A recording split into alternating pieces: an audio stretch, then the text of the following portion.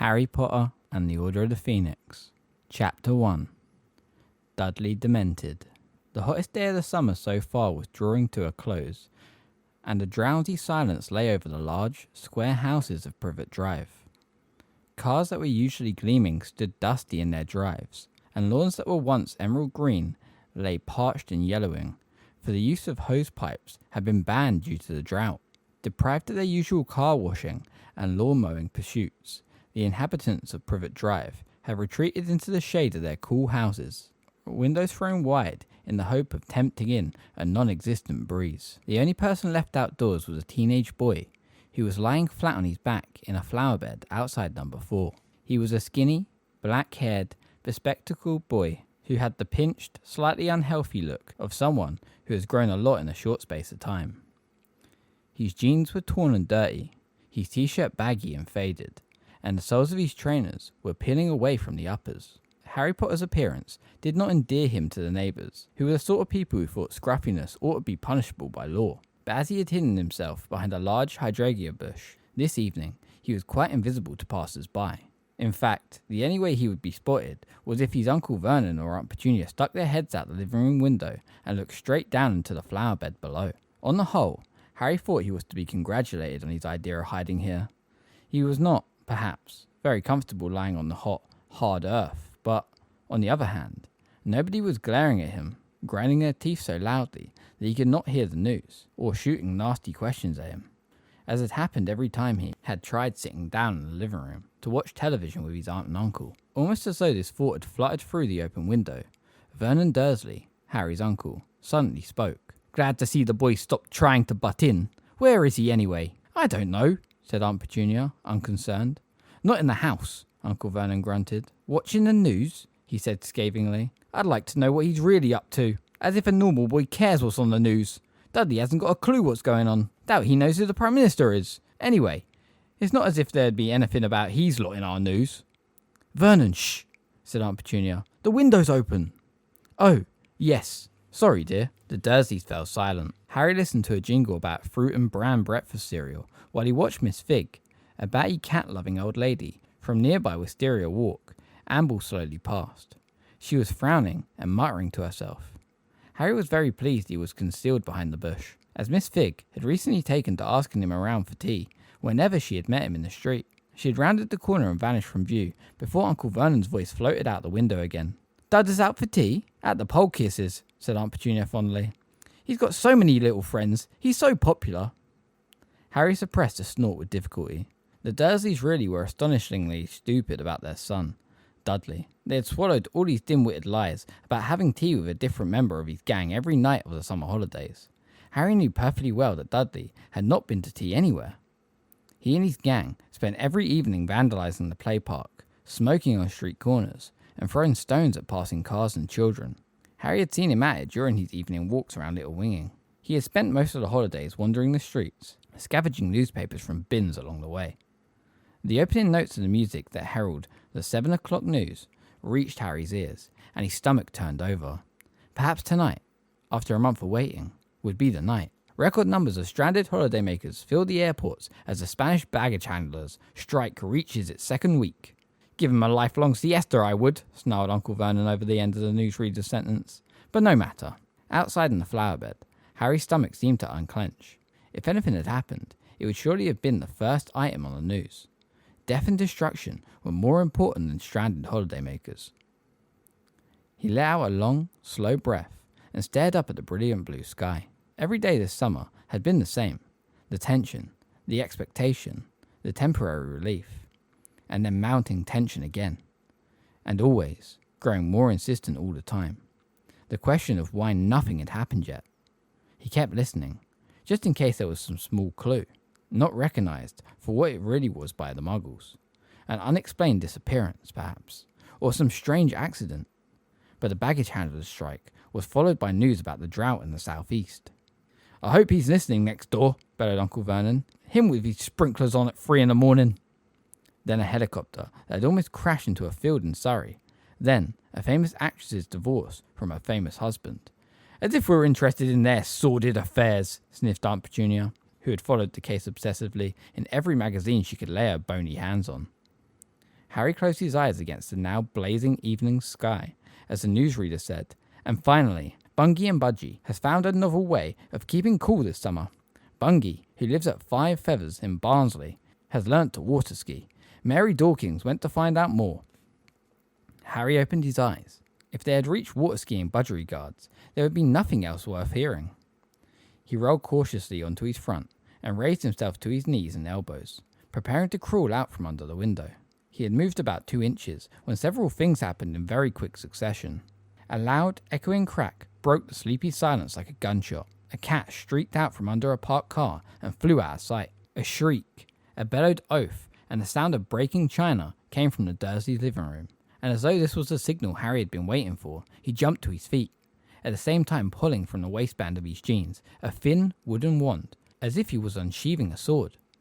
But before he could draw himself up to his full height, the top of his head collided with the Dursleys' open window.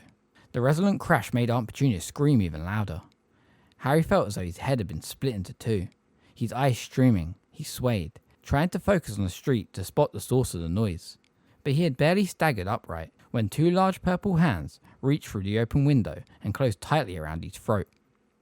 "Put it away," Uncle Vernon snarled into Harry's ear. "Now, before anyone sees." "Get off me," Harry gasped. For a few seconds, they struggled. Harry pulling his uncle's sausage-like fingers with his left hand, his right maintaining a firm grip on his raised wand. Then, as the pain in the top of Harry's head gave a particularly nasty throb, Uncle Vernon yelped and released Harry as though he had received an electric shock. Some invisible force seemed to have surged through his nephew, making him impossible to hold. Panting, Harry fell forwards over the hydrangea bush, straightened up and stared around. There was no sign of what had caused that loud cracking noise, but there were several faces peering through various nearby windows.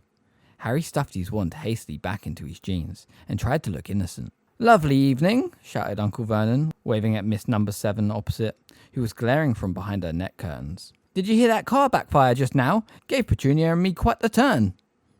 He continued to grin in a horrible, manic way until all the curious neighbours had disappeared from their various windows. Then the grin became a grimace of rage as he beckoned Harry back towards him. Harry moved a few steps closer, taking care to stop just short of the point at which Uncle Vernon's outstretched hands could resume their strangling. "What the devil do you mean by it, boy?" asked Uncle Vernon in a croaky voice that trembled with fury. "What do I mean by what?" said Harry coldly. He kept looking left and right up the street, still hoping to see the person who had made the cracking noise. "Making a racket like a starting pistol right outside our—" "I didn't make that noise," said Harry firmly. Aunt Petunia's thin, horsey face now appeared beside Uncle Vernon's wide, purple one. She looked livid. "Why are you lurking under our window?" Yes, good point, Petunia. What were you doing under our window, boy?" "Listening to the news," said Harry in a resigned voice. His aunt and uncle exchanged looks of outrage. "Listening to the news? Again?" "Well, it changes every day, you see," said Harry. "Don't you be clever with me, boy. I want to know what you're really up to. And don't give me any more of this listening to the news tosh. You know perfectly well that your lot—" "Careful, Vernon," breathed Aunt Petunia, and Uncle Vernon lowered his voice so that Harry could barely hear him. "That's your lot. Don't get on our news. That's all you know," said Harry. The Dursleys goggled at him for a few seconds. Then Aunt Petunia said, "You're a nasty little liar. What are all those—" She too lowered her voice so that Harry had to lip read the next word. "Owls doing if they're not bringing you news." "Aha!" said Uncle Vernon in a triumphant whisper. "Get out of that one, boy. As if we didn't know you get all your news from those pestilential birds." Harry hesitated for a moment. It cost him something to tell the truth this time, even though his aunt and uncle could not possibly know how bad he felt to admit it. "The owls aren't bringing me news," he said tonelessly. "I don't believe it," said Aunt Petunia at once. "No more do I," said Uncle Vernon forcefully. "We know you're up to something funny," said Aunt Petunia. "We're not stupid, you know," said Uncle Vernon. "Well, that's news to me," said Harry, his temper rising, and before the Dursleys could call him back, he wheeled around, crossed the front lawn, stepped over the low garden wall, and was striding off up the street. He was in trouble now, and he knew it. He would have to face his aunt and uncle later and pay the price for his rudeness, but he did not care very much just at this moment. He had much more pressing matters on his mind. Harry was sure the cracking noise had been made by someone apparating or disapparating. It was exactly the sound Dobby the house elf made when he vanished into thin air. Was it possible that Dobby was here in Privet Drive? Could Dobby be following him around right at this very moment? As this thought occurred, he wheeled around and stared back down Privet Drive. But it appeared to be completely deserted, and Harry was sure that Dobby did not know how to become invisible. He walked on, hardly aware of the route he was taking, for he had pounded these streets so often lately that his feet carried him to his favourite haunts automatically. Every few steps he glanced back over his shoulder. Someone magical had been near him as he lay among Aunt Petunia's dying begonias. He was sure of it. Why hadn't they spoken to him? Why hadn't they made contact? Why were they hiding now? And then, as his feeling of frustration peaked, his certainty leaked away. Perhaps it hadn't been a magical sound after all. Perhaps he was so desperate for the tiniest sign of contact from the world to which he belonged that he was simply overreacting to perfectly ordinary noises. Could he be sure it hadn't been the sound of something breaking inside the neighbour's house? Harry felt a dull, sinking sensation in his stomach, and before he knew it, the feeling of hopelessness that had plagued him all summer long rolled over him once again. Tomorrow morning he would be woken by the alarm at 5 o'clock so he could pay the owl that delivered the daily profit. But was there any point continuing to take it? Harry merely glanced at the front page before throwing it aside these days. When the idiots who ran the paper finally realised that Voldemort was back, it would be headline news, and that was the only kind Harry cared about. If he was lucky, there would also be owls carrying letters from his best friends Ron and Hermione, although any expectation he had had that their letters would bring him news had long since been dashed. We can't say much about you-know-what, obviously. We've been told not to say anything important in case our letters go astray. We're quite busy, but I can't give you details here. There's a fair amount going on. We'll tell you everything when we see you. But when were they going to see him? Nobody seemed too bothered with a precise date. Hermione had scribbled, "I expect we'll be seeing you quite soon," inside his birthday card. But how soon was soon? As far as Harry could tell from the vague hints in their letters, Hermione and Ron were in the same place, presumably at Ron's parents' house. He could hardly bear to think of the pair of them having fun at the Burrow when he was stuck in Privet Drive. In fact, he was so angry with them he had thrown away, unopened, the 2 boxes of Honeydukes chocolates they had sent him for his birthday. He'd regretted it later, after the wilted salad Aunt Petunia had provided for dinner that night. And what were Ron and Hermione busy with? Why wasn't he, Harry, busy? Hadn't he proved himself capable of handling much more than them? Had they forgotten what he had done? Hadn't it been he who had entered the graveyard and watched Cedric be murdered, and been tied to that tombstone and nearly killed? Don't think about that, Harry told himself sternly for the 100th time that summer. It was bad enough that he kept revisiting the graveyard in his nightmares, without dwelling on it in his waking moments too. He turned a corner in Magnolia Crescent. Halfway along, he passed a narrow alleyway down the side of a garage, where he had first clapped eyes on his godfather, Sirius. Sirius, at least, seemed to understand how Harry was feeling. Admittedly, his letters were just as empty of proper news as Ron and Hermione's, but at least they contained words of caution and consolation. "I know this must be frustrating for you. Keep your nose clean, and everything will be okay. Be careful, and don't do anything rash." Well, thought Harry, as he crossed Magnolia Crescent, turned into Magnolia Road, and headed towards the darkening play park. He had, by and large, done as Sirius advised. He had at least resisted the temptation to tie his trunk to his broomstick and set off for the Burrow by himself. In fact, Harry thought his behaviour had been very good considering how frustrated and angry he had felt at being stuck in Privet Drive so long, reduced to hiding in flower beds in the hope of hearing something that might point to what Lord Voldemort was doing. Nevertheless, it was quite galling to be told not to be rash by a man who had served 12 years in the wizard prison Azkaban, escaped, attempted to commit the murder he had been convicted for in the first place, then gone on the run with a stolen hippogriff. Harry vaulted over the locked park gate and set off across the parched grass. The park was as empty as the surrounding streets. When he reached the swings, he sank onto the only one that Dudley and his friends had not yet managed to break, coiled one arm around the chain, and stared moodily at the ground. He would not be able to hide in the Dursleys' flower bed again. Tomorrow, he would have to think of some fresh way of listening to the news. In the meantime, he had nothing to look forward to but another restless, disturbed night. because even when he escaped the nightmares about Cedric, he had unsettling dreams about long dark corridors, all finishing in the dead ends and locked doors, which he supposed had something to do with the trapped feeling he had when he was awake. Often, the old scar on his forehead prickled uncomfortably, but he did not fool himself that Ron, or Hermione, or Sirius would find that very interesting anymore. In the past, his scar hurting had warned that Voldemort was getting stronger again. But now that Voldemort was back, they would probably remind him that his regular irritation was only to be expected, nothing to be worried about. Old news. The injustice of it all welled up inside him so that he wanted to yell with fury. If it hadn't been for him, nobody would even know Voldemort was back.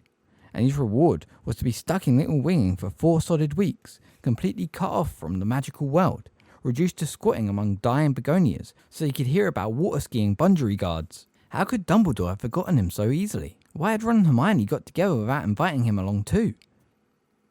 How much longer was he supposed to endure Sirius telling him to sit tight and be a good boy, or resist the temptation to write to the stupid Daily Prophet and point out that Voldemort had returned? These furious thoughts whirled around in Harry's head, and his insides writhed with anger as the sultry, velvety night fell around him, the air full of the smell of warm, dry grass, and the only sound that of the low grumbling of traffic on the road beyond the park railings. He didn't know how long he had been sat on the swing before the sound of voices interrupted his musings, and he looked up. The street lamps from the surrounding roads were casting a misty glow strong enough to silhouette a group of people making their way across the park. One of them was singing a loud, crude song. The others were laughing. A soft ticking noise came from several expensive racing bikes that they were wheeling along. Harry knew who these people were.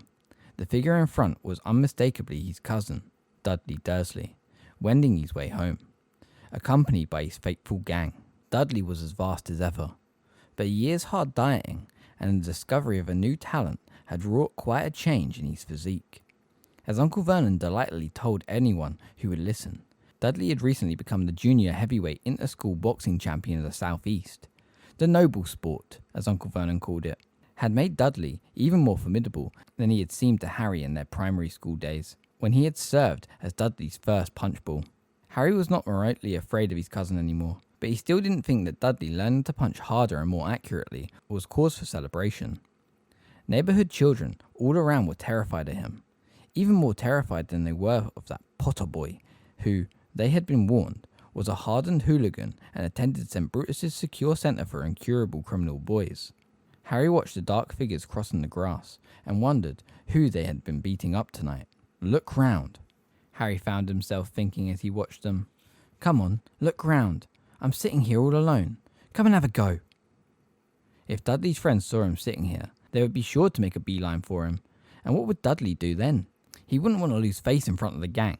He had been terrified of provoking Harry. It'd be really fun to watch Dudley's dilemma, to taunt him, watch him, with him powerless to respond. And if any of the others tried hitting Harry, he was ready. He had his wand. Let them try. He had loved to vent some of his frustration on the boys who had once made his life hell. But they didn't turn around. They didn't see him. They were almost at the railings. Harry mastered the impulse to call after them. Seeking a fight was not a smart move. He must not use magic. He would be risking expulsion again. The voices of Dudley's gang died away. They were out of sight, heading along Magnolia Road. There you go, Sirius, Harry thought dully. Nothing rash. Kept my nose clean. Exactly the opposite of what you'd have done. He got to his feet and stretched. Aunt Petunia and Uncle Vernon seemed to feel that whenever Dudley turned up was the right time to be home, and any time after that was much too late. Uncle Vernon had threatened to lock Harry in the shed if he come home after Dudley ever again. So, stifling a yawn and still scowling, Harry set off towards the park gate. Magnolia Road, like Privet Drive, was full of large, square houses with perfectly manicured lawns, all owned by large, square owners who drove very clean cars similar to Uncle Vernon's. Harry preferred Little Winging by night, when the curtained windows made patches of jewel bright colours in the darkness, and he ran no danger of hearing disapproving mutters about his delinquent appearance when he passed the householders. He walked quickly, so that halfway along Magnolia Road, Dudley's gang came into view again. They were saying their farewells at the entrance to Magnolia Crescent. Harry stepped into the shadow of a large lilac tree and waited. Squealed like a pig, didn't he? Malcolm was saying to guffaws from the others. Nice right hook, Big D, said Piers. Same time tomorrow, said Dudley. Round at my place. My parents will be out, said Gordon. See you then, said Dudley. Bye, Dud. See you, Big D. Harry waited for the rest of the gang to move on before setting off again. When their voices had faded once more, he headed around the corner into Magnolia Crescent, and by walking very quickly, he soon came within hailing distance of Dudley, who was strolling along at his ease, humming tunelessly. Hey, Big D. Dudley turned. Oh, he grunted. It's you. How long have you been Big D then? Said Harry. Shut it, snarled Dudley, turning away. Cool name, said Harry, grinning and falling into step behind his cousin. But you'll always be Ickle Dudleykins to me. I said shut it, said Dudley, whose ham-like hands had curled into fists. Don't the boys know that's what your mum calls you? Shut your face. You don't tell her to shut her face. What about Popkin and Dinky Diddums? Can I use them then? Dudley said nothing. The effort of keeping himself from hitting Harry seemed to demand all his self-control. So who have you been beating up tonight? Harry asked, his grin fading. Another 10-year-old? I know you did Mark Evans 2 nights ago.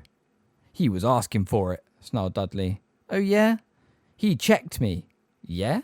Did he say that you look like a pig that's been taught to walk on its hind legs? 'Cause that's not cheek, Dud. That's true.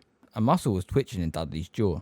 It gave Harry enormous satisfaction to know how furious he was making Dudley. He felt as though he was siphoning off his own frustration into his cousin, the only outlet he had. They turned right down the narrow alleyway where Harry had first seen Sirius, and which formed a short cut between Magnolia Crescent and Wisteria Walk. It was empty, and much darker than the streets it linked because there were no street lamps. Their footsteps were muffled between garage walls on one side and a high fence on the other. Think you're a big man carrying that thing, don't you? Dudley said after a few seconds. What thing? That thing you were hiding. Harry grinned again. Not as stupid as you look, are you, Dud? But I suppose if you were, you wouldn't be able to walk and talk at the same time. Harry pulled out his wand. He saw Dudley look sideways at it. You're not allowed, Dudley said at once. I know you're not. You'd be expelled from that freak school you go to. How do you know they haven't changed the rules, Big D? They haven't, said Dudley, though he didn't sound completely convinced. Harry laughed softly. You haven't got the guts to take me on without that thing, have you? Dudley snarled. Whereas you just need 4 mates behind you before you can beat up a 10-year-old. You know that boxing title you keep banging on about? How old was your opponent? 7? 8? He was 16 for your information, snarled Dudley. And he was out cold for 20 minutes after I'd finished with him, and he was twice as heavy as you. You just wait till I tell Dad you had that thing out. Running to Daddy now, are you? Is his Ickle boxing champion frightened of nasty Harry's wand? Not this brave at night, are you? Sneered Dudley. This night, Diddykins. That's what we call it when it goes dark like this. I mean when you're in bed, Dudley snarled. He had stopped walking. Harry stopped too, staring at his cousin. From the little he could see of Dudley's large face, he was wearing a strangely triumphant look. What do you mean I'm not as brave when I'm in bed? Said Harry, completely nonplussed. What am I supposed to be afraid of? Pillows or something? I heard you last night, said Dudley breathlessly. Talking in your sleep? Moaning?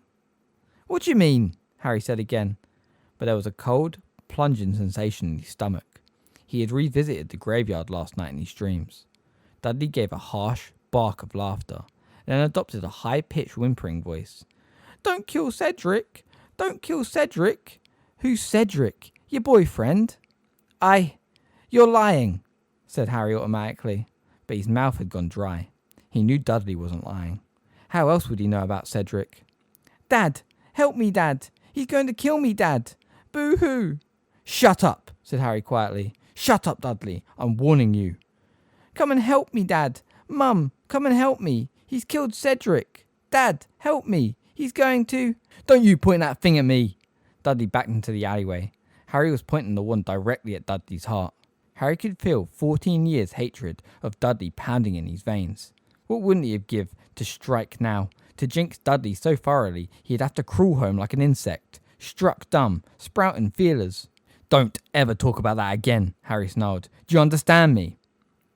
Point that thing somewhere else. I said, do you understand me? Point it somewhere else. Do you understand me? Get that thing away from... Dudley gave an odd, shuddering gasp, as though he had been doused in icy water. Something had happened to the night. The star-strewn indigo sky was suddenly pitch black and lightless. The stars, the moon, the misty street lamps at either end of the alley had vanished. The distant rumble of cars and the whisper of trees had gone. The balmy evening was suddenly piercingly, bitingly cold. They were surrounded by total, impenetrable, silent darkness, as though some giant hand had dropped a thick, icy mantle over the entire alleyway, blinding them. For a split second, Harry thought he had done magic without meaning to, despite the fact that he had been resisting as hard as he could. Then, his reason caught up with his senses. He didn't have the power to turn off the stars. He turned his head this way and that, trying to see something, but the darkness pressed on his eyes like a weightless veil. Dudley's terrified voice broke into Harry's ear. What are you doing? Stop it! I'm not doing anything! Shut up and don't move! I can't see! I've gone blind! I said shut up! Harry stood stock still, turning his sightless eyes left and right. The cold was so intense he was shivering all over. Goosebumps had erupted up his arms, and the hairs on the back of his neck were standing up. He opened his eyes to their fullest extent, staring blankly around, unseeing. It was impossible. They couldn't be here. Not in Little Winging. He strained his ears. He could hear them before he saw them. I'll tell Dad, Dudley whimpered. What are you doing? Will you shut up? Harry hissed. I'm trying to listen. But he fell silent. He had heard just the thing he had been dreading. There was something in the alleyway apart from themselves. Something that was drawing long, hoarse, rattling breaths. Harry felt a horrible jolt of dread as he stood trembling in the freezing air. Cut it out! Stop doing it! I'll hit you! I swear I will! Dudley, shut! Wham! A fist made contact with the side of Harry's head, lifting him off his feet. Small white lights popped in front of his eyes. For the second time in an hour, Harry felt as though his head had been cleaved in two. Next moment, he had landed hard on the ground, and his wand had flown out of his hand. You moron, Dudley! Harry yelled, his eyes watering with pain as he scrambled to his hands and knees, feeling around frantically in the blackness. He heard Dudley blundering around, hitting the alley fence, stumbling. Dudley, come back! You're running right at it!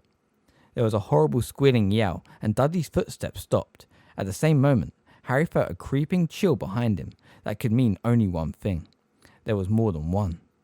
Dudley, keep your mouth shut! Whatever you do, you keep your mouth shut! Wand! Harry muttered frantically, his hands flying over the ground like spiders. Where's Wand? Come on, Lumos!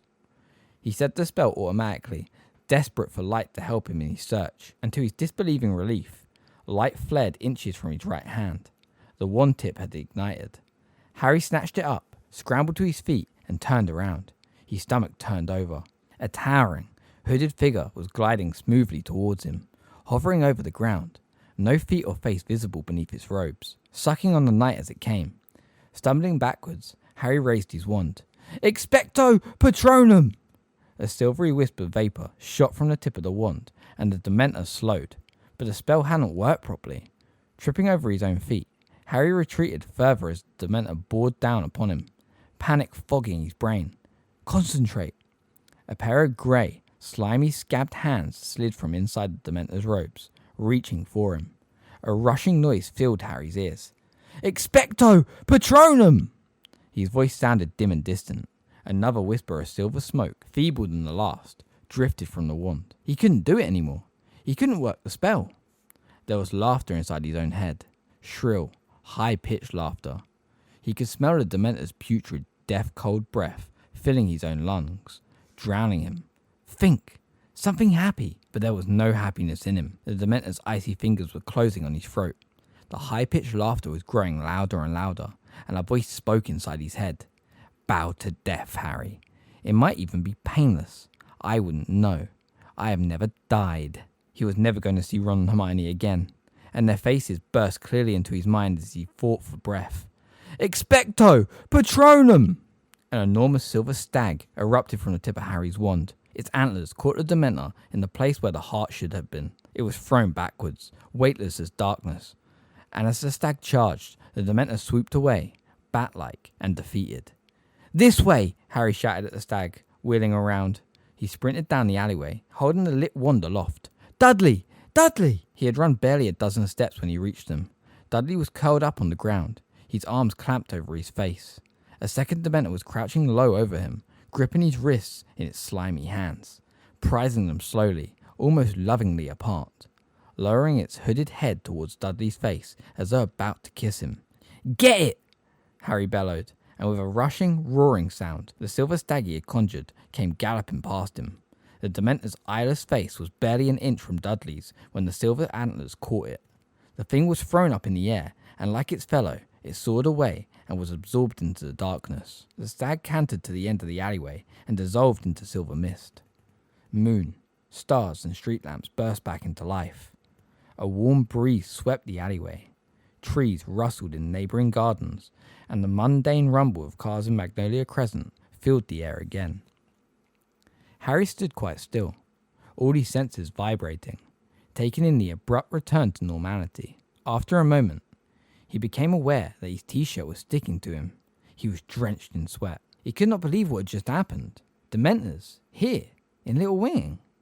Dudley lay curled on the ground, whimpering and shaking. Harry bent down to see whether he was in a fit state to stand up, but then he heard loud, running footsteps behind him.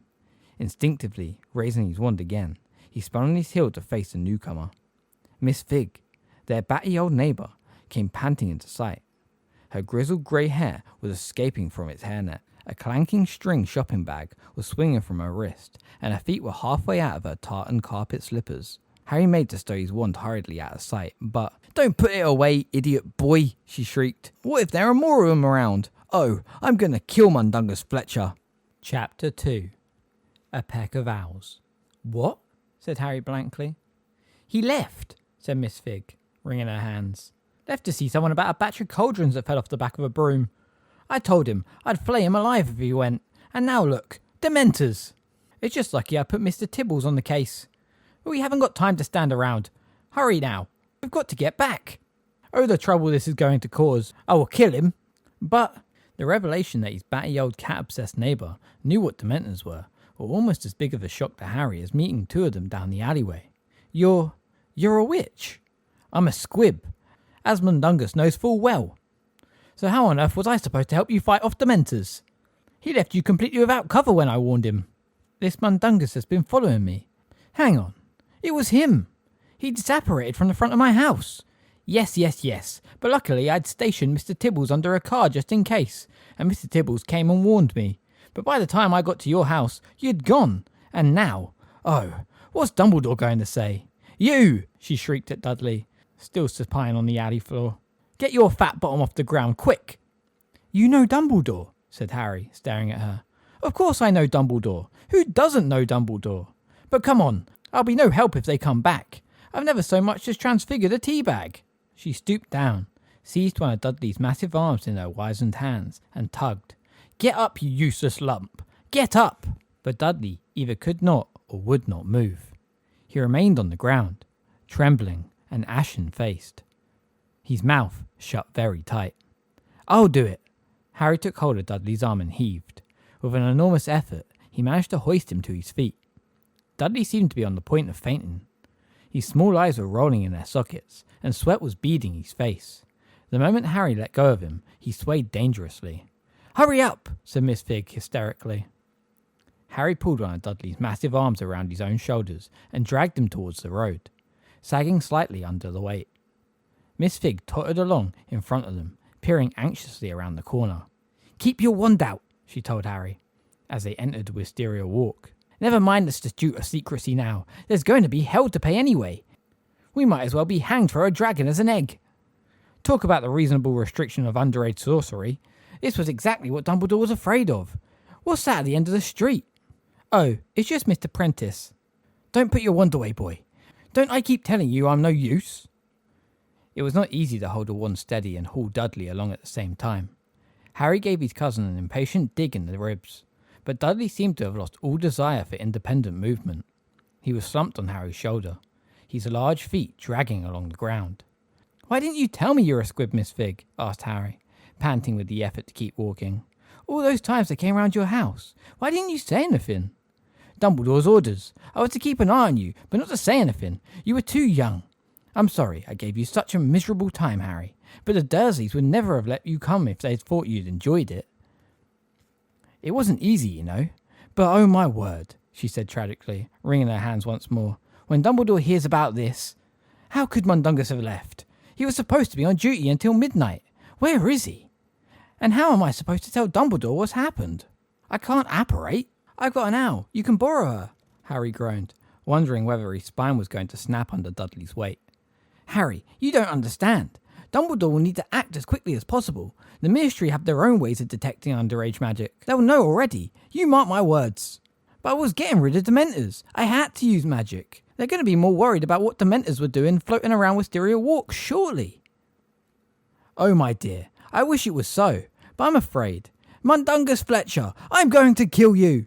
There was a loud crack, and a strong smell of drink mingled with stale tobacco filled the air as a squat, unshaven man in a tattered overcoat materialised right in front of them. He had short, bandy legs, long straggly ginger hair, and bloodshot, baggy eyes that gave him the doleful look of a basset hound. He was also carrying a silver bundle that Harry recognised at once as an invisibility cloak. Sup, Figgy, he said, staring from Miss Fig to Harry and Dudley. What happened to staying undercover? I'll give you undercover, cried Miss Fig. Dementors, you useless, skeeving sneak thief. Dementors? Repeated Mundungus aghast. Dementors here? Yes, here, you worthless pile of bat droppings. Here, shrieked Miss Fig. Dementors attacking the boy on your watch. Blimey, said Mundungus weakly, looking from Miss Fig to Harry and back again. Blimey, and you off buying stolen cauldrons. Didn't I tell you not to go? Didn't I? Mundungus looked deeply uncomfortable. It was a very good business opportunity, see? Miss Fig raised the arm from which her string bag dangled and whacked Mundungus around the face and neck with it.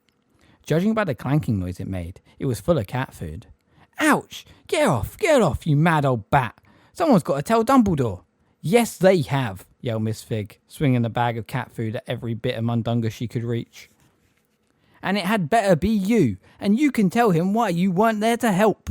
Keep your hairnet on, said Mundungus, his arms over his head, cowering.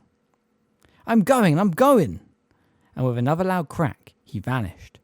I hope Dumbledore murders him, said Miss Fig furiously. Now come on, Harry, what are you waiting for?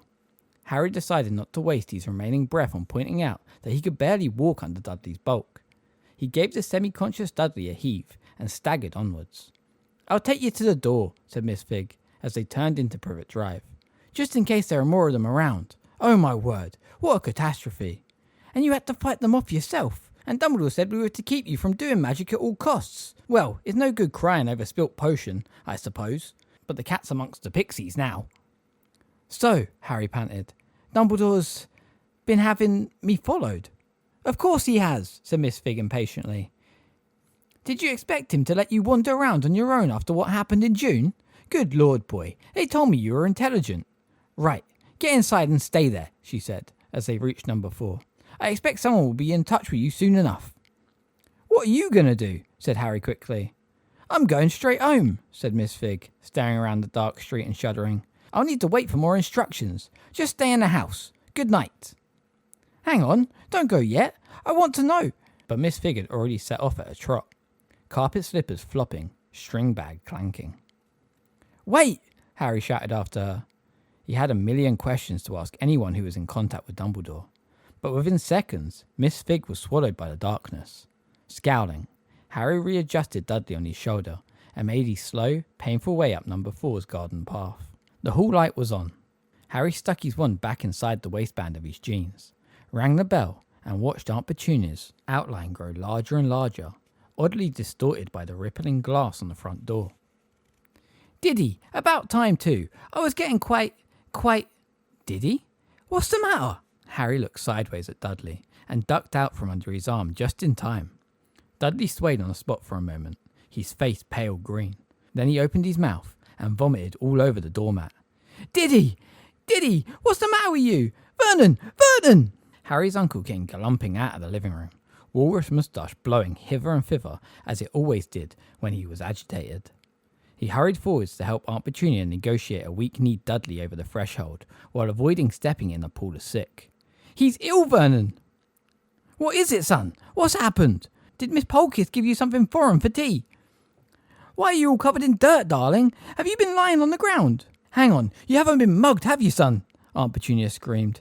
"Phone the police, Vernon! Phone the police! Diddy, darling, speak to Mummy! What did they do to you?" In all the kerfuffle, nobody seemed to have noticed Harry, which suited him perfectly.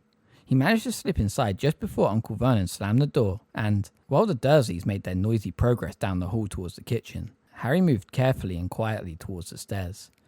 "Who did it, son? Give us names! We'll get them, don't worry. Shh! He's trying to say something, Vernon. What is it, Diddy? Tell Mummy!" Harry's foot was on the bottommost stair when Dudley found his voice. "Him!" Harry froze, foot on the stair, face screwed up, braced for the explosion.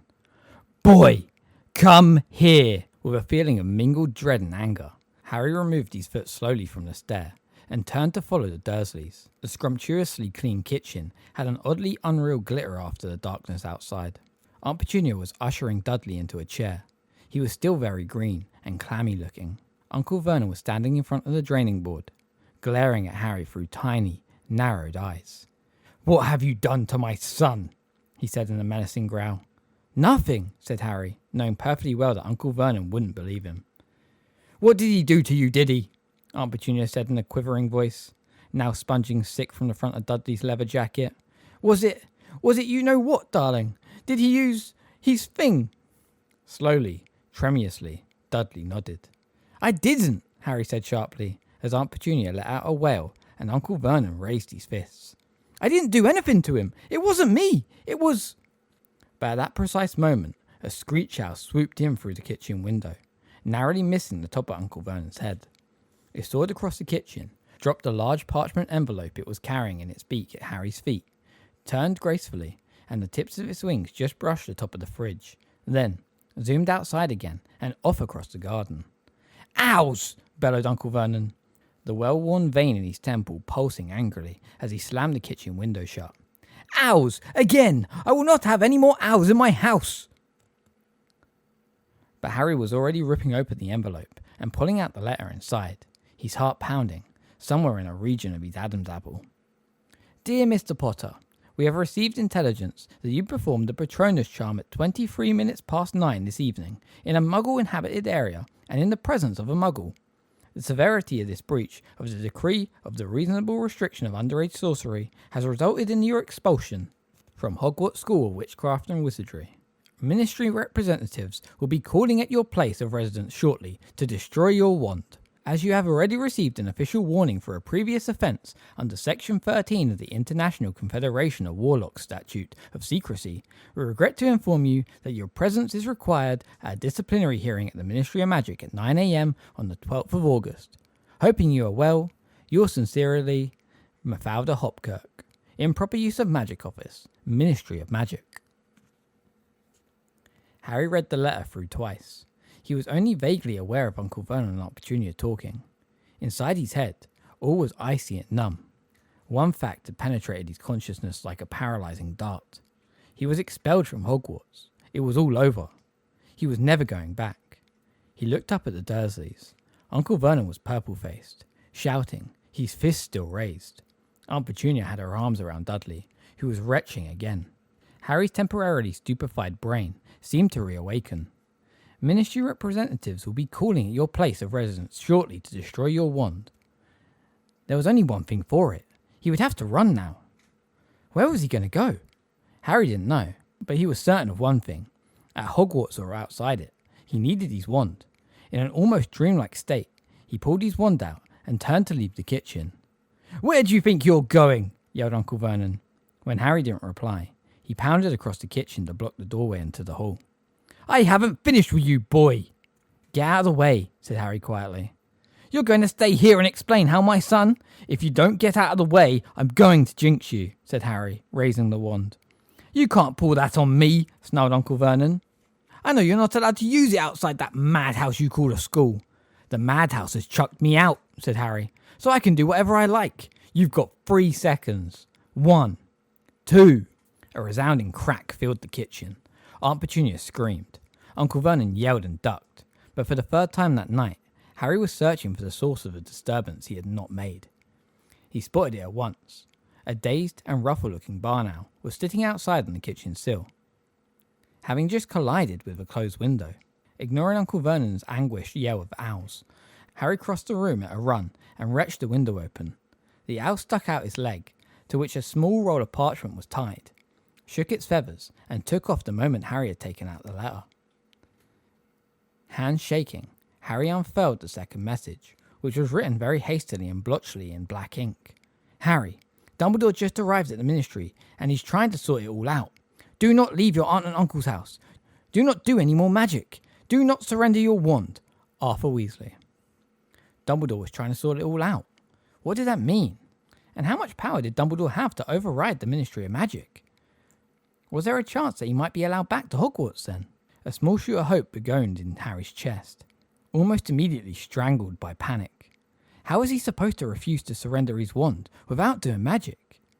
He'd have to duel with the Ministry representatives, and if he did that, he'd be lucky to escape Azkaban, let alone expulsion. His mind was racing. He could run for it and risk being captured by the Ministry, or stay put and wait for them to find him here. He was much more tempted by the former course. But he knew Mr. Weasley had his best interests at heart, and after all, Dumbledore had sorted out much worse than this before. Right, Harry said. I've changed my mind. I'm staying. He flung himself down at the kitchen table and faced Dudley and Aunt Petunia. The Dursleys appeared taken aback at his abrupt change of mind. Aunt Petunia glanced despairingly at Uncle Vernon. The vein in his purple temple was throbbing worse than ever. Who are all these ruddy owls for? He growled. The first one was from the Ministry of Magic, expelling me, said Harry calmly. He was straining his ears to catch any noises outside, in case the Ministry representatives were approaching. And it was easier and quieter to answer Uncle Vernon's questions than to have him start raging and bellowing. The second one was from my friend Ron's dad, who works in the Ministry. Ministry of Magic? Bellowed Uncle Vernon. People like you in government? Oh, this explains everything. Everything. No wonder the country's going to the dogs. When Harry did not respond, Uncle Vernon glared at him, then spat out, And why have you been expelled? Because I did magic. Aha! Roared Uncle Vernon, slamming his fist down on top of the fridge, which sprang open. Several of Dudley's low-fat snacks toppled out and burst on the floor. So you admit it. What did you do to Dudley? Nothing, said Harry slightly less calmly. That wasn't me. Was, muttered Dudley unexpectedly, and Uncle Vernon and Aunt Petunia instantly made flapping gestures at Harry to quieten him while they both bent low over Dudley. Go on, son, said Uncle Vernon. What did he do? Tell us, darling, whispered Aunt Petunia. Pointed his wand at me, Dudley mumbled. Yeah, I did, but I didn't use... Harry began angrily, but... Shut up, roared Uncle Vernon and Aunt Petunia in unison. Go on, son, repeated Uncle Vernon, moustache blowing about furiously. All went dark, Dudley said hoarsely, shuddering. Everything dark. And then I heard things inside my head. Uncle Vernon and Aunt Petunia exchanged looks of utter horror. If their least favourite thing in the world was magic, closely followed by neighbours who cheated more than they did on the hosepipe ban, people who heard voices were definitely in the bottom 10. They obviously thought Dudley was losing his mind. What sort of things did you hear, Popkin? Breathed Aunt Petunia, very white-faced and with tears in her eyes. But Dudley seemed incapable of saying. He shuddered again and shook his large, blonde head. And despite the sense of numb dread that had settled on Harry since the arrival of the first owl, he felt a certain curiosity. Dementors caused a person to relive the worst moments of their life. What would spoiled, pampered, bullying Dudley have been forced to hear? How come you fell over, son? Said Uncle Vernon in an unnaturally quiet voice, the kind of voice he might adopt at the bedside of a very ill person. Tripped, said Dudley shakingly, and then... He gestured at his massive chest. Harry understood. Dudley was remembering the clammy cold that filled the lungs as hope and happiness was sucked out of you. Horrible, croaked Dudley. Cold. Really cold. Okay, said Uncle Vernon, in a voice of forced calm, while Aunt Petunia laid an anxious hand on Dudley's forehead to feel his temperature. What happened then, Dudders? Felt as if you'd never be happy again, Harry supplied tonelessly. Yes, whispered Dudley, still trembling. So, said Uncle Vernon, voice restored to full and considerable volume as he straightened up. You put some crackpot spell on my son so he'd hear voices and believe he was doomed to misery or something, did you? How many times do I have to tell you, said Harry, temper and voice both rising. "It wasn't me. It was a couple of Dementors." "A couple of... what's this, codswallop?" "Dementors," said Harry slowly and clearly. "2 of them." "And what the ruddy hell are Dementors?" "They guard the wizard prison, Azkaban," said Aunt Petunia. 2 seconds of ringing silence followed these words, before Aunt Petunia clapped her hand over her own mouth, as though she had let slip a disgusting swear word. Uncle Vernon was goggling at her. Harry's brain reeled. Miss Fig was one thing, but Aunt Petunia... "How do you know that?" he asked her, astonished. Aunt Petunia looked quite appalled with herself. She glanced at Uncle Vernon in fearful apology, then lowered her hand slightly to reveal her horsey teeth. "I heard that awful boy telling her about them years ago," she said jerkily. "If you mean my mum and dad, why don't you use their names?" said Harry loudly. But Aunt Petunia ignored him. She seemed horribly flustered. Harry was stunned, except for one outburst years ago, in the course of which Aunt Petunia had screamed that Harry's mother had been a freak. He had never heard her mention her sister. He was astounded that she had remembered this scrap of information about the magical world for so long, when she usually put all her energies into pretending it didn't exist. Uncle Vernon opened his mouth, closed it again, opened it once more, shut it, then, apparently struggling to remember how to talk, opened it for a 3rd time and croaked, So they actually exist, do they? These, dementory whatsits?" Aunt Petunia nodded. Uncle Vernon looked from Aunt Petunia to Dudley, to Harry, as if hoping somebody was going to shout, "April Fools!" But nobody did. He opened his mouth yet again, but was spared the struggle to find out more words by the arrival of the 3rd hour of the evening. It zoomed through the still open window like a feathery cannonball, and landed with a clatter on the kitchen table, causing all 3 of the Dursleys to jump with fright. Harry tore a second official-looking envelope from the owl's beak and ripped it open as the owl swooped back out into the night. "Enough effing owls!" muttered Uncle Vernon distractedly, stomping over to the window and slamming it shut again. "Dear Mr. Potter, further to our letter of approximately 22 minutes ago, the Ministry of Magic has revised its decision to destroy your wand forthwith. You may retain your wand until your disciplinary hearing on the 12th of August, at which time an official decision will be taken. Following discussions with the headmaster of Hogwarts School of Witchcraft and Wizardry, the Ministry has agreed that the question of your expulsion will also be decided at that time. You should therefore consider yourself suspended for school, pending further inquiries. With best wishes, yours sincerely, Mafalda Hopkirk, Improper Use of Magic Office, Ministry of Magic." Harry read this letter through 3 times in quick succession. The miserable knot in his chest loosened slightly with the relief in knowing he was not yet definitely expelled, though his fears were by no means banished. Everything seemed to hang on this hearing on the 12th of August. "Well," said Uncle Vernon, recalling Harry to his surroundings. "What now? Have they sentenced you to anything? Do you lot have the death penalty?" he added as a hopeful afterthought. "I've got to go to a hearing," said Harry. "And they'll sentence you there?" "I suppose so." "I won't give up hope then," said Uncle Vernon nastily. "Well, if that's all," said Harry, getting to his feet. He was desperate to be alone, to think, perhaps to send a letter to Ron and Hermione or Sirius. "No, it ruddy well is not all," bellowed Uncle Vernon. "Sit back down." "What now?" said Harry impatiently. "Dudley," roared Uncle Vernon, "I want to know exactly what happened to my son." "Fine," yelled Harry, and in his temper, red and gold sparks shot out the end of his wand, still clutched in his hand. All 3 Dursleys flinched, looking terrified. "Dudley and I were in an alleyway between Magnolia Crescent and Wisteria Walk," said Harry, speaking fast, fighting to control his temper.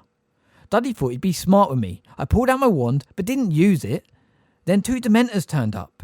"And what are Dementoids?" asked Uncle Vernon furiously. "What do they do?" "I told you, they suck all the happiness out of you," said Harry. "And if they get the chance, they kiss you." "Kiss you?" said Uncle Vernon, his eyes popping slightly. "Kiss you?" "It's what they call it when they suck the soul out of your mouth." Aunt Petunia uttered a soft scream.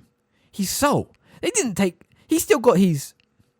She seized Dudley by the shoulders and shook him, as though testing to see whether she could hear his soul rattling around inside him. "Of course they didn't take his soul. You'd know if they had," said Harry, exasperated. Fought 'em off, did you, son? Said Uncle Vernon loudly, with the appearance of a man struggling to bring the conversation back onto a plane he understood. Give him the old 1-2, did ya? You can't give a Dementor the old 1-2, said Harry through clenched teeth. Why is he all right then? Blustered Uncle Vernon. Why isn't he all empty then? Because I used the Patronus. Whoosh! With a clattering and whirring of wings and a soft fall of dust, a fourth owl came shooting out of the kitchen fireplace. For God's sake, roared Uncle Vernon, pulling great clumps of hair out of his moustache, something he hadn't been driven to do in a long time. I will not have owls here. I will not tolerate this, I tell you. But Harry was already pulling a roll of parchment from the owl's leg. He was so convinced that this letter had to be from Dumbledore, explaining everything. The Dementors, Miss Fig, what the Ministry was up to, how he, Dumbledore, intended to sort everything out. That, for the first time in his life, he was disappointed to see Sirius's handwriting. Ignoring Uncle Vernon's ongoing rant about owls, and narrowing his eyes against a second cloud of dust as the most recent owl took off back up the chimney, Harry read Sirius's message. Arthur has just told us what's happened. Don't leave the house again, whatever you do. Harry found this such an inadequate response to everything that had happened tonight that he turned the piece of parchment over, looking for the rest of the letter, but there was nothing else, and now his temper was rising again. Was anybody going to say well done for fighting off 2 Dementors single-handed? Both Mr. Weasley and Sirius were acting as though he'd misbehaved, and were saving their tellings off until they were certain how much damage had been done. A pack of owls shooting in and out of my house. I won't have it, boy, I won't. I can't stop the owls coming, Harry snapped, crushing Sirius's letter in his fist. I want the truth about what happened tonight, barked Uncle Vernon. If it was Dementors who hurt Dudley, how come you've been expelled? You did you know what. You've admitted it. Harry took a deep, steadying breath. His head was beginning to ache again. He wanted more than anything to get out of the kitchen and away from the Dursleys. I did the Patronus charm to get rid of the Dementors, he said, forcing himself to remain calm. It's the only thing that works against them. But what were Dementoids doing in Little Winging? Said Uncle Vernon in an outraged tone. Couldn't tell you, said Harry wearingly. No idea. His head was pounding in the glare of the strip lighting now. His anger was ebbing away. He felt drained, exhausted. The Dursleys were all staring at him. It's you, said Uncle Vernon forcefully. It's got something to do with you, boy. I know it. Why else would they turn up here? Why else would they be down that alleyway? You've got to be the only... Evidently, he couldn't bring himself to say the word wizard. The only you-know-what for miles. I don't know why they were here. But Uncle Vernon's words, Harry's exhausted brain, had ground back into action. Why had the Dementors come to Little Winging? How could it be coincidence that they had arrived in the alleyway where Harry was? Had they been sent? Had the Ministry of Magic lost control of the Dementors? Had they deserted Azkaban and joined Voldemort, as Dumbledore had predicted they would? These Dementor guard some weirdo prison? Asked Uncle Vernon, lumbering along in the wake of Harry's train of thought. Yes, said Harry. If only his head would stop hurting. If only he could just leave the kitchen and get to his dark bedroom and think. Oh, they were coming to arrest you, said Uncle Vernon, with the triumphant air of a man reaching an unsaleable conclusion. That's it, isn't it, boy? You're on the run from the law. Of course I'm not, said Harry, shaking his head as though to scare off a fly, his mind racing now. Then why? He must have sent them, said Harry quietly, more to himself than to Uncle Vernon. What's that? Who must have sent them? Lord Voldemort, said Harry. He registered dimly how strange it was that the Dursleys, who flinched, winced and squawked if they heard the words like wizard, magic or wand, could hear the name of the most evil wizard of all time without the slightest tremor. Lord... Hang on, said Uncle Vernon, his face screwed up, a look of dawning comprehension coming into his piggy eyes. I've heard that name. That was the one who... Murdered my parents. Yes, Harry said. But he's gone, said Uncle Vernon impatiently, without the slightest sign that the murder of Harry's parents might be a painful topic. That giant bloke said so. He's gone. He's back, said Harry heavily. It felt very strange to be standing here in front of Aunt Petunia's surgically clean kitchen, beside the top-of-the-range fridge and the widescreen television, talking calmly of Lord Voldemort to Uncle Vernon. The arrival of the Dementors in Little Wing seemed to have breached the great invisible wall that divided the relentlessly non-magical world of Privet Drive and the world beyond. Harry's two lives had somehow become fused, and everything had been turned upside down. The Dursleys were now asking for details about the magical world, and Miss Fig knew Albus Dumbledore. Dementors were soaring around Little Winging, and he might never return to Hogwarts. Harry's head throbbed painfully. "Back," whispered Aunt Petunia. She was looking at Harry as she had never looked at him before. And all of a sudden, for the very first time in his life, Harry fully appreciated that Aunt Petunia was his mother's sister. He could not have said why this hit him so very powerfully at this moment. All he knew was that he was not the only person in the room who had an inkling of what Lord Voldemort being back might mean. Aunt Petunia had never in her life looked at him like that before. Her large, pale eyes, so unlike her sister's, were not narrowed in dislike or anger. They were wide and fearful. The furious pretense that Aunt Petunia had maintained all Harry's life, that there was no magic and no world other than the world she inhabited with Uncle Vernon, seemed to have fallen away. "Yes," Harry said, talking directly to Aunt Petunia now. "He came back a month ago. I saw him." Her hands found Dudley's massive leather-clad shoulders and clutched them. "Hang on," said Uncle Vernon, looking from his wife to Harry and back again, apparently dazed and confused by the unprecedented understanding that seemed to have sprung between them. "Hang on. This Lord Voldemort's back, you say?" "Yes." "The one who murdered your parents?" "Yes." "And now he's sending the members after you?" "Looks like it," said Harry. "I see," said Uncle Vernon, looking from his white-faced wife to Harry and hitching up his trousers. He seemed to be swelling, his great purple face stretching before Harry's eyes. "Well, that settles it," he said, his shirt front straining as he inflated himself. "You can get out of this house, boy." "What?" said Harry. "You heard me. Out," Uncle Vernon bellowed, and even Aunt Petunia and Dudley jumped. "Out, out! I should have done this years ago. I was treating this place like a rest home, puddings exploding, half the lounge destroyed, Dudley's tail, Marge bobbing around on the ceiling, and that flying forward Angela. Out, out! You've had it. Your history. You're not staying here if some loonies after you. You're not endangering my wife and son. You're not bringing trouble down on us. If you're going the same way as your useless parents, I've had it. Out!" Harry stood rooted to the spot. The letters from the ministry, Mr. Weasley and Sirius were all crushed in his left hand. "Don't leave the house again. Whatever you do, do not leave your aunt and uncle's house." "You heard me," said Uncle Vernon, bending forwards now, his massive purple face coming so close to Harry's, he actually felt flecks of spit hit his face. "Get going. You were all keen to leave half an hour ago. I'm right behind you. Get out and never darken our doorstep again. Why we ever kept you in the first place, I don't know. Marge was right. It should have been straight to the orphanage. We were too damn soft for our own good. Thought we could squash it out of you. Thought we could turn you normal. But you've been rotten from the beginning, and I've had enough. Owls." The fifth owl zoomed down the chimney so fast it actually hit the floor before zooming into the air again with a loud screech. Harry raised his hand to seize the letter, which was in a scarlet envelope, but it soared straight over his head, flying directly at Aunt Petunia, who let out a scream and ducked, her arms over her face. The owl dropped the red envelope on her head, turned, and flew straight back up the chimney. Harry darted forwards to pick up the letter, but Aunt Petunia beat him to it. "You can open it if you like," said Harry, "but I'll hear what it says anyway. That's a howler." "Let go of it, Petunia," roared Uncle Vernon. "Don't touch it. It could be dangerous." "It's addressed to me," said Aunt Petunia in a shaking voice. "It's addressed to me, Vernon. Look, Miss Petunia Dursley, the kitchen, number 4, Privet Drive." She caught her breath, horrified. The red envelope began to smoke. "Open it! Open it!" Harry urged her. "Get it over with. It will happen anyway." "No!" Aunt Petunia's hand was trembling. She looked wildly around the kitchen, as though looking for an escape route, but too late. The envelope burst into flames. Aunt Petunia screamed and dropped it. An awful voice filled the room, echoing in the confined space, issuing from the burning letter on the table. "Remember my last, Petunia." Aunt Petunia looked as though she might faint. She sank into the chair beside Dudley, her face in her hands. The remains of the envelope smouldered in ash in the silence. "What is this?" Uncle Vernon said hoarsely. "What? I don't... Petunia!" Aunt Petunia said nothing.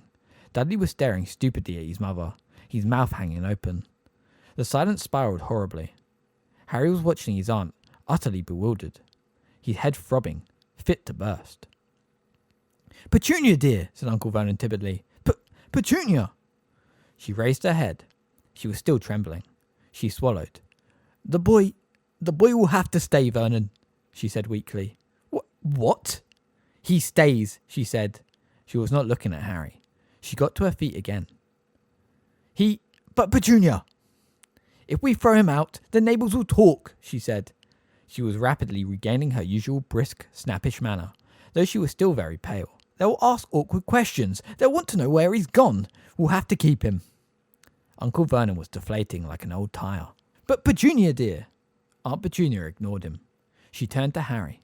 You're to stay in your room, she said. You're not to leave the house. Now get to bed. Harry didn't move. Who was that howler from? Don't ask questions, Aunt Petunia snapped. Are you in touch with wizards? I told you to get to bed. What does it mean? Remember the last what? Go to bed. How come? You heard your aunt. Now go up to bed. Chapter 3. The Advance Guard. I've just been attacked by Dementors, and I might be expelled from Hogwarts. I want to know what's going on, and when I'm going to get out of here. Harry copied these words to 3 separate pieces of parchment, the moment he reached the desk in his dark bedroom. He addressed the first to Sirius, the second to Ron, and the third to Hermione. His owl, Hedwig, was off hunting. Her cage stood empty on the desk. Harry paced the bedroom waiting for her to come back, his head pounding, his brain too busy for sleep, even though his eyes stung and itched with tiredness, and the 2 lumps on his head where the window and Dudley had hit him were throbbing painfully. Up and down he paced, grinding his teeth and clenching his fists, casting angry looks at the empty, star-strewn sky every time he passed the windows. Dementors sent to get him, Miss Fig and Mundungus Fletcher tailing him in secret, then suspension from Hogwarts and a hearing at the Ministry of Magic, and still no one was telling him what was going on. And what had that howler been about?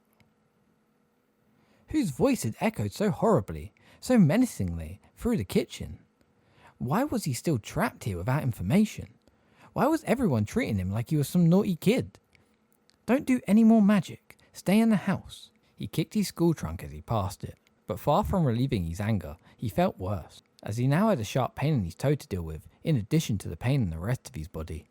Just as he limped past the window, Hedwig soared through it with a soft rustle of wings like a small ghost. About time, Harry snarled, as she landed lightly on top of her cage. You can put that down. I've got work for you. Hedwig's large round eyes gazed at him reproachfully over the dead frog clamped in her beak. Come here, said Harry, picking up the 3 small rolls of parchment and a leather thong and tying the scrolls to a scaly leg. Take these straight to Sirius, Ron and Hermione, and don't come back here without good long replies. Keep pecking them until they've written decent length answers if you got to. Understand? Hedwig gave a muffled hooting noise, her beak still full of frog. Get going then, said Harry. She took off immediately. The moment she had gone, Harry threw himself down in his bed without undressing and stared at the dark ceiling. In addition to every other miserable feeling, he now felt guilty that he had been irritable with Hedwig. She was his only friend he had at number 4 Privet Drive, but he'd make it up to her when she came back with the answers from Sirius, Ron and Hermione. They were bound to write back quickly. They couldn't possibly ignore a Dementor attack. He'd probably wake up tomorrow to 3 fat letters full of sympathy and plans for his immediate removal to the Burrow. And with that comforting idea, sleep rolled over him, stifling all further thought. But Hedwig didn't return the next morning. Harry spent the day in his bedroom, leaving it only to go to the bathroom. 3 times that day, Aunt Petunia shoved food into his room through the cat flap Uncle Vernon had installed 3 summers ago. Every time Harry heard her approaching, he tried to question her about the howler. But he might as well have interrogated the doorknob for all the answers he got. Otherwise, the Dursleys kept well clear of his bedroom. Harry couldn't see the point of forcing his company on them. Another row would achieve nothing, except perhaps make him so angry he'd perform more illegal magic. So it went on for 3 whole days. Harry was alternately filled with restless energy that made him unable to settle to anything, during which time he paced his bedroom, furious at the whole lot of them for leaving him to stew in such a mess, and with a lethargy so complete that he could lie on his bed for an hour at a time, staring dazedly into space, aching with dread at the thought of the Ministry hearing. What if they ruled against him? What if he was expelled and his wand was snapped in half? What would he do? Where would he go? He could not return to living full time with the Dursleys, not now he knew the other world, the one to which he really belonged. Might he be able to move into Sirius's house, as Sirius had suggested a year ago before he had been forced to flee from the Ministry? Would Harry be allowed to live there alone, given that he was still underage? Or would the matter of where he went next be decided for him? Had his breach of the international statute of secrecy been severe enough to land him in a cell in Azkaban? Whenever this thought occurred, Harry invariably slid off his bed and began pacing again. On the fourth night after Hedwig's departure, Harry was lying in one of his apathetic phases, staring at the ceiling, his exhausted mind quite blank, when his uncle entered his bedroom. Harry looked slowly around him. Uncle Vernon was wearing his best suit and an expression of enormous smugness. "We're going out," he said. "Sorry?" "We, that is to say, your aunt, Dudley and I, are going out." "Fine," said Harry dully, looking back at the ceiling. "You are not to leave your bedroom while we are away." "Okay." "You are not to touch the television, the stereo, or any of our possessions." "Right." "You are not to steal food from the fridge." "Okay." "I am going to lock your door." "You do that." Uncle Vernon glared at Harry, clearly suspicious of his lack of argument, then stomped out of the room and closed the door behind him. Harry heard the key turn in the lock and Uncle Vernon's footsteps walking heavily down the stairs. A few minutes later, he heard the slamming of car doors, the rumble of an engine, and the unmistakable sound of the car sweeping out of the drive. Harry had no particular feeling about the Dursleys leaving. It made no difference to him whether they were in the house or not. He could not even summon the energy to get up and turn on his bedroom light. The room grew steadily darker around him as he lay listening to the night sound through the window he kept open all the time, waiting for the blessed moment when Hedwig would return. The empty house creaked around him. The pipes gurgled. Harry lay there in a kind of stupor, thinking of nothing, suspended in misery. Then, quite distinctly, he heard a crash in the kitchen below. He sat bolt upright, listening intently. The Dursleys couldn't be back. It was much too soon, and in any case, he hadn't heard their car. There was silence for a few seconds, then voices. Burglars, he thought, sliding off the bed to his feet. But a split second later, it occurred to him that burglars would keep their voices down, and whoever was moving around in the kitchen was certainly not troubling to do so. He snatched up his wand from the bedside table and stood facing his bedroom door, listening with all his might. Next moment, he jumped as the lock gave a loud click and his door swung open. Harry stood motionless, staring through the open doorway at the dark upstairs landing, straining his ears for further sounds, but none came. He hesitated for a moment, then moved swiftly and silently out of his room to the head of the stairs. His heart shot upwards into his throat. There were people standing in the shadowy hall below, silhouetted against the streetlight glowing through the glass door. 8 or 9 of them, all, as far as he could see, looking up at him. "Lower your wand, boy, before you take someone's eye out," said a low, growling voice. Harry's heart was thumping uncontrollably. He knew that voice, but he did not lower his wand. "Professor Moody," he said uncertainly. "I don't know so much about Professor," growled the voice. "Never got round to much teaching, did I? Get down here, we want to see you properly." Harry lowered his wand slightly, but did not relax his grip on it, nor did he move. He had a very good reason to be suspicious. He had recently spent 9 months in what he had thought was Mad-Eye Moody's company, only to find out that it wasn't Moody at all, but an imposter, moreover, who had tried to kill Harry before being unmasked. But before he could make a decision about what to do next, a second, slightly hoarse voice floated upstairs. "It's all right, Harry. We've come to take you away." Harry's heart leapt. He knew that voice too, though he hadn't heard it for over a year. Professor Lupin," he said disbelievingly. "Is that you?" "Why are we all standing in the dark?" said a third voice, this one completely unfamiliar. A woman's. "Lumos." A wand tip flared, illuminating the hall with magical light. Harry blinked. The people below were crowded around the foot of the stairs, gazing up at him intently, some craning their heads for a better look. Remus Lupin stood nearest to him. Though still quite young, Lupin looked tired and rather ill. He had more grey hairs than when Harry had last said goodbye to him, and his robes were more patched and shabbier than ever. Nevertheless, he was smiling broadly at Harry, who tried to smile back, despite his state of shock. "Oh, he looks just like I thought he would," said the witch, who was holding her lit wand aloft. She looked the youngest there. She had a pale, heart-shaped face, dark twinkling eyes, and short spiky hair that was a violent shade of violet. "Watcha, Harry?" "Yeah, I see what you mean, Remus," said a bald black wizard, standing furthest back. He had a deep, slow voice and wore a single gold hoop in his ear. "He looks exactly like James." "Except the eyes," said a wheezy voice, silver-haired wizard at the back. "Lily's eyes." Mad-Eye Moody, who had long grizzled grey hair and a large chunk missing from his nose, was squinting suspiciously at Harry through his mismatched eyes. One eye was small, dark and beady, the other large, round and electric blue. The magical eye that could see through walls, doors, and the back of Moody's own head. "Are you quite sure it's him, Lupin?" he growled. "It'd be a nice lookout if we bring back some Death Eater impersonating him. We ought to ask him something only the real Potter would know. Unless anyone bought any Verita serum." "Harry, what form does your Patronus take?" Lupin asked. "A stag," said Harry nervously. "That's him, Mad-Eye," said Lupin.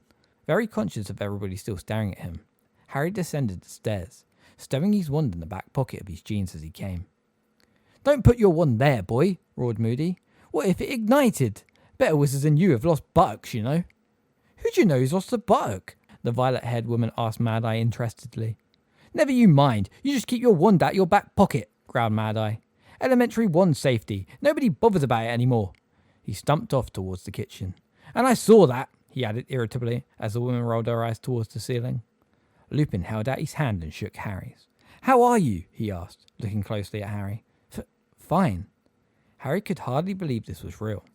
4 weeks with nothing, not the tiniest hint of a plan to remove him from Privet Drive, and suddenly a whole bunch of wizards was standing matter-of-factly in the house, as though this was a long-standing arrangement. He glanced at the people surrounding Lupin. They were still gazing avidly at him. He felt very conscious of the fact that he had not combed his hair for 4 days. "You're really lucky the Dursleys are out," he mumbled. "Lucky? Ha!" said the violet-haired woman. "It was me who lured them out of the way. Sent a letter by Muggle post, telling them they'd been shortlisted for the All England Best Kept Suburban Lawn Competition. They're heading off to the prize giving right now. Or, they think they are."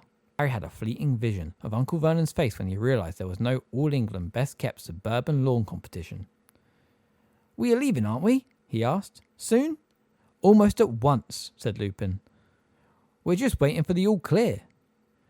"Where are we going? The Burrow?" Harry asked hopefully. "Not the Burrow, no," said Lupin, motioning Harry towards the kitchen.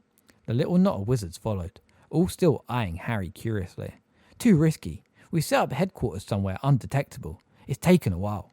Mad-Eye Moody was now sitting at the kitchen table, swigging from a hip flask, his magical eye spinning in all directions, taking in Dursley's many labour-saving appliances. "This is Alistair Moody, Harry," Lupin continued, pointing towards Moody. "Yeah, I know," said Harry uncomfortably. It felt odd to be introduced to somebody he'd thought he'd known for a year. "And this is Nymphadora." "Don't call me Nymphadora, Remus," said the young witch with a shudder. "It's Tonks." "Nymphadora Tonks, who prefers to be known by her surname only," finished Lupin. "So would you if your fool of a mother had called you Nymphadora," muttered Tonks. "And this is Kingsley Shacklebolt," he indicated the tall black wizard, who bowed. "Elphius Doge," the wheezy-voiced wizard nodded. "Daedalus Diggle." "We've met before," squeaked the excitable Diggle, dropping his violet-coloured top hat. "Emmeline Vance." A stately-looking witch in an emerald-green shawl inclined her head. "Sturgis Podmore." A square-jawed wizard with thick straw-coloured hair winked. And Hestia Jones. A pink-cheeked, black-haired witch waved from next to the toaster. Harry inclined his head awkwardly at each of them as they were introduced. He wished they would look at something other than him. It was as though he had suddenly been ushered on stage. He also wondered why so many of them were there. "A surprising number of people volunteered to come and get you," said Lupin, as though he had read Harry's mind. The corners of his mouth twitched slightly. "Yeah, well, the more the better," said Moody darkly. "We're your guard, Potter. We're just waiting for the signal to tell us it's safe to set off," said Lupin, glancing out the kitchen window. "We've got about 15 minutes. "Very clean, aren't they, these muggles?" said the witch called Tonks, who was looking around the kitchen with great interest. My dad's muggle-born, and he's a right old slob. I suppose it varies, just as it does with wizards." Yeah," said Harry. Look, he turned back to Lupin. "What's going on? I haven't heard anything from anyone. What's Several of the witches and wizards made odd hissing noises. Daedalus Diggle dropped his hat again, and Moody growled. "Shut up!" "What?" said Harry. "We're not discussing anything here. It's too risky," said Moody, turning his normal eye on Harry.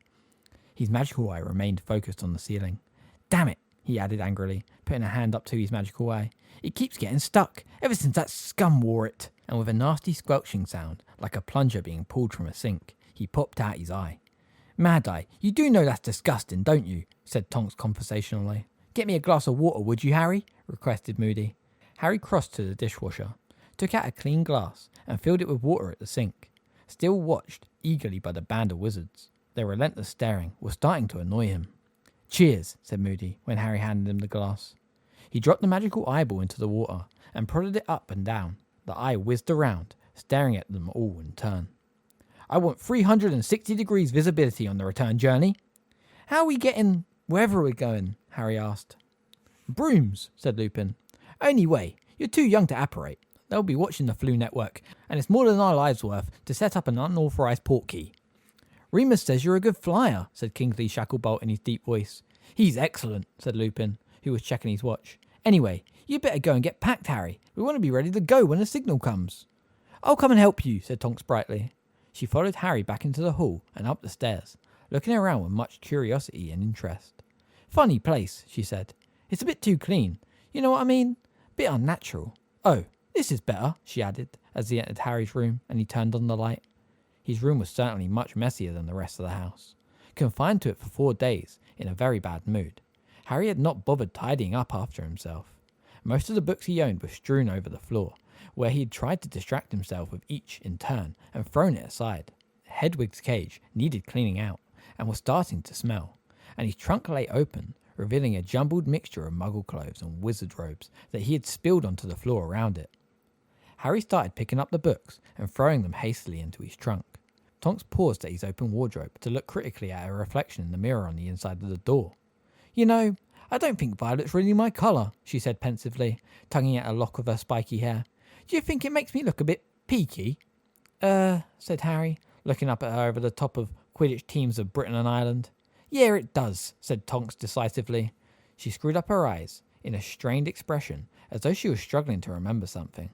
A second later, her hair turned bubblegum pink.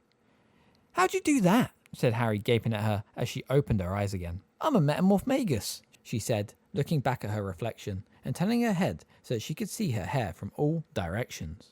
It means I can change my appearance at will, she added, spotting Harry's puzzled expression in the mirror behind her. I was born one. I got top marks in concealment and disguise during aura training without any study at all. It was great.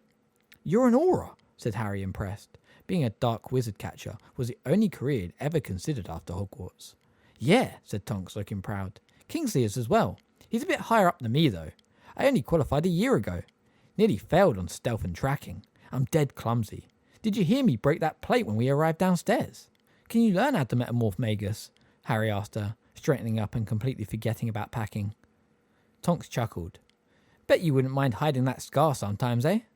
Her eyes found the lightning-shaped scar on Harry's forehead. No, I wouldn't mind, Harry mumbled, turning away. He did not like people staring at his scar.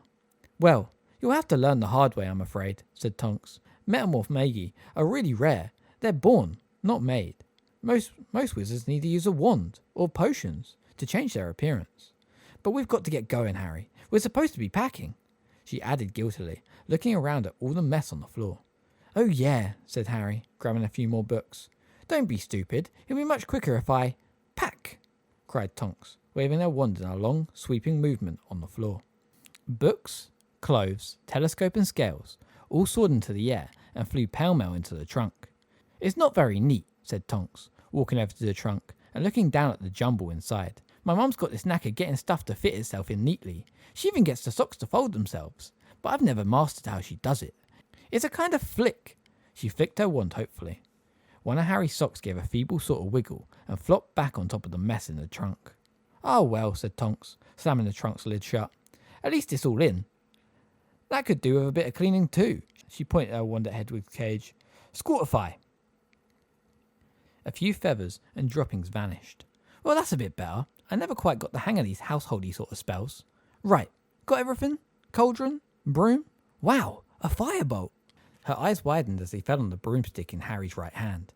It was his pride and joy, a gift from Sirius, an international standard broomstick.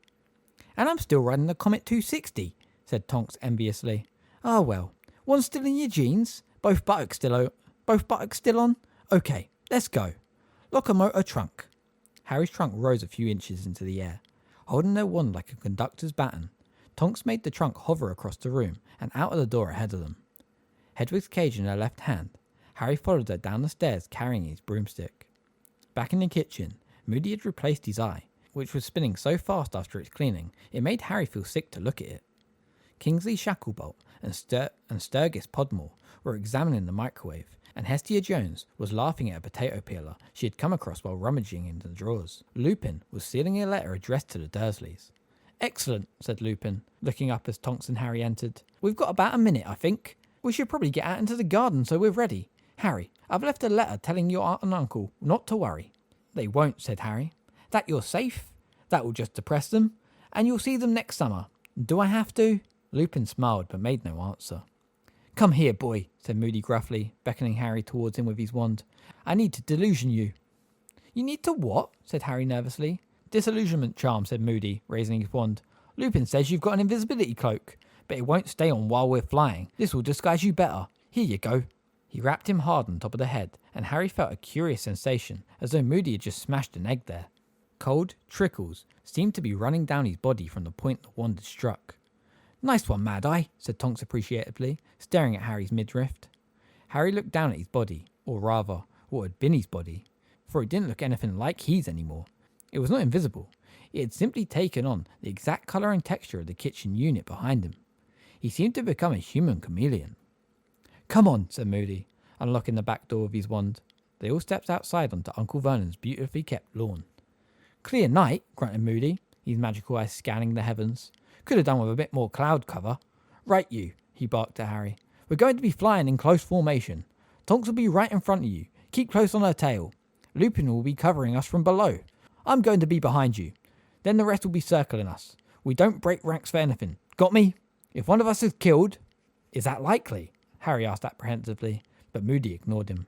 The others keep flying. Don't stop. Don't break ranks. If they take out all of us, and you survive... Harry, the rear guard are standing by to take over. Keep flying east and they'll join you. Stop being so cheerful, Mad Eye. He'll think we're not taking this seriously, said Tonks, as she strapped Harry's trunk and Hedwig's cage into a harness hanging from her broom. I'm just telling the boy the plan, growled Moody. Our job's to deliver him safely to headquarters, and if we die in the attempt... No one's going to die, said Kingsley Shacklebolt in his deep, calming voice. Mount your brooms. That's the first signal, said Lupin sharply, pointing into the sky. Far, far above them, a shower of bright red sparks had flared among the stars. Harry recognised them at once as wand sparks. He swung his right leg over his firebolt, gripped its handle tightly, and felt it vibrating very slightly, as though it was keen as he would be up in the air once more. Second signal. Let's go, said Lupin loudly, as more sparks, green this time, exploded high above them. Harry kicked off hard from the ground. The cool night air rushed through his hair as the neat square gardens of Privet Drive fell away, shrinking rapidly into a patchwork of dark greens and blacks, and every thought of the Ministry hearing was swept from his mind, as though the rush of air had blown it out of his head. He felt as though his heart was going to explode with pleasure. He was flying again, flying away from Privet Drive as he'd been fantasizing about all summer. He was going home. For a few glorious moments, all these problems seemed to recede to nothing, insignificant in the vast, starry sky. Hard left! Hard left! There's a muggle looking up! Shouted Moody from behind him. Tonks swerved and Harry followed her, watching his trunk swinging wildly beneath her broom. We need more height! Give it another quarter of a mile! Harry's eyes watered in the chill as they soared upwards. He could see nothing below now but tiny pinpricks of light that were car headlights and street lamps. Two of those tiny lights might belong to Uncle Vernon's car. The Dursleys would be heading back to their empty house right now, full of rage about the non-existent lawn competition. And Harry laughed aloud at the thought.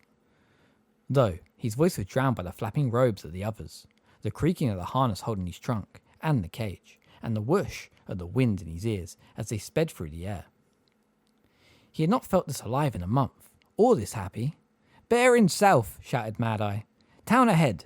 They soared right to avoid passing directly over the glittering spiderweb of lights below. Bear southeast, and keep climbing. There's some low cloud ahead we can lose ourselves in, called Moody. We're not going through clouds, shouted Tonks angrily. We'll get soaked, Mad Eye. Harry was relieved to hear this. His hands were growing numb on the firebolt's handle. He wished he had thought to put on a coat. He was starting to shiver. They altered their course every now and then, according to Mad Eye's instructions. Harry's eyes were screwed up against a rush of icy wind that was starting to make his ears ache. He could remember being this cold on the broom only once before, during the Quidditch match against Hufflepuff in his 3rd year, which had taken place in a storm. The guard around him was circling continuously like giant birds of prey. Harry lost track of time. He wondered how long they had been flying. It felt like an hour at least. "Turning southwest," yelled Moody. "We want to avoid the motorway." Harry was now so chilled, he thought longingly of the snug, dry interiors of the car streaming along below them. Then, even more longingly, of travelling by flue powder. It might be uncomfortable to spin around in fireplaces, but it was at least warm in the flames. Kingsley Shacklebolt swooped around him, bald pate and earring gleaming slightly in the moonlight. Now Emmeline Vance was on his right, her wand out, her head turning left and right. Then she too swooped over him, to be replaced by Sturgis Podmore. "We ought to double back for a bit, just to make sure we're not being followed," Moody shouted. "Are you mad, Mad Eye?" Tonks screamed from front. "We're all frozen to our brooms. If we keep going off course, we're not going to get there until next week. Besides, we're nearly there now." "Time to start the descent," came Lupin's voice. "Follow Tonks, Harry." Harry followed Tonks into a dive. They were heading for the largest collection of lights he had seen yet. A huge sprawling criss-crossing mass, glittering in lines and grids, interspersed with patches of deepest black. Lower and lower they flew, until Harry could see individual headlights and street lamps, chimneys and television aerials. He wanted to reach the ground very much, though he felt sure someone would have to unfreeze him from his broom. "Here we go," called Tonks, and a few seconds later, she had landed. Harry touched down right behind her and dismounted on the patch of unkept grass in the middle of a small square. Tonks was already unbuckling Harry's trunk. Shivering, Harry looked around. The grimy fronts of the surrounding houses were not welcoming. Some of them had broken windows, glimmering dully in the light from the street lamps. Paint was peeling from many of the doors, and heaps of rubbish lay outside several sets of front steps. "Where are we?" Harry asked, but Lupin said quietly, "In a minute." Moody was rummaging in his cloak, his gnarled hands clumsy with cold. "Got it," he muttered, raising what looked like a silver cigarette lighter into the air and clicking it. The nearest street lamp went out with a pop. He clicked the unlighter again. The next lamp went out. He kept clicking until every lamp in the square was extinguished, and the only remaining light came from curtained windows and the sickled moon overhead. "Borrowed it from Dumbledore," growled Moody, pocketing the put outer. "That'll take care of any muggles looking out the window, see? Now, come on, quick!" He took Harry by the arm and led him from the patch of grass, across the road and onto the pavement. Lupin and Tonks followed, carrying Harry's trunk between them. The rest of the guard, all with their wands out, flanking them. The muffled poundings of a stereo was coming from an upper window in the nearest house. A pungent smell of rotting rubbish came from the pile of bulging bin bags just inside the broken gate. "Here," Moody muttered, thrusting a piece of parchment towards Harry's delusioned hand and holding his lit wand close to it, so as to illuminate the writing. "Read quickly and memorize." Harry looked down at the piece of paper. The narrow handwriting was vaguely familiar. It said, "The headquarters of the Order of the Phoenix may be found at number 12, Grimmauld Place, London." Chapter 4. Number 12, Grimmauld Place. "What's the order of the—" Harry began. "Not here, boy," snarled Moody. "Wait till we're inside." He pulled the piece of parchment out of Harry's hand and set fire to it with his wand tip. As the message curled into flames and floated to the ground, Harry looked around at the houses again. They were standing outside number 11. He looked to the left and saw number 10. To the right, however, was number 13.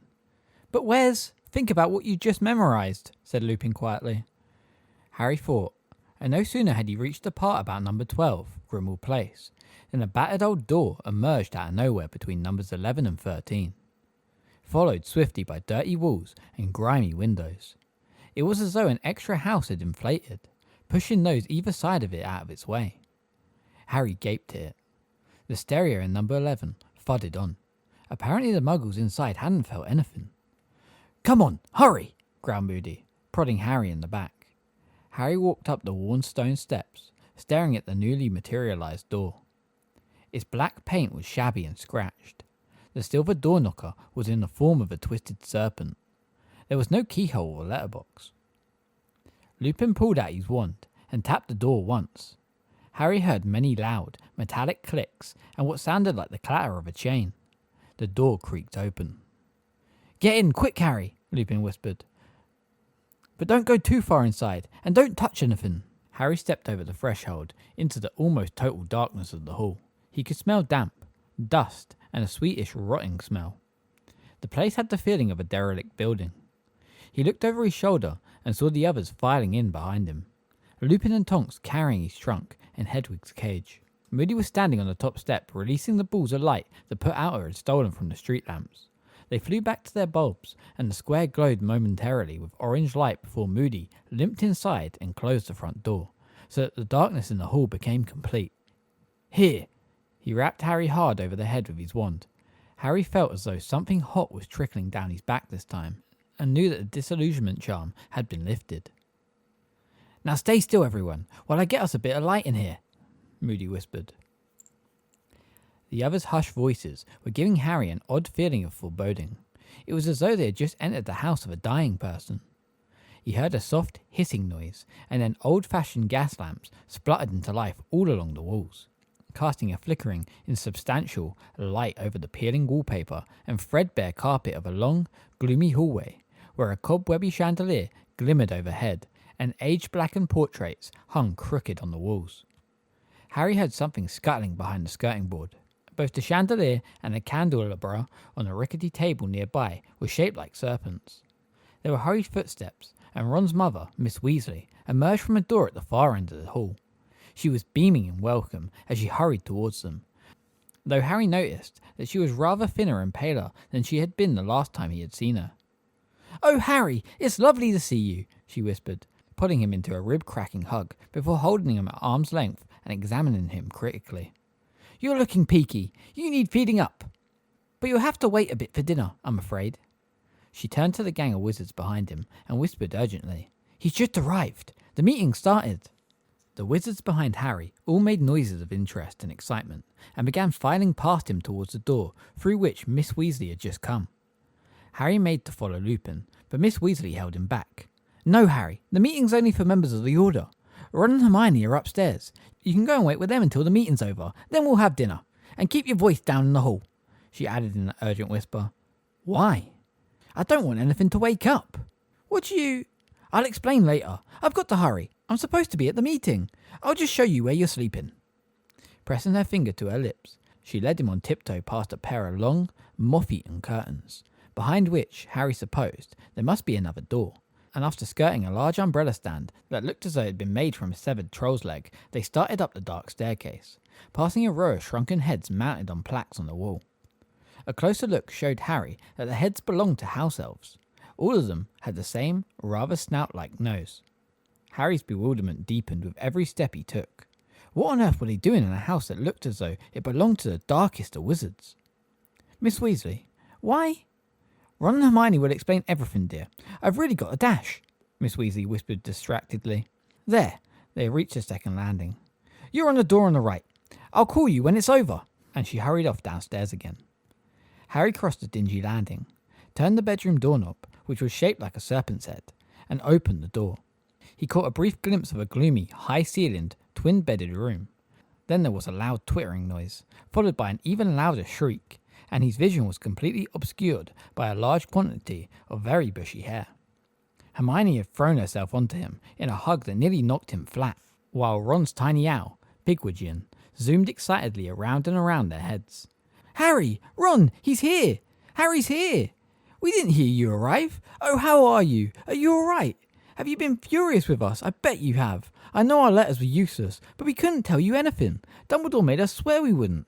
Oh, we've got so much to tell you, and you've got things to tell us. The Dementors, when we heard, and at the Ministry hearing, it's just outrageous. I've looked it all up. They can't expel you. They just can't.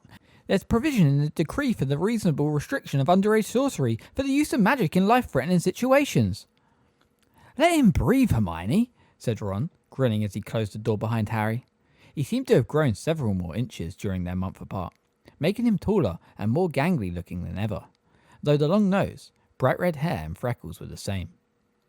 Still beaming, Hermione let go of Harry, but before she could say another word, there was a soft whooshing sound, and something white soared from the top of a dark wardrobe and landed gently on Harry's shoulder. "Hedwig!" The snowy owl clicked her beak and nibbled his ear affectionately, as Harry stroked her feathers. "She's been in a right state," said Ron. "Pecked us half to death when she brought your last letters. Look at this." He showed Harry the index finger on his right hand, which sported a half-healed but clearly deep cut. "Oh yeah," said Harry. "Sorry about that, but I wanted answers, you know." "We wanted to give them to you, mate," said Ron.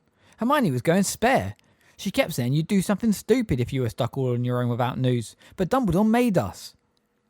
"Swear not to tell me?" said Harry. "Yeah, Hermione's already said." The warm glow that flared inside him at the sight of his two best friends was extinguished as something icy flooded the pit of his stomach. All of a sudden, after yearning to see them for a solid month, he felt he would rather Ron and Hermione left him alone. There was a strange silence in which Harry stroked Hedwig automatically, not looking at either of the others.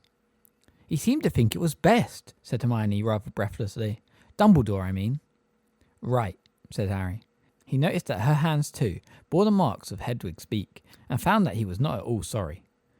"I think he thought you were safest with the Muggles," Ron began. "Yeah?" said Harry, raising his eyebrows. "Have either of you been attacked by Dementors this summer?" "Well, no.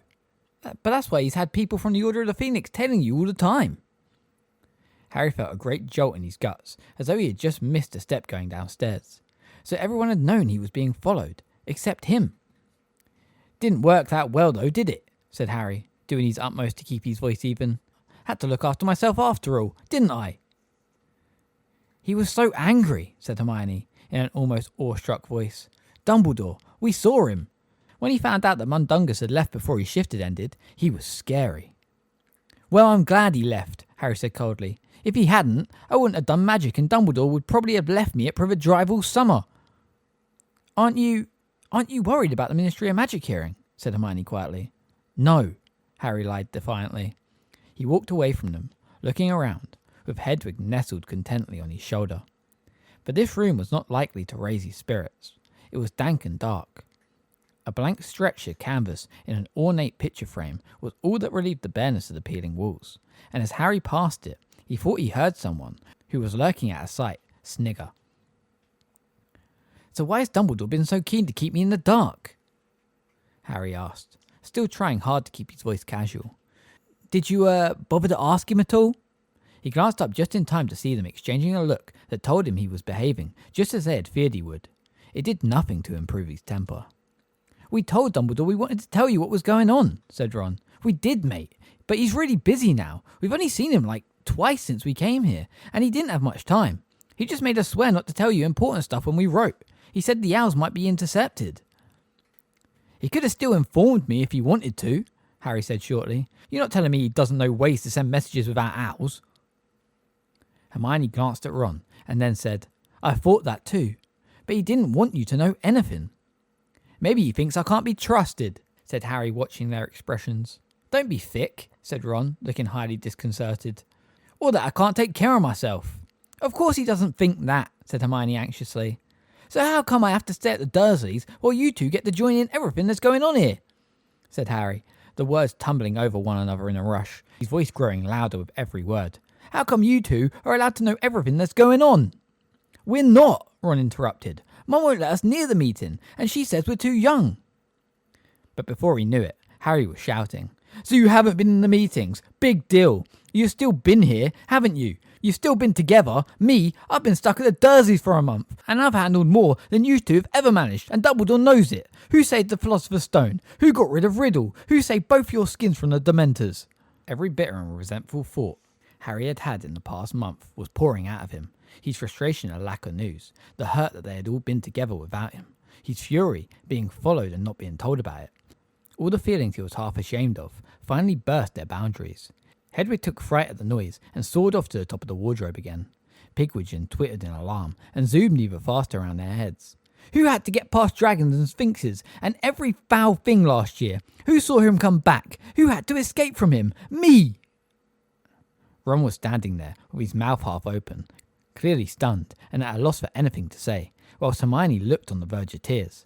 "But why should I know what's going on? Why should anyone bother to tell me what's been happening?" "Harry, we wanted to tell you. We really did," Hermione began. "Can't have wanted to that much, can you? Or you'd have sent me an owl, but Dumbledore made you swear." "Well, he did. 4 weeks I've been stuck in Privet Drive, nicking papers out of bins to try and find out what's been going on. We wanted to. I suppose you've been having a real laugh, haven't you? All holed up together. No, honest. Harry, we're really sorry, said Hermione desperately, her eyes now sparkling with tears. You're absolutely right, Harry. I'd be furious if it was me. Harry glared at her, still breathing deeply, then turned away from them again, pacing up and down. Hedwig hooted glumly from the top of the wardrobe. There was a long pause, broken only by the mournful creak of the floorboards below Harry's feet. What is this place anyway? He shot at Ron and Hermione. Headquarters of the Order of the Phoenix, said Ron at once. Is anyone going to bother telling me what the Order of the Phoenix? It's a secret society, said Hermione quickly. Dumbledore's in charge. He founded it. It's the people who fought against you-know-who last time. Who's in it? Said Harry, coming to a halt with his hands in his pockets. Quite a few people. We met about 20 of them, said Ron, but we think there are more. Harry glared at them. Well? He demanded, looking from one to the other. Said Ron. Well, what? Voldemort, said Harry furiously, and Ron and Hermione winced. What's happening? What's he up to? Where is he? What are we going to do to stop him? We told you, the Order don't let us in their meetings, said Hermione nervously, so we don't know the details. But we've got a general idea, she added hastily, seeing the look on Harry's face. Fred and George have invented extendable ears, see, said Ron. They're really useful. Extendable ears, yeah. Only we've had to stop using them lately because Mum found out and went berserk. Fred and George had to hide them all to stop Mum binning them. But we got a good bit of use out of them before Mum realised what was going on. We know some of the Order are following known Death Eaters, keeping tabs on them, you know. Some of them are working on recruiting more people to the Order, said Hermione. And some of them are standing guard over something, said Ron. They're always talking about guard duty. Couldn't have been me, could it? Said Harry sarcastically. Oh, yeah, said Ron, with a look of dawning comprehension. Harry snorted. He walked around the room again, looking anywhere but at Ron and Hermione. So what have you two been doing, if you're not allowed in the meetings? He demanded. You said you've been busy. We have, said Hermione quickly. We've been decontaminating this house. It's been empty for ages, and stuff's been breeding in here. We've managed to clean out the kitchen, most of the bedrooms, and I think we're doing the drawing room tomorrow. Ah! Two loud cracks. Fred and George, Ron's older twin brothers, had materialised out of thin air in the middle of the room. Pigwidgeon twittered more wildly than ever and zoomed off to join Hedwig on top of the wardrobe. Stop doing that, Hermione said weakly to the twins, who were as vividly red-haired as Ron, though stockier and slightly shorter. Hello, Harry, said George, beaming at him. We thought we heard your dulcet tones. You don't want to bottle up your anger like that, Harry. Let it all out, said Fred, also beaming. There might be a couple of people 50 miles away who didn't hear you. You do pass your apparition test then? Harry asked grumpily. With distinction, said Fred, who was holding what looked like a piece of very long, flesh-coloured string. It would have taken you about 30 seconds longer to walk down the stairs, said Ron. Time is galleons, little brother, said Fred. Anyway, Harry, you're interfering with reception. Extendable ears, he added in response to Harry's raised eyebrows, and held up the string which Harry now saw was trailing out onto the landing. We're trying to hear what's going on downstairs. You want to be careful, said Ron, staring at the ear. If Mum sees one of them again. It's worth the risk. That's a major meeting they're having, said Fred. The door opened, and a long mane of red hair appeared. Oh, hello, Harry, said Ron's younger sister Jenny brightly. I thought I heard your voice. Turning to Fred and George, she said, It's no go with the extendable ears. She's going to put an imperturbable charm on the kitchen door. How'd you know? Said George, looking crestfallen. Tonks told me how to find out, said Jenny. You just chuck stuff at the door, and if it can't make contact, the door's been imperturbed. I've been flinging dumb bombs at it from the top of the stairs, and it just soar away from it. So there's no way the extendable ears will be able to get under the gap. Fred heaved a deep sigh. Shame.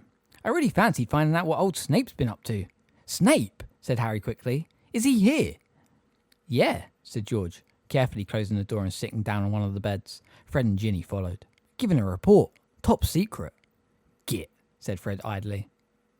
He's on our side now, said Hermione reprovingly. Ron snorted. Doesn't stop him being a git, the way he looks at us when he sees us. Bill doesn't like him either, said Ginny, as though that settled the matter. Harry was not sure his anger had abated yet, but his thirst for information was now overcoming his urge to keep shouting. He sank onto the bed opposite the others. Is Bill here? He asked. I thought he was working in Egypt. He applied for a desk job so he could come home and work for the Order, said Fred. He says he misses the tombs, but... He smirked. There are compensations. What do you mean?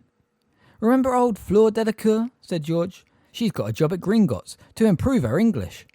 And Bill's been giving her a lot of private lessons, sniggered Fred. Charlie's in the order too, said George, but he's still in Romania. Dumbledore wants as many foreign wizards brought in as possible, so Charlie's trying to make contacts on his days off. Couldn't Percy do that? Harry asked. The last he had heard, the third Weasley brother was working in the Department of International Magical Cooperation at the Ministry of Magic. At Harry's words, all the Weasleys and Hermione exchanged darkly significant looks.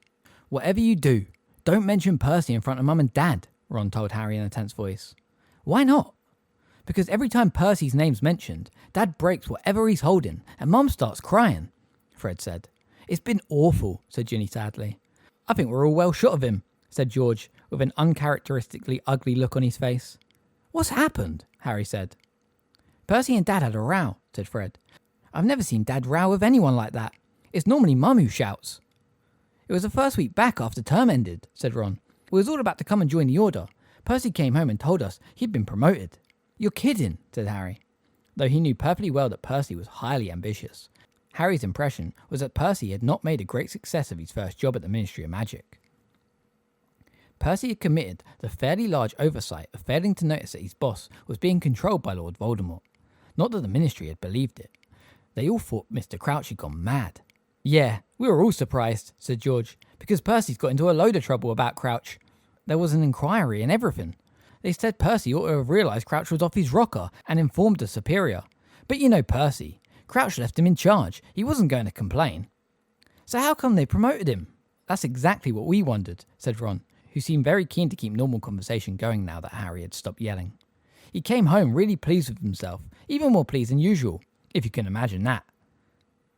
And told Dad he'd been offered a position in Fudge's own office. A really good one for someone only a year out of Hogwarts. Junior assistant to the minister. He expected Dad to be all impressed, I think. Only Dad wasn't, said Fred grimly. Why not? Said Harry. Well, apparently, Fudge has been storming around the ministry checking that nobody's having any contact with Dumbledore, said George. Dumbledore's name is mud with the ministry these days, see? Said Fred. They all think he's just making trouble, saying you know who's back. Dad says Fudge has made it clear that anyone who's in league with Dumbledore can clear out their desks, said George. Trouble is, Fudge suspects Dad. He knows he's friendly with Dumbledore, and he's always thought Dad's a bit of a weirdo because of his muggle obsession. But what's that got to do with Percy? Asked Harry confused. I'm coming to that. Dad reckons Fudge only wants Percy in his office because he wants to use him to spy on the family. And Dumbledore.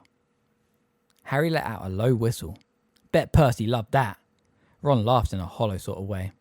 He went completely berserk. He said loads of horrible stuff. He said he's been having a struggle against Dad's lousy reputation ever since he joined the ministry, and that Dad's got no ambition, and that's why we've always been, not had a lot of money, I mean.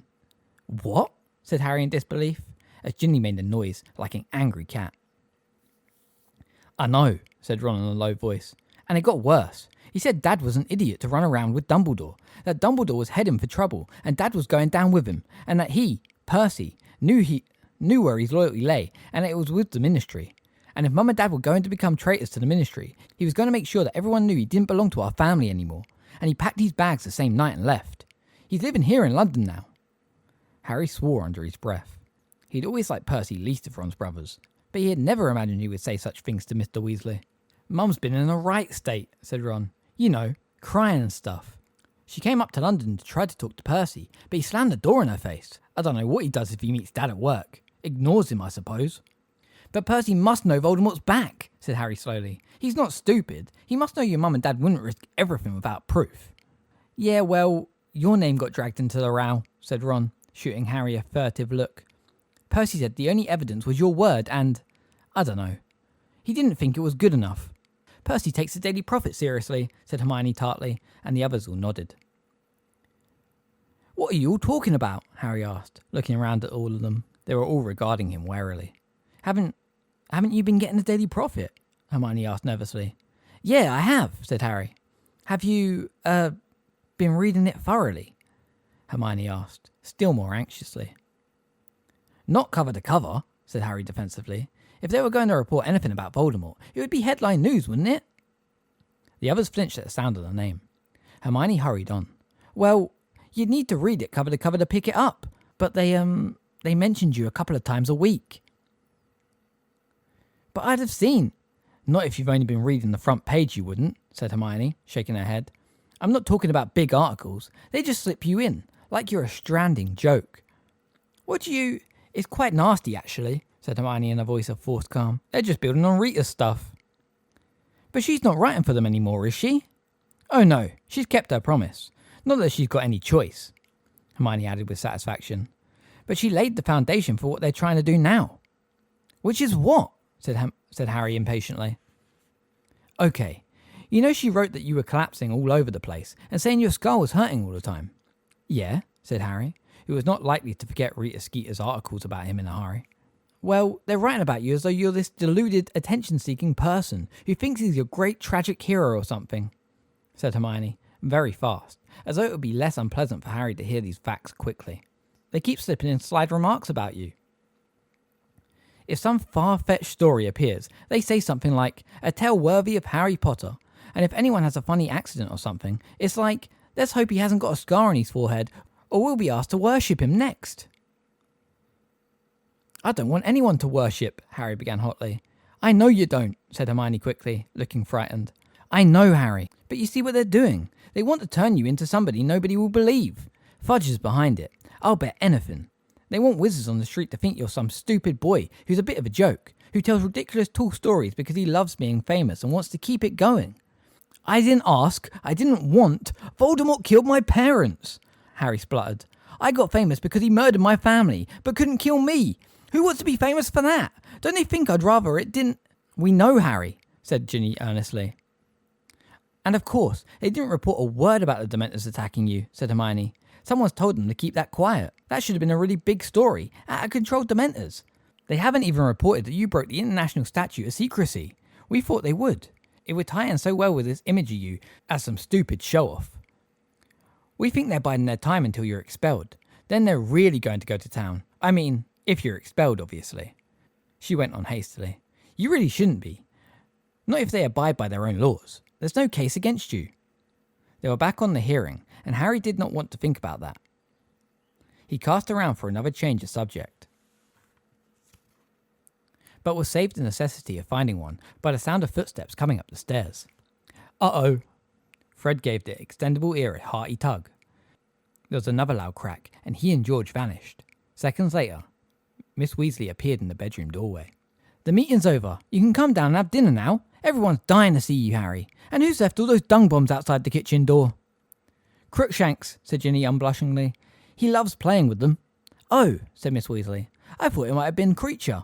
He keeps doing odd things like that. Now, don't forget to keep your voices down in the hall. Ginny, your hands are filthy. What have you been doing? Go and wash them before dinner, please. Ginny grimaced at the others and followed her mother out the room, leaving Harry alone with Ron and Hermione. Both of them were watching him apprehensively, as though they feared he would start shouting again, now that everyone else had gone. The sight of them looking so nervous made him feel slightly ashamed. Look, he muttered, but Ron shook his head, and Hermione said quietly, We knew you'd be angry, Harry. We really don't blame you, but you've got to understand. We did try and persuade Dumbledore. Yeah, I know, said Harry shortly. He cast around for a topic that didn't involve his headmaster, because the very thought of Dumbledore made Harry's inside burn with anger again. Who's Creature? He asked. The house elf who lives here, said Ron. Nutter. Never met one like him. Hermione frowned at Ron. He's not a nutter, Ron. His life's ambition is to have his head cut off and stuck on a plaque just like his mother, said Ron irritably. Is that normal, Hermione? Well, if he is a bit strange, it's not his fault. Ron rolled his eyes at Harry. Hermione still hasn't given up on Spew. It's not Spew, said Hermione heatedly. It's the Society for Promotion of Elfish Welfare. And it's not just me. Dumbledore says we should be kind to Creature too. Yeah, said Ron. Come on, I'm starving. He led the way out the door and onto the landing, but before they could descend the stairs... Hold it, Ron breathed, flinging out an arm to stop Harry and Hermione walking any further. They're still in the hall. We might be able to hear something. The three of them looked cautiously over the banisters. The gloomy hallway below was packed with witches and wizards, including all of Harry's guard. They were whispering excitedly to each other. In the very centre of the group, Harry saw the dark, greasy-haired head and prominent nose of his least favourite teacher at Hogwarts, Professor Snape. Harry leant further over the banisters. He was very interested in what Snape was doing for the Order of the Phoenix. A thin piece of flesh-coloured string descended in front of Harry's eyes. Looking up, he saw Fred and George on the landing above, cautiously lowering the extendable ear towards the dark knot of people below. A moment later, however, they all began to move towards the front door and out of sight. "Damn it!"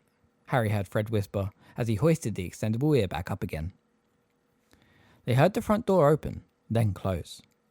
"Snape never eats here," Ron told Harry quietly. "Thank God. Come on." "And don't forget to keep your voice down in the hall, Harry," Hermione whispered.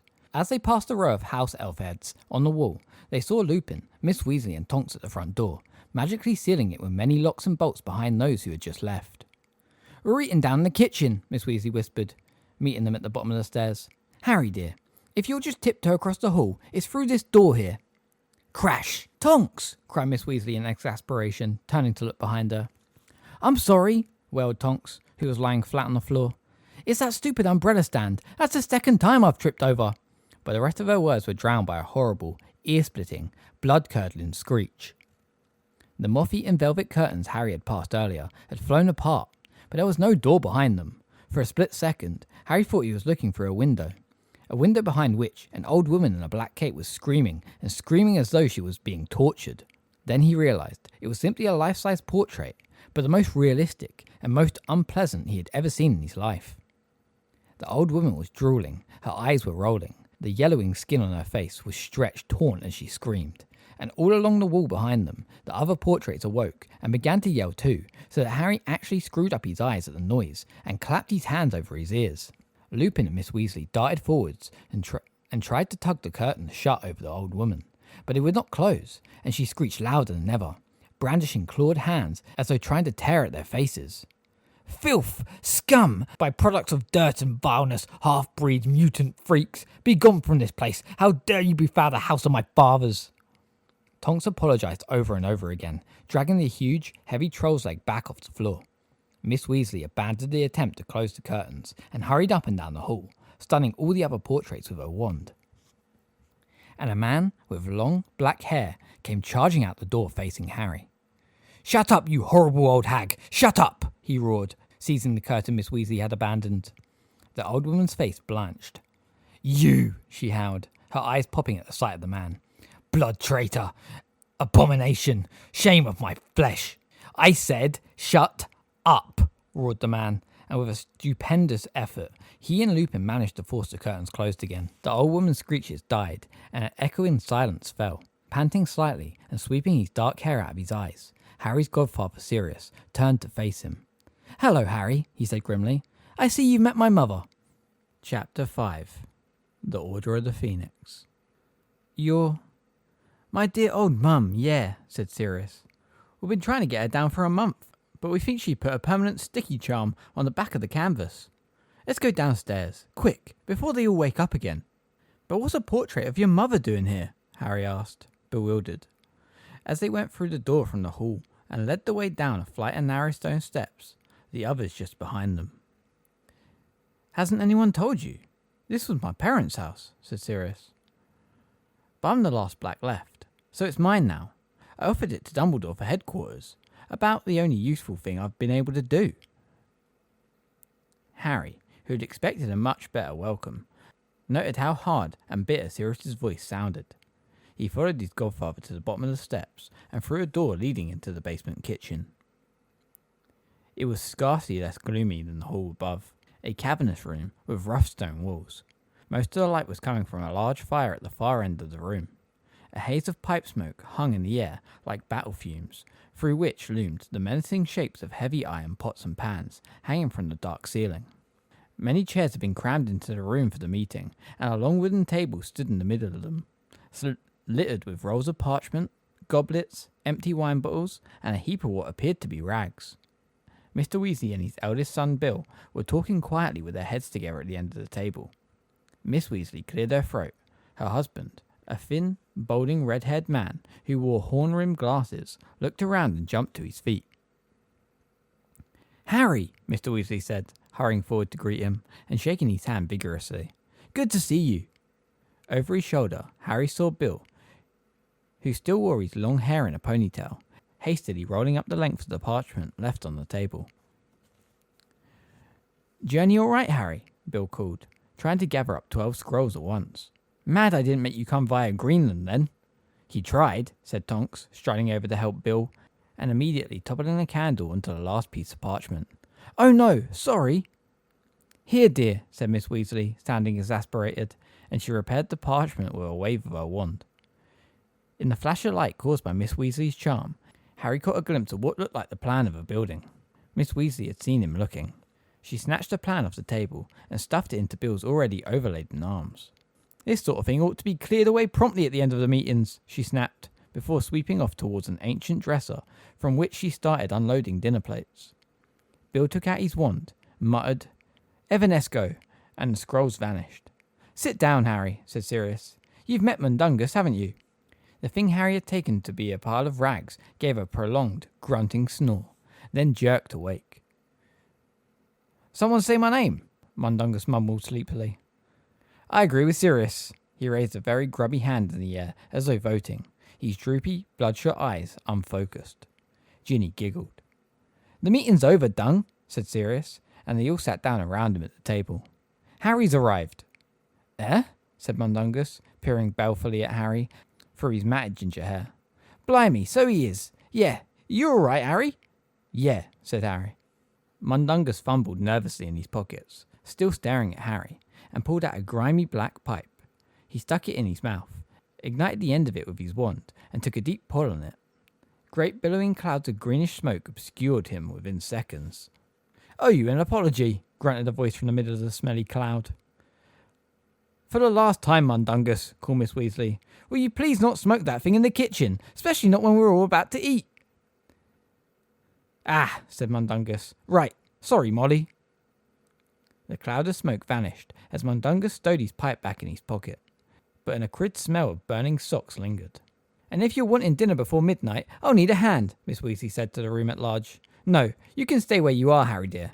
You've had a long journey." "What can I do, Molly?" said Tonks enthusiastically, bounding forwards. Miss Weasley hesitated, looking apprehensive. No, it's all right, Tonks. You have a rest too. You've done enough today." No, I want to help," said Tonks brightly, knocking over a chair as she hurried towards the dresser, from which Ginny was collecting cutlery.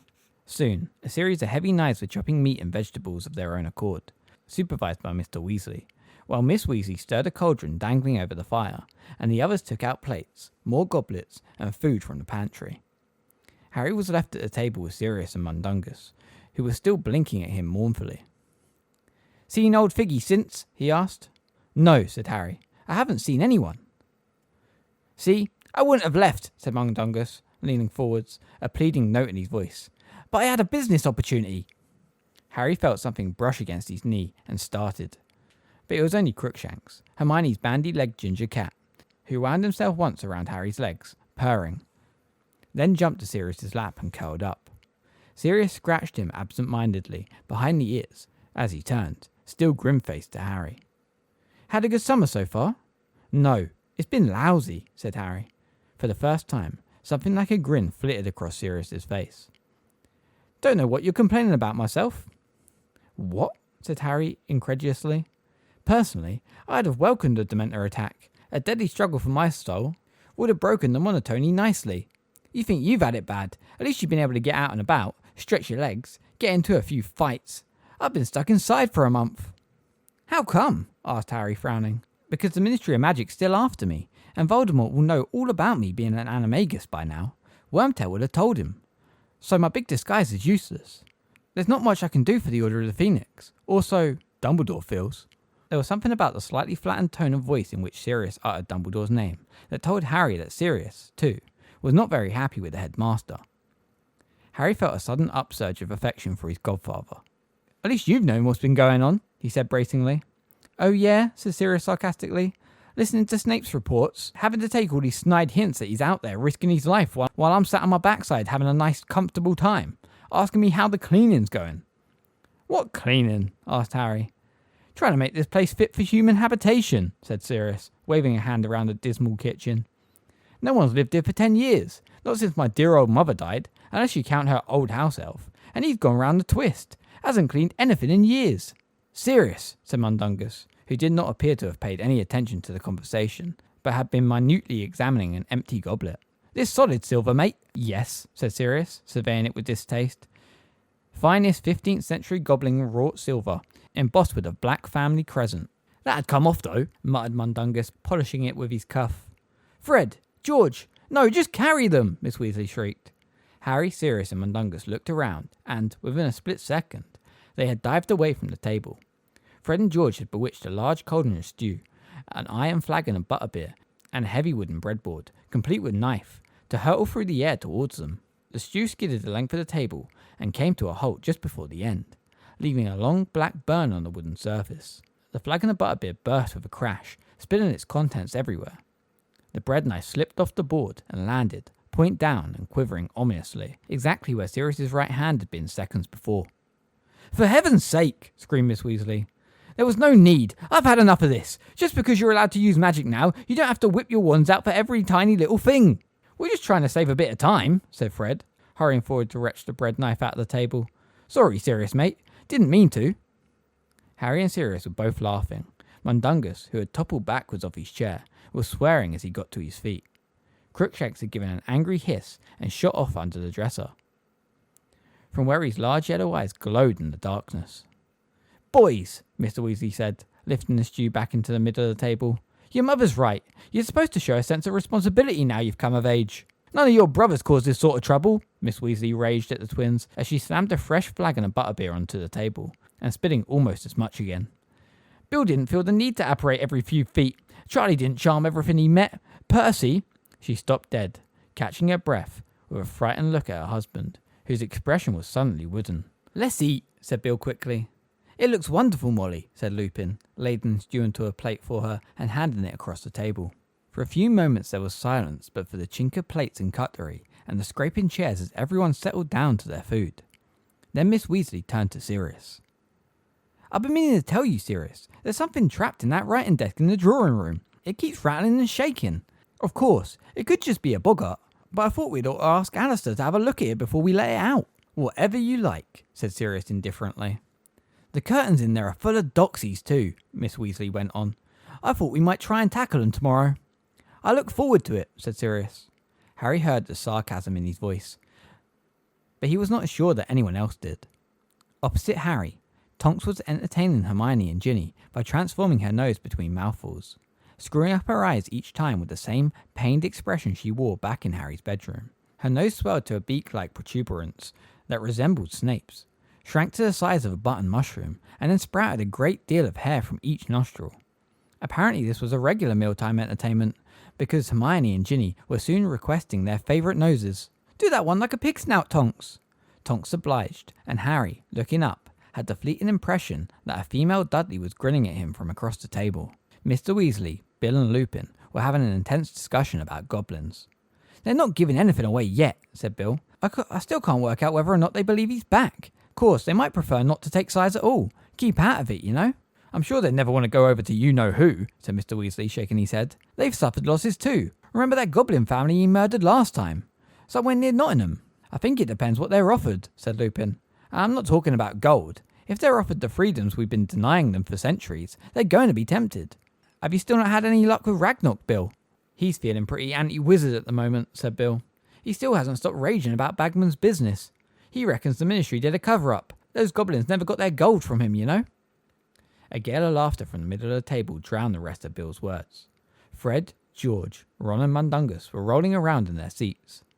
And then, choked Mundungus, tears running down his face, and then, if you'll believe it, he says to me, "Here, Dung, where'd you get all them toads from? 'Cause some son of a bludger's gone and nicked all mine." And I says, "Nicked all your toads, Will. What next? So you'll be wanting some more then?" And if you'll believe me, lads, the Gormless Gargles buys all its own toads back off me for a lot more for what he paid for in the first place. I don't think we need to hear any more of your business dealings, thank you very much, Mundungus, said Miss Weasley sharply, as Ron slumped forwards onto the table, howling with laughter. Beg your pardon, Molly, said Mundungus at once, wiping his eyes and winking at Harry. But Will nicked him off Warty Harris in the first place, so I wasn't really doing nothing wrong. I don't know where you learnt about right and wrong, Mundungus, but you seem to have missed a few crucial lessons, said Miss Weasley coldly. Fred and George buried their faces in their goblets of butterbeer. George was hiccuping. For some reason, Miss Weasley threw a very nasty look at Sirius before getting to her feet and going to fetch a large rhubarb crumble for pudding. Harry looked around at his godfather. Molly doesn't approve of Mundungus, said Sirius in an undertone. How come he's in the Order? Harry said very quietly. He's useful, Sirius muttered. Knows all the crooks. Well, he would, seeing as he's one himself. But he's also very loyal to Dumbledore, who helped him out of a tight spot once. It pays to have someone like Dung around. He hears things we don't. But Molly thinks inviting him here to stay for dinner is going too far. She hasn't forgiven him for slipping off duty when he was supposed to be telling you. 3 helpings of rhubarb crumble and custard later, and the waistband of Harry's jeans was feeling uncomfortably tight, which was saying something as the jeans had once been Dudley's. As he laid down his spoon, there was a lull in the general conversation. Mr. Weasley was leaning back in his chair, looking replete and relaxed. Tonks was yawning widely, her nose now back to normal, and Ginny, who had lured Crookshanks out from under her dresser, was sitting cross-legged on the floor, rolling butterbeer corks for him to chase. Nearly time for bed, I think, said Miss Weasley with a yawn. Not just yet, Molly, said Sirius, pushing away his empty plate and turning to look at Harry. I'm surprised at you. I thought the first thing you'd do when you got here would be to start asking questions about Voldemort. The atmosphere changed in the room, with a rapidity Harry associated with the arrival of Dementors. Where seconds later it had been sleepily relaxed, it was now alert, even tense. A frisson had gone around the table at the mention of Voldemort's name. Lupin, who had been about to take a sip of wine, lowered his goblet slowly, looking wary. I did, said Harry indignantly. I asked Ron and Hermione, but they said we're not allowed in the Order, so...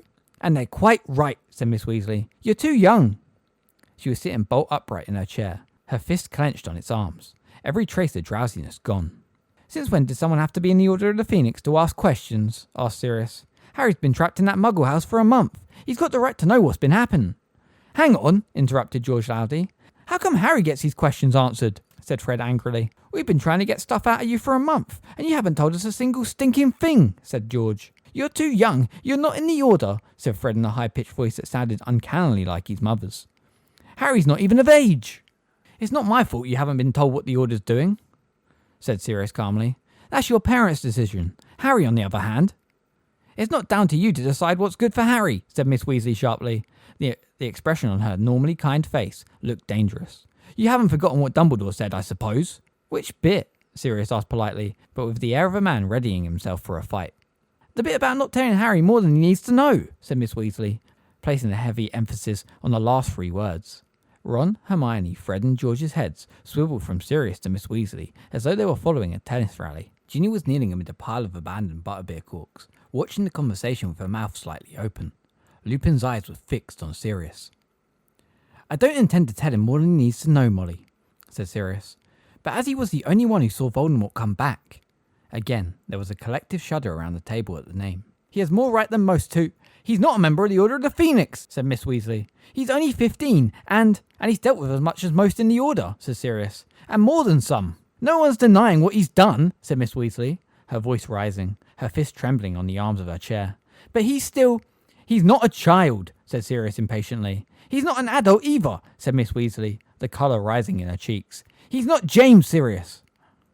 I'm perfectly clear who he is, thanks, Molly, said Sirius coldly.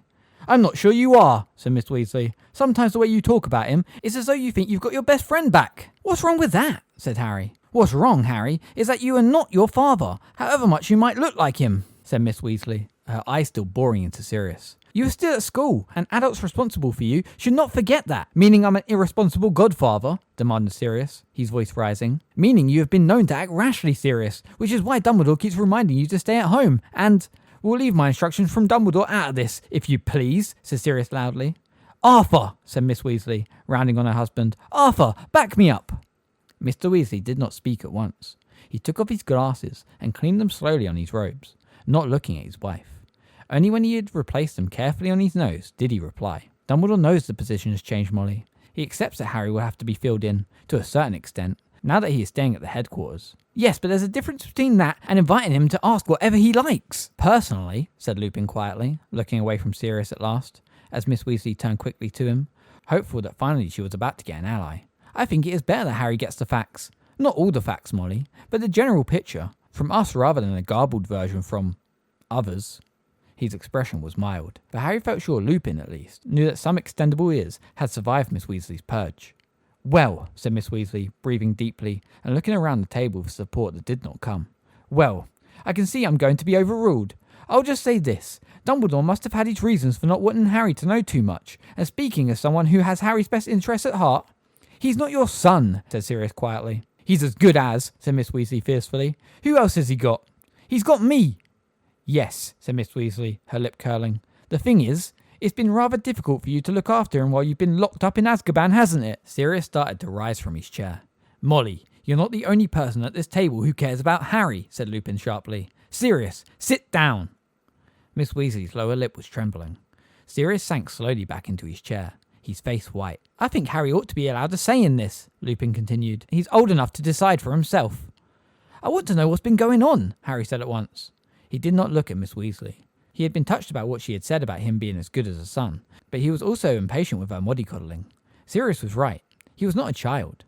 Very well, said Miss Weasley, her voice cracking. Ginny, Ron, Hermione, Fred, George, I want you out of this kitchen now. There was an instant uproar. We're of age, Fred and George bellowed together. If Harry's allowed, why can't I? Shouted Ron. Mum, I want to hear, wailed Ginny. No, shouted Miss Weasley, standing up, her eyes overbright. I absolutely forbid. Molly, you can't stop Fred and George, said Mr. Weasley wearingly. They're of age. They're still at school. But they're legally adults now, said Mr. Weasley in the same tired voice. Miss Weasley was now scarlet in the face. Oh, all right then. Fred and George can stay. But Ron, Harry will tell me and Hermione everything you say anyway, said Ron hotly. Won't you? He added uncertainly, meeting Harry's eyes. For a split second, Harry considered telling Ron he wouldn't tell him a single word, that he could try a taste of being kept in the dark and see how he liked it. But the nasty impulse vanished as they looked at each other. Course I will, Harry said. Ron and Hermione beamed. Fine, shouted Miss Weasley. Fine. Ginny, bed. Ginny did not go quietly. They could hear her raging and storming at her mother all the way up the stairs, and when she reached the hall, Miss Black's ear-splitting shrieks were added to the din. Lupin hurried off to the portrait to restore calm. It was only after he had returned, closing the kitchen door behind him and taking his seat at the table again, that Sirius spoke. Okay, Harry, what do you want to know? Harry took a deep breath and asked a question that had obsessed him for the last month. Where's Voldemort? He said, ignoring the renewed shudders and winces at the name. What's he doing? I've been trying to watch the Muggle news, and there hasn't been anything that looks like him yet. No funny deaths or anything. That's because there haven't been any funny deaths yet, said Sirius. Not as far as we know anyway. And we know quite a lot. More than he thinks we do anyway, said Lupin. How come he stopped killing people? Harry asked. He knew Voldemort had murdered more than once in the last year alone. Because he doesn't want to draw attention to himself, said Sirius. It would be dangerous for him. His comeback didn't come off quite the way you wanted it to, you see. He messed it up. Or rather, you messed it up for him, said Lupin, with a satisfied smile. How? Harry asked, perplexed. You weren't supposed to survive, said Sirius. Nobody apart from his Death Eaters was supposed to know he'd come back, but you survived to bear witness. And the very last person he wanted alerted to his return the moment he got back was Dumbledore, said Lupin, and you made sure Dumbledore knew at once. How has that helped? Harry asked. Are you kidding? Said Bill incredulously. Dumbledore was the only one you know who was ever scared of. Thanks to you, Dumbledore was able to recall the Order of the Phoenix about an hour after Voldemort returned, said Sirius. So what's the Order been doing? Said Harry, looking around at them all. Working as hard as we can to make sure Voldemort can't carry out his plans, said Sirius. How do you know what his plans are? Harry asked quickly. Dumbledore's got a shrewd idea, said Lupin, and Dumbledore's shrewd ideas normally turn out to be accurate. So what does Dumbledore reckon he's planning? Well, firstly, he wants to build up his army again, said Sirius. In the old days, he had huge numbers at his command. Witches and wizards he'd bullied or bewitched into following him. His faithful Death Eaters, a great variety of dark creatures. You heard him planning to recruit the Giants. Well, they'll just be one of the groups he's after. He's certainly not going to try and take on the Ministry of Magic with only a dozen Death Eaters. So you're trying to stop him from getting more followers? We're doing our best, said Lupin. How? Well, the main thing is to try and convince as many people as possible that you know who has returned. To put them on their guard, said Bill. It's proving tricky, though. Why? Because of the ministry's attitude, said Tonks. You saw Cornelius Fudge after you know who came back, Harry. Well, he hasn't shifted his position at all. He's absolutely refusing to believe it's happened. But why? Said Harry desperately. Why is he being so stupid? If Dumbledore... Ah, well, you've got your finger on the problem, said Mr. Weasley with a wry smile. Dumbledore. Fudge is frightened of him, you see, said Tonks sadly. Frightened of Dumbledore, said Harry incredulously. Frightened of what he's up to, said Mr. Weasley. Fudge thinks Dumbledore's plotting to overthrow him. He thinks Dumbledore wants to be the Minister of Magic. But Dumbledore doesn't want... Of course he doesn't, said Mr. Weasley. He's never wanted the minister's job, even though a lot of people wanted him to take it when Millicent Bagnold retired. Fudge came to power instead. But he's never quite forgotten how much popular support Dumbledore had, even though Dumbledore never applied for the job. Deep down, Fudge knows Dumbledore is much cleverer than he is, a much more powerful wizard, and in the early days of the Ministry, he was forever asking Dumbledore for help and advice, said Lupin. But it seems he's become more fond of power, and much more confident. And he's managed to convince himself that he's the clever one, and Dumbledore's simply stirring up trouble for the sake of it. How can he think like that? Said Harry angrily. How can he think Dumbledore would make it all up? That I'd make it all up? Because accepting that Voldemort's back would mean trouble like the Ministry hasn't had to cope with for nearly 14 years, said Sirius bitterly. Fudge just can't bring himself to face it. It's so much more comfortable to convince himself Dumbledore's lying to destabilise him. You see the problem, said Lupin. While the Ministry insists that there is nothing to fear from Voldemort, it's hard to convince people he's back, especially as they really don't want to believe it in the first place. What's more, the Ministry is leaning heavily on the Daily Prophet not to report any of what they're calling Dumbledore's rumour-mongering, so most of the wizarding community are completely unaware anything's happened, and that makes them easy targets for Death Eaters if they're using the Imperius Curse. But you're telling people, aren't you? Said Harry, looking around at Mr. Weasley, Sirius, Bill, Mundungus, Lupin and Tonks. You're letting people know he's back? They all smiled humorously. Well, as everyone thinks I'm a mass murderer, and the Ministry's put a 10,000 galleon price on my head, I can hardly stroll up the street and start handing out leaflets, can I? Said Sirius restlessly. And I'm not a very popular dinner guest with most of the community, said Lupin. It's an occupational hazard of being a werewolf. Tonks and Arthur would lose their jobs at the Ministry if they started shooting their mouths off, said Sirius.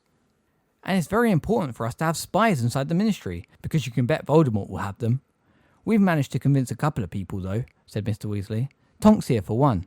She's too young to have been in the Order of the Phoenix the last time, and having auras on our side is a huge advantage. Kingsley Shacklebolt's been a real asset too.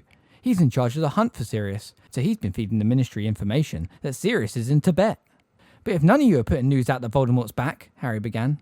Who said none of us are putting the news out, said Sirius. Why do you think Dumbledore's in so much trouble? What do you mean? Harry asked. They're trying to discredit him, said Lupin. Didn't you see the Daily Prophet last week? They reported that he'd be voted out of the chairmanship of the International Confederation of Wizards because he's getting old and losing his grip. But it's not true. He was voted out by Ministry wizards after he made a speech announcing Voldemort's return. They've demoted him from Chief Warlock on the Wizard Gamut. That's the Wizard High Court. And they're talking about taking away his Order of Merlin First Class too. But Dumbledore says he doesn't care what they do as long as they don't take him off chocolate frog cards, said Bill, grinning. It's no laughing matter, said Mr. Weasley sharply. If he carries on defying the Ministry like this, he could end up in Azkaban. And the last thing we want is to have Dumbledore locked up. Well, you know who knows Dumbledore's out there and wise to what he's up to. He's going to go cautiously. If Dumbledore's out of the way, well, you know who will have a clear field. But if Voldemort's trying to recruit more Death Eaters, it's bound to get out that he's come back, isn't it? Asked Harry desperately. Voldemort doesn't march up to people's houses and bang on their front doors, Harry, said Sirius. He tricks, jinxes, and blackmails them. He's well practiced at operating in secret. In any case, gathering followers is only one thing he's interested in. He's got other plans too. Plans he can carry into operation very quietly indeed. And he's concentrating on those for the moment. What's he after apart from followers? Harry asked swiftly. He thought he saw Sirius and Lupin exchange the most fleeting of looks before Sirius answered. Stuff he can only get by stealth. When Harry continued to look puzzled, Sirius said, like a weapon. Something he didn't have last time. When he was powerful before? Yes. Like what kind of weapon? Said Harry. Something worse than the Avada Kedavra. That's enough! Miss Weasley spoke from the shadows beside the door. Harry hadn't noticed her return from taking Ginny upstairs. Her arms were crossed and she looked furious. I want you in bed now, all of you, she added, looking around at Fred, George, Ron and Hermione. You can't boss us, Fred began. Watch me, snarled Miss Weasley. She was trembling slightly as she looked at Sirius. You've given Harry plenty of information. Any more and you might just as well induct him into the Order straight away. Why not? Said Harry quickly. I'll join. I want to join. I want to fight. No. It was not Miss Weasley who spoke this time, but Lupin. The Order is comprised only of overaged wizards, he said. Wizards who have left school, he added, as Fred and George opened their mouths. There are dangers involved of which you can have no idea. Any of you. I think Molly's right, Sirius. We've said enough. Sirius half shrugged, but did not argue. Miss Weasley beckoned imperiously to her sons and Hermione. One by one they stood up, and Harry, recognizing defeat, followed suit. Chapter 6. The Noble and Most Ancient House of Black. Miss Weasley followed them upstairs looking grim. I want you all to go straight to bed. No talking, she said, as they reached the first landing. We've got a busy day tomorrow. I expect Ginny's asleep, she added to Hermione. So try not to wake her up. Asleep? Yeah, right, said Fred in an undertone, after Hermione bade them good night, and they were climbing to the next floor. If Ginny's not lying awake waiting for Hermione to tell her everything they said downstairs, then I'm a flobberworm. All right, Ron, Harry, said Miss Weasley on the second landing, putting them into their bedroom. Off to bed with you. Night, Harry and Ron said to the twins. Sleep tight, said Fred, winking. Miss Weasley closed the door behind Harry with a sharp snap. The bedroom looked, if anything, even darker and gloomier than it had at first sight. The blank picture on the wall was now breathing very slowly and deeply, as though its invisible occupant was asleep. Harry put on his pyjamas, took off his glasses, and climbed into his chilly bed, while Ron threw owl treats up on top of the wardrobe to pacify Hedwig and Pigwidgeon, who were chattering around and rustling their wings relentlessly. We can't let them out to hunt every night, Ron explained as he pulled on his maroon pyjamas.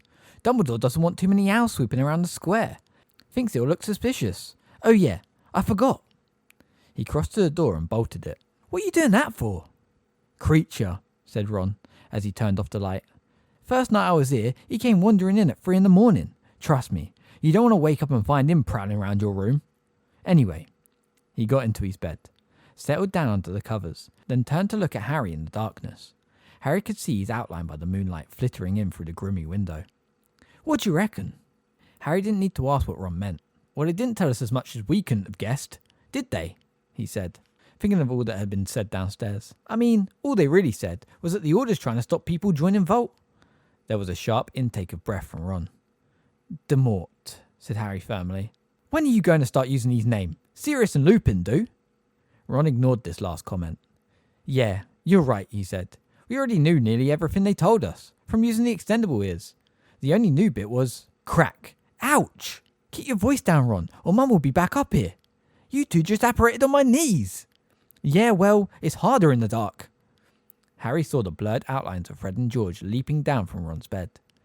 There was a groan of bed strings, and Harry's mattress descended a few inches as George sat down near his feet. So got there yet? Said George eagerly. The weapon Sirius has mentioned, said Harry. Let's slip more like, said Fred with relish, now sitting next to Ron. We didn't hear about that on the old extendables, did we? What do you reckon it is? Said Harry. Could be anything, said Fred. But there can't be anything worse than the Avada Kedavra curse, can there? Said Ron. What's worse than death? Maybe it's something that can kill loads of people at once, suggested George. Maybe it's some particularly painful way of killing people, said Ron fearfully. He's got the Cruciatus curse for causing pain, said Harry. He doesn't need anything more efficient than that. There was a pause, and Harry knew that the others, like him, were wondering what horrors this weapon could perpetrate.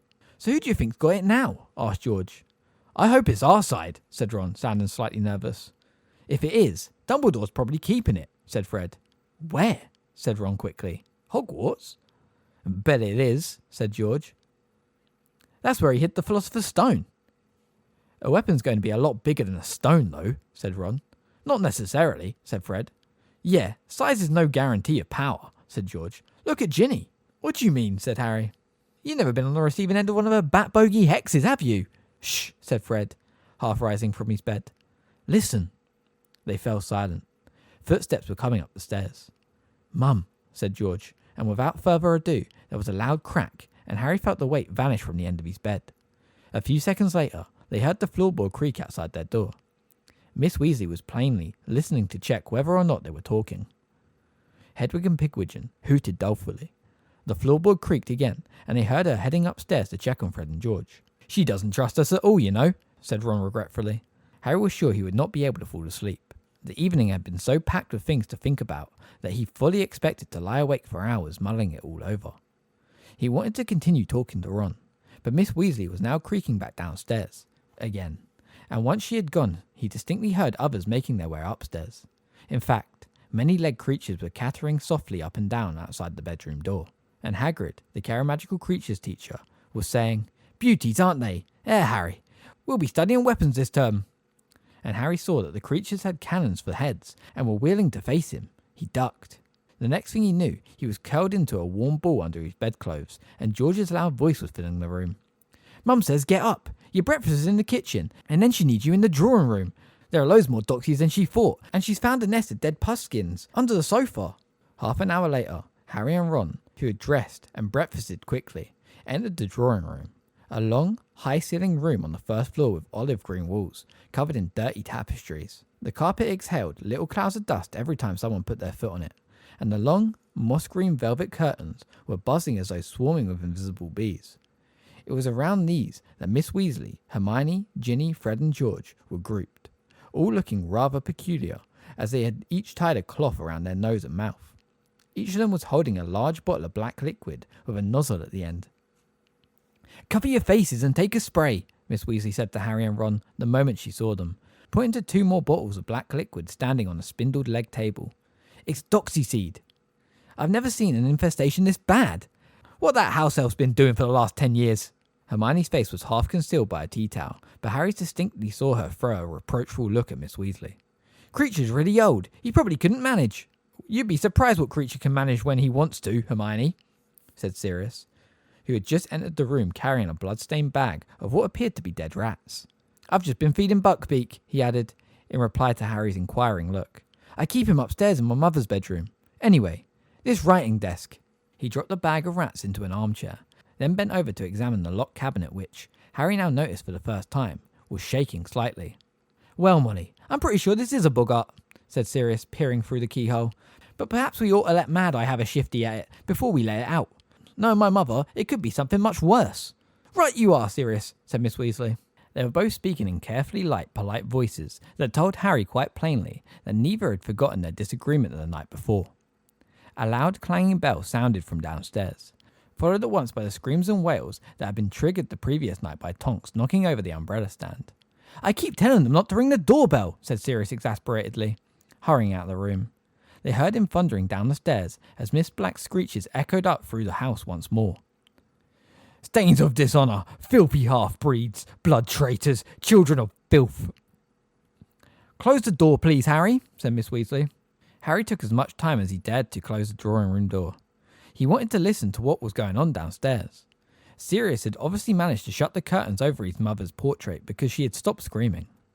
He heard Sirius walking down the hall, then the clattering of the chain on the front door, and then a deep voice he recognised as Kingsley Shacklebolt saying, "Hesty has just relieved me. So she's got Moody's cloak now. Thought I'd leave a report for Dumbledore." Feeling Miss Weasley's eyes on the back of his head, Harry regretfully closed the drawing room door and rejoined the Doxy party. Miss Weasley was bending over to check the page on Doxies in Gilderoy Lockhart's Guide to Household Pests, which was lying open on the sofa. "Right, you lot. You need to be careful, because Doxies bite and their teeth are poisonous. I've got a bottle of antidote here, but I'd rather nobody needed it." She straightened up, positioned herself squarely in front of the curtains, and beckoned them all forwards. "When I say the word, start spraying immediately," she said. "Then they'll come flying out at us, I expect, but it says on the sprays 1 good squirt will paralyse them. When they're immobilised, just throw them in this bucket." She stepped carefully out of their line of fire and raised her own spray. "All right, squirt!" Harry had been spraying only a few seconds when a fully grown Doxy came soaring out of the fold in the material. Shiny beetle-like wings, wiring, tiny needle-sharp teeth bared, its fairy-like body covered with thick black hair, and its 4 tiny fists, clenched with fury. Harry caught it full on in the face with a blast to Doxy's side. It froze in midair and fell, with a surprisingly loud thunk, onto the worn carpet below.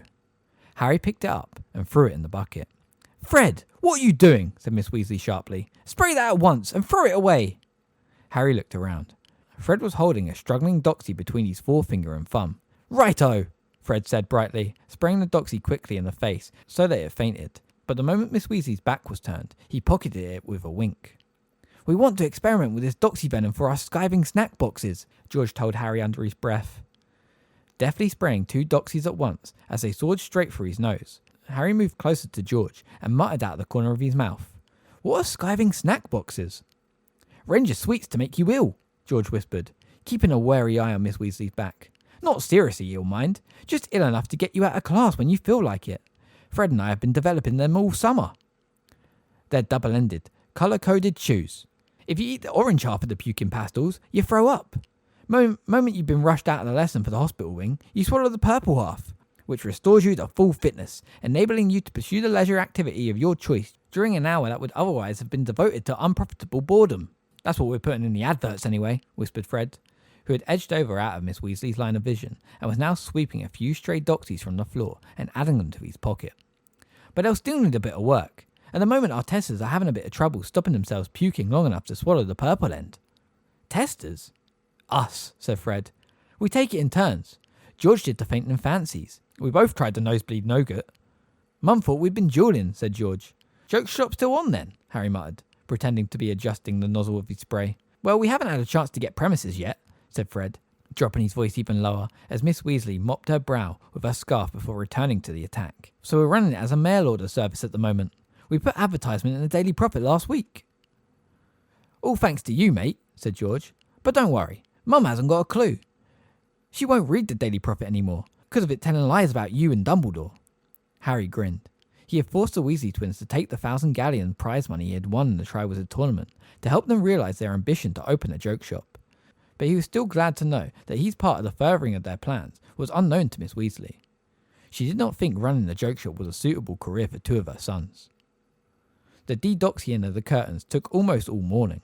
It was past midday when Miss Weasley finally removed her protective scarf, sank into a sagging armchair, and sprang up again with a cry of disgust, having sat on the bag of dead rats. The curtains were no longer buzzing. They hung limp and damp from the intensive spraying. At the foot of them, unconscious doxies lay crammed into buckets beside a bowl of their black eggs, at which Crookshanks was now sniffing, and Fred and George were shooting convacious looks. "I think we'll tackle those after lunch."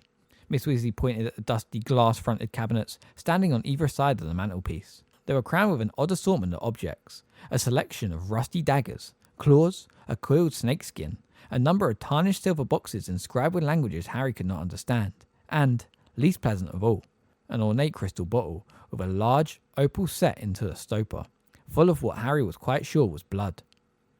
The clanging doorbell rang again. Everyone looked at Miss Weasley. "Stay here," she said firmly, snatching up the bag of dead rats as Miss Black's screeching started up again from down below.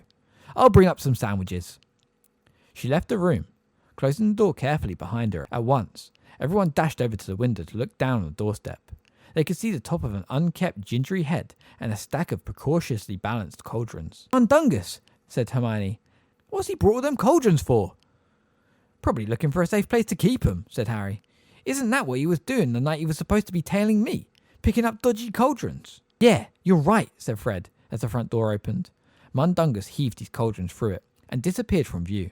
"Blimey, Mum won't like that." Him and George crossed to the door and stood beside it, listening intently. Miss Black's screamings had stopped. "Mundungus is talking to Sirius and Kingsley," Fred muttered, frowning with concentration. "Can't hear properly. Do you reckon we can risk the extendable ears?" "Might be worth it," said George. "I could sneak upstairs and get a pair." But at that precise moment, there was an explosion of sound from downstairs that rendered extendable ears quite unnecessary. All of them could hear exactly what Miss Weasley was shouting at the top of her voice. "We are not running a hideout for stolen goods!" "I love hearing Mum shouting at someone else," said Fred, with a satisfied smile on his face, as he opened the door an inch or so to allow Miss Weasley's voice to permeate the room better. "It makes such a nice change." "Completely irresponsible, and as if we haven't got enough to worry about without you dragging stolen cauldrons into the house." "The idiots are letting her get into her stride," said George, shaking his head. "You've got to head her off early, otherwise she builds up a head of steam and goes on for hours. And she's been dying to have a go at Mundungus ever since he sneaked off, when he was supposed to be following you, Harry." "And there goes Sirius's mum again." Miss Weasley's voice was lost amid fresh squeaks and screams from the portraits in the hall. George made to shut the door to drown the noise, but before he could do so, a house elf edged into the room. Except for a filthy rag tied like a loincloth around its middle, it was completely naked. It looked very old. Its skin seemed to be several times too big for it, and, though it was bald like all the house elves, there was a quantity of white hair growing out of its large, bat-like ears. Its eyes were bloodshot and watery grey, and its fleshy nose was large and rather snout-like. The elf took absolutely no notice of Harry and the rest, acting as though it could not see them. It shuffled hunchbacked, slowly and dodgily towards the far end of the room, all the while muttering under its breath in a hoarse, deep voice like a bullfrog's. Smells like a drain and a criminal to boot, but she's no better. Nasty old blood traitor with her brats messing up my mistress's house. Oh, my poor mistress, if she knew the scum they've let into her house, what would she say to old creature? Oh, the shame of it. Mudbloods and werewolves and traitors and thieves. Poor old creature, what could he do? Hello, creature, said Fred very loudly, closing the door with a snap. The house elf froze in his tracks, stopped muttering, and gave a very pronounced and very unconvincing start of surprise.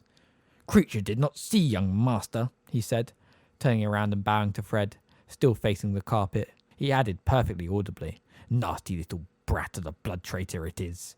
Sorry, said George. Didn't catch that last bit. Creature said nothing, said the elf, with a second bow to George, adding in a clear undertone, and there's its twin, unnatural little beasts they are. Harry didn't know whether to laugh or not. The house elf straightened up, eyeing them all malevolently, and apparently convinced that they could not hear him as he continued to mutter. And there's the mudblood standing there bold as brass. Oh, if my mistress knew, oh, how she'd cry. And there's a new boy, creature doesn't know his name. What is he doing here? Creature doesn't know. This is Harry, creature, said Hermione tentatively. Harry Potter. Creature's pale eyes widened, and he muttered faster and more furiously than ever. The mudblood is talking to creature as though she is my friend. If creature's mistress saw him in such company, oh, what would she say? Don't call her a mudblood, said Ron and Ginny together, very angrily. It doesn't matter, Hermione whispered. He's not in his right mind. He doesn't know what he's... Don't kid yourself, Hermione. He knows exactly what he's saying, said Fred, eyeing Creature with great dislike. Creature was still muttering, his eyes on Harry. Is it true? Is this Harry Potter? Creature can see the scar. It must be true. That boy's who stopped the Dark Lord? Creature wonders how he did it. Don't we all, Creature? Said Fred. What do you want anyway? George asked. Creature's eyes darted towards George. Creature is cleaning, he said evasively. A likely story, said a voice behind Harry. Sirius had come back. He was glowering at the elf from the doorway. The noise in the hall had abated. Perhaps Miss Weasley and Mundungus had moved their argument downstairs into the kitchen. At the sight of Sirius, Creature flung himself into a ridiculously low bow and flattened his snout-like nose on the floor. Stand up straight, said Sirius impatiently. Now, what are you up to? Creature is cleaning, the elf repeated. Creature lives to serve the noble house of Black. And it's getting blacker every day. It's filthy, said Sirius. Master's always liked his little joke, said Creature, bowing again, and continuing in an undertone. Master was a nasty, ungrateful swine who broke his mother's heart. My mother didn't have a heart, Creature, snapped Sirius. She kept herself alive out of pure spite. Creature bowed again as he spoke.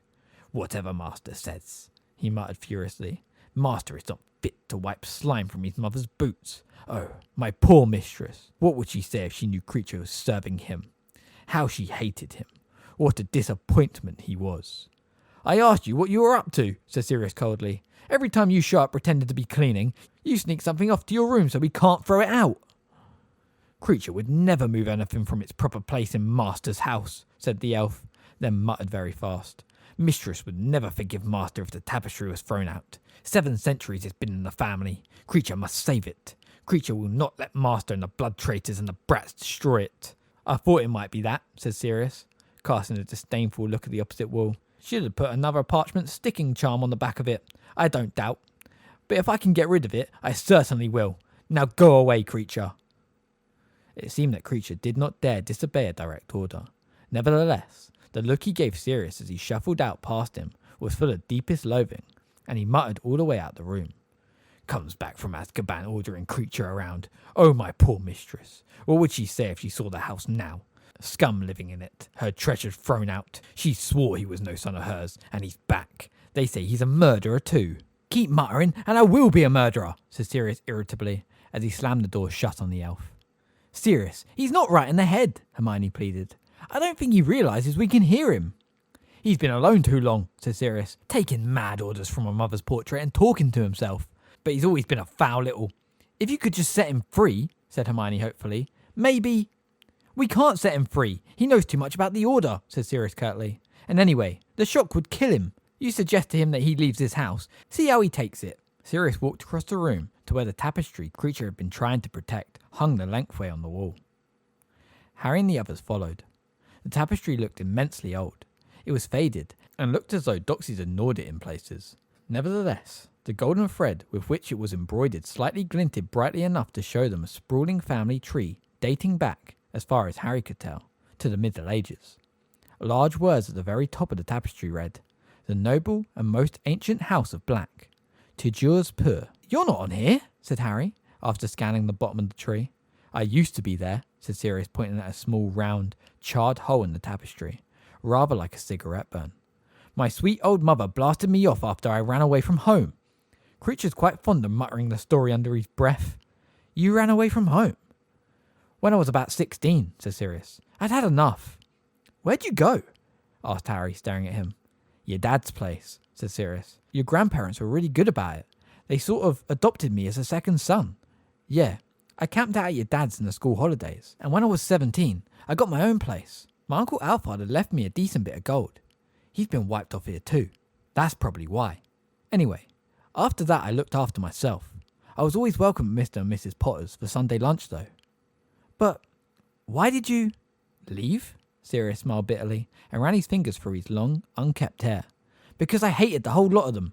My parents, with their pure blood mania, convinced that to be a Black made you practically royal. My idiot brother, soft enough to believe them. That's him. Sirius jabbed a finger at the very bottom of the tree, at the name Regulus Black. A date of death, some 15 years previously, followed the date of birth. He was younger than me, said Sirius, and a much better son, as I was constantly reminded.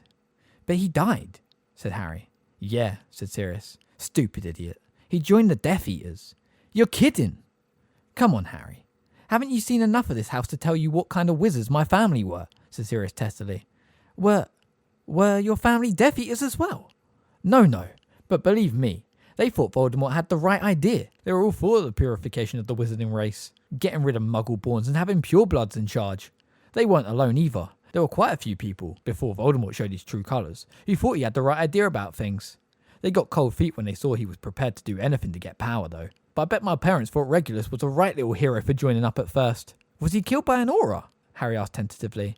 Oh no, said Sirius. No, he was murdered by Voldemort. Or, on Voldemort's orders, more likely. I doubt Regulus was ever important enough to be killed by Voldemort in person. From what I found out after he died, he got in so far, then panicked about what he was being asked to do, and tried to back out.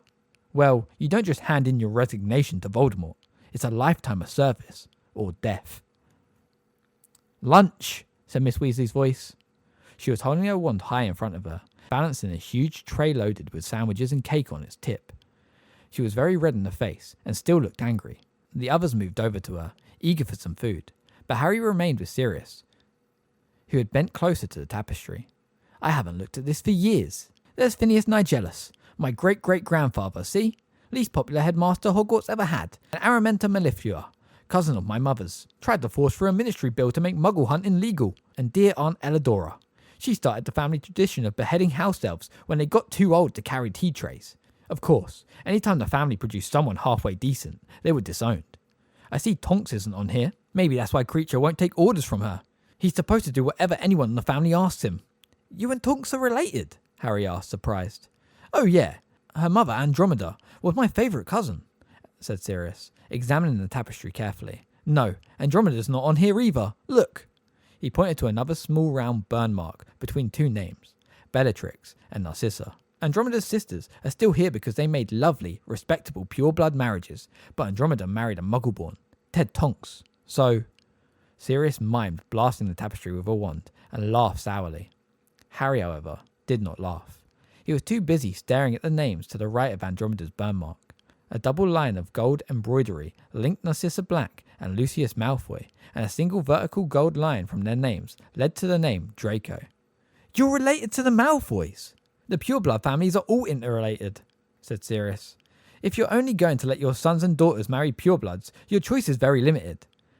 There are hardly any of us left. Molly and I are cousins by marriage, and Arthur's something like my second cousin once removed. But there's no point looking for them on here.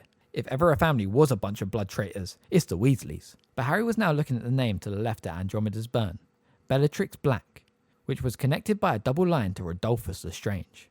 Lestrange, Harry said aloud. The name had stirred something in his memory. He knew it from somewhere, but for a moment he couldn't think where. But it gave him an odd, creeping sensation in the pit of his stomach. They're in Azkaban, said Sirius shortly.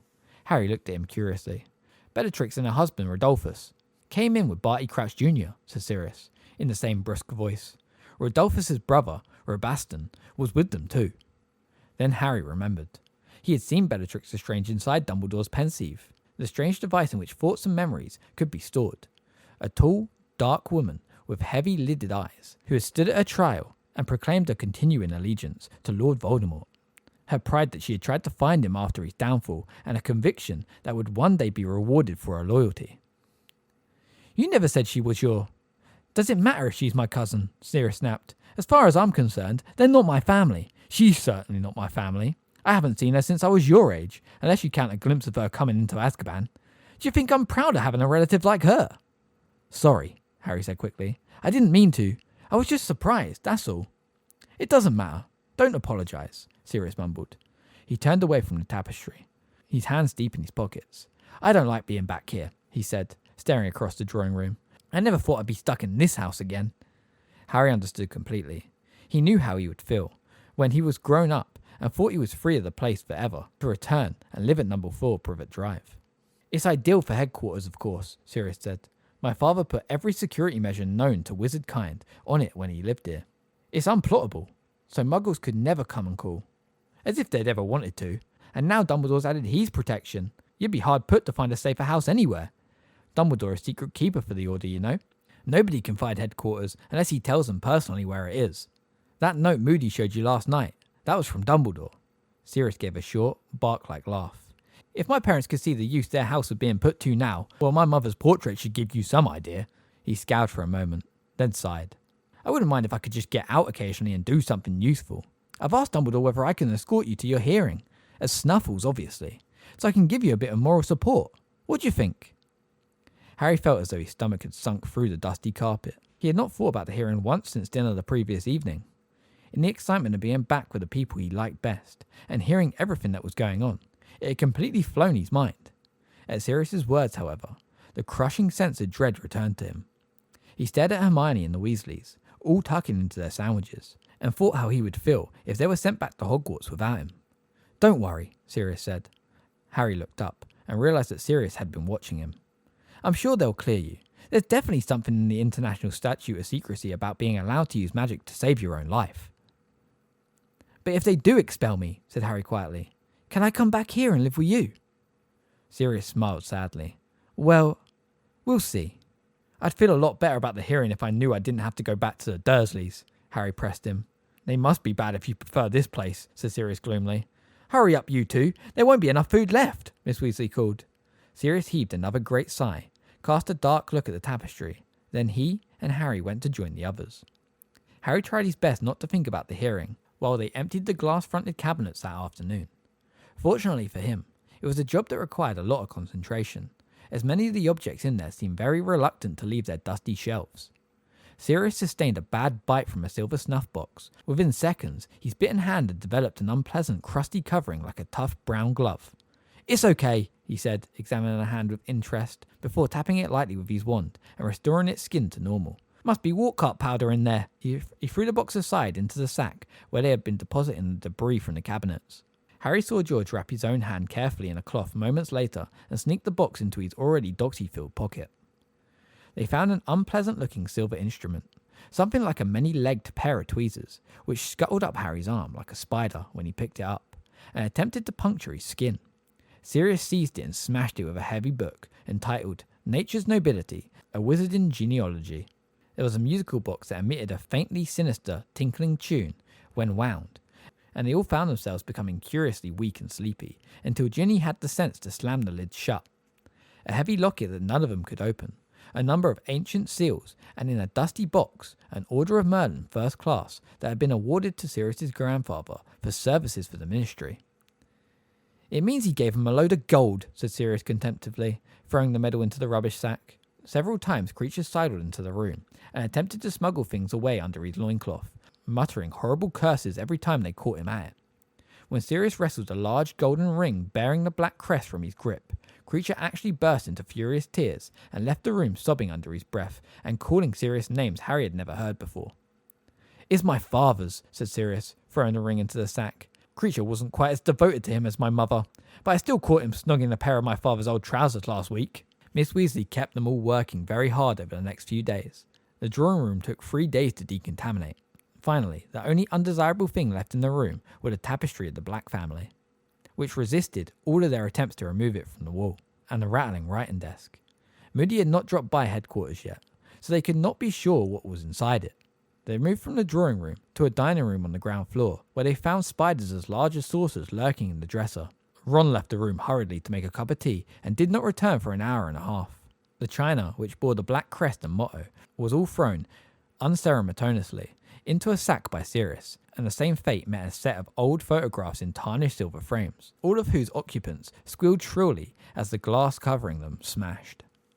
Snape might refer to their work as cleaning, but in Harry's opinion, they were really waging war on the house, which was putting up a very good fight.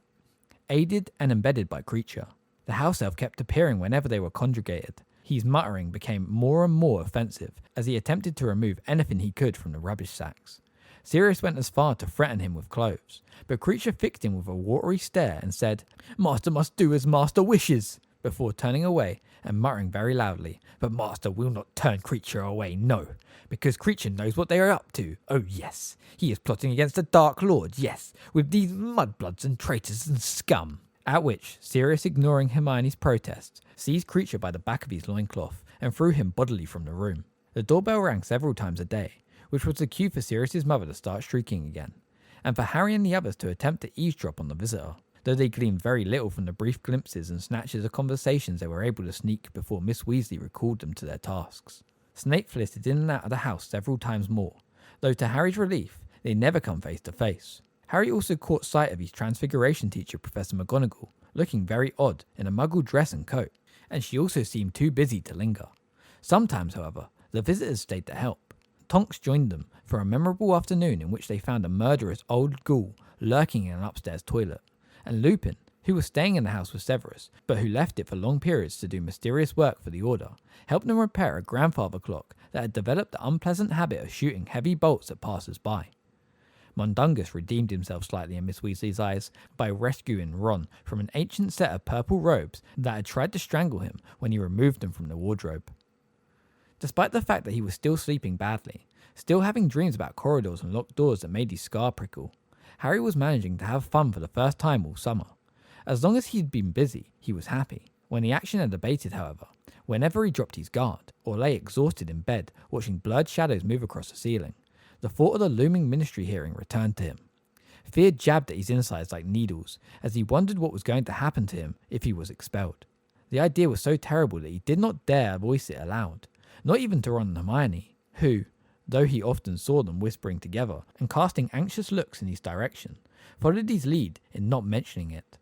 Sometimes he could not prevent his imagination showing him a faceless ministry official who was snapping his wand in two and ordering them back to the Dursleys.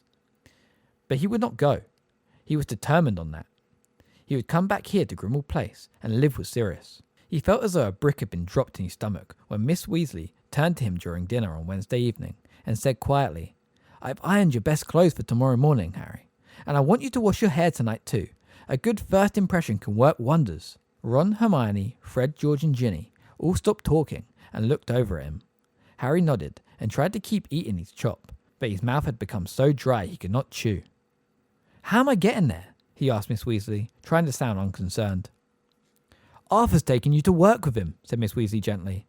Mr. Weasley smiled encouragingly at Harry across the table. "You can wait in my office until it's time for the hearing," he said.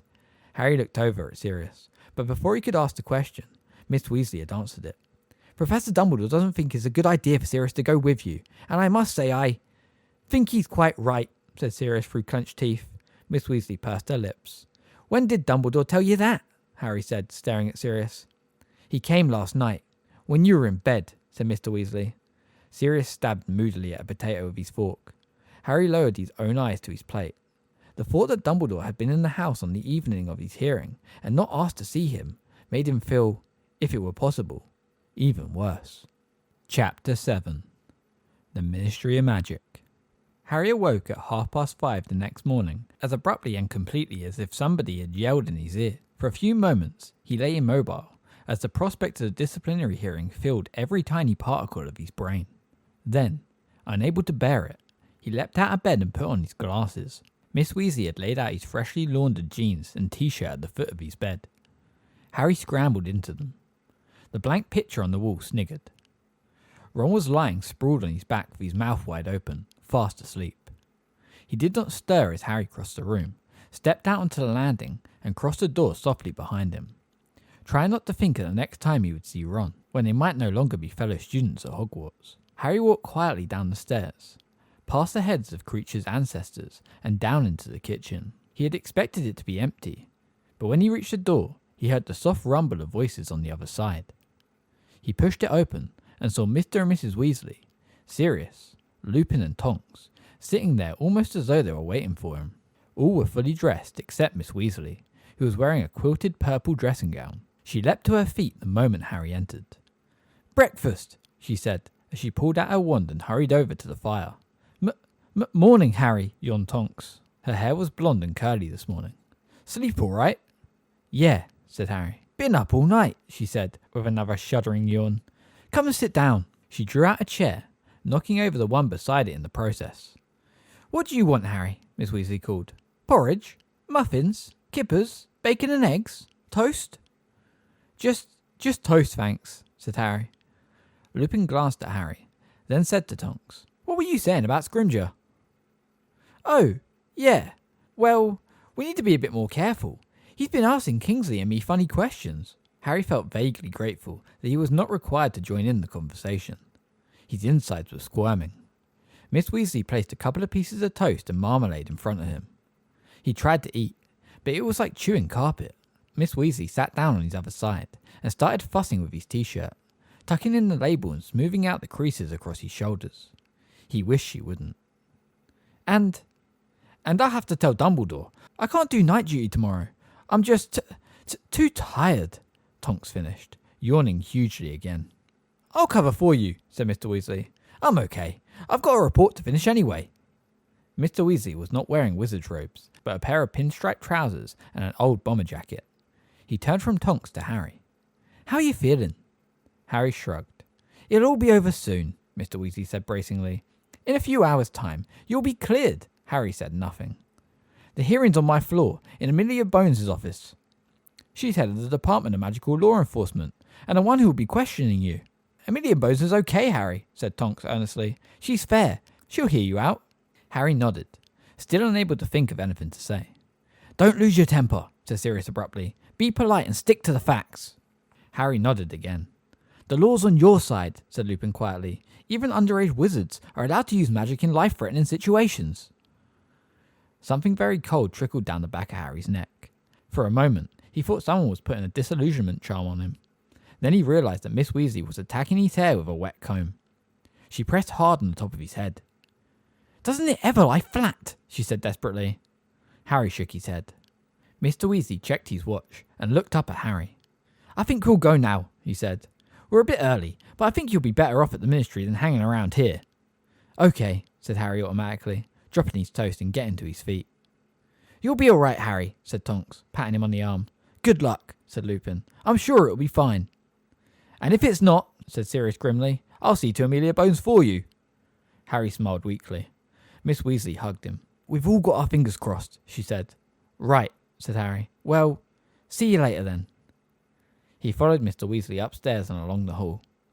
He could hear Sirius's mother grunting in her sleep behind her curtains.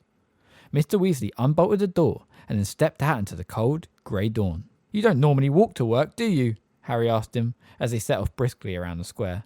"No, I usually apparate, said Mr. Weasley, but obviously you can't, and I think it's best we arrive in a thoroughly non-magical fashion. Makes a better impression, given what you're being disciplined for. Mr. Weasley kept his hand inside his jacket as they walked. Harry knew it was clenched around his wand. The run-down streets were almost deserted. But when they arrived at the miserable little underground station, they found it already full of early morning commuters. As ever, when he found himself in close proximity to Muggles, going about their daily business, Mr. Weasley was hard put to contain his enthusiasm. Simply fabulous, he whispered, indicating the automatic ticket machines. Wonderfully ingenious. They're out of order, said Harry, pointing at the sign. Yeah, but even so, said Mr. Weasley, beaming at them fondly. They bought their tickets instead from a sleepy-looking guard. Harry handled the transaction, as Mr. Weasley was not very good with Muggle money. And 5 minutes later, they were boarding an underground train that rattled them off towards the centre of London. Mr. Weasley kept anxiously checking and rechecking the underground map above the windows. 4 more stops, Harry. 3 more stops left now. 2 stops to go, Harry. They got off at a station in the very heart of London, and were swept from the train in a tide of besooted men carrying briefcases. Up the escalator they went, through the ticket barrier, Mr. Weasley delighted with the way the style swallowed his ticket, and emerged onto a broad street lined with imposing-looking buildings and already full of traffic. Where are we? Said Mr. Weasley blankly, and for one heart-stopping moment, Harry thought they had got off at the wrong station, despite Mr. Weasley's continual references to the map. But a second later he said, Ah yes, this way, Harry, and led him down a side road. Sorry, he said, but I've never come by train, and it all looks rather different from a Muggle perspective. As a matter of fact, I've never even used the visitor's entrance before. The further they walked, the smaller and less imposing the buildings became, until finally they reached a street that contained several rather shabby-looking offices, a pub, and an overflowing skip. Harry had expected a rather more impressive location for the Ministry of Magic. Here we are, said Mr. Weasley brightly, pointing at an old red telephone box, which was missing several panes of glass and stood before a heavily graffitied wall. After you, Harry. He opened the telephone box door. Harry stepped inside, wondering what on earth this was about. Mr. Weasley folded himself in beside Harry and closed the door. It was a tight fit.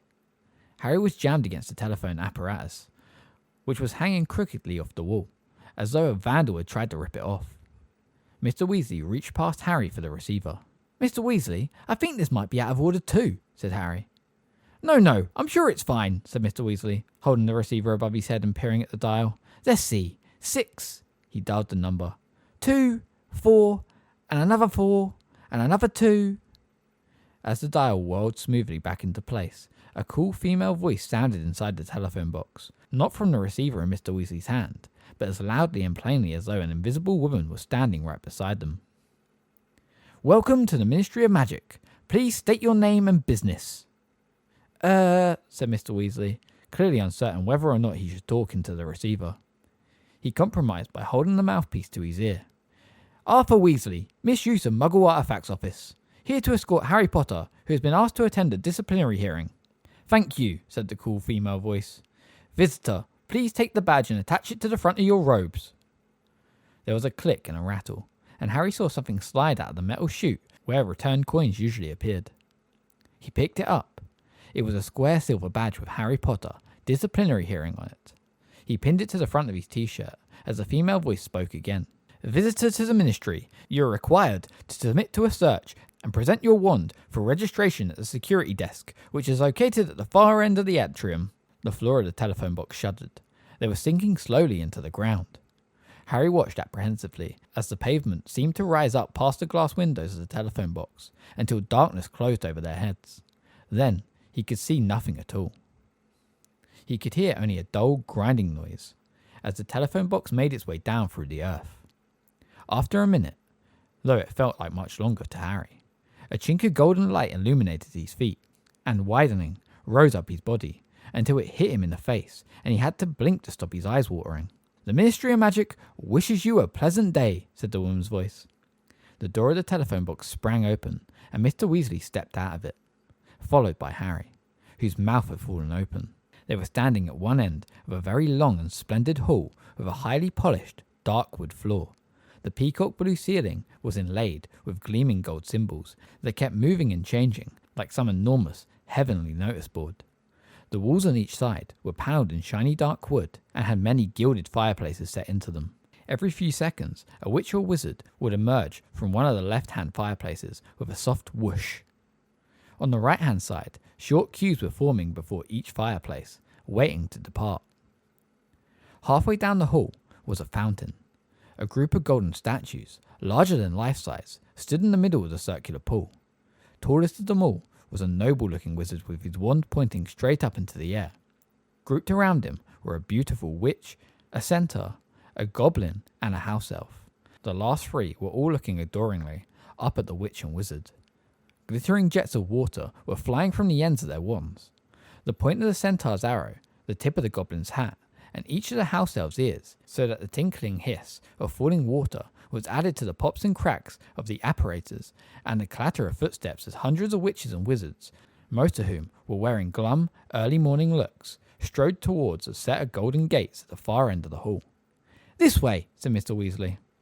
They joined the throng, wending their way between the ministry workers, some of whom were carrying tottering piles of parchment, others battered briefcases. Still others were reading the Daily Prophet while they walked. As they passed the fountain, Harry saw silver sickles and bronze nuts glinting up at him from the bottom of the pool. A small smudged sign beside it read, "All proceeds from the Fountain of Magical Brethren will be given to St. Mungo's Hospital for magical melodies and injuries." "If I'm not expelled from Hogwarts, I'll put in 10 galleons," Harry found himself thinking desperately. "Over here, Harry," said Mr. Weasley, and they stepped out of the stream of the ministry employees, heading for the Golden Gates. Seated at a desk to the left, beneath a sign saying security, a badly shaven wizard in peacock blue robes looked up as they approached and put down his Daily Prophet. "I'm escorting a visitor," said Mr. Weasley, gesturing towards Harry. "Step over here," said the wizard in a bored voice. Harry walked close to him, and the wizard held up a long, golden rod, thin and flexible as a car aerial, and passed it up and down Harry's front and back. "Wand," grunted the security wizard at Harry, putting down the golden instrument and holding out his hand. Harry produced his wand. The wizard dropped it onto a strange brass instrument, which looked something like a set of scales with only one dish. It began to vibrate. A narrow strip of parchment came speeding out of the slit of its base. The wizard tore this off and read the writing on it. 11 inches, phoenix feather core, been in use for 4 years, that correct?" "Yes," said Harry nervously. "I keep this," said the wizard, impaling the slip of parchment on a small brass spike. "You get this back," he added, thrusting the wand at Harry. "Thank you." "Hang on," said the wizard slowly. His eyes had darted from the silver visitor's badge on Harry's chest to his forehead. "Thank you, Eric," said Mr. Weasley firmly, and grasping Harry by the shoulder, he steered him away from the desk and back into the stream of wizards and witches walking through the Golden Gates. Jostled slightly by the crowd, Harry followed Mr. Weasley through the gates into the smaller hall beyond, where at least 20 lifts stood behind the wrought golden grills. Harry and Mr. Weasley joined the crowd around one of them. Nearby stood a big, bearded wizard holding a large cardboard box which was emitting rasping noises. "All right, Arthur," said the wizard, nodding at Mr. Weasley. "What you got there, Bob?" asked Mr. Weasley, looking at the box. "We're not sure," said the wizard seriously. "We thought it was a bog-standard chicken until it started breathing fire. Looks like a serious breach of the ban on experimental breeding to me." With a great jangling and clattering, a lift descended in front of them. The golden grill slid back, and Harry and Mr. Weasley stepped into the lift with the rest of the crowd, and Harry found himself jammed against the back wall. Several witches and wizards were looking at him curiously. He stared at his feet to avoid catching anyone's eye, flattening his fringe as he did so. The grill slid shut with a crash, and the lift descended slowly, chains rattling, while the same cool female voice Harry had heard in the telephone box rang out again. "Level 7, Department of Magical Games and Sports, incorporating the British and Irish Quidditch League headmasters, official Gobstones Club, and a ludicrous patent office." The lift doors opened. Harry glimpsed an untidy-looking corridor, with various posters of Quidditch teams tacked lopsided on the walls. One of the wizards in the lift, who was carrying an armful of broomsticks, extricated himself with difficulty and disappeared down the corridor. The doors closed, the lift juddered upwards again, and a woman's voice announced, "Level 6, Department of Magical Transportation, incorporating the Flue Powder Network Authority, Broom Regulatory Control, Port Key Office, and Apparition Test Center." Once again, the lift doors opened, and 4 or 5 witches and wizards got out. At the same time, several paper aeroplanes swooped into the lift. Harry stared up at them as they flapped idly around his head. They were a pale violet colour, and he could see Ministry of Magic stamped along the edge of their wings. "Just interdepartmental memos," Mr. Weasley muttered to him. "We used to use ours, but the mess was unbelievable. Droppings all over the desks." As they clattered upwards again, the memos flapped around the lamp, swaying from the lift ceiling. Level 5, Department of International Magical Cooperation. Incorporating the International Magical Trading Standards Body, the International Magical Officer Law, and International Confederation of Wizards, British seats. When the doors opened, 2 of the memos zoomed out with a few more of the witches and wizards. But several more memos zoomed in, so that the light from the lamp flickered and flashed overhead as they darted around it.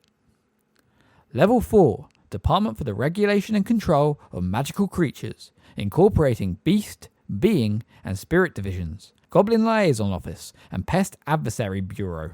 "Excuse," said the wizard carrying the fire-breathing chicken, and he left the lift, pursued by a little flock of memos. The doors clanged shut again. Level 3, the Department of Magical Accidents and Catastrophes, including the Accidental Magical Reversal Squad, Obliviator Headquarters, and Muggle-Worthy Excuse Committee. Everyone left the lift on this floor, except Mr. Weasley, Harry, and a witch who was reading an extremely long piece of parchment that was trailing on the floor. The remaining memos continued to soar around the lamp as the lift jutted upwards again. Then the doors opened, and the voice made its announcement. Level 2, Department of Magical Law Enforcement, including the Improper Use of Magic Office, Aura Headquarters, and the Wizard Gamut Administration Services. "This is us, Harry," said Mr. Weasley, and they followed the witch out of the lift into a corridor lined with doors. "My office is on the other side of the floor." "Mr. Weasley," said Harry, as they passed a window through which sunlight was streaming, "aren't we still underground?" "Yes, we are," said Mr. Weasley. "Those are enchanted windows. Magical maintenance. Decide what weather we'll get every day. We had 2 months of hurricanes last time they were angling for a pay rise. Just round here, Harry." They turned a corner, walked through a pair of heavy oak doors, and emerged in a cluttered open area divided into cubicles, which was buzzing with talk and laughter. Memos were zooming in and out of cubicles, like miniature rockets. A lopsided sign on the nearest cubicle read, "Aura Headquarters." Harry looked surreptitiously through the doorways as they passed. The Auras had covered their cubicle walls with everything from pictures of wanted wizards and photographs of their families, to posters of their favourite Quidditch teams and articles from the Daily Prophet. A scarlet-robed man with a ponytail longer than Bill's was sitting with his boots up on his desk, dictating a report to his quill. A little further along, a witch with a patch over one eye was talking over the top of her cubicle wall to Kingsley Shacklebolt. "Morning, Weasley," said Kingsley carelessly as they drew nearer. "I've been wanting a word with you. Have you got a second?" "Yes, if it really is a second," said Mr. Weasley. "I'm in rather a hurry." They were talking as though they hardly knew each other, and when Harry opened his mouth to say hello to Kingsley, Mr. Weasley stood on his foot. They followed Kingsley along the row and into the very last cubicle. Harry received a slight shock. Blinking down at him from every direction was Sirius's face. Newspaper cuttings and old photographs, even the one of Sirius being best man at the Potter's wedding, papered the walls. The only Sirius-free space was a map of the world in which little red pins were glowing like jewels. "Here," said Kingsley briskly to Mr. Weasley, shoving a sheaf of parchment into his hand. "I need as much information as possible on flying magical vehicles sighted in the last 12 months. We've received information that Black might still be using his old motorcycle." Kingsley tipped Harry an enormous wink and added, in a whisper, "Give him the magazine. He might find it interesting." Then he said in normal tones, "And don't take too long, Weasley. The delay on the Fireleg's report held our investigation up for a month." "If you had read my report, you would know that the term is firearms," said Mr. Weasley coolly. "And I'm afraid you'll have to wait for information on motorcycles. We're extremely busy at the moment." He dropped his voice and said, "If you can get away before 7, Molly's making meatballs." He beckoned to Harry and led him out of Kingsley's cubicle, through a second set of oak doors, into another passage, turned left, marched along another corridor, turned right into a dimly lit and distinctly shabby corridor, and finally reached a dead end, where a door on the left stood ajar, revealing a broom cupboard, and a door on the right bore a tarnished brass plaque reading, "Misuse of Muggle Artifacts." Mr. Weasley's dingy office seemed to be slightly smaller than the broom cupboard. 2 desks had been crammed inside it, and there was barely space to move around them because of all the overflowing filing cabinets lining the walls, on top of which were tottering piles of files. The little wall space available bore witness to Mr. Weasley's obsessions. Several posters of cars, including one of a dismantled engine. 2 illustrations of postboxes he seemed to have cut out of a Muggle children's book, and a diagram showing how to wire a plug. Sitting on top of Mr. Weasley's overflowing in tray was an old toaster that was hiccuping in a disconsolate way, and a pair of empty leather gloves that were twiddling their thumbs. A photograph of the Weasley family stood beside the in tray. Harry noticed that Percy appeared to have walked out of it. "We haven't got a window," said Mr. Weasley apologetically, taking off his bomber jacket and placing it on the back of his chair. "We've asked, but they don't seem to think we need one. Have a seat, Harry. Doesn't look as if Perkins is here yet." Harry squeezed himself into the chair behind Perkins' desk, while Mr. Weasley rifled through the sheaf of parchment Kingsley Shacklebolt had given him. "Ah," he said, grinning as he extracted a copy of the magazine entitled The Quibbler from its midst. "Yes." He flicked through it. "Yes, he's right, I'm sure. Yes, he's right. I'm sure Sirius will find that very amusing. Oh dear, what's this now?" A memo had just zoomed in through the open door and fluttered to rest on top of the hiccuping toaster. Mr. Weasley unfolded it and read it aloud. "Third regurgitating public toilet reported in Bethnal Green. Kindly investigate immediately. This is getting ridiculous." "A regurgitating toilet? Anti-Muggle pranksters," said Mr. Weasley, frowning. "We had 2 last week. One in Wimbledon, one in Elephant and Castle. Muggles are pulling the flush, and instead of everything disappearing, well, you can imagine. The poor things keep calling in those pumbles, I think they're called. You know, the ones who mend pipes and things." "Plumbers?" "Exactly, yes. But of course they're flummoxed. I only hope we can catch whoever's doing it." "Will it be Aurors who catch them?" "Oh no, this is too trivial for Aurors. It'll be the ordinary magical law enforcement patrol. Ah, Harry, this is Perkins." A stooped, timid-looking old wizard with fluffy white hair had just entered the room, panting. "Oh, Arthur," he said desperately, without looking at Harry. "Thank goodness, I didn't know what to do for the best. Whether to wait for you here or not. I've just sent an owl to your home, but you've obviously missed it. An urgent message came 10 minutes ago." "I know, about the regurgitating toilet," said Mr. Weasley. No, it's not the toilet. It's the Potter Boys' hearing. They've changed the time and venue. It starts at 8 o'clock now, and it's down in old courtroom 10. Down in old... But they told me... Merlin's beard." Mr. Weasley looked at his watch, let out a yelp, and leapt from his chair. "Quick, Harry! We should have been there 5 minutes ago." Perkins flattened himself against the filing cabinets as Mr. Weasley left the office at a run, Harry close at his heels. "Why have they changed the time?" Harry said breathlessly, as they hurtled past the Aurors' cubicles. People poked out their heads and stared as they streaked past. Harry felt as though he'd left all his insides back at Perkins' desk. "I have no idea, but thank goodness we got here so early. If you'd missed it, it would have been catastrophic." Mr. Weasley skidded to a halt beside the lifts and jabbed impatiently at the down button. "Come on!"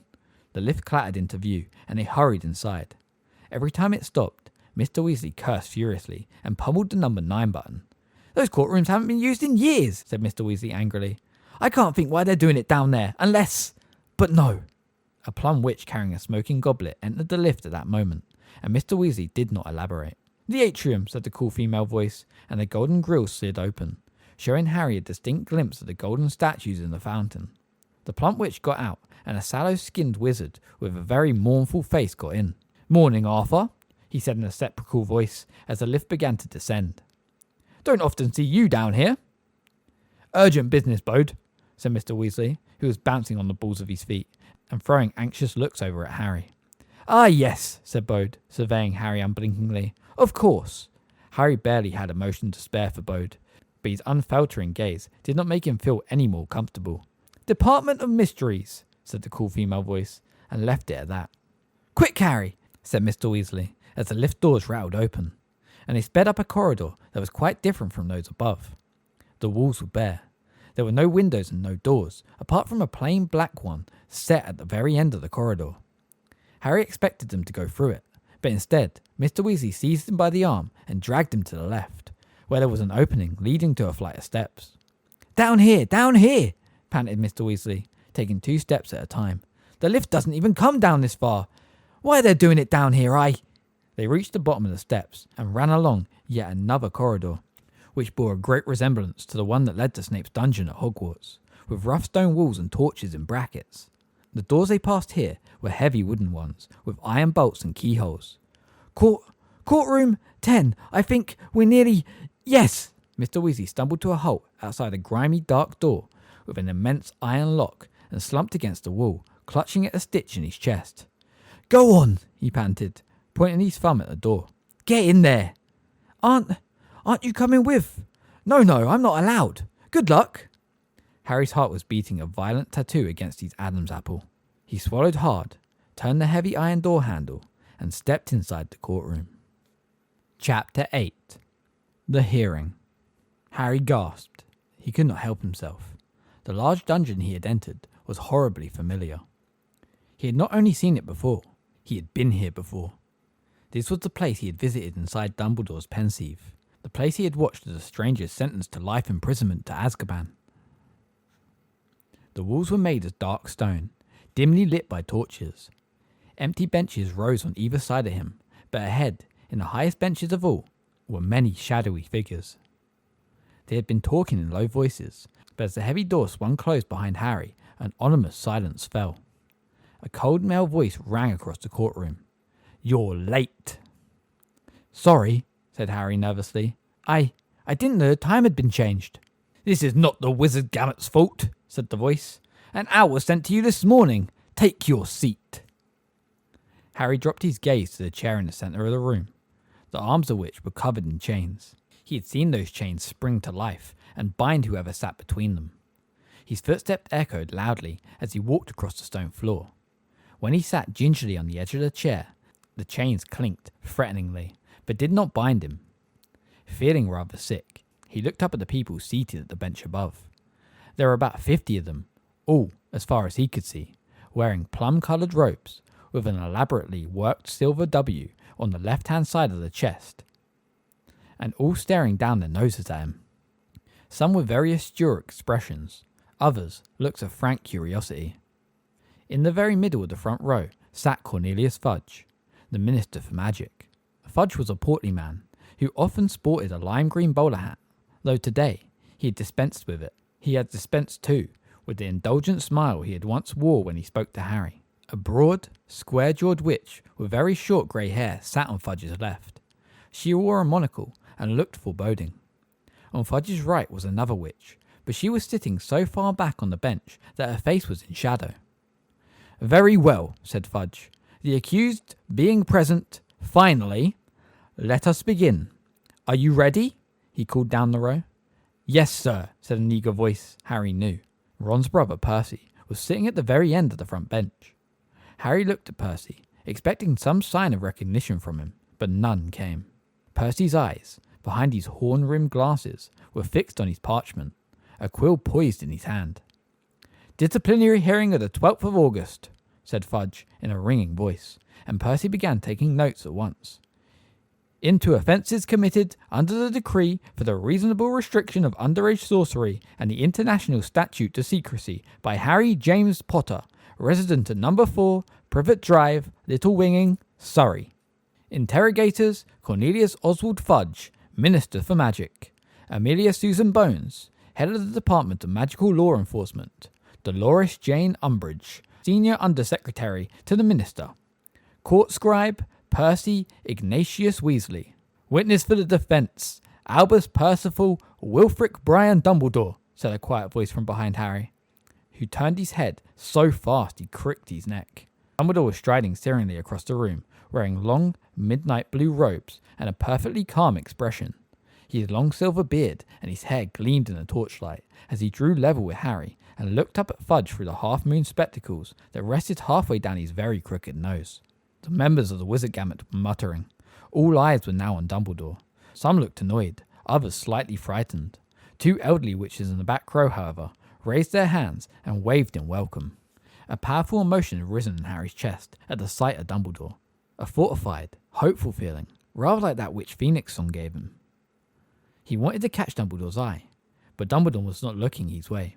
He was continuing to look up at the obviously flustered Fudge. "Ah," said Fudge, who looked thoroughly disconcerted. "Dumbledore, yes, you, got our, message about the time and, place of the hearing had been changed then?" "I must have missed it," said Dumbledore cheerfully. "However, due to a lucky mistake, I arrived at the Ministry 3 hours early, so no harm done." "Yes, well, I suppose we'll need another chair. Weasley, could you—" Not to worry, said Dumbledore pleasantly. He took out his wand, gave it a little flick, and a squashy chintz armchair appeared out of nowhere next to Harry. Dumbledore sat down, put the tips of his long fingers together, and looked at Fudge over them with an expression of polite interest. The Wizengamot was still muttering and fidgeting restlessly. Only when Fudge spoke again did they settle down. Yes, said Fudge again, shuffling his notes. "Well then, so the charges, yes."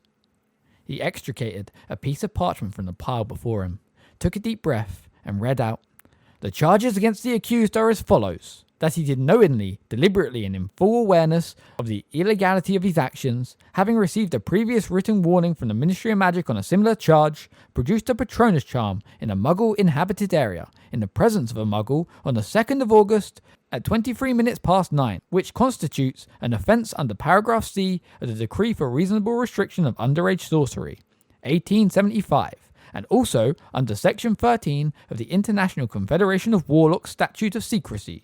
You are Harry James Potter of number 4 Privet Drive, Little Wing in Surrey?" Fudge said, glaring at Harry over the top of his parchment. "Yes," Harry said. "You received an official warning from the Ministry for using illegal magic 3 years ago, did you not?" "Yes, but... and yet you conjured a Patronus on the night of the 2nd of August?" said Mr. Fudge. Yes, said Harry. "But... knowing that you are not permitted to use magic outside of school while you are under the age of 17? Yes, but... knowing that you were in an area full of Muggles? Yes, but... fully aware that you were in close proximity to a Muggle at the time?" "Yes," said Harry angrily, "but I only used it because we were..." The witch with the monocle cut across Harry in a booming voice. "You produced a fully fledged Patronus?" "Yes," said Harry. "Because... a corporal Patronus?" "A... what?" said Harry. "Your Patronus had a clearly defined form. I mean to say, it was more than vapour or smoke." "Yes," said Harry, feeling both impatient and slightly desperate. "It's a stag. It's always a stag." "Always?" boomed Madam Bones. "You've produced a Patronus before now?" "Yes," said Harry. "I've been doing it for over a year. And you are 15 years old?" "Yes, and..." "You learned this at school?" "Yes, Professor Lupin taught me in my 3rd year, because of the..." "Impressive," said Madam Bones, staring down at him. "A true Patronus at his age. Very impressive indeed." Some of the wizards and witches around her were muttering again. A few nodded, but others were frowning and shaking their heads. "It's not a question of how impressive the magic was," said Fudge in a testy voice. "In fact, the more impressive, the worse it is, I would have thought, given that the boy did it in plain view of a Muggle." Those who had been frowning now murmured in agreement, but it was the sight of Percy's sanctimonious little nod that goaded Harry into speech. "I did it because of the Dementors," he said loudly, before anyone could interrupt him again. He had expected more muttering, but the silence that fell seemed to be somehow denser than before. "Dementors?" said Madam Bones after a moment. Her thick eyebrows rising until her monocle looked in danger of falling out. "What do you mean, boy?" "I mean, there were 2 Dementors down that alleyway, and they went for me and my cousin." "Ah," said Fudge again, smirking unpleasantly as he looked around at the Wizengamot, as though inviting them to share the joke. Yes, I thought we'd be hearing something like this." "Dementors in Little Winging," Madam Bones said, in a tone of great surprise. "I don't understand." "Don't you, Amelia?" said Fudge, still smirking. "Let me explain. He's been thinking it through and decided Dementors would make a very nice little cover story. Very nice indeed. Muggles can't see Dementors, can they, boy?" Highly convenient. So it's just your word and no witnesses?" "I'm not lying," said Harry loudly, over another outbreak of muttering from the court. "There were 2 of them, coming from opposite ends of the alley. Everything went dark and cold, and my cousin felt them and ran for it." Enough, said Fudge, with a very superstitious look on his face. "I'm sorry to interrupt what I'm sure would have been a very well-rehearsed story." Dumbledore cleared his throat. The Wizengamot fell silent again. "We do, in fact, have a witness to the presence of the Dementors in that alleyway, he said. Other than Dudley Dursley, I mean. Fudge's plump face seemed to slacken, as though somebody had let the air out of it. He stared down at Dumbledore for a moment or two. Then, with the appearance of a man pulling himself back together, said, "We haven't got time to listen to any more taladiddles, I'm afraid, Dumbledore. I want this dealt with quickly." "I may be wrong," said Dumbledore pleasantly, "but I am sure that under the Wizard Gamut Charter of Rights, the accused has the right to present witnesses for his or her case. Isn't that the policy of the Department of Magical Law Enforcement, Madam Bones?" he continued, addressing the witch in the monocle. "True," said Madam Bones. "Perfectly true."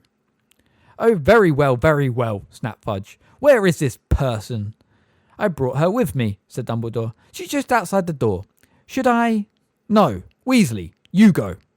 Fudge barked at Percy, who got up at once, ran down the stone steps from the judge's balcony, and hurried past Dumbledore and Harry without glancing at them. A moment later, Percy returned, followed by Miss Fig. She looked scared and more batty than ever. Harry wished she had thought to change out of her carpet slippers. Dumbledore stood up and gave Miss Fig his chair, conjuring a second one for himself. "Full name?" said Fudge loudly, when Miss Fig had perched herself nervously on the very edge of her seat. "Arabella Doreen Fig," said Miss Fig in a quivering voice. "And who exactly are you?" said Fudge in a bored and lofty voice. "I'm a resident of Little Winging, close to where Harry Potter lives," said Miss Fig. "We have no record of any witch or wizard living in Little Winging other than Harry Potter," said Madam Bones at once. "That situation has always been very closely monitored, given past events." "I'm a squib," said Miss Fig. "So you wouldn't have registered me, would you?" "A squib, eh?" said Fudge, eyeing her suspiciously. "We'll be checking that. You'll leave details of your parentage with my assistant Weasley. Incidentally, can squibs see Dementors?" he added, looking left and right along the bench. "Yes, we can," said Miss Fig indignantly. Fudge looked back down at her, his eyebrows raised. "Very well," he said aloftly. "What is your story?" "I had gone out to buy cat food from the corner shop at the end of Wisteria Walk, around about 9 o'clock, on the evening of the 2nd of August, gabbled Miss Fig at once, as though she had learnt what she was saying by heart, when I heard a disturbance down the alleyway between Magnolia Crescent and Wisteria Walk. On approaching the mouth of the alleyway, I saw Dementors running." "Running?" said Madam Bones sharply. "Dementors don't run, they glide." "That's what I meant to say," said Miss Fig quickly, patches of pink appearing in her withered cheeks. "Gliding along the alleyway towards what looked like two boys." "What did they look like?" said Madam Bones, narrowing her eyes so that the edge of her monocle disappeared into her flesh. "Well, one was very large, and the other rather skinny." No, said Madam Bones impatiently. "The Dementors. Describe them." "Oh," said Miss Fig, the pink flush creeping up her neck now. "They were big, and wearing cloaks." Harry felt a horrible sinking in the pit of his stomach. Whatever Miss Fig might say, it sounded as though the most she had ever seen was a picture of a Dementor, and a picture could never convey the truth of what these beings were like, the eerie way they moved, hovering inches above the ground, or the rotting smell of them, or the terrible rattling noise they made as they sucked out the surrounding air. In the second row, a dumpy wizard with a large black moustache leaned close to whisper in the ear of his neighbour, a frizzy-haired witch. She smirked and nodded. "Big and wearing cloaks," repeated Madam Bones coolly, while Fudge snorted derisively. "I see. Anything else?" "Yes," said Miss Fig. "I felt them." Everything went cold. "And this was a warm summer's night, mind you. And I felt as though all the happiness had gone from the world. And I remembered dreadful things." Her voice shook and died. Madam Bones' eyes widened slightly. Harry could see red marks under her eyebrow where the monocle had dug into it. What did the Dementors do?" she asked, and Harry felt a rush of hope. "They went for the boys," said Miss Fig, her voice stronger and more confident now, the pink flush ebbing away from her face. "One of them had fallen, the other was backing away, trying to repel the Dementor. That was Harry. He tried twice and produced only silver vapour. On the third attempt, he produced a Patronus, which charged down the first Dementor, and then, with his encouragement, chased the second one away from his cousin. And that is what happened." Miss Fig finished, somewhat lamely. Madam Bones looked down at Miss Fig in silence. Fudge was not looking at her at all, but fidgeting with his papers. Finally, he He raised his eyes and said, rather aggressively, "That's what you saw, is it?"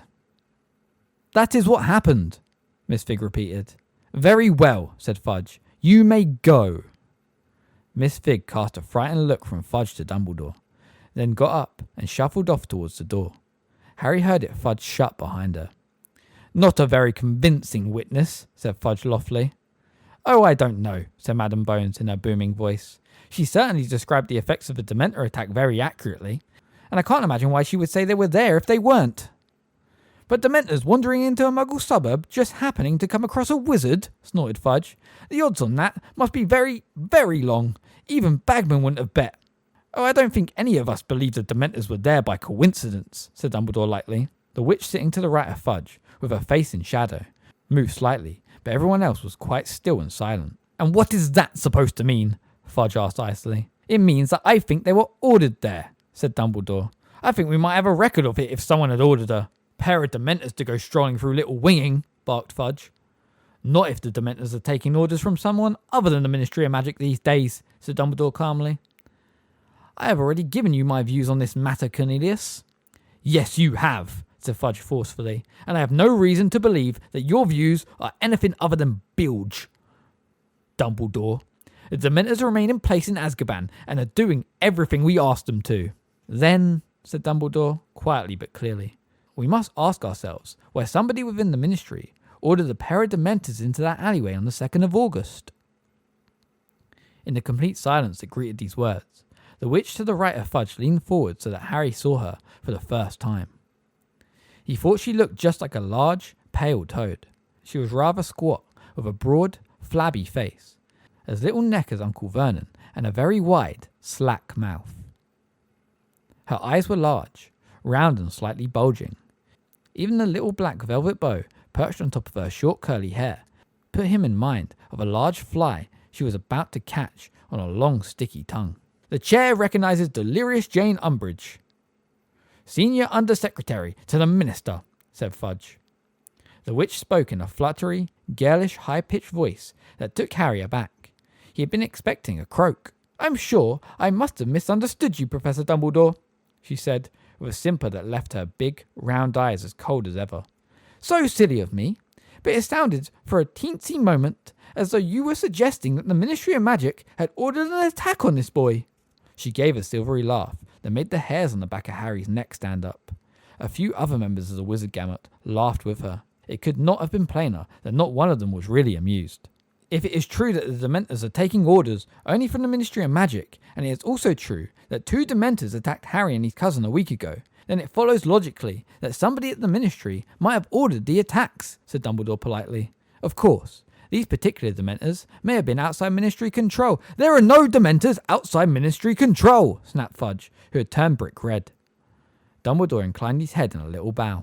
"Then, undoubtedly, the Ministry will be making a full inquiry into why 2 Dementors were very far from Azkaban, and why they attacked without authorization."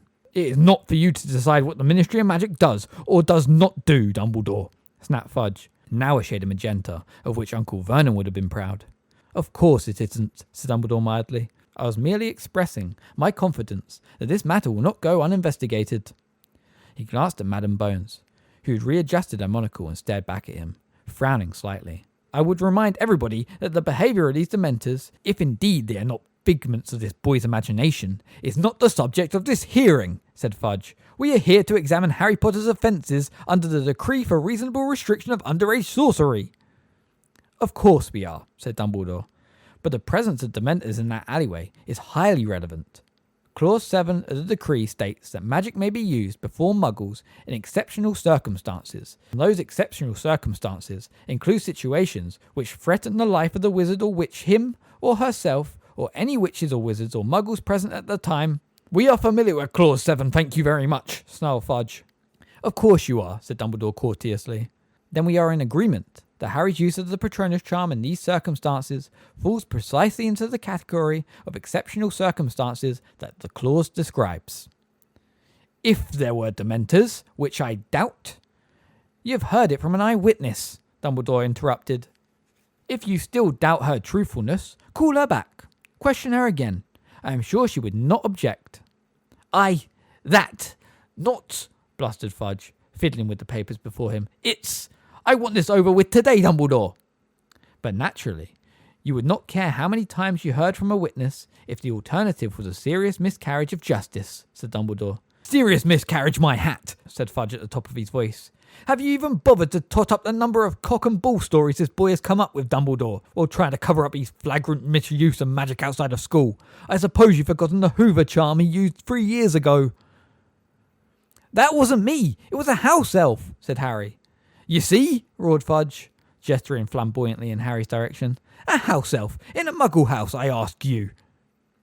The house elf in question is currently in the employ of Hogwarts School, said Dumbledore. I can summon him here in an instant to give evidence if you wish. I haven't got time to listen to house elves. Anyway, that's not the only... He blew up his aunt, for God's sake, Fudge shouted, banging his fist on the judge's table and upsetting a bottle of ink. And you very kindly did not press charges on that occasion, accepting, I presume, that even the best wizards cannot always control their emotions, said Dumbledore calmly, as Fudge attempted to scrub the ink off his notes. And I haven't even started on what he gets up to at school. But, as the Ministry has no authority to punish Hogwarts students for misdemeanours at school, Harry's behaviour there is not relevant to this hearing, said Dumbledore, as politely as ever, but now with a suggestion of coolness behind his words. Oh, said Fudge. Not our business what he does at school, eh? You think so? The Ministry does not have the power to expel Hogwarts students, Cornelius, as I reminded you on the night of the 2nd of August, said Dumbledore. Nor does it have the right to confiscate wands until charges have been successfully proven. Again, as I reminded you on the night of the 2nd of August. In your admirable haste to ensure that the law is upheld, you appear, inadvertently I am sure, to have overlooked a few laws yourself. Laws can be changed, said Fudge savagely. Of course they can, said Dumbledore, inclining his head. And you certainly seem to be making many changes, Cornelius. Why, in the few short weeks since I was asked to leave the wizard gamut, it has already become the practice to hold a full criminal trial to deal with a simple matter of underage magic. A few of the wizards above them shifted uncomfortably in their seats. Fudge turned a slightly deeper shade of puce. The toad-like witch on his right, however, merely gazed at Dumbledore, her face quite expressionless. As far as I am aware, Dumbledore continued, there is no law yet in place that says this court's job is to punish Harry for every bit of magic he has ever performed. He has been charged with a specific offence, and he has presented his evidence. All he and I can do now is to await your verdict. Dumbledore put his fingertips together again and said no more. Fudge glared at him, evidently incensed. Harry glanced sideways at Dumbledore, seeking reassurance. He was not at all sure that Dumbledore was right in telling the wizard gamut, in effect, that it was about time they made a decision. Again, however, Dumbledore seemed oblivious to Harry's attempt to catch his eye. He continued to look up at the benches where the entire wizard gamut had fallen into urgent, whispered conversations. Harry looked at his feet. His heart, which seemed to have swollen to an unnatural size, was thumping loudly under his ribs. He had expected the hearing to last longer than this. He was not at all sure he had made a good impression. He had not really said very much. He ought to have explained more fully about the Dementors, about how he had fallen over, about how both he and Dudley had nearly been kissed. Twice he looked up at Fudge and opened his mouth to speak, but his swollen heart was now constricting his air passages, and both times he merely took a deep breath and looked back down at his shoes. Then the whispering stopped. Harry wanted to look up at the judges, but found that it was really much easier to keep examining his laces. Those in favour of clearing the accused of all charges, said Madam Bones' booming voice. Harry's head jerked upwards. There were hands in the air, many of them. More than half.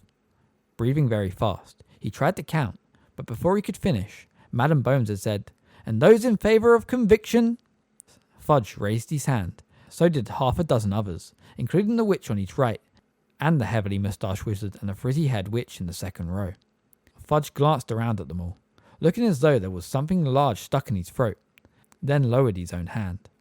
He took 2 deep breaths and said, in a voice distorted by suppressed rage, very well. Cleared of all charges." "Excellent," said Dumbledore briskly, springing to his feet, pulling out his wand, and causing the 2 chintz armchairs to vanish. "Well, I must be getting along. Good day to you all." And without looking once at Harry, he swept from the dungeon. Chapter 9. The Woes of Miss Weasley. Dumbledore's abrupt departure took Harry completely by surprise. He remained sitting where he was in the chained chair, struggling with his feelings of shock and relief. The Wizengamot were all getting to their feet, talking, gathering up their papers and packing them away. Harry stood up. Nobody seemed to be paying him the slightest bit of attention, except the toad-like witch on Fudge's right, who was now gazing down at him instead of at Dumbledore. Ignoring her, he tried to catch Fudge's eye, or Madam Bones, wanting to ask whether he was free to go. But Fudge seemed quite determined not to notice Harry, and Madam Bones was busy with her briefcase. So he took a few tentative steps towards the exit, and, when nobody called him back, broke into a very fast walk. He took the last few steps at a run, wrenched open the door, and almost collided with Mr. Weasley, who was standing right outside, looking pale and apprehensive. "Dumbledore didn't say, 'Cleared,'" Harry said, pulling the door closed behind him. "Of all charges!" Beaming, Mr. Weasley seized Harry by the shoulders. "Harry, that's wonderful! Well, of course, they couldn't have found you guilty, not on the evidence, but even so, I can't pretend I wasn't." But Mr. Weasley broke off, because the courtroom door had just opened again. The Wizengamot were filing out. "Merlin's beard!" exclaimed Mr. Weasley wonderingly, pulling Harry aside to let them all past. "You were tried by the full court." "I think so," said Harry quietly. One or two of the wizards nodded to Harry as they passed, and a few, including Madam Bones, said, "Morning, Arthur," to Mr. Weasley, but most averted their eyes. Cornelius Fudge and the toad-like witch were almost the last to leave the dungeon. Fudge acted as though Mr. Weasley and Harry were part of the wall, but again, the witch looked almost appraisingly at Harry as she passed. Last of all to pass was Percy. Like Fudge, he completely ignored his father and Harry. He marched past clutching a large roll of parchment and a handful of spare quills, his back rigid and his nose in the air. The lines around Mr. Weasley's mouth tightened slightly, but other than this, he gave no sign that he had seen his third son. "I'm going to take you straight back so you can tell the others the good news," he said, beckoning Harry forwards as Percy's heels disappeared up the steps to level 9. "I'll drop you off on the way to the toilet in Bethnal Green. Come on." "So, what will you have to do about the toilet?" Harry asked, grinning. Everything suddenly seemed 5 times funnier than usual. It was starting to sink in. He was cleared. He was going back to Hogwarts. "Oh, it's a simple enough anti-jinx," said Mr. Weasley, as they mounted the stairs. "But it's not so much having to repair the damage. It's more the attitude behind the vandalism, Harry. Muggle baiting might strike some wizards as funny, but it's an expression of something much deeper and nastier, and I, for one..." Mr. Weasley broke off in mid-sentence. They had just reached the 9th level corridor, and Cornelius Fudge was standing a few feet away from them, talking quietly to a tall man with sleek blonde hair and a pointed, pale face. The second man turned at the sound of their footsteps. He, too, broke off in mid-conversation. His cold grey eyes narrowed and fixed upon Harry's face. "Well, well, well, Patronus Potter," said Lucius Malfoy coolly. Harry felt winded, as though he had just walked into something solid. He had last seen those cold grey eyes through slits in a Death Eater's hood, and last heard the man's voice jeering in a dark graveyard while Lord Voldemort tortured him. Harry could not believe that Lucius Malfoy dared look him in the face. He could not believe that he was here, in the Ministry of Magic, or that Cornelius Fudge was talking to him. When Harry had told Fudge mere weeks ago that Malfoy was a Death Eater. "The Minister was just telling me about your lucky escape, Potter," drawled Mr. Malfoy. "Quite astonishing, the way you continue to wriggle out of very tight holes. Snake-like, in fact." Mr. Weasley gripped Harry's shoulders in warning. "Yeah," said Harry. "Yeah, I'm good at escaping." Lucius Malfoy raised his eyes to Mr. Weasley's face. "And Arthur Weasley, too. What are you doing here, Arthur?" "I work here," said Mr. Weasley curtly. "Not here, surely," said Mr. Malfoy, raising his eyebrows and glancing towards the door over Mr. Weasley's shoulder. "I thought you were up on the 2nd floor. Don't you do something that involves sneaking Muggle artifacts home and bewitching them?" "No," Mr. Weasley snapped, his fingers now biting into Harry's shoulder. "What are you doing here anyway?" Harry asked Lucius Malfoy. "I don't think private matters between myself and the Minister are any concern of yours, Potter," said Malfoy, smoothing the front of his robes. Harry distinctly heard the gentle clicking of what sounded like a pocket full of gold. Really, just because you're Dumbledore's favourite boy, you must not expect the same indulgence from the rest of us. Shall we go up to your office then, Minister? Certainly, said Fudge, turning his back on Harry and Mr. Weasley. This way, Lucius. They strode off together, talking in low voices. Mr. Weasley did not let go of Harry's shoulder until they had disappeared into the lift. Why wasn't he waiting outside Fudge's office if they got business to do together? Harry burst out furiously. What was he doing down here? Trying to sneak down to the courtroom, if you ask me, said Mr. Weasley, looking extremely agitated and glancing over his shoulder as though making sure they could not be overheard.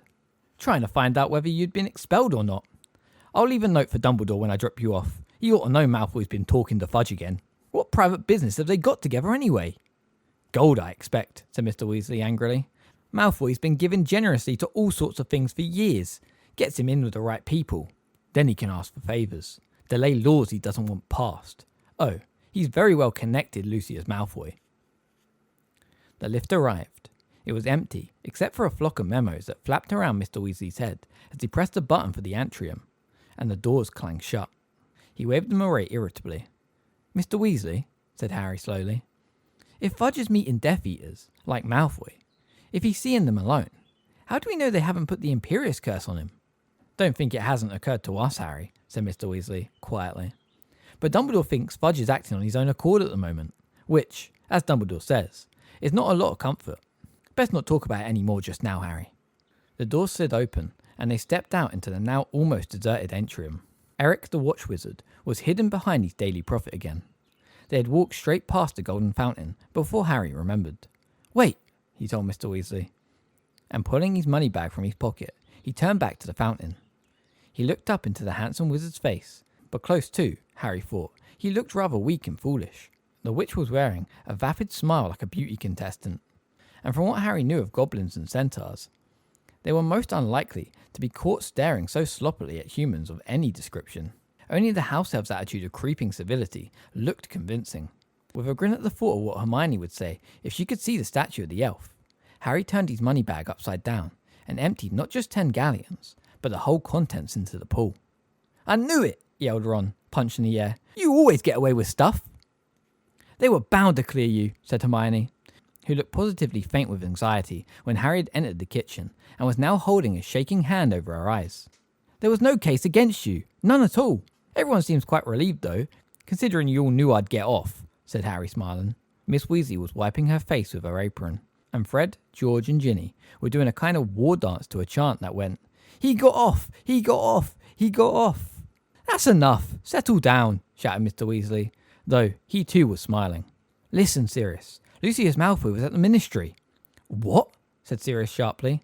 He got off! He got off! He got off! Be quiet, you three! Yes, we saw him talking to Fudge on level 9.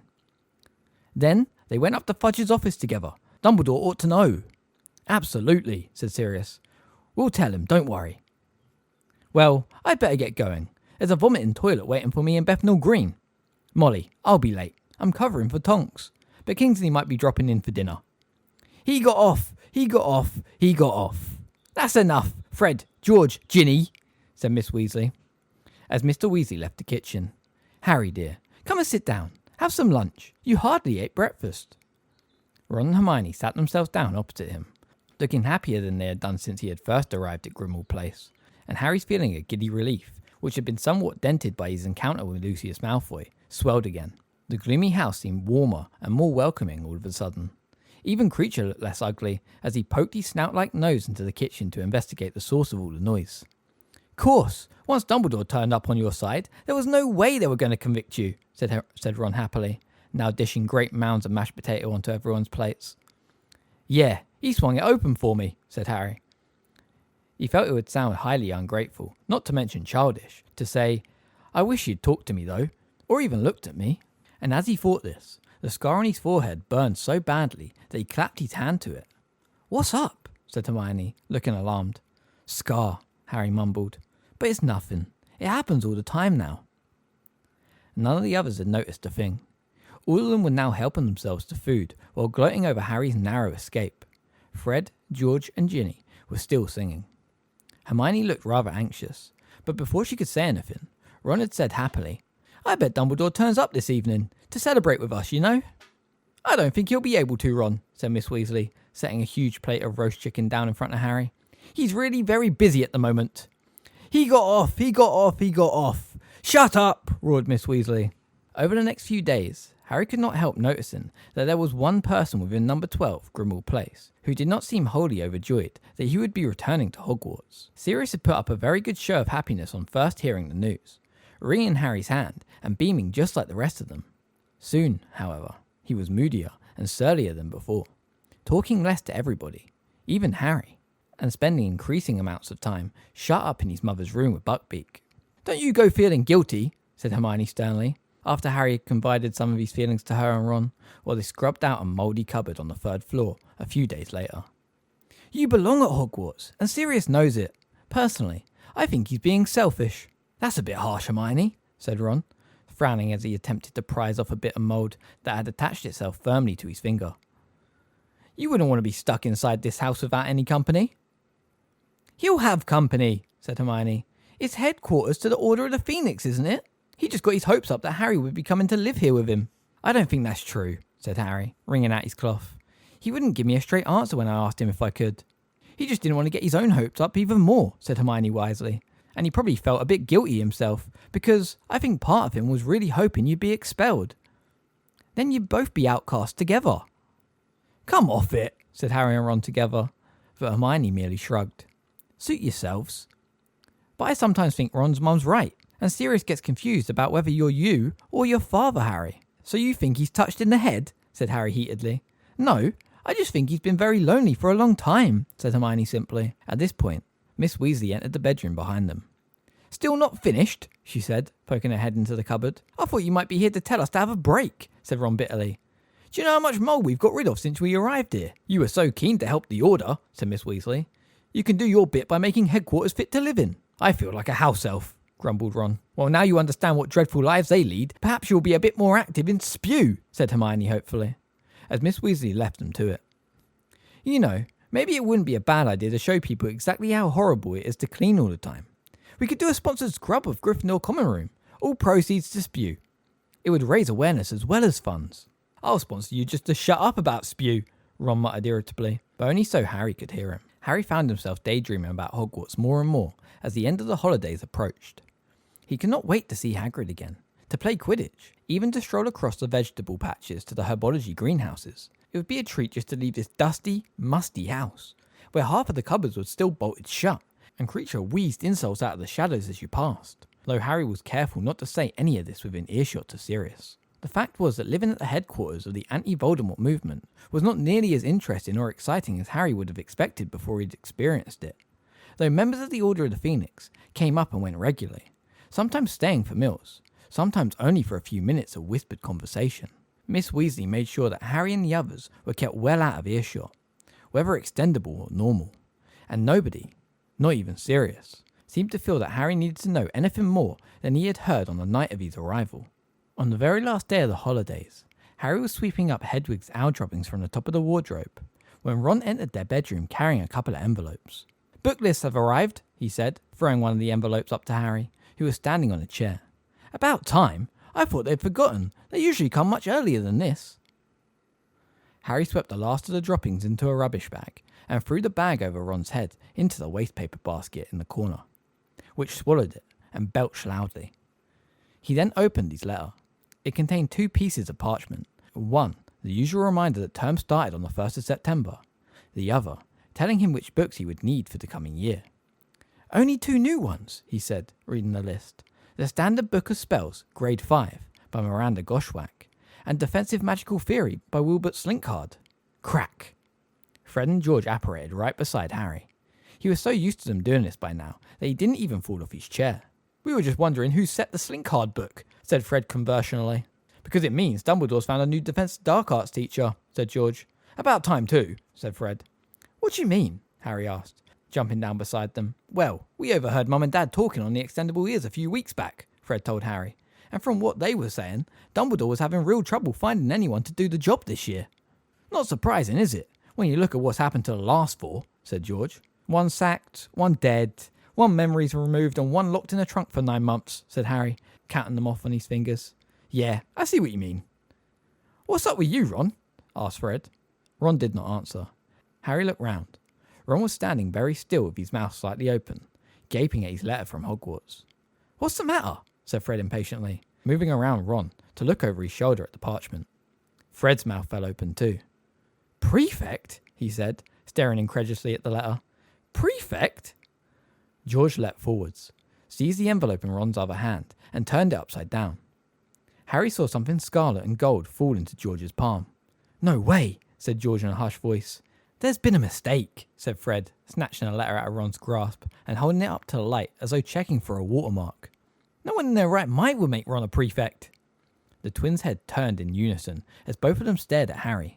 We thought you were a cert, said Fred, in a tone that suggested Harry had tricked them in some way. We thought Dumbledore was bound to pick you, said George indignantly. Winning the Triwizard Cup and everything, said Fred. I suppose all the mad stuff must have counted against him, said George to Fred. Yeah, said Fred slowly. Yeah, you've caused too much trouble, mate. Well, at least one of you's got their priorities straight. He strode over to Harry and clapped him on the back while giving Ron a scathing look. Prefect. Ickle Ronnie the prefect. Oh, Mum's going to be revolting, groaned George, thrusting the prefect badge at Ron, as though it might contaminate him. Ron, who still had not said a word, took the badge, stared at it for a moment, then held it out to Harry as though asking mutely for a confirmation that it was genuine. Harry took it. A large P was superimposed on the Gryffindor lion. He had seen a badge just like this on Percy's chest on his very first day at Hogwarts. The door banged open. Hermione came tearing into the room, her cheeks flushed and her hair flying. There was an envelope in her hand. Did you get... She spotted the badge in Harry's hand and let out a shriek. I knew it, she said excitedly, brandishing a letter. Me too, Harry! Me too! No, Harry said quickly, pushing the badge back into Ron's hand. It's Ron, not me. It... what? Ron's prefect, not me, Harry said. Ron, said Hermione, her jaw dropping. But are you sure? I mean... She turned red as Ron looked around at her with a definite expression on his face. It's my name on the letter, he said. I, said Hermione, looking thoroughly bewildered. Well, wow. Well done, Ron. That's really... Unexpected, said George, nodding. No, said Hermione, blushing harder than ever. No, it's not. Ron's done loads of... He's really... The door behind her opened a little wider, and Miss Weasley backed into the room carrying a pile of freshly laundered robes. Ginny said the book lists have come at last, she said, glancing around at all the envelopes as she made her way over to the bed and started sorting out the robes into 2 piles. If you give them to me, I'll take them over to Diagon Alley this afternoon and get your books while you're packing. Ron, I'll get you more pyjamas. These are at least 6 inches too short. I can't believe how fast you're growing. What colour would you like? Get him red and gold to match his badge, said George, smirking. Match his what? Said Miss Weasley absently, rolling up a pair of maroon socks and placing them on Ron's pile. His badge, said Fred, with the air of getting the worst over quickly. His lovely shiny new prefect's badge. Fred's words took a moment to penetrate Miss Weasley's preoccupation with pyjamas. But... Ron, you're not... Ron held up his badge. Miss Weasley let out a shriek just like Hermione's. I don't believe it! I don't believe it! Oh, Ron, how wonderful! A prefect! That's everyone in the family! What are Fred and I? Next door neighbours? Said George indignantly, as his mother pushed him aside and flung her arms around her youngest son. Wait until your father hears, Ron. I'm so proud of you. What wonderful news. You could end up head boy just like Bill and Percy. It's the first step. Oh, what a thing to happen in the middle of all this worry. I'm just thrilled. Oh, Ronnie. Fred and George were both making loud, retching noises behind her back, but Miss Weasley did not notice, her arms tight around Ron's neck. She was kissing him all over his face, which had turned a brighter scarlet than his badge. Mum, don't. Mum, get a grip, he muttered, trying to push her away. She let go of him and said breathlessly, Well, what will it be? We gave Percy an owl, but you've already got one, of course. What do you mean? said Ron, looking as though he did not dare believe his ears. You've got to have a reward for this, said Miss Weasley fondly. How about a nice new set of dress robes? We've already bought him some, said Fred sourly, who looked as though he sincerely regretted this generosity. Or a new cauldron? Charlie's old one's rusting, though. Or a new rat. You always like scabbers. Mum, said Ron hopefully, can I have a new broom? Miss Weasley's face fell slightly. Broomsticks were expensive. Not a really good one, Ron hasted to add. Just a new one for a change. Miss Weasley hesitated, then smiled. Of course you can. Well, I'd better get going if I got a broom to buy too. I'll see you all later, little Ronnie a prefect. And don't forget to pack your trunks. A prefect. Oh, I'm all of a diver. She gave Ron yet another kiss on the cheek, sniffed loudly, and bustled from the room. Fred and George exchanged looks. You don't mind if we don't kiss you, do you, Ron? Said Fred in a falsely anxious voice. We could curtsy if you like, said George. Oh, shut up, said Ron, scowling at them. Or what? Said Fred, an evil grin spreading across his face. Going to put us all in detention? I'd love to see him try, sniggered George. He could if you don't watch out, said Hermione angrily. Fred and George burst out laughing, and Ron muttered, Drop it, Hermione. We're going to have to watch our step, George, said Fred, pretending to tremble. With these two on our case. Yeah, it looks like our law-breaking days are finally over, said George, shaking his head. And with another loud crack, the twins disapparated.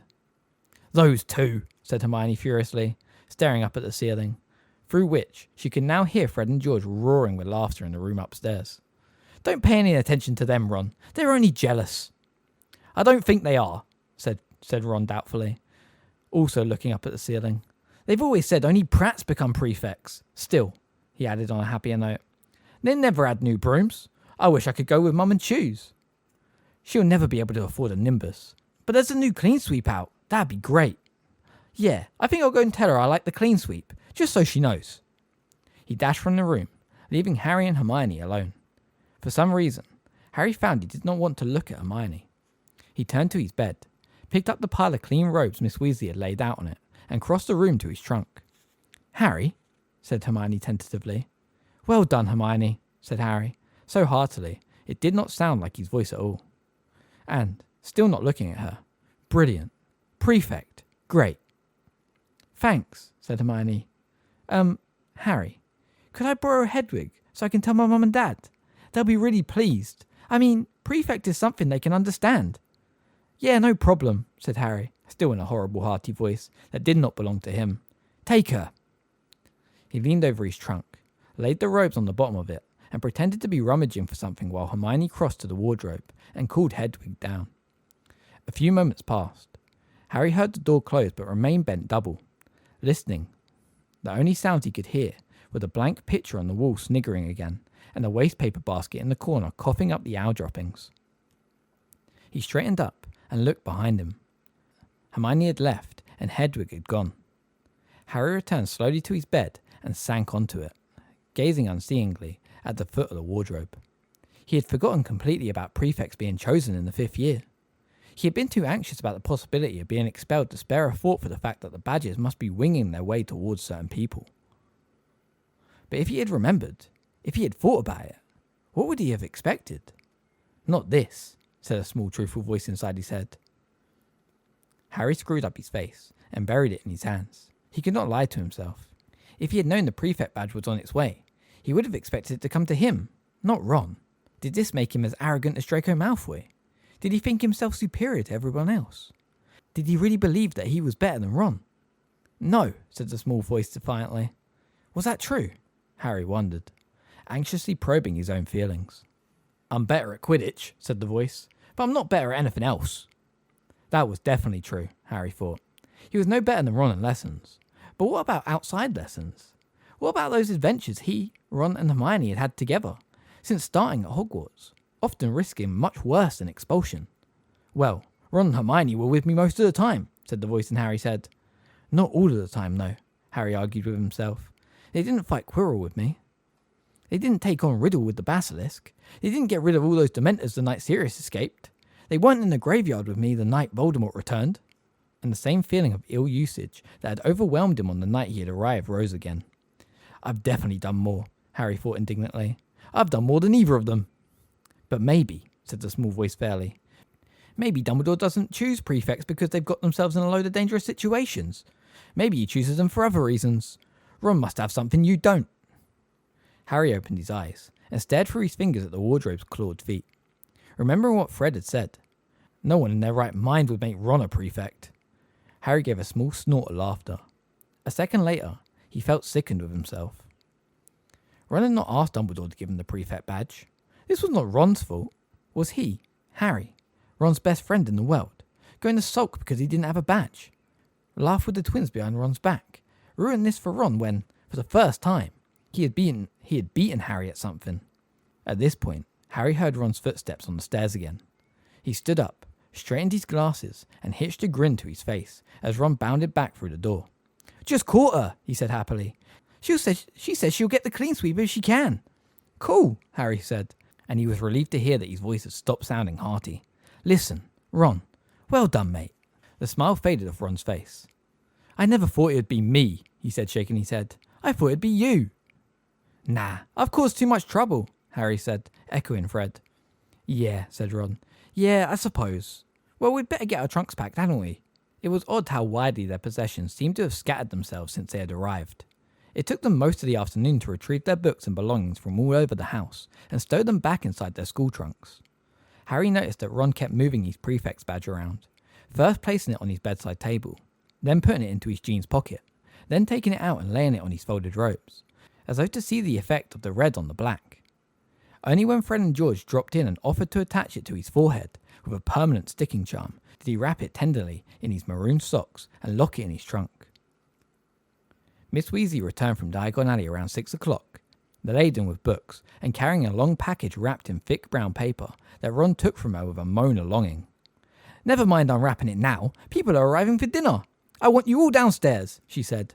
But the moment she was out of sight, Ron ripped off the paper in a frenzy and examined every inch of his new broom. An ecstatic expression on his face. Down in the basement, Miss Weasley had hung a scarlet banner over the heavily laden dinner table, which read, "Congratulations, Ron and Hermione, new prefects." She looked in a better mood than Harry had seen her all holiday. "I thought we'd have a little party, not a sit-down dinner," she told Harry, Ron, Hermione, Fred, George and Ginny as they entered the room. "Your father and Bill are on their way, Ron. I've sent them both ours, and they're thrilled," she added, beaming. Fred rolled his eyes. Sirius, Lupin, Tonks and Kingsley Shacklebolt were already there, and Mad-Eye Moody stumped in shortly after Harry had got himself a butterbeer. "Oh, Alistair, I'm glad you're here," said Miss Weasley brightly, as Mad-Eye shrugged off his travelling cloak. "We've been wanting to ask you for ages.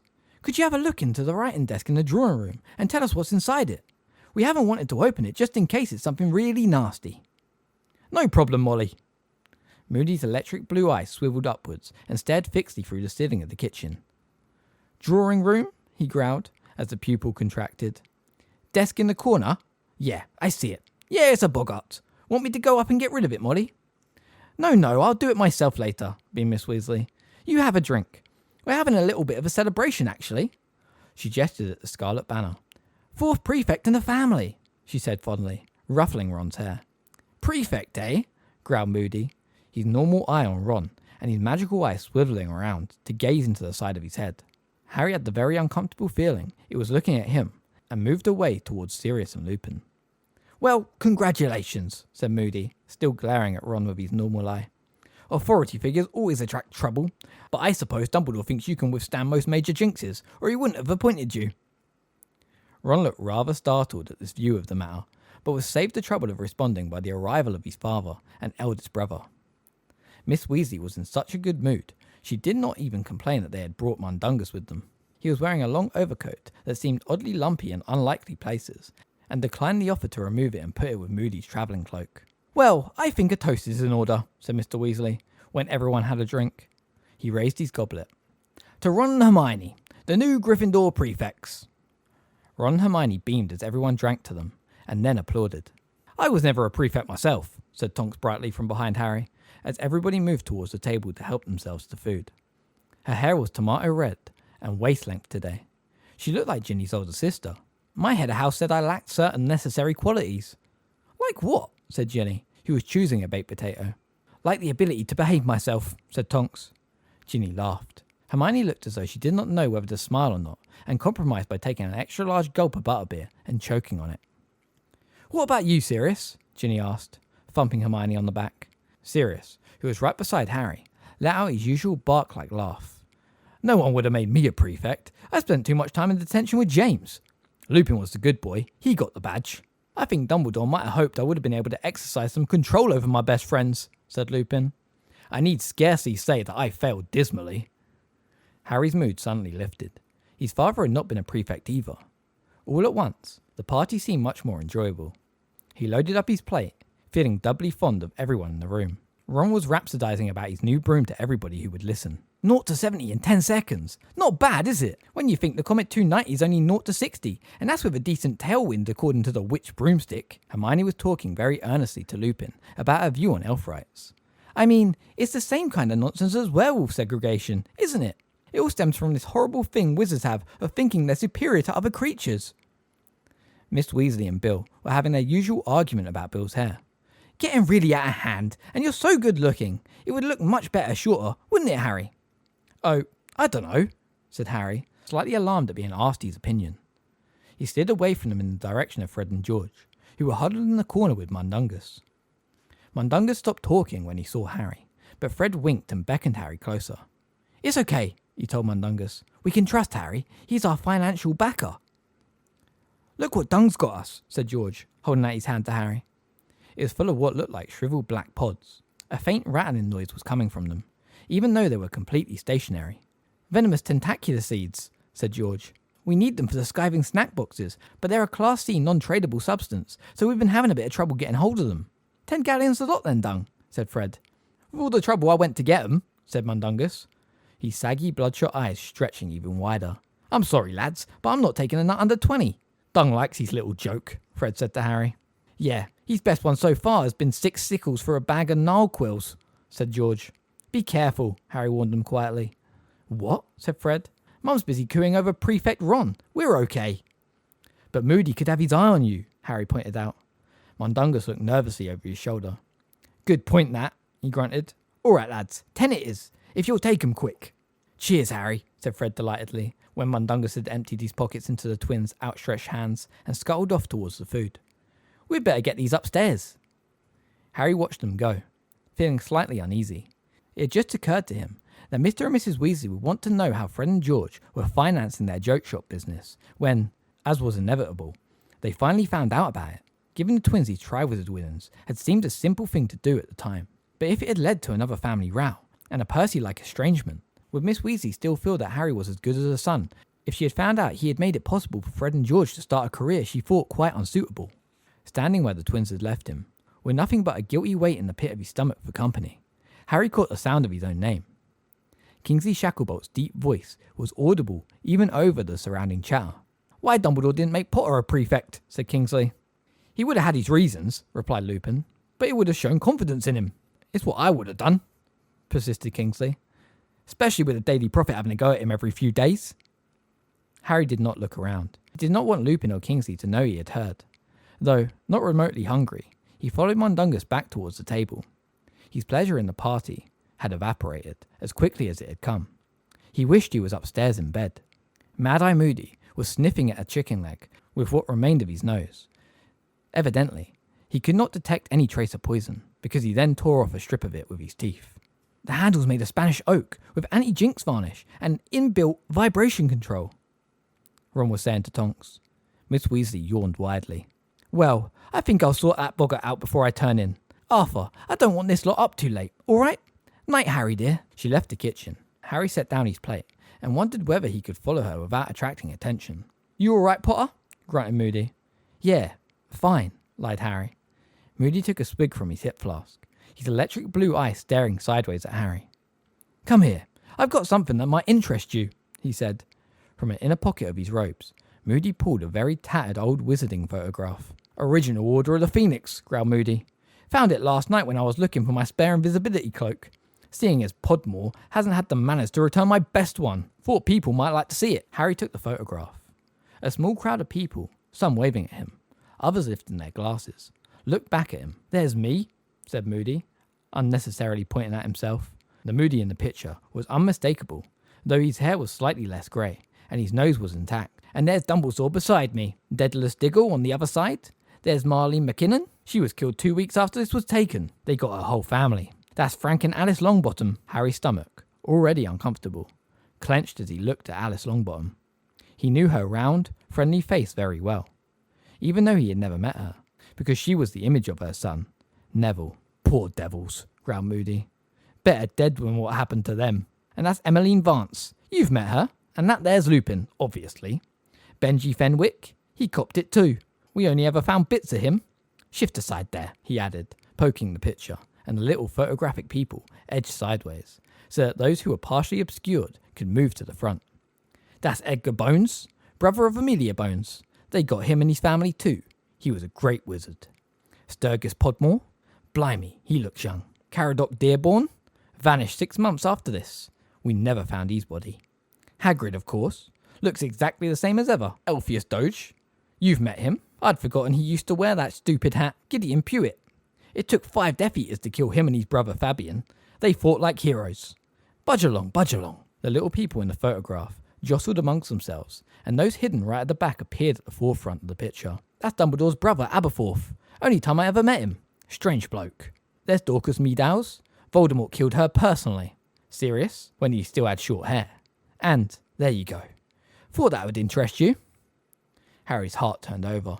His mother and father were beaming up at him, sitting on either side of a small, watery-eyed man whom Harry recognised at once as Wormtail, the one who had betrayed his parents' whereabouts to Voldemort and so helped to bring about their deaths. Hey, said Moody. Harry looked up into Moody's heavily scarred and pitted face. Evidently, Moody was under the impression he had just given Harry a bit of a treat. Yeah, said Harry, once again attempting to grin. Listen, I've just remembered. I haven't packed my... He was spared the trouble of inventing an object he had not packed. Sirius had just said, "What's that you got there, Mad Eye?" And Moody had turned towards him. Harry crossed the kitchen, slipped through the door and up the stairs before anyone could call him back. He did not know why it had been such a shock. He had seen pictures of his parents before, after all, and he had met Wormtail. But to have them spring up on him like that, when he was least expecting it, no one would like that, he thought angrily. And then, to see them surrounded by all those other happy faces. Benji Fenwick, who'd been found in bits, and Gideon Pruitt, who died like a hero, and the Longbottoms, who had been tortured into madness, all waving happily out of a photograph forevermore, not knowing they were all doomed. Well, Moody might find that interesting, but he, Harry, found it disturbing. Harry tiptoed up the stairs in the hall, past the stuffed elf heads, glad to be on his own again. But as he approached the first landing, he heard noises. Someone was sobbing in the drawing room. "Hello?" Harry said. There was no answer, but the sobbing continued. He climbed the remaining stairs, 2 at a time, walked across the landing, and opened the drawing room door. Someone was cowering against the dark wall, her wand in her hand, her whole body shaking with sobs. Sprawled on the dusty old carpet, in a patch of moonlight, clearly dead, was Ron. All the air seemed to vanish from Harry's lungs. He felt as though he was falling through the floor. His brain turned icy cold. Ron dead? No, it couldn't be. But wait a moment. It couldn't be. Ron was downstairs. Miss Weasley, Harry croaked. Ridiculous, Miss Weasley sobbed, pointing her shaking wand at Ron's body. Crack. Ron's body turned into bills, spread-eagled on his back, his eyes wide open and empty. Miss Weasley sobbed harder than ever. Ridiculous, she sobbed again. Crack. Mr. Weasley's body replaced Bill's, his glasses askew, a trickle of blood running down his face. No, Miss Weasley moaned. No, ridiculous, ridiculous, ridiculous. Crack. Dead twins. Crack. Dead Percy. Crack. Dead Harry. Miss Weasley, just get out of here, Harry shouted, staring down at his own dead body on the floor. Let someone else. What's going on?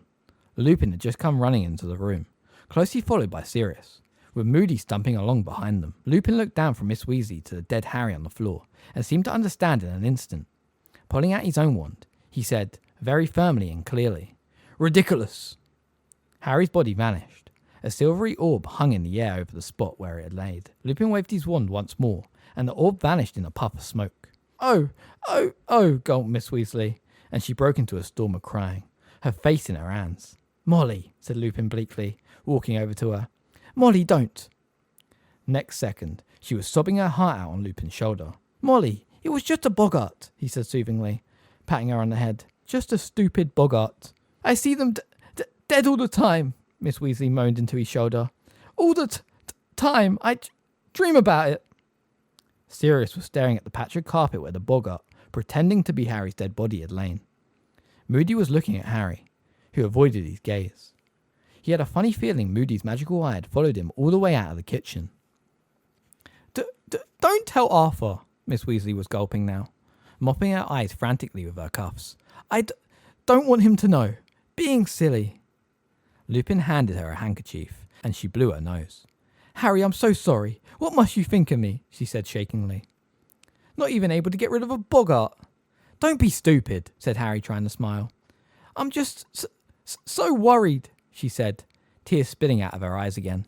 Half the families in the Order. It will be a miracle if we all come through this, and Percy's not talking to us. What if something dreadful happens, and we've never made it up with him? And what's going to happen if Arthur and I get killed? Who's going to look after Ron and Ginny? Molly, that's enough, said Lupin firmly. This isn't like last time. The Order is better prepared. We've got a head start. We know what Voldemort's up to. Miss Weasley gave a little squeak of fright at the sound of the name. Oh, Molly, come on. It's about time you got used to hearing the name. Look, I can't promise no one's going to get hurt. Nobody can promise that. But we're much better off than when we were last time. You weren't in the Order then. You don't understand.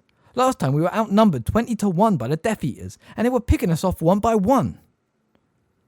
Harry thought of the photograph again, of his parents' beaming faces. He knew Moody was still watching him. Don't worry about Percy, said Sirius abruptly. He'll come around. It's only a matter of time before Voldemort moves into the open. Once he does, the whole Ministry is going to be begging us to forgive them. And I'm not sure I'll be accepting their apology, he added bitterly. And as for who's going to look after Ron and Ginny, if you and Arthur died, said Lupin, smiling slightly, what do you think we'd do? Let them starve? Miss Weasley smiled tremulously. Being silly, she muttered again, mopping her eyes. But Harry, closing his bedroom door behind him some 10 minutes later, could not think Miss Weasley silly. He could still see his parents beaming up at him from the tattered old photograph, unaware that their lives, like so many others around them, were drawing to a close. The image of the boggart, posing as the corpse of each member of Miss Weasley's family in turn, kept flashing before his eyes. Without warning, the scar on his forehead seared with pain again, and his stomach churned horribly. Cut it out, he said firmly, rubbing the scar as the pain receded.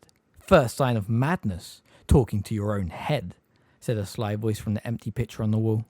Harry ignored it. He felt older than he had ever felt in his life, and it seemed extraordinary to him that barely an hour ago he had been worried about a joke shop and who had got a prefect's badge. Chapter 10. Luna Lovegood. Harry had a troubled night's sleep. His parents wove in and out of his dreams, never speaking. Miss Weasley sobbed over Creature's dead body, watched by Ron and Hermione, who were wearing crowns, and yet again Harry found himself walking down a corridor, ending in a locked door. He awoke abruptly with his scar prickling to find Ron already dressed and talking to him. Better hurry up. Mum's going ballistic. She says we're going to miss the train. There was a lot of commotion in the house. From what he heard as he dressed at top speed, Harry gathered that Fred and George had bewitched their trunks to fly downstairs to save the bother of carrying them, with the result that they had hurtled straight into Ginny and knocked her down 2 flights of stairs into the hall. Miss Black and Miss Weasley were both screaming at the top of their voices. Could have done her serious injury, you idiots! Filthy half-breeds! Besmirching the house of my fathers! Hermione came hurrying into the room, looking flustered, just as Harry was putting on his trainers. Hedwig was swaying on her shoulder, and she was carrying a squirming Crookshanks in her arms. Mum and Dad just sent Hedwig back. The owl fluttered obliquely over and perched on top of her cage. Are you ready yet? Nearly. Is Ginny all right? Harry asked, shoving on his glasses. Miss Weasley's patched her up, said Hermione. But now Mad Eye's complaining that we can't leave unless Sturgis Podmore's here. Otherwise the guard will be one short. Guard? Said Harry. We have to go to King's Cross with a guard. You have to go to King's Cross with a guard, Hermione corrected him. Why? Said Harry irritably. I thought Voldemort was supposed to be lying low. Or are you telling me he's going to jump out from behind a dustbin to try and do me in? I don't know. It's just what Mad Eye says, said Hermione distractedly, looking at her watch. But if we don't leave soon, we're definitely going to miss the train. Will you lot get down here now, please? Miss Weasley bellowed, and Hermione jumped as though scolded and hurried out of the room. Harry seized Hedwig, stuffed her unceremoniously into a cage, and set off downstairs after Hermione, dragging his trunk. Miss Black's portrait was howling with rage, but nobody was bothering to close the curtains over her. All the noise in the hall was bound to rouse her again anyway. Harry, you're to come with me and Tonks, shouted Miss Weasley, over the repeated screeches of mudbloods, scum, creatures of dirt. Leave your trunk and your owl. Alistair's going to deal with the luggage. Oh, for heaven's sake, Sirius, Dumbledore said no! A bear-like black dog had appeared at Harry's side, as he was clambering over the various trunks cluttering the hall to get to Miss Weasley. Oh, honestly, said Miss Weasley despairingly. Well, on your own head be it. She wrenched open the front door and stepped out into the weak September sunlight. Harry and the dog followed her. The door slammed behind them, and Miss Black's screeches were cut off instantly. Where's Tonks? Harry said, looking round as they went down the stone steps to number 12, which vanished the moment they reached the pavement. She's waiting for us just up here, said Miss Weasley, stiffly, averting her eyes from the lolloping black dog beside Harry. An old woman greeted them in the corner. She had tightly curled grey hair and wore a purple hat shaped like a pork pie. Watcha, Harry, she said, winking. Better hurry up, hadn't we, Molly? She added, checking her watch. I know, moaned Miss Weasley, lengthening her stride. But mad I wanted to wait for Sturgis. If only Arthur could have got us cars from the Ministry again. But Fudge won't let him borrow so much as an empty ink bottle these days. How muggles could stand travelling without magic? But the great black dog gave a joyful bark and gambolled around them, snapping at pigeons and chasing its own tail. Harry couldn't help laughing. Sirius had been trapped inside for a very long time. Miss Weasley pursed her lips in an almost Aunt Petunia-ish way. It took them 20 minutes to reach King's Cross on foot, and nothing more eventful happened during that time than Sirius scaring a couple of cats for Harry's entertainment. Once inside the station, they lingered casually beside the barrier between platforms 9 and 10 until the coast was clear. Then each of them leaned against it in turn and fell easily through onto the platform 9 3/4, where the Hogwarts Express stood belching sooty steam over a platform packed with departing students and their families. Harry inhaled the familiar smell and felt his spirits soar. He was really going back. I hope the others make it in time, said Miss Weasley anxiously, staring behind her at the wrought iron arch spanning the platform, through which new arrivals would come. Nice dog, Harry, called a tall boy with dreadlocks. Thanks, Lee, said Harry, grinning, as Sirius wagged his tail frantically. Oh, good, said Miss Weasley, sounding relieved. Here's Alistair with the luggage. Look. A porter's cap pulled low over his mismatched eyes. Moody came limping through the archway, pushing a trolley loaded with their trunks. All okay, he muttered to Miss Weasley and Tonks. Don't think we were followed. Seconds later, Mr. Weasley emerged on the platform with Ron and Hermione. They had almost unloaded Moody's luggage trolley when Fred, George and Ginny turned up with Lupin. No trouble? Growled Moody. Nothing, said Lupin. I'll still be reporting Sturgis to Dumbledore, said Moody. That's the second time he's not turned up in a week. Get as unreliable as Mundungus. Well, look after yourselves, said Lupin, shaking hands all around. He reached Harry last and gave him a clap on the shoulder. You too, Harry. Be careful. Yeah, keep your head down and your eyes peeled, said Moody, shaking Harry's hand too. And don't forget, all of you, careful what you put in writing. If in doubt, don't put it in the letter at all. It's been great meeting all of you, said Tonks, hugging Hermione and Ginny. We'll see you soon, I expect. A warning whistle sounded. The students still on the platform started hurrying onto the train. Quick, quick, said Miss Weasley, distractedly, hugging them at random and catching Harry twice. Right, be good. If you've forgotten anything, we'll send it onto the train. Now hurry. For one brief moment, the great black dog reared onto its hind legs and placed its front paws on Harry's shoulders. But Miss Weasley shoved Harry away towards the train door, hissing, For heaven's sake, act more like a dog, Sirius.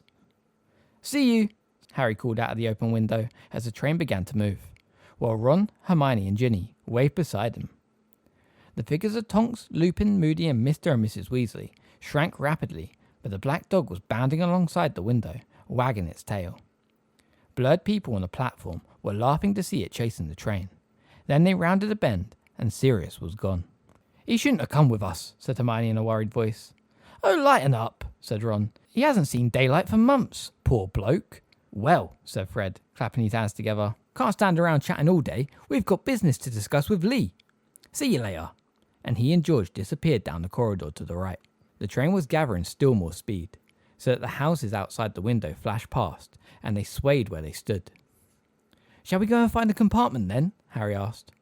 Ron and Hermione exchanged looks. Said Ron. Ron and I are supposed to go into the prefect carriage, Hermione said awkwardly. Ron wasn't looking at Harry. He seemed to have become intensely interested in the fingernails on his left hand. Oh, said Harry. Right. Fine. I don't think we'll have to stay there all journey, said Hermione quickly. Our letter said we just get instructions from the head boy and girl, and then patrol the corridors from time to time. Fine, said Harry again. Well, I might see you later then. Yeah, definitely, said Ron, casting a shifty, anxious look at Harry. It's a pain having to go down there. I'd rather...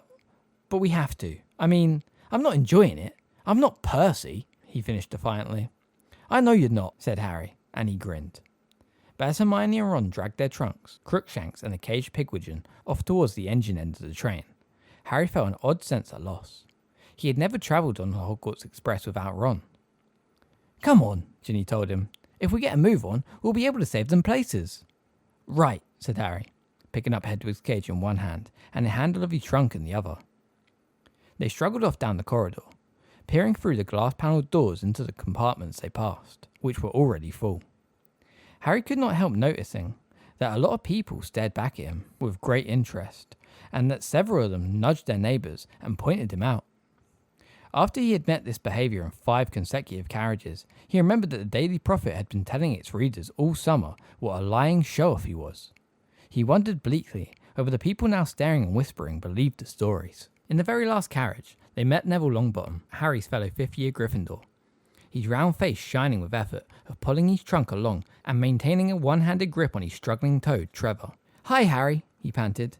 Hi, Ginny.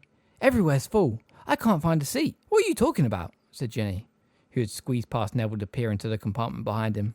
There's room in this one. There's only Loony Lovegood in here. Neville mumbled something about not wanting to disturb anybody. Don't be silly, said Ginny, laughing. She's all right. She slid the door open and pulled her trunk inside. Harry and Neville followed.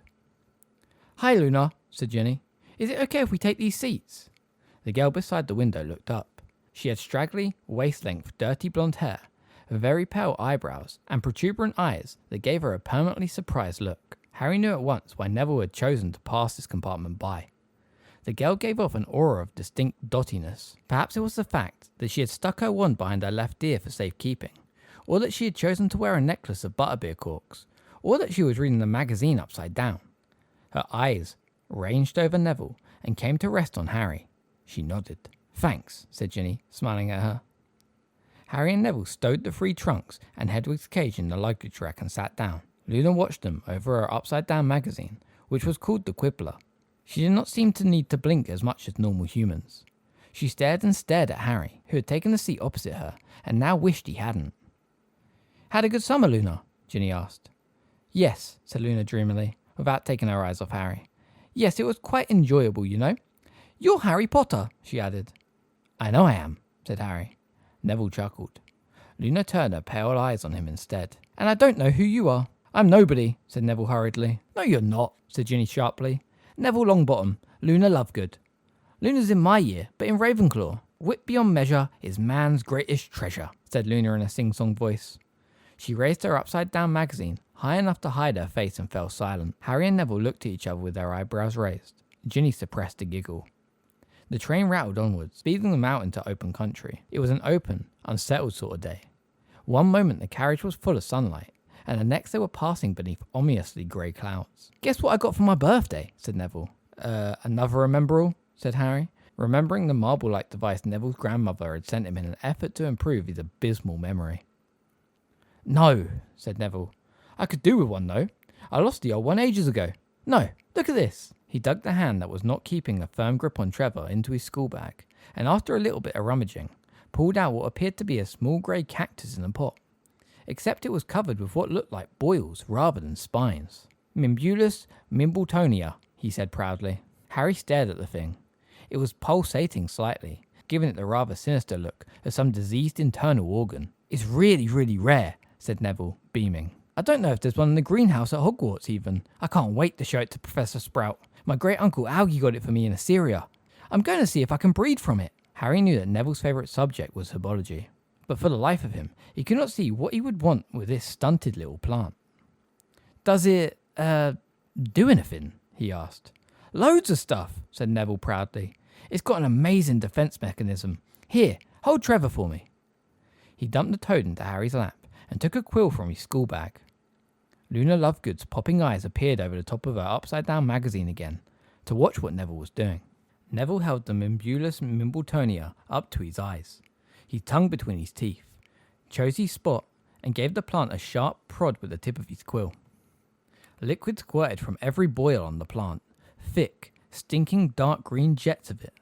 They hit the ceiling, the windows, and splattered Luna Lovegood's magazine. Ginny, who had flung her arms out in front of her face, just in time, merely looked as though she was wearing a slimy green hat. But Harry, whose hands had been busy preventing Trevor's escape, received a faceful. It smelled like rancid manure. Neville, whose face and torso were also drenched, shook his head to get the worst out of his eyes. Sorry, he gasped. I haven't tried that before. Didn't realise it would be quite so, Don't worry though. Stink sap's not poisonous, he added nervously, as Harry spat out a mouthful onto the floor. At that precise moment, the door of their compartment slid open. Oh, hello, Harry, said the nervous voice. Bad time? Harry wiped the lenses of his glasses with his Trevor-free hand.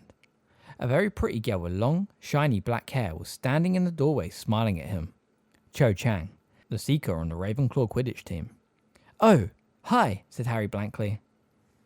Said Cho. Well, just thought I'd say hello. Bye then.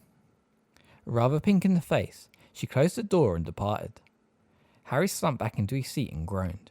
He would have liked Cho to discover him sitting with a group of very cool people, laughing their heads off at a joke he had just told. He would not have chosen to be sitting with Neville and Loony Lovegood, clutching a toad and dripping in stink sap. Never mind, said Ginny bracingly. Look, we can easily get rid of all of this. She pulled out her wand. Scourgify. The stink sap vanished. Sorry, said Neville again, in a small voice. Ron and Hermione did not turn up for nearly an hour, by which time the food trolley had already gone by. Harry, Ginny and Neville had finished their pumpkin pasties and were busy swapping chocolate frog cards when the compartment door slid open and they walked in, accompanied by Crookshanks and a shrilly hooting Pigwidgeon in his cage. I'm starving, said Ron, stirring Pigwidgeon next to Hedwig, grabbing a chocolate frog from Harry and throwing himself into the seat next to him. He ripped open the wrapper, bit off the frog's head, and leaned back with his eyes closed as though he had had a very exhausting morning. Well, there are 2 fifth-year prefects from each house, said Hermione, looking thoroughly disgruntled as she took her seat. Boy and girl from each. And guess who's a Slytherin prefect, said Ron, still with his eyes closed. Malfoy, replied Harry at once, certain his worst fear would be confirmed. Course, said Ron, bitterly, stuffing the rest of the frog into his mouth and taking another. And that complete cow, Pansy Parkinson, said Hermione viciously. How's she got to be a prefect when she's thicker than a concussed troll? Who are the Hufflepuffs? Harry asked. Ernie Macmillan and Hannah Abbott, said Ron thickly. And Anthony Goldstein and Padma Patel for Ravenclaw, said Hermione. You went to the Yule Ball with Padma Patel, said a vague voice. Everyone turned to look at Luna Lovegood, who was gazing unblinkingly at Ron over the top of the quibbler. He swallowed his mouthful of frog. Yeah, I know I did, he said, looking mildly surprised. She didn't enjoy it very much, Luna informed him. She doesn't think you treated her very well, because you wouldn't dance with her. I don't think I'd have minded, she added thoughtfully. I don't like dancing very much. She retreated behind the quibbler again. Ron stared at the cover with his mouth hanging open for a few seconds, then looked around at Ginny for some kind of explanation.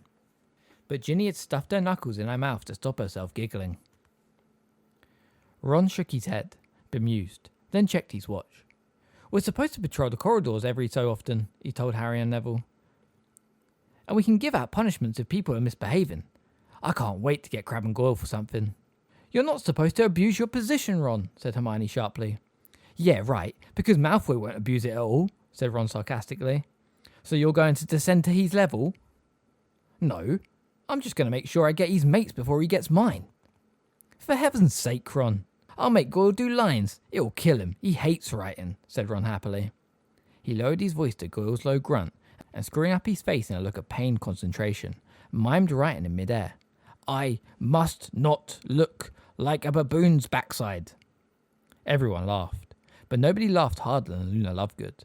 She let out a scream of mirth that caused Hedwig to wake up and flap her wings indignantly and Crookshanks to leap up into the luggage rack, hissing. Luna laughed so hard her magazine slipped out of her grasp, slid down her legs and onto the floor. That was funny! Her prominent eyes swam with tears as she gasped for breath, staring at Ron.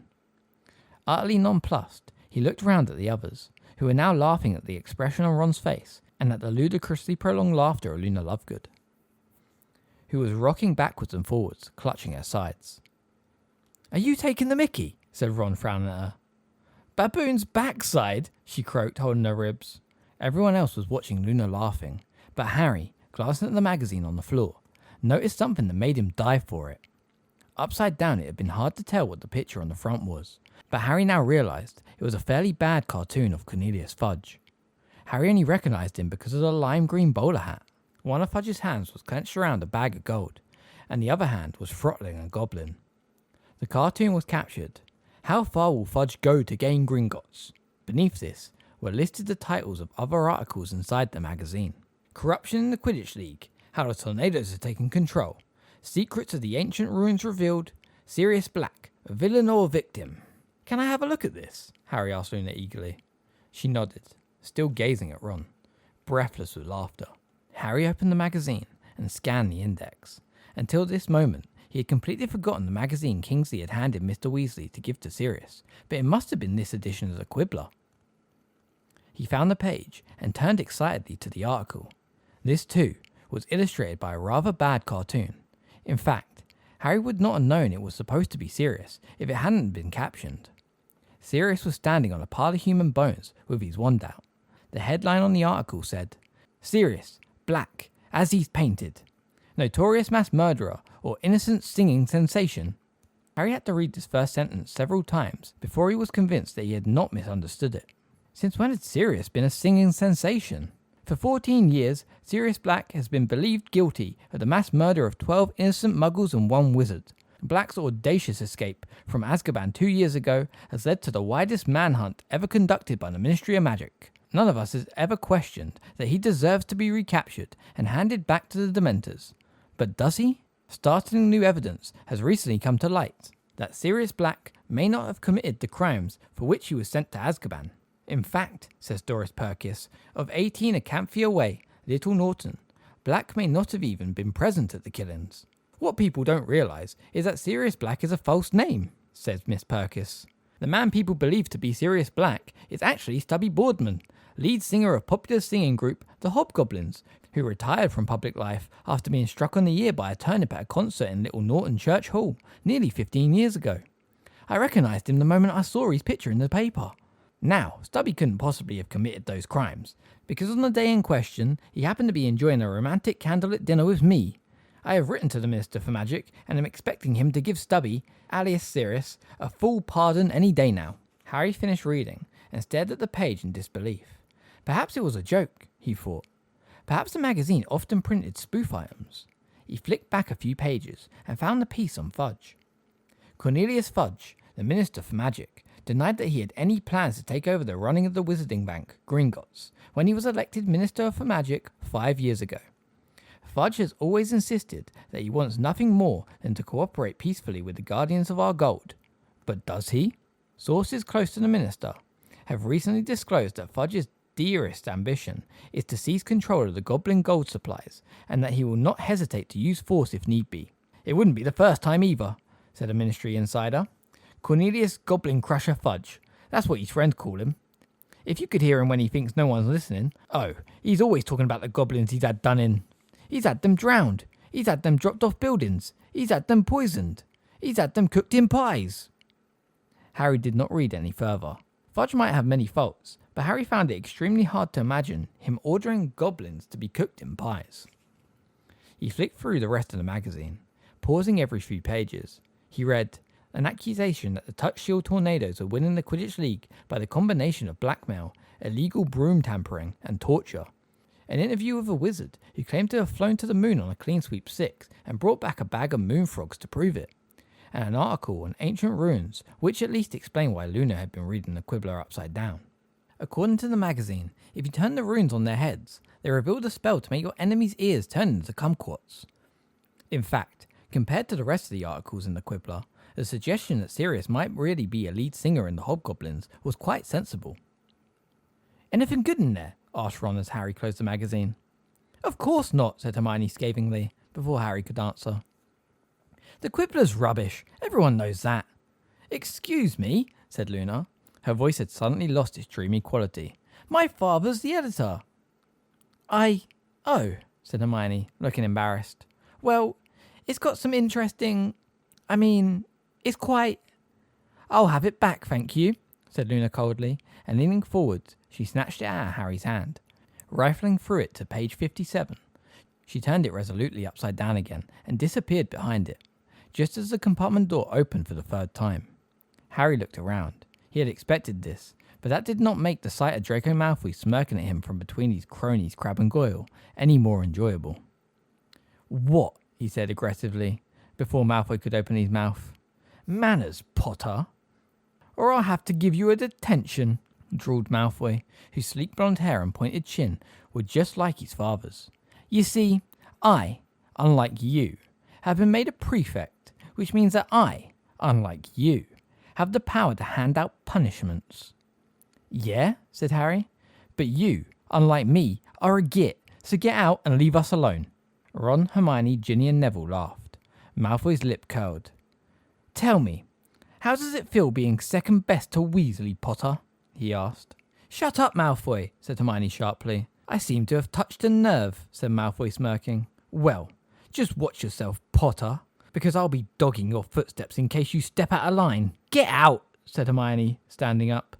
Sniggering, Malfoy gave Harry a last malicious look and departed, with Crabbe and Goyle lumbering along in his wake. Hermione slammed the compartment door behind them and turned to look at Harry, who knew at once that she, like him, had registered what Malfoy had said and been just as unnerved by it. "Chuck us another frog," said Ron, who clearly noticed nothing. Harry could not talk freely in front of Neville and Luna. He exchanged another nervous look with Hermione, then stared out of the window. He thought Sirius coming with him to the station was a bit of a laugh, but suddenly it seemed reckless, if not downright dangerous. Hermione had been right. Sirius should not have come.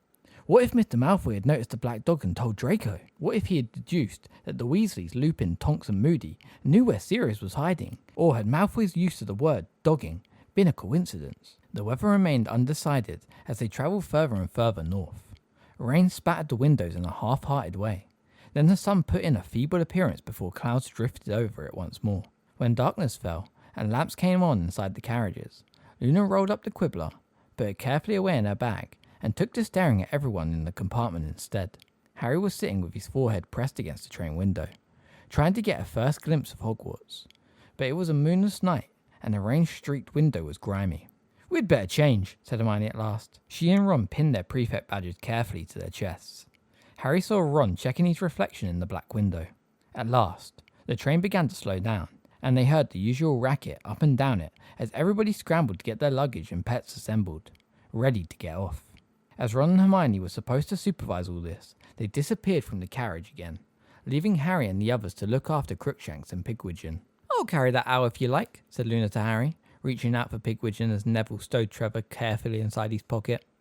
"Oh, thanks," said Harry, handing her the cage and hoisting Hedwig's more securely into his arms. They shuffled out of the compartment, feeling the first sting of the night air on their faces as they joined the crowd in the corridor. Slowly, they moved towards the doors. Harry could smell the pine trees that lined the path down to the lake. He stepped down onto the platform and looked around, listening for the familiar call of "First years over here, first years," but it did not come. Instead, a quite different voice, a brisk female one, was calling out, "First years, line up here please, all first years to me." A lantern came swinging towards Harry, and by its light he saw the prominent chin and severe haircut of Professor Grumblyplank, the witch who had taken over Hagrid's care of magical creatures lessons for a while the previous year. "Where's Hagrid?" he said out loud. "I don't know," said Ginny, "but we'd better get out of the way. We're blocking the door." "Oh yeah." Harry and Ginny became separated as they moved off along the platform and out through the station. Jostled by the crowd, Harry squinted through the darkness for a glimpse of Hagrid. He had to be here. Harry had been relying on it. Seeing Hagrid again was one of the things he had been looking forward to most, but there was no sign of him. He can't have left, Harry told himself as he shuffled slowly through a narrow doorway onto the road outside with the rest of the crowd. He's just got a cold or something. He looked around for Ron or Hermione, wanting to know what they thought about the reappearance of Professor Grumblyplank, but neither of them were anywhere near him, so he allowed himself to be shunted forwards onto the dark rain-washed road outside Hogsmeade Station. Here stood the 100 or so horseless stagecoaches that always took the students above first year up to the castle. Harry glanced quickly at them, turned away to keep a lookout for Ron and Hermione, then did a double take. The coaches were no longer horseless. There were creatures standing between the carriage shafts. If he had to give them a name, he supposed he would have called them horses. Though, there was something reptilian about them too. They were completely fleshless, their black coats clinging to their skeletons, of which every bone was visible. Their heads were dragonish, and their pupilless eyes white and staring. Wings sprouted from each wither, black leathery wings that looked as though they ought to belong to giant bats. Standing still and quiet in the gloom, the creatures looked eerie and sinister. Harry could not understand why the coaches were being pulled by these horrible horses when they were quite capable of moving along by themselves. "Where's Pig?" said Ron's voice, right behind Harry. "That Luna girl was carrying him," said Harry, turning quickly, eager to consult Ron about Hagrid. "Where do you reckon Hagrid is?" "I don't know," said Ron, sounding worried. "He'd better be okay." A short distance away, Draco Malfoy, followed by a small gang of cronies, including Crabbe, Goyle and Pansy Parkinson, was pushing some timid-looking second years out of the way so that he and his friends could get a coach to themselves. Seconds later, Hermione emerged panting from the crowd. "Malfoy was absolutely foul to a first year back there. I swear I'm going to report him. He's only had this badge 3 minutes, and he's using it to bully people worse than ever. Where's Crookshanks?" "Ginny's got him," said Harry. "There she is." Ginny had just emerged from the crowd, clutching a squirming Crookshanks. "Thanks," said Hermione, relieving Ginny of the cat. "Come on, let's get a carriage together before they all fill up." "I haven't got Pig yet," Ron said, but Hermione was already heading off towards the nearest unoccupied coach. Harry remained behind Ron. "What are those things, do you reckon?" he asked Ron, nodding at the horrible horses as the other students surged past them. "What things?" "Those horse." Luna appeared holding Pigwidgeon's cage in her arms. The tiny owl was twittering excitedly as usual. "Here you are," she said. "He's a sweet little owl, isn't he?" Yeah, he's all right," said Ron gruffly. "Well, come on then, let's get in. What were you saying, Harry?" "I was saying, what are those horse things?" Harry said, as he, Ron and Luna made for the carriage in which Hermione and Ginny were already sitting. "What horse things?" "The horse things pulling the carriages," said Harry impatiently. They were, after all, about 3 feet from the nearest one. It was watching them with empty white eyes. Ron, however, gave Harry a perplexed look. "What are you talking about?" "I'm talking about, look!" Harry grabbed Ron's arm and wheeled him about so he was face to face with the winged horse. Ron stared straight at it for a second, then looked back at Harry. "What am I supposed to be looking at?" "At there, between the shafts, harnessed to the coach. It's right there in front." But as Ron continued to look bemused, a strange thought occurred to Harry. Can't you see them?" "See what?" "Can't you see what's pulling the carriages?" Ron looked seriously alarmed now. "Are you feeling all right, Harry?" Yeah." Harry felt utterly bewildered. The horse was right in front of him, gleaming solidly in the dim light issuing from the station windows behind them, vapour rising from its nostrils in the chilly night air. Yet, unless Ron was faking, and it was a very feeble joke if he was, Ron could not see it at all. "Shall we get in then?" said Ron uncertainly, looking at Harry as though worried about him. "Yeah," said Harry. "Yeah, go on." "It's all right," said a dreamy voice from beside Harry as Ron vanished into the coach's dark interior. "You're not going mad or anything. I can see them too." "Can you?" said Harry desperately, turning to Luna. He could see the bat-winged horses reflected in her wide silvery eyes. "Oh yes," said Luna. I've been able to see them ever since my first day here. They've always pulled the carriages. Don't worry, you're just as sane as I am. Smiling faintly, she climbed into the musty interior of the carriage after Ron. Not altogether reassured, Harry followed her. Chapter 11. The Sorting Hat's New Song. Harry did not want to tell the others that he and Luna were having the same hallucination, if that was what it was. So he said nothing more about the horses as he sat down inside the carriage and slammed the door behind him. Nevertheless, he could not help watching the silhouettes of the horses moving beyond the window. Did everyone see that grumbly plank woman? Asked Ginny. What's she doing back here? Hagrid can't have left, can he? I'll be quite glad if he has, said Luna. He isn't a very good teacher, is he? Yes, he is, said Harry, Ron and Ginny angrily. Harry glared at Hermione. She cleared her throat and quickly said, Yes, he's very good. Well, we in Ravenclaw think he's a bit of a joke, said Luna, unfazed. You've got a rubbish sense of humour then, Ron snapped, as the hills below them creaked into motion. Luna did not seem perturbed by Ron's rudeness. On the contrary, she simply watched him for a while, as though he were a mildly interesting television program. Rattling and swaying, the carriages moved in convoy up the road. When they passed between the tall stone pillars topped with winged boars on either side of the gates to the school grounds, Harry leaned forward to try and see whether there were any lights on in Hagrid's cabin by the Forbidden Forest. But the grounds were in complete darkness. Hogwarts Castle, however, loomed ever closer. A towering mass of turrets, jet black against the dark sky, here and there a window blazing fiery bright above them. The carriages jingled to a halt near the stone steps leading up to the oak front doors, and Harry got out of the carriage first. He turned again to look for lit windows down by the forest, but there was definitely no sign of life within Hagrid's cabin. Unwillingly, because he had half hoped that they would have vanished, he turned his eyes instead upon the strange, skeletal creatures standing quietly in the chill night air, their blank, white eyes gleaming. Harry had once before had the experience of seeing something that Ron could not, but that had been a reflection in the mirror. Something more insubstantial than 100 very solid-looking beasts, strong enough to pull a fleet of carriages. If Luna was to be believed, the beasts have always been there but invisible. Why then could Harry suddenly see them? And why could Ron not? Are you coming or what? Said Ron beside him. Oh, yeah, said Harry quickly, and they joined the crowd hurrying up the stone steps into the castle. The entrance hall was ablaze with torches and echoing with footsteps as the students crossed the flagged stone floor for the double doors to the right, leading to the Great Hall and the start of term feast. The 4 longhouse tables in the Great Hall were filling up under the starless black ceiling, which was just like the sky they could glimpse through the high windows.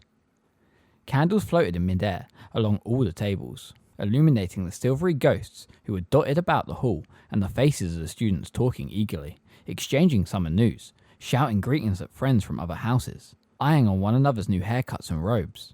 Again, Harry noticed people putting their heads together to whisper as he passed. He gritted his teeth and tried to act though he neither noticed nor cared. Luna drifted away from them at the Ravenclaw table.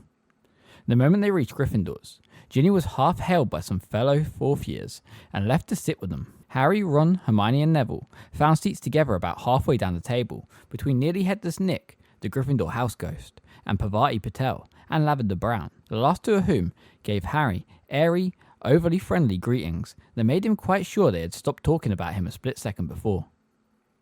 He had more important things to worry about, however. He was looking over the students' heads to the staff table that ran along the top wall of the hall. He's not here. Ron and Hermione scanned the staff table too, though there was no real need. Hagrid's size made him instantly obvious in any lineup. He can't have left, said Ron, sounding slightly anxious. Of course he hasn't, said Harry firmly.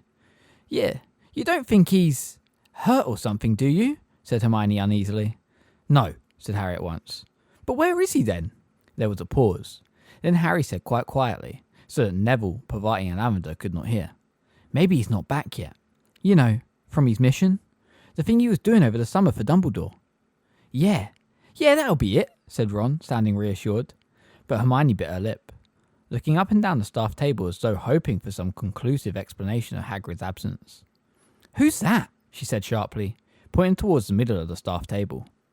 Harry's eyes followed hers. They lit first upon Professor Dumbledore, sitting in his high-backed golden chair at the centre of the long staff table, wearing deep purple robes scattered with silvery stars and a matching hat. Dumbledore's head was inclined towards the woman sitting next to him, who was talking into his ear. She looked, Harry thought, like somebody's maiden aunt, squat, with short, curly, mouse-brown hair, in which she had placed a horrible pink Alice band that matched the fluffy pink cardigan she wore over her robes. Then she turned her face slightly to take a sip from her goblet, and he saw, with a shock of recognition, a pallid, toad-like face and a pair of prominent, pouchy eyes. "It's that Umbridge woman!" "Who?" said Hermione. "She was at my hearing. She works for Fudge." "Nice cardigan," said Ron, smirking. "She works for Fudge," Hermione repeated, frowning. "What on earth's she doing here, then?" "Dunno." Hermione scanned the staff table, her eyes narrowed. "No," she muttered. "No, surely not." Harry did not understand what she was talking about, but did not ask. His attention had been caught by Professor Grumblyplank, who had just appeared behind the staff table. She worked her way along to the very end, and took the seat that ought to have been Hagrid's. That meant the first years must have crossed the lake and reached the castle, and sure enough, a few seconds later, the doors from the entrance hall opened. A long line of scared-looking first years entered, led by Professor McGonagall, who was carrying a stool on which sat an ancient wizard's hat, heavily patched and darned with a wide rip near the frayed brim. The buzz of talk in the Great Hall faded away. The first years lined up in front of the staff table, facing the rest of the students, and Professor McGonagall placed the stool carefully in front of them, then stood back. The first years' faces glowed palely in the candlelight. A small boy right in the middle of the row looked as though he was trembling. Harry recalled, fleetingly, how terrified he had felt when he had stood there, waiting for the unknown test that would determine to which house he belonged. The whole school waited with bated breath. Then the rip near the hat's brim opened wide like a mouth, and the Sorting Hat burst into song. "In times of old when I was new, and Hogwarts barely started, the founders of our noble school thought never to be parted. United by a common goal, they had the self-same yearning to make the world's best magic school and pass along their learning. Together we will build and teach, the four good friends decided, and never did they dream that they may someday be divided. For were there such friends anywhere as Slytherin and Gryffindor, unless it was the second pair of Hufflepuff and Ravenclaw? So how could it have gone so wrong? How could such friendships fail? Why, I was there and so can tell the whole sad sorry tale. Sad Slytherin will teach just those whose ancestry is purest. Said Ravenclaw will teach those whose intelligence is surest. Said Gryffindor will teach all those with brave deeds to their name. Said Hufflepuff, I'll teach the lot and treat them just the same. These differences caused a little strife when first they came to light, for each of the four founders had a house in which they might take only those they wanted. So, for instance, Slytherin took only pureblood wizards of great cunning just like him, and only those of sharpest mind were taught by Ravenclaw, while the bravest and the boldest went to daring Gryffindor. Good Hufflepuff, she took the rest, and taught them all she knew. Thus the houses and their founders retained friendships firm and true.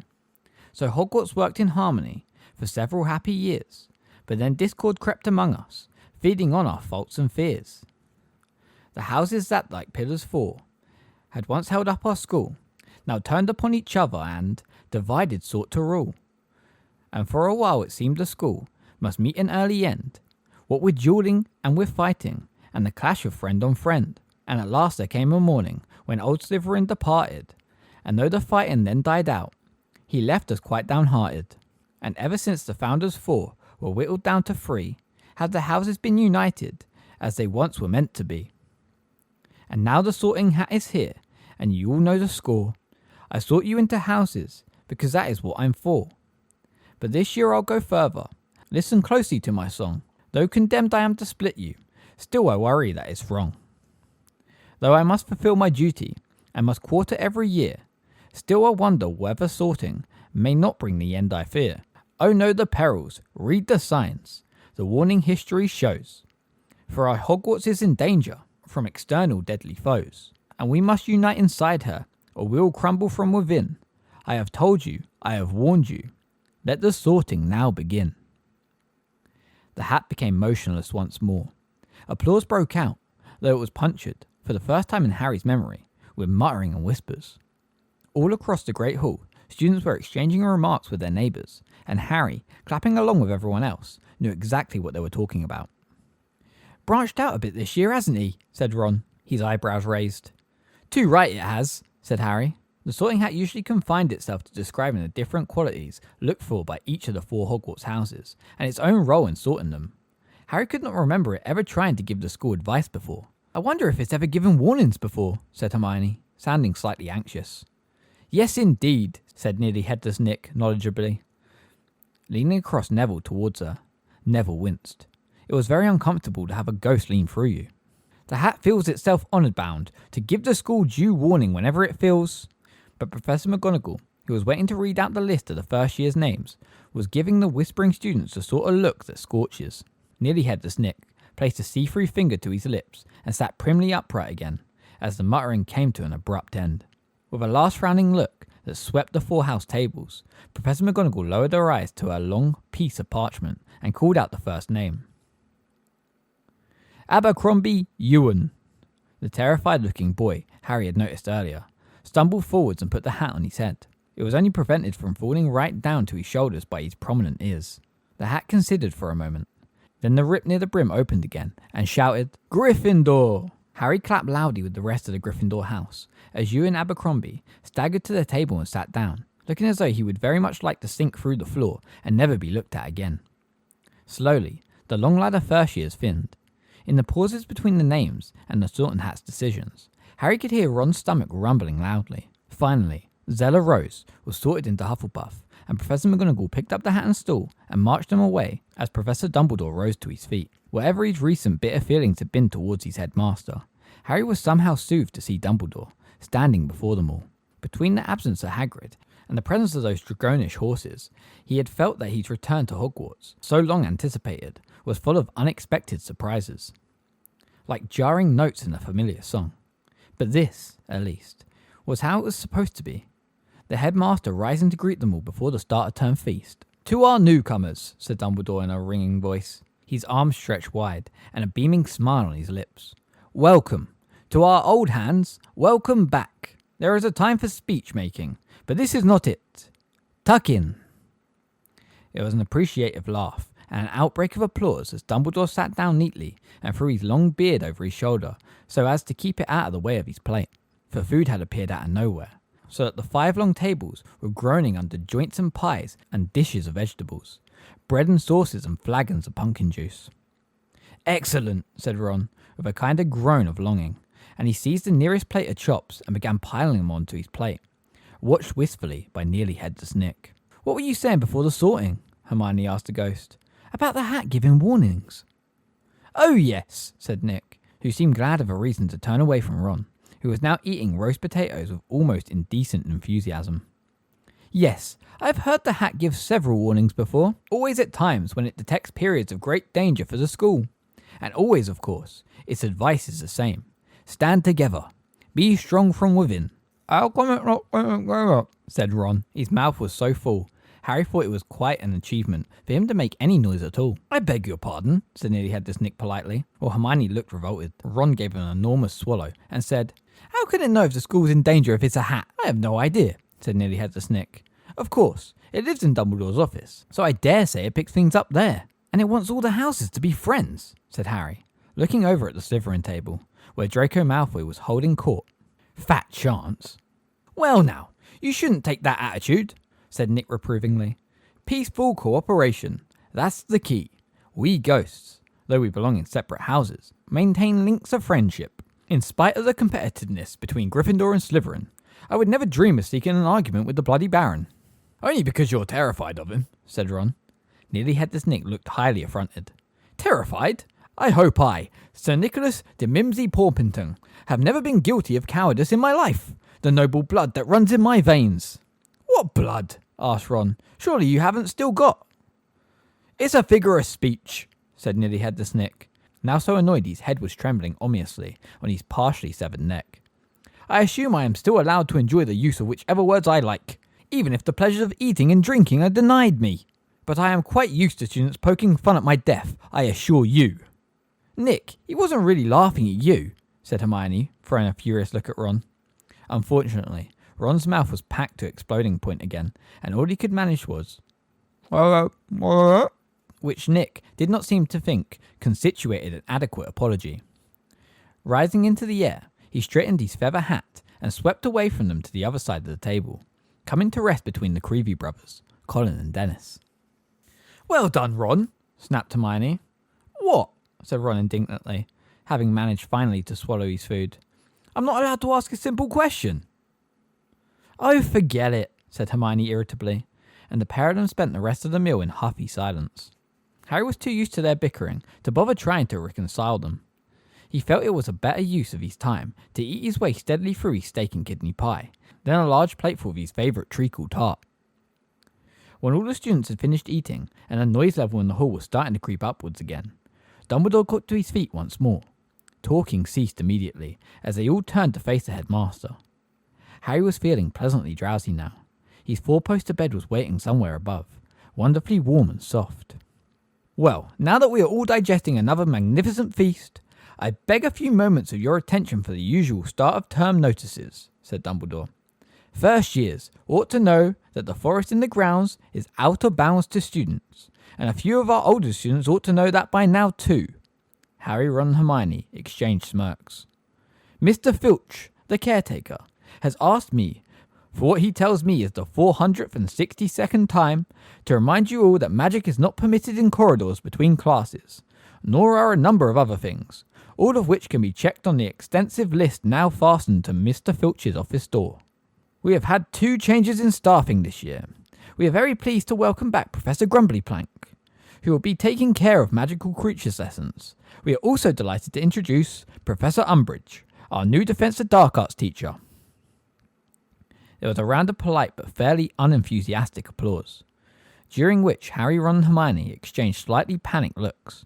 Dumbledore had not said for how long Grumblyplank would be teaching. Dumbledore continued. "Tryouts for the house Quidditch teams will take place on the..." He broke off, looking inquiringly at Professor Umbridge. As she was not much taller standing than sitting, there was a moment when nobody understood why Dumbledore had stopped talking. But then Professor Umbridge cleared her throat.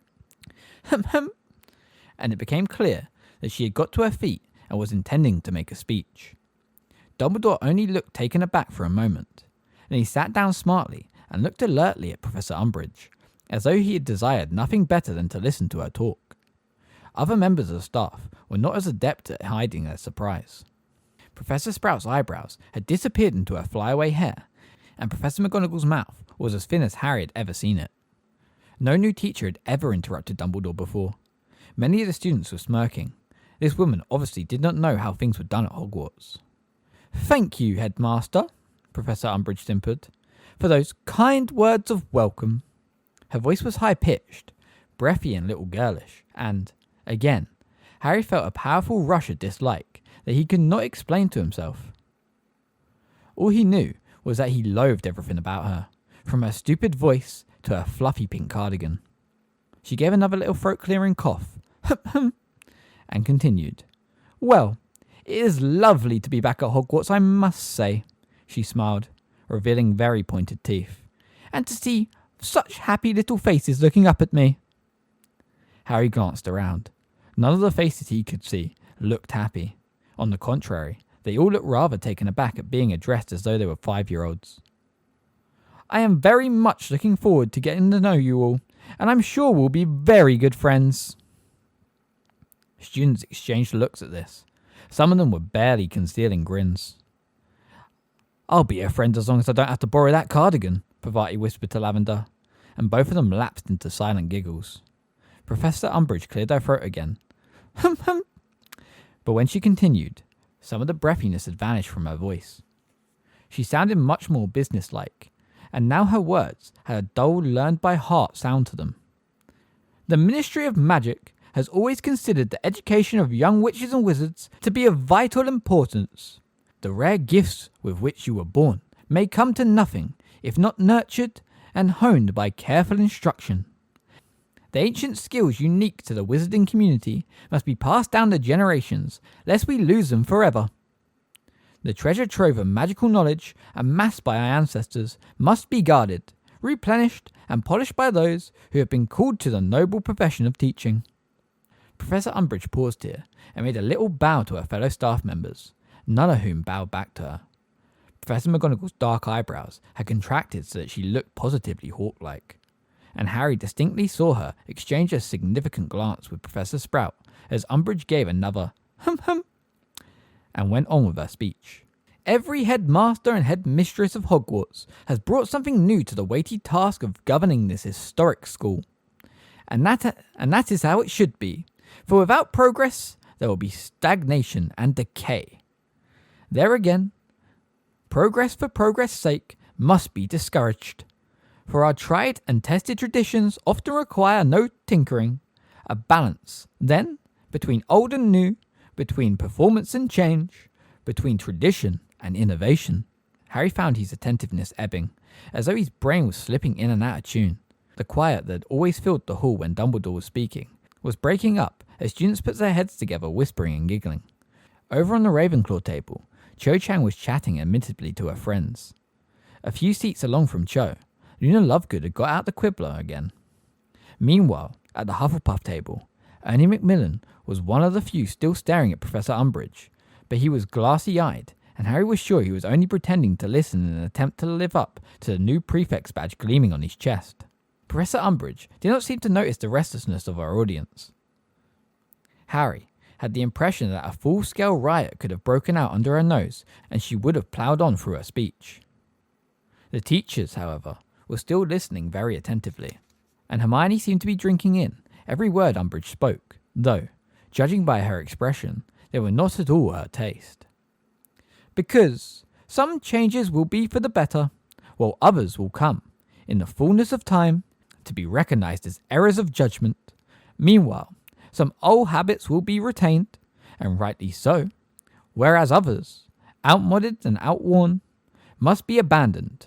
Let us move forward, then, into a new era of openness, effectiveness, and accountability, intent on preserving what ought to be preserved, perfecting what needs to be perfected, and pruning wherever we find practices that ought to be prohibited. She sat down. Dumbledore clapped. The staff followed his lead, though Harry noticed that several of them brought their hands together only once or twice before stopping. A few students joined in, but most had been taken unawares by the end of the speech. Not having listened to more than a few words of it, and before they could start applauding properly, Dumbledore stood up again. "Thank you very much, Professor Umbridge. That was most illuminating," he said, bowing to her. "Now, as I was saying, Quidditch tryouts will be held..." Yes, it certainly was illuminating," said Hermione in a low voice. "You're not telling me you enjoyed it," said Ron quietly, turning a glazed face towards Hermione. "That was about the dullest speech I've ever heard, and I grew up with Percy." "I said illuminating, not enjoyable," said Hermione. "It explained a lot."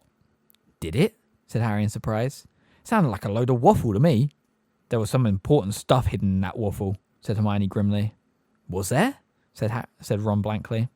"How about progress for progress' sake must be discouraged? How about pruning wherever we find practices that ought to be prohibited?" "Well, what does that mean?" said Ron impatiently. "I'll tell you what that means," said Hermione ominously. "It means the Ministry's interfering at Hogwarts." There was a great clattering and banging all around them. Dumbledore had obviously just dismissed the school, because everyone was standing up ready to leave the hall. Hermione jumped up, looking flustered. "Ron, we're supposed to show the first years where to go." "Oh yeah," said Ron, who had obviously forgotten. Hey, you lot, midgets." "Ron, well they are, they're titchy." "I know, but you can't call them midgets. First years," Hermione called commandingly along the table. "This way, please."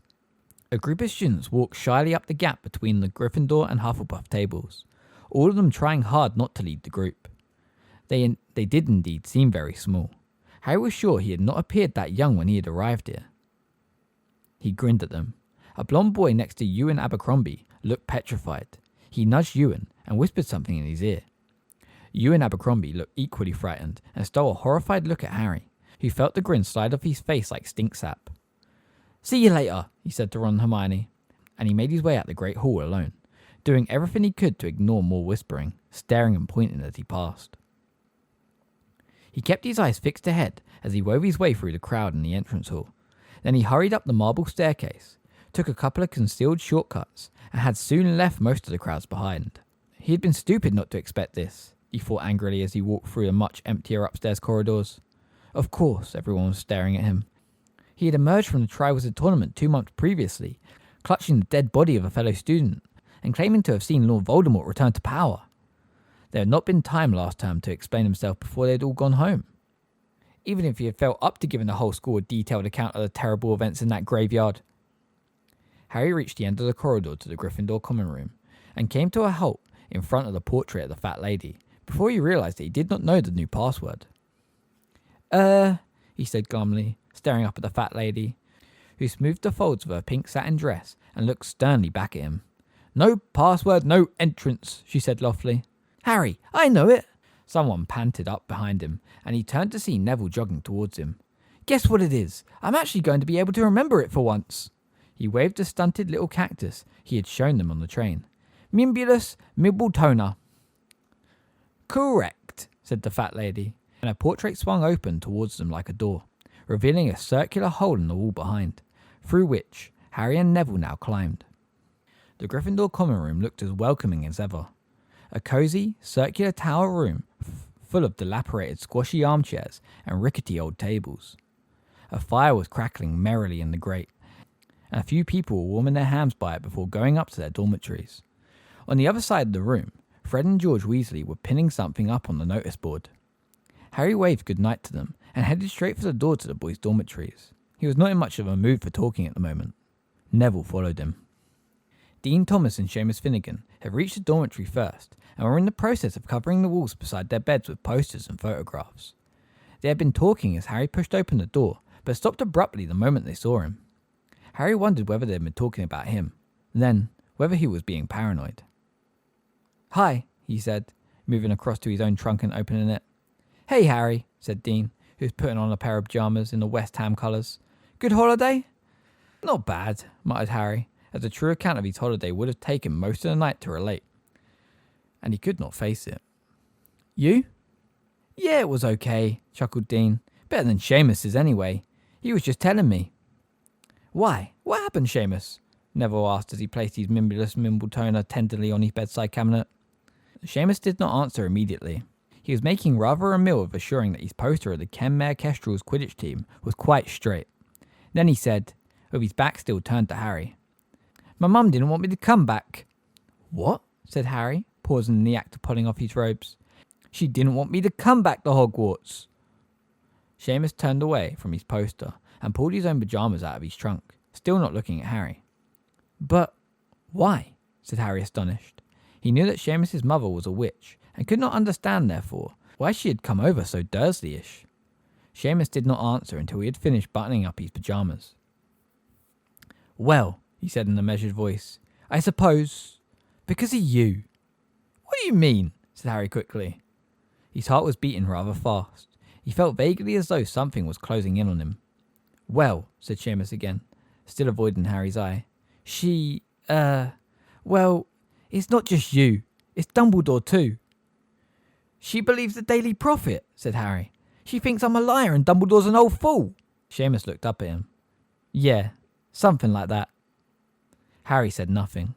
He threw his wand down to his bedside table, pulled off his robes, stuffed them angrily inside his trunk, and pulled on his pyjamas. He was sick of it. Sick of being the person who was stared at and talked about all the time. If any of them knew, if any of them had the faintest idea what it felt like to be the one of all these things had happened to. Miss Finnegan had no idea. The stupid woman, he thought savagely. He got into bed and made to pull the hangings closed around him. But before he could do so, Seamus said, Look, what did happen that night when, with Cedric Diggory and all? Seamus sounded nervous and eager at the same time. Dean, who had been bending over his trunk, trying to retrieve a slipper, went oddly still, and Harry knew he was listening hard. What are you asking me for? Harry retorted. Just read the Daily Prophet like your mother, why don't you? That'll tell you all you need to know. Don't you have a go at my mother? Seamus snapped. I'll have a go at anyone who calls me a liar, said Harry. Don't talk to me like that. I'll talk to you how I want, said Harry, his temperature rising so fast he snatched his wand back from his bedside table. If you've got a problem sharing a dormitory with me, go and ask McGonagall if you can be moved. Stop your mummy worrying. Leave my mother out of this, Potter. What's going on? Ron had appeared in the doorway. His wide eyes travelled from Harry, who was kneeling on his bed with his wand pointed at Seamus, who was standing there with his fist raised. "He's having a go at my mother," Seamus yelled. "What?" said Ron. "Harry wouldn't do that. We met your mother. We liked her. That's before she started believing every word the stinking Daily Prophet writes about me," said Harry at the top of his voice. "Oh," said Ron, comprehension dawning across his freckled face. "Oh, right." "You know what?" said Seamus heatedly, casting Harry a venomous look. "He's right.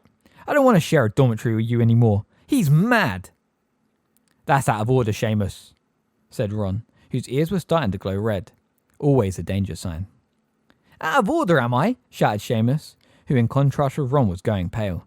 "You believe all the rubbish he's come out with about you-know-who, do you? You reckon he's telling the truth?" "Yeah, I do," said Ron angrily. "Then you're mad too," said Seamus in disgust. "Yeah? Well, unfortunately for you, pal, I'm also a prefect," said Ron, jabbing himself in the chest with a finger. "So unless you want detention, watch your mouth."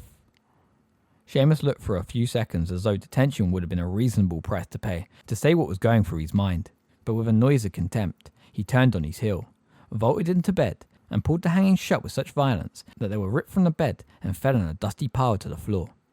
Ron glared at Seamus, then looked at Dean and Neville.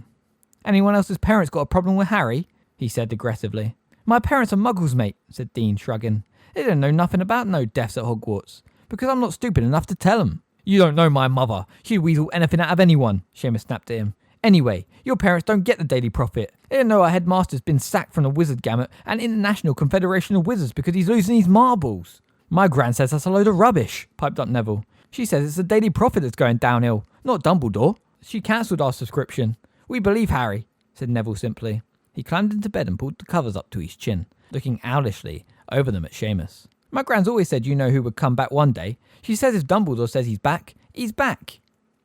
Harry felt a rush of gratitude towards Neville. Nobody else said anything. Seamus got out his wand, repaired the bed hangings, and vanished behind them. Dean got into bed, rolled over and fell silent. Neville, who appeared to have nothing more to say either, was gazing fondly at his moonlight cactus. Harry lay back onto his pillows, while Ron bustled around the next bed, putting his things away. He felt shaken by the argument with Seamus, whom he had always liked very much. How many more people were going to suggest that he was lying, or unhinged? Had Dumbledore suffered like this all summer? As first the Wizard Gamut, then the International Confederation of Wizards had thrown him from their ranks. Was it anger at Harry, perhaps, that had stopped Dumbledore getting in touch with him for months? The two of them were in this together, after all. Dumbledore had believed Harry, announced his version of the events to the whole school, and then to wider wizarding communities.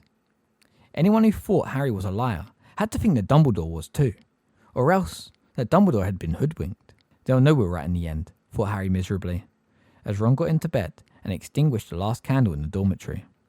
But he wondered how many more attacks like Seamus's he would have to endure before that time came. Chapter 12. Professor Umbridge. Seamus dressed at top speed the next morning and left the dormitory before Harry had even put on his socks. "Does he think he'll turn into a nutter if he stays in the room with me too long?" asked Harry loudly, as the hem of Seamus's robes were whipped out of sight. "Don't worry about it, Harry," Dean muttered, hoisting his school bag onto his shoulder. "He's just..." But apparently he was unable to say exactly what Seamus was, and after a slightly awkward pause, followed him out of the room. Neville and Ron both gave Harry an "it's his problem, not yours" look. But Harry was not too much consoled. How much more of this would he have to take? "What's the matter?" asked Hermione 5 minutes later, catching up with Harry and Ron halfway across the common room as they all headed towards breakfast. "You look absolutely... Oh, for heaven's sake!" She was staring at the common room notice board, where a large new sign had been put up. "Gallons of galleons. Pocket money failing to keep pace with your outgoings. Like to earn a little extra gold? Contact Fred and George Weasley, Gryffindor Common Room, for simple, part-time, virtually painless jobs. We regret that all work is undertaken at applicants' own risk." "They are the limit," said Hermione grimly, taking down the sign, which Fred and George had pinned up over a poster, giving the date of the first Hogmees weekend, which was to be in October. "We'll have to talk to them, Ron." Ron looked positively alarmed. "Why?" "Because we're prefects," said Hermione, as they climbed through the portrait hall. "It's up to us to stop this kind of thing." Ron said nothing.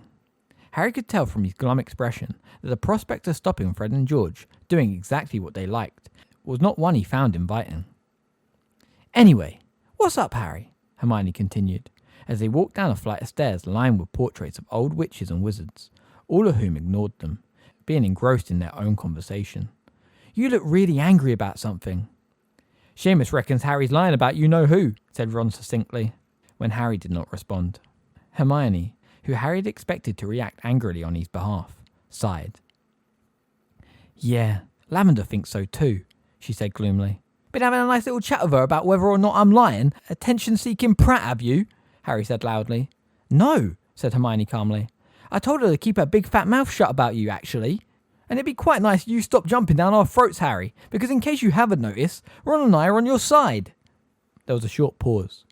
Sorry, said Harry in a low voice. That's quite all right, said Hermione with dignity. Then she shook her head. Don't you remember what Dumbledore said at the last end-of-term feast? Harry and Ron both looked at her blankly, and Hermione sighed again. About you-know-who? He said his gift for spreading discourse and enmity is great. We can fight it only by showing an equally strong bond of friendship and trust. How do you remember stuff like that? Asked Ron, looking at her in admiration. I listen, Ron, said Hermione, with a touch of asperity. So do I, but I still couldn't tell you exactly what. The point, Hermione pressed on loudly, is that this sort of thing is exactly what Dumbledore was talking about. You know who's only been back 2 months, and we've already started fighting amongst ourselves. And the Sorting Hat's warning was the same. Stand together. Be united. And Harry got it right last night, retorted Ron. If that means we're supposed to get matey with the Slytherins, fat chance. Well, I think it's a pity we're not trying for a bit of inter-house unity, said Hermione crossly. They had reached the foot of the marble staircase. A line of fourth-year Ravenclaws were crossing the entrance hall. They caught sight of Harry and hurried to form a tighter group, as though frightened he might attack stragglers. Yeah, we really ought to be trying to make friends with people like that, said Harry sarcastically. They followed the Ravenclaws into the Great Hall, all looking instinctively at the staff tables as they entered. Professor Grumblyplank was chatting to Professor Sinistra, the astronomy teacher, and Hagrid was once again conspicuous, only by his absence. The enchanted ceiling above them echoed Harry's mood. It was a miserable, rain-cloud grey. Dumbledore didn't even mention how long that Grumblyplank woman's staying, he said, as they made their way across to the Gryffindor table. Maybe, said Hermione thoughtfully. What? Said both Harry and Ron together. Well, maybe he didn't want to draw attention to Hagrid not being here. What do you mean, draw attention to it? Said Ron, half laughing. How could we not notice? Before Hermione could answer, a tall black girl with long braided hair had marched up to Harry. Hi, Angelina. Hi, she said briskly. Good summer? And without waiting for an answer, listen, I've been made Gryffindor Quidditch captain. Nice one, said Harry, grinning at her. He suspected Angelina's pep talks might not be as long-winded as Oliver Wood's had been, which could only be an improvement. Yeah, well, we need a new keeper now Oliver's left. Tryouts are on Friday at 5 o'clock, and I want the whole team there, all right? Then we can see how the new person will fit in. Okay, said Harry. Angelina smiled at him and departed. I'd forgotten Wood had left, said Hermione vaguely, as she sat down beside Ron and pulled a plate of toast towards her. I suppose that'll make quite a difference to the team. I suppose, said Harry, taking the bench opposite. He was a good keeper. Still, it won't hurt to have some new blood, will it? Said Ron. With a whoosh and a clatter, hundreds of owls came soaring in through the upper windows. They descended all over the hall, bringing letters and packages to their owners and showering the breakfasters with droplets of water. It was clearly raining hard outside. Hedwig was nowhere to be seen, but Harry was hardly surprised. His only correspondent was Sirius, and he doubted Sirius would have anything new to tell him after only 24 hours apart. Hermione, however, had to move her orange juice aside quickly to make way for a large, damp barn owl bearing a sodden Daily Prophet in its beak. What are you still getting that for? Said Harry irritably, thinking of Seamus as Hermione placed a nut in the leather pouch on the owl's leg and it took off again. I'm not bothering. Load of rubbish. It's best to know what the enemy is saying, said Hermione darkly, and she unfurled the newspaper and disappeared behind it, not emerging until Harry and Ron had finished eating. Nothing, she said simply, rolling up the newspaper and laying it down by her plate. Nothing about you or Dumbledore or anything. Professor McGonagall was now moving along the table, handing out timetables. Look at today, groaned Ron. History of magic, double potions, divination, and double defense against the dark arts. Binns, Snape, Trelawney, and that Umbridge woman all in one day. I wish Fred and George would hurry up and get those skiving snack boxes sorted. Do my ears deceive me? Said Fred, arriving with George and squeezing onto the bench beside Harry. Hogwarts prefects surely don't wish to skive off lessons. Look what we've got today, said Ron grumpily, shoving his timetable under Fred's nose. That's the worst Monday I've ever seen. Fair point, little bro, said Fred, scanning the column. You can have a bit of nosebleed nugget cheap if you like. Why is it cheap? Said Ron suspiciously. Because you'll keep bleeding until you're shriveled up. We haven't got an antidote yet, said George, helping himself to a kipper. Cheers, said Ron moodily, pocketing his timetable. But I think I'll take the lessons. And speaking of your skiving snack boxes, said Hermione, eyeing Fred and George beadily, you can't advertise for testers on the Gryffindor notice board. Says who? Said George, looking astonished. Says me, said Hermione. And Ron. Leave me out of it, said Ron hastily. Hermione glared at him. Fred and George sniggered. You'll be singing a different tune soon enough, Hermione, said Fred, thickly buttering a crumpet. You're starting your 5th year. You'll be begging us for a snack box before long. And why would starting 5th year mean I want a skiving snack box? Asked Hermione. 5th year's our year, said George. So? So you've got your exams coming up, haven't you? They'll be keeping your noses so hard to that grindstone that they'll be rubbed raw, said Fred with satisfaction. Half our year had minor breakdowns coming up to ours, said George happily. Tears and tantrums. Patricia Stimpson kept coming over faint. Kenneth Towler came out in boils, do you remember? Said Fred reminiscingly. That's because you put Bulbadox powder in his pyjamas, said George. Oh yeah, said Fred, grinning. I'd forgotten. Hard to keep track sometimes, isn't it? Anyway, it's a nightmare of a year, the 5th, said George. If you care about exam results anyway. Fred and I managed to keep our peckers up somehow. Yeah, you got, what was it? 3 hours each, said Ron. Yep, said Fred unconcernedly. But we feel our futures lie outside the world of academic achievement. We seriously debated whether we were going to bother coming back for our 7th year, said George brightly. Now that we've got... He broke off at a warning look from Harry, who knew George was about to mention the triwizard winnings he had given them. Now that we've got our owls, George said hastily. I mean, do we really need newts? But we didn't think Mum could take us leaving school early. Not on top of Percy turning out to be the world's biggest prat. We're not going to waste our last year here, though, said Fred, looking affectionately around at the Great Hall. We're going to use it to do a bit of marketing research. Find out exactly what the average Hogwarts student requires from a joke shop. Carefully evaluate the results of our research, then produce products to fit the demand. But where are you going to get the gold to start a joke shop? Hermione asked sceptically. You're going to need all the ingredients and materials, and premises too. I suppose... Harry did not look at the twins. His face felt hot. He deliberately dropped his fork and dived down to retrieve it. He heard Fred say overhead, Ask us no questions, and we'll tell you no lies, Hermione. Come on, George. If we get there early, we might be able to sell a few extendable ears before herbology. Harry emerged from under the table to see Fred and George walking away, each carrying a stack of toast. What did that mean? Said Hermione, looking from Harry to Ron. Ask us no questions. Does that mean they've already got some gold to start a joke shop? You know, I've been wondering about that, said Ron, his brow furrowed. They brought me a new set of dress robes this summer, and I couldn't understand where they'd got the galleons. Harry decided it was time to steer the conversation out of these dangerous waters. Do you reckon it's true that this year's going to be really tough? Because of the exams? Oh yeah, said Ron. Bound to be, isn't it? Ours are really important. Affect the jobs you can apply for and everything. We get career advice too, later this year. Bill told me, so you can choose what newts you want to do next year. Do you know what you want to do after Hogwarts? Harry asked the other two, as they left the Great Hall shortly afterwards and set off towards their history and magic classroom. Not really, said Ron slowly, except, well... He looked slightly sheepish. What? Harry urged him. Well, it'd be cool to be an Auror, said Ron in an offhand voice. Yeah, it would, said Harry fervently. But they're like the elite, said Ron. You've got to be really good. What about you, Hermione? I don't know, she said. I think I'd like to do something really worthwhile. An Auror is worthwhile, said Harry. Yes, it is, but it's not the only worthwhile thing, said Hermione thoughtfully. I mean, if I could take Spew further. Harry and Ron carefully avoided looking at each other. History and magic was by common consent the most boring subject ever devised by wizard kind. Professor Binns, their ghost teacher, has a wheezy, drowning voice that was almost guaranteed to cause severe drowsiness within 10 minutes, 5 in warm weather. He never varied the form of their lessons, but lectured them without pausing while they took notes, or rather, gazed sleepily into space. Harry and Ron had so far managed to scrape passes in this subject only by copying Hermione's notes before exams. She alone seemed to resist the soporific power of Bin's voice. Today, they suffered 3/4 of an hour's droning on the subject of giant wars. Harry heard just enough within the first 10 minutes to appreciate dimly that in another teacher's hands, this subject might have been mildly interesting.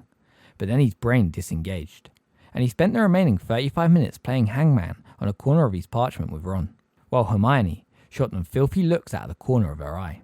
"How would it be?" she asked them coldly, as they left the classroom for break, Binge drifting away through the blackboard. "If I refused to lend you my notes this year?"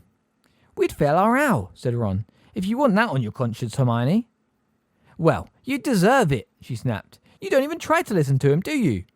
"We do try," said Ron. "We just haven't got your brains or your memory or your concentration. You're just cleverer than we are. Is it nice to rub it in?"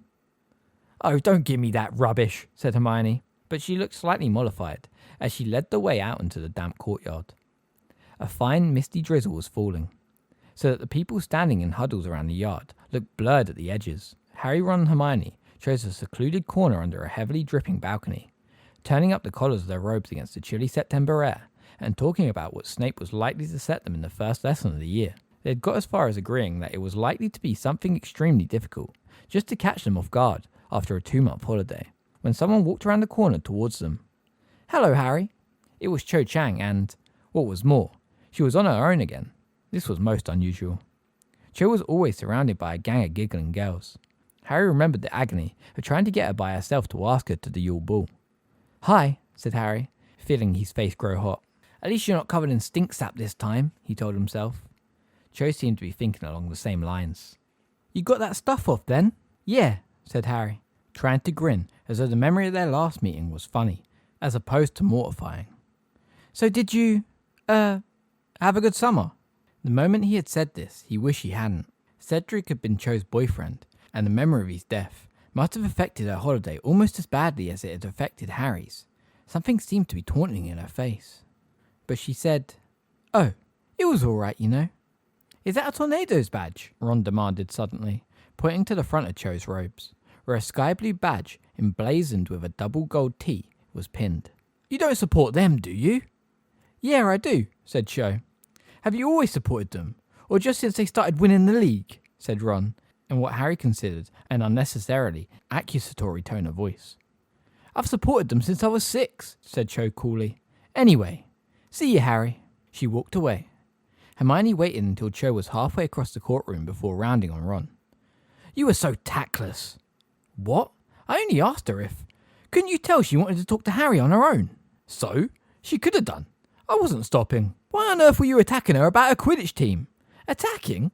I wasn't attacking her. I was only... Who cares if she supports the Tornadoes?" "Oh, come on. Half the people you see wearing those badges only bought them last season." "But what does it matter?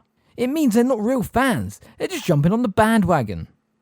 "That's the bell," said Harry listlessly, because Ron and Hermione were bickering too loudly to hear it. They did not stop arguing all the way down to Snape's dungeon, which gave Harry plenty of time to reflect that between Neville and Ron, he would be lucky ever to have 2 minutes of conversation with Cho that he could look back on without wanting to leave the country. And yet, he thought, as they joined the queue lining outside Snape's classroom door, she had chosen to come and talk to him, hadn't she?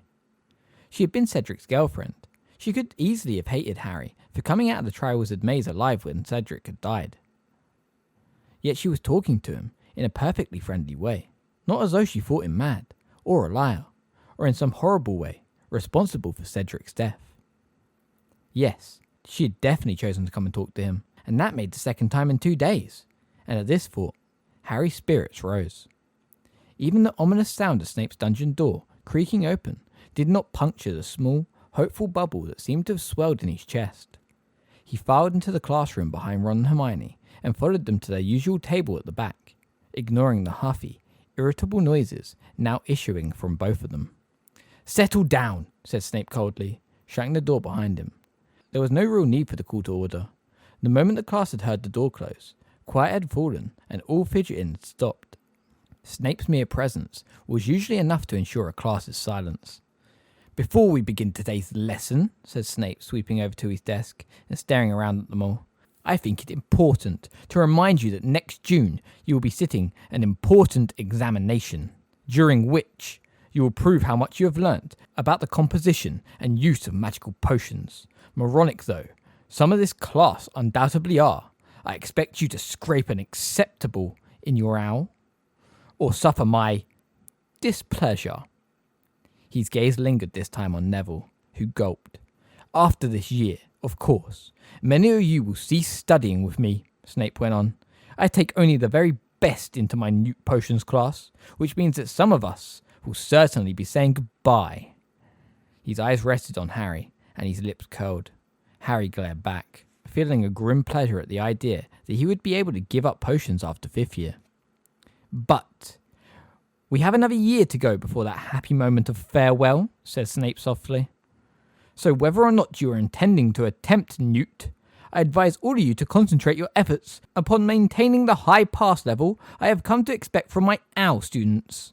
Today, we will be mixing a potion that often comes up at ordinary wizarding level, a draught of peace, a potion to calm anxiety and soothe agitation. Be warned, if you are too heavy-handed with the ingredients, you will put the drinker into a heavy and sometimes irreversible sleep. So you will need to pay close attention to what you are doing. On Harry's left, Hermione sat up a little straighter, her expression one of utmost attention. The ingredients and method, Snape flicked his wand, are on the blackboard. They appeared there. You will find everything you need, he flicked his wand again, in the store cupboard. The door of the said cupboard sprang open. You have an hour and a half. Start. Just as Harry, Ron and Hermione had predicted, Snape could hardly have set them a more difficult, fiddly potion. The ingredients had to be added to the cauldron in precisely the right order and quantities. The mixture had to be stirred exactly the right number of times, firstly in clockwise, then in anti-clockwise directions. The heat of the flames on which it was simmering had to be lowered to exactly the right level for a specific number of minutes before the final ingredient was added. A slight silver vapour should now be rising from your potion, called Snape, with 10 minutes left to go. Harry, who was sweating profusely, looked desperately around the dungeon. His own cauldron was issuing copious amounts of dark grey steam. Ron's was spitting green sparks. Seamus was feverishly prodding the flames at the base of his cauldron with the tip of his wand, as they seemed to be going out. The surface of Hermione's potion, however, was a shimmering mist of silver vapour, and as Snape swept by, he looked down his hooked nose at it without comment, which meant he could find nothing to criticise. At Harry's cauldron, however, Snape stopped, and looked down at it with a horrible smirk on his face. Potter, what is this supposed to be? The Slytherins at the front of the class all looked up eagerly. They loved hearing Snape taunt Harry. The draught of peace, said Harry tensely. Tell me, Potter, said Snape softly. Can you read? Draco Malfoy laughed. Yes, I can, said Harry, his fingers clenched tightly around his wand. Read the first line of the instructions for me, Potter. Harry squinted at the blackboard. It was not easy to make out the instructions through the haze of multicoloured steam now filling the dungeon. Add powdered moonstone. Stir 3 times counterclockwise. Allowed to simmer for 7 minutes, then add 2 drops of syrup of hellebore. His heart sank. He had not added syrup of hellebore, but had proceeded straight to the 4th line of the instructions after allowing his potion to simmer for 7 minutes. Did you do everything on the 3rd line, Potter? No, said Harry very quietly. I beg your pardon. No, said Harry more loudly. I forgot the hellebore. I know you did, Potter, which means that this mess is utterly worthless. Avensco. The contents of Harry's potion vanished. He was left standing foolishly beside an empty cauldron. Those of you who have managed to read the instructions, fill 1 flagon with a sample of your potion, label it clearly with your name, and bring it up to my desk for testing, said Snape. Homework. 12 inches of parchment on the properties of moonstone and its uses in potion making, to be handed in on Thursday.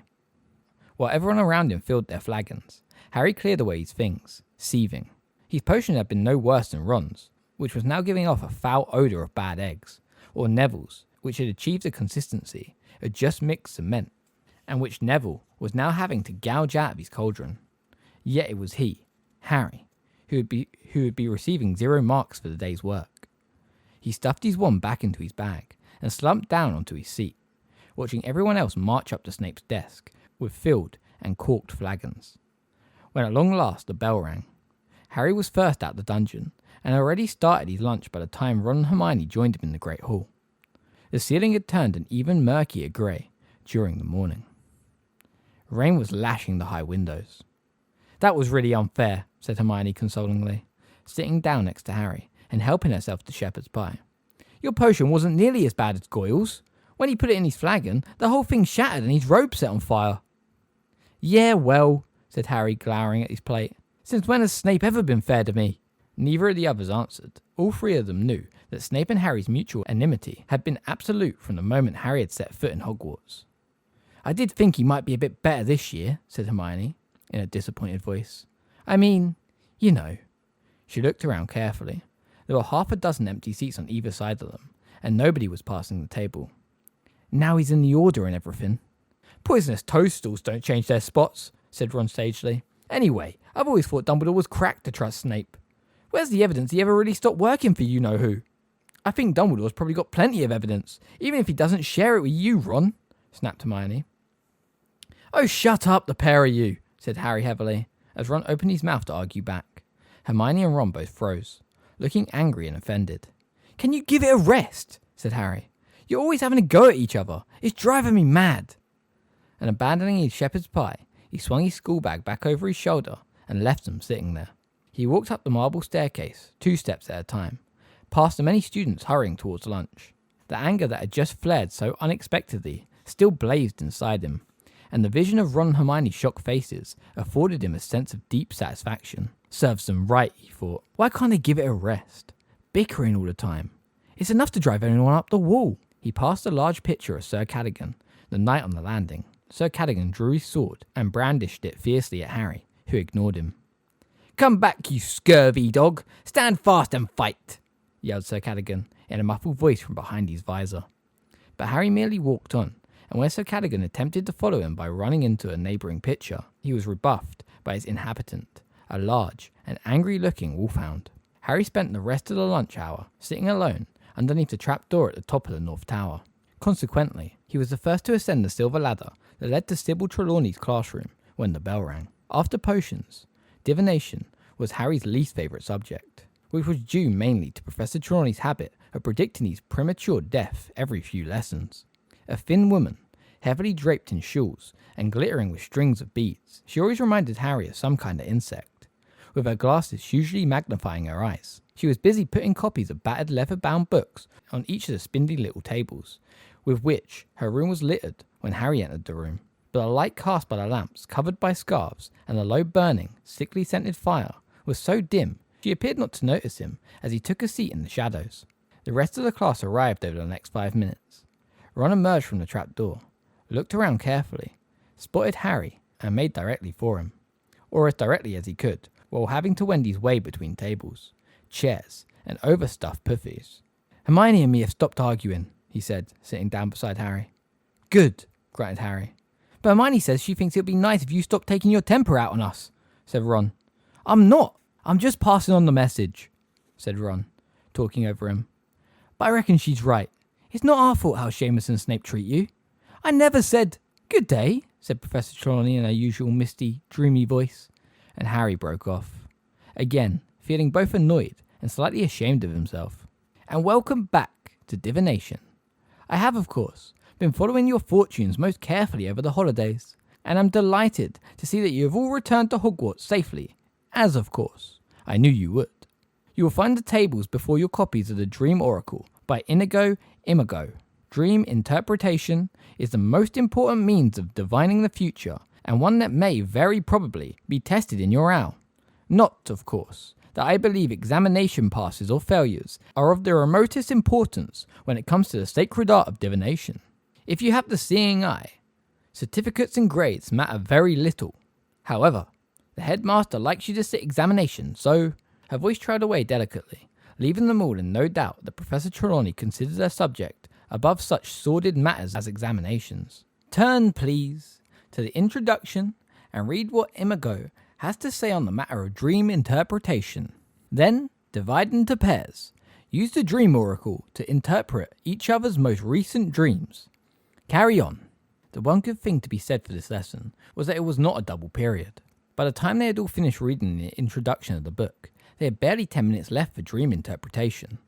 At the table next to Harry and Ron, Dean had paired up with Neville, who immediately embarked on a long-winded explanation of a nightmare involving a pair of giant scissors wearing his grandmother's best hat. Harry and Ron merely looked at each other glumly. I never remember my dreams, said Ron. You say one. You must remember one of them, said Harry impatiently. He was not going to share his dreams with anyone. He knew perfectly well what his regular nightmare about the graveyard meant. He did not need Ron or Professor Trelawney or the stupid dream oracle to tell him. Well, I dreamed I was playing Quidditch the other night, said Ron, screwing up his face in an effort to remember. What do you reckon that means? Probably that you're going to be eaten by a giant marshmallow or something, said Harry, turning the pages of the dream oracle without interest. It was very dull work, looking up bits of dreams in the oracle, and Harry was not cheered up when Professor Trelawney set them the task of keeping a dream diary for a month as homework. When the bell went, he and Ron led the way back down the ladder, Ron grumbling loudly. Do you realise how much homework we've got already? Bin set us a 1.5 foot long essay on giant wars. Snape wants a foot on the use of moonstones, and now we've got a month's dream diary for Trelawney. Fred and George weren't wrong about our year, were they? That Umbridge woman had better not give us any. When they entered the Defence Against the Dark Arts classroom, they found Professor Umbridge already seated at the teacher's desk, wearing the fluffy pink cardigan of the night before and the black velvet bow on top of her head. Harry was again reminded forcibly of a large fly perched unwisely on top of an even larger toad. The class was quiet as it entered the room. Professor Umbridge was, as yet, an unknown quantity, and nobody knew how strict and disciplinary she was likely to be. Well, good afternoon, she said, when finally the whole class had sat down. A few people mumbled, "Good afternoon," in reply. Tut, tut, said Professor Umbridge. That won't do now, will it? I should like you, please, to reply, "Good afternoon, Professor Umbridge." One more time, please. Good afternoon, class. Good afternoon, Professor Umbridge, they chanted back at her. There now, said Professor Umbridge sweetly. That wasn't too difficult, was it? Wands away and quills out, please. Many of the class exchanged gloomy looks. The order, wands away, had never yet been followed by a lesson they had found interesting. Harry shoved his wand back inside his bag and pulled out quill, ink and parchment. Professor Umbridge opened her handbag, extracted her own wand, which was an unusually short one, and tapped the blackboard sharply with it. Words appeared on the board at once. Defence Against the Dark Arts, a return to basic principles. Well now, your teaching in this subject has been rather disrupted and fragmented, hasn't it? Stated Professor Umbridge, turning to face the class with her hands clasped neatly in front of her. The constant changing of teachers, many of whom do not seem to have followed any ministry-approved curriculum, has unfortunately resulted in your being far below the standard we would expect to see in your OWL year. You will be pleased to know, however, that these problems are now to be rectified. We will be following a carefully structured, theory-centered, ministry-approved course of defensive magic this year.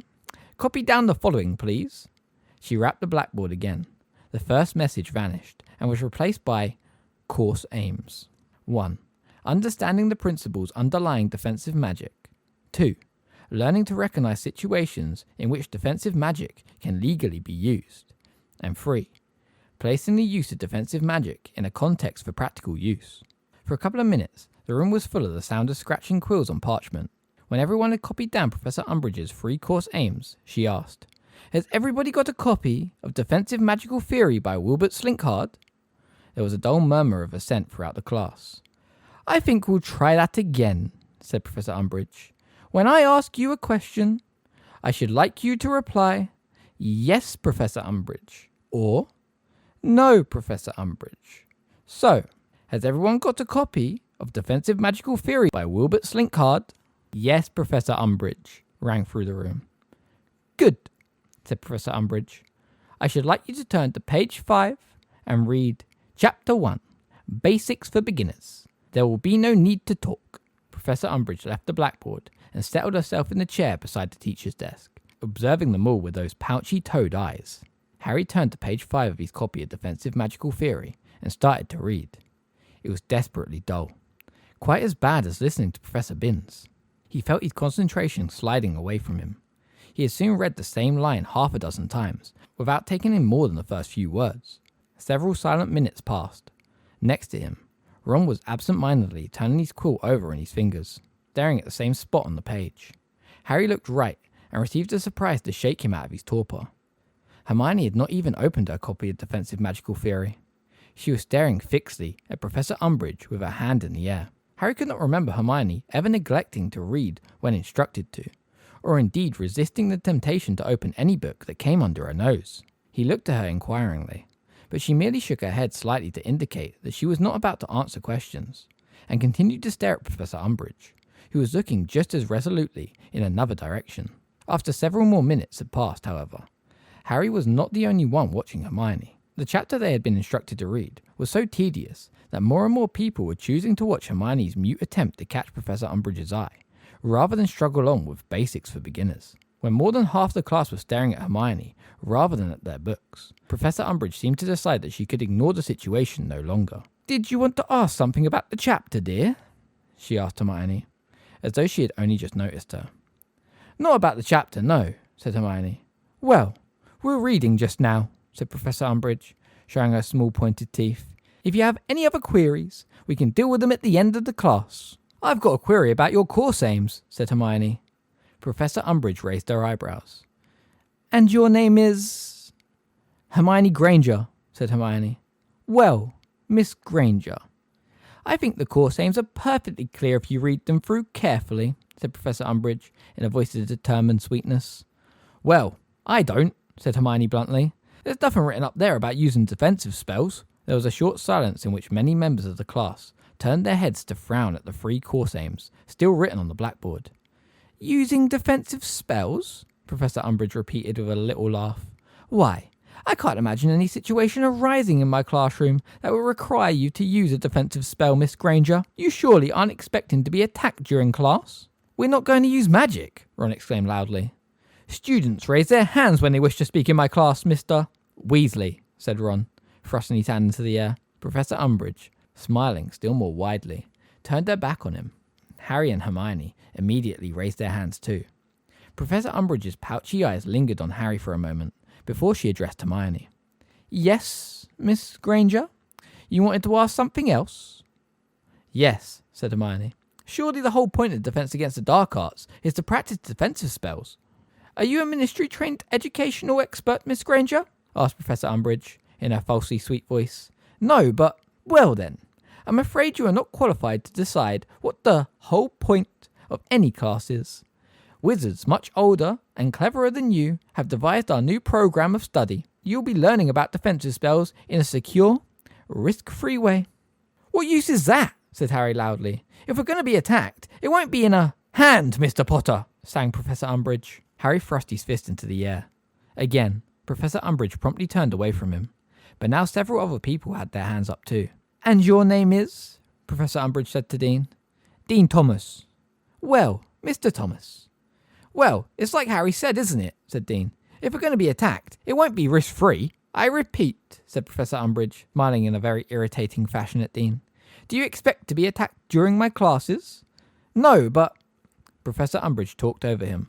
"I do not wish to criticise the way things have been run in this school," she said, an unconvincing smile stretching her wide mouth. "But you have been exposed to some very irresponsible wizards in this class. Very irresponsible indeed. Not to mention," she gave a nasty little laugh, "extremely dangerous half-breeds." "If you mean Professor Lupin," piped up Dean angrily, "he was the best we ever had, Mr. Thomas. As I was saying, you have been introduced to spells that have been complex, inappropriate to your age group, and potentially lethal. You have been frightened into believing that you are likely to meet dark attacks every other day." "No, we haven't," Hermione said. "We just..." "Your hand is not up, Miss Granger."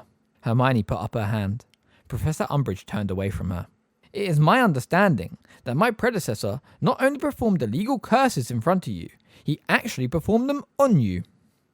"Well, he turned out to be a maniac, didn't he?" said Dean hotly. "Mind you, we still learn loads." "Your hand is not up, Mr. Thomas." trilled Professor Umbridge. Now, it is the view of the Ministry that a theoretical knowledge will be more than sufficient to get you through your examination, which, after all, is what school is all about. And your name is? She added, staring at Parvati, whose hand had just shot up. Parvati Patel. And isn't there a practical bit in our defence against the dark arts, Al? Aren't we supposed to show that we can actually do the counter curses and things? As long as you have studied the theory hard enough, there is no reason why you should not be able to perform the spells under carefully controlled examination conditions, said Professor Umbridge dismissively. Without ever practicing them beforehand, said Parvati incredulously. Are you telling us that the first time we'll get to do the spells will be during our exam? I repeat, as long as you have studied the theory hard enough. And what good's theory going to be in the real world? Said Harry loudly, his fist in the air again. Professor Umbridge looked up. This is school, Mr. Potter, not the real world, she said softly. So we're not supposed to be prepared for what's waiting for us out there. There is nothing waiting out there, Mr. Potter. Oh yeah? Said Harry. His temper, which seemed to have been bubbling just beneath the surface all day, was reaching boiling point. Who do you imagine wants to attack children like yourselves? Inquired Professor Umbridge in a horribly horned voice. Let's think, said Harry in a mocked, thoughtful voice. Maybe Lord Voldemort? Ron gasped. Lavender Brown uttered a little scream. Neville slipped sideways off his stool. Professor Umbridge, however, did not flinch. She was staring at Harry with a grimly satisfied expression on her face. 10 points from Gryffindor, Mr. Potter. The classroom was silent and still. Everyone was staring at either Umbridge or Harry. Now, let me make things quite plain. Professor Umbridge stood up and leaned towards them, her stubby-fingered hands splayed on her desk. You have been told that a certain dark wizard has returned from the dead. He wasn't dead, said Harry angrily. But yeah, he's returned. Mr. Potter, you have already lost your house 10 points. Do not make matters worse for yourself, said Professor Umbridge in one breath without looking at him. As I was saying, you have been informed that a certain dark wizard is at large once again.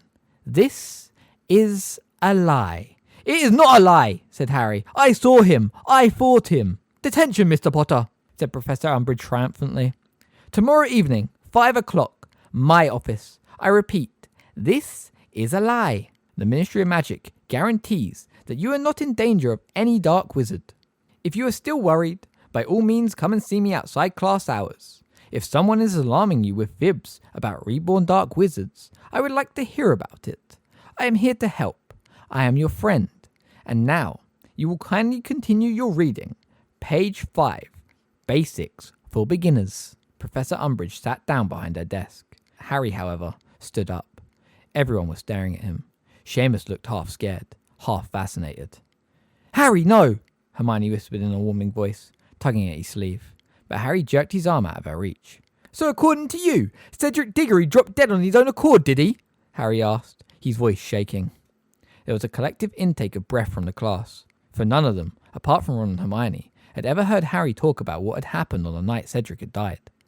They stared avidly from Harry to Professor Umbridge, who had raised her eyes and was staring at him without a trace of a fake smile on her face. Cedric Diggory's death was a tragic accident, she said coldly. It was murder, said Harry. He could feel himself shaking. He had hardly spoken to anyone about this, least of all 30 eagerly listening classmates. Voldemort killed him, and you know it. Professor Umbridge's face was quite blank. For a moment, Harry thought she was going to scream at him. Then she said, in her softest, most sweetly girlish voice, Come here, Mr. Potter dear. He kicked his chair aside, strode around Ron and Hermione, and up to the teacher's desk. He could feel the rest of the class holding its breath. He felt so angry, he did not care what happened next. Professor Umbridge pulled a small roll of pink parchment out of her handbag, stretched it out on the desk, dipped her quill into a bottle of ink, and started scribbling, hunched over so that Harry could not see what she was writing. Nobody spoke. After a minute or so, she rolled up the parchment and tapped it with her wand. It sealed itself seamlessly, so that he could not open it. Take this to Professor McGonagall, dear, said Professor Umbridge, holding out the note to him. He took it from her without saying a word, and left the room, not even looking back at Ron and Hermione, slamming the classroom door shut behind him. He walked very fast along the corridor. The note to McGonagall clutched tight in his hand, and turning a corner slapped into Peeves the Poltergeist. a wide-mouthed little man floating on his back in midair, juggling several inkwells. "Why, it's Potty Wee Potter!" cackled Peeves, allowing two of the inkwells to fall to the ground, where they smashed and splattered the walls with ink. Harry jumped backwards out of the way with a snarl. "Get out of it, Peeves!" "Oh, Crackpot's feeling cranky," said Peeves, pursuing Harry along the corridor, leering as he zoomed along above him. "What is it this time, my fine potty friend? Hearing voices? Seeing visions? Speaking in—" Peeves blew a gigantic raspberry. "Tongues?" "I said, leave me alone!" Harry shouted, running down the nearest flight of stairs, but Peeves merely slid down the banister on his back beside him. "Oh, must think he's barking, the potty wee lad. But some are more kindly and think he's just sad, but Peevesy knows better and say that he's mad." "Shut up!" A door to his left flew open, and Professor McGonagall emerged from her office, looking grim and slightly harassed.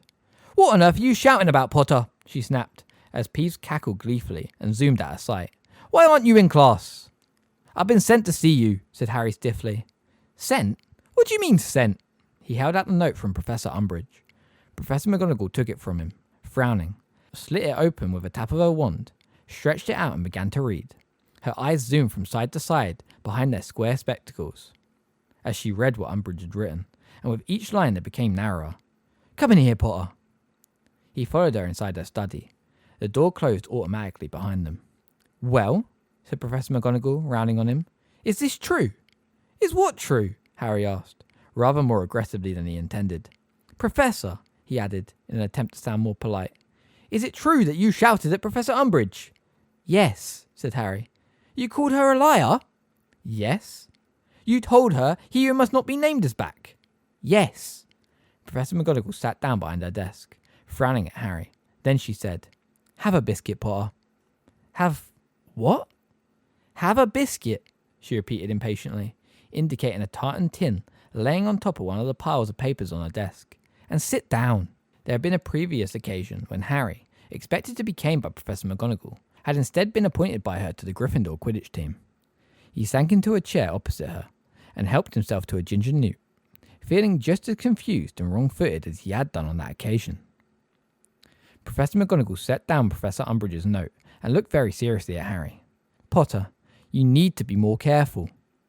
Harry swallowed his mouthful of ginger newt and stared at her. Her tone of voice was not at all what he was used to. It was not brisk, crisp and stern. It was low and anxious, and somehow much more human than usual. "Misbehaviour in Dolores Umbridge's class could cost you much more than house points and a detention." "What do you—" "Potter, use your common sense," snapped Professor McGonagall, with an abrupt return to her usual manner. "You know where she comes from. You must know to whom she is reporting." The bell rang for the end of the lesson. Overhead and all around came the elephantine sounds of hundreds of students on the move. "It says here she's given you a detention every evening this week, starting tomorrow," Professor McGonagall said, looking down at Umbridge's note again. "Every evening this week?" Harry repeated, horrified. "But Professor, couldn't you—" "No, I couldn't," said Professor McGonagall flatly. "But—" "She is your teacher and has every right to give you a detention. You will go to her room at 5 o'clock tomorrow for the first one. Just remember, tread carefully around Dolores Umbridge." "But I was telling the truth," said Harry, outraged. "Voldemort is back. You know he is. Professor Dumbledore knows he is." "For heaven's sake, Potter," said Professor McGonagall, straightening her glasses angrily. She had winced horribly when he had said Voldemort's name. "Do you really think this is about truth or lies? It's about keeping your head down and your temper under control." She stood up, nostrils wide and mouth very thin, and Harry stood up too. "Have another biscuit," she said irritably, thrusting the tin at him. "No thanks," said Harry coldly. "Don't be ridiculous," she snapped. He took one. "Thanks," he said grudgingly. "Didn't you listen to Dolores Umbridge's speech at the start of term feast, Potter?" "Yeah," said Harry. "Yeah. She said progress will be prohibited, or, well, it meant that the Ministry of Magic is trying to interfere at Hogwarts." Professor McGonagall eyed him for a moment, then sniffed, walked around her desk and held open the door for him. "Well, I'm glad you listened to Hermione Granger at any rate," she said, pointing them out of her office. Chapter 13. Detention with Dolores. Dinner in the Great Hall that night was not a pleasant experience for Harry. News about his shouting match with Umbridge had travelled unexpectedly fast, even by Hogwarts standards. He heard whispers all around him as he sat eating between Ron and Hermione. The funny thing was that none of the whisperers seemed to mind him overhearing what they were saying about him. On the contrary, it was as though they were hoping he would get angry and start shouting again, so that they could hear his story firsthand. He says he saw Cedric Diggory murdered. He reckons he duelled with you-know-who. Come off it. Who does he think he's kidding? Please. What I don't get, said Harry in a shaking voice, laying down his knife and fork, his hands were trembling too much to hold them steady, is why they all believed the story 2 months ago when Dumbledore told them. The thing is, Harry, I'm not sure they did, said Hermione grimly. Oh, let's get out of here. She slammed down her own knife and fork.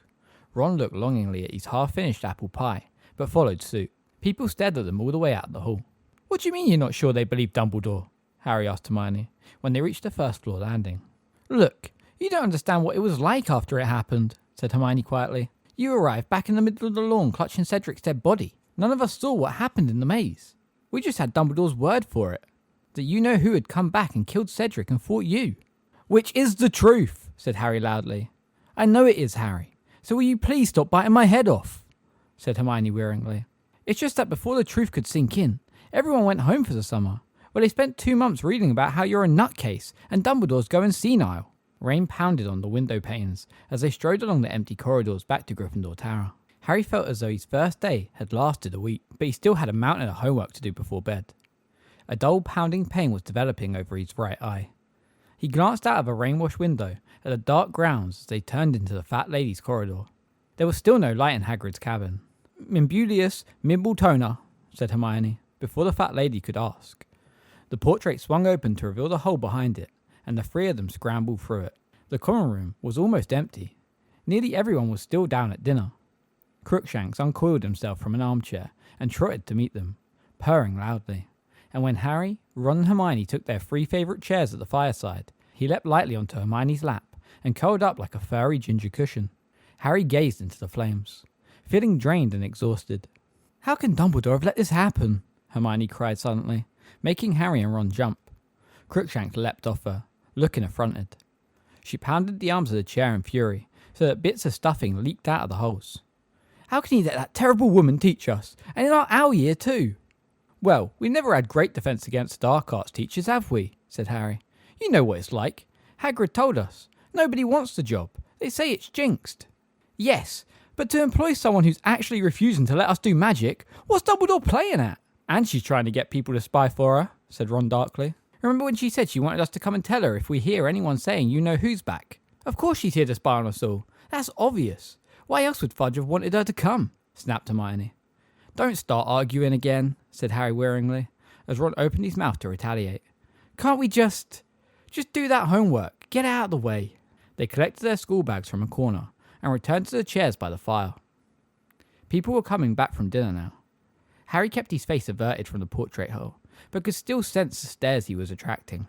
Shall we do Snape's first then? Said Ron, dipping his quill into his ink. The properties of Moonstone and its uses in potion making, he muttered, writing the words across the top of his parchment as he spoke them. There, he underlined the title, then looked up expectantly at Hermione. So, what are the properties of Moonstone and its uses in potion making? But Hermione was not listening. She was squinting over into the far corner of the room, where Fred, George and Lee Jordan were now sitting at the centre of a knot of innocent-looking first years, all of whom were chewing something that seemed to have come out of a large paper bag that Fred was holding. No, I'm sorry, they've gone too far, she said, standing up and looking positively furious. Come on, Ron. What? Said Ron, plainly playing for time. No, come on, Hermione. We can't tell them off for giving out sweets. You know perfectly well that those are bits of nosebleed nugget or puking pastels or... Fainting fancies? Harry suggested quietly. One by one, as though hit over the head with an invisible mallet, the first years were slumping unconscious in their seats. Some slid right onto the floor. Others merely hung over the arms of their chairs, their tongues lolling out. Most of the people watching were laughing. Hermione, however, squared her shoulders and marched directly over to where Fred and George now stood, with clipboards, closely observing the unconscious first years. Ron rose halfway out of his chair, hovered uncertainly for a moment or two, then muttered to Harry, She's got it under control, before sinking as low into his chair as his lanky frame permitted. That's enough, Hermione said forcefully to Fred and George. both of whom looked up in mild surprise. "Yeah, you're right," said George, nodding. "This dosage looks strong enough, doesn't it?" "I told you this morning you can't test your rubbish on students." "We're paying them," said Fred indignantly. "I don't care. It could be dangerous." "Rubbish," said Fred. "Calm down, Hermione. They're fine," said Lee reassuringly, as he walked from first year to first year, inserting purple sweets into their open mouths. "Yeah, look around. They're coming round now," said George. A few of the first years were indeed stirring.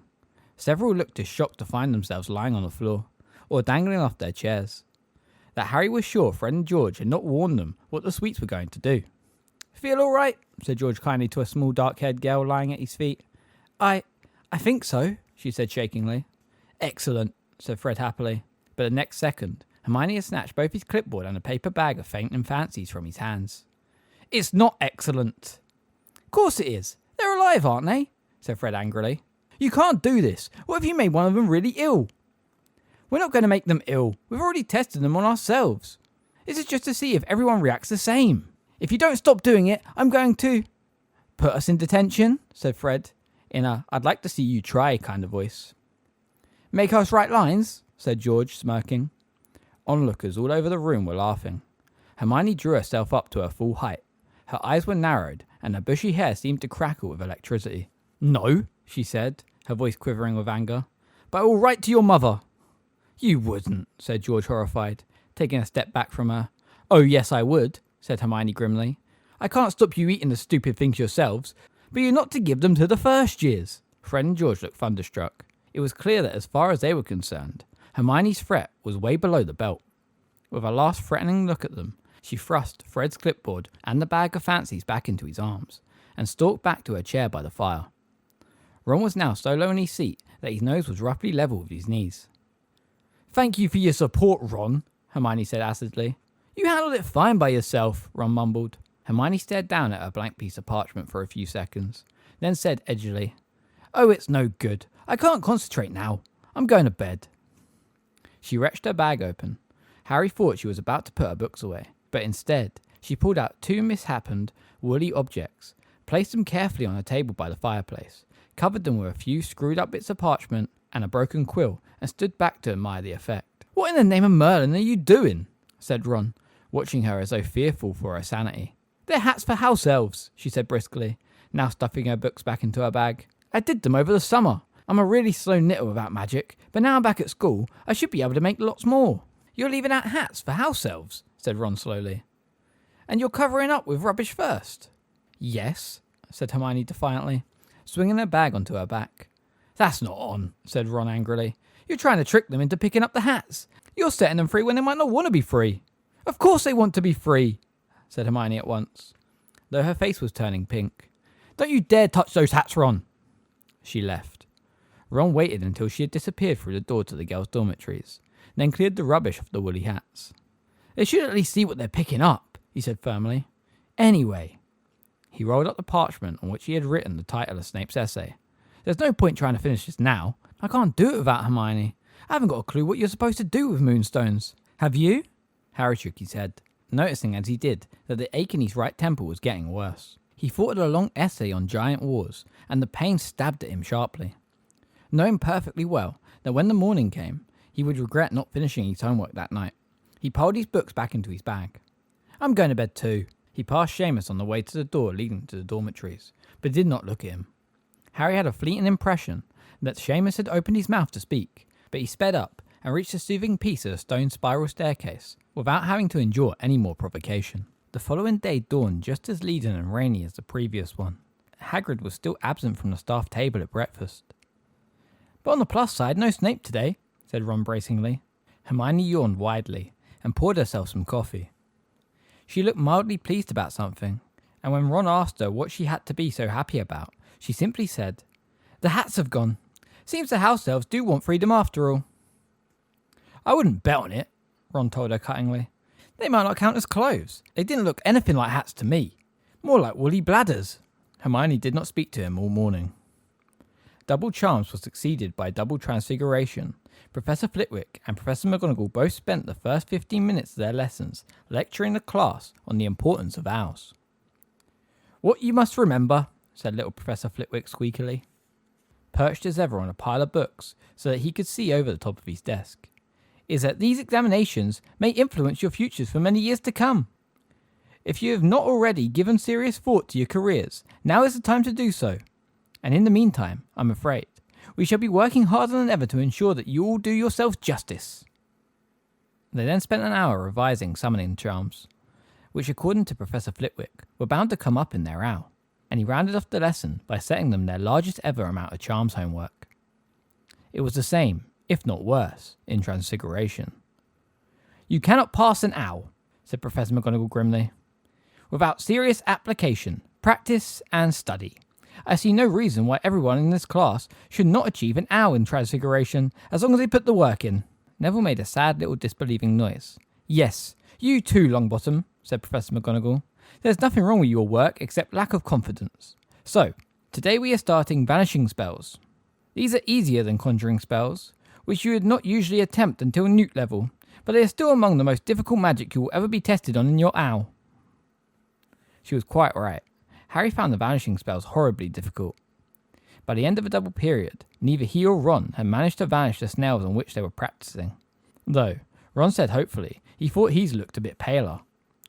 Hermione, on the other hand, successfully vanished her snail on the third attempt, earning her a 10-point bonus for Gryffindor from Professor McGonagall. She was the only person not given homework. Everybody else was told to practice the spell overnight, ready for a fresh attempt on their snails the following afternoon. Now panicking slightly about the amount of homework they had to do, Harry and Ron spent their lunch hour in the library looking up the uses of moonstones in potion making. Still angry about Ron's slur on her woolly hats, Hermione did not join them. By the time they reached care of magical creatures in the afternoon, Harry's head was aching again. The day had become cool and breezy, and as they walked down the sloping lawn towards Hagrid's cabin on the edge of the Forbidden Forest, they felt the occasional drop of rain on their face. Professor Grumblyplank stood waiting for the class some 10 yards from Hagrid's front door, a long trestle table in front of her, laden with twigs. As Harry and Ron reached her, a loud shout of laughter sounded from behind them. Turning, they saw Draco Malfoy striding towards them, surrounded by his usual gang of Slytherin cronies. He had clearly just said something highly amusing, because Crabbe, Goyle, Pansy Parkinson and the rest continued to snigger heartily as they gathered around the trestle table and, judging by the way they all kept looking over at Harry, he was able to guess the subject of the joke without too much difficulty. "Everyone here?" barked Professor Grumblyplank, once all the Slytherins and Gryffindors had arrived. "Let's crack on then. Who can tell me what these things are called?" She indicated the heap of twigs in front of her. Hermione's hand shot into the air. Behind her back, Malfoy did a buck-tooth imitation of her jumping up and down in eagerness to answer a question. Pansy Parkinson gave a shriek of laughter that turned almost at once into a scream, as the twigs on the table leapt into the air and revealed themselves to be what looked like tiny pixie-esque creatures made of wood, each with knobbly brown arms and legs, 2 twig-like fingers at the end of each hand, and a funny, flat, bark-like face in which a pair of beetle-brown eyes glittered. "Ooh," said Parvati and Lavender, thoroughly irritating Harry. Anyone would have thought Hagrid had never shown them impressive creatures. Admittedly, the flobberworms had been a bit dull, but the salamanders and the hippogriffs had been interesting enough, and the blast-ended scroots perhaps too much so. "Kindly keep your voices down, girls," said Professor Grumblyplank sharply, scattering a handful of what looked like brown rice among the stick creatures, who immediately fell upon the food. "So, anyone know the names of these creatures, Miss Granger?" "Bowtruckles," said Hermione. "They're tree guardians, usually live in wand trees." 5 points for Gryffindor," said Professor Grumblyplank. "Yes, these are Bowtruckles, and as Miss Granger rightly says, they generally live in trees whose wood is of wand quality. Anybody know what they eat?" "Woodlice," said Hermione promptly, which explained why what Harry had taken to be grains of brown rice were moving. "But fairy eggs if they can get them." "Good girl. Take another 5 points. So, whenever you need leaves or wood from a tree in which a bowtruckle lodges, it is wise to have a gift of woodlice ready to distract or placate it. They may not look dangerous, but if angered, they will try to gouge out human eyes with their fingers, which, as you can see, are very sharp and not at all desirable near the eyeballs. So if you'd like to gather around closer, take a few woodlice and a bowtruckle. I have enough here for one between 3. You can study them more closely. I want a sketch from each of you with all body parts labelled by the end of the lesson." The class surged forwards around the trestle table. Harry deliberately circled around the back so that he ended up right next to Professor Grumbly Plank. "Where's Hagrid?" he asked her, while everyone else was choosing Bowtruckles. "Never you mind," said Professor Grumbly Plank repressively, which had been her attitude last time Hagrid had failed to turn up for class 2. Smirking all over his pointed face, Draco Malfoy leaned across Harry and seized the last Bowtruckle. "Maybe," said Malfoy in an undertone, so that only Harry could hear him. "The stupid Great Oaf's got himself badly injured." "Maybe you will if you don't shut up," said Harry, out of the side of his mouth. "Maybe he's been messing with stuff that's too big for him, if you get my drift." Malfoy walked away, smirking over his shoulder at Harry, who felt suddenly sick. Did Malfoy know something? His father was a Death Eater after all. What if he had information about Hagrid's fate that had not yet reached the ears of the Order? He hurried back around the table to Ron and Hermione, who were squatting on the grass some distance away and attempting to persuade a Bowtruckle to remain still enough for them to draw it. Harry pulled out parchment and a quill, crouched down beside the others, and related in a whisper what Malfoy had just said. "Dumbledore would know if something had happened to Hagrid," said Hermione at once. "It's just playing into Malfoy's hands to look worried. It tells him we don't exactly know what's going on. We've got to ignore him, Harry. Here, hold the Bowtruckle for a moment, just so I can draw its face." "Yes," came Malfoy's clear drawl from the group nearest them. "Father was talking to the Ministry just a couple of days ago, you know, and it sounds as though the Ministry's really determined to crack down on substandard teaching in this place. So even if that overgrown moron does show up again, he'll probably be sent packing straight away." "Ouch!" Harry had gripped the Bowtruckle so hard that it had almost snapped, and it had just taken a great retaliatory swipe at his hand with its large sharp fingers. Leaving 2 deep cuts there, Harry dropped it. Crabbe and Goyle, who had already been laughing at the idea of Hagrid being sacked, laughed still harder as the Bowtruckle set off at full tilt towards the forest. A little moving stickman soon swallowed up among the tree roots. When the bell echoed distantly over the grounds, Harry rolled up his blood-stained Bowtruckle picture and marched off to Herbology with his hand wrapped in Hermione's handkerchief, and Malfoy's derisive laughter still ringing in his ears. "If he calls Hagrid a moron one more time," snarled Harry. "Harry, don't go picking around with Malfoy. Don't forget he's a prefect now. He can make life difficult for you." "Wow, I wonder what it'd be like to have a difficult life," said Harry sarcastically. Ron laughed, but Hermione frowned. Together they traipsed across the vegetable patch. The sky still appeared unable to make up its mind, whether it wanted to rain or not. "I just wish Hagrid would hurry up and get back, that's all," said Harry in a low voice as they reached the greenhouses. "And don't say that Grumbly Plank woman's a better teacher," he added threateningly. "I wasn't going to," said Hermione calmly. "Because she'll never be as good as Hagrid," said Harry firmly, fully aware that he had just experienced an exemplary Care of Magical Creatures lesson and was thoroughly annoyed about it. The door of the nearest greenhouse opened and some fourth years spilled out of it, including Ginny. "Hi," she said brightly as she passed. A few seconds later, Luna Lovegood emerged, trailing behind the rest of the class, a smudge of earth on her nose, and her hair tied in a knot on the top of her head. When she saw Harry, her prominent eyes seemed to bulge excitedly, and she made a beeline straight for him. Many of his classmates turned curiously to watch. Luna took a great breath and then said, without so much as a preliminary hello, "I believe he who must not be named is back, and I believe you fought him and escaped from him." Right," said Harry awkwardly. Luna was wearing what looked like a pair of orange radishes for earrings, a fact that Parvati and Lavender seemed to have noticed, as they were both giggling and pointing at her earlobes. "You can laugh," Luna said, her voice rising, apparently under the impression that Parvati and Lavender were laughing at what she had said rather than what she was wearing. "But people used to believe there were no such thing as blibbering hubbardingers or the crumble-horned snorkack." "Well, they were right, weren't they?" said Hermione impatiently. "There weren't any such things as the blibbering humdinger or the crumbling-horned snorkack." Luna gave her a withering look and flounced away, radishes swinging madly. Parvati and Lavender were not the only ones hooting with laughter now. "Do you mind not offending the other people who believe me?" Harry asked Hermione as they made their way into class. "Oh, for heaven's sake, Harry, you can do better than her," said Hermione. "Ginny's told me all about her. Apparently she'll only believe in things as long as there's no proof at all. Well, I wouldn't expect anything else from someone whose father runs the Quibbler." Harry thought of the sinister winged horses he had seen on the night he had arrived, and how Luna had said she could see them too. His spirit sank slightly. Had she been lying? But before he could devote much more thought to the matter, Ernie Macmillan had stepped up to him. "I want you to know, Potter," he said in a loud, carrying voice, "there's not only weirdos who support you. I personally believe you 100%. My family has always stood firm behind Dumbledore, and so do I." Thanks very much, Ernie, said Harry, taken aback, but pleased. Ernie might be pompous on occasions like this, but Harry was in a mood to deeply appreciate a vote of confidence from somebody who did not have radishes dangling from their ears.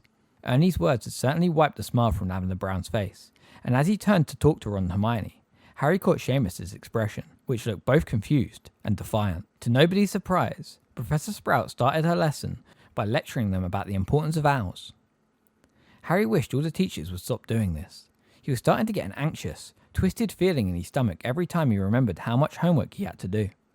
A feeling that worsened dramatically when Professor Sprout gave them yet another essay at the end of class.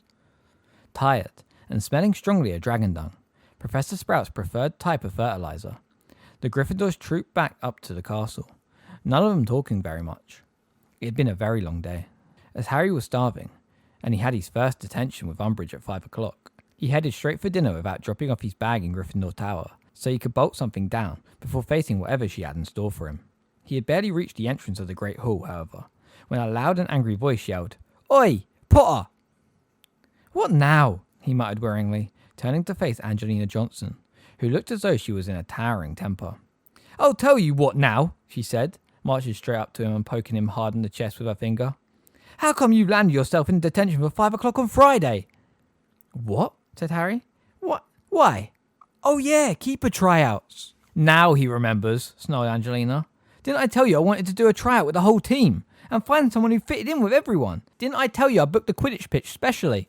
And now you've decided you're not going to be there." "I didn't decide not to be there," said Harry, stung by the injustice of these words. "I got detention from that Umbridge woman, just because I told her the truth about you-know-who." "Well, you can just go straight to her and ask her to let you off on Friday," said Angelina fiercely. "And I don't care how you do it. Tell her you-know-who's a figment of your imagination if you like. Just make sure you're there." She stormed away. "You know what?" Harry said to Ron and Hermione as they entered the Great Hall. "I think we'd better check with Puddlemere United whether Oliver Wood's been killed during the training session, because Angelina seems to be channeling his spirit. What do you reckon of the odds of Umbridge letting you off on Friday?" said Ron sceptically, as they sat down at the Gryffindor table. "Less than 0, said Harry glumly, tipping lamb chops onto his plate and starting to eat. "Better try though, hadn't I? I offered to do 2 more detentions or something. I don't know." He swallowed a mouthful of potato and added, "I hope she doesn't keep me too long this evening. You realise we've got to write 3 essays practicing vanishing spells for McGonagall, work out a counter charm for Flitwick, finish the Baltrackle drawing, and start that stupid dream diary for Trelawney." Ron moaned, and for some reason glanced up at the ceiling. "And it looks like it's going to rain." "What's that got to do with our homework?" said Hermione, her eyebrows raised. "Nothing," said Ron at once, his ears reddening. At 5 to 5, Harry bade the other 2 goodbye, and set off for Umbridge's office on the 3rd floor. When he knocked on the door, she called, "Come in," in a sugary voice. He entered cautiously, looking around. He had known this office under 3 of the previous occupants. In the days when Gilderoy Lockhart had lived here, it had been plastered in beaming portraits of himself. When Lupin had occupied it, it was likely you would meet some fascinating dark creature in a cage or tank, if you came to call. In the imposter Moody's days, it had been packed with various instruments and artifacts for the detection of wrongdoing and concealment. Now, however, it looked totally unrecognisable. The surfaces had all been draped in lacy covers and cloths. There were several vases full of dried flowers, each one residing on its own dolly, and on one of the walls was a collection of ornamental plates, each decorated with a large, Technicolor kitten, wearing a different bow around its neck. These were so foul that Harry stared at them, transfixed, until Professor Umbridge spoke again. "Good evening, Mr. Potter." Harry started and looked around. He had not noticed her at first, because she was wearing a luridly flowered set of robes that blended only too well with the tablecloth on the desk behind her. "Evening, Professor Umbridge," Harry said stiffly. "Well, sit down," she said, pointing towards a small table draped in lace beside which she had drawn up a straight-back chair. A piece of blank parchment lay on the table, apparently waiting for him. Said Harry, without moving. "Professor Umbridge, before we start, I wanted to ask you a favour." Her bulging eyes narrowed. "Oh, yes?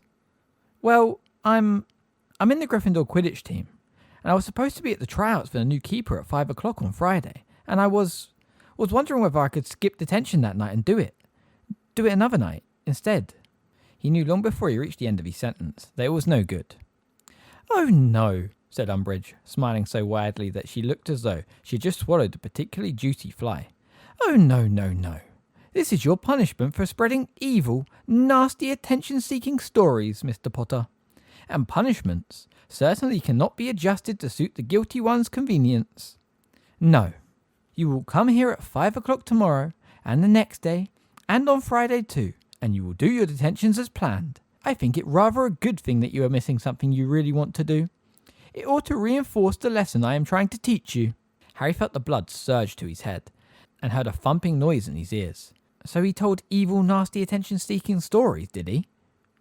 She was watching him with her head slightly to one side, still smiling widely, as though she knew exactly what he was thinking, and was waiting to see whether he would start shouting again. With a massive effort, Harry looked away from her, dropped his school bag beside the straight-back chair, and sat down. There, said Umbridge sweetly. We're getting better at controlling our temper already, aren't we? Now, you are going to be doing some lines for me, Mr. Potter. No, not with your quill, she added, as Harry bent down to open his bag. You're going to be using a rather special one of mine. Here you are. She handed him a long, thin black quill with an unusually sharp point. I want you to write, I must not tell lies, she told him softly. How many times? Harry asked, with a credible imitation of politeness. Oh, as long as it takes for the message to sink in, said Umbridge sweetly. Off you go. She moved away from her desk, sat down and bent over a stack of parchment that looked like essays for marking. Harry raised the sharp black quill, then realised what was missing. You haven't given me any ink, he said. Oh, you won't need ink, said Professor Umbridge, with the merest suggestion of a laugh in her voice. Harry placed the point of the quill on the paper and wrote, I must not tell lies. He let out a gasp of pain. The words had appeared on the parchment in what happened to be shining red ink. At the same time, the words had appeared on the back of Harry's right hand, cut into his skin, as though traced there by a scalpel. Yet, even as he stared at the shining cut, the skin healed over again, leaving the place where it had been slightly redder than before, but quite smooth. Harry looked around at Umbridge. She was watching him, her wide, toad-like mouth stretched in a smile. Yes? Nothing, said Harry quietly. He looked back at the parchment, placed the quill on it once more, wrote, I must not tell lies, and felt the searing pain on the back of his hand for a second time. Once again, the words had been cut into his skin. Once again, they healed over in seconds. And on it went. Again and again, Harry wrote the words on the parchment in what he soon came to realise was not ink, but his own blood. And again, the words were cut into the back of his hand, healed, and reappeared the next time he set the quill onto the parchment. Darkness fell outside Umbridge's window. Harry did not ask when he would be allowed to stop. He did not even check his watch. He knew she was watching him for signs of weakness, and he was not going to show her any. Not even if he had to sit there all night, cutting open his hand with his quill. Come here, she said after what seemed like hours. He stood up. His hand was stinging painfully. When he looked down at it, he saw that the cut had healed, but the skin there was red raw. Hand, she said. He extended it. She took it into her own. Harry repressed a shudder as she touched him with her thick, stubby fingers, on which she wore a number of ugly old rings. Tut, tut. I don't seem to have made much of an impression yet, she said, smiling. Well, we'll just have to try again tomorrow evening, won't we? You may go. Harry left her office without a word. The school was quite deserted. It was surely past midnight. He walked slowly up the corridor. Then, when he had turned the corner and was sure she would not hear him, broke into a run. He had not had time to practice vanishing spells, had not written a single dream in his dream diary, and had not finished the drawing of the Baldraggle, nor had he written his essays. He skipped breakfast the next morning to scribble down a couple of made-up dreams for divination, their first lesson, and was surprised to find a dishevelled Ron keeping him company. How come you didn't do it last night? Harry asked, as Ron stared wildly around the common room for inspiration. Ron, who had been fast asleep when Harry got back to the dormitory, muttered something about doing other stuff, bent low over his parchment, and scrawled a few words. That'll have to do, he said, slamming the diary shut. I said I dreamed about buying a new pair of shoes. She can't make anything weird out of that, can she? They hurried off to the North Tower together. How was the tension with Umbridge anyway? What did she make you do? Harry hesitated for a fraction of a second, then said, Lines. That's not too bad then, eh? Said Ron. Nope, said Harry. Hey, I forgot. Did she let you off for Friday? No, said Harry. Ron groaned sympathetically. It was another bad day for Harry. He was one of the worst in Transfiguration, not having practiced vanishing spells at all. He had to give up his lunch hour to complete the picture of the bell trackle, and, meanwhile, Professors McGonagall, Grumblyplank and Sinistra gave them yet more homework, which he had no prospect of finishing that evening because of his second detention with Umbridge. To cap it all, Angelina Johnson tracked him down at dinner again, and, on learning he would not be able to attend Friday's keeper tryouts, told him she was not at all impressed by his attitude and that she expected players who wished to remain on the team to put training before their other commitments. I'm in detention, Harry yelled after her as she stalked away. Do you think I'd rather be stuck in a room with that old toad or play Quidditch? At least it's only lines, said Hermione consolingly as Harry sank back onto his bench and looked down at his steak and kidney pie, which he no longer fancied very much. It's not as if it's a dreadful punishment, really. Harry opened his mouth, closed it again and nodded. He was not really sure why he was not telling Ron and Hermione exactly what was happening in Umbridge's room. He only knew that he did not want to see their looks of horror.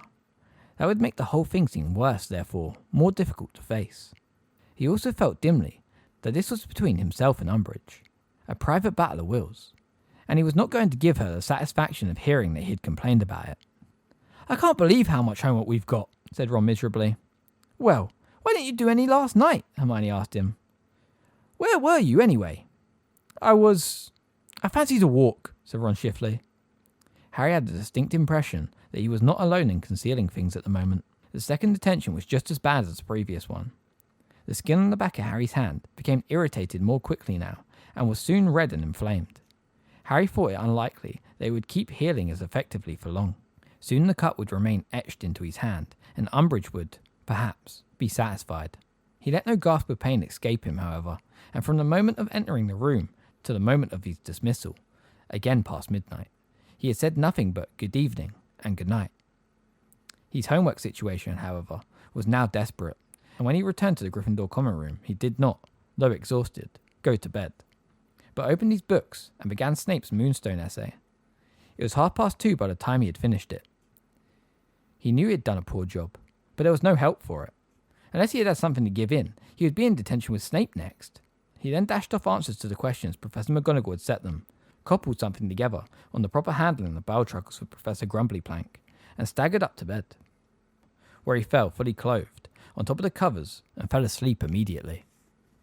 Thursday passed in a haze of tiredness. Ron seemed very sleepy too, though Harry could not see why he should be. Harry's third detention passed in the same way as the previous two, except after 2 hours the words, I must not tell lies, did not fade from the back of Harry's hand, but remained scratched there, oozing droplets of blood. The pause in the pointed quill scratching made Professor Umbridge look up. Ah, she said softly, moving around her desk to examine his hand herself. Good. That ought to serve as a reminder to you, oughtn't it? You may leave for tonight. Do I still have to come back tomorrow? Said Harry, picking up his school bag with his left hand rather than his smarting right one. Oh yes, said Professor Umbridge, smiling as widely as before. Yes, I think we can etch the message a little deeper with another evening's work. Harry had never before considered the possibility that there might be another teacher in the world he hated more than Snape, but as he walked back towards Gryffindor Tower, he had to admit he had found a strong contender. She's evil, he thought, as he climbed a staircase to the 7th floor. She's an evil, twisted, mad old... Ron? He had reached the top of the stairs, turned right and almost walked into Ron, who was lurking behind the statue of Laxton the Lanky, clutching his broomstick. He gave a great leap of surprise when he saw Harry and attempted to hide his new Clean Sweep 11 behind his back. What are you doing? Nothing. What are you doing? Harry frowned at him. Come on, you can tell me. What are you hiding there for? I'm hiding from Fred and George, if you must know, said Ron. They just went past with a bunch of first years. I bet they're testing stuff on them again. I mean, they can't do it in the common room now, can they? Not with Hermione there. He was talking in a very fast, feverish way. But what have you got your broom for? You haven't been flying, have you? Harry asked. Well, okay, I'll tell you. But don't laugh, all right? Ron said defensively, turning redder with every second. I thought I'd try out for Gryffindor Keeper now I've got a decent broom. There, go on, laugh. I'm not laughing, said Harry. Ron blinked. It's a brilliant idea. It'd be really cool if you got on the team. I've never seen you play keeper. Are you good? I'm not bad, said Ron, who looked immensely relieved at Harry's reaction. Charlie, Fred and George have always made me keep for them when they were training during the holidays. So you've been practicing tonight? Every evening since Tuesday. Just went on my own though. I've been trying to bewitch Quaffles to fly at me, but it hasn't been easy, and I don't know how much use it'll be. Ron looked nervous and anxious. Fred and George are going to laugh themselves stupid when I turn up to tryouts. They haven't stopped taking the mickey out of me since I got made a prefect. I wish I was going there, said Harry bitterly, as they set off together towards the common room. Yeah, so do I. Harry, what's that on the back of your hand? Harry, who had just scratched his nose with his free right hand, tried to hide it, but had as much success as Ron with his clean sweep. It's just a cut. It's nothing. It's... But Ron grabbed Harry's forearm and pulled the back of Harry's hand up level with his eyes. There was a pause, during which he stared at the words carved into the skin. Then, looking sick, he released Harry. I thought you said she was only giving you lines. Harry hesitated, but after all, Ron had been honest with him. So he told Ron the truth about the hours he had been spending in Umbridge's office. The old hag, Ron said in a revolted whisper as they came to a halt in front of the fat lady, who was dozing peacefully with her head against her frame. She's sick. Go to McGonagall. Say something. No, said Harry at once. I'm not giving her the satisfaction of knowing she's got to me. Got to you? You can't let her get away with this. I don't know how much power McGonagall's got over her, said Harry. Dumbledore then. Tell Dumbledore. No, said Harry flatly. Why not? He's got enough on his mind, said Harry. But that was not the true reason. He was not going to Dumbledore for help when Dumbledore had not spoken to him once since June. Well, I reckon you should, Ron began, but he was interrupted by the fat lady, who had been watching them sleepily, and now burst out. Are you going to give me the password, or will I have to stay awake all night waiting for you to finish your conversation? Friday dawned sullen and sodden as the rest of the week, though Harry automatically glanced towards the staff table when he entered the Great Hall. It was without any real hope of seeing Hagrid, and he turned his mind immediately to his more pressing problems, such as the mountainous pile of homework he had to do, and the prospect of yet another detention with Umbridge. Two things sustained Harry that day. One was the thought that it was almost the weekend. The other was that, dreadful though his final detention with Umbridge was sure to be, he had a distant view of the Quidditch pitch from her window, and might, with luck, be able to see something of Ron's tryout. These were rather feeble rays of light. It was true, but Harry was grateful for anything that might lighten his present darkness. He had never had a worse first week of term at Hogwarts. At 5 o'clock that evening, he knocked at Professor Umbridge's office door for what he sincerely hoped would be the final time, and was told to enter. The blank parchment lay ready for him on the lace-covered table, the pointed black quill beside it. You know what to do, Mr. Potter, said Umbridge, smiling sweetly at him. Harry picked up the quill and glanced through the window. If he just shifted his chair an inch or so to the right, on the pretext of shifting himself closer to the table, he managed it. He now had a distant view of the Gryffindor Quidditch team, soaring up and down the pitch, while half a dozen black figures stood at the foot of the 3 high goalposts, apparently awaiting their turn to keep. It was impossible to tell which one was Ron at this distance. I must not tell lies, Harry wrote. The cut in the back of his right hand opened and began to bleed afresh.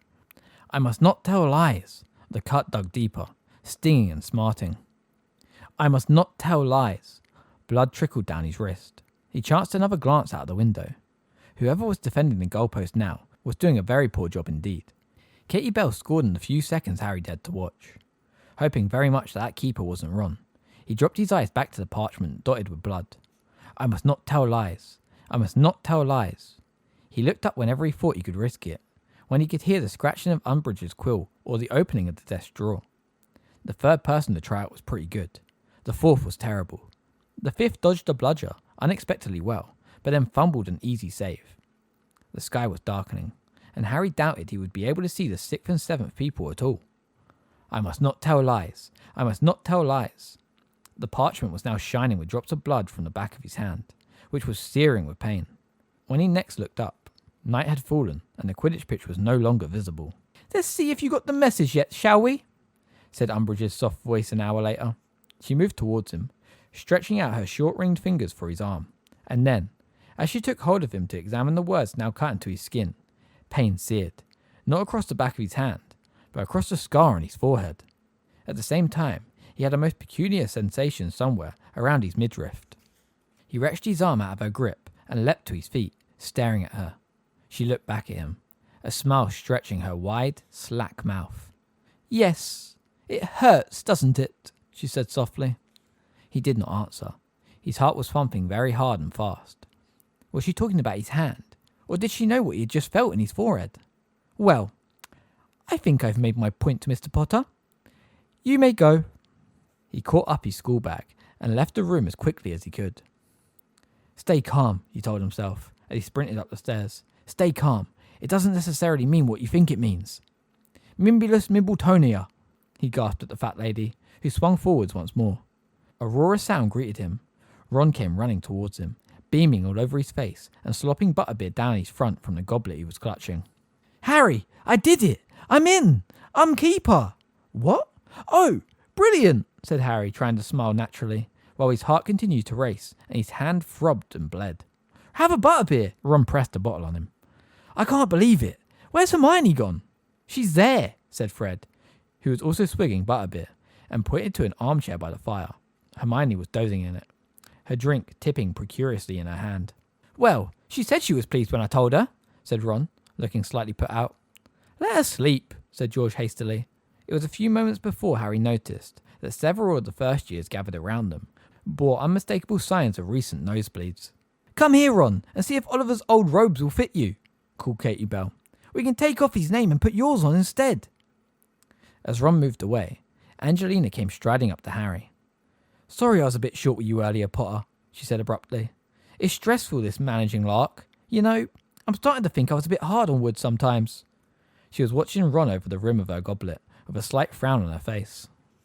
"Look, I know he's your best mate, but he's not fabulous," she said bluntly. "I think with a bit of training he'll be alright though. He comes from a family of good Quidditch players. I'm banking on him turning out to have a bit more talent than he showed today, to be honest. Vicky Frobisher and Geoffrey Hooper both flew better this evening, but Hooper's a real whiner. He's always moaning about something or other, and Vicky's involved in all sorts of societies. She admitted herself that if training clashed with her charms class, she'd put charms first. Anyway, we're having a practice session at 2 o'clock tomorrow, so just make sure you're there this time. And do me a favour and help Ron as much as you can. Okay?" He nodded, and Angelina strolled back to Alicia Spinnet. Harry moved over to sit next to Hermione, who awoke with a jerk as he put his bag down. "Oh, Harry, it's you. Good about Ron, isn't it?" she said blearingly. "I'm just so tired," she yawned. "I was up until 1 o'clock making more hats. They're disappearing like mad." And sure enough, now that he looked, Harry saw that there were woolly hats concealed all around the room, where unwary else might accidentally pick them up. "Great," said Harry distractedly. If he did not tell someone soon, he would burst. "Listen, Hermione, I was just up in Umbridge's office, and she touched my arm." Hermione listened closely. When Harry had finished, she said slowly, "You're worried you know who's controlling her, like you control Quirrell." "Well," said Harry, dropping his voice, "it's a possibility, isn't it?" "I suppose so," said Hermione, though she sounded unconvinced. "But I don't think he can be possessing her the way he possessed Quirrell. I mean, he's properly alive again now, isn't he? He's got his own body. He wouldn't need to share someone else's. He could have her under an Imperious curse, I suppose." Harry watched Fred, George and Lee Jordan juggling empty beer bottles for a moment. Then Hermione said, "But last year your scar hurt when nobody was touching you. And didn't Dumbledore say it had something to do with what you know who was feeling at the time? I mean, maybe this hasn't got anything to do with Umbridge at all. Maybe it's just coincidence it happened while you were with her." "She's evil," said Harry flatly. "Twisted." "She's horrible, yes, but..." "Harry, I think you ought to tell Dumbledore your scar hurt." It was the second time in 2 days he had been advised to go to Dumbledore, and his answer to Hermione was just the same as his answer to Ron. "I'm not bothering him with this. Like you just said, it's not a big deal. It's been hurting on and off all summer. It was just a bit worse tonight, that's all. Harry, I'm sure Dumbledore will want to be bothered by this." "Yeah?" said Harry before he could stop himself. "That's the only bit of me Dumbledore cares about, isn't it? My scar." "Don't say that, that's not true." "I think I'll write and tell Sirius about it. See what he thinks." "Harry, you can't put something like that in a letter," said Hermione, looking alarmed. "Don't you remember? Moody told us to be careful what we put in writing. We just can't guarantee our owls aren't being intercepted anymore." All right. I won't tell him then," said Harry irritably. He got to his feet. "I'm going to bed. Tell Ron for me, will you?" "Oh no," said Hermione, looking relieved. "If you're going, that means I can go too. Without being rude. I'm absolutely exhausted, and I wanted to make some more hats for tomorrow. Listen, you can help me if you like. It's quite fun. I'm getting better. I can do patterns and bobbles and all sorts of things now." Harry looked into her face, which was shining with glee, and tried to look as though he was vaguely tempted by this offer. No, I don't think I will, thanks," he said. Tomorrow. I've got loads of homework to do." And he traipsed off to the boys' stairs, leaving her looking slightly disappointed. Chapter 14. Percy and Padfoot. Harry was first to wake up in his dormitory the next morning.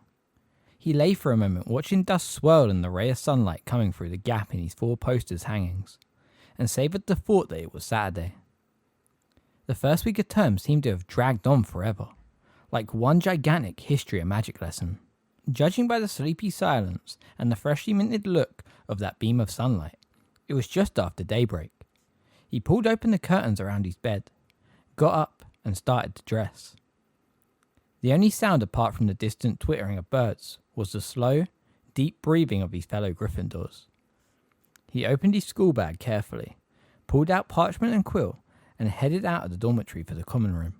Making straight for his favourite squashy old armchair beside the now extinct fire, Harry settled himself down comfortably and unrolled his parchment while looking around the room. The detritus of crumbled up bits of parchment, old gobstones, empty ingredients jars, and sweet wrappers that usually covered the common room at the end of each day was gone, as were all of Hermione's elf hats. Wondering vaguely how many elves had been set free, whether they wanted to be or not, Harry uncorked his ink bottle, dipped his quill into it, then held it suspended an inch above the smooth yellowish surface of his parchment, thinking hard. But after a minute or so, he found himself staring into the empty grate, at a complete loss for what to say. He can now appreciate how hard it had been for Ron and Hermione to write him letters over the summer. How was he supposed to tell Sirius what had happened over the past week, and pose all the questions he was burning to ask without giving potential letter thieves a lot of information he did not want them to have? He sat quite motionless for a while, gazing into the fireplace. Then, finally coming to a decision, he dipped his quill into the ink bowl once more and set it resolutely on the parchment. "Dear Snuffles, hope you're okay. The first week back here has been terrible. I'm really glad it's the weekend.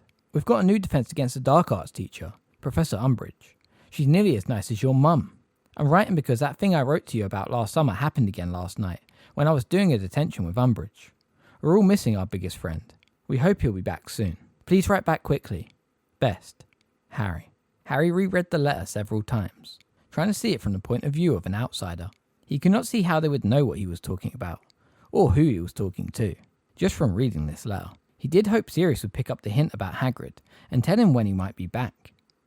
Harry did not want to ask directly in case it drew too much attention to what Hagrid might be up to while he was not at Hogwarts. Considering it was a very short letter, it had taken a long time to write. Sunlight had crept halfway across the room while he had been working on it, and he could now hear distant sounds of movement from the dormitories above. Sealing the parchment carefully, he climbed through the portrait hole and headed off for the owlery. "I would not go that way if I was you," said Nearly Headless Nick, drifting disconcertingly through a wall just ahead of Harry as he walked down the passage. "Peeves is playing an amusing joke on the next person to pass the bust or Parisius halfway down the corridor. Does it involve Parisius falling on top of the person's head?" asked Harry. "Funnily enough, it does," said Nearly Headless Nick in a bored voice. "Subtlety has never been Peeves' strong point. I'm off to try and find the bloody Baron. He might be able to put a stop to it. See you, Harry." "Yeah, bye," said Harry, and instead of turning right, he turned left, taking a longer but safer route up to the owlery. His spirits rose as he walked past window after window, showing brightly blue sky. He had training later. He would be back on the Quidditch pitch at last. Something brushed his ankles. He looked down and saw the caretaker's skeletal grey cat, Miss Norris, slinking past him. She turned lamp-like yellow eyes on him for a moment, before disappearing behind the statue of Wilfred the Wistful. "I'm not doing anything wrong," Harry called after her. She had the unmistakable air of a cat that was off to report to her boss. Yet, Harry could not see why. He was perfectly entitled to walk up to the owlery on a Saturday morning. The sun was high in the sky now, and when Harry entered the owlery, the glassless windows dazzled his eyes. Thick, silvery beams of sunlight crisscrossed a circular room in which hundreds of owls nestled on rafters. A little restless in the early morning light, some clearly just returned from hunting. The straw-covered floor crunched a little as he stepped across tiny animal bones, craning his neck for a sight of Hedwig. "There you are," he said, spotting her somewhere near the very top of the vaulted ceiling. "Get down here. I've got a letter for you." With a low hoot, she stretched her great white wings and soared down onto his shoulder. "Right, I know this says Snuffles on the outside," he told her, giving her the letter to clasp it in her beak, and, without knowing exactly why, whispering, "But it's for serious, okay?" She blinked her amber eyes once, and he took that to mean that she understood. "Safe flight then," said Harry, and he carried her to one of the windows. With a moment's pressure on his arm, Hedwig took off into the blindingly bright sky. He watched her until she became a tiny black speck and vanished, then switched his gaze to Hagrid's hut. Clearly visible from this window, and just as clearly uninhabited, the chimney smokeless, the curtains drawn. The treetops of the Forbidden Forest swayed in the light breeze. Harry watched them, savouring the fresh air on his face, thinking about Quidditch later. Then he saw it. A great, reptilian-winged horse, just like the ones pulling the Hogwarts carriages, with leathery black wings spread wide like a pterodactyl's, rose up out of the trees like a grotesque giant bird. It soared in a great circle, then plunged back into the trees. The whole thing had happened so quickly, Harry could hardly believe what he had seen, except that his heart was hammering madly. The owlery door opened behind him. He leapt in shock, and turning quickly, saw Cho Chang holding a letter and a parcel in her hands. "Hi," said Harry automatically. "Oh, hi," she said breathlessly. "I didn't think anyone would be up here this early. I only remembered 5 minutes ago it's my mum's birthday." She held up the parcel. "Right," said Harry. His brain seemed to have jammed. He wanted to say something funny and interesting, but the memory of that terrible winged horse was fresh in his mind. "Nice day," he said, gesturing to the windows. His insides seemed to shrivel with embarrassment. The weather. He was talking about the weather. "Yeah," said Cho, looking around for a suitable owl. "Good Quidditch conditions. I haven't been out all week, have you?" "No," said Harry. Cho had selected one of the school barn owls. She coaxed it down onto her arm, where it held out an obliging leg so that she could attach the parcel. "Hey, has Gryffindor got a new keeper yet?" she asked. "Yeah," said Harry. "It's my friend Ron Weasley. Do you know him?" "The Tornadoes hater," said Cho rather coolly. "Is he any good?" "Yeah," said Harry. "I think so. I didn't see his tryout though. I was in detention." Cho looked up, the parcel only half attached to the owl's leg. "That Umbridge woman's foul," she said in a low voice. "Putting you in detention just because you told the truth about how he died. Everyone heard about it. It was all over the school. You were really brave standing up to her like that." Harry's insides reinflated so rapidly, he felt as though he might actually float a few inches off the dropping-strewn floor. Who cared about a stupid flying horse? Cho thought he was actually really brave. For a moment, he considered accidentally on purpose showing her his cut on his hand, as he helped her tie a parcel to her owl. But the very instant this thrilling thought occurred, the owlery door opened again. Filch the caretaker came wheezing into the room. There were purple patches on his sunken, veined cheeks. His jowls were a-quiver, and his thin grey hair dishevelled. He had obviously ran here. Miss Norris came trotting at his heels, gazing up at the owls overhead, and meowing hungrily. There was a restless shifting of wings from above, and a large barn owl snapped his beak in a menacing fashion. "Aha!" said Filch, taking a flat-footed step towards Harry, his pouchy cheeks trembling with anger. "I have had a tip-off that you were intending to place a massive order for dung bombs." Harry folded his arms and stared at the caretaker. "Who told you I was ordering dung bombs?" Cho was looking from Harry to Filch, also frowning. The barn owl on her arm, tired of standing on one leg, gave an admonitory hoot, but she ignored it. "I have my sources," said Filch in a self-satisfied hiss. "Now hand over whatever it is you're sending." Feeling immensely thankful that he had not dawdled in posting off the letter, Harry said, "I can't. It's gone." "Gone?" said Filch, his face contorting with rage. "Gone," said Harry calmly. Filch opened his mouth furiously, mouthed for a few seconds, then racked Harry's robes with his eye. "How do I know you haven't got it in your pocket?" "Because I saw him send it," said Cho angrily. Filch rounded on her. "You saw him? That's right. I saw him," she said fiercely. There was a moment's pause in which Filch glared at Cho, and Cho glared right back. Then the caretaker turned and shuffled back towards the door. He stopped with his hand on the handle and looked back at Harry. "If I get so much as a whiff of a dung bomb," he stumped off down the stairs. Miss Norris cast a last longing look at the owls and followed him. Harry and Cho looked at each other. "Thanks," Harry said. "No problem," said Cho, finally fixing the parcel to the barn owl's other leg, her face slightly pink. "You weren't ordering dung bombs, were you?" "No," said Harry. "I wonder why you thought you were then," she said as she carried the owl to the window. Harry shrugged. He was quite as mystified by it as she was, though oddly it was not bothering him very much at the moment. They left the owlery together. At the entrance of the corridor that led towards the west wing of the castle, Cho said, "I'm going this way. Well, I'll see you around, Harry." "Yeah, see ya." She smiled at him and departed. Harry walked on, feeling quietly elated. He had managed to have an entire conversation with her and not embarrass himself once. You were really brave standing up to her like that. Cho had called him brave. She did not hate him for being alive. Of course, she had preferred Cedric. He knew that. Though, if he had only asked her to the ball before Cedric had, things might have turned out differently. She had seemed sincerely sorry that she had had to refuse Harry when he asked her. "Morning," Harry said brightly to Ron and Hermione as he joined them at the Gryffindor table in the Great Hall. "What are you looking so pleased about?" said Ron, eyeing Harry in surprise. Quidditch later," said Harry happily, pulling a large platter of bacon and eggs towards him. "Oh, yeah," said Ron. He put down a piece of toast he was eating and took a large swig of pumpkin juice. Then he said, "Listen, you don't fancy going out a bit earlier with me, do you? Just to, give me some practice before training, so I can, get my eye in a bit?" "Yeah, okay," said Harry. "Look, I don't think you should," said Hermione seriously. "You're both really behind on homework, as it..." But she broke off. The morning post was arriving and, as usual, the Daily Prophet was soaring towards her in the beak of a screech owl, which landed perilously close to the sugar bowl and held out a leg.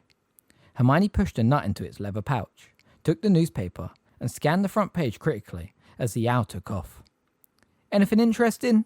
said Ron. Harry grinned. Knowing Ron was keen to keep her off the subject of homework. No, she sighed. "Just some guff about the bass player and the weird sisters getting married." Hermione opened the paper and disappeared behind it. Harry devoted himself to another helping of eggs and bacon. Ron was staring at the high windows, looking slightly preoccupied. "Wait a moment," said Hermione suddenly. "Oh no. Sirius!" "What's happened?" said Harry, snatching at the paper so violently it ripped down the middle, with him and Hermione each holding one half. "The Ministry of Magic has received a tip-off from a reliable source that Sirius Black, notorious mass murderer, blah blah blah, is currently hiding in London." Hermione read from her half in an anguished whisper. "Lucius Malfoy, I'll bet anything," said Harry in a low, furious voice. "He did recognise Sirius on the platform." "What?" said Ron, looking alarmed. "You didn't say..." "Shh," said the other two. "Ministry warns wizarding community that Black is very dangerous. Killed 13 people. Broke out of Azkaban." "The usual rubbish," Hermione concluded, laying down her half of the paper and looking fearfully at Harry and Ron. "Well, he just won't be able to leave the house again, that's all," she whispered. "Dumbledore did warn him not to." Harry looked down glumly at the bit of the Prophet he had torn off. Most of the page was devoted to an advertisement for Madame Malkin's robes for all occasions, which was apparently having a sale. "Hey," he said, flattening it down so Hermione and Ron could see. "Look at this." "I've got all the robes I want," said Ron. "No," said Harry. "Look, this little piece here." Ron and Hermione bent closer to read it. The item was barely an inch long and placed right at the bottom of the column. It was headlined, "Trespass at Ministry. Sturgis Podmore, 38 of number 2, Lebanon Gardens, Clapham, has appeared in front of the Wizard Gamut, charged with trespass and attempted robbery at the Ministry of Magic on the 31st of August. Podmore was arrested by Ministry of Magic watch wizard Eric Munch, who found him attempting to force his way through a top security door at 1 o'clock in the morning. Podmore, who refused to speak to his own defence, was convicted on both charges and is sentenced to 6 months in Azkaban." "Sturgis Podmore," said Ron slowly. "He's that bloke who looks like his head's been thatched, isn't he? He's one of the... Ron, shush," said Hermione, casting a terrified look around them. 6 months in Azkaban," whispered Harry, shocked. "Just for trying to get through a door." "Don't be silly. It wasn't just for trying to get through a door. What on earth was he doing at the Ministry of Magic at 1 o'clock in the morning?" breathed Hermione. Do you reckon he was doing something for the Order? Ron muttered. Wait a moment, Harry said slowly. Sturgis was supposed to come and see us off, remember? The other two looked at him. Yeah, he was supposed to be part of our guard going to King's Cross, remember? And Moody was all annoyed because he didn't turn up. So he couldn't have been on a job for them, could he? Well, maybe they didn't expect him to get caught, said Hermione. It could be a frame-up, Ron exclaimed excitedly. No, listen, he went on, dropping his voice dramatically at the threatening look on Hermione's face. The Ministry suspects he's one of Dumbledore's lot, so, I don't know, maybe they lured him to the Ministry, and he wasn't trying to get through a door at all. Maybe they've just made something up to get at him. There was a pause while Harry and Hermione considered this. Harry thought it seemed far-fetched. Hermione, on the other hand, looked rather impressed. Do you know, I wouldn't be at all surprised if that was true. She folded up half of the newspaper thoughtfully, as Harry laid down his knife and fork. She seemed to come out of a reverie. Right, well, I think we should tackle that essay for Sprout on self-fertilising shrubs first, and if we're lucky, we'll be able to start on McGonagall's Inanimatus Conjurer's spell before lunch. Harry felt a small twinge of guilt at the thought of the pile of homework awaiting him upstairs. But the sky was clear, accelerating blue, and he had not been on his firebolt all week. I mean, we can do it tonight, said Ron, as he and Harry walked down the sloping lawns towards the Quidditch pitch, their broomsticks over their shoulders, and with Hermione's dire warnings that they would fail all their owls still ringing in their ears. And we've got tomorrow. She gets too worked up about work. That's her trouble. There was a pause, and he added in a slightly more anxious tone. Do you think she meant it when she said we weren't copying from her? Yeah, I do, said Harry. Still, this is important too. We've got to practice if we want to stay on the Quidditch team. Yeah, that's right, said Ron in a heartened tone. And we've got plenty of time to do it all. As they approached the Quidditch pitch, Harry glanced over to his right where the trees of the Forbidden Forest were swaying darkly. Nothing flew out of them. The sky was empty but for a few distant owls fluttering around the Owlery Tower. He had enough to worry about. The flying horse wasn't doing him any harm. He pushed it out of his mind. They collected balls from the cupboard in the changing room and set to work, Ron guarding the 3 tall goalposts, Harry playing chaser and trying to get the quaffle past Ron. Harry thought Ron was pretty good. He blocked 3/4 of the goals Harry attempted to put past him and played better the longer they practiced. After a couple of hours, they returned to the castle for lunch, during which Hermione made it clear she thought they were irresponsible, then returned to the Quidditch pitch for the real training session. All their teammates but Angelina were already in the changing room when they entered. All right, Ron, said George, winking at him. Yeah, said Ron, who had become quieter and quieter all the way down to the pitch. Ready to show us all up, ickle prefect, said Fred, emerging tassel-haired from the neck of his Quidditch robes, a slightly malicious grin on his face. Shut up, said Ron, stony-faced, putting on his own team robes for the first time. They fitted him well considering they had been Oliver Woods, who was rather broader in the shoulder. Okay, everyone, said Angelina, entering from the captain's office already changed. Let's get to it. Alicia and Fred, if you can just bring out all the ball crates for us. Oh, and there are a couple of people out there watching, but I want you to just ignore them, alright? Something in her would-be casual voice made Harry think he might know who the uninvited spectators were. And sure enough, when they left the changing room for the bright sunlight of the pitch, it was to a storm of catcalls and jeers from the slithering Quidditch team and assorted hangers-on, who were grouped halfway up the empty stands and whose voices echoed loudly around the stadium. What's that Weasley riding? Malfoy called in his sneering drawl. Why would anyone put a flying charm on a mouldy old log like that? Crabbe Goyle and Pansy Parkinson gawped and shrieked with laughter. Ron mounted his broom and kicked off from the ground, and Harry followed him, watching his ears turn red from behind.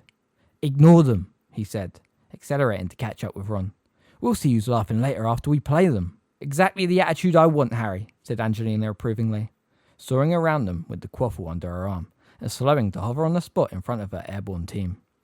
Okay, everyone, we're going to start with some passes just to warm up. The whole team, please. Hey, Johnson, what's that hairstyle anyway? Shrieked Pansy Parkinson from below. Why would anyone want to look like they've just got worms coming out of their head? Angelina swept her long braided hair out of her face and continued calmly. Spread out then, and let's see what we can do. Harry reversed away from the others to the far side of the pitch. Ron fell backwards towards the opposite goal. Angelina raised the quaffle with one hand and threw it hard to Fred, who passed it to George, who passed it to Harry, who passed to Ron, who dropped it. The Slytherins, led by Malfoy, roared and screamed with laughter. Ron, who had pelted towards the ground to catch the quaffle before it landed, pulled out of the dive untidily, So he slipped sideways on his broom and returned to playing height, blushing. Harry saw Fred and George exchange looks, but uncharacteristically, neither of them said anything, for which he was grateful. "Pass it on, Ron," called Angelina, as though nothing had happened. Ron threw the quaffle to Alicia, who passed back to Harry, who passed to George.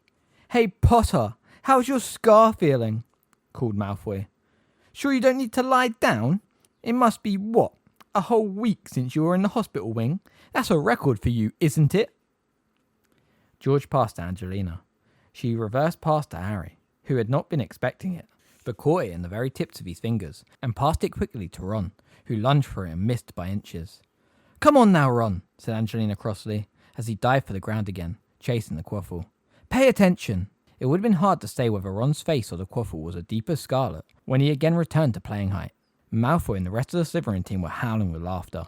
On his third attempt, Ron caught the quaffle. Perhaps out of relief, he passed it on so enthusiastically that it soared straight through Katie's outstretched hands and hit her in the face. "Sorry," Ron groaned, zooming forwards to see whether he had done any damage. "Get back in position. She's fine," barked Angelina. "But as you're passing to a teammate, do try not to knock her off her broom, won't you? We've got bludgers for that." Katie's nose was bleeding. Down below, the Slytherins were stamping their feet and jeering. Fred and George converged on Katie. "Here, take this," Fred told her, handing her something small and purple from out of his pocket. "It'll clear up in no time." "All right," called Angelina. "Fred, George, go and get your bats and bludger. Ron, get up to the goalposts. Harry, release the snitch when I say so. We're going to aim for Ron's goal, obviously." Harry zoomed off after the twins to fetch the snitch. "Ron's making a right pig's ear of it, isn't he?" muttered George, as the three of them landed at the crate containing the balls and opened it to extract one of the bludgers and the snitch. "He's just nervous," said Harry. "He was fine when I was practicing with him this morning." "Yeah, well, I hope he hasn't peaked too soon," said Fred gloomily. They returned to the air. When Angelina blew her whistle, Harry released the snitch, and Fred and George let fly the bludger. From that moment on, Harry was barely aware what the others were doing. It was his job to recapture that tiny fluttering gold ball that was worth 150 points to the Seekers team, and doing so required enormous speed and skill. He accelerated, rolling and swerving in and out of the chasers, the warm autumn air whipping his face, and the distant yells of the Slytherins, so much meaningless roaring in his ears. But too soon, the whistle brought him to a halt again. "Stop, stop, stop!" screamed Angelina. "Ron, you're not covering your middle post." Harry looked around at Ron, who was hovering in front of the left-hand hoop, leaving the other two completely unprotected. "Oh, sorry, you keep shifting around while you're watching the chasers," said Angelina. "Either stay in centre position until you have to move to defend a hoop, or else circle the hoops, but don't drift vaguely off to one side. That's how you let in the last 3 goals." "Sorry," Ron repeated, his red face shining like a beacon against the bright blue sky. "And Katie, can't you do something about that nosebleed?" "It's just getting worse," said Katie thickly, attempting to stem the flow of her sleeve. Harry glanced around at Fred, who was looking anxious and checking his pockets. He saw Fred pull out something purple, examine it for a second, then look round at Katie, evidently horror-struck. "Well, let's try again," said Angelina. She was ignoring the Slytherins, who had now set up a chant of "Gryffindor are losers! Gryffindor are losers!" But there was a certain rigidity about her seat on the broom nevertheless. This time, they had been flying for barely 3 minutes, when Angelina's whistle sounded. Harry, who had just sighted the snitch circling the opposite goalpost, pulled up, feeling distinctly aggrieved. "What now?" he said impatiently to Alicia, who was nearest. "Katie," she said shortly. Harry turned and saw Angelina, Fred and George, all flying as fast as they could towards Katie. Harry and Alicia sped towards her too. It was plain that Angelina had stopped training just in time. Katie was chalk white and covered in blood. "She needs the hospital wing," said Angelina. "We'll take her," said Fred. "She, might have swallowed a blood blister pod by mistake." "Well, there's no point continuing with no beaters and a chaser gone," said Angelina glumly as Fred and George zoomed off towards the castle, supporting Katie between them. "Come on, let's go and get changed." The Slytherins continued to chant as they trailed back into the changing rooms. "How was practice?" asked Hermione rather coolly half an hour later, as Harry and Ron climbed through the portrait hole into the Gryffindor common room. "It was," Harry began. "Completely lousy," said Ron in a hollow voice, sinking into a chair beside Hermione. She looked up at Ron, and her frostiness seemed to melt. "Well, it was only your first one," she said consolingly. "It's bound to take time to..." Who said it was me who was lousy? Snapped Ron. No one, said Hermione, looking taken aback. You thought I was bound to be rubbish? No, of course I didn't. Look, you said it was lousy, so I'm going to get started on some homework, said Ron angrily, and stomped off to the staircase to the boys' dormitories, and vanished from sight. Hermione turned to Harry. Was he lousy? No, said Harry loyally. Hermione raised her eyebrows. Well, I suppose he could have played better, Harry muttered. But it was only the first training session. Like you said, neither Harry nor Ron seemed to make much headway with their homework that night. Harry knew Ron was too preoccupied with how badly he had performed at Quidditch practice, and he himself was having difficulty in getting the Gryffindor losers chant out of his head. They spent the whole of Sunday in the common room, buried in their books while the room around them filled up, then emptied. It was another clear, fine day, and most of their fellow Gryffindors spent the day in the grounds, enjoying what might well be the last of the summer sunshine that year. By the evening, Harry felt as though somebody had been beating his brain against the inside of his skull. You know, we probably should have tried to get more homework done during the week, Harry muttered to Ron, as they finally laid aside Professor McGonagall's long essay on the Inanimatus Conjurus spell and turned miserably to Professor Sinistra's equally long and difficult essay about Juniper's many moons. Yeah, said Ron, rubbing slightly bloodshot eyes and throwing his fifth spoiled bit of parchment into the fire beside them. Listen, shall we just ask Hermione if we can have a look at hers when she's done? Harry glanced over at her. She was sitting with Crookshanks on her lap and chatting merrily to Ginny as a pair of knitting needles flashed in midair in front of her, now knitting a pair of shapeless elf socks. No, he said heavily. You know she won't let us. And so they worked on while the sky outside the windows became steadily darker. Slowly, the crowd in the common room began to thin again. At 11:30, Hermione wandered over to them, yawning. Nearly done? No, said Ron shortly. Juniper's biggest moon is Ganymede, not Callisto, she said, pointing over Ron's shoulder at a line in his astronomy essay. And it's Io that's got the volcanoes. Thanks, snarled Ron, scratching out the offending sentences. Sorry, Yeah, well, if you just come over here to criticise. Ron, I haven't got time to listen to a sermon, all right, Hermione? I'm up to my neck in it here. No, look. Hermione was pointing to the nearest window. Harry and Ron both looked over. A handsome screech owl was standing on the windowsill, gazing into the room at Ron. Isn't that Hermes? Said Hermione, sounding amazed. Blimey, it is, said Ron quietly, throwing down his quill and getting to his feet. What's Percy writing to me for? He crossed to the window and opened it. Hermes flew inside, landed on Ron's essay, and held out a leg to which a letter was attached. Ron took the letter off it, and the owl departed at once, leaving inky footprints across Ron's drawing of the moon Io. That's definitely Percy's handwriting, said Ron, sinking back into his chair and staring at the words on the outside of the scroll. Ronald Weasley, Gryffindor House, Hogwarts. He looked up at the other two. What do you reckon? Open it, said Hermione eagerly, and Harry nodded. Ron unrolled the scroll and began to read. The further down the parchment his eyes travelled, the more pronounced became his scowl. When he had finished reading, he looked disgusted. He thrust the letter at Harry and Hermione, who leaned towards each other to read it together. Dear Ron, I have only just heard from no less a person than the Minister of Magic himself, who has it from your new teacher, Professor Umbridge, that you have become a Hogwarts prefect. I was most pleasantly surprised when I heard this news, and must firstly offer my congratulations. I must admit that I have always been afraid that you would take what we might call the Fred and George route, rather than following in my footsteps. So you can imagine my feelings on hearing you have stopped flouting authority, and have decided to shoulder some real responsibility. But I want to give you more than a congratulations, Ron. I want to give you some advice, which is why I'm sending this at night rather than by the usual morning post. Hopefully, you will be able to read this away from prying eyes and avoid awkward questions. From something the minister let slip when telling me you are now a prefect, I gather that you are still seeing a lot of Harry Potter. I must tell you, Ron, that nothing could put you in danger of losing your badge more than continued fraternization with that boy. Yes, I am sure you are surprised to hear this. No doubt you will say that Potter has always been Dumbledore's favourite, but I feel bound to tell you that Dumbledore may not be in charge at Hogwarts much longer, and the people who count may have a very different, and probably more accurate, view of Potter's behaviour. I shall say no more here, but if you look at the Daily Prophet tomorrow, you will get a good idea of the way the wind is blowing. And see if you can spot yours truly. Seriously, Ron, you do not want to be tarred with the same brush as Potter. It could be very damaging to your future prospects, and I am talking about life after school too. As you must be aware, given that our father escorted him to court. Potter had a disciplinary hearing this summer in front of the whole wizard gamut, and he did not come out of it looking too good. He got off on a mere technicality, if you ask me, and many of the people I've spoken to remain convinced of his guilt. It may be that you are afraid to sever ties with Potter. I know that he can be unbalanced and, for all I know, violent. But if you have any worries about this, or have spotted anything else in Potter's behaviour that is troubling you, I urge you to speak to Dolores Umbridge, a truly delightful woman, who I know will be only too happy to advise you. This leads me to my other bit of advice. As I have hinted above, Dumbledore's regime at Hogwarts may be over soon. Your loyalty, Ron, should not be to him, but to the school and the ministry.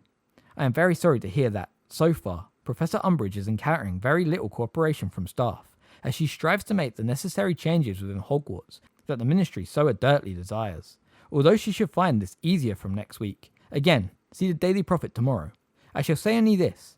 A student who shows himself willing to help Professor Umbridge now may be very well placed for head boyship in a couple of years. I am sorry that I was unable to see more of you over the summer. It pains me to criticise our parents, but I'm afraid I can no longer live under their roof while they remain mixed up with the dangerous crowd around Dumbledore. If you are writing to Mother at any point, you might tell her that a certain Sturgis Podmore, who is a great friend of Dumbledore's, has recently been sent to Azkaban for trespass at the ministry. Perhaps that will open their eyes to the kind of petty criminals with whom they are currently rubbing shoulders. I count myself very lucky to have escaped the stigma of association with such people.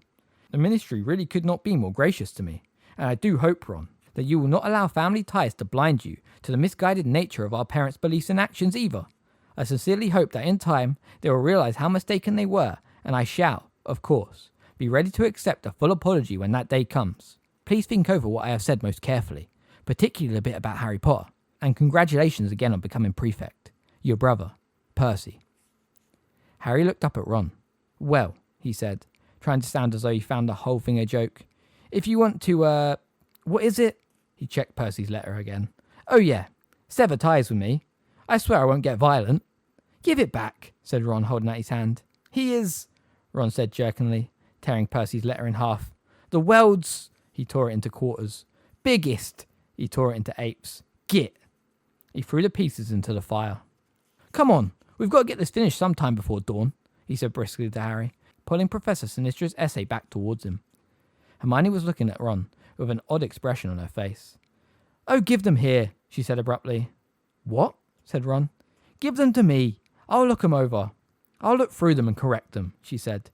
Are you serious? Ah, Hermione, you're a lifesaver, said Ron. What you can say is, we promise we'll never leave our homework this late again, she said, holding out both hands for their essays. But she looked slightly amused all the same. Thanks a million, Hermione, said Harry weakly, passing over his essay and sinking back into his armchair, rubbing his eyes. It was now past midnight, and the common room was deserted, but for the three of them and Crookshanks. The only sound was that of Hermione's quill scratching out sentences here and there on their essays, and a ruffle of pages as she checked various facts in the reference books strewn across the table. Harry was exhausted. He also felt an odd, sick, empty feeling in his stomach that had nothing to do with tiredness, and everything to do with that letter now curling blankly into the heart of the fire. He knew that half the people inside Hogwarts thought him strange, even mad. He knew that the Daily Prophet had been making snide allusions to him for months, but there was something about seeing it written down like that in Percy's writing, about knowing that Percy was advising Ron to drop him, and even to tell lies about him to Umbridge, that made his situation real to him, as nothing else had. He had known Percy for 4 years. He stayed in his house during the summer holidays, shared a tent with him during the Quidditch World Cup, had even been awarded full marks by him in the second task of the Triwizard Tournament last year. Yet now, Percy thought him unbalanced and possibly violent, and with a surge of sympathy for his godfather, Harry thought Sirius was probably the only person he knew who could really understand how he felt at the moment, because Sirius was in the same situation. Nearly everyone in the wizarding world thought Sirius a dangerous murderer and a great Voldemort supporter, and he had to live with that knowledge for 14 years. Harry blinked. He had just seen something in the fire that could not have been there. It had flashed into sight and vanished immediately. No, it could not have been. He had imagined it, because he had been thinking about Sirius. Okay, write that down, Hermione said to Ron, pushing his essay and a sheet covered in her own writing back to Ron. Then add this conclusion I've written for you. Hermione, you are honestly the most wonderful person I've ever met, said Ron weakly. And if I'm ever rude to you again, I'll know you're back to normal, said Hermione, Harry, yours is okay except for this bit at the end. I think you must have misheard Professor Sinistra. Europa's covered in ice, not mice. Harry? Harry had slid off his chair onto his knees and was now crouching on the singed and threadbare hearthrug, gazing into the flames. Harry, said Ron uncertainly. Why are you down there? Because I've just seen Sirius's head in the fire, said Harry. He spoke quite calmly. After all, he had seen Sirius's head in this very fire the previous year, and talked to it too. Nevertheless, he could not be sure that he had really seen it this time. It had vanished so quickly. Sirius's head, Hermione repeated. You mean like when he wanted to talk to you during the Triwizard tournament? But he wouldn't do that now. It would be too... Sirius, she gasped, gazing at the fire. Ron dropped his quill. There in the middle of the dancing flames sat Sirius's head. Long, dark hair falling around his grinning face. I was starting to think you'd go to bed before everyone else had disappeared, he said. I've been checking every hour. You've been popping into the fire every hour, Harry said, half laughing. Just for a few seconds to check if the coast was clear. But what have you been seen? Said Hermione anxiously. Well, I think a girl, first year, by the look of her, might have got a glimpse of me earlier. But don't worry, Sirius said hastily, as Hermione clapped a hand to her mouth. I was gone the moment she looked back at me, and I'll bet she just thought I was an oddly shaped log or something. But Sirius, this is taking an awful risk, Hermione began. You sound like Molly, said Sirius. This was the only way I could come up with answering Harry's letter without resorting to a code, and codes are breakable. At the mention of Harry's letter, Hermione and Ron both turned to stare at him. You didn't say you'd written to Sirius, said Hermione accusingly. I forgot, said Harry, which was perfectly true. His meeting with Cho in the Owlery had driven everything before it out of his mind. Don't look at me like that, Hermione. There was no way anyone would have got secret information out of it, was there, Sirius? No, it was very good, said Sirius, smiling. Anyway, we'd better be quick, just in case we're disturbed. Your scar. What about... Ron began, but Hermione interrupted him. We'll tell you afterwards. Go on, Sirius. Well, I know it can't be fun when it hurts, but I don't think it's anything really to worry about. It kept aching all last year, didn't it? Yeah, and Dumbledore said it happened whenever Voldemort was feeling a more powerful emotion, said Harry, ignoring, as usual, Ron and Hermione's winces. So maybe he was just, I don't know, really angry or something the night I had that detention. Well, now he's back. It's bound to hurt more often, said Sirius. So you don't think it had anything to do with Umbridge touching me when I was in the detention with her? Harry asked. I doubt it, said Sirius. I know her by reputation, and I'm sure she's no Death Eater. She's foul enough to be one, said Harry darkly, and Ron and Hermione nodded vigorously in agreement. Yes, but the world isn't split into good people and Death Eaters, said Sirius with a very wry smile. I know she's a nasty piece of work, though. You should hear Remus talk about her. Does Lupin know her? Asked Harry quickly, remembering Umbridge's comments about dangerous half-breeds during their first lesson. No, said Sirius, but she drafted a bit of anti-werewolf legalization 2 years ago that makes it almost impossible for him to get a job. Harry remembered how much shabbier Lupin looked these days, and his dislike of Umbridge deepened even further. What's she got against werewolves? Said Hermione angrily. Scared of them, I expect, said Sirius, smiling at her indignation. Apparently she loathes part humans. She campaigned to have mer-people rounded up and tagged last year too. Imagine wasting your time and energy persecuting mer-people when they are little toe-rags like Creature on the loose. Ron laughed, but Hermione looked upset. Sirius, she said reproachfully. Honestly, if you made a bit of an effort with Creature, I'm sure he'd respond. After all, you're the only member of his family he's got left, and Professor Dumbledore said, So what are Umbridge's lessons like? Sirius interrupted. Is she training you all to kill half-breeds? No, said Harry, ignoring Hermione's affronted look at being cut off in her defence of Creature. She's not letting us do magic at all. All we do is read the stupid textbook, said Ron. Ah, well, that figures, said Sirius. Our information from inside the Ministry is that Fudge doesn't want you trained in combat. Trained in combat? Repeated Harry incredulously. What does he think we're doing here? Forming some sort of wizard army? That's exactly what he thinks you're doing, said Sirius. Or rather, that's exactly what he's afraid Dumbledore's doing. Forming his own private army, with which he will be able to take on the Ministry of Magic. There was a pause at this. Then Ron said, That's the most stupid thing I've ever heard, including all the stuff that Luna Lovegood comes out with. So we're being prevented from learning defense against the dark arts because Fudge is scared we'll use spells against the Ministry, said Hermione looking furious. Yep, said Sirius. Fudge thinks Dumbledore will stop at nothing to seize power. He's getting more paranoid about Dumbledore by the day. It's a matter of time before he has Dumbledore arrested on some trumped up charge. This reminded Harry of Percy's letter. Do you know if there's going to be anything about Dumbledore in the Daily Prophet tomorrow? Ron's brother Percy reckons there will be. I don't know, said Sirius. I haven't seen anyone from the Order all weekend. They're all busy. It's just been Creature and me here. There was a defiant note of bitterness in Sirius's voice. So you haven't had any news about Hagrid either? Ah, said Sirius. Well, he's supposed to be back by now. No one's sure what's happened to him. Then seeing their stricken faces, he added quickly, but Dumbledore's not worried, so don't you three get yourselves in a state. I'm sure Hagrid's fine. But if he was supposed to be back by now, said Hermione in a small, anxious voice.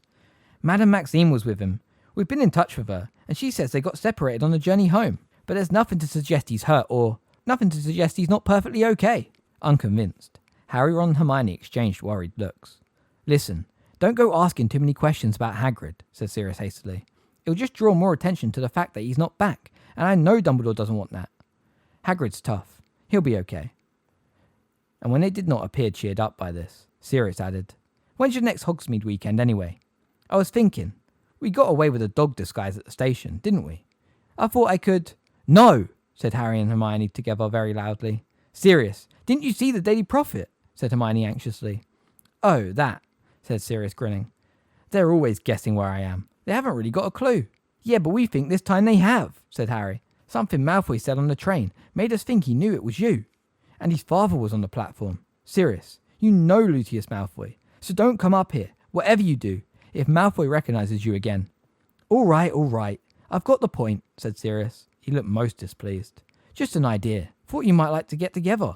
I would. I just don't want you chucked back in Azkaban, said Harry. There was a pause, in which Sirius looked out of the fire at Harry, a crease between his sunken eyes. You're less like your father than I thought, he said finally, a defiant coolness in his voice. The risk would have been what made it fun for James. Look. Well, I'd better get going. I can hear Creature coming down the stairs, said Sirius. But Harry was sure he was lying. I'll write to tell you a time I can make it back into the fire then, shall I? If you can't stand to risk it. There was a tiny pop, and the place where Sirius's head had been was flickering flame once more. Chapter 15.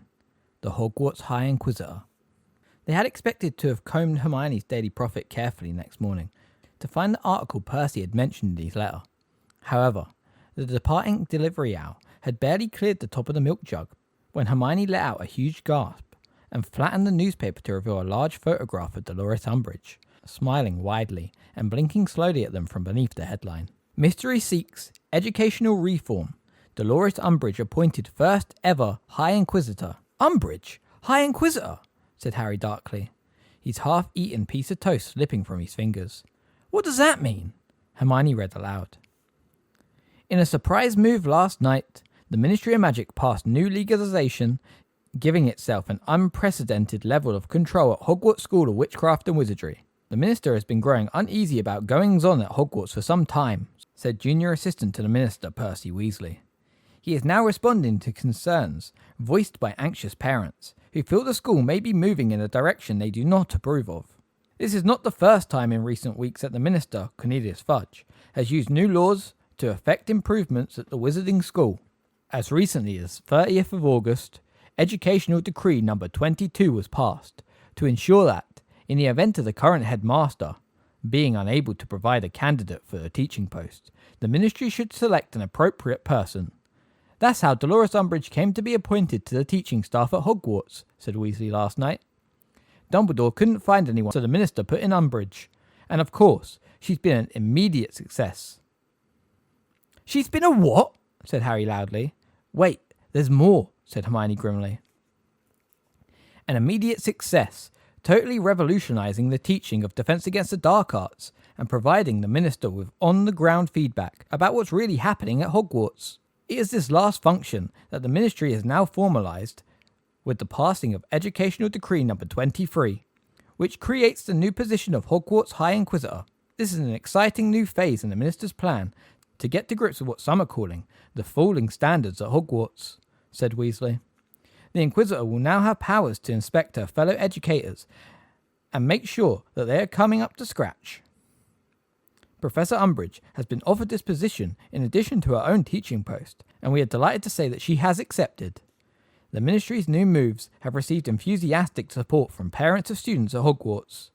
I feel much easier in my mind now "That I know Dumbledore is being subjected to fair and objective evaluation," said Mr. Lucius Malfoy, 41, speaking from his Wiltshire mansion last night.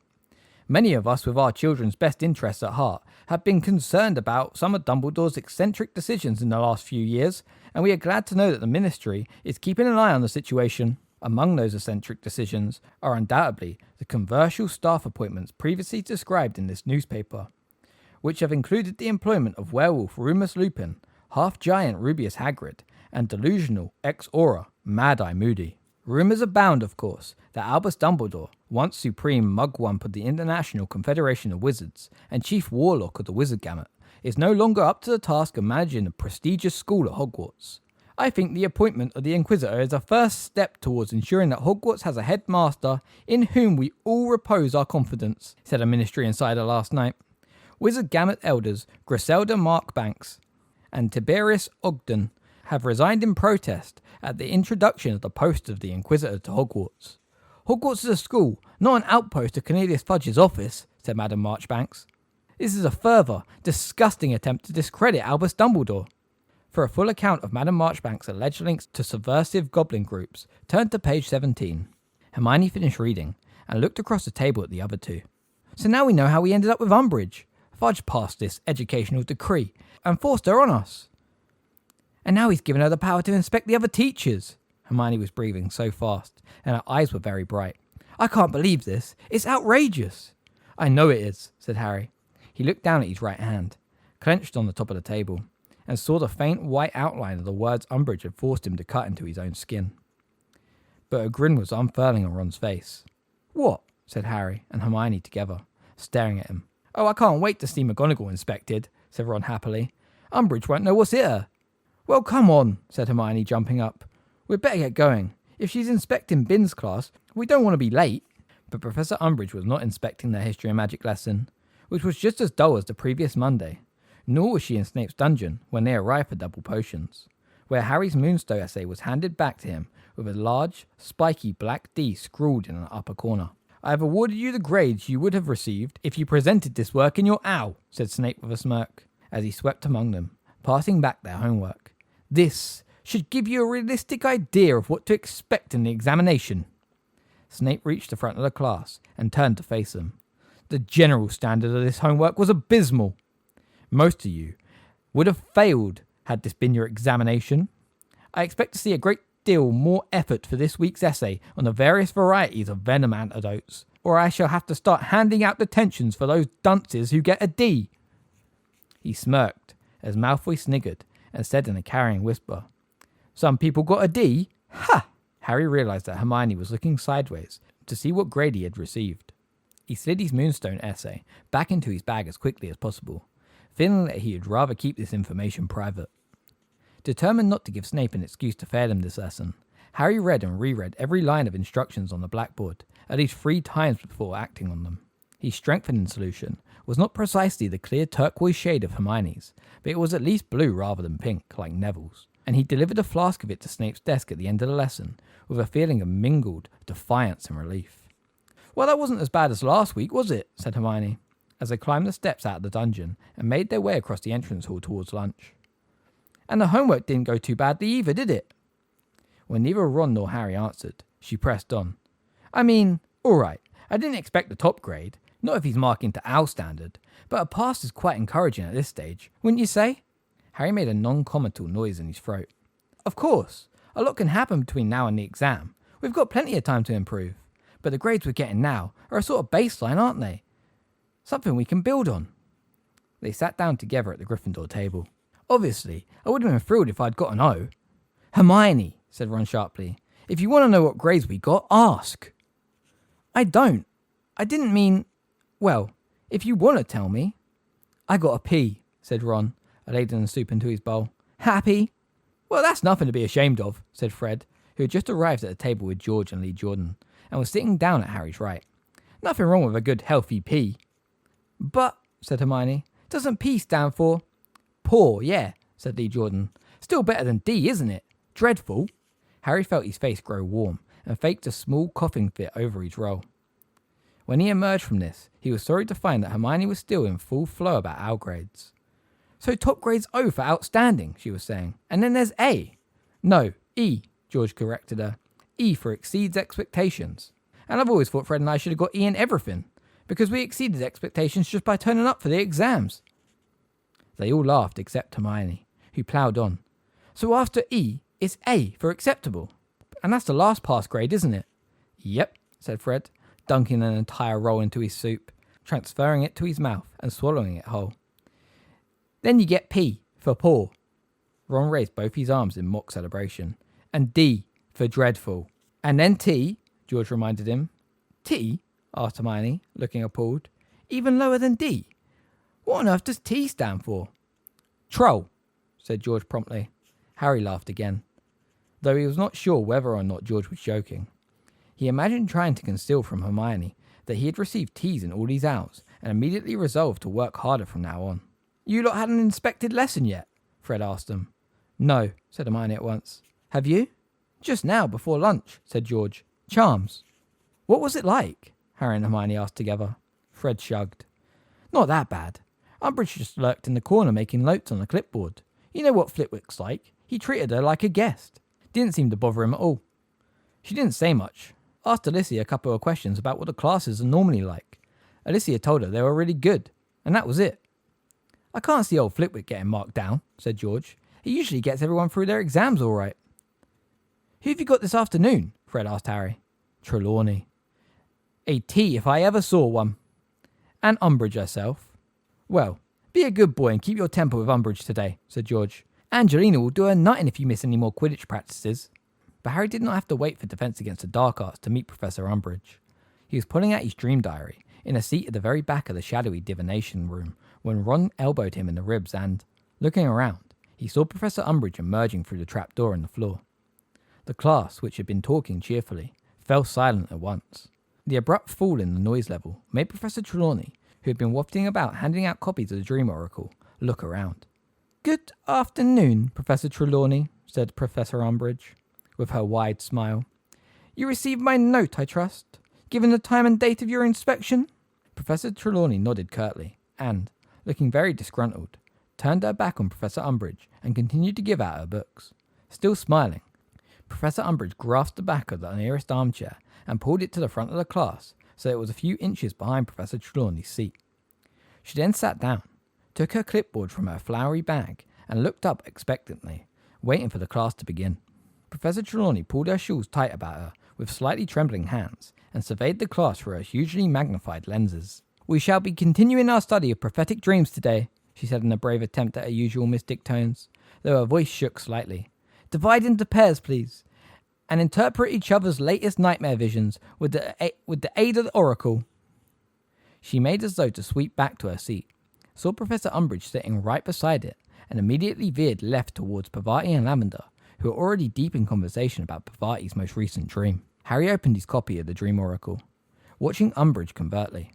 She was already making notes on her clipboard. After a few minutes, she got to her feet and began to pace the room in Trelawney's wake, listening to her conversations with students and posing questions here and there. Harry bent his head hurriedly over his book. Think of a dream, quick, he told Ron, in case the old toad comes our way. I did it last time, Ron protested. It's your turn. You tell me one. Oh, I don't know, said Harry desperately, who could not remember dreaming anything at all over the last few days.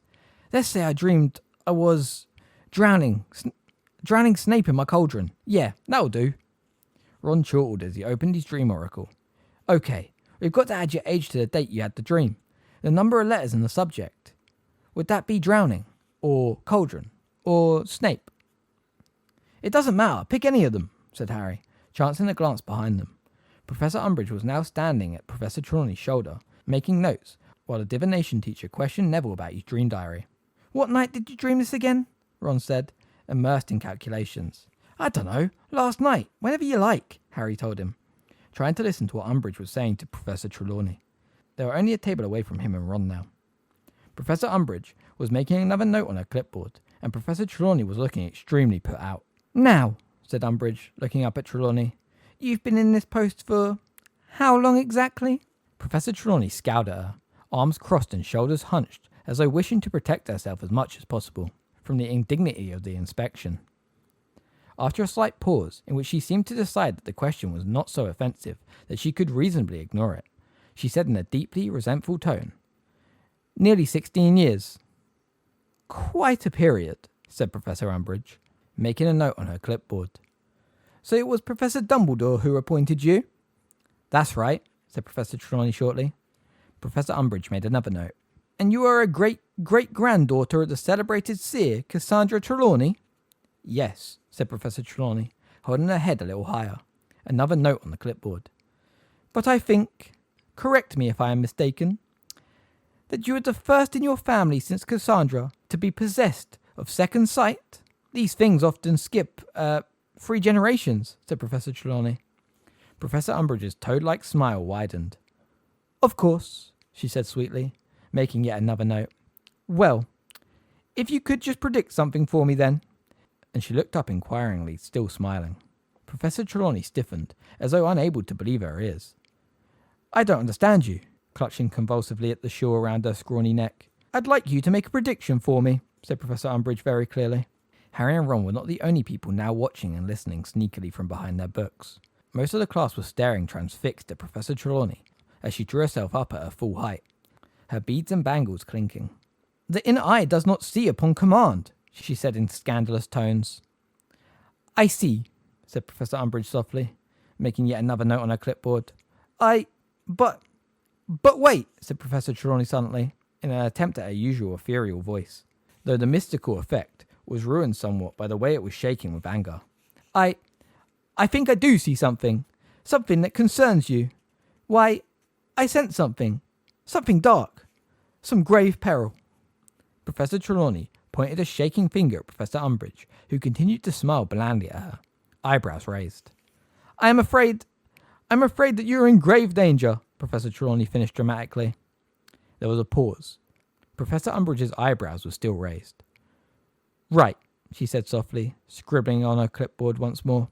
"Well, if that's really the best you can do." She turned away, leaving Professor Trelawney standing rooted on the spot, her chest heaving.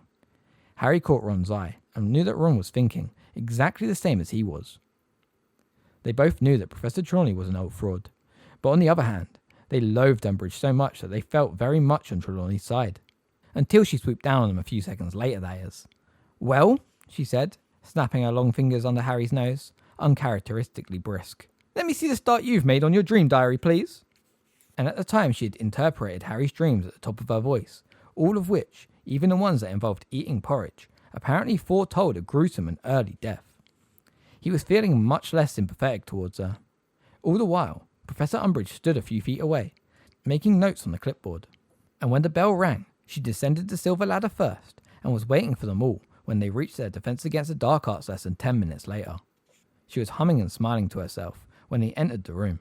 Harry and Ron told Hermione, who had been in arithmancy, exactly what had happened in divination, while they took out their copies of Defensive Magical Theory. But before Hermione could ask any questions, Professor Umbridge had called them all to order, and silence fell. "Wands away," she instructed them all with a smile, and those people who had been hopeful enough to take them out sadly returned them to their bags. "As we finished Chapter 1 last lesson, I would like you all to turn to page 19 today and commence Chapter 2, Common Defensive Theories and Their Derivation. There will be no need to talk." Still smiling her wide, self-satisfied smile, she sat down at her desk. The class gave an audible sigh as it turned, as one, to page 19. Harry wondered dully whether there were enough chapters in the book to keep them reading through all this year's lessons, and was on the point of checking the contents page when he noticed that Hermione had her hand in the air again. Professor Umbridge had noticed too, and what was more, she seemed to have worked out a strategy for just such an eventuality. Instead of trying to pretend she had not noticed Hermione, she got to her feet and walked around the front row of the desks until they were face to face. Then she bent down and whispered, so that the rest of the class could not hear. "What is it this time, Miss Granger?" "I've already read Chapter 2, said Hermione. "Well then, proceed to Chapter 3. "I've read that too. I've read the whole book." Professor Umbridge blinked, but recovered her poise almost instantly. "Well then, You should be able to tell me what Slinkard says about counterjinxes in Chapter 15. He says that counterjinxes are improperly named, said Hermione promptly. He says counterjinx is just a name people give the jinxes when they want to make them sound more acceptable. Professor Umbridge raised her eyebrows, and Harry knew she was impressed, against her will. But I disagree, Hermione continued. Professor Umbridge's eyebrows rose a little higher, and her gaze became distinctly colder. You disagree? Yes, I do, said Hermione, who, unlike Umbridge, was not whispering, but speaking in a clear, carrying voice that had by now attracted the attention of the rest of the class. Mr. Slinkhart doesn't like jinxes, does he? But I think they can be very useful when they're used defensively. Oh, you do you? Said Professor Umbridge, forgetting to whisper and straightening up. Well, I'm afraid it is Mr. Slinkhart's opinion, and not yours, that matters within this classroom, Miss Granger. But, Hermione began. That is enough, said Professor Umbridge. She walked back to the front of the class and stood behind them. All the jauntiness she had shown at the beginning of the lesson had gone. Miss Granger, I am going to take 5 points from Gryffindor House. There was an outbreak of muttering at this. What for? Said Harry angrily. Don't you get involved, Hermione whispered urgently to him. For disrupting my class with pointless interruptions, said Professor Umbridge smoothly. I am here to teach you, using a ministry-approved method that does not include inviting students to give their opinions on matters about which they understand very little. Your previous teachers in this subject may have allowed you more license, but as none of them, with the possible exception of Professor Quirrell, who did at least appear to have restricted himself to age-appropriate subjects, would have passed a ministry inspection. Yeah, Quirrell was a great teacher, said Harry loudly. There was just a minor drawback of him having Lord Voldemort sticking out the back of his head. The pronouncement was followed by one of the loudest silences Harry had ever heard. Then, I think another week's detentions would do you some good, Mr. Potter, said Umbridge sleekly. The cut on the back of Harry's hand had barely healed, and by the following morning, it was bleeding again. He did not complain during the evening's detention. He was determined not to give Umbridge the satisfaction. Over and over again, he wrote, I must not tell lies, and not a sound escaped his lips, though the cut deepened with every letter. The very worst part of the second week's worth of detentions was, just as George had predicted, Angelina's reaction. She cornered him, just as he arrived at Gryffindor table for breakfast on Tuesday, and shouted so loudly that Professor McGonagall came sweeping down upon the pair of them from the staff table. Miss Johnson, how dare you make such a racket in the Great Hall? 5 points from Gryffindor. But Professor, he's going to land himself in detention again. What's this, Potter? Said Professor McGonagall sharply, rounding on Harry. Detention? From whom? From Professor Umbridge, muttered Harry, not meeting Professor McGonagall's beady, square-framed eyes. Are you telling me, she said, lowering her voice so that the group of curious Ravenclaws behind them could not hear, that after the warning I gave you last Monday, you lost your temper in Professor Umbridge's class again? Yes, Harry muttered, speaking to the floor. Potter, you must get a grip on yourself. You are heading for serious trouble. Another 5 points from Gryffindor. But, what? Professor, no, Harry said, furious at this injustice. I'm already being punished by her. Why do you have to take points as well? Because detentions do not appear to have any effect on you whatsoever, said Professor McGonagall tartly. No, not another word of complaint, Potter. And as for you, Miss Johnson, you will confine your shouting matches to the Quidditch pitch in future, or risk losing the team captaincy. Professor McGonagall strode back towards the staff table again. Angelina gave Harry a look of deepest disgust, and stalked away, upon which he flung himself onto the bench beside Ron, fuming. She's taken points off Gryffindor because I'm having my hand sliced open every night. How is that fair? How? I know, mate, said Ron sympathetically, tipping bacon onto Harry's plate. She's bang out of order. Hermione, however, merely rustled the pages of her Daily Prophet and said nothing. You think McGonagall was right, do you? Said Harry angrily to the picture of Cornelius Fudge obscuring Hermione's face. I wish she hadn't taken points from you, but I think she's right to warn you not to lose your temper with Umbridge, said Hermione's voice, while Fudge gesticulated forcefully from the front page, clearly giving some kind of speech. Harry did not speak to Hermione all through Charms, but when they entered Transfiguration, he forgot about being cross with her. Professor Umbridge on her clipboard was sitting in the corner, and the sight of her drove the memory of breakfast right out of his head. Excellent, whispered Ron, as they sat down in their usual seats. Let's see Umbridge get what she deserves. Professor McGonagall marched into the room without giving the slightest indication that she knew Professor Umbridge was there. That will do, she said, and silence fell immediately. Mr. Finnegan, kindly come here and hand back the homework. Miss Brown, please take this box of mice. Don't be silly, girl. They won't hurt you. And hand one to each student. Hum, said Professor Umbridge, employing the same silly little cough she had used to interrupt Dumbledore on the first night of term. Professor McGonagall ignored her. Seamus handed back Harry's essay. Harry took it without looking at him and saw, to his relief, that he had managed an A. Right then, everyone, listen closely. Dean Thomas, if you do that to the mouse again, I shall put you in detention. Most of you have now successfully vanished your snails, and even those who were left with a certain amount of shell have got the gist of the spell. Today we shall be... Hum, said Professor Umbridge. Yes, said Professor McGonagall, turning around, her eyebrows so close together they seemed to form one long, severe line. I was just wondering, Professor, whether you received my note telling you of the date and the time of your Obviously I've received it, or I would have asked you what you were doing in my classroom, said Professor McGonagall, turning her back firmly on Professor Umbridge. Many of the students exchanged looks of glee. As I was saying, today we shall be practicing the altogether more difficult vanishing of mice. Now, the vanishing charm. Hum. I wonder, said Professor McGonagall in cold fury, turning on Professor Umbridge, how you expect to gain an idea of my usual teaching methods if you continue to interrupt me. You see, I do not generally permit people to talk when I am talking. Professor Umbridge looked as though she had been slapped in the face. She did not speak, but straightened the parchment on her clipboard and began scribbling furiously. Looking supremely unconcerned, Professor McGonagall addressed the class once more. As I was saying, the vanishing spell becomes more difficult with the complexity of the animal to be vanished. The snail, as an invertebrate, does not present much of a challenge. The mouse, as a mammal, offers a much greater one. This is not, therefore, magic you can accomplish with your mind on your dinner. So, you know the incantation. Let me see what you can do. How can she lecture me about not losing my temper with Umbridge? Harry muttered to Ron under his breath, but he was grinning. His anger with Professor McGonagall had quite evaporated. Professor Umbridge did not follow Professor McGonagall around the classroom as she had followed Professor Trelawney. Perhaps she realised Professor McGonagall would not permit it. She did, however, take many more notes while sitting in their corner, and when Professor McGonagall finally told them all to pack away, she rose with a grim expression on her face. Well, it's a start, said Ron, holding up a long, wriggling mouse tail and dropping it back into the box Lavender was passing around. As they filed out the classroom, Harry saw Professor Umbridge approach the teacher's desk.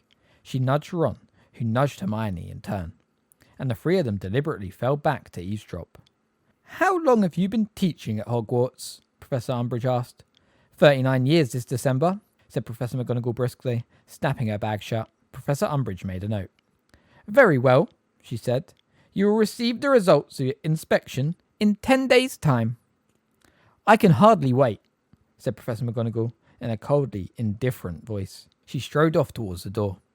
Hurry up, you three, she added, sweeping Harry, Ron and Hermione before her. Harry could not help giving her a faint smile, and could have sworn he received one in return. He had thought that the next time he would see Umbridge would be in his detention that evening, but he was wrong. When they walked down the lawns towards the forest for magical care creatures, they found her and a clipboard waiting for them beside Professor Grumblyplank. You do not usually take this class, is that correct? Harry heard her ask as they arrived at the trestle table where the group of captive bowtrackles were scrabbing around for wood lice like so many living twigs. Quite correct, said Professor Grumblyplank, hands behind her back and bouncing on the balls of her feet. I'm a substitute teacher, standing in for Professor Hagrid. Harry exchanged uneasy looks with Ron and Hermione. Malfoy was whispering with Crabbe and Goyle. He would surely love this opportunity to tell tales of Hagrid to a member of the Ministry. Said Professor Umbridge, dropping her voice, though Harry could still hear her quite clearly. I wonder. The headmaster seems strangely reluctant to give me any information on the matter. Can you tell me what is causing Professor Hagrid's very extended leave of absence? Harry saw Malfoy look up eagerly. Afraid I can't, said Professor Grumblyplank breezingly.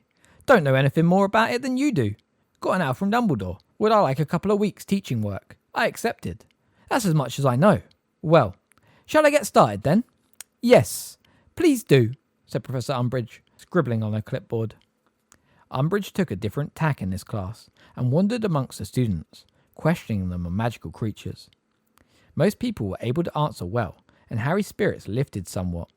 At least the class was not letting Hagrid down. Overall, said Professor Umbridge, returning to Professor Grumbly Plank's side after a lengthy interrogation of Dean Thomas. How do you, as a temporary member of staff, an objective outsider, I suppose you might say, how do you find Hogwarts? Do you feel you receive enough support from the school management? Oh yes, Dumbledore's excellent, said Professor Grumbly Plank heartily. Yes, I'm very happy with the way things are run. Very happy indeed. Looking politely incredulous, Umbridge made a tiny note on her clipboard and went on. And what are you planning to cover with this class this year? Assuming, of course, that Professor Hagrid does not return. Oh, I'll take them through the creatures that are most often come up in the owl, said Professor Grumbly Plank. Not much left to do. They've studied unicorns and nifflers. I thought we'd cover porlocks and measles. Make sure they can recognise crups and gnarls, you know.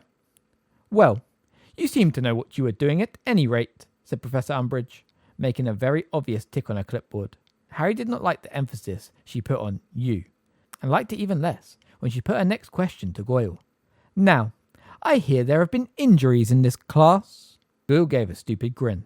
Malfoy hastened to answer the question. That was me, he said. I was slashed by a hippogriff. A hippogriff? Said Professor Umbridge, now scribbling frantically. Only because he was too stupid to listen to what Hagrid told him to do, said Harry angrily. Both Ron and Hermione groaned. Professor Umbridge turned her head slowly in Harry's direction. Another night's detention, I think, she said softly. Well, thank you very much, Professor Grumbly Plank. I think that's all I need here. You will be receiving the results of your inspection within 10 days. Jolly good, said Professor Grumbly Plank, and Professor Umbridge set off back across the lawn to the castle. It was nearly midnight when Harry left Umbridge's office that night, his hand now bleeding so severely that it was staining the scarf he had wrapped around it. He expected the common room to be empty when he returned. But Ron and Hermione had sat up waiting for him. He was pleased to see them, especially as Hermione was disposed to be sympathetic rather than critical. Here, she said anxiously, pushing a small bowl of yellow liquid towards him. Soak your hand in that. It's a solution of strained and pickled murtlap tentacles. It should help. Harry placed his bleeding, aching hand into the bowl and experienced a wonderful feeling of relief. Crookshanks curled around his legs, purring loudly, then leapt into his lap and settled down. Thanks, he said gratefully, scratching behind Crookshanks' ear with his left hand. I still reckon you should complain about that, said Ron in a low voice. No, said Harry flatly. McGonagall would go nuts if she knew. Yeah, she probably would, said Harry. And how long do you reckon it'd take Umbridge to pass another decree saying anyone who complains about the High Inquisitor gets sacked immediately? Ron opened his mouth to retort, but nothing came out, and after a moment, he closed it again, defeated. She's an awful woman, said Hermione in a small voice. Awful, you know. I was just saying to Ron when you came in. We've got to do something about her. I suggested poison, said Ron grimly. No, I mean something about what a dreadful teacher she is, and how we're not going to learn any defence from her at all, said Hermione. Well, what can we do about that, said Ron yawning. It's too late, isn't it? She's got the job. She's here to stay. Fudge will make sure of that. Well, said Hermione tentatively, you know, I was thinking today. She shot a slightly nervous look at Harry, and then plunged on. I was thinking that maybe the time's come that we should just do it ourselves. Do what ourselves? Said Harry suspiciously, still floating his hand in the essence of the murtlap tentacles. Well, learn defence against the dark arts ourselves, said Hermione. Come off it, groaned Ron. You want us to do extra work? Do you realise Harry and I are behind on homework again, and it's only the second week? But this is much more important than homework, said Hermione. Harry and Ron goggled at her. I didn't think there was anything in the universe more important than homework, said Ron. Don't be silly. Of course there is, said Hermione, and Harry saw, with an ominous feeling, that her face was suddenly alight with the kind of fever that Spew usually inspired in her. It's about preparing ourselves, like Harry said in Umbridge's first lesson, for what's waiting for us out there. It's about making sure we really can defend ourselves. If we don't learn anything for a whole year, we can't do much ourselves, said Ron in a defeated voice. I mean, all right, we can go and look up jinxes in the library and try and practice them, I suppose. No, I agree. We've gone past the stage where we can just learn things out of books, said Hermione. We need a teacher, a proper one. who can show us all how to use the spells and correct us if we're going wrong. If you're talking about Lupin, Harry began. No, I'm not talking about Lupin, said Hermione. He's too busy with the Order, and, anyway, the most we could see him is during Hogsmeade weekends, and that's not nearly often enough. Who then? Said Harry, frowning at her. Hermione heaved a very deep sigh. Isn't it obvious? She said. I'm talking about you, Harry. There was a moment's silence. A light night breeze rattled the window panes behind Ron, and the fire guttered. About me what? Said Harry. I'm talking about you teaching us defense against the dark arts. Harry stared at her. Then he turned to Ron, ready to exchange the exasperated looks they sometimes shared when Hermione elaborated on far-fetched schemes like spew. To Harry's consternation, however, Ron did not look exasperated. He was frowning slightly, apparently thinking. Then he said, That's an idea. What's an idea? Said Harry. You, said Ron, teaching us to do it. But... Harry was grinning now, sure the pair of them were pulling his leg. But I'm not a teacher. I can't. Harry, you're the best in the year at defense against the dark arts, said Hermione. Me, said Harry, now grinning more broadly than ever. No, I'm not. You've beaten me in every test. Actually, I haven't, said Hermione coolly. You beat me in our third year. The only year we both sat the test and had a teacher who actually knew the subject. But I'm not talking about test results, Harry. Think about what you've done. How do you mean? You know what? I'm not sure I want someone this stupid teaching me, Ron said to Hermione, smirking slightly. He turned to Harry. Let's think, he said, pulling her face like Goyle concentrating. First year, you saved the Philosopher's Stone from you-know-who? But that was luck, said Harry. It wasn't skill. Second year, Ron interrupted, you killed the basilisk and destroyed Riddle. Yeah, but if Fawkes hadn't turned up, Third year, said Ron even louder, you fought off 100 Dementors at once. You know that was a fluke. If the Time Turner hadn't... Last year, Ron said, almost shouting now, you fought off you-know-who again. Listen to me, said Harry, almost angrily, because Ron and Hermione were both smirking now. Just listen to me, all right? It sounds great when you say it like that, but all that stuff was luck. I didn't know what I was doing half the time. I didn't plan any of it. I just did whatever I could think of, and I nearly always had help. Ron and Hermione were still smirking, and Harry felt his temper rise. He wasn't even sure why he was feeling so angry. Don't sit there grinning like you know better than I do. I was there, wasn't I? He said heartily. I know what went on, all right? I didn't get through any of that because I was brilliant at defense against the dark arts. I got through it because help came at the right time, or because I guessed right. But I just blundered through it all. I didn't have a clue what I was doing. Stop laughing! The bowl of Murtlap essence fell to the floor and smashed. He became aware that he was on his feet, though he couldn't remember standing up. Crookshanks streaked away under a sofa. Ron and Hermione's smiles had vanished.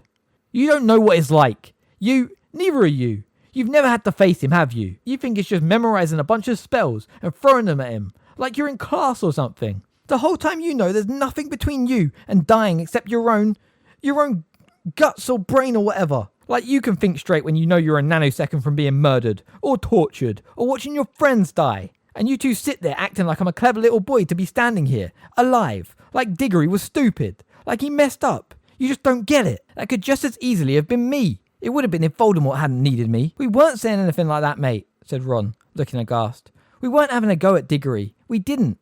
You've got the wrong end of the... He looked helplessly at Hermione, whose face was stricken. Harry, she said timidly, don't you see? This is exactly why we need you. We need to know what it's really like. Facing him. Facing Voldemort. It was the first time that she had ever said Voldemort's name, and it was this, more than anything else, that calmed Harry. Still breathing hard, he sank back into his chair, becoming aware as he did so that his hand was throbbing horribly again. He wished he had not smashed the bowl of Murtlap essence. Well, think about it, said Hermione quietly.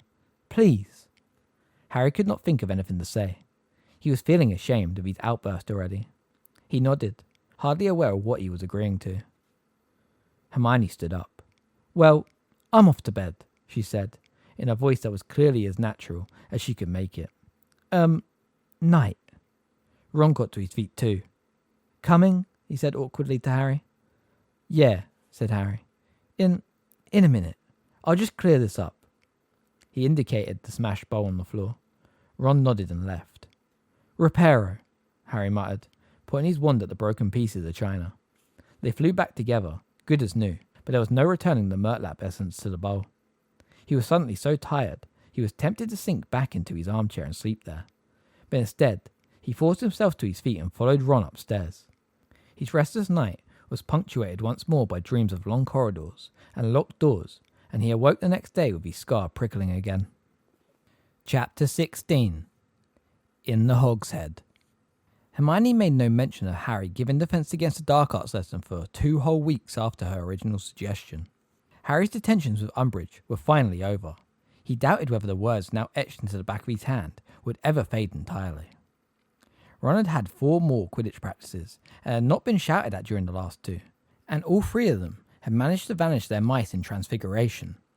Hermione had actually progressed to vanishing kittens, before the subject was broached again, on a wild, blustery evening at the end of September, when the 3 of them were sitting in the library looking up potion ingredients for Snape. I was wondering, Hermione said suddenly, whether you'd thought any more about Defense Against the Dark Arts, Harry. Of course I have, said Harry grumpily. Can't forget it, can we, with that hag teaching us? I meant the idea Ron and I had. Ron cast her an alarmed, threatening kind of look. She frowned at him. Oh, all right, the idea I had then, about you teaching us.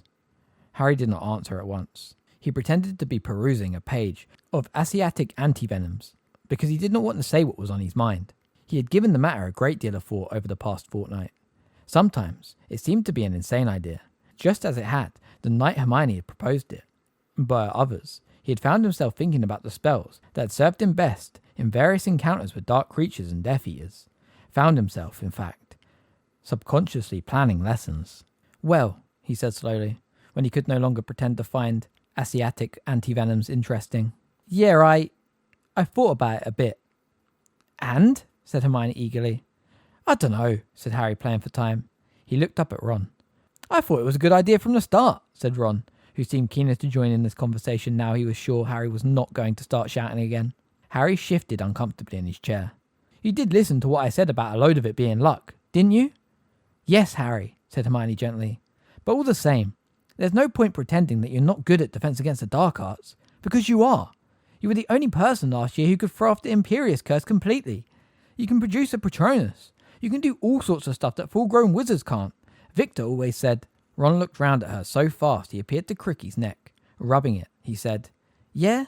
What did Vicky say? Ho ho, said Hermione in a bored voice. He said Harry knew how to do stuff even he didn't. And he was in the final year at Durmstrang. Ron was looking at Hermione suspiciously. You're not still in contact with him, are you? So what if I am? Said Hermione coolly, though her face was a little pink. I can have a pen pal if I... He didn't only want to be your pen pal, said Ron accusingly. Hermione shook her head exasperatedly, and, ignoring Ron, who was continuing to watch her, said to Harry, Well, what do you think? Will you teach us? Just you and Ron, yeah? Well, said Hermione, looking a mite anxious again. Well, now, don't fly off your handle again, Harry, please. But I really think you ought to teach anyone who wants to learn. I mean, we're talking about defending ourselves against Voldemort. Oh, don't be pathetic, Ron. It doesn't seem fair if we don't offer the chance to other people. Harry considered this for a moment, then said, Yeah, but I doubt anyone except you two would want to be taught by me. I'm a nutter, remember?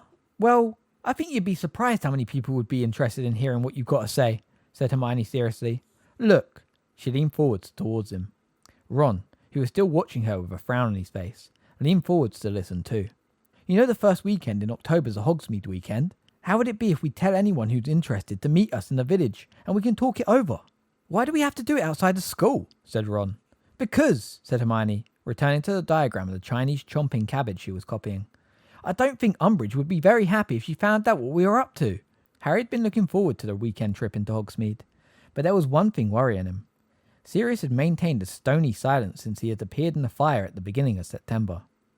Harry knew that he had made him angry by saying that they didn't want him to come, but he still worried from time to time that Sirius might throw caution to the winds and turn up anyway. What were they going to do if the great black dog came bounding up the street towards them in Hogsmeade? Perhaps under the nose of Draco Malfoy? Well, you can't blame him for wanting to get out and about, said Ron, when Harry discussed these fears with him and Hermione. I mean, he's been on the run for over 2 years, hasn't he? And I know that can't have been a laugh. But at least he was free, wasn't he? And now he's just shut up all the time with that ghastly elf. Hermione scowled at Ron, but otherwise ignored the slight on Creature. The trouble is, she said to Harry, until Voldemort, oh for heaven's sake Ron, comes out into the open, Sirius is going to have to stay hidden, isn't he? I mean, the stupid ministry isn't going to realise Sirius is innocent until they accept that Dumbledore's been telling the truth about him all along. And once the fools start catching real Death Eaters again, it'll be obvious Sirius isn't one. I mean, he hasn't got the mark for one thing. I don't reckon he'd be stupid enough to turn up, said Ron bracingly. Dumbledore would go mad if he did, and Sirius listens to Dumbledore, even if he doesn't like what he hears. When Harry continued to look worried, Hermione said, Listen, me and Ron have been sounding at people who we thought might want to learn some proper defence against the dark arts, and there are a couple who seemed interested. We've told them to meet us in Hogsmeade. Right, said Harry vaguely. His mind still on Sirius. Don't worry, Harry, Hermione said quietly. You've got enough on your plate without Sirius too. She was quite right, of course. He was barely keeping up with his homework, but he was doing much better now that he was no longer spending every evening in detention with Umbridge. Ron was even further behind from his work than Harry, because while they both had Quidditch practice twice a week, Ron also had his prefect duties. However, Hermione, who was taking more subjects than either of them, had not only finished all her homework, but was also finding time to knit more elf clothes. Harry had to admit that she was getting even better. It was now almost possible to distinguish between the hats and the socks. The morning of the Hogsmeade visit dawned bright but windy. After breakfast, they queued up in front of Filch, who matched their names to the long list of students who had permission from their parents or guardian to visit the village. With a slight pang, Harry remembered that if it hadn't been for Sirius, he would not be able to go at all. When Harry reached Filch, the caretaker gave a great sniff as though trying to detect a whiff of something from Harry. Then he gave a curt nod that set his jowls a quiver again, and Harry walked on, out onto the stone steps and the cold, sunlight day. Why was Filch sniffing you? Asked Ron, as he, Harry and Hermione set off at a brisk pace down the wide drive to the gates. I suppose he was checking for the smell of dung bombs, said Harry with a small laugh. I forgot to tell you. And he recounted the story of sending his letter to Sirius, and Filch bursting in seconds later, demanding to see the letter. To his slight surprise, Hermione found the story highly interesting, much more indeed than he did himself. He said he was tipped off about you ordering dung bombs. But who tipped him off? I dunno, said Harry shrugging. Maybe Malfoy. He'd think it was a laugh. They walked between the tall stone columns, topped with winged boars, and turned left onto the road into the village. The wind whipped their hair into their eyes. Malfoy, said Hermione sceptically. Well, yes, maybe. And she remained deep in thought all the way into the outskirts of Hogsmeade. Where are we going anyway? Harry asked. The Three Broomsticks? Oh no, said Hermione, coming out of her reverie. No, it's always packed and really noisy. I've told the others to meet us in the Hog's Head, that other pub. You know the one. It's not on the main road. I think it's a bit, dodgy. But students don't normally go in there, so I don't think we'll be overheard. They walked down the main street past Zonko's Wizarding Joke Shop, where they were not surprised to see Fred, George and Lee Jordan. Past the post office, from which owls issued at regular intervals, and turned up a side street at the top of which stood a small inn. A battered wooden sign hung from a rusty bracket over the door, with a picture on it of a wild boar's severed head, leaking blood onto the white cloth around it. The sign creaked in the wind as they approached. All three of them hesitated outside the door. Well, come on, said Hermione, slightly nervous. Harry led the way inside. It was not at all like the Three Broomsticks, whose large bar gave an impression of gleaming warmth and cleanliness. The Hogshead bar comprised one small, dingy and very dirty room that smelt strongly of something that might have been goats. The bay windows were so encrusted with grime that very little daylight could penetrate the room, which was lit instead with the stubs of candles sitting on rough wooden tables. The floor seemed at first glance to be compressed earth, though as Harry stepped on it, he realised that there was stone beneath what seemed to be the accumulated filth of centuries. Harry remembered Hagrid mentioning this pub in first year. You get a lot of funny folk in the Hog's Head, he had said, explaining how he had won a dragon's egg from a hooded stranger there. At the time, Harry had wondered why Hagrid had not found it odd that the stranger kept his face hidden throughout their encounter. Now he saw that keeping your face hidden was something of a fashion in the Hog's Head. There was a man at the bar whose whole head was wrapped in dirty grey bandages, though he was still managing to gulp endless glasses of some smoking, fiery substance through a slit over his mouth. Two figures shrouded in hoods sat at a table in one of the windows. Harry might have thought them as Dementors if they had not been talking in strong Yorkshire accents. And in a shadowy corner beside the fireplace sat a witch with a thick, black veil that fell to her toes. They could just see the tip of her nose because it caused the veil to protrude slightly.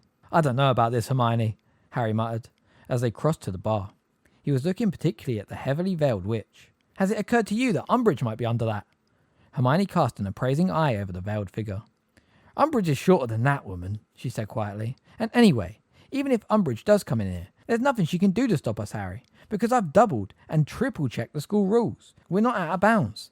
I specifically asked Professor Flitwick whether students were allowed to come into the Hogshead, and he said yes, but he advised me strongly to bring our own glasses. And I've looked up everything I can think about study groups and homework groups, and they're definitely allowed.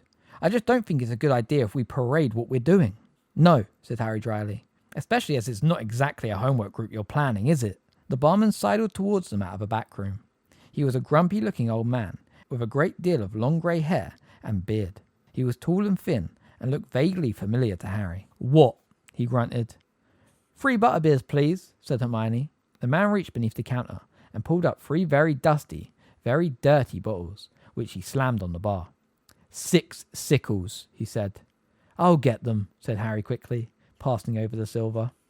The barman's eyes travelled over Harry, resting for a fraction of a second on his scar. Then he turned away and deposited Harry's money in an ancient wooden till whose drawer slid open automatically to receive it. Harry, Ron and Hermione retreated to the furthest table from the bar and sat down, looking around. The man in the dirty grey bandages rapped the counter with his knuckles and received another smoking drink from the barman. "You know what?" Ron murmured, looking over at the bar with enthusiasm. "We could order anything we like in here. I bet that bloke would sell us anything. He wouldn't care. I've always wanted to try fire whiskey." "You are a prefect," snarled Hermione. "Oh," said Ron, the smile fading from his face. "Yeah." "So who did you say is supposed to be meeting us?" Harry asked, wrenching open the rusty top of his butterbeer and taking a swig. "Just a couple of people," Hermione repeated, checking her watch and looking anxiously towards the door. "I told them to be here about now, and I'm sure they all know where it is. Oh, look, this might be them now." The door of the pub had opened. A thick band of dusty sunlight split the room into 2 for a moment and then vanished, blocked by the incoming rush of a crowd of people. First came Neville with Dean and Lavender, who were closely followed by Parvati and Padma Patel, with, Harry's stomach did a backflip, Cho, and one of her usual giggling girlfriends. Then, on her own, and looking so dreamy she might have walked in by accident, Luna Lovegood. Then Katie Bell, Alicia Spinnet, and Angelina Johnson, Colin and Dennis Creevy, Ernie Macmillan, Justin Finch-Fletchley, Hannah Abbott, a Hufflepuff girl with a long plait down her back, whose name Harry did not know. 3 Ravenclaw boys he was pretty sure were called Anthony Goldstein, Michael Corner, and Terry Boot. Ginny, followed by a tall skinny blonde boy with an unpruned nose whom Harry recognised vaguely as being a member of the Hufflepuff Quidditch team. And, bringing up the rear, Fred and George Weasley with their friendly Jordan, all 3 of whom were carrying large paper bags crammed with Zonko's merchandise. "A couple of people," said Harry hoarsely to Hermione. "A couple of people!" "Yes, well, the idea seemed quite popular," said Hermione happily. "Ron, do you want to pull up some more chairs?" The barman had frozen in the act of wiping out a glass with a rag so filthy it looked as though it had never been washed. Possibly, he had never seen his pub so full. "Hi," said Fred, reaching the bar first and counting his companions quickly. "Could we have 25 butterbeers, please?" The barman glared at him for a moment. Then, throwing down his rag irritably, as though he had been interrupted in something very important, he started passing up dusty butterbeers from under the bar. "Cheers," said Fred, handing them out. "Cough up, everyone. I haven't got enough gold for all of these." Harry watched numbly as the large chattering group took their beers from Fred and rummaged in their robes to find coins. He could not imagine what all these people had turned up for until the horrible thought occurred to him that they might be expecting some kind of speech, at which he rounded on Hermione. "What have you been telling people?" he said in a low voice. "What are they expecting?" "I've told you. They just want to hear what you've got to say," said Hermione soothingly. But Harry continued to look at her so furiously that she added quickly, "You don't have to do anything yet. I'll speak to them first." "Hi, Harry," said Neville, beaming and taking a seat opposite him. Harry tried to smile back, but did not speak. His mouth was exceptionally dry. Cho had just smiled at him and sat down on Ron's right. Her friend, who had curly reddish blonde hair, did not smile, but gave Harry a thoroughly mistrustful look, which plainly told him that, given her way, she would not be here at all. In twos and threes, the new arrivals settled around Harry, Ron and Hermione. Some looking rather excited, others curious. Luna Lovegood gazing dreamily into space. When everybody had pulled up a chair, the chatter died out. Every eye was upon Harry. Said Hermione, her voice slightly higher than usual out of nerves. Well, hi. The group focused its attention on her instead, though eyes continued to dart back regularly to Harry. Well, you know why you're here. Well, Harry here had the idea. I mean, Harry had thrown her a sharp look. I had the idea that it might be good if people who wanted to study Defense Against the Dark Arts, and I mean, really study it, you know? Not the rubbish that Umbridge is doing with us. Hermione's voice became suddenly much stronger and more confident, because nobody could call that Defense Against the Dark Arts. Hear, hear, said Anthony Goldstein, and Hermione looked heartened. Well, I thought it'd be good if we, took matters into our own hands. She paused, looked sideways at Harry and went on. And by that I mean learning how to defend ourselves properly, not just in theory, but doing the real spells. You want to pass your Defense Against the Dark Arts out too, though, I bet, said Michael Corner. Of course I do, said Hermione at once. But more than that, I want to be properly trained in defense because... She took a great breath and finished. Because Lord Voldemort is back. The reaction was immediate and predictable. Cho's friend shrieked and slopped butterbeer down herself. Terry Boot gave a kind of involuntary twitch. Padma Patel shuddered, and Neville gave an odd gulp that he managed to turn into a cough. All of them, however, looked fixedly, even eagerly, at Harry. Well, that's the plan anyway, said Hermione. If you want to join us, we need to decide how we're going to... Where's the proof you know who's back? Said the blonde Hufflepuff player in a rather aggressive voice. Well, Dumbledore believes it, Hermione began. You mean Dumbledore believes him, said the blonde boy, nodding at Harry. Who are you? Said Ron rather rudely. Zacharias Smith, said the boy. And I think we got the right to know exactly what makes him say you know who's back. Look, said Hermione, intervening swiftly. That's really not what this meeting was supposed to be about. It's okay, Hermione, said Harry. It had just dawned on him why there were so many people there. He thought Hermione should have seen this coming. Some of these people, maybe even most of them, had turned up in the hopes of hearing Harry's story firsthand. What makes me say you know who's back? He asked, looking Zacharias straight in the face. I saw him. But Dumbledore told the whole school what happened last year. And if you didn't believe him, you won't believe me. And I'm not wasting an afternoon trying to convince anyone. The whole group seemed to have held its breath while Harry spoke. Harry had the impression that even the barman was listening. He was wiping the same glass with a filthy rag, making it steadily dirtier. Zacharias said dismissingly, All Dumbledore told us last year was that Cedric Diggory got killed by you-know-who, and that you brought Diggory's body back to Hogwarts. He didn't give us details. He didn't tell us exactly how Diggory got murdered. I think we'd all like to know. If you've come here to hear exactly what it looks like when Voldemort murders someone, I can't help you, Harry said. His temper, always so close to the surface these days, was rising again. He did not take his eyes from Zacharias Smith's aggressive face, and was determined not to look at Cho. I don't want to talk about Cedric Diggory, all right? So if that's what you're here for, you might as well clear out. He cast an angry look in Hermione's direction. This was, he felt, all her fault. She had decided to display him like some sort of freak, and of course, they had all turned up to see just how wild his story was. But none of them left their seats, not even Zacharias Smith, though he continued to gaze intently at Harry. So, said Hermione, her voice very high-pitched again. So, like I was saying, if you want to learn some defense, then we need to work out how we're going to do it. How often we're going to meet, and where we're going to. Is it true, interrupted the girl with a long plait down her back, looking at Harry, that you can produce a Patronus? There was a murmur of interest around the group at this. Yeah, said Harry slightly defensively. A corporal Patronus. The phrase stirred something in Harry's memory. You don't know Madam Bones, do you? He asked. The girl smiled. She's my auntie, she said. I'm Susan Bones. She told me about your hearing. So, is it really true? You make a stag Patronus? Yes, said Harry. Blimey, Harry, said Lee, looking deeply impressed. I never knew that. Mum told Ron not to spread it around, said Fred, grinning at Harry. She said you got enough attention as it was. She's not wrong, mumbled Harry, and a couple of people laughed. The veiled witch, sitting alone, shifted very slightly in her seat. "And did you kill a basilisk with that sword in Dumbledore's office?" demanded Terry Boot. "That's what one of the portraits on the wall told me when I was in there last year." Yeah, I did, yeah," said Harry.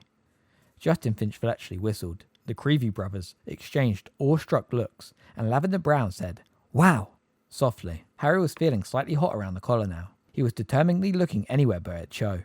"And in our first year," said Neville to the group at large, "he saved the philological stone." "Philosophers," hissed Hermione. "Yes, that. From you-know-who," finished Neville. Hannah Abbott's eyes were as round as galleons. "And that's not to mention," said Cho. Harry's eyes snapped across to her. She was looking at him, smiling. His stomach did another somersault. "All the tasks he had to get through in the Triwizard Tournament last year. Getting past dragons and merpeople and acromantula and things." There was a murmur of impressed agreement around the table. Harry's insides were squirming. He was trying to arrange his face so that he did not look too pleased with himself. The fact that Cho had just praised him made it much, much harder for him to say the thing he had sworn to himself he would tell them. "Look," he said, and everyone fell silent at once. I don't want to sound like I'm trying to be modest or anything, but I had a lot of help with all that stuff." "Not with the dragon you didn't," said Michael Corner at once. "That was a seriously cool bit of flying." "Yeah, well," said Harry, feeling it would be churlish to disagree. "And nobody helped you get rid of those Dementors this summer," said Susan Bones.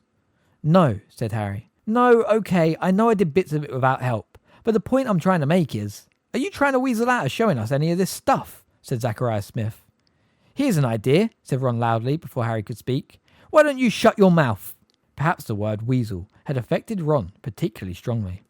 In any case, he was now looking at Zacharias as though he would like nothing better than to thump him. Zacharias flushed. "Well, we've all turned up to learn from him, and now he's telling us he can't really do any of it," he said. "That's not what he said," snarled Fred. "Would you like us to clean out your ears for you?" inquired George, pulling a long and lethal-looking metal instrument from inside of the Zonko's bags. "Or any parts of your body, really. We're not fussy where we stick this," said Fred. "Yes, well," said Hermione hastily. "Moving on. The point is, are we agreed we want to take lessons from Harry?" There was a murmur of general agreement. Zacharias folded his arms and said nothing, though perhaps this was because he was too busy keeping an eye on the instrument in Fred's hand. "Right," said Hermione, looking relieved that something had at last been settled. "Well then, the next question is, how often do we do it? I really don't think there's any point in meeting less than once a week." "Hang on," said Angelina. "We need to make sure this doesn't clash with our Quidditch practice." "No," said Cho. "Nor with ours." "Nor with ours," added Zacharias Smith. "I'm sure we can find a night that suits everyone," said Hermione, slightly impatient. "But you know this is rather important. We're talking about learning to defend ourselves against Voldemort's Death Eaters." "Well said," barked Ernie Macmillan, who Harry had been expecting to speak long before this. "Personally, I think this is very important. Possibly more important than anything else we'll do this year, even with our owls coming up." He looked around impressively, as though waiting for people to cry, "Surely not." When nobody spoke, he went on. "I personally am at a loss to see why the Ministry has foisted such a useless teacher on us at this critical period. Obviously, they are in denial about the return of you-know-who, but to give us a teacher who is trying to actively prevent us from using defensive spells. We think the reason Umbridge doesn't want us trained in defense against the dark arts," said Hermione, "is that she's got some mad idea that Dumbledore could use the students in the school as a kind of private army. She thinks he'd mobilize us against the Ministry." Nearly everyone looked as stunned at this news. Everyone except Luna Lovegood, who piped up, "Well, that makes sense. After all, Cornelius Fudge has his own private army." "What?" said Harry, completely thrown by this unexpected piece of information. "Yes, he's got an army of heliopaths," said Luna solemnly. "No, he hasn't," snapped Hermione. "Yes, he has," said Luna. "What are heliopaths?" asked Neville, looking blank. "They're spirits of fire," said Luna, her protuberant eyes widening so that she looked madder than ever. "Great tall flaming creatures that gallop across the ground, burning everything in front of—" "They don't exist, Neville," said Hermione tartly. "Oh, yes, they do," said Luna angrily.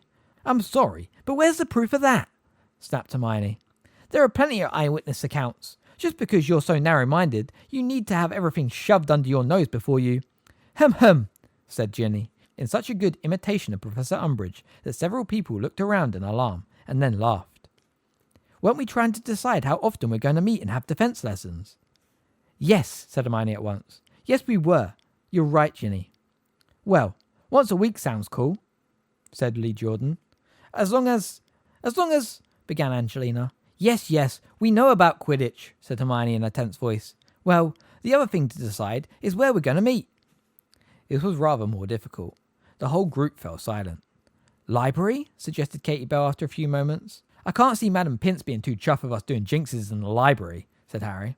Maybe an unused classroom, said Dean. Yeah, said Ron.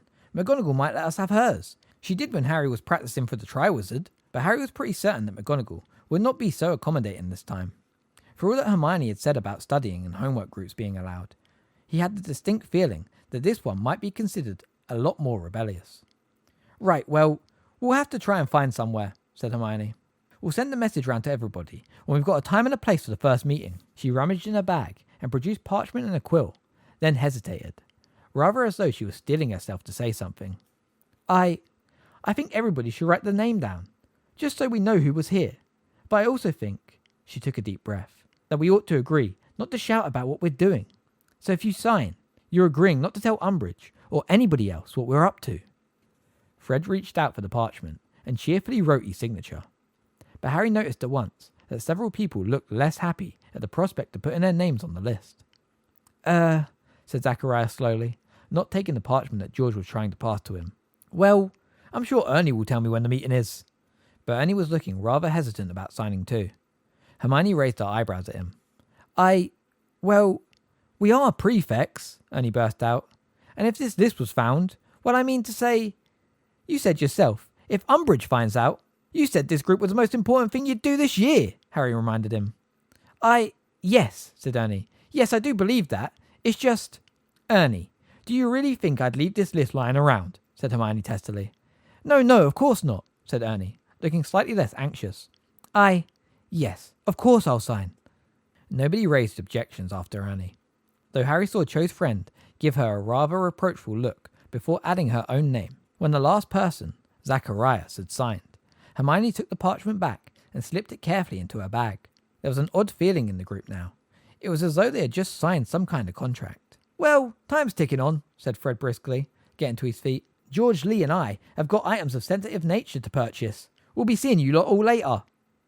In twos and threes, the rest of the group took their leave too. Cho made rather a business of fastening the catch on her bag before leaving, her long dark curtain of hair swinging forwards to hide her face. But her friend stood beside her, arms folded, clicking her tongue, so that Cho had little choice but to leave with her. As her friend ushered her through the door, Cho looked back and waved at Harry. Well, I think that went quite well, said Hermione happily, as she, Harry and Ron walked out of the hogshead into the bright sunlight a few moments later. Harry and Ron were clutching their bottles of butterbeer. That Zacharias bloke's a wart, said Ron, who was glowering after the figure of Smith, just discernible in the distance. I don't like him much either, admitted Hermione, but he overheard me talking to Ernie and Hannah at the Hufflepuff table, and he seemed really interested in coming. So what could I say? But the more people, the better, really. I mean, Michael Corner and his friends wouldn't have come if he hadn't been going out with Ginny. Ron, who had been draining the last drops from his butterbeer bottle, gagged and sprayed butterbeer down his front. He's what? Spluttered Ron, outraged, his ears resembling curls of raw beef. He's going out with her. My sister's going... What do you mean, Michael Corner? Well, that's why he and his friends came, I think. Well, they're obviously interested in learning defense, but if Ginny hadn't have told Michael what was going on... When did she? They met at the Yule Ball and got together at the end of last year, said Hermione composedly. They had turned into the high street, and she had paused outside Scribbleshaft's quill shop, where there was a handsome display of pheasant feather quills in the window. I could do with a new quill. She turned into the shop. Harry and Ron followed her. Which one was Michael Corner? Ron demanded furiously. The dark one, said Hermione. I didn't like him, said Ron at once. Big surprise, said Hermione under her breath. But, said Ron, following Hermione along a row of quills in the copper pots. I thought Ginny fancied Harry. Hermione looked at him, rather pityingly, and shook her head. Ginny used to fancy Harry, but she gave up on him months ago. Not that she doesn't like you, of course, she added kindly to Harry, while she examined a long black and gold quill. Harry, whose head was still full of Cho's parting wave, did not find the subject quite as interesting as Ron, who was positively quivering with indignation. But it did bring something home to him that until now he had not really registered. So that's why she talks now, he asked Hermione. She never used to talk in front of me. Exactly, said Hermione. Yes, I think I'll have this one. She went up to the counter and handed over 15 sickles and 2 nuts, with Ron still breathing down her neck. "Ron," she said severely, as she turned and trod on his feet. "This is exactly why Ginny hasn't told you she's seeing Michael. She knew you'd take it badly, so don't harp on about it, for heaven's sake." "What do you mean? Who's taking anything badly? I'm not going to harp on about anything." Ron continued to chunt her under his breath, all the way down the street. Hermione rolled her eyes at Harry, and then said in an undertone, while Ron was still muttering imprecations about Michael Corner, and talking about Michael and Ginny, "What about Cho and you?" "What do you mean?" said Harry quickly. It was as though boiling water was rinsing rapidly inside him, a burning sensation that was causing his face to smart in the cold. Had he been that obvious? "Well," said Hermione, smiling slightly, "she just couldn't keep her eyes off you, could she?" Harry had never before appreciated just how beautiful the village of Hogsmeade was. Chapter 17. Educational Decree number 24. Harry felt happier for the rest of the weekend than he had done all term. He and Ron spent much of Sunday catching up with all their homework again, and although this could hardly be called fun, the last burst of autumn sunshine persisted. So rather than sitting hunched over tables in the common room, they took their work outside and lounged in the shade of a large beech tree on the edge of the lake. Hermione, who of course was up to date with all her work, brought more wool outside with her and bewitched her knitting needles so that they flashed and clicked in mid-air beside her, producing more hats and scarves. Knowing they were doing something to resist Umbridge and the Ministry, and that he was a key part of the rebellion, gave Harry a feeling of immense satisfaction. He kept reliving Saturday's meeting in his mind. All those people, coming to him to learn Defense Against the Dark Arts, and the looks on their faces as they heard some of the things he had done. And Cho, praising his performance in the Triwizard Tournament, knowing all those people did not think him a lying weirdo, but someone to be admired, beyond him up so much that he was still cheerful on Monday morning, despite the imminent prospect of all his least favourite classes. He and Ron headed downstairs for the dormitory, discussing Angelina's idea that they were to work on a new move called the Sloth Grip Roll during that night's Quidditch practice, and not until they were halfway across the sunlit common room did they notice the addition to the room that had already attracted the attention of a small group of people. A large sign had been affixed to the Gryffindor notice board, so large it covered up everything else on it. The list of second-hand spellbooks for sale, the regular reminders of school rules from Argus Filch, and the Quidditch team training timetable that offers to barter certain chocolate frog cards for others, the Weasleys' latest advertisement for testers, the dates of the Hogsmeade weekends, and the lost and found notices. The new sign was painted in large black letters, and there was a highly official looking seal at the bottom beside a neat and curly signature. By order of the High Inquisitor of Hogwarts, all student organizations, societies, teams, groups and clubs are henceforth disbanded. An organization, society, team, group or club is hereby defined as a regular meeting of 3 or more students. Permission to reform may be sought from the High Inquisitor, Professor Umbridge. No student organization, society, team, group or club may exist without the knowledge and approval of the High Inquisitor. Any student found to have formed or to belong to an organization, society, team, group or club that has not been approved by the High Inquisitor will be expelled. The above is in accordance with the Educational Decree number 24. Signed, Dolores Jane Umbridge, High Inquisitor. Harry and Ron read the notice over the heads of some anxious-looking second years. "Does this mean they're going to shut down the Gobstones Club?" one of them asked his friend. "I reckon you'll be okay with Gobstones," Ron said darkly, making the second year jump. "I don't think we're going to be as lucky though. Do you?" he asked Harry, as the second years hurried away. Harry was reading the notice through again. The happiness that had filled him since Saturday was gone. His insides were pulsing with rage. "This isn't a coincidence," he said, his hands forming fists. "She knows."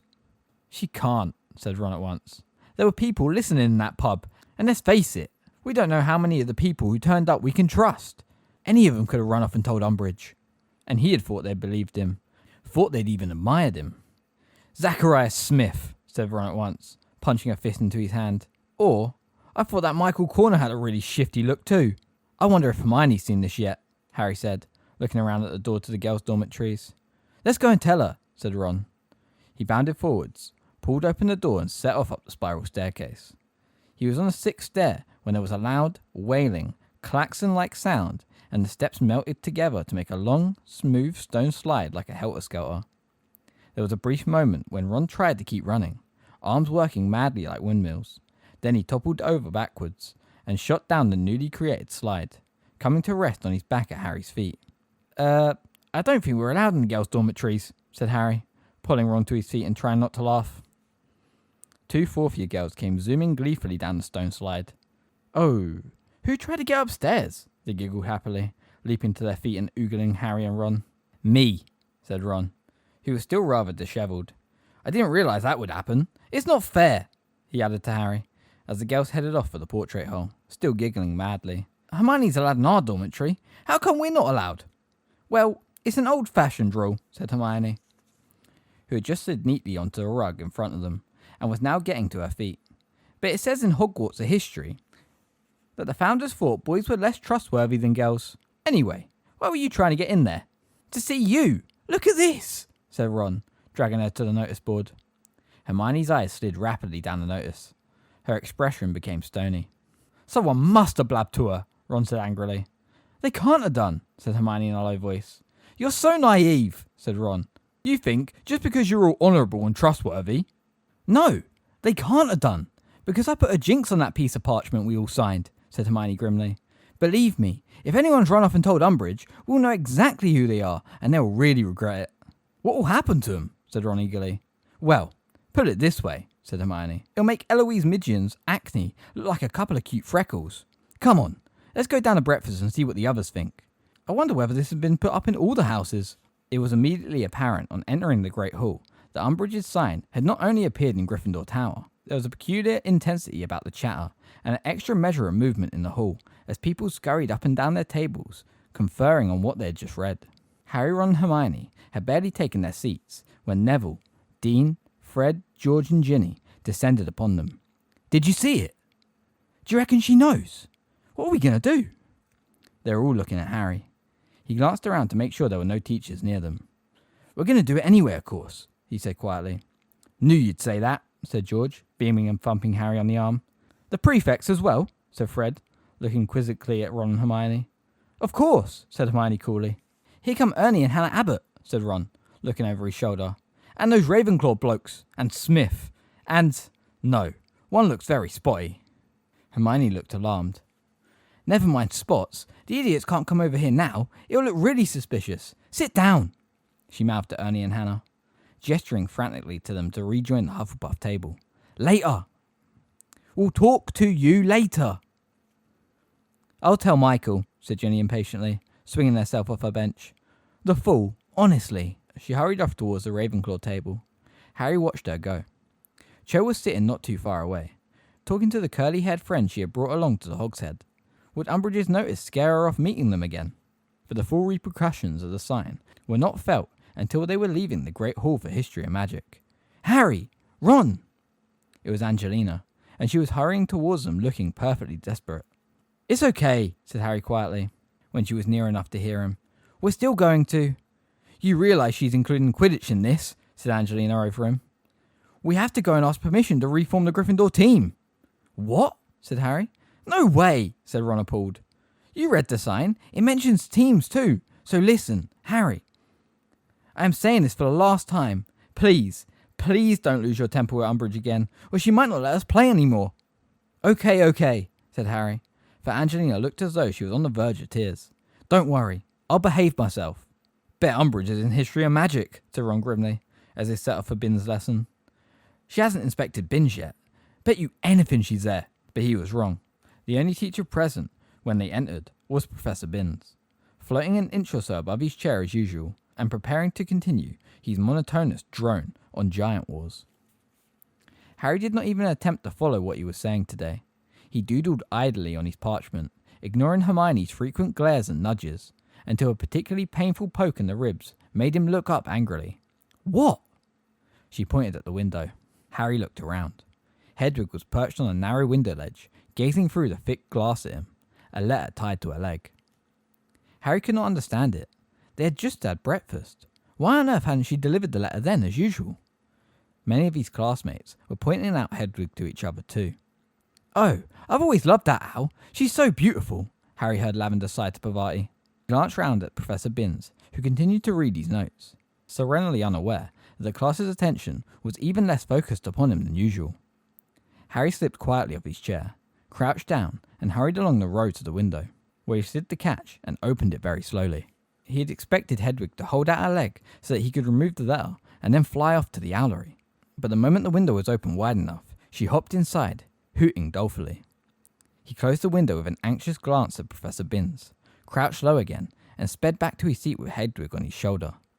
He regained his seat, transferred Hedwig to his lap, and made to remove the letter tied to her leg. Only then did he realise that Hedwig's feathers were oddly ruffled. Some were bent the wrong way, and she was holding one of her wings at an odd angle. "She's hurt," Harry whispered, bending his head low over her. Hermione and Ron leaned in closer. Hermione even put down her quill. "Look, there's something wrong with her wing." Hedwig was quivering. When Harry made to touch the wing, she gave a little jump, all her feathers on end, as though she was inflating herself, and gazed at him reproachfully.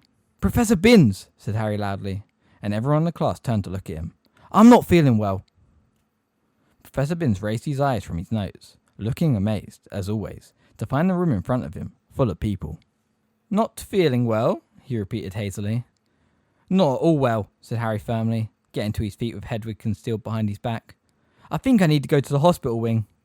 "Yes," said Professor Binns clearly, very much wrong-footed. Yes, hospital wing. Well, off you go then, Perkins." Once outside the room, Harry returned Hedwig to his shoulder and hurried off up the corridor, pausing to think only when he was out of sight of Binns' door. His first choice of somebody to cure Hedwig would have been Hagrid, of course. But as he had no idea where Hagrid was, his only remaining option was to find Professor Grumblyplank and hope she would help. He peered out of the window at the blustery, overcast grounds. There was no sign of her anywhere near Hagrid's cabin. If she was not teaching, she was probably in the staff room. He set off downstairs, Hedwig hooting feebly as she swayed on his shoulder. 2 stone gargoyles flanked the staff room door. As Harry approached, one of them croaked, "You should be in class, Sonny Jim." "This is urgent," said Harry curtly. "Oh, urgent is it?" said the other gargoyle in a high-pitched voice. "Well, that's put us in our place, hasn't it?" Harry knocked. He heard footsteps. Then the door opened, and he found himself face to face with Professor McGonagall. "You haven't been given another detention," she said at once, her square spectacles flashing alarmingly. "No, Professor," said Harry hastily. "Well then, why are you out of class?" "It's urgent, apparently," said the second gargoyle snidely. "I'm looking for Professor Grumblyplank," Harry explained. "It's my owl. She's injured." "Injured owl, did you say?" Professor Grumblyplank appeared at Professor McGonagall's shoulder, smoking a pipe and holding a copy of the Daily Prophet. "Yes," said Harry, lifting Hedwig carefully off his shoulder.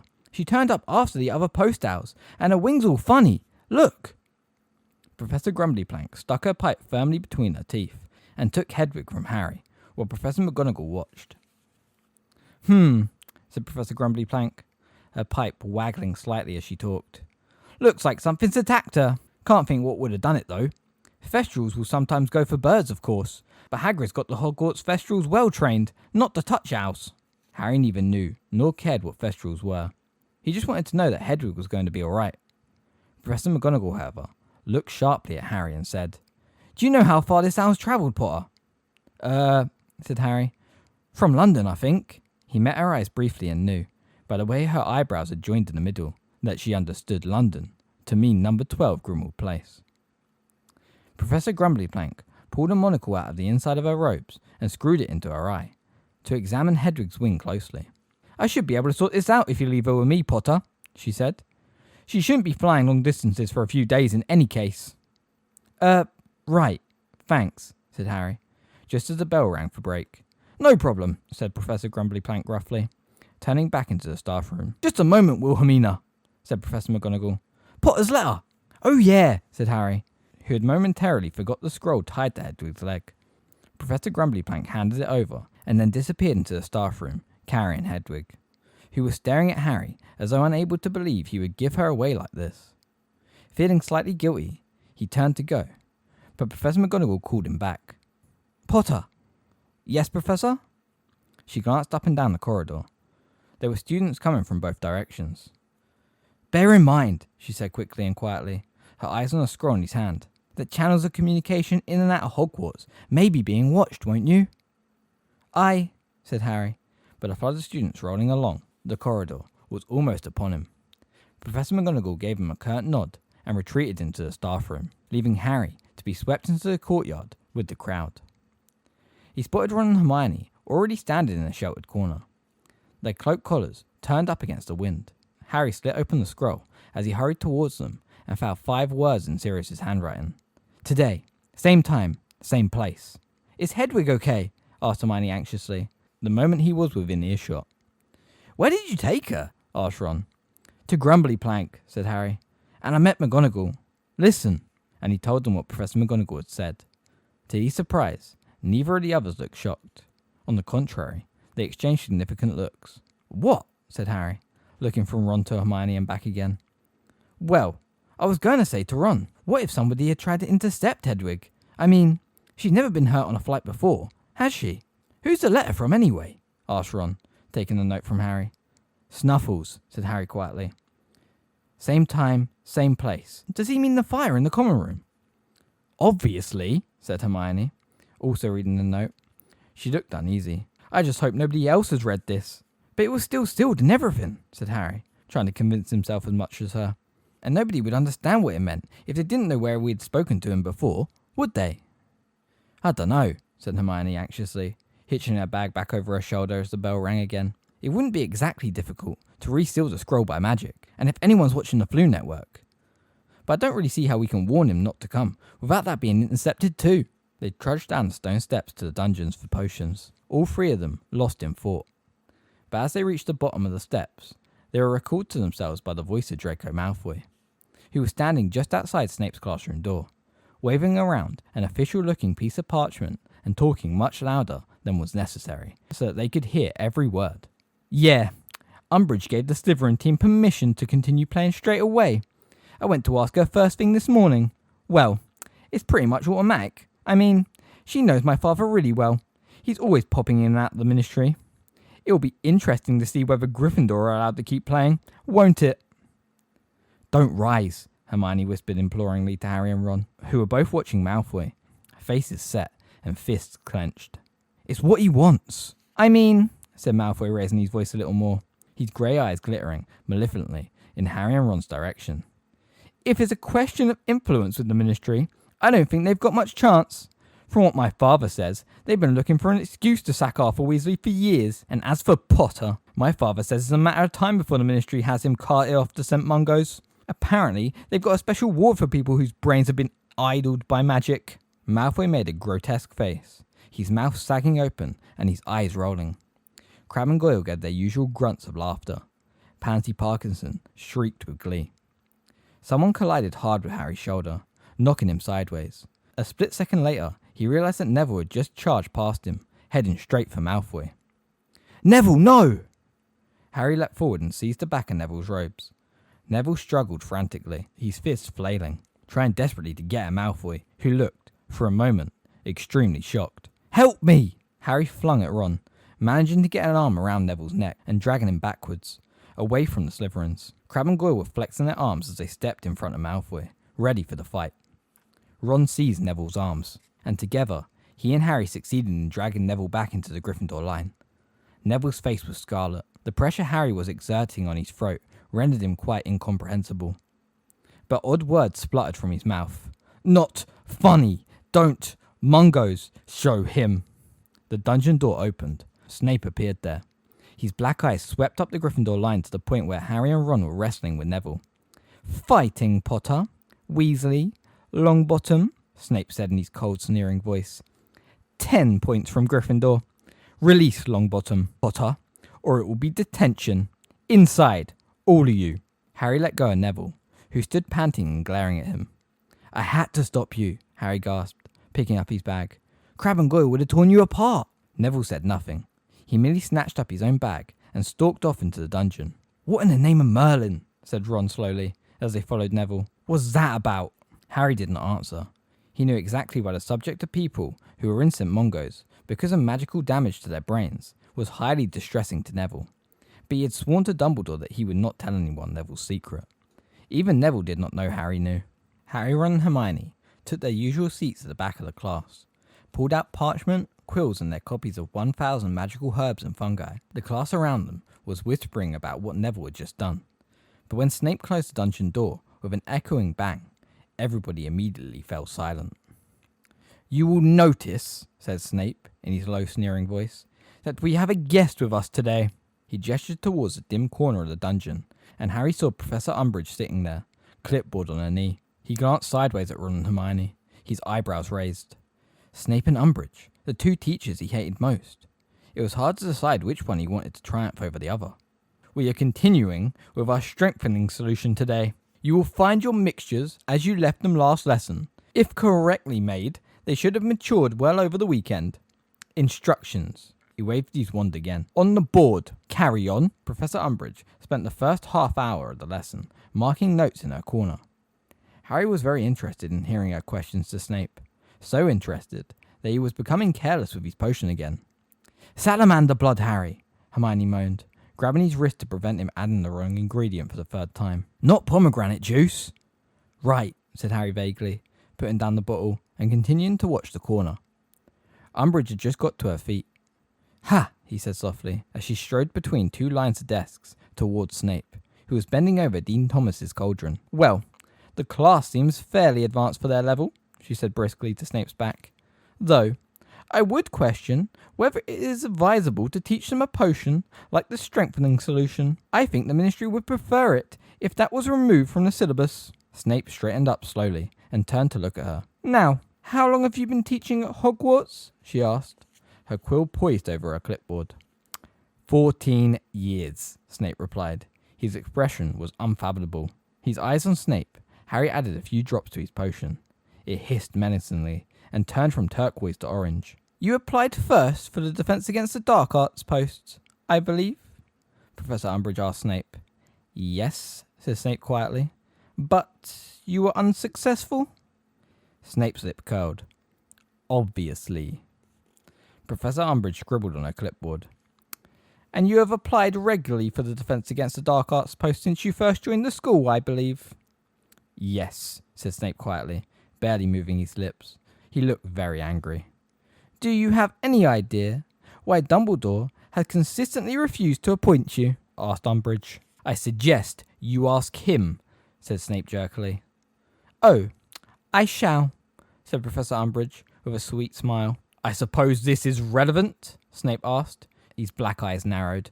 "Oh, yes," said Professor Umbridge. "Yes, the Ministry wants a thorough understanding of teachers' backgrounds." She turned away, walked over to Pansy Parkinson, and began questioning her about the lessons. Snape looked around at Harry, and their eyes met for a second. Harry hastily dropped his gaze to his potion, which was now congealing foully and giving off a strong smell of burned rubber.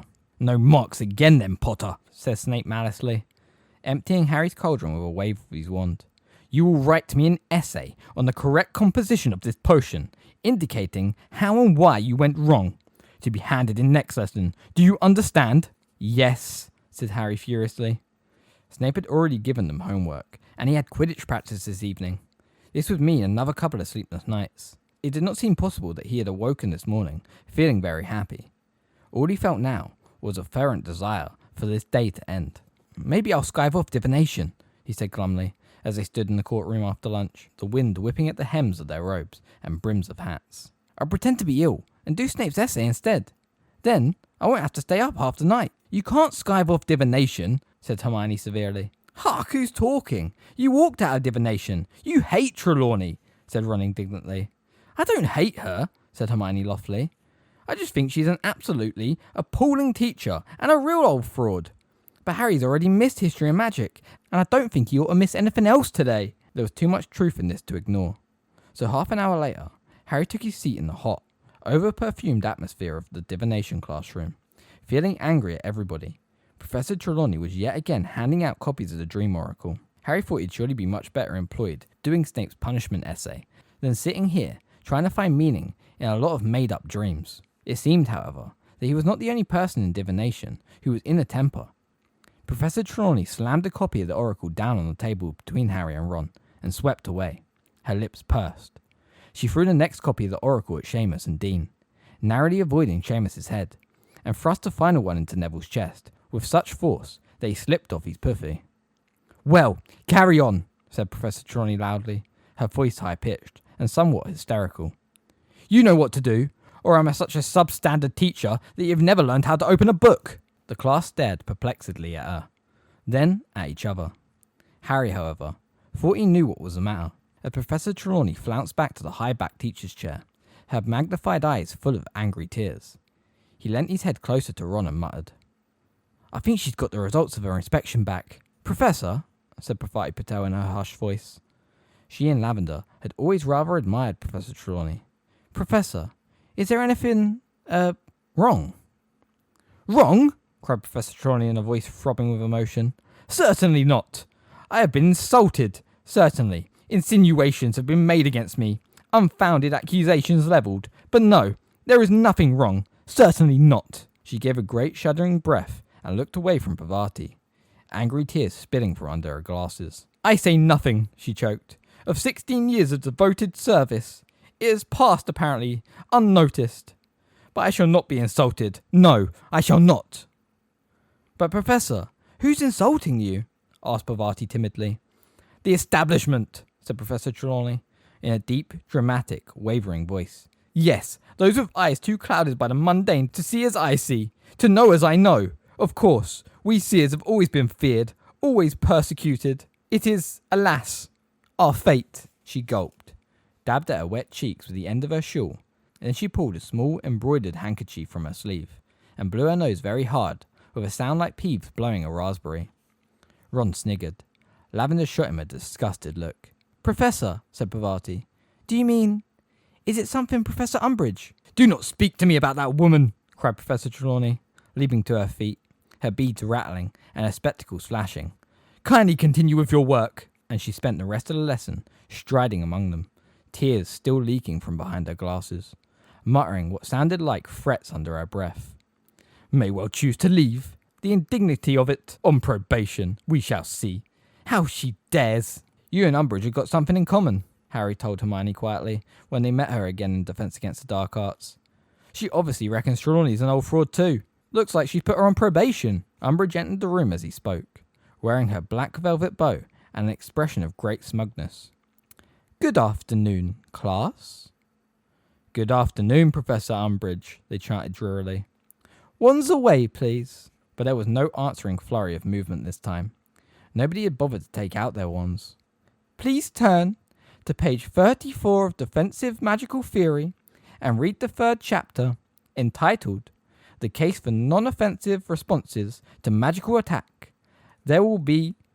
"No need to talk," Harry, Ron and Hermione said together under their breaths. "No Quidditch practice," said Angelina in hollow tones when Harry, Ron and Hermione entered the common room after dinner that night. "But I kept my temper," said Harry, horrified. "I didn't say anything to her, Angelina. I swear I know, said Angelina miserably. "She just said she needed a bit of time to consider."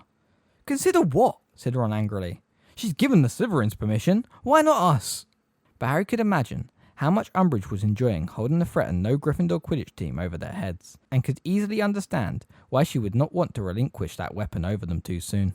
"Well," said Hermione, "look on the bright side. At least now you'll have time to do Snape's essay." "That's a bright side, is it?" snapped Harry, while Ron stared incredulously at Hermione. "No Quidditch practice and extra potions." Harry slumped down into a chair, dragged his potions essay reluctantly from his bag, and set to work. It was very hard to concentrate, even though he knew Sirius was not due in the fire until much later. He could not help glancing into the flames every few minutes just in case. There was also an incredible amount of noise in the room. Fred and George appeared finally to have perfected one of the skiving snack boxes, which they were taking in turns to demonstrate to a cheering and whooping crowd. First, Fred would take a bite out of the orange end of a chew, at which he would vomit spectacularly into a bucket they had placed in front of them. Then, he would force down the purple end of the chew, at which the vomiting would immediately cease.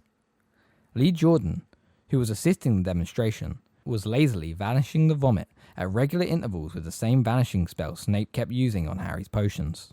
What with the regular sounds of retching, cheering, and the sound of Fred and George taking advance orders from the crowd, Harry was finding it exceptionally difficult to focus on the correct method for strengthening solution. Hermione was not helping matters. The cheers and sound of vomit hitting the bottom of Fred and George's bucket were punctuated by her loud and disapproving sniffs, which Harry found, if anything, more distracting. "Just go and stop them then," he said irritably, after crossing out the wrong way of powdered Gryffindor for the 4th time. "I can't. They're not technically doing anything wrong," said Hermione, through gritted teeth. "They're quite within their rights to eat the foul things themselves, and I can't find a rule that says the other idiots aren't entitled to buy them. Not unless they're proven to be dangerous in some way, and it doesn't look as though they are." She, Harry and Ron watched George projectile vomit into the bucket, gulp down the rest of the chew, and straighten up, beaming with his arms wide, to protracted applause. "You know, I don't get why Fred and George only got 3 hours each," said Harry, watching as Fred, George and Lee collected gold from the eager crowd. "They really know their stuff."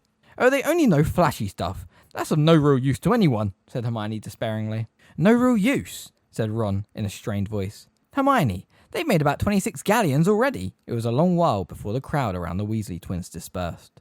Then Fred, Lee and George sat up counting their takings even longer.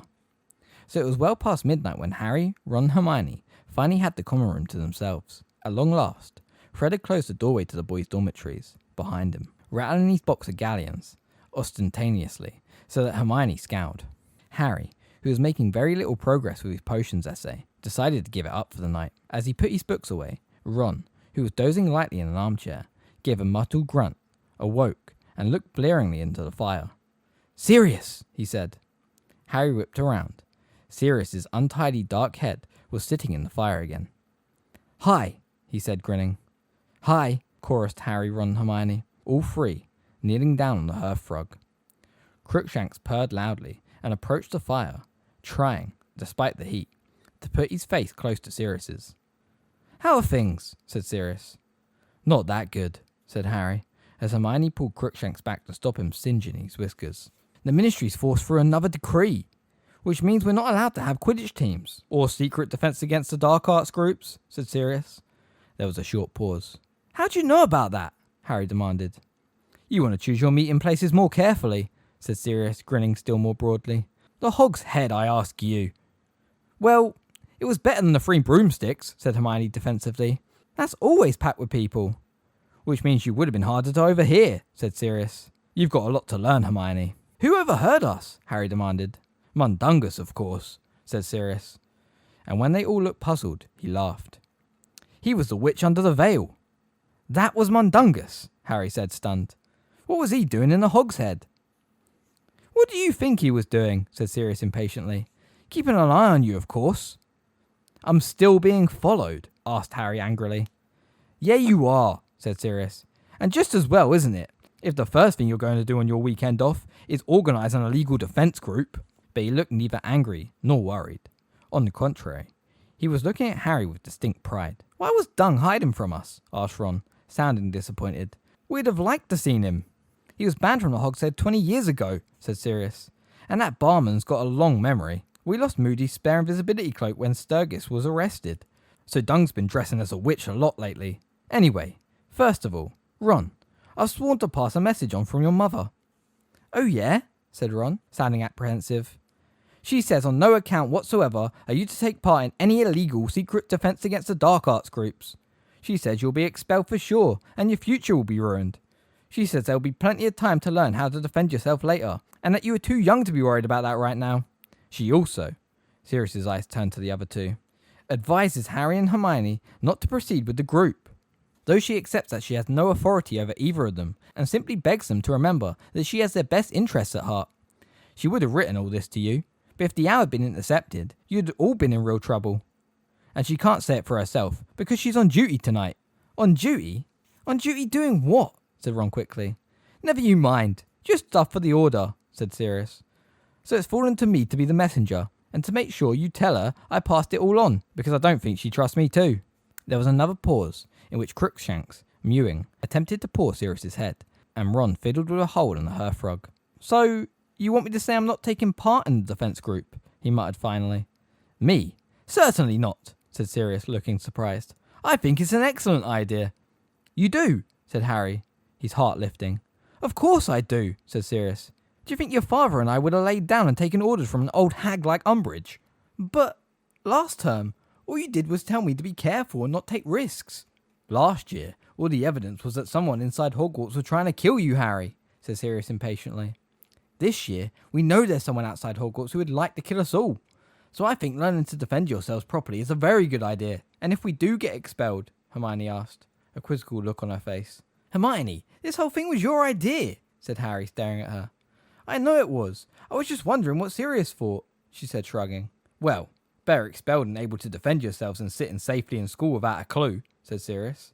Hear, hear, said Harry and Ron enthusiastically. So, said Sirius, how are you organising this group?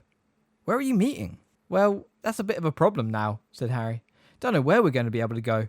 How about the Shrieking Shack? Suggested Sirius. Hey, that's an idea, said Ron excitedly. But Hermione made a sceptical noise, and all three of them looked at her, Sirius's head turning in the flames. Well, Sirius, it's just that there were only 4 of you meeting in the Shrieking Shack when you were at school, said Hermione. And all of you could transform into animals, and I suppose you could all have squeezed under a single invisibility cloak if you had wanted to. But there are 28 of us, and none of us is an animagus, so we wouldn't need so much as an invisibility cloak as an invisible marquee. Fair point, said Sirius, looking slightly crestfallen. Well, I'm sure you'll come up with somewhere. There used to be a pretty roomy secret passageway behind the big mirror on the 4th floor.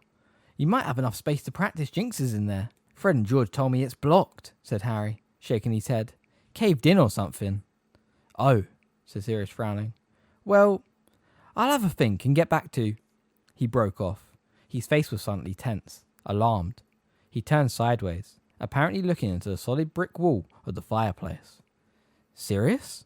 Said Harry anxiously, but he had vanished. Harry gaped at the flames for a moment, then turned to look at Ron and Hermione. What did he... Hermione gave a horrified gasp and leapt to her feet, still staring at the fire. A hand had appeared among the flames, groping as though to catch hold of something. A stubby, short-fingered hand covered in ugly old-fashioned rings. The 3 of them ran for it. At the door of the boys' dormitory, Harry looked back. Umbridge's hand was still making snatching movements among the flames, as though she knew exactly where Sirius's hair had been moments before, and was determined to seize it. Chapter 18. Dumbledore's Army. Umbridge has been reading your mail, Harry. There's no other explanation. You think Umbridge attacked Hedwig? He said, outraged. I'm almost certain of it, said Hermione grimly. Watch your frog. It's escaping. Harry pointed his wand at the bullfrog that had been hopping hopefully towards the other side of the table. Accio! And it zoomed gloomily back into his hand.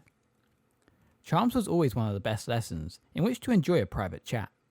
There was generally so much movement and activity that the danger of being overheard was very slight. Today, with a room full of croaking bullfrogs and cawing ravens, and with a heavy downpour of rain clattering and pounding against the classroom windows, Harry, Ron and Hermione's whispered discussion about how Umbridge nearly caught Sirius went quite unnoticed. I've been suspecting this ever since Filch accused you of ordering dung bombs, because it seems such a stupid lie, Hermione whispered. I mean, once your letter had been read, it would have been quite clear you weren't ordering them, so you wouldn't have been in trouble at all. It's a bit of a feeble joke, isn't it? But then I thought, what if someone just wanted an excuse to read your mail? Well then, it would be a perfect way for Umbridge to manage it. Tip off Filch, let him do the dirty work, and confiscate the letter. Then either find a way of stealing it from him, or else demand to see it. I don't think Filch would object. When's he ever stuck up for students' rights? Harry, you're squashing your frog. Harry looked down. He was indeed squeezing his bullfrog so tightly, its eyes were popping. He replaced it hastily upon the table. It was a very, very close call last night, said Hermione. I just wonder if Umbridge knows how close it was. Silencio! The bullfrog on which she was practicing her silencing charm was struck dumb mid-croak and glared at her reproachfully. If she'd caught Snuffles... Harry finished the sentence for her. He'd be back in Azkaban this morning. He waved his wand without really concentrating. His bullfrog swelled like a green balloon and emitted a high-pitched whistle. Silencio! Said Hermione hastily, pointing her wand at Harry's frog, which deflated silently before them. Well, he mustn't do it again, that's all. I just don't know how we're going to let him know. We can't send him an owl. I don't reckon he'll risk it again, said Ron. He's not stupid. He knows she nearly got him. Silencio! The large and ugly raven in front of them let out a derisive caw. Silencio! Silencio! The raven cawed more loudly. It's the way you're moving your wand, said Hermione, watching Ron critically. You don't want to wave it. It's more of a sharp jab. Ravens are harder than frogs, said Ron testily. Fine, let's swap, said Hermione, seizing Ron's raven and replacing it with her own fat bullfrog. Silencio! The raven continued to open and close its sharp beak, but no sound came out. Very good, Miss Granger, said Professor Flitwick's squeaky little voice, making Harry, Ron, and Hermione all jump. Now, let me see you try, Mr. Weasley. What? Oh, all right, said Ron, very flustered. Silencio! He jabbed at the bullfrog so hard he poked it in the eye.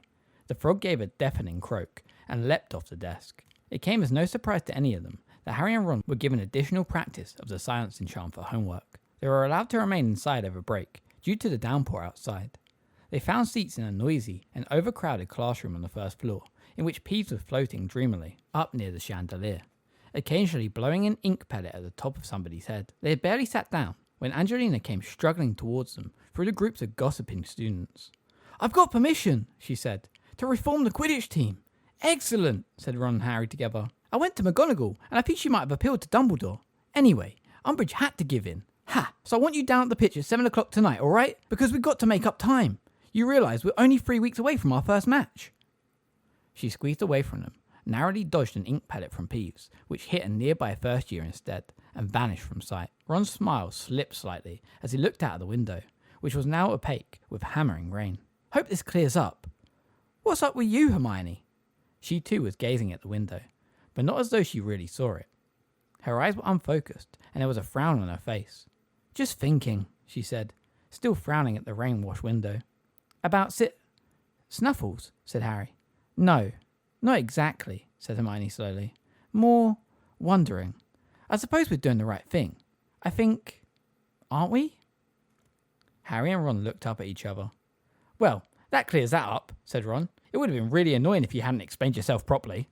Hermione looked at him as though she had only just realised he was there. I was just wondering, she said, her voice stronger now, whether we're doing the right thing, starting this Defence Against the Dark Arts group. What? Said Harry and Ron together. Hermione, it was your idea in the first place, said Ron indignantly. I know, said Hermione, twisting her fingers together. But after talking to Snuffles... But he's all for it, said Harry.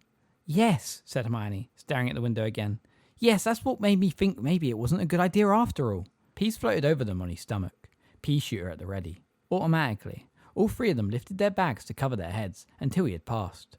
Let's get this straight, said Harry angrily, as they put their bags back on the floor. Sirius agrees with us, so you don't think we should do it anymore? Hermione looked tense and rather miserable. Now staring at her own hands, she said, Do you honestly trust his judgment? Yes, I do, said Harry at once. He's always given us great advice. An ink pellet whizzed past them, striking Katie Bell squarely in the ear. Hermione watched Katie leap to her feet and start throwing things at Peeves. It was a few moments before Hermione spoke again, and it sounded as though she was choosing her words very carefully. You don't think he has become sort of reckless since he's been cooped up in Grimmauld Place? You don't think he's kind of living through us? What do you mean living through us? Harry retorted. I mean, well, I think he'd love to be forming secret defence societies right under the nose of someone from the Ministry. I think he's really frustrated at how little he can do where he is. So I think he's been keen to kind of egg us on. Ron looked utterly perplexed. Sirius is right, he said. You do sound just like my mother. Hermione bit her lip and did not answer. The bell rang just as Peeves swooped down on Katie and emptied an entire ink bottle over her head. The weather did not improve as the day wore on, so that at 7 o'clock that evening, when Harry and Ron went down to the Quidditch pitch for practice, they were soaked through within minutes, their feet slipping and sliding on the sodden grass. The sky was deep, thundery grey, and it was a relief to gain the warmth and light of the changing rooms, even if they knew the respite was only temporary. They found Fred and George debating whether to use one of their own skiving snack boxes to get out of flying. But I bet she'd know what we'd done, Fred said out of the corner of his mouth. If only I hadn't offered to sell her some puking pastels yesterday. We could try the fever fudge, George muttered. No one's seen that yet. Does it work? Inquired Ron hopefully, as the hammering of the rain on the roof intensified and the wind howled around the building. Well, yeah, said Fred.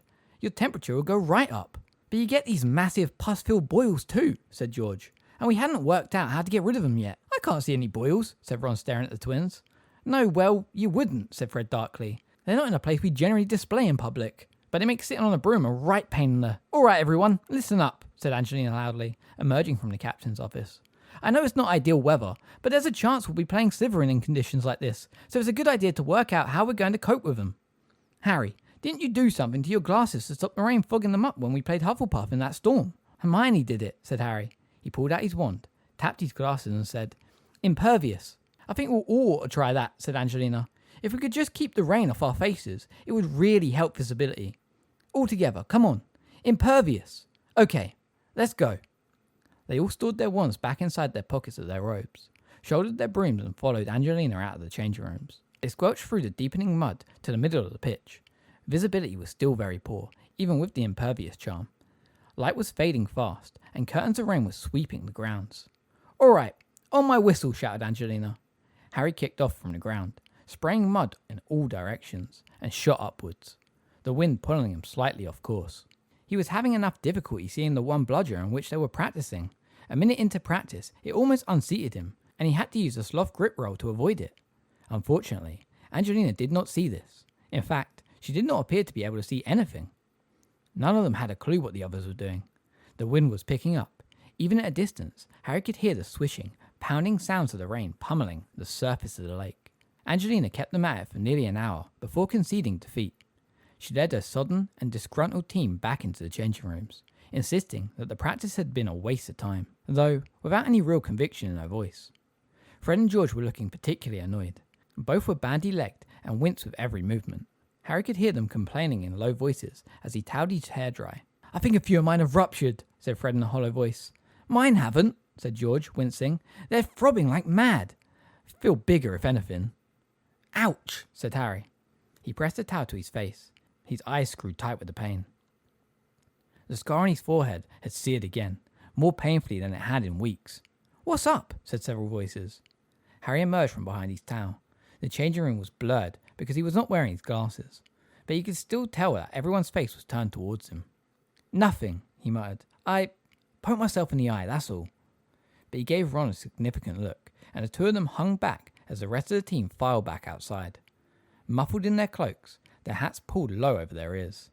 What happened? Said Ron, the moment Alicia had disappeared through the door. Was it your scar? Harry nodded. But, looking scared, Ron strode across to the window and stared out into the rain. He can't be near us now, can he? No, Harry muttered, sinking onto a bench and rubbing his forehead. He's probably miles away. It hurts because he's angry. Harry had not meant to say that at all, and heard the words as though a stranger had spoken them, yet knew at once they were true. He did not know how he knew it, but he did. Voldemort, wherever he was, whatever he was doing, was in a towering temper. Did you see him? Said Ron, looking horrified. Did you get a vision or something? Harry sat quite still, staring at his feet, allowing his mind and his memory to relax in the aftermath of the pain. A confused tangle of shapes, a howling rush of voices. He wants something done, and it's not happening fast enough, he said. Again, he felt surprised to hear the words coming out of his mouth, and yet was quite certain they were true. But how do you know? Said Ron. Harry shook his head and covered his eyes with his hands, pressing down upon them with his palms. Little stars erupted in them. He felt Ron sit down on the bench beside him, and knew Ron was staring at him. Is this what it was about last time? Said Ron in a hushed voice. When your scar hurt in Umbridge's office, you know who was angry? Harry shook his head. What is it then? Harry was thinking himself back. He had been looking into Umbridge's face. His scar had hurt, and he had had that odd feeling in his stomach, a strange, leaping feeling, a happy feeling, but of course, he had not recognized it for what it was, as he had been feeling so miserable himself. Last time, it was because he was pleased, he said, really pleased. He thought something good was going to happen, and the night before we came to Hogwarts. He thought back to the moment when his scar had hurt so badly in his and Ron's bedroom in Grimmauld Place. He was furious. He looked around at Ron, who was gaping at him. You could take over from Trelawney, mate, he said in an awed voice. I'm not making prophecies, said Harry. No, you know what you're doing? Ron said, sounding both scared and impressed. Harry, you're reading you-know-who's mind. No, said Harry, shaking his head. It's more like his mood, I suppose. I'm just getting flashes of what mood he's in. Dumbledore said something like this was happening last year. He said that when Voldemort was near me, or when he was feeling hatred, I could tell. Well, now I'm feeling if he's pleased too. There was a pause. The wind and rain lashed at the building. You've got to tell someone, said Ron. I told Sirius last time. Well, tell him about it this time. Can't, can I? Said Harry grimly. Umbridge is watching the owls and the fires, remember?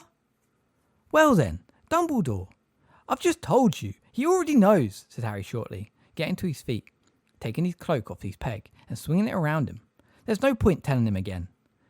Ron did up the fastening of his own cloak, watching Harry thoughtfully. Dumbledore will want to know, he said. Harry shrugged. Come on, we've still got silencing charms to practice.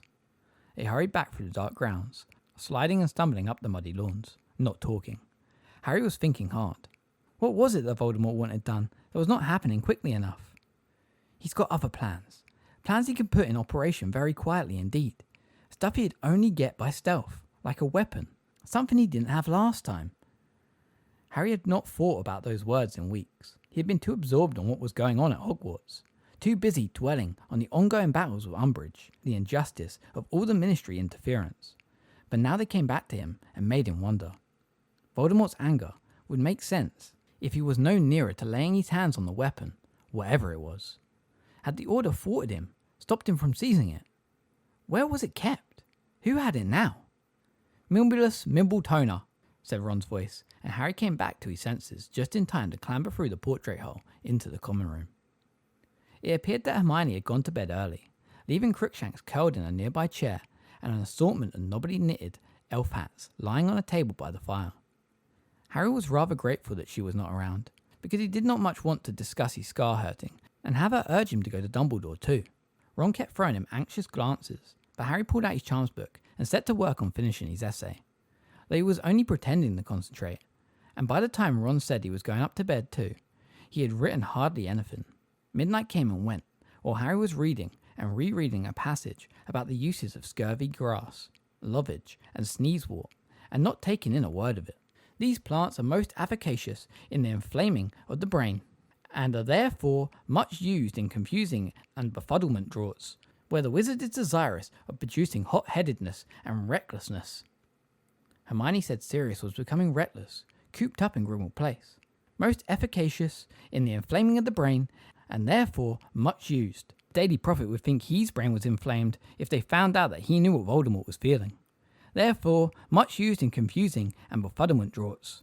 Confusing was the word, all right. Why did he know what Voldemort was feeling? What was this weird connection between them, which Dumbledore had never been able to explain satisfactorily?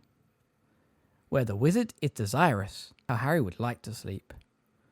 Of producing hot-headedness, it was warm and comfortable in his armchair before the fire. With the rain still beating heavily on the window panes, Crookshanks purring, and the crackling of the flames. The book slipped from Harry's slack grip and landed with a dull thud on the hearthrug. His head lolled sideways.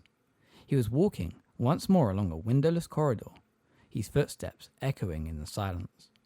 As the door at the end of the passage loomed larger, his heart beat fast with excitement. If he could only open it, enter beyond. He stretched out his hand, his fingertips were inches away from it. Harry Potter, sir! He awoke with a start.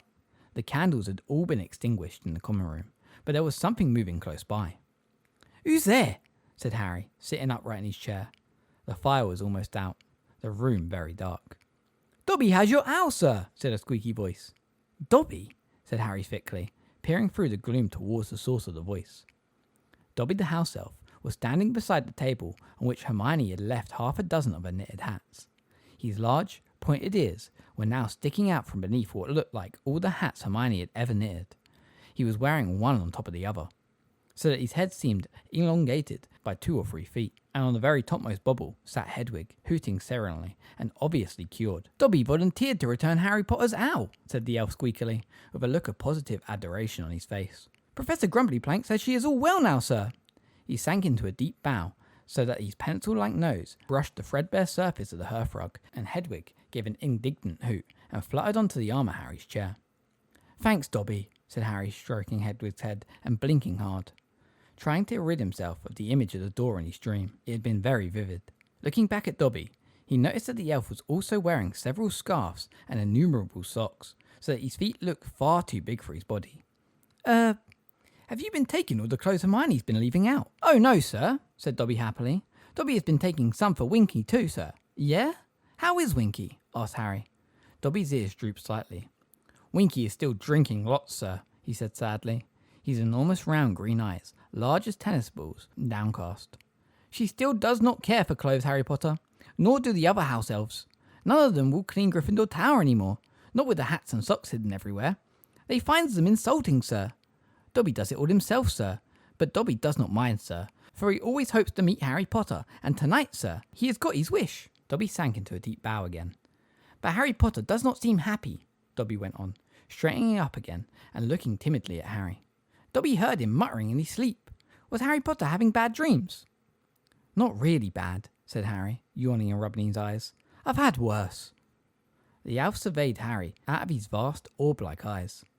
Then he said very seriously, his ears drooping, Dobby wishes he could help Harry Potter, for Harry Potter set Dobby free, and Dobby is much, much happier now.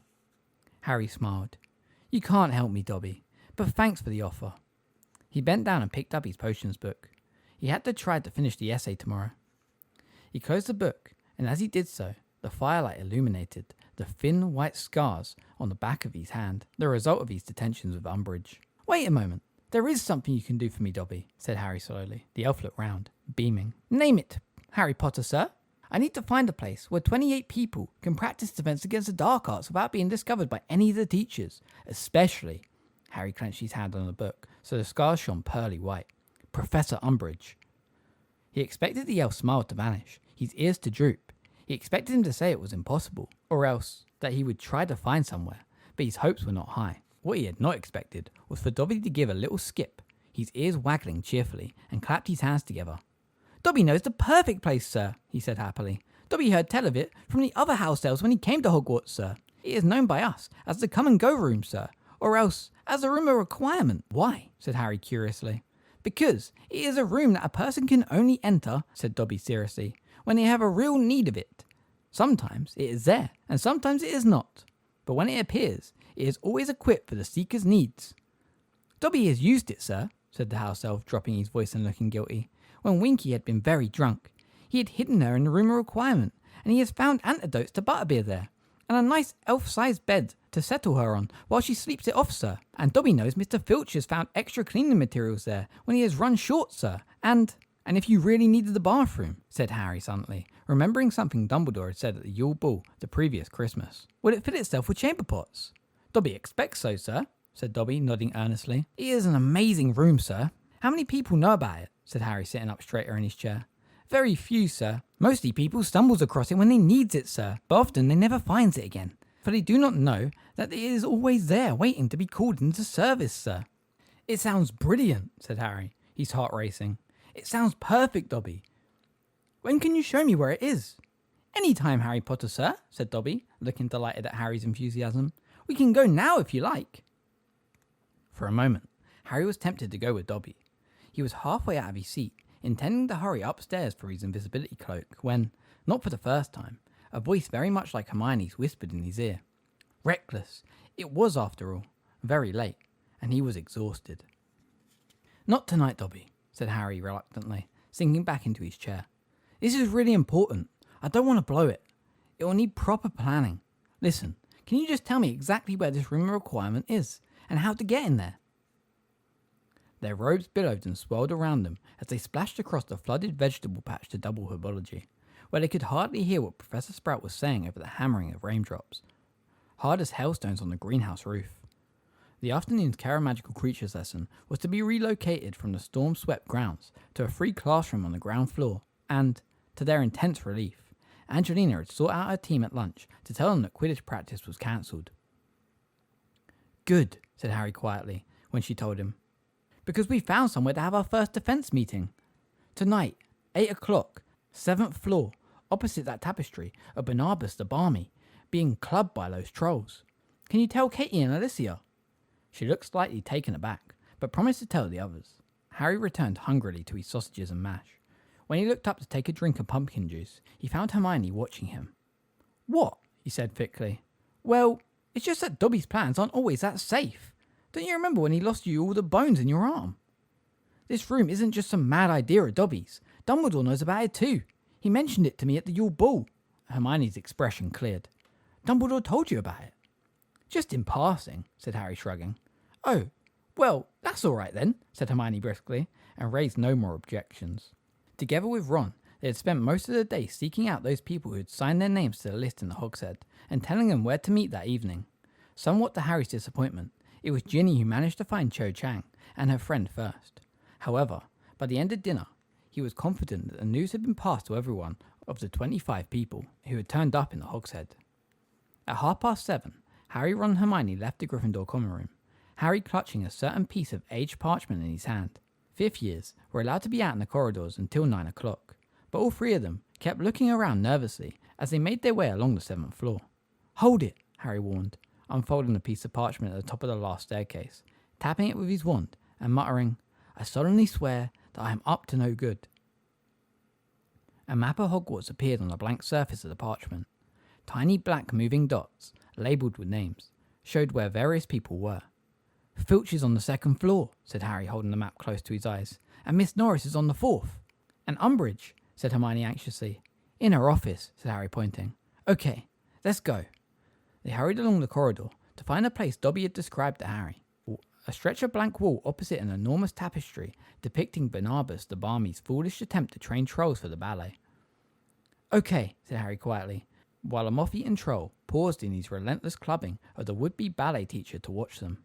Dobby said to walk past this bit of the wall 3 times, concentrating hard on what we need. They did so, turning sharply at the window just beyond the blank stretch of wall, and then at the man-sized vase on its other side. Ron had screwed up his eyes in concentration. Hermione was whispering something under her breath. Harry's fists were clenched as he stared ahead of him. We need somewhere to learn to fight, he thought. Just give us a place. Just give us a place to practice. Somewhere they can't find us. Harry, said Hermione sharply, as they wheeled around after their third walk past. A highly polished door had appeared in the wall. Ron was staring at it, looking slightly wary. Harry reached out, seized the brass handle, pulled open the door, and led the way into a spacious room, lit with flickering torches like those that illuminated the dungeon's 8 floors below. The walls were lined with wooden bookcases, and instead of chairs, there were large silk cushions on the floor. A set of shelves at the far end of the room carried a range of instruments such as sneakoscopes, secrecy sensors, and a large, cracked faux glass that Harry was sure had hung the previous year in the fake Moody's office. These will be good when we're practicing stunning, said Ron enthusiastically, prodding one of the old cushions with his foot. And just look at these books, said Hermione excitedly, running a finger along the spines of the large, leather-bound tomes. A compendium of common curses and their counteractions. The dark arts outsmarted. Self-defensive spell work. Wow! She looked around at Harry, her face glowing. And he saw that the presence of hundreds of books had finally convinced Hermione that what they were doing was right. Harry, this is wonderful. There's everything we need here. And without further ado, she slid Jinxes from the Jinx from its shelf, sank onto the nearest cushion, and began to read.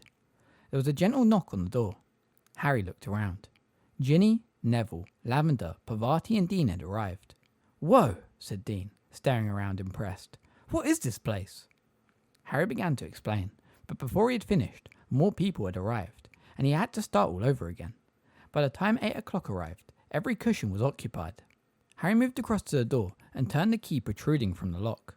It clicked in a satisfyingly loud way, and everybody fell silent, looking at him. Hermione carefully marked up her page of Jinxes from the Jinx and set the book aside. Well, said Harry, slightly nervous, this is the place we've found for practice sessions, and you've, obviously found it okay. It's fantastic, said Cho, and several people murmured their agreement. It's bizarre, said Fred, frowning around at it. We once hid from Filch in here, remember, George? But it was just a broom cupboard then. Hey, Harry, what's this stuff? Asked Dean from the rear end of the room, indicating the sneakoscopes and the faux glass. Dark detectors, said Harry, stepping between the cushions to reach them. Basically, they all show when dark wizards or enemies are nearby. But you don't want to rely on them too much. They can be fooled. He gazed for a moment into the cracked faux glass. Shadowy figures were moving around inside it, though none were recognizable. He turned his back on it. Well, I've been thinking about the sort of stuff we ought to do first. And, he noticed a raised hand. What, Hermione? I thought we ought to elect a leader, said Hermione. Harry's leader, said Cho at once, looking at Hermione as though she were mad. Harry's stomach did yet another backflip. Yes, but I think we ought to vote on it properly, said Hermione, unperturbed. It makes it formal and gives him more authority. So everyone who thinks Harry ought to be our leader? Everyone put up their hand, even Zacharias Smith, though he did it very half-heartedly. Right, thanks, said Harry, who could feel his face burning. And what, Hermione? I also think we ought to have a name, she said brightly, her hand still in the air. It would promote a feeling of team spirit and unity, don't you think? Can we be the Anti-Umbridge League? Said Angelina hopefully. Or the Ministry of Magic and Morons group, suggested Fred. I was thinking, said Hermione, frowning at Fred. More of a name that didn't tell everyone what we were up to, so we could refer to it safely outside meetings. The Defence Association? Said Cho. The DA for short, so nobody knows what we're talking about. Yeah, the DA's good, said Ginny. Only, let's make it stand for Dumbledore's Army, because that's the Ministry's worst fear, isn't it? There was a good deal of appreciative murmuring and laughter at this. All in favour of the DA, said Hermione bossily, kneeling up on her cushion to count. That's a majority. Motion passed. She pinned a piece of parchment with all their signatures on it to the wall and wrote across the top in large letters, Dumbledore's Army. Right, said Harry, when she had sat down again. Shall we get practicing then? I was thinking, the first thing we should do is Expelliarmus. You know, the disarming charm? I know it's pretty basic, but I found it really useful. Oh, please, said Zacharias Smith, rolling his eyes and folding his arms. I don't think Expelliarmus is exactly going to help us against you-know-who, do you? I've used it against him, said Harry quietly. It saved my life in June. Smith opened his mouth stupidly. The rest of the room was very quiet. But if you think it's beneath you, you can leave, Harry said. Smith did not move, nor did anybody else. Okay, said Harry, his mouth slightly drier than usual, with all these eyes upon him. I reckon we should all divide into pairs and practice. It felt very odd to be issuing instructions, but not nearly as odd as seeing them followed. Everybody got to their feet at once and divided up. Predictably, Neville was left partnerless. You can practice with me, Harry told him. Right, on the count of 3. Then 1, 2, 3. The room was suddenly full of shouts of Expelliarmus. Wands flew in all directions. Miss Spells hit books on shelves and sent them flying into the air. Harry was too quick for Neville, whose wand went spinning out of his hand, hit the ceiling in a shower of sparks, and landed with a clatter on top of a bookshelf, from which Harry retrieved it with a summoning charm. Glancing around, he thought he had been right to suggest a practice of the basics first. There was a lot of shoddy spellwork going on. Many people were not succeeding in disarming their opponents at all, but merely causing them to jump backwards a few paces or wince as their feeble spell whooshed over them. Expelliarmus, said Neville, and Harry caught unawares, felt his wand fly out of his hand. I did it, said Neville gleefully. I've never done it before. I did it. Good one, said Harry encouragedly. Deciding not to point out that in a real duel, Neville's opponent was unlikely to be staring in the opposite direction with his wand held loosely at his side. Listen, Neville, can you take it in turns to practice with Ron and Hermione for a couple of minutes, so I can walk around and see how the rest are doing? Harry moved off into the middle of the room. Something very odd was happening to Zacharias Smith. Every time he opened his mouth to disarm Anthony Goldstein, his own wand would fly out of his hand. Yet Anthony did not seem to be making a sound. Harry did not have to look far to solve the mystery. Fred and George were several feet from Smith, and taking it in turns to point their wands at his back.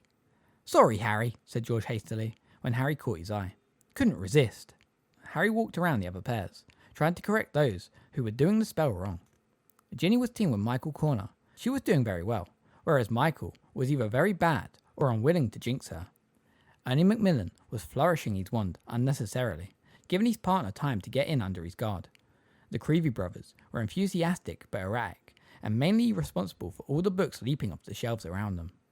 Luna Lovegood was similarly patchy, occasionally sending Justin Finch Fletchley's wand spinning out of his hand, at other times merely causing his hair to stand on end.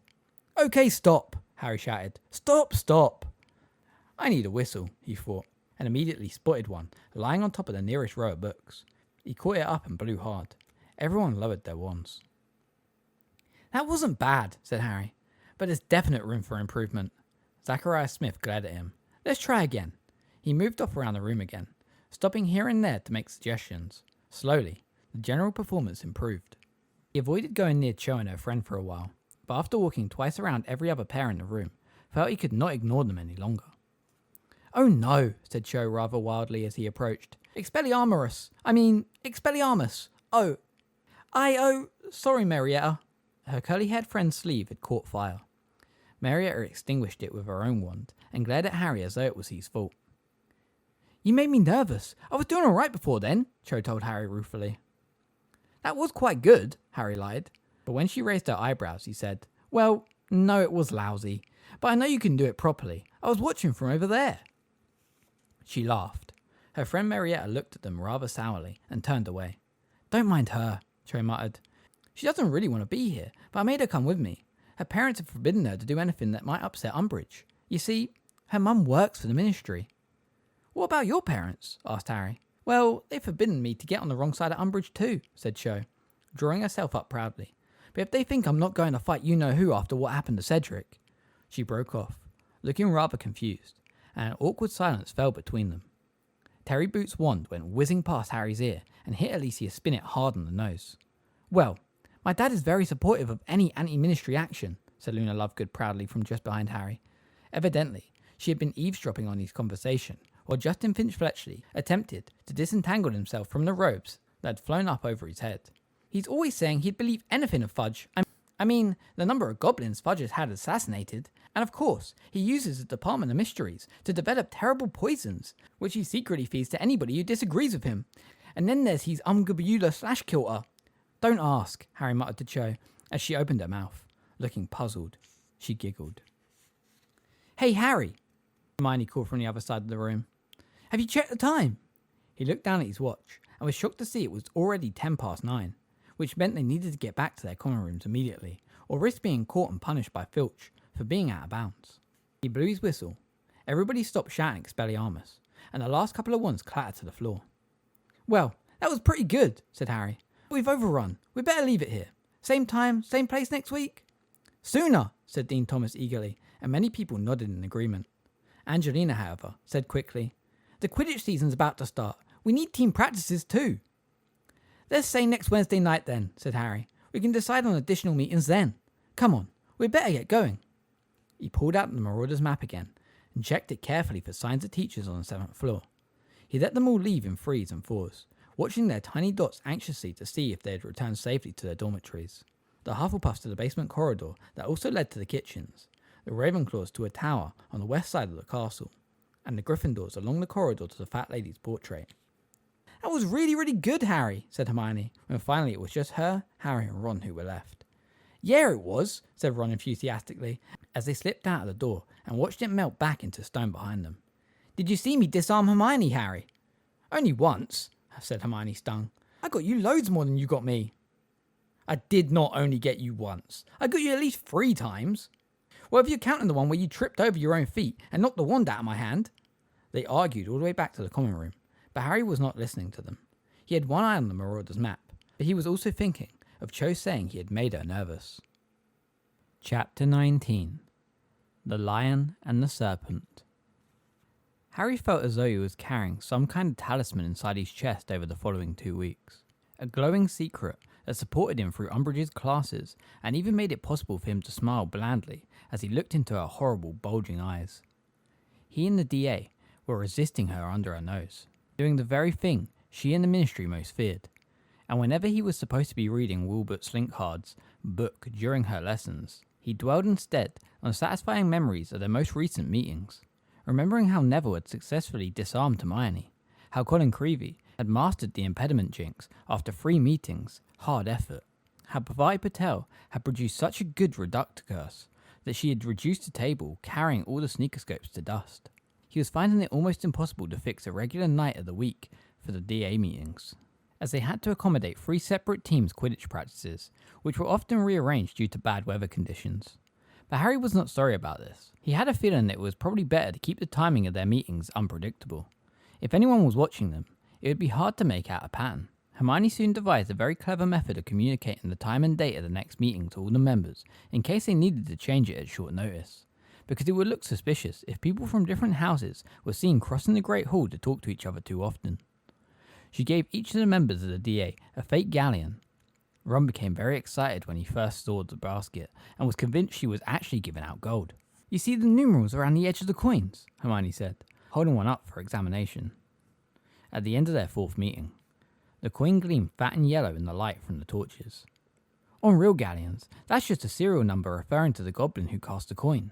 On these fake coins, though, the numbers will change to reflect the time and date of the next meeting. The coins will glow hot when the date changes, so if you're carrying them in your pocket, you'll be able to feel them. We take one each, and when Harry sets the date of the next meeting, he'll change the numbers on each coin, and because I put a protean charm on them, they'll all change to mimic keys. A blank silence greeted Hermione's words. She looked around at all the faces upturned to her, rather disconcerted. Well, I thought it was a good idea, she said uncertainly. I mean, even if Umbridge asked us to turn out our pockets, there's nothing fishy about carrying a galleon, is there? But, well, if you don't want to use them, you can do a Protenian charm, said Terry Boot. Yes, said Hermione. But that's Newt standard, that is, he said weakly. Oh, said Hermione, trying to look modest. Oh, well, yes, I suppose it is. How come you're not in Ravenclaw? He demanded, staring at Hermione with something close to wonder. With brains like yours. Well, the sorting hat did seriously consider putting me in Ravenclaw during my sorting, said Hermione brightly, but it decided on Gryffindor in the end. So, does that mean we're using the galleons? There was a murmur of assent, and everyone moved forwards to collect one from the basket. Harry looked sideways at Hermione. You know what these remind me of? No. What's that? The Death Eater scars. Voldemort touches one of them, and all their scars burn, and they know they've got to join him. Well, yes, said Hermione quietly. That is where I got the idea. But you'll notice I decided to engrave the date on bits of metal, rather than our members' skin. Yeah, I prefer your way, said Harry, grinning, as he slipped his galleon into his pocket. I suppose the only danger with these is that we might accidentally spend them. Fat chance, said Ron, who was examining his own fake galleon with a slightly mournful air. I haven't got any real galleons to confuse it with. As the first Quidditch match of the season, Gryffindor versus Slytherin drew nearer. Their DA meetings were put on hold because Angelina insisted on almost daily practices. The fact that the Quidditch Cup had not been held for so long added considerably to the interest and excitement surrounding their forthcoming game. The Ravenclaws and Hufflepuffs were taking a lively interest in the outcome, for they, of course, will be playing both teams over the coming year, and the heads of house of the competing teams, though they attempted to disguise it under a decent pretense of sportsmanship, were determined to see their own side victorious. Harry realised how much Professor McGonagall cared about beating Slytherin when she was abstained from giving them homework in the week leading up to the match. I think you've got enough to be getting on with at the moment, she said loftily. Nobody could quite believe their ears until she looked directly at Harry and Ron and said grimly, I've become accustomed to seeing the Quidditch Cup in my study, boys, and I really don't want to have to hand it over to Professor Snape. So, use the extra time to practice, won't you? Snape was no less obviously partisan. He had booked the Quidditch pitch for Slytherin practice so often that the Gryffindors had difficulty getting on it to play. He was also turning a deaf ear to many reports of Slytherin attempts to hex Gryffindor players in the corridors.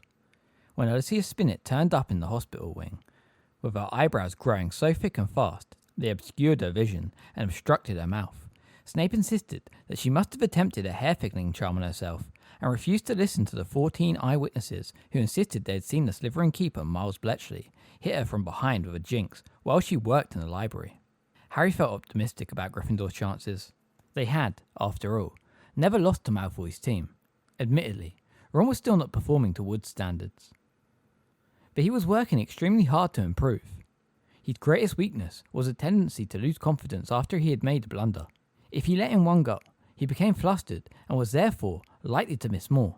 On the other hand, Harry had seen Ron make some truly spectacular saves when he was on form.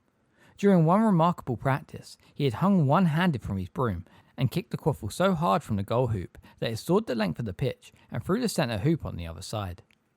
The rest of the team felt this save compared favourably with one made recently by Barry Ryan, the Irish international keeper, against Poland's top chaser, Ladislaw Zamoyski. Even Fred had said that Ron might yet make him and George proud, and that they were seriously considering admitting he was related to them, something they had assured him they had been trying to deny for 4 years. The only thing really worrying Harry was how much Ron was allowing the tactics of the Slytherin team to upset him before they even got onto the pitch.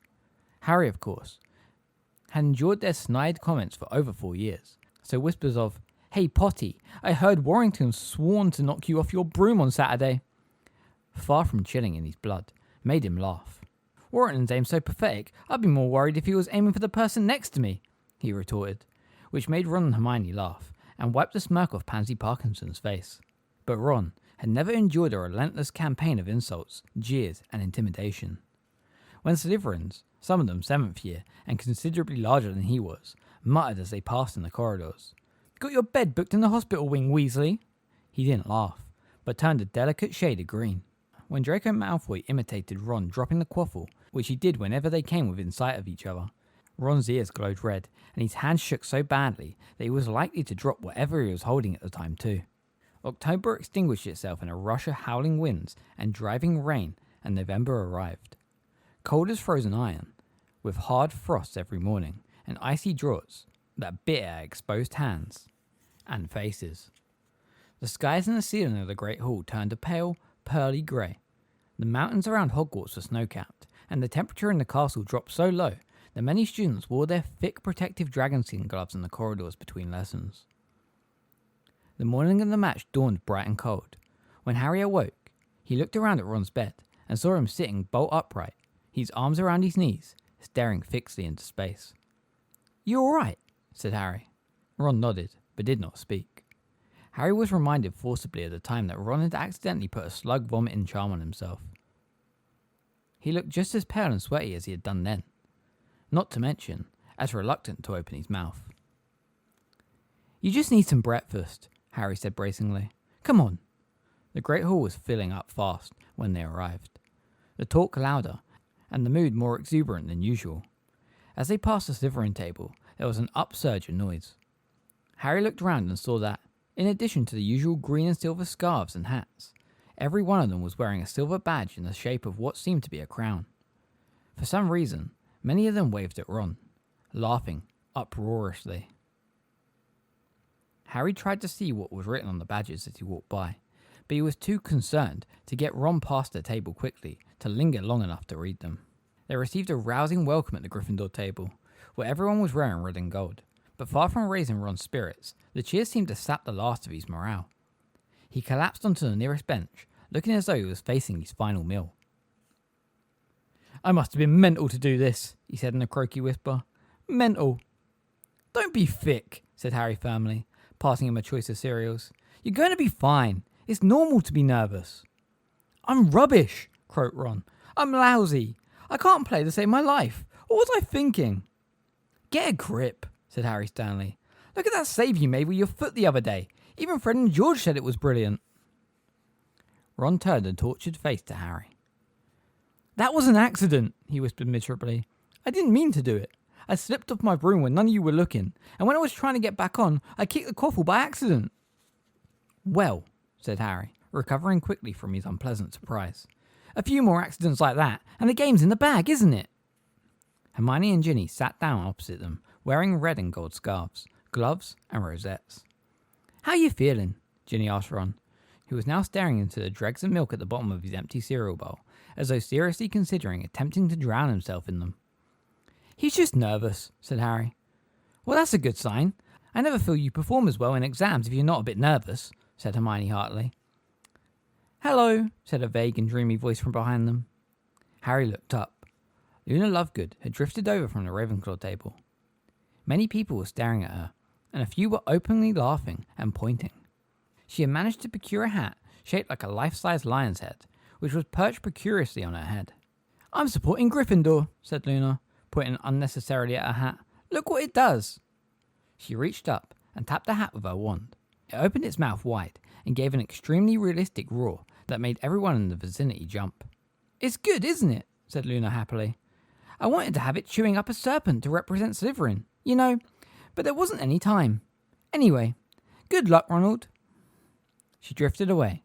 They had not quite recovered from the shock of Luna's hat before Angelina came hurrying towards them, accompanied by Katie and Alicia, whose eyebrows had mercifully been returned to normal by Madame Pomfrey. "When you're ready," she said, "we're going to go straight down to the pitch, check out conditions and change." "We'll be there in a bit," Harry assured her. "Ron's just got to have some breakfast." It became clear after 10 minutes, however, that Ron was not capable of eating anything more, and Harry thought it best to get him down to the changing rooms. As they rose from the table, Hermione got up too, and taking Harry's arm, she drew him to one side. "Don't let Ron see what's on those Slytherin badges," she whispered urgently. Harry looked questionably at her, but she shook her head warningly. Ron had just ambled over to them, looking lost and desperate. "Good luck, Ron," said Hermione, standing on tiptoe and kissing him on the cheek. "And you, Harry." Ron seemed to come to himself slightly as they walked back across the Great Hall. He touched the spot on his face where Hermione had kissed him, looking puzzled, as though he was not quite sure what had just happened. He seemed too distracted to notice much around him, but Harry cast a curious glance at the crown-shaped badges as they passed the Slytherin table, and this time he made out the words etched onto them. "Weasley is our king." With an unpleasant feeling that this could mean nothing good, he hurried Ron across the entrance hall, down the stone steps, and out into the icy air. The frosty grass crunched under their feet as they hurried down the sloping lawns towards the stadium. There was no wind at all, and the sky was a uniform pearly white, which meant the visibility would be good without the drawback of direct sunlight in their eyes. Harry pointed out these encouraging factors to Ron as they walked, but he was not sure that Ron was listening. Angelina had changed already and was talking to the rest of the team when they entered. Harry and Ron pulled on their robes. Ron attempted to do his up back to front for several minutes before Alicia took pity on him and went to help. Then sat down to listen to the pre-match talk while the babble of voices outside grew steadily louder as the crowd came pouring out of the castle towards the pitch. "Okay, I've only just found out the final lineup for Slytherin," said Angelina, consulting a piece of parchment. "Last year's beaters, Derek and Boyle, have left, but it looks as though Montague's replaced them with the usual gorillas, rather than anyone who can fly particularly well. They're two blokes called Crabbe and Goyle. I don't know much about them." "We do," said Harry and Ron together. "Well, they don't look bright enough to tell one end of a broom from the other," said Angelina, pocketing her parchment. "But then, I was always surprised Derek and Boyle managed to find their way onto the pitch without signposts. Crabbe and Goyle are in the same mould," Harry assured her. They could hear hundreds of footsteps mounting the banked benches of the spectators' stands. Some people were singing, though Harry could not make out the words. He was starting to feel nervous, but he knew his butterflies were as nothing compared to Ron's, who was clutching his stomach and staring straight ahead again, his jaws set and his complexion pale grey. "It's time," said Angelina in a hushed voice, looking at her watch. "Come on, everyone. Good luck." The team rose, shouldered their brooms and marched in a single file out of the changing room and into the dazzling sky. A roar of sound greeted them in which Harry could still hear singing, though it was muffled by the cheers and whistles. The Slytherin team was standing waiting for them. They too were wearing those silver crown-shaped badges. The new captain, Montague, was built along the same lines as Dudley Dursley, with massive forearms like hairy hams. Behind him lurked Crabbe and Goyle, almost as large, blinking stupidly, swinging their new beaters' bats. Malfoy stood to one side, the sunlight gleaming on his white blonde hair. He caught Harry's eye and smirked, tapping the crown-shaped badge on his chest. "Captains, shake hands," ordered the referee, Madam Hooch. As Angelina and Montague reached each other, Harry could tell that Montague was trying to crush Angelina's fingers, though she did not wince. "Mount your brooms." Madam Hooch placed her whistle in her mouth and blew. The balls were released, and the 14 players shot upwards. Out of the corner of his eye, Harry saw Ron streak off towards the goal hoops. Harry zoomed higher, dodging a bludger, and set off on a wide lap of the pitch, gazing around for a glint of gold. On the other side of the stadium, Draco Malfoy was doing exactly the same. "And it's Johnson! Johnson with the quaffle! What a player that girl is! I've been saying it for years, but she still won't go out with me." "Jordan!" yelled Professor McGonagall. "Just a fun fact, Professor. Adds a bit of interest. And she's ducked Warrington. She's past Montague. She's, ouch, been hit from behind by a bludger from Crabbe.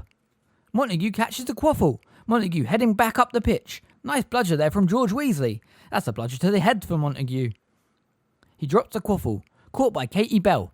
Katie Bell of Gryffindor reverse passes to Alicia Spinnet, and Spinnet's away." Lee Jordan's commentary rang through the stadium, and Harry listened as hard as he could through the wind whistling in his ears, and the din of the crowd, all yelling and booing and singing. "Dodges Warrington, avoids a bludger. Close call, Alicia. And the crowd are loving this. Just listen to them. What's that they're singing?" And as Lee paused to listen, the song rose loud and clear from the sea of green and silver in the Slytherin section of the stands. Weasley cannot save a thing. He cannot block a single ring. That's why Slytherins all sing. Weasley is our king. Weasley was born in a bin. He always lets the quaffle in. Weasley will make sure we win. Weasley is our king. And Alicia passes back to Angelina, Lee shouted. And as Harry swerved, his insides boiling at what he had just heard, he knew Lee was trying to drown out the words of the song. Come on now, Angelina. Looks like she just got the keeper to beat. She shoots. Ah! Bletchley, the Slytherin keeper, had saved the goal. He threw the quaffle to Warrington, who sped off with it, zigzagging in between Alicia and Katie. The singing from below grew louder and louder, as he drew nearer and nearer Ron.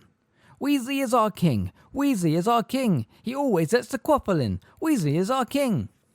Harry could not help himself. Abandoning his search for the snitch, he turned his firebolt towards Ron, a lone figure at the far end of the pitch, hovering before the 3 goalposts, while the massive Warrington pelted towards him. And it's Warrington with the quaffle! Warrington heading for goal! He's out of bludger range, with just the keeper ahead! A great swell of song rose from the Slytherin stands below. Weasley cannot save a thing! He cannot block a single ring! So it's the first test for new Gryffindor keeper Weasley, brother of Beater's friend George, and a promising new talent on the team. Come on, Ron! But the scream of delight came from the Slytherin's end. Ron had dived wildly, his arms wide, and the quaffle had soared between them, straight through Ron's central hoop. Slytherin score! Came Lee's voice amid the cheering and booing from the crowds below. So that's 10-0 to Slytherin. Bad luck, Ron. The Slytherin sang even louder. Weasley was born in a bin. He always lets the quaffle in. And Gryffindor back in possession, and it's Katie Bell tanking up the pitch, cried Lee valiantly, though the singing was now deafening, that he could hardly make himself heard above it. Weasley will make sure we win. Weasley is our king. Harry, what are you doing? Screamed Angelina, soaring past him to keep up with Katie. Get going! Harry realised he had been stationary in mid-air for over a minute, watching the progress of the match without sparing a thought for the whereabouts of the snitch. Horrified, he went into a dive and started circling the pitch again, staring around, trying to ignore the chorus now thundering through the stadium. Weasley is our king! Weasley is our king! There was no sign of the snitch anywhere he looked. Malfoy was still circling the stadium just as he was. They passed one another mid-air around the pitch, going in opposite directions, and Harry heard Malfoy singing loudly. Weasley was born in a bin! And it's Warrington again, bellowed Lee, who passes to Pusey. Pusey's off past Sminnett. Come on now, Angelina, you can take him. Turns out you can't. But nice bludger from Fred Weasley. George Weasley. Oh, who cares? One of them, anyway. And Warrington drops the quaffle, and Katie Bell, drops it too. So then Montague's with the quaffle. Slytherin Captain Montague takes the quaffle, and he's off up the pitch. Come on now, Gryffindor, block him! Harry zoomed around the end of the stadium behind the Slytherin goal hoops, willing himself not to look at what was going on at Ron's end. As he sped past the Slytherin keeper, he heard Bletchley singing along with the crowd below. Weasley cannot save a thing, and Pusey dodged Alicia again, and he's heading straight for goal. Stop it, Ron! Harry did not have to look to see what had happened. There was a terrible groan from the Gryffindor end, coupled with fresh screams and applause from the Slytherins. Looking down, Harry saw the pug-faced Pansy Parkinson right at the front of the stands, her back to the pitch, as she conducted the Slytherin supporters, who were roaring. That's why Slytherins all sing! Weasley is our king! But 20-0 was nothing. There was still time for Gryffindor to catch up or catch the snitch. A few goals and they would be in the lead as usual, Harry assured himself, bobbing and weaving through the other players in pursuit of something shiny that turned out to be Montague's watch strap. But Ron let in 2 more goals. There was an edge of panic in Harry's desire to find the snitch now. If he could just get it soon and finish the game quickly. And Katie Bella Gryffindor dodges Pusey, ducks Montague, nice swerve Katie, and she throws it to Johnson. Angelina Johnson takes the quaffle, she's past Warrington, she's heading for goal. Come on now, Angelina. Gryffindor score! It's 40-10 to Slytherin, and Pusey has the quaffle. Harry could hear Luna's ludicrous lion hat roaring amidst the Gryffindor cheers and felt heartened. Only 30 points in it. That was nothing. They could pull it back easily. Harry ducked a bludger that Crabbe had sent rocketing in his direction and resumed his frantic scouring of the pitch for the snitch, keeping one eye on Malfoy in case he showed signs of having spotted it. But Malfoy, like him, was continuing to soar around the stadium, searching fruitlessly. Pusey throws to Warrington, Warrington to Montague, Montague to Pusey. Johnson intervenes. Johnson takes the quaffle back. Johnson to Bell. This looks good. Bad. Bell's hit by a bludger from Goyle or Slytherin, and it's Pusey in possession again. Weasley was born in a bin. He always lets the quaffle in. Weasley will make sure we win. But Harry had seen it at last. The tiny fluttering gold snitch was hovering feet from the ground at the Slytherin end of the pitch. He dived. In a matter of seconds, Malfoy was streaking at the sky on Harry's left, a green and silver blur lying flat on his broom. The snitch skirted the foot of one of the goal hoops and scooted off towards the other side of the stands. Its changing direction suited Malfoy, who was nearer. Harry pulled his firebolt around. He and Malfoy were now neck and neck. Feet from the ground, Harry lifted his right hand off his broom, stretching towards the snitch. To his right, Malfoy's arm extended too, was reaching, groping. It was over in 2 breathless, desperate, windswept seconds. Harry's fingers closed around the tiny, struggling ball. Malfoy's fingernails scrabbled at the back of Harry's hand hopelessly. Harry pulled his broom upwards, holding the struggling ball in his hand, and Gryffindor spectators screamed their approval. They were saved. It did not matter that Ron had let in those goals. Nobody would remember as long as Gryffindor had won. Wham! A bludger hit Harry squarely in the small of his back, and he flew forwards off his broom. Luckily, he was only 5 or 6 feet above the ground, having dived so low to catch the snitch, but he was winded all the same, as he landed flat on his back on the frozen pitch. He heard Madam Hooch's shrill whistle, an uproar in the stands, compounded of catcalls, angry yells and jeering, a thud, then Angelina's frantic voice. "Are you all right? Of course I am," said Harry grimly, taking her hand and allowing her to pull him up to his feet. Madam Hooch was zooming towards one of the slithering players above him, though he could not see who it was from this angle. "It was that thug Crabbe," said Angelina angrily. "He whacked the bludger at you the moment he saw you got the snitch. But we won, Harry. We won!" Harry heard a snort from behind him and turned around, still holding the snitch tightly in his hand. Draco Malfoy had landed close by. White-faced with fury, he was still managing to sneer. "Saved Weasley's neck, haven't you?" he said to Harry. "I've never seen a worse keeper. But then, he was born in a bin. Did you like my lyrics, Potter?" Harry didn't answer. He turned away to meet the rest of the team, who were now landing one by one, yelling and punching the air in triumph. All except Ron, who had dismounted from his broom, over by the goalposts, and seemed to be making his way slowly back to the changing rooms alone. We wanted to write another couple of verses," Malfoy called, as Katie and Alicia hugged Harry. "But we couldn't find rhymes for fat and ugly. We wanted to sing about his mother, see?" "Talk about sour grapes," said Angelina, casting Malfoy a disgusted look. "We couldn't fit in useless loser either, for his father, you know." Fred and George had realised what Malfoy was talking about. Halfway through shaking Harry's hand, they stiffened, looking round at Malfoy. "Leave it," said Angelina at once, taking Fred by the arm. "Leave it, Fred. Let him yell. He's just sorry lost. The jumped up little. But you like the Weasleys, don't you, Potter?" said Malfoy, sneering. "Spend holidays there and everything, don't you? Can't see how you'd stand the stink. But I suppose, when you've been dragged up by muggles, even the Weasleys' hovel smells okay." Harry grabbed hold of George. Meanwhile, it was taking the combined efforts of Angelina, Alicia, and Katie to stop Fred leaping on Malfoy, who was laughing openly. Harry looked around for Madam Hooch, but she was still berating Crabbe for his illegal bludger attack. "Or perhaps," said Malfoy, leering as he backed away, "you can remember what your mother's house stank like, Potter, and Weasley's pigsty reminds you of it." Harry was not aware of releasing George. All he knew was that a second later, both of them were sprinting towards Malfoy. He had completely forgotten that all the teachers were watching. All he wanted to do was cause Malfoy as much pain as possible. With no time to draw out his wand, he merely drew back the fist, clutching the snitch, and sank it as hard as he could into Malfoy's stomach. "Harry! Harry! George, no!" He could hear girls' voices screaming, Malfoy yelling, George swearing, a whistle blowing, and the bellowing of the crowd around him. But he did not care. Not until somebody in the vicinity yelled, "Impedimenta!" and he was knocked over backwards by the force of the spell. Did he abandon the attempt to punch every inch of Malfoy he could reach. "What do you think you are doing?" screamed Madam Hooch, as Harry leapt to his feet. It seemed to be her who had hit him with the impediment jinx. She was holding her whistle in one hand and a wand in the other. Her broom lay abandoned several feet away. Malfoy was curled up on the ground, whimpering and moaning, his nose bloody. George was sporting a swollen lip. Fred was still being forcibly restrained by the 3 chasers, and Crabbe was cackling in the background. "I've never seen behaviour like it! Back up to the castle, both of you, and straight to your head of house's office. Go, now!" Harry and George marched off the pitch, both panting, neither saying a word to the other. The howling and jeering of the crowd grew fainter and fainter, until they reached the entrance hall, where they could hear nothing except the sound of their own footsteps.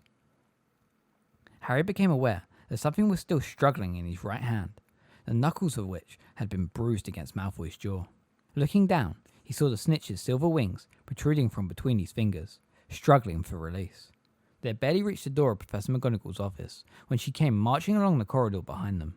She was wearing a Gryffindor scarf, but tore it from her throat with shaking hands as she strode towards them, looking livid. "In," she said furiously, pointing to the door. Harry and George entered. She strode around behind her desk and faced them, quivering with rage as she threw the Gryffindor scarf aside to the floor. "Well," she said, "I have never seen such a disgraceful expedition. 2 on 1. Explain yourselves." "Malfoy provoked us," said Harry stiffly. "Provoked you?" shouted Professor McGonagall, slamming her fist onto her desk so that her tartan tin slid sideways off it and burst open, littering the floor with ginger newts. "He had just lost, hadn't he? Of course he wanted to provoke you." "But what on earth he could have said that justified you two?" "He insulted my parents," snarled George, "and Harry's mother. But instead of leaving it to Madam Hooch to sort out, you two decided to give an expedition of muggle duelling, did you?"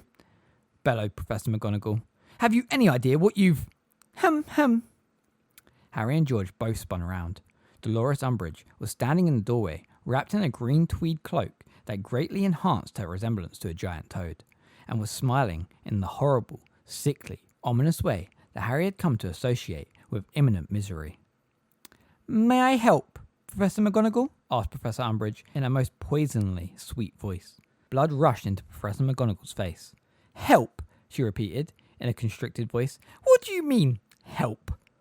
Professor Umbridge moved forwards into the office, still smiling a sickly smile. "Why, I thought you might be grateful for a little extra authority." Harry would not have been surprised to see sparks fly from Professor McGonagall's nostrils. "You thought wrong," she said, turning her back on Umbridge. "Now, you two had better listen closely. I do not care what provocation Malfoy offered you. I do not care if he insulted every family member you possess. Your behaviour was disgusting, and I am giving each of you a week's worth of detentions. Do not look at me like that, Potter. You deserve it. And if either of you ever..." Professor McGonagall closed her eyes as though praying for patience as she turned her face towards Professor Umbridge again. "Yes, I think they deserve rather more than detentions," said Umbridge, smiling still more broadly. Professor McGonagall's eyes flew open. "But unfortunately," she said, with an attempt at a reciprocal smile that made her look as though she had just had lockjaw, "it is what I think that counts, as they are in my house, Dolores." "Well, actually, Minerva," simpered Professor Umbridge, "I think you'll find that what I think does count. Now, where is it? Cornelius Fudge just sent it. She gave a false little laugh as she rummaged in her handbag. "The minister just sent it. Yes." She had pulled out a piece of parchment, which she now unfurled, clearing her throat fussily, before starting to read what it said.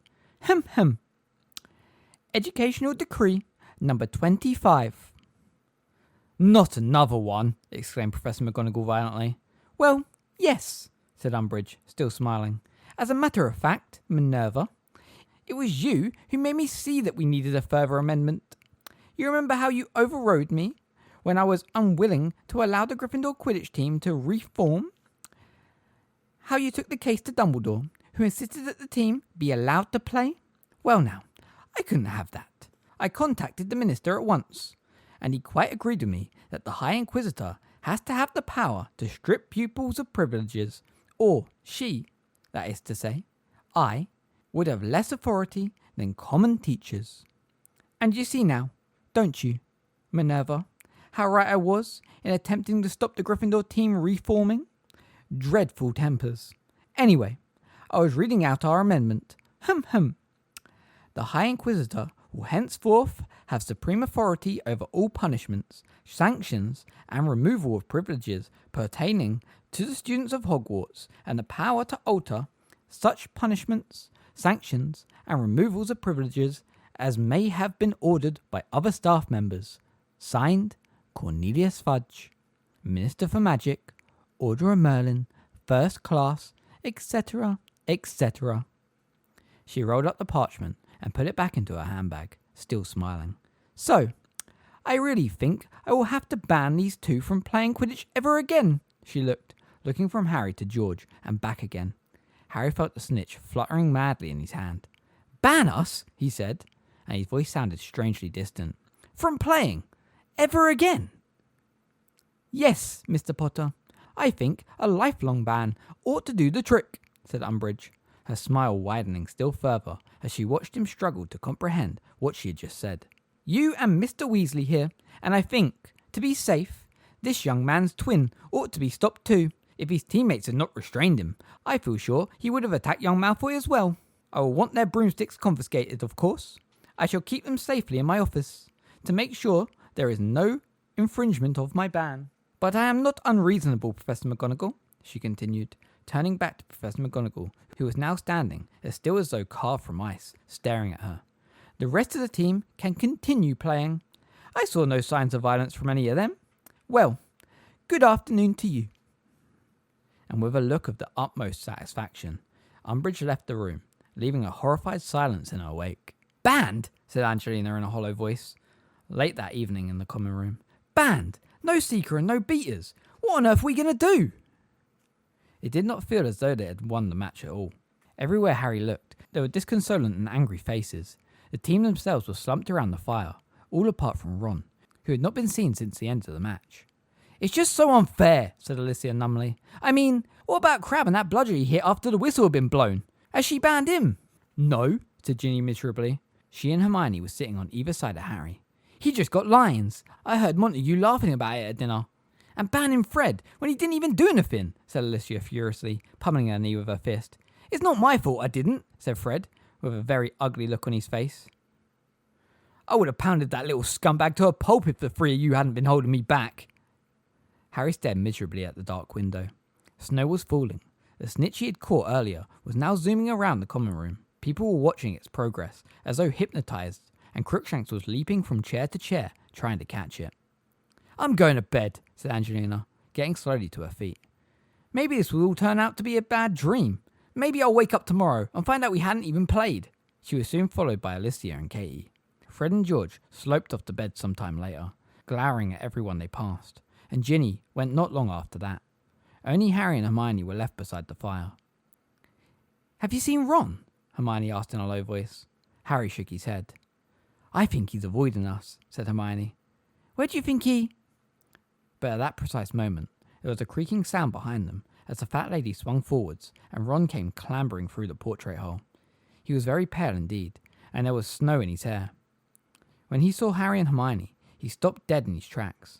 Where have you been? Said Hermione anxiously, springing up. Walking, Ron mumbled. He was still wearing his Quidditch things. You look frozen, said Hermione. Come and sit down. Ron walked to the fireside and sank into the chair furthest from Harry's, not looking at him. The stolen snitch zoomed over their heads. I'm sorry, Ron mumbled, looking at his feet.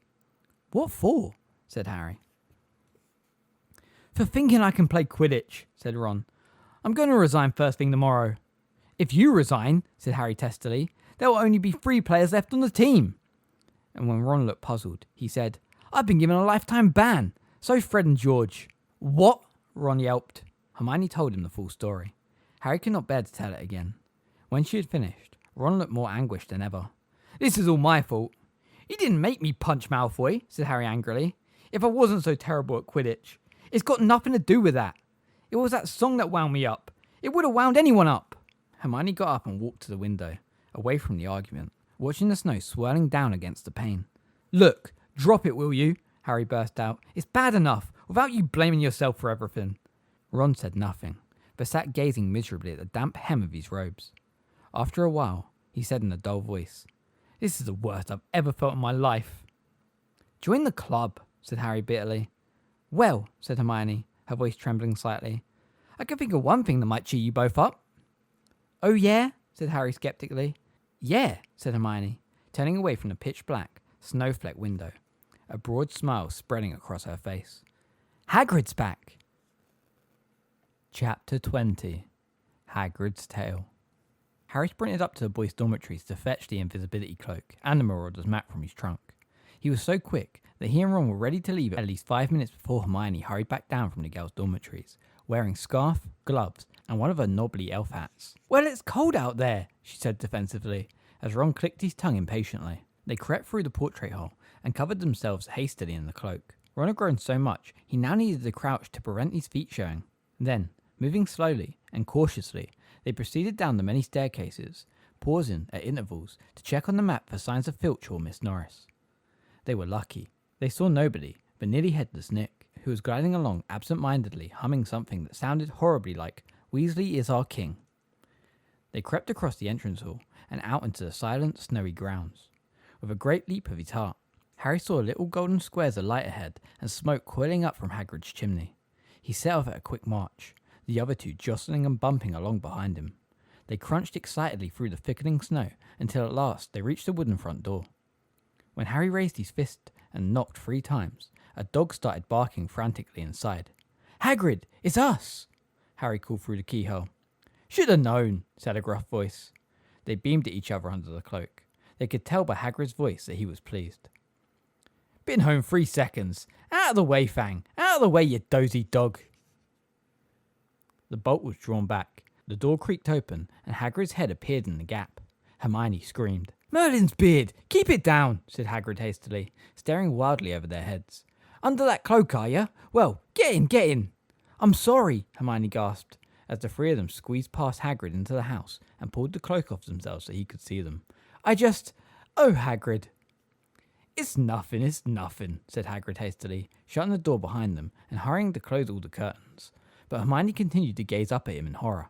Hagrid's hair was matted with congealed blood, and his left eye had been reduced to a puffy slit amid a mass of purple and black bruising. There were many cuts on his face and hands. Some of them were still bleeding. And he was moving gingerly, which made Harry suspect broken ribs.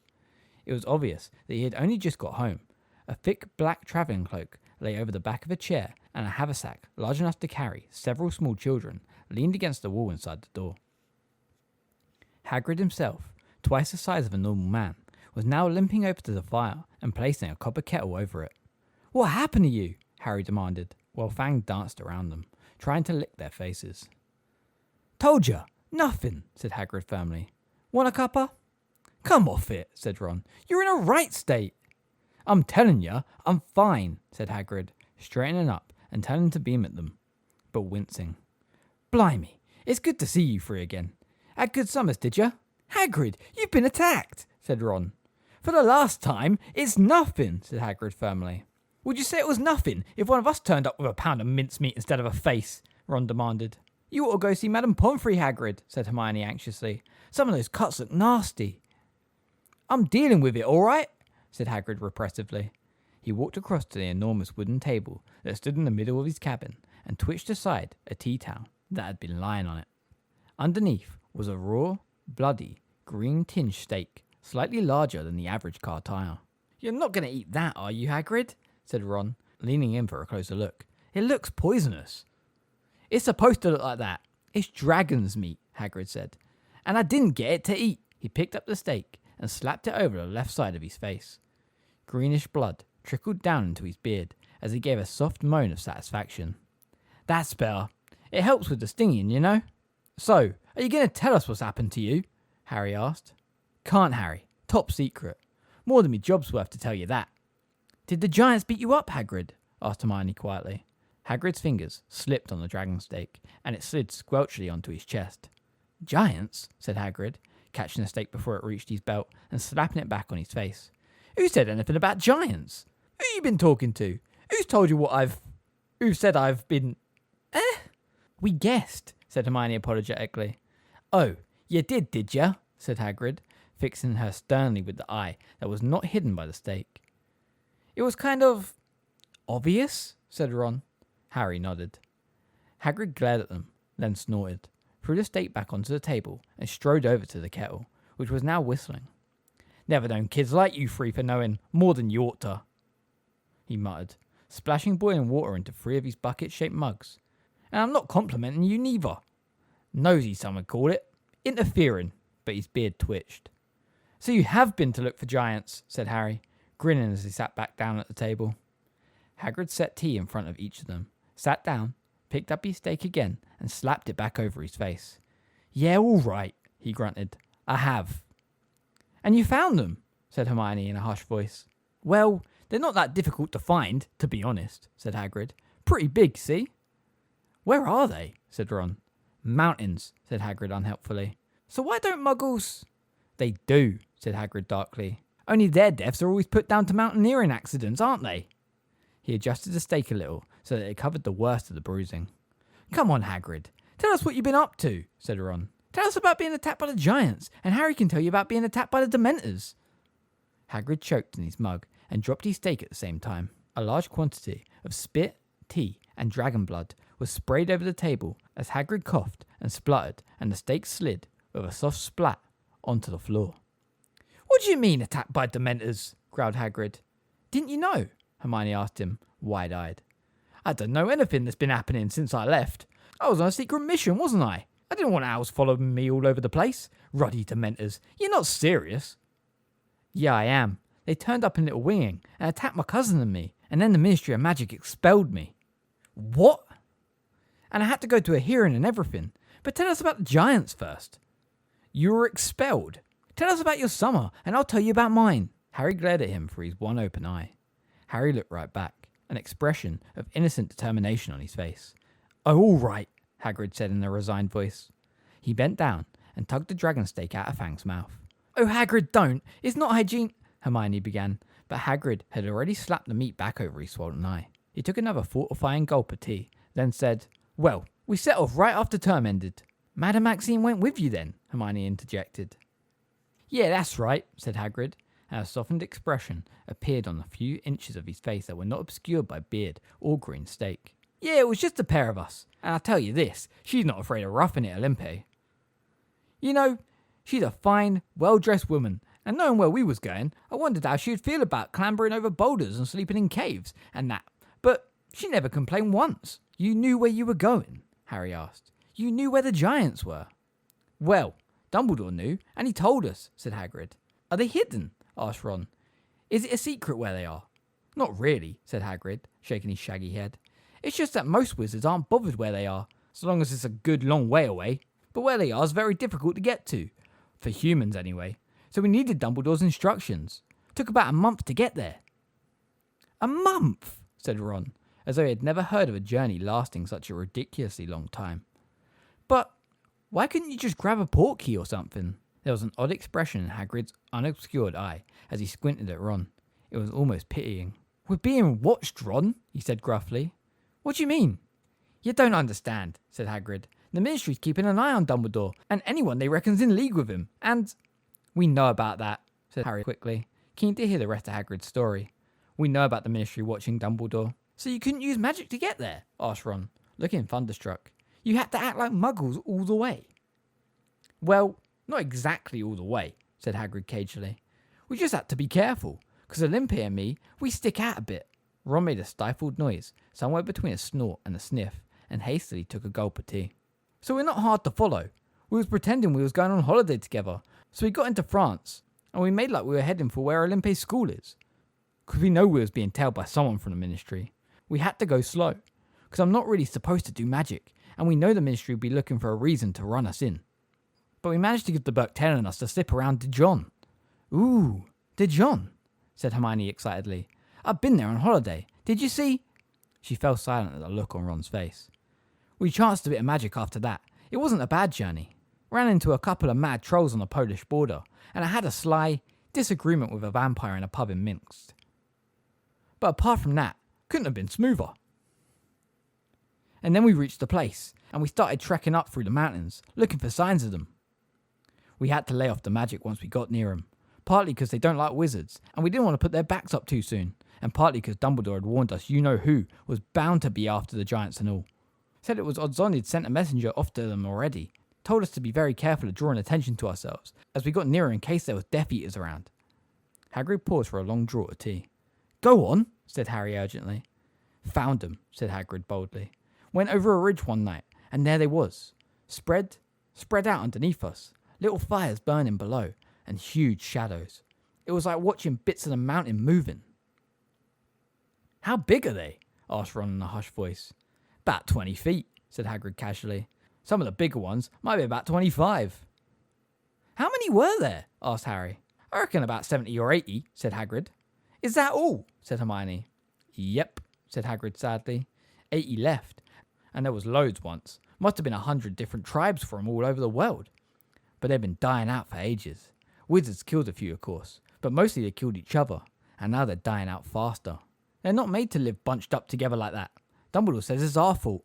It was the wizards who forced them to go and made them live a good long way away from us. They had no choice but to stick together for their own protection. So, said Harry, you saw them, and then what? Well, we waited till morning. Didn't want to go sneaking up on them in the dark, for our own safety, said Hagrid. About 3 a.m, they fell asleep just where they were sitting.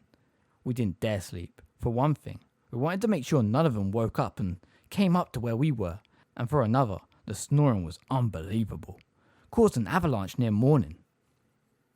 Anyway, once it was light, we went down to see him. Just like that, said Ron, looking awestruck. You walked right into a giant camp. Well, Dumbledore told us how to do it, said Hagrid. Give the Gurg gifts. Showed some respect, you know. Give the what gifts? Asked Harry. Oh, the Gurg. Means the chief. How could you tell which one was the Gurg? Asked Ron. Hagrid grunted in amusement. No problem, he said. He was the biggest, the ugliest, and the laziest. Sitting there waiting to be brought food by the others. Dead goats and such like. Name, Ocarcus. I put him at 22, 23 feet and the weight of a couple of bull elephants. Skin like rhino hide and all. And you just walked up to him, said Hermione breathlessly. Well, down to him. He was lying in the valley. They was in this dip between 4 pretty high mountains, see? Beside a mountain lake. And Carcass was lying by the lake roaring at the others to feed him and his wife. Olympia and I went down the mountainside. But didn't they try and kill you when they saw you? Asked Ron incredulously. It was definitely on some of their minds, said Hagrid, shrugging. But we did what Dumbledore told us to do, which was to hold our gift up high and keep our eyes on the Gurg and ignore the others. And that's what we did. And the rest of them went quiet and watched us pass, and we got right up to Carcass's feet and all. And we bowed and put our present down in front of him. What do you give a giant? Asked Ron eagerly. Food? Nah, he can get food all right for himself, said Hagrid. We took him magic. Giants like magic, just don't like us using it against him. Anyway, that first day we gave him a branch of Gumbraithian fire. Hermione said, wow, softly, but Harry and Ron both frowned in puzzlement. A branch of everlasting fire, said Hermione irritably. You ought to know that by now. Professor Flitwick's mentioned it at least twice in class. Well, anyway, said Hagrid quickly, intervening before Ron could answer back. Dumbledore bewitched this branch to burn for evermore, which isn't something any wizard could do. So I lies it down in the snow by Carcass's feet and says, a gift to the Gurg of the giants from Albus Dumbledore, who sends his respectful greetings. And what did Carcass say? Asked Harry eagerly. Nothing, said Hagrid. Didn't speak English. You're kidding. Didn't matter, said Hagrid imperturbably. Dumbledore had warned us that might happen. Carcass knew enough to yell for a couple of giants who knew our lingo, and they translated for us. And did he like the present? Asked Ron. Oh yeah, it went down a storm once they understood what it was, said Hagrid, turning his dragon stake over to press the cord aside to his swollen eye. Very pleased. So I said, Albus Dumbledore asked the Gurg to speak with his messenger when he returns tomorrow with another gift. Why couldn't you speak to them that day? Asked Hermione. Dumbledore wanted us to take it very slow, said Hagrid. Let him see we keep our promises. We'll be back tomorrow with another present. And then we do come back with another present. Gives a good impression, see? And gives them time to test out the first present and find out it's a good one. And get them eager for more. In any case, giants like Carcass overload them with information and they'll kill you just to simplify things. So we bowed out of the way and found ourselves a nice little cave to spend that night, and in the following morning we went back, and this time we found Carcass sitting up waiting for us, looking all eager. And you talked to him? Oh yeah, first we presented him with a nice battle helmet, goblin made, and indestructible, you know? And then we sat down and we talked. What did he say? Not much, said Hagrid. Listened mostly. But there were good signs. He had heard of Dumbledore. Heard he'd argued against the killings of the last giants in Britain. Carcass seemed to be quite interested in what Dumbledore had to say. And a few of the others, especially the ones who had some English, they gathered round and listened too. We were hopeful when we left that day. Promised to come back the next morning with another present. But that night, it all went wrong. What do you mean? Said Ron quickly. Well, like I say, they're not meant to live together, giants, said Hagrid sadly. Not in big groups like that. They can't help themselves. They half kill each other every few weeks. The men fight each other, and the women fight each other. The remnants of the old tribes fight each other, and that's without squabbles over food, and the best fires and sleeping spots. You'd think, seeing as how their whole race is about to finish, they'd lay off each other, but... Hagrid sighed deeply. That night, a fight broke out. We saw it from the mouth of our cave, looking down on the valley. It went on for hours. You wouldn't believe the noise. And when the sun came up, the snow was scarlet, and his head was lying at the bottom of the lake. Whose head? Gasped Hermione. Carcasses, said Hagrid heavily. There was a new Gurg. Golgamath, he sighed deeply. Well, we hadn't bargained on a new Gurg 2 days after we'd made friendly contact with the first one, and we'd had a funny feeling Golgamath wouldn't be so keen to listen to us, but we had to try. You went to speak to him? Asked Ron incredulously. After you'd watched him rip off another giant's head? Course we did, said Hagrid. We hadn't gone all that way to give up after 2 days. We went down with the next present we meant to give to Carcass. I knew it was no good before I'd opened my mouth. He was sitting there wearing Carcass's helmet, leering at us as we got nearer. He's massive, one of the biggest ones there. Black hair and matching teeth and necklace of bones. Human-looking bones, some of them. Well, I gave it a go, held out a great roll of dragon skin, and said, a gift for the Gurg of the Giants. Next thing I knew, I was hanging upside down in the air by my feet. 2 of his mates had grabbed me. Hermione clapped her hands over her mouth. How did you get out of that? Asked Harry. Wouldn't have done it if Olympe hadn't been there, said Hagrid. She pulled out a wand and did some of the fastest spell work I'd ever seen. Ruddy marvellous. Hit the 2 holding me right in the eyes with a conjunctivitis curse. They dropped me straight away. But we were in trouble then. Because we'd just used magic against them. And that's what giants hate about wizards. We had to leg it. And we knew there was no way we was going to be able to march into the camp again. Blimey, Hagrid, said Ron quietly. So how come it's taken you so long to get home if you were only there for 3 days? Asked Hermione. We didn't leave after 3 days, said Hagrid, looking outraged. Dumbledore was relying on us. But you just said there was no way you could get back. Not by daylight we couldn't know.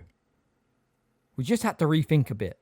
Spent a couple of days lying low in the cave and watching, and what we saw wasn't good. Did you rip off more heads? Asked Hermione, sounding squeamish. No, said Hagrid. I wish he had. What do you mean? I mean, we soon found out he didn't object to all wizards. Just us. Death Eaters, said Harry quickly. Yep, said Hagrid darkly. Couple of them were visiting him every day, bringing gifts to the Gurg, and he wasn't dangling them upside down. How do you know they were Death Eaters? Said Ron. Because I recognised one of them, Hagrid growled. McNair. Remember him? Bloke they sent to kill Buckbeak. Maniac he is. Likes killing as much as Golgamath.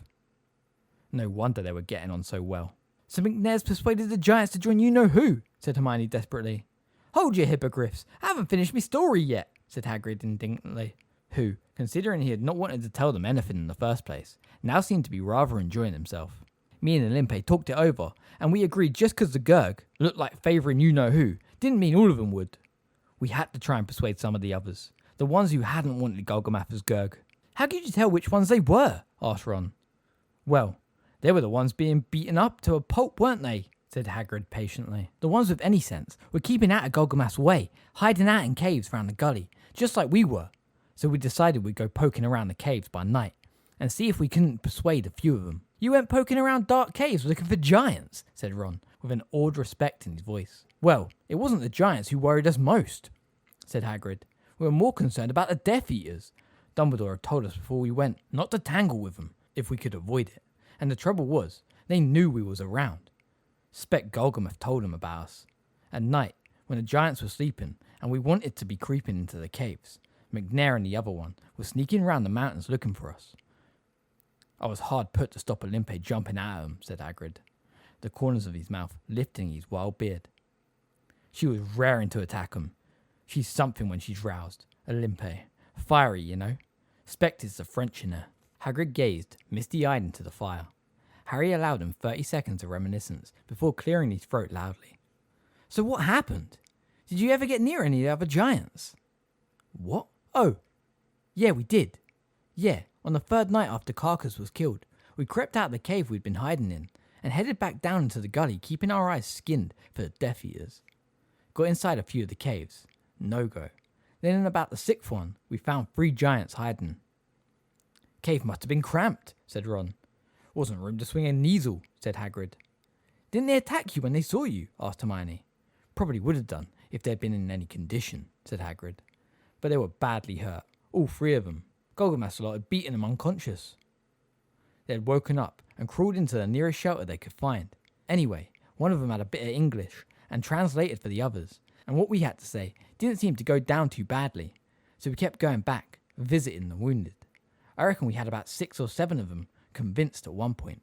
6 or 7, said Ron eagerly. Well, that's not bad. Are they going to come over here and start fighting you-know-who with us? But Hermione said, What do you mean, at one point, Hagrid? Hagrid looked at her sadly. Golgomasalot raided the caves. The ones that survived didn't want more to do with us after that. So there aren't any giants coming, said Ron, looking disappointed. Nope, said Hagrid, heaving a deep sigh as he turned over the stake and applied the quarter side to his face. But we did what we were meant to do. We gave them Dumbledore's message, and some of them heard it, and I suspect some of them will remember it. Just maybe, them that don't want to stay around Golgamath will move out of the mountains, and that's got to be a chance they'll remember Dumbledore's friendly to them. Could be they'll come. Snow was filling up the window now. Harry became aware that the knees of his robes were soaked through. Fang was drooling with his head in Harry's lap. Hagrid, said Hermione quietly after a while.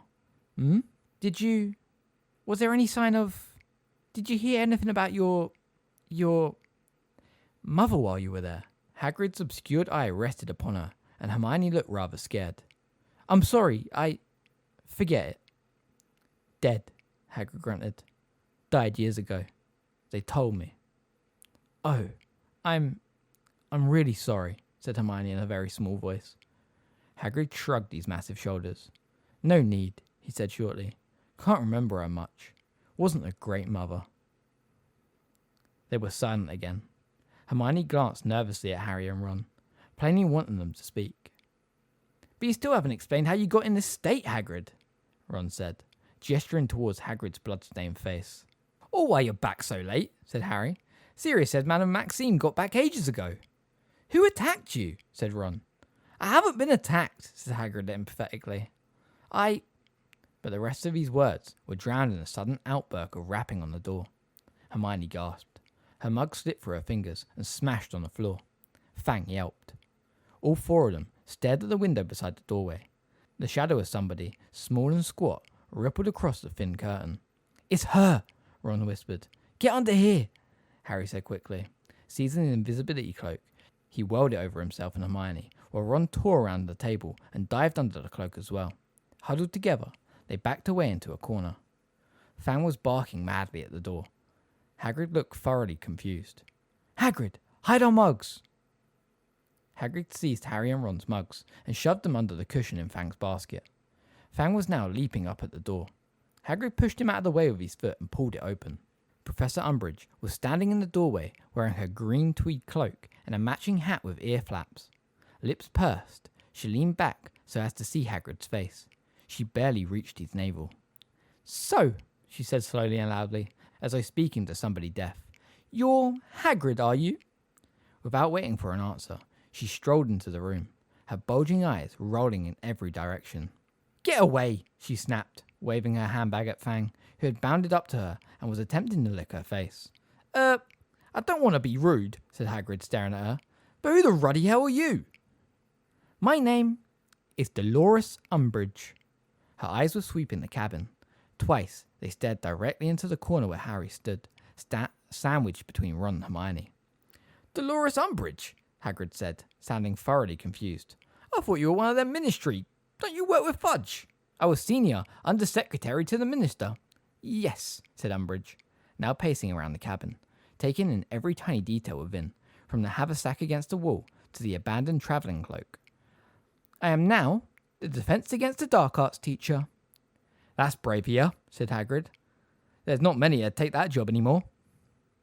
And Hogwarts High Inquisitor, said Umbridge, giving no sign that she had heard him. What's that? Said Hagrid, frowning. Precisely what I was going to ask, said Umbridge, pointing at the broken shards of china on the floor that had been Hermione's mug. "Oh," said Hagrid, with a most unhelpful glance towards the corner where Harry, Ron, and Hermione stood hidden. "Oh, that was Fang. He broke a mug, so I had to use this one instead." Hagrid pointed to the mug from which he had been drinking, one hand still clamped over the dragon stake, pressed to his eye. Umbridge stood facing him now, taking in every detail of his appearance instead of the cabins. "I heard voices," she said quietly. "I was talking to Fang," said Hagrid stoutly. "And was he talking back to you?" "Well, in a manner of speaking," said Hagrid, looking uncomfortable. "I sometimes say Fang's near enough human."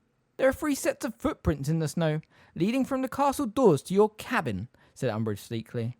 Hermione gasped. Harry clapped a hand over her mouth. Luckily, Fang was sniffing loudly around the hem of Professor Umbridge's robes, and she did not appear to have heard. "Well, I only just got back," said Hagrid, waving an enormous hand at the haversack. "Maybe someone just came earlier, and I missed them. There are no footsteps leading away from your cabin door." "Well, I don't know why that'd be," said Hagrid, tugging nervously at his beard again and glancing towards the corner where Harry, Ron, and Hermione stood, as though asking for help.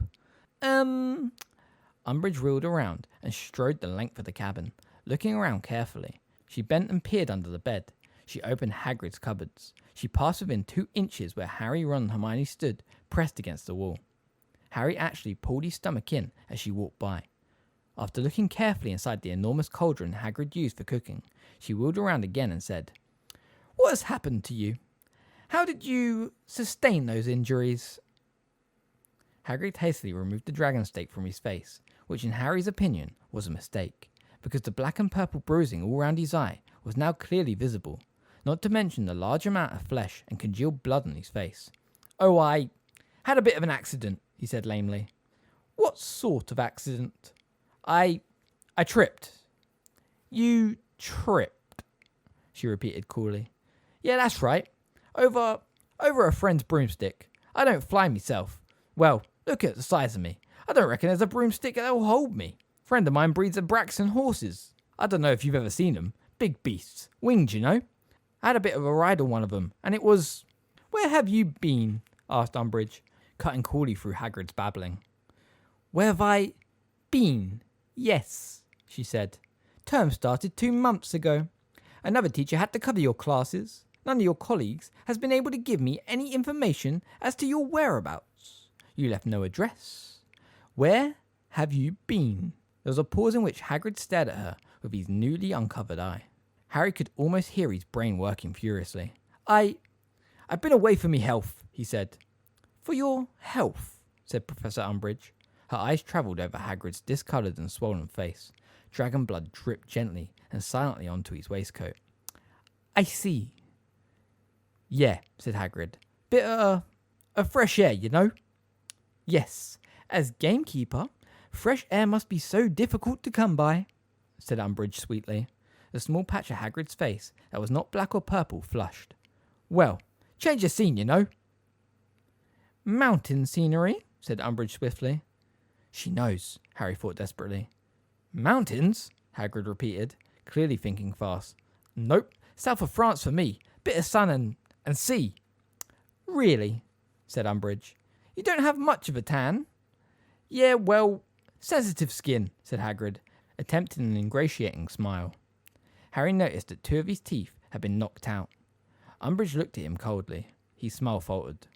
Then she hoisted her handbag a little higher into the crook of her arm and said, "I shall, of course, be informing the Minister of your late return." "Right," said Hagrid, nodding. "You ought to know, too, that as High Inquisitor, it is my unfortunate but necessary duty to inspect my fellow teachers, so I dare say we shall meet again soon enough."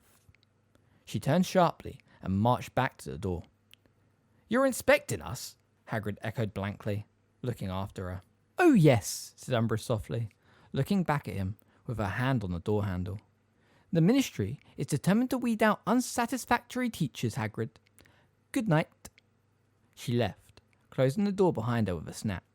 Harry made to pull off the invisibility cloak, but Hermione seized his wrist. "Not yet," she breathed in his ear.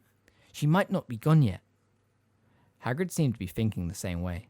He stumped across the room and pulled back the curtain an inch or so. "She's going back to the castle," he said in a low voice. "Blimey, inspecting people, is she?" Yeah, said Harry, pulling off the cloak. Trelawney's on probation already. What sort of thing you plan to do with us in class, Hagrid? Asked Hermione. Oh, don't you worry about that. I've got a great load of lessons planned, said Hagrid enthusiastically, scooping up his dragon steak from the table and slapping it over his eye again. I've been keeping a couple of creatures saved for your owl year. You wait, there's something really special. Special in what way? Asked Hermione tentatively. I'm not saying, said Hagrid happily. I don't want to spoil the surprise. Look, Hagrid, said Hermione urgently, dropping all pretense. Professor Umbridge won't be at all happy if you bring anything to class that's too dangerous. Dangerous? Said Hagrid, looking genuinely bemused. Don't be silly. I wouldn't give you anything dangerous. I mean, all right, they can look after themselves. Hagrid, you've got to pass Umbridge's inspection. And to do that, it would really be better if she saw you teaching us how to look after Porlocks, how to tell the difference between gnolls and hedgehogs, stuff like that, said Hermione earnestly. But that's not very interesting, Hermione, said Hagrid. The stuff I've got is much more impressive. I've been bringing them on for years. I reckon I've got the only domestic herd in Britain. Hagrid, please, said Hermione, and noted a real desperation in her voice.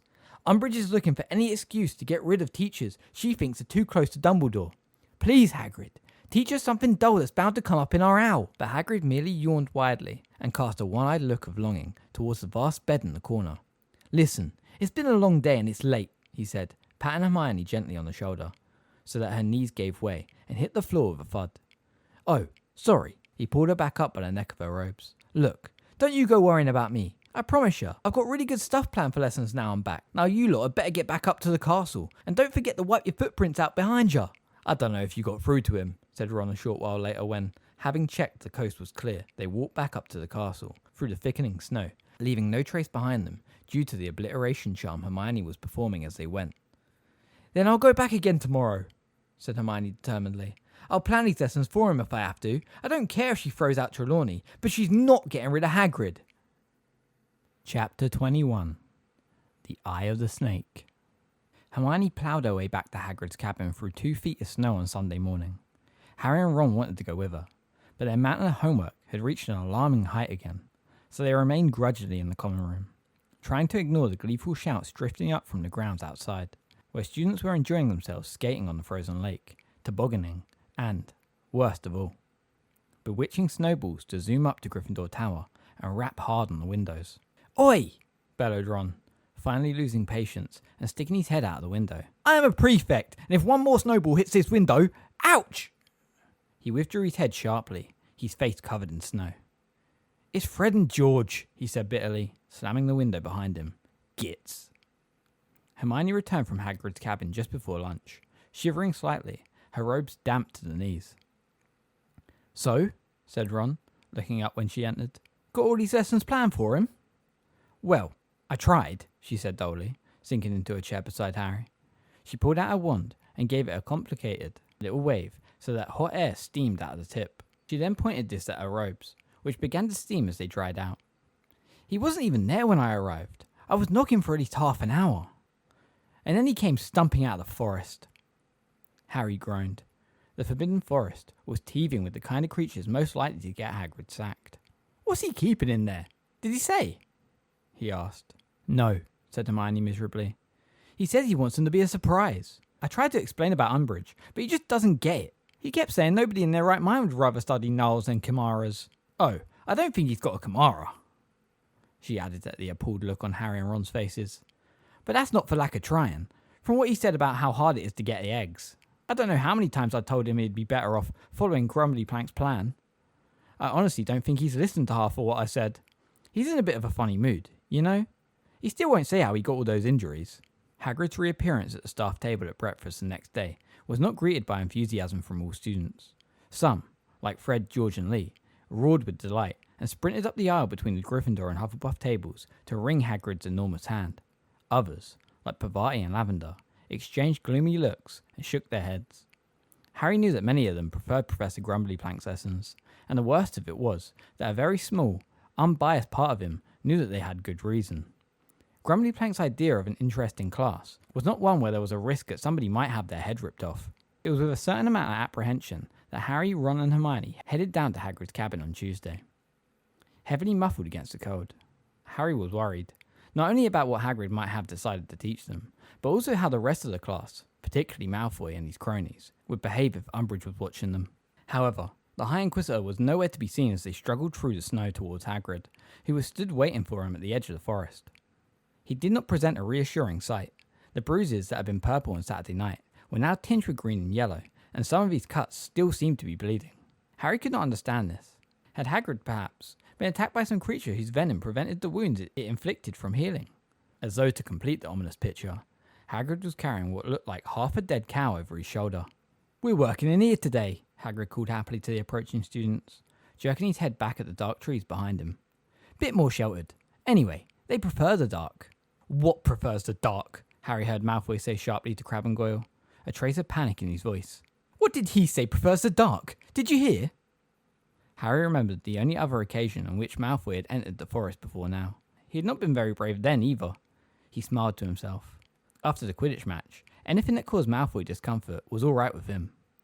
"Ready?" said Hagrid cheerfully, looking around at the class. "Right. Well, I've been saving the trip into the forest for your 5th year. Thought we'd go and see all these creatures in their natural habitat. Now, what we're studying today is pretty rare. I reckon I'm probably the only person in Britain who's managed to train them." "And you're sure you've trained them, are you?" said Malfoy, the panic in his voice even more pronounced. "Only, it wouldn't be the first time you brought wild stuff to class, would it?" The Slytherins murmured agreement, and a few Gryffindors looked as though they thought Malfoy had a fair point too. "Course they're trained," said Hagrid, scowling, and hoisting the dead cow a little higher on his shoulder. "So what happened to your face then?" demanded Malfoy. "Mind your own business," said Hagrid angrily. "Now, if you're finished asking stupid questions, follow me." He turned and strode straight into the forest. Nobody seemed much disposed to follow. Harry glanced at Ron and Hermione, who sighed but nodded, and the three of them set off after Hagrid, leading the rest of the class. They walked for about 10 minutes, until they reached a place where the trees stood so closely together that it was as dark as twilight, and there was no snow at all on the ground. With a grunt, Hagrid deposited his half of a cow onto the ground, stepped back, and turned to face his class, most of whom were creeping from tree to tree towards him, peering around nervously, as though expecting to be set upon at any moment. Gather round, Hagrid encouraged. "Now, they'll be attracted by the smell of the meat, but I'm going to give them a call anyway, because they'll like to know it's me." He turned, shook his shaggy head to get his hair out of his face, and gave an odd, shrieking cry that echoed through the dark trees like the call of some monstrous bird. Nobody laughed. Most of them looked too scared to make a sound. Hagrid gave the shrieking cry again. A minute passed, in which the class continued to peer nervously over their shoulders and around the trees for a first glimpse of whatever it was that was coming. And then, as Hagrid shook his hair back for a third time and expanded his enormous chest, Harry nudged Ron and pointed into the black space between two gnarled yew trees. A pair of blank, white, shining eyes were glowing larger through the gloom, and a moment later, the dragonish face, neck, and then skeletal body of a great black winged horse emerged from the darkness. It looked around at the class for a few seconds, swishing its long black tail, then bowed its head and began to tear flesh from the dead cow with its pointed fangs. A great wave of relief broke over Harry. Here at last was proof that he had not imagined these creatures, that they were real. Hagrid knew about them too. He looked eagerly at Ron, but Ron was still staring around into the trees, and after a few seconds, he whispered, "Why doesn't Hagrid call again?" Most of the rest of the class were wearing expressions as confused and nervously expectant as Ron's, and were still gazing everywhere but at the horse standing feet from them. There were only two other people who seemed to be able to see them. A stringy, Slytherin boy standing just behind Goyle was watching the horse eating with an expression of great distaste on his face, and Neville, whose eyes were following the swishing progress of the long black tail. "Oh, and here comes another one," said Hagrid proudly, as a second black horse appeared out of the dark trees, folded its leathery wings closer to its body, and dipped its head to gorge on the meat. "Now, put your hands up. Who can see 'em?" Immensely pleased to feel that he was at last going to understand the mystery of these horses, Harry raised his hand. Hagrid nodded at him. Yeah, I knew you'd be able to, Harry," he said seriously. "And you too, Neville, eh? And..." "Excuse me," said Malfoy in a sneering voice, "but what exactly are we supposed to be seeing?" For a moment, Hagrid pointed at the cow carcass on the ground. The whole class stared at it for a few seconds. Then several people gasped, and Parvati squealed. Harry understood why. Bits of flesh stripping themselves away from the bones. and vanishing into thin air had to look very odd indeed. "What's doing it?" Parvati demanded in a terrified voice, retreating behind the nearest tree. "What's eating it?" "Thestrals," said Hagrid proudly, and Hermione gave a soft "oh" of comprehension at Harry's shoulder. "Hogwarts has got a whole herd of them in here. Now, who knows?" "But they're really, really unlucky," interrupted Parvati, looking alarmed. "They're supposed to bring all sorts of horrible misfortune on people who see them. Professor Trelawney told me once." No, said Hagrid, chuckling. "That's just superstition, that is. They aren't unlucky. They're dead clever and useful. Of course, this sort don't get a lot of work. It's mainly just pulling the school carriages unless Dumbledore's taking a long journey and don't want to apparate. And here's another couple, look." 2 more horses came quietly out of the trees, one of them passing very close to Parvati, who shivered and pressed herself closer to the tree, saying, "I think I felt something. I think it's near me." "Don't worry, it won't hurt you," said Hagrid patiently. "Right, now, who can tell me why some of you can see them and some of you can't?" Hermione raised her hand. "Go on then," said Hagrid, beaming at her. "The only people who can see Thestrals," she said, "are people who have seen death." "That's exactly right," said Hagrid solemnly. 10 points to Gryffindor. Now, Thestrals. Hem. Professor Umbridge had arrived. She was standing a few feet away from Harry, wearing her green hat and cloak again, her clipboard at the ready. Hagrid, who had never heard Umbridge's fake cough before, was gazing in some concern at the closest Thestral, evidently under the impression that it had made the sound. Hem. "Oh, hello," Hagrid said, smiling, having located the source of the noise. "You received a note I sent to your cabin this morning?" said Umbridge, in the same loud, slow voice she had used with him earlier, as though she was addressing somebody both foreign and very slow. "Telling you that I would be inspecting your lesson?" "Oh yeah," said Hagrid brightly. "Glad you found the place all right. Well, as you can see, or I dunno. Can you? We're doing Thestrals today." "I'm sorry," said Professor Umbridge loudly, cupping her hand around her ear and frowning. "What did you say?" Hagrid looked a little confused.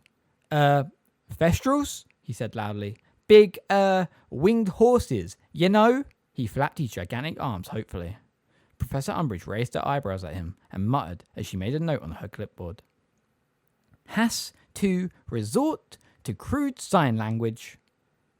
"Well, anyway," said Hagrid, turning back to the class and looking slightly flustered. What was I saying?"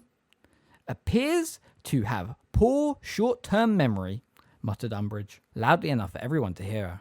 Draco Malfoy looked as though Christmas had come a month early. Hermione, on the other hand, had turned scarlet with suppressed rage. "Oh yeah," said Hagrid, frowning at an easy glance at Umbridge's clipboard, but ploughing on valiantly. "Yeah, I was going to tell you how come we got a herd. Yeah, so we started off with a male and 5 females. This one patted the first horse to have appeared. Name Otemberus. He's my special favourite. First one born here in the forest." "Are you aware," Umbridge said loudly, interrupting him, "that the Ministry of Magic has classified Thestrals as dangerous?" Harry's heart sank like a stone, but Hagrid merely chuckled. "Thestrals aren't dangerous. All right, they might take a bite out of you if you really annoy them. Shows signs of pleasure at the idea of violence," muttered Umbridge, scribbling on her clipboard again. "No, come on," said Hagrid, looking a little anxious now. "I mean, a dog will bite you if you bait it, won't it? But Thestrals have just got a bad reputation because of the death thing. People used to think they were bad omens, didn't they? Just didn't understand, did they?" Umbridge did not answer. She finished writing her last note, then looked up at Hagrid and said, again very loudly and slowly, "Please continue teaching as usual. I am going to walk." She mimed walking. Malfoy and Pansy Parkinson were having silent fits of laughter. "Among the students," she pointed around at individual members of the class, "and ask them questions." She pointed at her mouth to indicate talking. Hagrid stared at her, clearly at a complete loss to understand why she was acting as though he did not understand normal English. Hermione had tears of fury in her eyes now. "You hag, you evil hag," she whispered as Umbridge walked towards Pansy Parkinson. "I know what you're doing, you awful, twisted, vicious." Anyway," said Hagrid, clearly struggling to regain the flow of his lesson. "So, Thestrals, yeah. Well, there's loads of good stuff about them." "Do you find," said Professor Umbridge in a ringing voice to Pansy Parkinson, "that you are able to understand Professor Hagrid when he talks?" Just like Hermione, Pansy had tears in her eyes, but these were tears of laughter. Indeed, her answer was almost incoherent because she was trying to suppress her giggles. No, because, well, it sounds like grunting a lot of the time. Umbridge scribbled on her clipboard.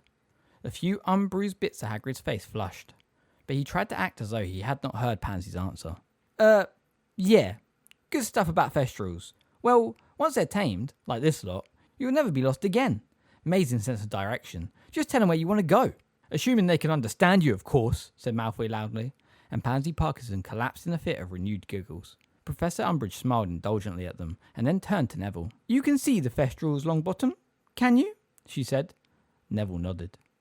Who did you see die? She asked, her tone indifferent. My granddad, said Neville.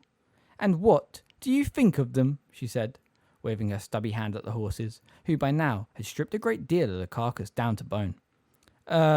Said Neville nervously, with a glance at Hagrid. Well, they're, okay. Students are too intimidated to admit they are frightened, muttered Umbridge, making another note on her clipboard. No, said Neville, looking upset. No, I'm not scared of them. It's quite all right, said Umbridge, patting Neville on the shoulder, with what she evidently intended to be an understanding smile, though it looked more like a leer to Harry. Well, Hagrid, she said. She turned to look up at him again, speaking once more in that loud, slow voice. I think I've got enough to be getting along with. You will receive, she mimed, taking something from the air in front of her, the results of your inspection, she pointed at the clipboard, in 10 days' time. She held up 10 stubby little fingers.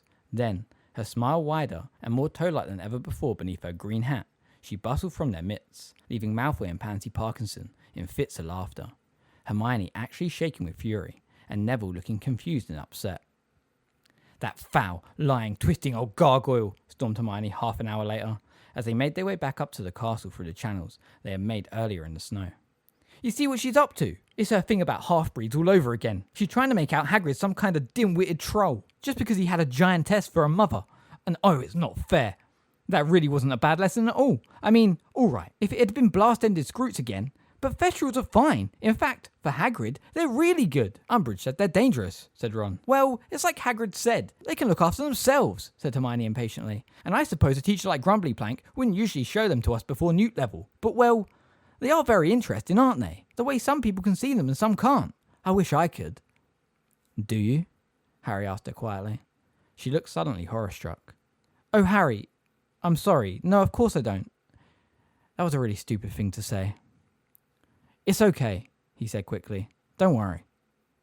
I'm surprised so many people could see them, said Ron. 3 in a class. Yeah, Weasley. We were just wondering, said a malicious voice, unheard by any of them in the muffling snow. Malfoy, Crabbe and Goyle were walking along right behind them. Do you reckon if you saw someone snuff it, you'd be able to see the quaffle better? He, Crabbe and Goyle roared with laughter as they pushed past on their way to the castle, then broke into a chorus of, Weasley is our king. Ron's ears turned scarlet. Ignore them. Just ignore them, intoned Hermione, pulling her wand out and performing the charm to produce hot air again, so that she could melt them an easier path through the untouched snow between them and the greenhouses. December arrived, bringing with it more snow and a positive avalanche of homework for the 5th years. Ron and Hermione's prefect duties also became more and more onerous as Christmas approached. They were called upon to supervise the decoration of the castle. You try putting up tinsel when Peter's got the other end and is trying to strangle you with it, said Ron. To watch over 1st and 2nd years spending their break times inside because of the bitter cold. And their cheeky little snot rags. You know, we definitely weren't that rude when we were in 1st year, said Ron. And to patrol the corridors in shifts with Argus Filch, who suspected that the holiday spirit might show itself in an outbreak of wizard duels. He's got dung for brains, that one, said Ron furiously. They were so busy that Hermione had even stopped knitting elf hats and was fretting that she was down to her last 3. All those poor elves, I haven't set free yet, having to stay here over Christmas because there aren't enough hats. Harry, who had not had the heart to tell her that Dobby was taking everything she made, bent lower over his history and magic essay. In any case, he did not want to think about Christmas. For the first time in his school career, he very much wanted to spend the holidays away from Hogwarts. Between his Quidditch ban and worry about whether or not Hagrid was going to be put on probation, he felt highly resentful towards the place at the moment. The only thing he really looked forward to were the Daemians. And they would have to stop over the holidays, as nearly everybody in the DA would be spending time with their families. Hermione was going skiing with her parents, something that greatly amused Ron, who had never heard of muggles strapping narrow strips of wood onto their feet to slide down mountains. Ron was going home to the burrow. Harry endured several days of envy before Ron said, in response to Harry asking him how he was going to get home for Christmas, "But you're coming too, didn't I say? Mum wrote and told me to invite you weeks ago."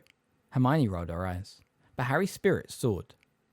The thought of Christmas at the burrow was truly wonderful, though slightly marred by Harry's guilty feeling that he would not be able to spend the holiday with Sirius. He wondered whether he could possibly persuade Miss Weasley to invite his godfather for the festivities, even though he doubted whether Dumbledore would permit Sirius to leave Grimmauld Place anyway. He could not help but think Miss Weasley might not want him. They were so often at loggerheads. Sirius had not contacted Harry at all since his last appearance in the fire, and although Harry knew that with Umbridge on constant watch, it would be unwise to attempt to contact him, he did not like to think of Sirius alone in his mother's old house, perhaps puddling a lonely Cracklewood creature. Harry arrived early in the room of requirement for the last EA meeting before the holidays, and was very glad he had, because when the torches burst into flame, he saw that Dobby had taken it upon himself to decorate the place for Christmas. He could tell the elf had done it, because nobody else would have strung 100 golden baubles from the ceiling, each showing a picture of Harry's face and bearing the legend, "Have a very Harry Christmas." Harry had only just managed to get the last of them down before the door creaked open, and Luna Lovegood entered, looking as dreamy as usual. "Hello," she said vaguely, looking around at what remained of the decorations. "These are nice. Did you put them up?" "No," said Harry. "It was Dobby the house elf." "Mistletoe," said Luna dreamily, pointing at a large clump of white berries placed almost over Harry's head. He jumped out from underneath it. "Good thinking," said Luna very seriously. "It's often infested with Nargles." Harry was saved the necessity of asking what Nargles were by the arrival of Angelina, Katie, and Alicia. All three of them were breathless and looked very cold. "Well," said Angelina dully, pulling off her cloak and throwing it into a corner, "we've finally replaced you." "Replace me?" said Harry blankly. "You and Fred and George," she said impatiently. "We've got another seeker." "Who?" said Harry quickly. "Ginny Weasley," said Katie. Harry gaped at her. "Yeah, I know," said Angelina, pulling out her wand and flexing her arm. "But she's pretty good, actually. Nothing on you, of course," she said, throwing him a very dirty look. "But as we can't have you..." Harry bit back at the retort he was longing to utter. Did she imagine for a second that he did not regret his expulsion from the team 100 times more than she did? "And what about the beaters?" he asked, trying to keep his voice even.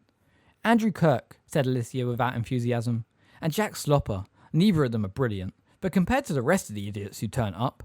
The arrival of Ron, Hermione, and Neville brought this depressing discussion to an end, and within 5 minutes the room was full enough to prevent Harry seeing Angelina's burning, reproachful looks.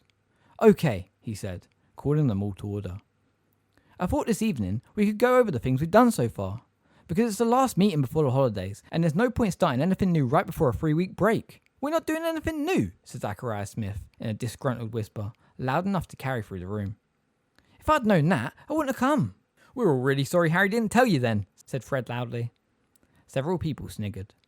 Harry saw Cho laughing and felt a familiar swooping sensation in his stomach, as though he had missed a step going downstairs.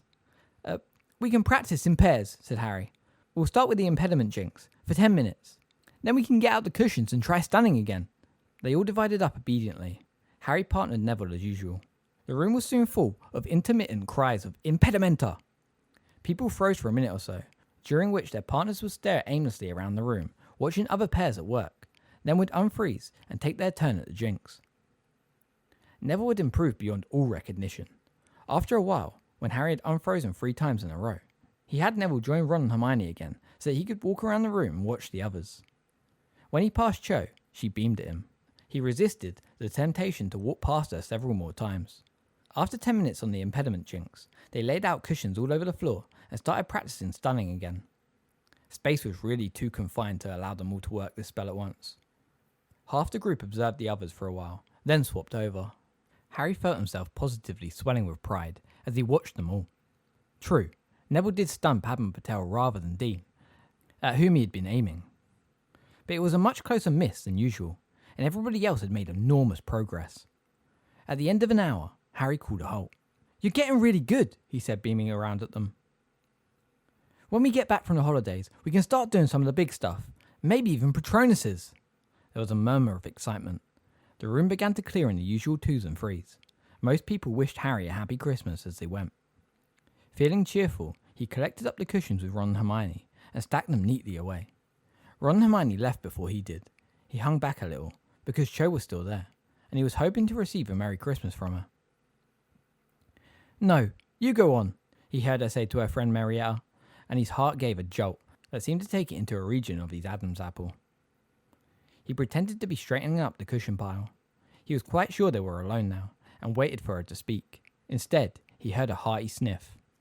He turned and saw Cho standing in the middle of the room, tears pouring down her face. "What?" He didn't know what to do. She was simply standing there, crying silently. "What's up?" he said feebly. She shook her head and wiped her tears on her sleeve. "I'm sorry," she said thickly. "I suppose it's just learning all this stuff. It just makes me wonder whether, if he'd known it all, he'd still be alive." Harry's heart sank right back past its usual spot and settled somewhere around his navel. He ought to have known. She wanted to talk about Cedric. "He did know this stuff," Harry said heavily. "He was really good at it. Or he could never have got to the middle of that maze. But if Voldemort really wants to kill you, you don't stand a chance." She hiccuped at the sound of Voldemort's name, but stared at Harry without flinching. "You survived when you were just a baby," she said quietly. "Yeah, well," said Harry wearily, moving towards the door. "I don't know why. Nor does anyone else. So it's nothing to be proud of." "Oh, don't go," said Cho, sounding tearful again. I'm really sorry. I'm really sorry to get all upset like this. I didn't mean to." She hiccuped again. She was very pretty, even when her eyes were red and puffy. Harry felt thoroughly miserable. He'd have been so pleased with just a Merry Christmas. "I know it must have been horrible for you," she said, mopping her eyes on her sleeve again. "Me mentioning Cedric. When you saw him die. I suppose you just want to forget about it." Harry did not say anything to this. It was quite true, but he felt heartless saying it. "You're a really good teacher, you know," said Cho, with a watery smile. "I've never been able to stun anything before." "Thanks," said Harry awkwardly. They looked at each other for a long moment. Harry felt a burning desire to run from the room and, at the same time, a complete inability to move his feet. "Mistletoe," said Cho quietly, pointing at the ceiling over his head. "Yeah," said Harry. His mouth was very dry. "It's probably full of nargles, though." "What are nargles?" "No idea," said Harry. She had moved closer. His brain seemed to have been stunned. "You'd have to ask Looney Luna, I mean." Cho made a funny noise halfway between a sob and a laugh. She was even nearer to him now. He could have counted the freckles on her nose. "I really like you, Harry." He could not think. A tingling sensation was spreading through him, paralyzing his arms, legs and brain. She was much too close. He could see every tear clinging to her eyelashes. He returned to the common room half an hour later to find Hermione and Ron in the best seats by the fire. Nearly everybody else had gone to bed. Hermione was writing a very long letter. She had already filled half a roll of parchment, which was dangling from the edge of the table. Ron was lying on the hearthrug, trying to finish his transfiguration homework. "What kept you?" he asked, as Harry sank into the armchair next to Hermione's. Harry didn't answer. He was in a state of shock. Half of him wanted to tell Ron and Hermione what had just happened, but the other half wanted to take the secret with him to the grave. "Are you all right, Harry?" Hermione asked, peering at him over the tip of her quill. Harry gave a half-hearted shrug. In truth, he didn't know whether he was all right or not. "What's up?" said Ron, hoisting himself up on his elbow to get a clearer view of Harry. "What's happened?" Harry didn't quite know how to set about telling them, and still wasn't sure whether he wanted to. Just as he had decided to say nothing, Hermione took matters out of his hands. "Is it Cho?" she asked in a businesslike way. "Did she corner you after the meeting?" Numbly surprised, Harry nodded. Ron sniggered, breaking off when Hermione caught his eye. "So, what did she want?" he asked in a mock casual voice. Harry began, rather hoarsely. He cleared his throat and tried again. "Did you kiss?" asked Hermione briskly. Ron sat up so fast, he sent his ink bottle flying all over the rug. Disregarding this completely, he stared vividly at Harry. "Well?" he demanded. Harry looked from Ron's expression of mingled curiosity and hilarity to Hermione's slight frown, and nodded. "Ha!" Ron made a triumphant gesture with his fist, and went into a raucous peal of laughter that made several timid-looking second years over beside the window jump. A reluctant grin spread over Harry's face as he watched Ron rolling around on the hearthrug. Hermione gave Ron a look of deep disgust and returned to her letter. "Well," Ron said finally, looking up at Harry, "how was it?" Harry considered for a moment. "Wet," he said truthfully. Ron made a noise that might have indicated jubilation or disgust. It was hard to tell. "Because she was crying," Harry continued heavily. "Oh," said Ron, his smile fading slightly. "Are you that bad at kissing?" "Dunno," said Harry, who hadn't considered this, and immediately felt rather worried. Maybe I am." "Of course you're not," said Hermione absently, still scribbling away at her letter. "How do you know?" said Ron very sharply. "Because Cho spends half her time crying these days," said Hermione vaguely. "She does it at meal times, in the loos, all over the place." "You'd think a bit of kissing would cheer her up," said Ron, grinning. "Ron," said Hermione in a dignified voice, dipping the point of her quill into her ink pot, "you are the most insensitive wart I have ever had the misfortune to meet." "What's that supposed to mean?" said Ron indignantly. "What sort of person cries while kissing someone?" "Yeah," said Harry slightly desperately. "Who does?" Hermione looked at the pair of them with an almost pitying expression on her face. "Don't you understand how Cho's feeling at the moment?" she asked. "No," said Harry and Ron together. Hermione sighed and laid down her quill. "Well, obviously she's feeling very sad because of Cedric dying. Then I expect she's feeling confused because she liked Cedric and now she likes Harry. And she can't work out who she likes best. Then she'll be feeling guilty, thinking it's an insult to Cedric's memory to be kissing Harry at all. And she'll be worrying about what everyone else might say about her if she starts going out with Harry. And she probably can't work out what her feelings towards Harry are anyway, because he was the one with Cedric when Cedric died, and that's all very mixed up and painful. Oh, and she's afraid she's going to be thrown off the Ravenclaw Quidditch team because she's been flying so badly." A slightly stunned silence greeted the end of this speech. Then Ron said, "One person can't feel all that at once. They would explode." "Just because you got the emotional range of a teaspoon doesn't mean we all have," said Hermione nastily, picking up her quill again. "She was the one who started it," said Harry. "I wouldn't have. She just sort of came at me. And next thing, she's crying all over me. I didn't know what to do." "Don't blame you, mate," said Ron, looking alarmed at the very thought. "You just had to be nice to her," said Hermione, looking up anxiously. "You were, weren't you?" "Well," said Harry, an unpleasant heat creeping up his face, "I sort of patted her on the back a bit." Hermione looked as though she was restraining herself from rolling her eyes, and with extreme difficulty. "Well, I suppose it could have been worse," she said. "Are you going to see her again?" "I'll have to, won't I?" said Harry. "We've got DA meetings, haven't we?" "You know what I mean," said Hermione impatiently. Harry said nothing. Hermione's words opened up a whole new vista of frightening possibilities. He tried to imagine going somewhere with Cho, Hogsmeade perhaps, and being alone with her for hours at a time. Of course, she would have to be expecting him to ask her out after what had just happened. The thought made his stomach clench painfully. "Oh well," said Hermione distantly, buried in her letter once more. "You'll have plenty of opportunities to ask her." "What if he doesn't want to ask her?" said Ron, who had been watching Harry with an unusual shrewd expression on his face. "Don't be silly," said Hermione vaguely. "Harry's liked her for ages. Haven't you, Harry?" He did not answer. Yes, he had liked Cho for ages, but whenever he had imagined a scene involving the two of them, it had always featured a Cho who was enjoying herself, as opposed to a Cho who was sobbing uncontrollably into his shoulder. "Who are you writing a novel to anyway?" Ron asked Hermione, trying to read the bit of parchment now trailing on the floor. Hermione hitched it up at her sight. "Victor." "Crumb? How many other Victors do you know?" Ron said nothing, but looked disgruntled. They sat in silence for another 20 minutes. Ron finishing his transfiguration essay with many snorts of impatience and crossing outs. Hermione writing steadily to the very end of the parchment, rolling it up carefully and sealing it, and Harry staring into the fire, wishing more than anything that Sirius's head would appear there and give him some advice about girls. But the fire merely crackled lower and lower, until the red-hot embers crumbled into ash, and, looking around, Harry saw that they were, yet again, the last ones in the common room. "Well, night," said Hermione, yawning widely as she set off up the girls' staircase. "What does she see in Crumb?" Ron demanded, as he and Harry climbed the boys' stairs. "Well," said Harry, considering the matter, "I suppose he's older, isn't he? And he's an international Quidditch player."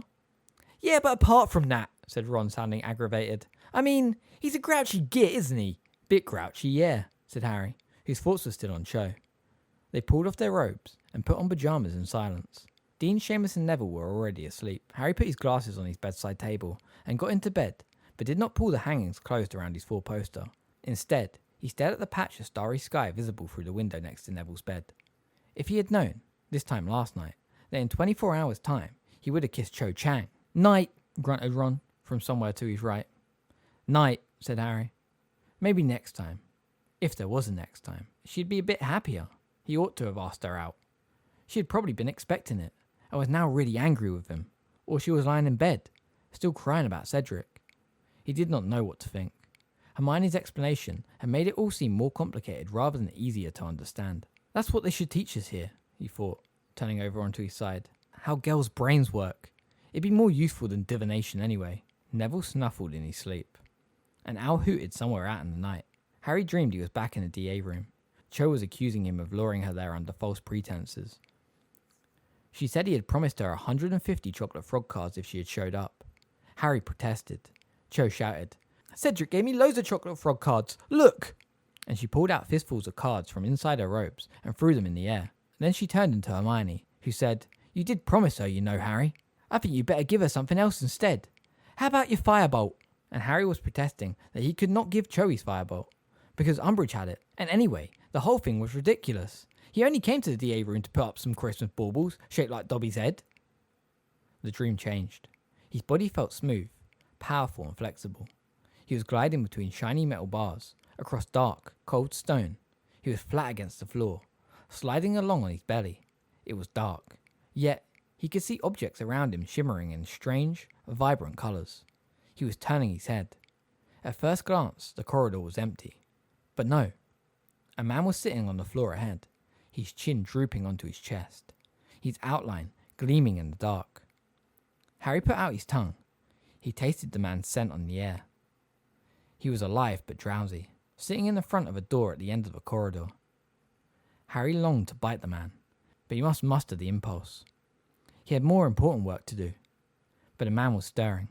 A silver cloak fell from his legs as he jumped to his feet, and Harry saw his vibrant, blurred outline towering above him. Saw a wand withdraw from a belt. He had no choice. He reared high from the floor and struck once, twice, 3 times, plunging his fangs deeply into the man's flesh, feeling his ribs splinter beneath his jaws, feeling the warm gush of blood. The man was yelling in pain. Then he fell silent. He slumped backwards against the wall. Blood was splattering onto the floor.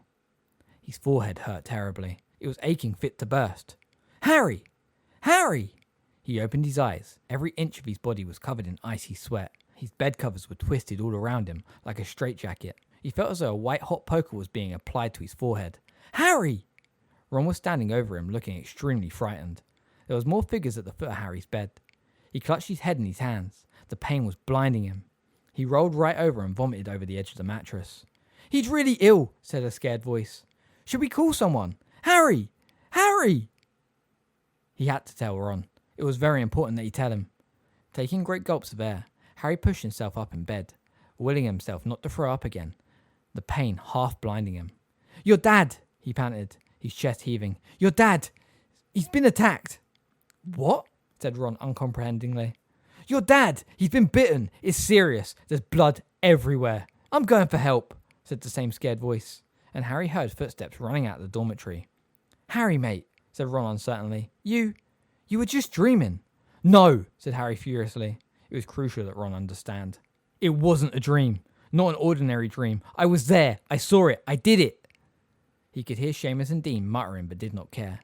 The pain in his forehead was subsiding slightly, though he was still sweating and shivering feverishly. He retched again, and Ron leapt backwards out of the way. "Harry, you're not well," he said shakingly. "Neville's gone for help." "I'm fine," Harry choked, wiping his mouth on his pyjamas and shaking uncontrollably. "There's nothing wrong with me. It's your dad. It's your dad you've got to worry about. We need to find out where he is. He's bleeding like mad. It was a huge snake." He tried to get out of bed, but Ron pushed him back into it. Dean and Seamus were still whispering somewhere nearby. Whether 1 minute passed or 10, Harry did not know. He simply sat there shaking, feeling the pain recede very slowly from his scar. Then there were hurried footsteps coming up the stairs, and he heard Neville's voice again. "Over here, Professor!" Professor McGonagall came hurrying into the dormitory in her tartan dressing gown. Her glasses perched lopsidedly on the bridge of her bony nose. "What is it, Potter? What Where does it hurt? He had never been so pleased to see her. It was a member of the Order of the Phoenix he needed now, not someone fussing over him and prescribing useless potions. It's Ron's dad, he said, sitting up again. He's been attacked by a snake, and it's serious. I saw it happen. What do you mean you saw it happen? Said Professor McGonagall, her dark eyebrows contracting. I don't know. I was asleep, and then I was there. You mean you dreamed this? No, said Harry angrily. Would none of them understand? I was having a dream at first about something completely different, something stupid, and then this interrupted it. It was real. I didn't imagine it. Mr. Weasley was asleep on the floor and he was attacked by a gigantic snake. There was loads of blood. He collapsed. Someone's got to find out where he is. Professor McGonagall was gazing at him through her lopsided spectacles, as though horrified at what she was seeing.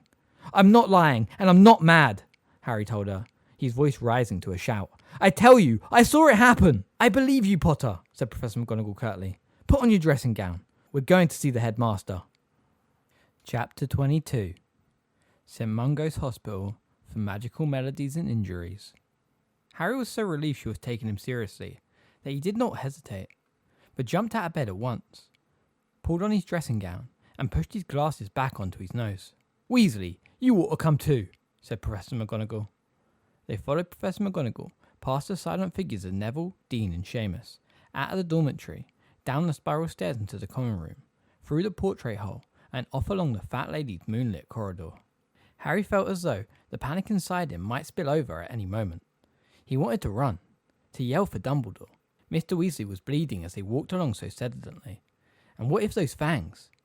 Harry tried hard not to think, my fangs, had been poisonous. They passed Miss Norris, who turned her lamp-like eyes upon them and hissed faintly. But Professor McGonagall said, Shoo! Miss Norris slunk away into the shadows, and in a few minutes they had reached the stone gargoyle guarding the entrance to Dumbledore's office. Fizzing Whizbee, said Professor McGonagall. The gargoyle sprang to life and leapt aside. The wall behind it split into two to reveal a stone staircase that was moving continually upwards like a spiral escalator. The three of them stepped onto the moving stairs. The wall closed behind them with a thud, and they were moving upwards in tight circles until they reached the highly polished oak door with the brass knocker shaped like a griffin. Though it was now well past midnight, there were voices coming from inside the room.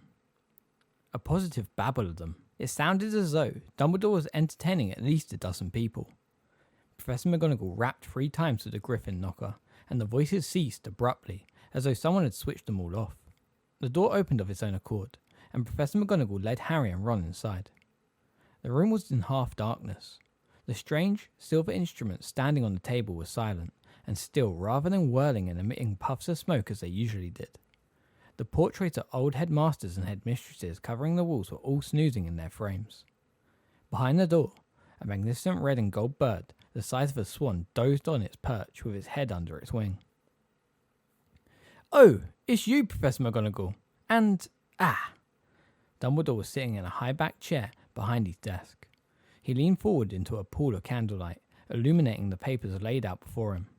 He was wearing a magnificently embroidered purple and gold dressing gown over a snowy white nightshirt, but seemed wide awake, his penetrating light blue eyes fixed intently upon Professor McGonagall. Professor Dumbledore, Potter has had a nightmare, said Professor McGonagall. He says... It wasn't a nightmare, said Harry quickly. Professor McGonagall looked around at Harry, frowning slightly. Very well then, Potter. You tell the headmaster about it. I was asleep, said Harry, and even in his terror and his desperation to make Dumbledore understand, he felt slightly irritated that the headmaster was not looking at him, but examining his own interlocked fingers. But it wasn't an ordinary dream. It was real. I saw it happen. He took a deep breath. Ron's dad, Mr. Weasley, has been attacked by a giant snake. The words seemed to reverberate in the air after he had said them, sounding slightly ridiculous, even comic. There was a pause in which Dumbledore leaned back and stared meditatively at the ceiling. Ron looked from Harry to Dumbledore, white-faced and shocked. How did you see this? Dumbledore asked quietly, still not looking at Harry. Well, I don't know, said Harry, rather angrily. What did it matter? Inside my head, I suppose. You misunderstand me, said Dumbledore, still in the same calm tone. I mean, can you remember where you were positioned as you watched this attack happen? Were you perhaps standing beside the victim, or else looking down on the scene from above? This was such a curious question that Harry gaped at Dumbledore. It was almost as though he knew. I was the snake, he said. I saw it all from the snake's point of view. Nobody else spoke for a moment. Then Dumbledore, now looking at Ron, who was still wave-faced, asked in a new and sharper voice, Is Arthur seriously injured? Yes, said Harry empathetically. Why were they all so slow on the uptake? Did they not realise how much a person bled when fangs that long pierced their side?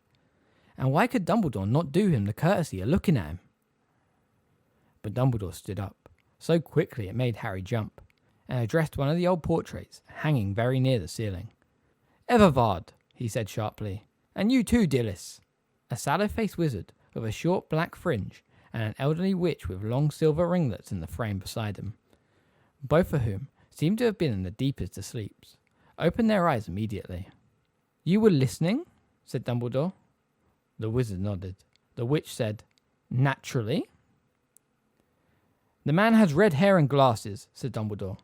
Evervard, you will need to raise the alarm. Make sure he is found by the right people. Both nodded and moved sideways out of their frames. But instead of emerging in neighbouring pictures, as usually happened at Hogwarts, neither reappeared.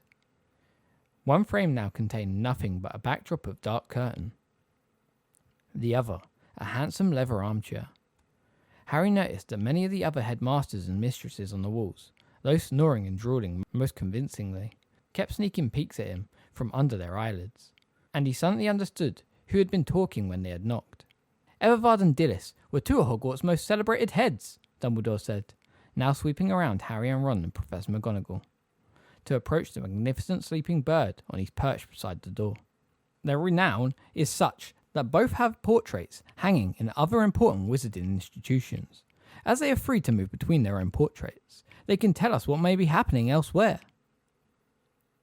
But Mr. Weasley could be anywhere, said Harry. Please, sit down, all three of you, said Dumbledore, as though Harry had not spoken.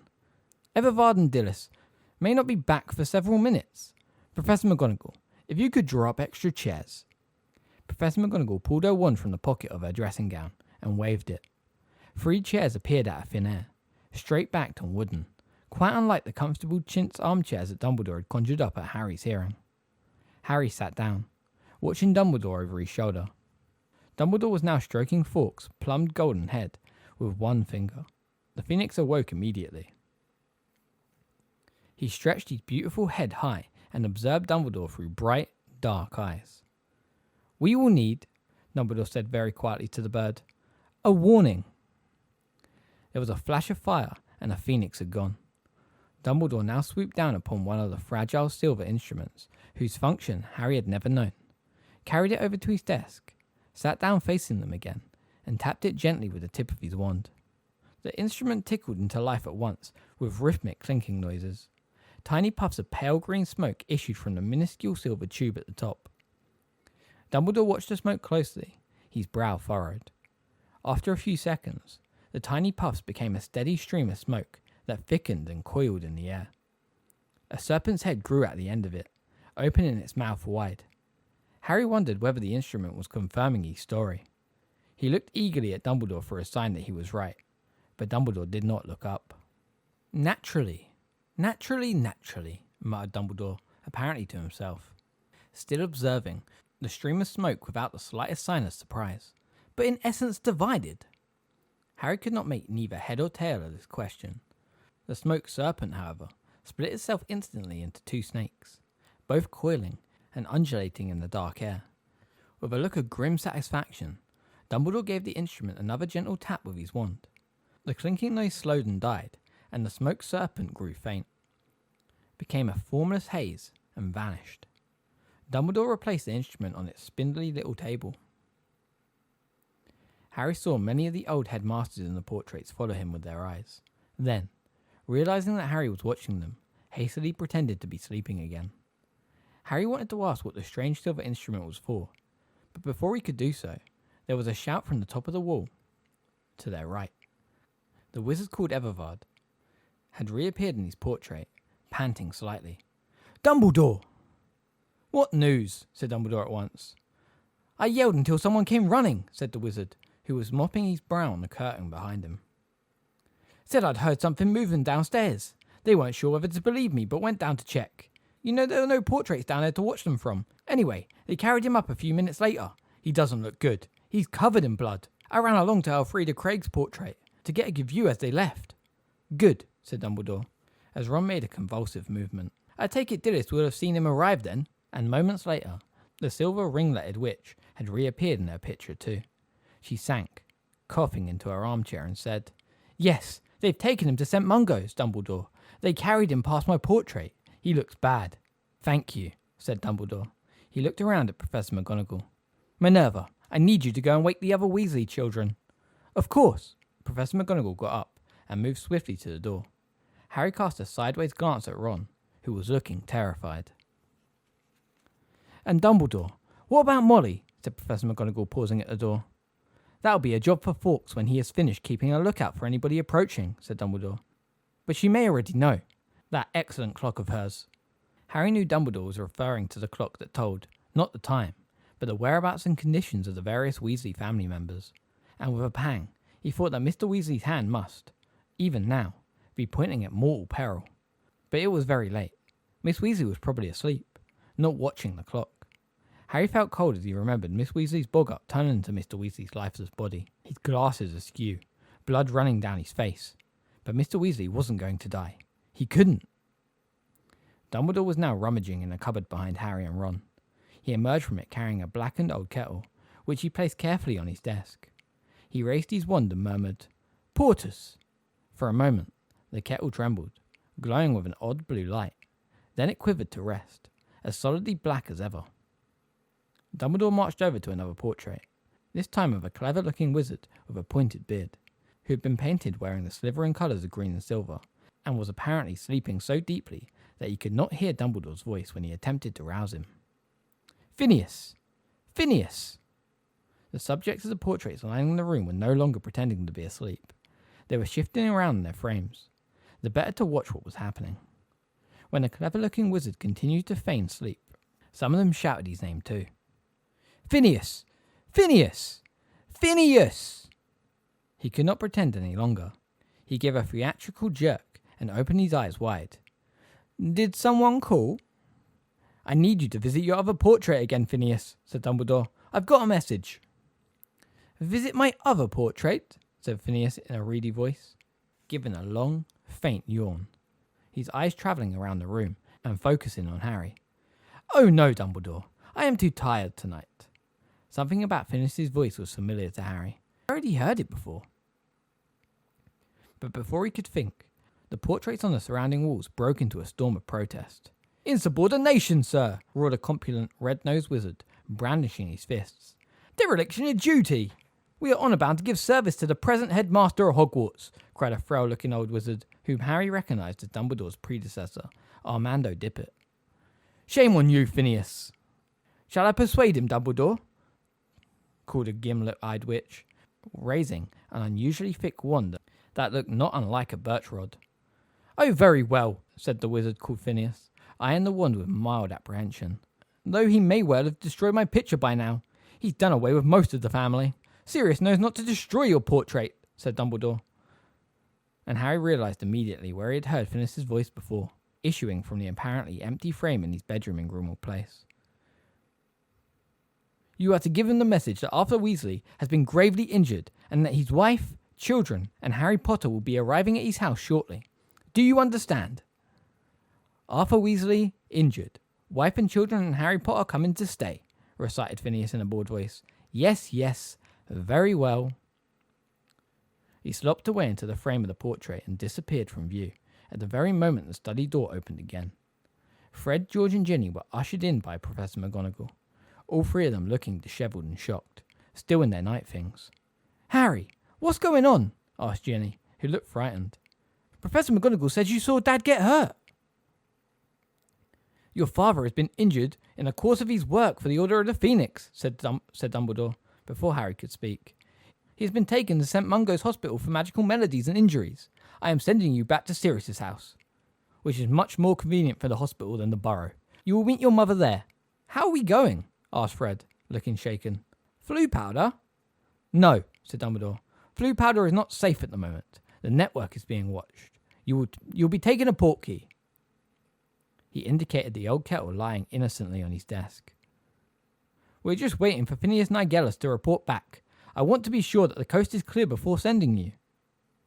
There was a flash of flame in the very middle of the office, leaving behind a single golden feather that floated gently to the floor.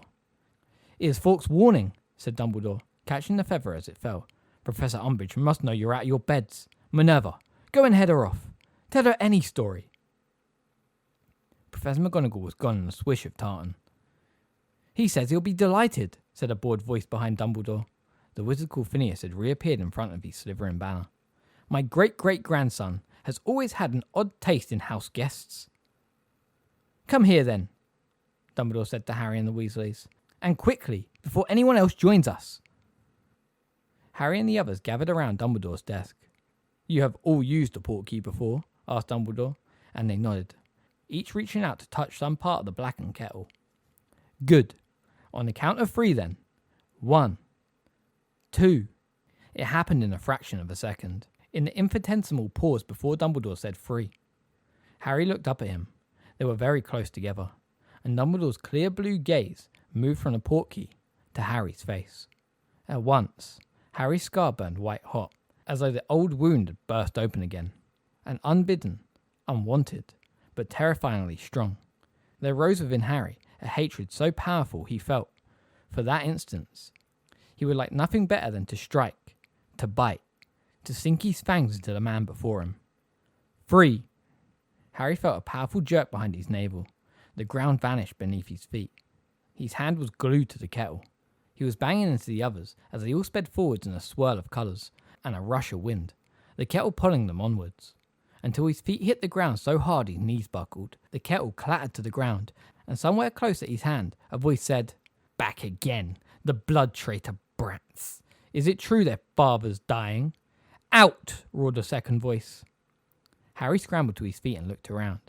They had arrived in the gloomy basement kitchen in number 12, Grimmauld Place. The only sources of light were the fire and one guttering candle, which illuminated the remains of a solitary supper. Creature was disappearing through the door to the hall, looking back at them malevolently as he hitched up his loincloth. Sirius was hurrying towards them all, looking anxious. He was unshaven and still in his day clothes. There was also a slightly mundungus-like whiff of stale drink about him. What's going on? He said, stretching out a hand to help Ginny up. Phineas Nigellus said Arthur's been badly injured. Ask Harry, said Fred. Yeah, I want to hear this for myself, said George. The twins and Ginny were staring at him. Creature's footsteps had stopped on the stairs outside. It was... Harry began. This was even worse than telling McGonagall and Dumbledore. I had a kind of vision. And he told them all what he had seen, though he altered the story so that it sounded as though he had watched from the sidelines as the snake attacked, rather than from behind the snake's own eyes. Ron, who was still very white, gave him a fleeting look, but did not speak. When Harry had finished, Fred, George and Ginny continued to stare at him for a moment. Harry did not know whether he was imagining it or not, but he fancied there was something accursory in their looks. Well, if they were going to blame him just for seeing the attack, he was glad he had not told them that he had been inside the snake at the time. Is Mum here? Said Fred, turning to Sirius. She probably doesn't even know what's happened yet, said Sirius. The important thing was to get you away before Umbridge could interfere. I expect Dumbledore's letting Molly know now. We've got to go to St. Mungo's, said Ginny urgently. She looked around at her brothers. They were of course still in their pyjamas. Sirius, can you lend us cloaks or anything? Hang on, you can't go tearing off to St. Mungo's, said Sirius. Course, we can go to St. Mungo's if we want, said Fred with a mullish expression. He's our dad. And how are you going to explain how you knew Arthur was attacked before the hospital even let his wife know?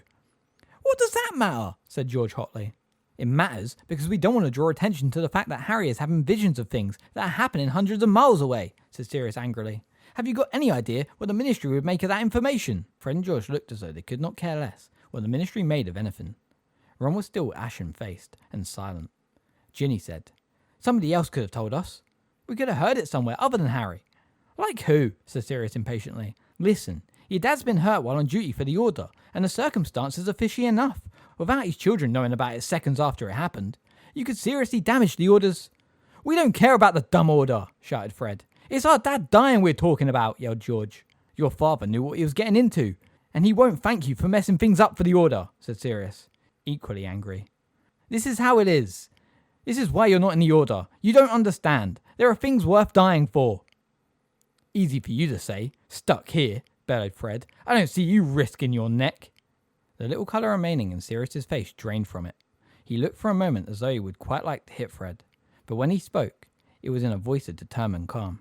I know it's hard, but we've got to act as though we don't know anything yet. We've got to stay put, at least until we hear from your mother. All right? Fred and George still looked mutinous. Ginny, however, took a few steps over to the nearest chair and sank into it. Harry looked at Ron, who made a funny movement somewhere between a nod and a shrug, and they sat down too. The twins glared at Sirius for another minute, then took seats either side of Ginny. That's right, said Sirius encouragingly. Come on, let's all have a drink while we're waiting. Accio butterbeer. He raised his wand as he spoke, and 6 bottles came flying towards them out of the pantry, skidding along the table, scattering the debris of Sirius's meal, and stopped neatly in front of the 6 of them. They all drank, and for a while the only sounds were those of the crackling of the kitchen fire and the soft thud of their bottles on the table. Harry was only drinking to have something to do with his hands. His stomach was full of horrible hot, bubbling guilt. They would not be here if not for him. They would be still asleep in their bed, and it was no good telling themselves that by raising the alarm he had ensured that Mr. Weasley was found, because there was also the inescapable business of it being he who had attacked Mr. Weasley in the first place. Don't be stupid. You haven't got fangs, he told himself, trying to keep calm, though the hand on his butterbeer bottle was shaking. You were lying in bed. You weren't attacking anyone. But then, what just happened in Dumbledore's office? He asked himself. I felt like I wanted to attack Dumbledore too. He put the bottle down a little harder than he meant to, and it slopped over onto the table. No one took any notice. Then a burst of fire in mid-air illuminated the dirty plates in front of them, and, as they gave cries of shock, a scroll of parchment fell with a thud onto the table, accompanied by a single golden phoenix tail feather. Forks! Said Sirius at once, snatching up the parchment. That's not Dumbledore's writing. It must be a message from your mother. Here. He thrust the letter into George's hand, who ripped it open and read aloud. Dad is still alive. I am setting out for St. Mungo's now. Stay where you are. I will send news as soon as I can. Mum. George looked around the table. Still alive, he said slowly. But that makes it sound... He did not need to finish the sentence. It sounded to Harry too, as though Mr. Weasley was hovering somewhere between life and death. Still exceptionally pale, Ron stared at the back of his mother's letter, as though it might speak words of comfort to him. Fred pulled the parchment out of George's hand and read it for himself, then looked up at Harry, who felt his hand shaking on his butterbeer bottle again, and clenched it more tightly to stop the trembling. If Harry had ever sat through a longer night than this one, he could not remember it. Sirius suggested once, without any real conviction, that they all go to bed. But the Weasleys' looks of disgust were answer enough.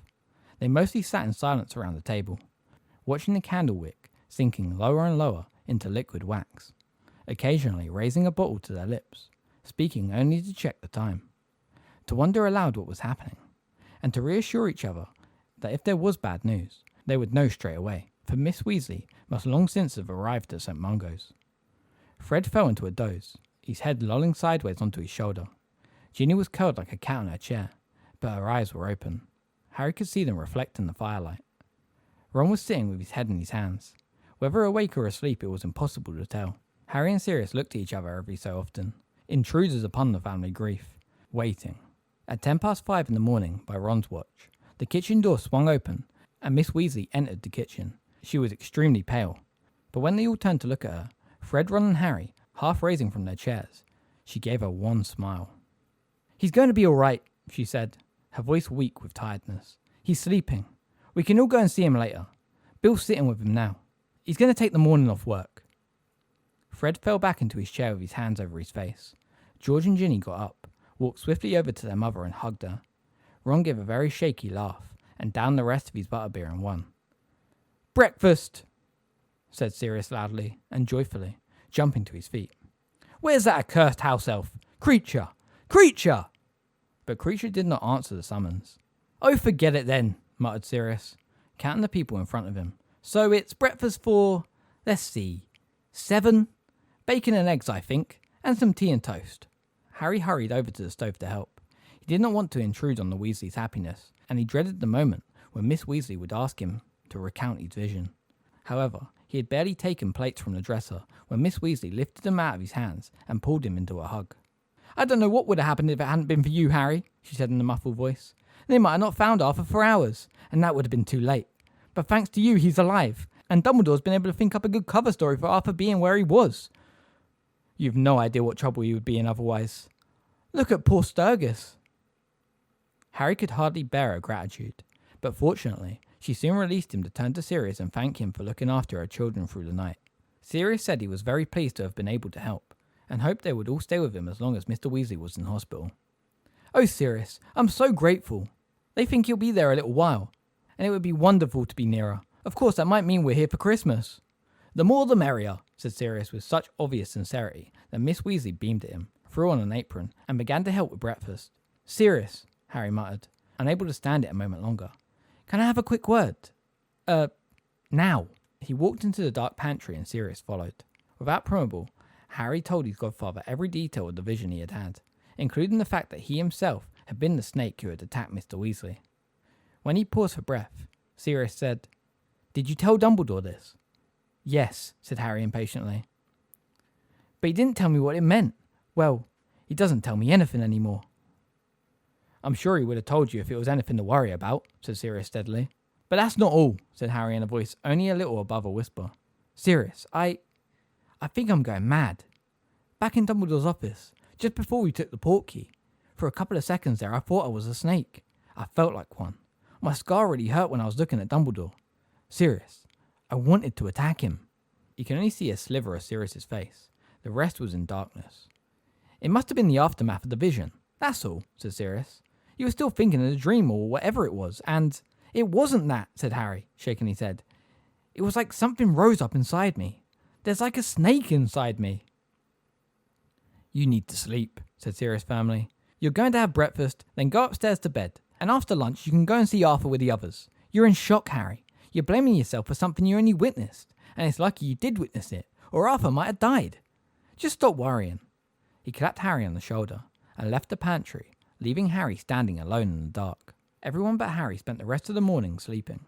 He went up to the bedroom he and Ron had shared over the last few weeks of the summer, but while Ron crawled into bed and was asleep within minutes, Harry sat fully clothed, hunched against the cold metal bars of the bedstead, keeping himself deliberately uncomfortable, determined not to fall into a doze, terrified that he might become the serpent again in his sleep, and wake to find that he had attacked Ron, or else slithered through the house after one of the others. When Ron woke up, Harry pretended to have enjoyed a refreshing nap too.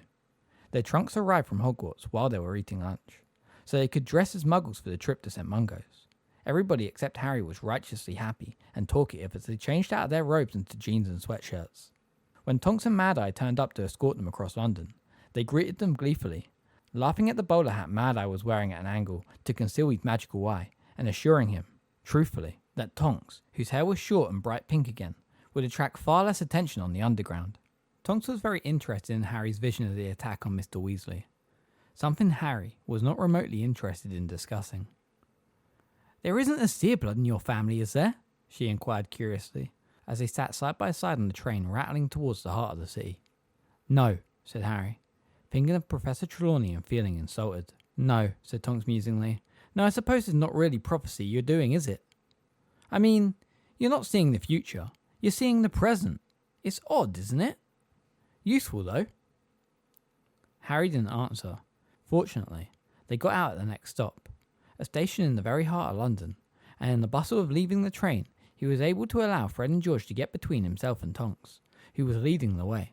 They all followed her up the escalator, Moody clunking along at the back of the group, his bowler hat tilted low, and one gnarled hand stuck in between the buttons of his coat, clutching his wand.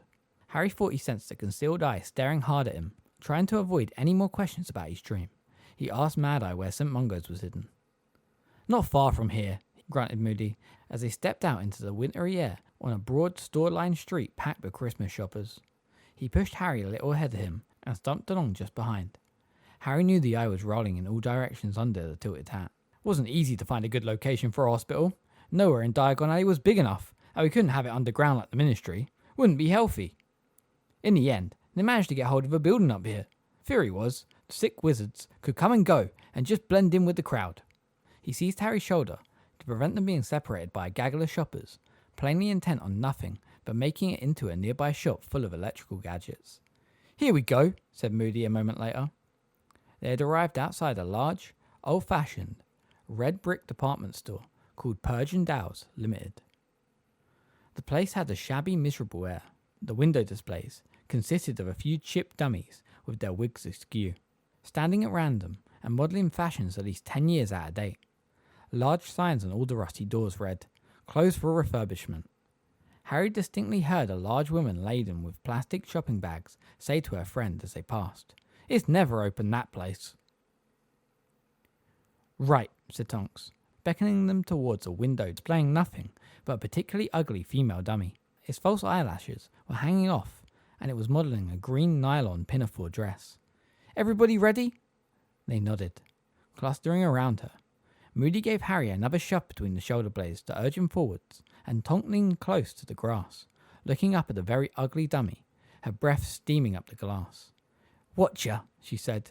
"We're here to see Arthur Weasley." Harry thought how absurd it was for Tonks to expect the dummy to hear her talking so quietly through a sheet of glass, with buses rumbling along behind her and all the racket of the street full of shoppers. Then he reminded himself that dummies couldn't hear anyway. Next second, his mouth opened in a shock as the dummy gave a tiny nod and beckoned with its jointed finger, and Tonks had seized Ginny and Miss Weasley by the elbows, stepped right through the glass and vanished. Fred, George and Ron stepped after them. Harry glanced around at the jostling crowd. Not one of them seemed to have a glance to spare for window displays as ugly as those of Purge and Dow's Limited. Nor did any of them seem to have noticed that 6 people had just melted into thin air in front of them. "Come on," growled Moody, giving Harry yet another poke in the back, and together they stepped forward through what felt like a sheet of cool water, emerging quite warm and dry on the other side. There was no sign of the ugly dummies or the space where she had stood. They were in what seemed to be a crowded reception area where rows of witches and wizards sat upon rickety wooden chairs, some looking perfectly normal and perusing out-of-date copies of Witch Weekly. Others sporting gruesome disfigurements, such as elephant trunks or extra hands sticking out of their chests. The room was scarcely less quiet than the street outside, for many of the patients were making very peculiar noises. A sweaty-faced witch in the centre of the front row, who was fanning herself vigorously with a copy of the Daily Prophet, kept letting off a high-pitched whistle as steam came pouring out of her mouth. A grubby-looking warlock in the corner clanged like a bell every time he moved, and, with each clang, his head vibrated horribly so that he had to seize himself by the ears to hold it steady. Witches and wizards, in lime green robes, were walking up and down the rows, asking questions and making notes on clipboards like umbrages. Harry noticed the emblem embroidered on their chests, a wand and bone, crossed. "Are they doctors?" he asked Ron quietly. "Doctors?" said Ron, looking startled. "Those muggle nutters that cut people up?" "Nah, they're healers." "Over here," called Miss Weasley, above the renewed clanging of the warlock in the corner, and they followed her to the queue in front of a plump blonde witch seated at a desk marked Inquiries. The wall behind her was covered in notices and posters saying things like, "A clean cauldron keeps potions from becoming poisons," and "Antidotes are antidon'ts, unless approved by a qualified healer." There was also a large portrait of a witch with long silver ringlets, which was labelled, "Dilly's Derwent, St. Mungo's Healer, 1722 to 1741. Headmistress of Hogwarts School of Witchcraft and Wizardry, 1741 to 1768. Dilys was eyeing the Weasley party, as though counting them. When Harry caught her eye, she gave a tiny wink, walked sideways out of her portrait and vanished. Meanwhile, at the front of the queue, a young wizard was performing an odd, on-the-spot jig and trying, in between yelps of pain, to explain his predicament to the witch behind the desk. "It's these, ouch, shoes my brother gave me, ow. They're eating my, ouch, feet. Look at them. There must be some kind of, jinx on them and I can't, get them off." He hopped from one foot to the other, as though dancing on hot coals. "The shoes don't prevent you reading, do they?" said the blonde witch, irritably pointing at a large sign to the left of her desk. You want spell damage, 4th floor, just like it says on the floor guide. Next! As the wizard hobbled and pranced sideways out of the way, the Weasley party moved forward a few steps, and Harry read the floor guide. Artifact accidents, ground floor, cauldron explosion, wand backfiring, broom crashes, etc. Creature-induced injuries, 1st floor, bites, stings, burns, embedded spines, etc. Magical bugs, 2nd floor, contagious maladies, e.g. dragonpox, vanishing sickness, scroll fungulus, etc. Potion and plant poisoning, 3rd floor, rashes, regurgitation, uncontrollable jiggling, etc. Spell damage, 4th floor, unliftable jinxes, hexes, incorrectly applied charms, etc. The visitor's tea room / hospital shop, 5th floor. If you are unsure where to go, incapable of normal speech or unable to remember why you are here, our welcome witch will be pleased to help. A very old, stooped wizard with a hearing trumpet had shuffled to the front of the queue now. I'm here to see Broderick Bode, he wheezed. Ward 49. But I'm afraid you're wasting your time, said the witch dismissively. He's completely addled. You know, still thinks he's a teapot. Next. A harassed-looking wizard was holding his small daughter tightly by the ankle while she flapped around his head using the immensely large, feathery wings that had sprouted right through the back of her romper suit. 4th floor, said the witch in a bored voice, without asking, and the man disappeared through the double doors beside the desk, holding his daughter like an oddly shaped balloon. Next. Miss Weasley moved forward to the desk. Hello, she said. My husband, Arthur Weasley, was supposed to be moved to a different ward this morning. Could you tell us... Arthur Weasley, said the witch, running her finger down a long list in front of her. Yes, 1st floor, 2nd door on the right. Darlawin ward. Thank you, said Miss Weasley. Come on, you lot. They followed her through the double doors and along the narrow corridor beyond, which was lined with more portraits of famous healers and lit by crystal bubbles full of candles that floated up on the ceiling, looking like giant soapsuds. More witches and wizards in lime green robes walked in and out of the doors they passed. A foul-smelling yellow gas wafted into the passageway as they passed one door, and every now and then they heard distant wailing. They climbed a flight of stairs and entered the creature-induced injuries corridor, where the 2nd door on the right bore the words, Dangerous, Darlawin ward, Serious bites. Underneath this was a card in a brass holder on which had been handwritten, Healer in charge, Hippocrates Smethwick, Trainer healer, Augustus Pye. We'll wait outside, Molly, Tonks said. Arthur won't want too many visitors at once. It ought to be just a family first. Mad-Eye growled his approval of this idea and set himself with his back against the corridor wall, his magical eye spinning in all directions. Harry drew back too, but Miss Weasley reached out a hand and pushed him through the door, saying, Don't be silly, Harry. Arthur wants to thank you. The ward was small and rather dingy, as the only window was narrow and set high on the wall facing the door. Most of the light came from more shining crystal bubbles clustered in the middle of the ceiling. The walls were of panelled oak, and there was a portrait of a rather vicious-looking wizard on the wall, captioned, Aquatart Rackharrow, 1912 to 1967, inventor of the entrail expelling curse. There were only 3 patients. Mr. Weasley was occupying the bed at the far end of the ward beside the tiny window. Harry was pleased and relieved to see that he was propped up on the several pillows and reading the Daily Prophet by the solitary ray of sunlight falling onto his bed. He looked up as they walked towards him and, seeing who it was, beamed. Hello, he called, throwing the Prophet aside. Bill just left, Molly. Had to go back to work, but he says he'll drop in on you later. How are you, Arthur? Asked Miss Weasley, bending down to kiss him on the cheek and looking anxiously into his face. You're still looking a bit peaky. I feel absolutely fine, said Mr. Weasley brightly, holding out his good arm to give Ginny a hug. If they could only take the bandages off, I'd be fit to go home. Why can't they take them off, Dad? Asked Fred. Well, I start bleeding like mad every time they try, said Mr. Weasley cheerfully, reaching across for his wand, which lay on his bedside cabinet, and waving it so that 6 extra chairs appeared at his bedside to seat them all. It seems there was some rather unusual kind of poison in that snake's fangs that keep wounds open. They're sure they'll find an antidote, though. They say they've had much worse cases than mine, and in the meantime, I just have to keep taking a blood replenishing potion every hour. But that fellow over there, he said, dropping his voice and nodding towards the bed opposite, in which a man lay looking green and sickly and staring up at the ceiling. Bitten by a werewolf, poor chap. No cure at all. A werewolf? Whispered Miss Weasley, looking alarmed. Is he safe in a public ward? Shouldn't he be in a private room? It's 2 weeks till full moon, Mr. Weasley reminded her quietly. They've been talking to him this morning, the healers, you know, trying to persuade him he'll be able to lead an almost normal life. I said to him, didn't mention names of course, but I said I knew a werewolf personally, very nice man, who finds the condition very easy to manage. What did he say? Asked George. Said he'd give me another bite if I didn't shut up, said Mr. Weasley sadly. And that woman over there, he indicated the only other occupied bed, which was right beside the door, won't tell the healers what bit her, which makes us all think there must have been something she was handling illegally.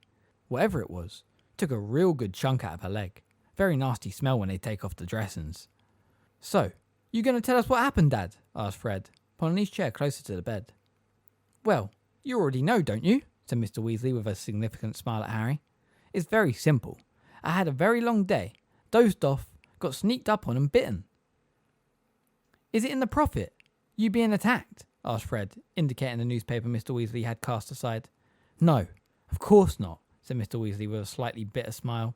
The Ministry wouldn't want anyone to know a dirty great serpent got... Arthur, Miss Weasley warned him. Got, me, Mr. Weasley said hastily, though Harry was quite sure that it was not what he had meant to say. So where were you when it happened, Dad? Asked George. That's my business, said Mr. Weasley for a small smile. He snatched up the Daily Prophet, shook it open again, and said, I was just reading about Willie Witherspoon's arrest. When you arrived, you know Willie turned out to be behind those regurgitating toilets back in the summer. One of his jinxes backfired. The toilet exploded, and they found him lying unconscious in the wreckage, covered from head to foot in... When you say you were on duty, Fred interrupted in a low voice, what were you doing? You heard your father, whispered Miss Weasley. We are not discussing this here. Go on about Willie Witherspoon's, Arthur. Well, don't ask me how, but he actually got off the toilet charge, said Mr. Weasley grimly. I can only suppose gold changed hands. You were guarding it, weren't you? Said George quietly. The weapon. The thing you know who's after. George, be quiet, snapped Miss Weasley. Anyway, said Mr. Weasley in a raised voice, this time Willie's been caught selling biting doorknobs to muggles, and I don't think he'll be able to worm his way out of it, because, according to this article, 2 muggles have lost their fingers and are now in St. Mungo's for emergency bone regrowth and memory modification. Just think of it. Muggles in St. Mungo's. I wonder which ward they're in. And he looked eagerly around as though hoping to see a signpost. Didn't you say you know who's got a snake, Harry? Asked Fred, looking at his father for a reaction. A massive one. You saw it the night you returned, didn't you? That's enough, said Miss Weasley crossly. Mad-Eye and Tonks are outside, Arthur. They want to come and see you.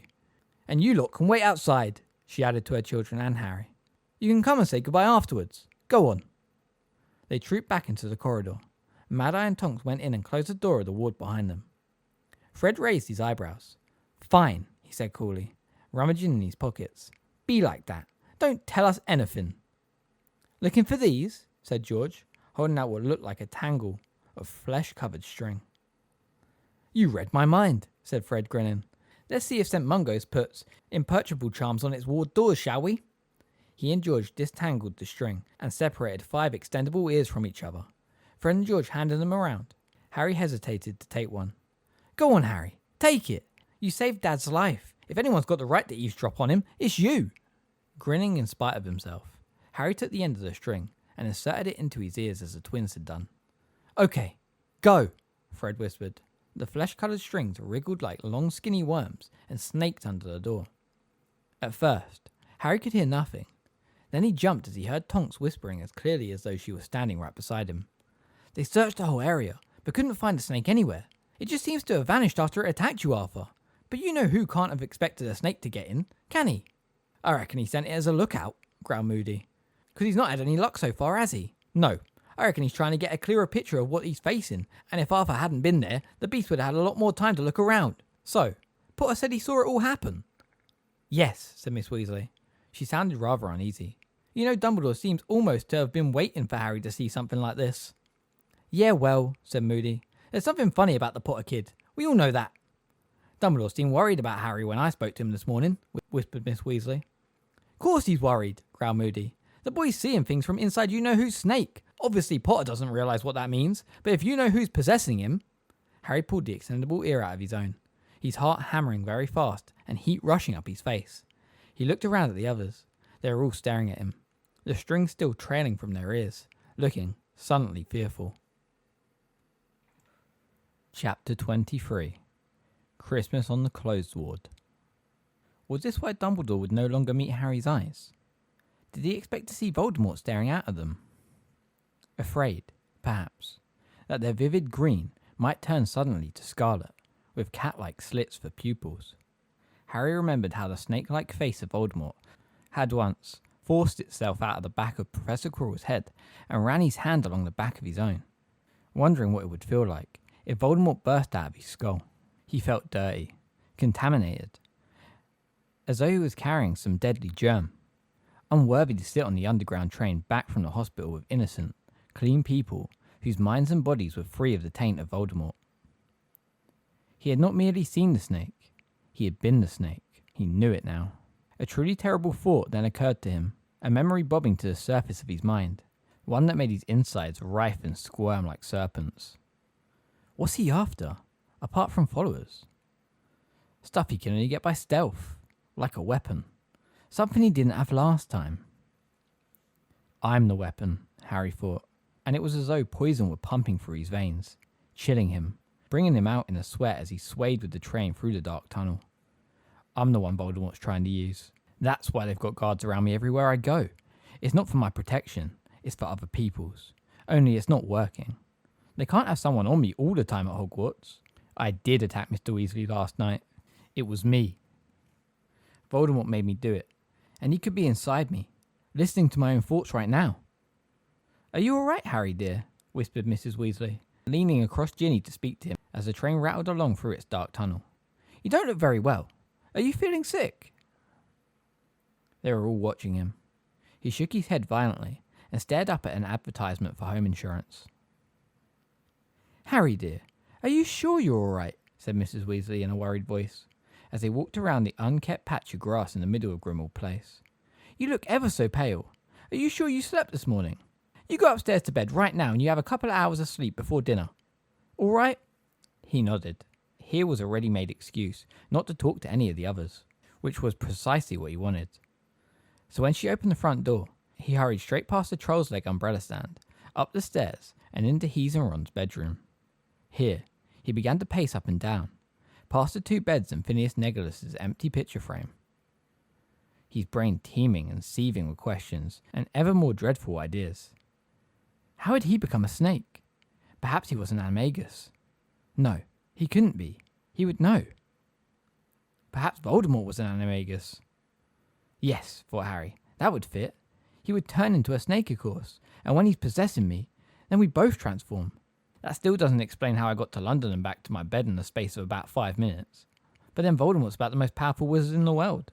Apart from Dumbledore, it's probably no problem at all to him to transport people like that. And then, with a terrible stab of panic, he thought, but this is insane. If Voldemort's possessing me, I'm giving him a clear view into the headquarters of the Order of the Phoenix right now. He'll know who's in the Order and where Sirius is. And I've heard loads of stuff I shouldn't have. Everything Sirius told me the first night I was here. There was only one thing for it. He would have to leave Grimmauld Place straight away. He would spend Christmas at Hogwarts without the others, which would keep them safe over the holidays at least. But no, that wouldn't do. There were still plenty of people at Hogwarts to maim and injure. What if it was Seamus, Dean or Neville next time? He stopped pacing and stood staring at Phineas Negulus' empty frame. A leaden sensation was settling in the pit of his stomach. He had no alternative. He was going to have to return to Privet Drive. Cut himself off from the other wizards entirely. Well, if he had to do it, he thought, there was no point hanging around. Trying with all his might not to think of how the Dursleys were going to react when they found him on the doorstep of number 6 months earlier than they had expected. He strode over to his trunk, slammed the lid shut and locked it, then glanced around automatically for Hedwig, before remembering that she was still at Hogwarts. Well, her cage would be one less thing to carry. He seized one end of his trunk, and had dragged it halfway towards the door when a snide voice said, "Running away, are we?" He looked around. Phineas Negulus had appeared on the canvas of his portrait and was leaning against the frame, watching Harry with an amused expression on his face. Not running away, no, said Harry shortly, dragging his trunk a few more feet across the room. I thought, said Phineas Nigellus, stroking his pointed beard, that to belong in Gryffindor House, you were supposed to be brave. It looks to me as though you would have been better off in my own house. We Slytherins are brave, yes, but not stupid. For instance, given the choice, we will always choose to save our own necks.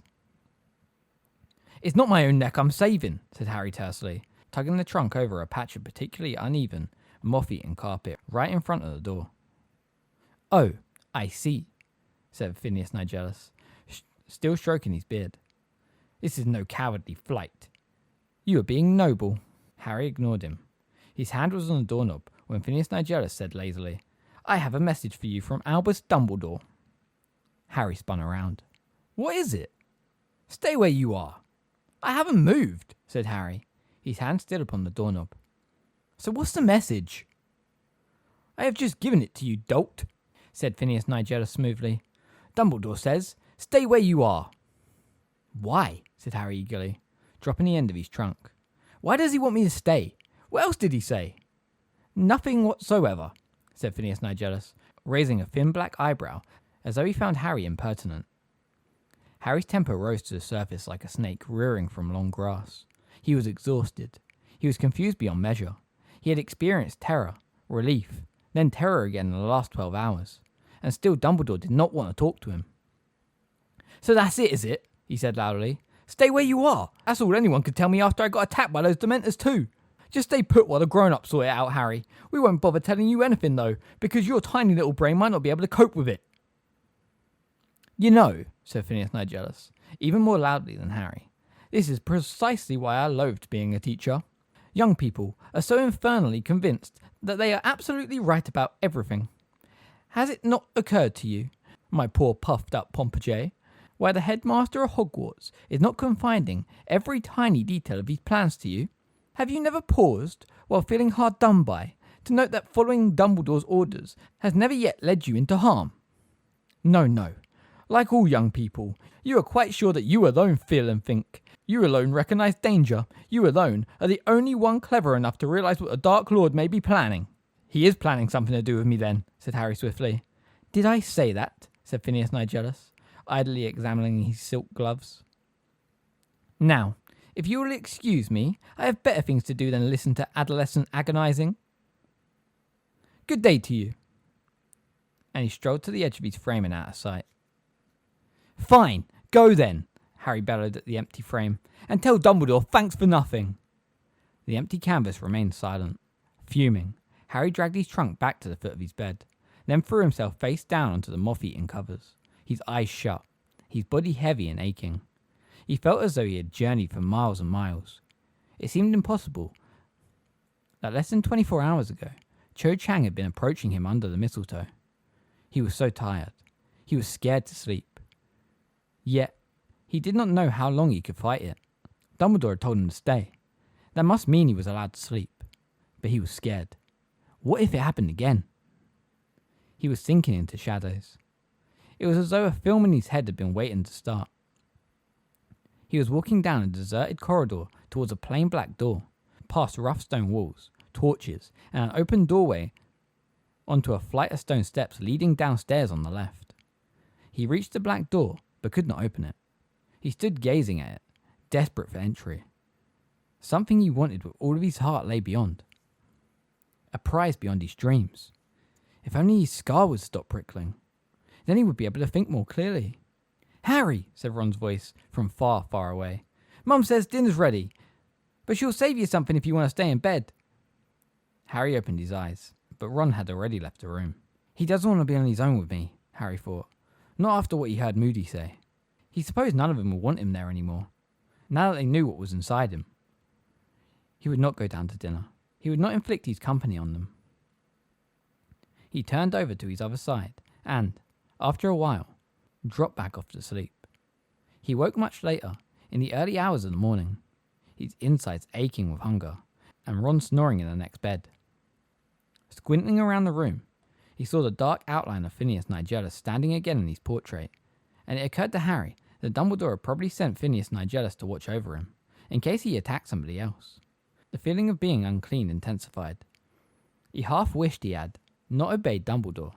If this was how life was going to be for him in Grimmauld Place from now on, maybe he would be better off in Privet Drive after all.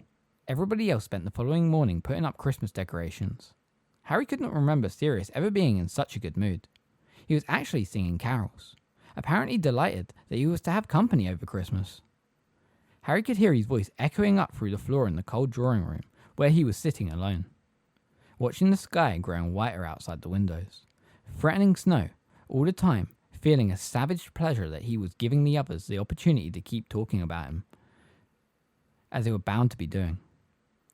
When he heard Mrs. Weasley calling his name softly up the stairs around lunchtime, he retreated further upstairs and ignored her. Around 6 o'clock in the evening, the doorbell rang, and Miss Black started screaming again. Assuming that Mundungus or some other Order member had come to call, Harry merely settled himself more comfortably against the wall of Buckbeak's room, where he was hiding, trying to ignore how hungry he felt as he fed dead rats to the hippogriff. It came as a slight shock when somebody hammered hard on the door a few minutes later. "I know you're in there," said Hermione's voice. "Will you please come out? I want to talk to you."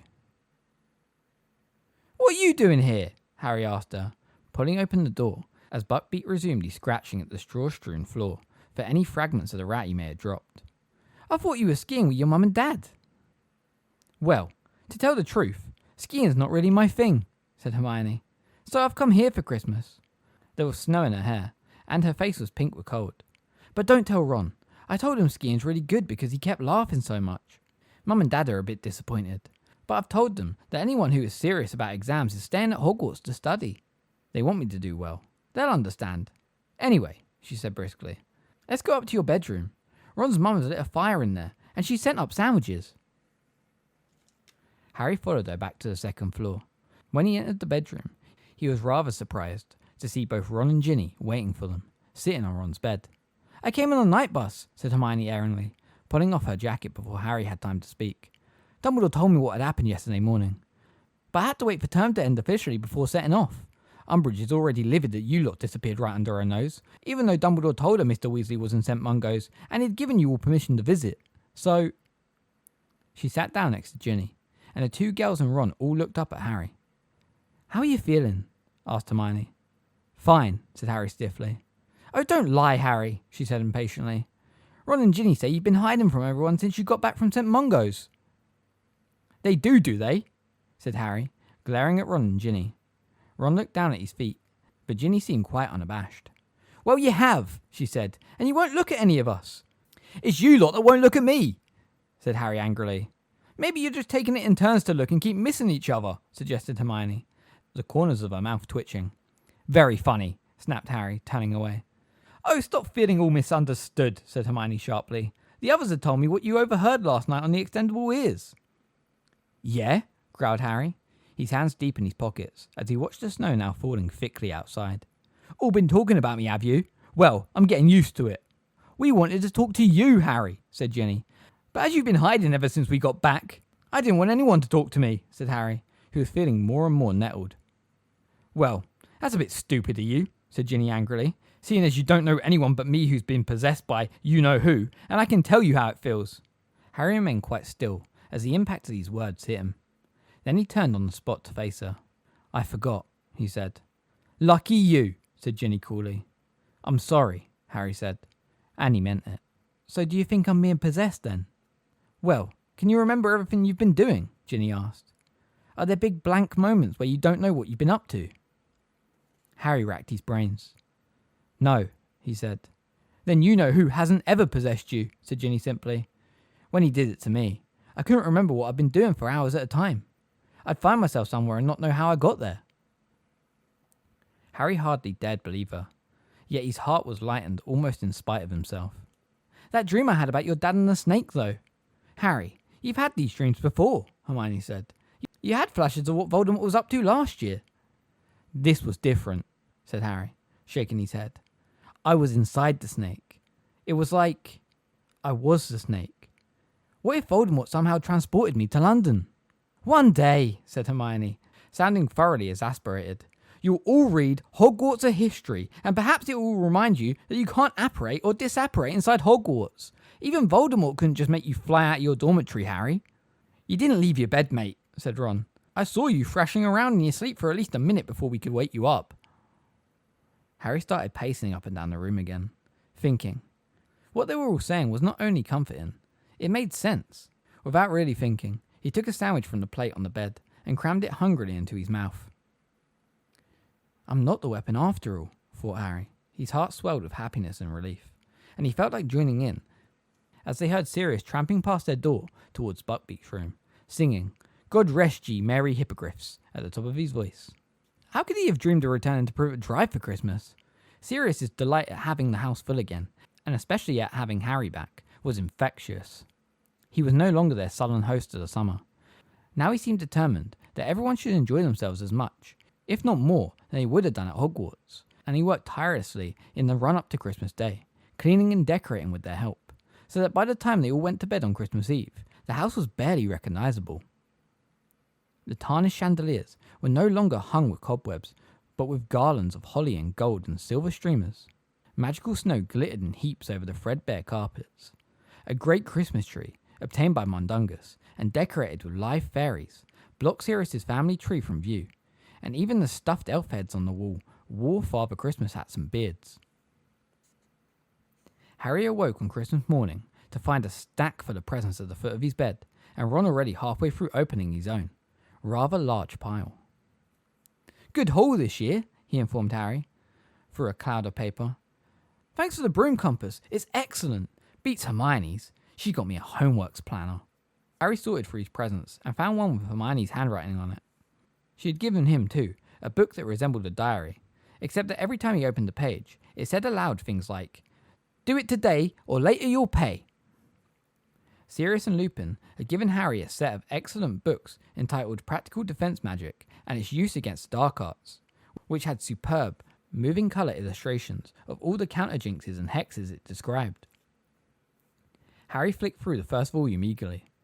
He could see it was going to be highly useful in his plans for the DA. Hagrid had sent a furry brown wallet that had fangs, which were presumably supposed to be an anti-theft device, but unfortunately prevented Harry putting any money in without getting his fingers ripped off. Tonk's present was a small, working model of a firebolt, which Harry watched fly around the room, wishing he still had a full-size version. Ron had given him an enormous box of every flavour beans, Mr. and Mrs. Weasley, the usual hand-knitted jumper, and some mince pies, and Dobby, a truly dreadful painting that Harry suspected had been done by the elf himself. He had just turned it upside down to see whether it looked better that way, when, with a loud crack, Fred and George apparated at the foot of his bed. Merry Christmas, said George. Don't go downstairs for a bit. Why not? Said Ron. Mum's crying again, said Fred heavily. Percy sent back his Christmas jumper.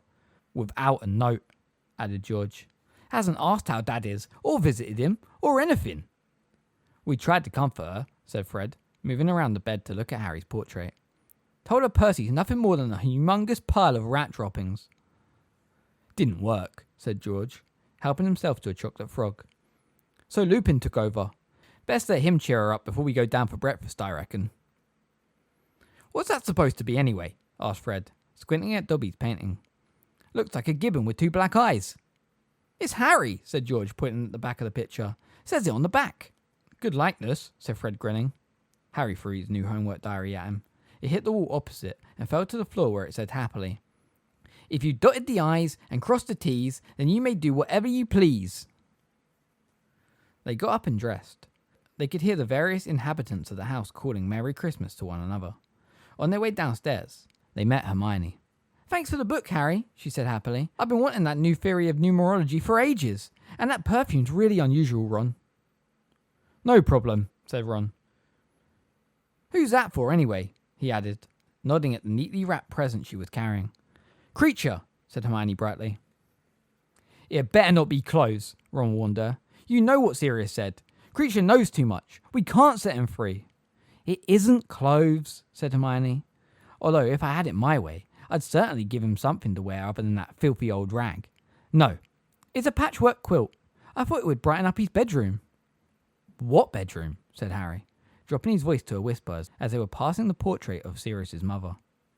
"Well, Sirius says it's not so much a bedroom, more of a kind of den," said Hermione.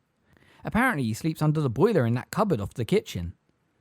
Mrs. Weasley was the only person in the basement when they arrived there. She was standing at the stove and sounded as though she had a bad head cold as she wished them Merry Christmas, and they all averted their eyes. "So is this creature's bedroom?" said Ron, strolling over to a dingy door in the corner opposite the pantry. Harry had never seen it open. "Yes," said Hermione, now sounding a little nervous. I think we'd better knock." Ron rapped on the door with his knuckles, but there was no reply. "He must be sneaking around upstairs," he said, and without further ado, pulled open the door. "Ah!" Harry peered inside. Most of the cupboard was taken up with a very large and old-fashioned boiler, but in the foot of the space underneath the pipes, Creature made himself something that looked like a nest. A jumble of assorted rags and smelly old blankets were piled on the floor, and a small dent in the middle of it showed where Creature curled up to sleep every night.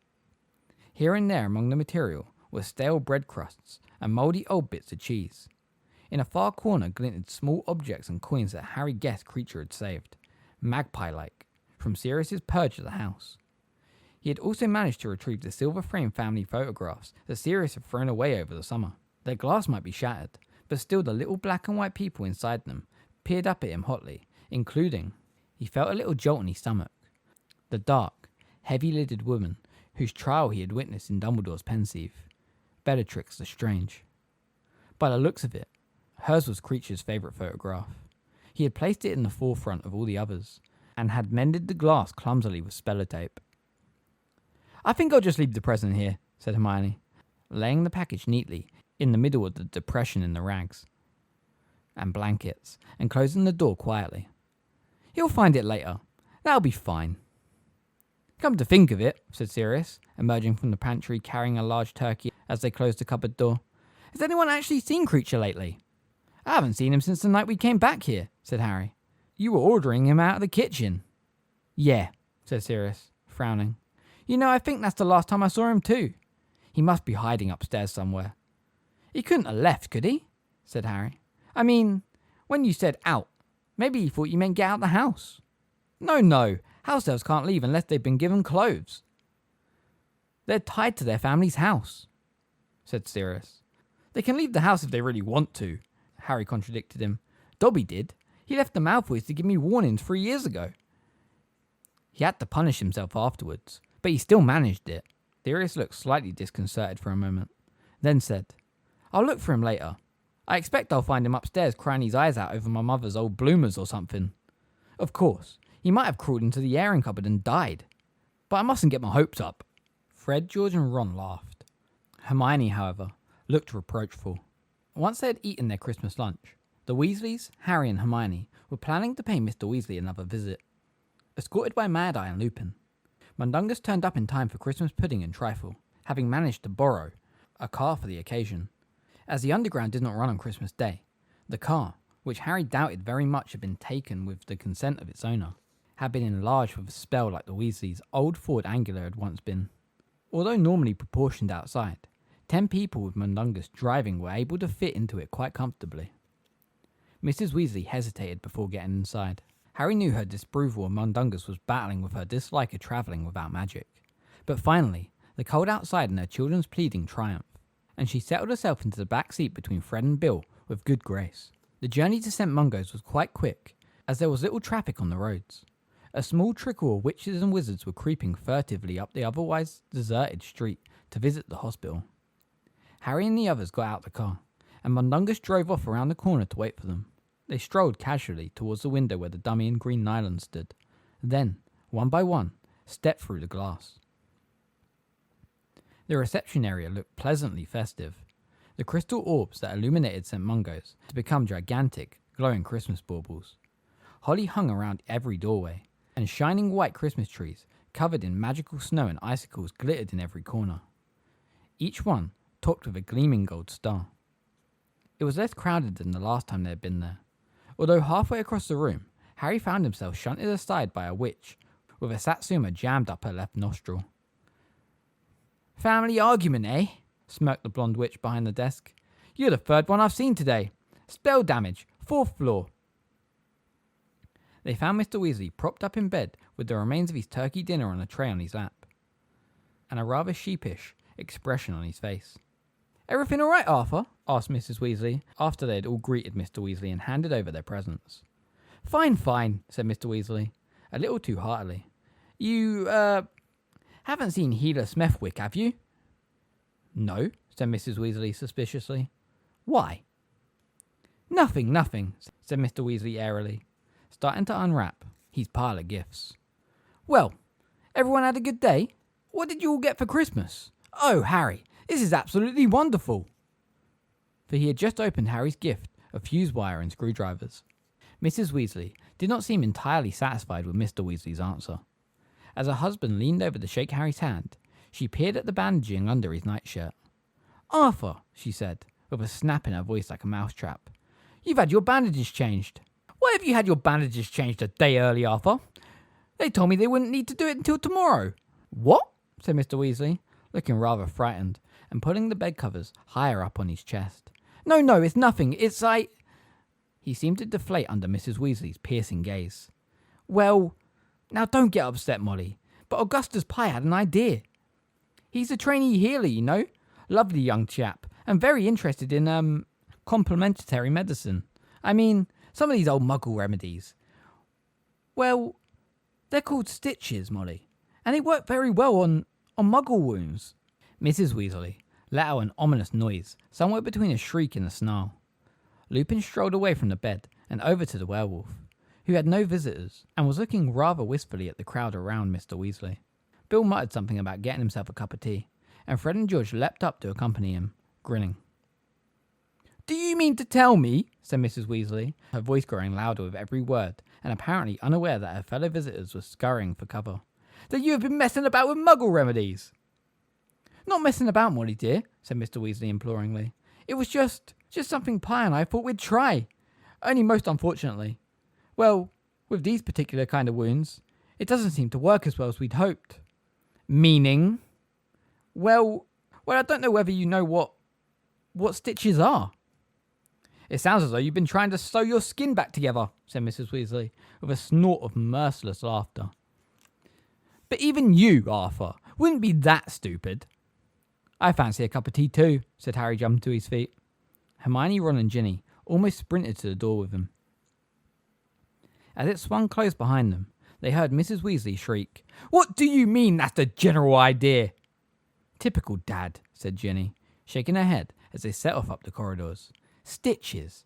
I ask you. Well, you know, they do work on non-magical wounds, said Hermione fairly. I suppose something in that snake's venom dissolves them or something. I wonder where the tea room is. 5th floor, said Harry, remembering the sign over the Welcome Witch's desk. They walked along the corridor, through a set of double doors, and found a rickety staircase lined with more portraits of brutal-looking healers. As they climbed it, the various healers called out to them, diagnosing odd complaints and suggesting horrible remedies. Ron was seriously affronted when a medieval wizard called out that he clearly had a bad case of spattergroat. And what's that supposed to be? He asked angrily as the healer pursued him through 6 more portraits, shoving the occupants out of the way. 'Tis the most grievous affliction of the skin, young master, that will leave you pockmarked and more gruesome even than you are now. What are you calling gruesome? Said Ron, his ears turning red. The only remedy is to take the liver of a toad, bind it tight to your throat, stand naked at the full moon in a barrel of ill eyes. I have not got spattergroat, but the unsightly blemishes upon your visage, young master. They're freckles, said Ron furiously. Now get back in your own picture and leave me alone. He rounded on the others, who were all keeping determinedly straight faces. What floor's this? I think it's the 5th, said Hermione. Nah, it's the 4th, said Harry. One more. But as he stepped onto the landing, he came to an abrupt halt, staring at the small window set into the double doors that marked the start of the corridor signposted, Spell Damage. A man was peering out at them with his nose pressed against the glass. He had wavy blonde hair, bright blue eyes, and a broad, vacant smile that revealed dazzling white teeth. Blimey, said Ron, also staring at the man. Oh my goodness, said Hermione suddenly, sounding breathless. Professor Lockhart! Their ex-Defense Against the Dark Arts teacher pushed open the doors and moved towards them, wearing a long, lilac dressing gown.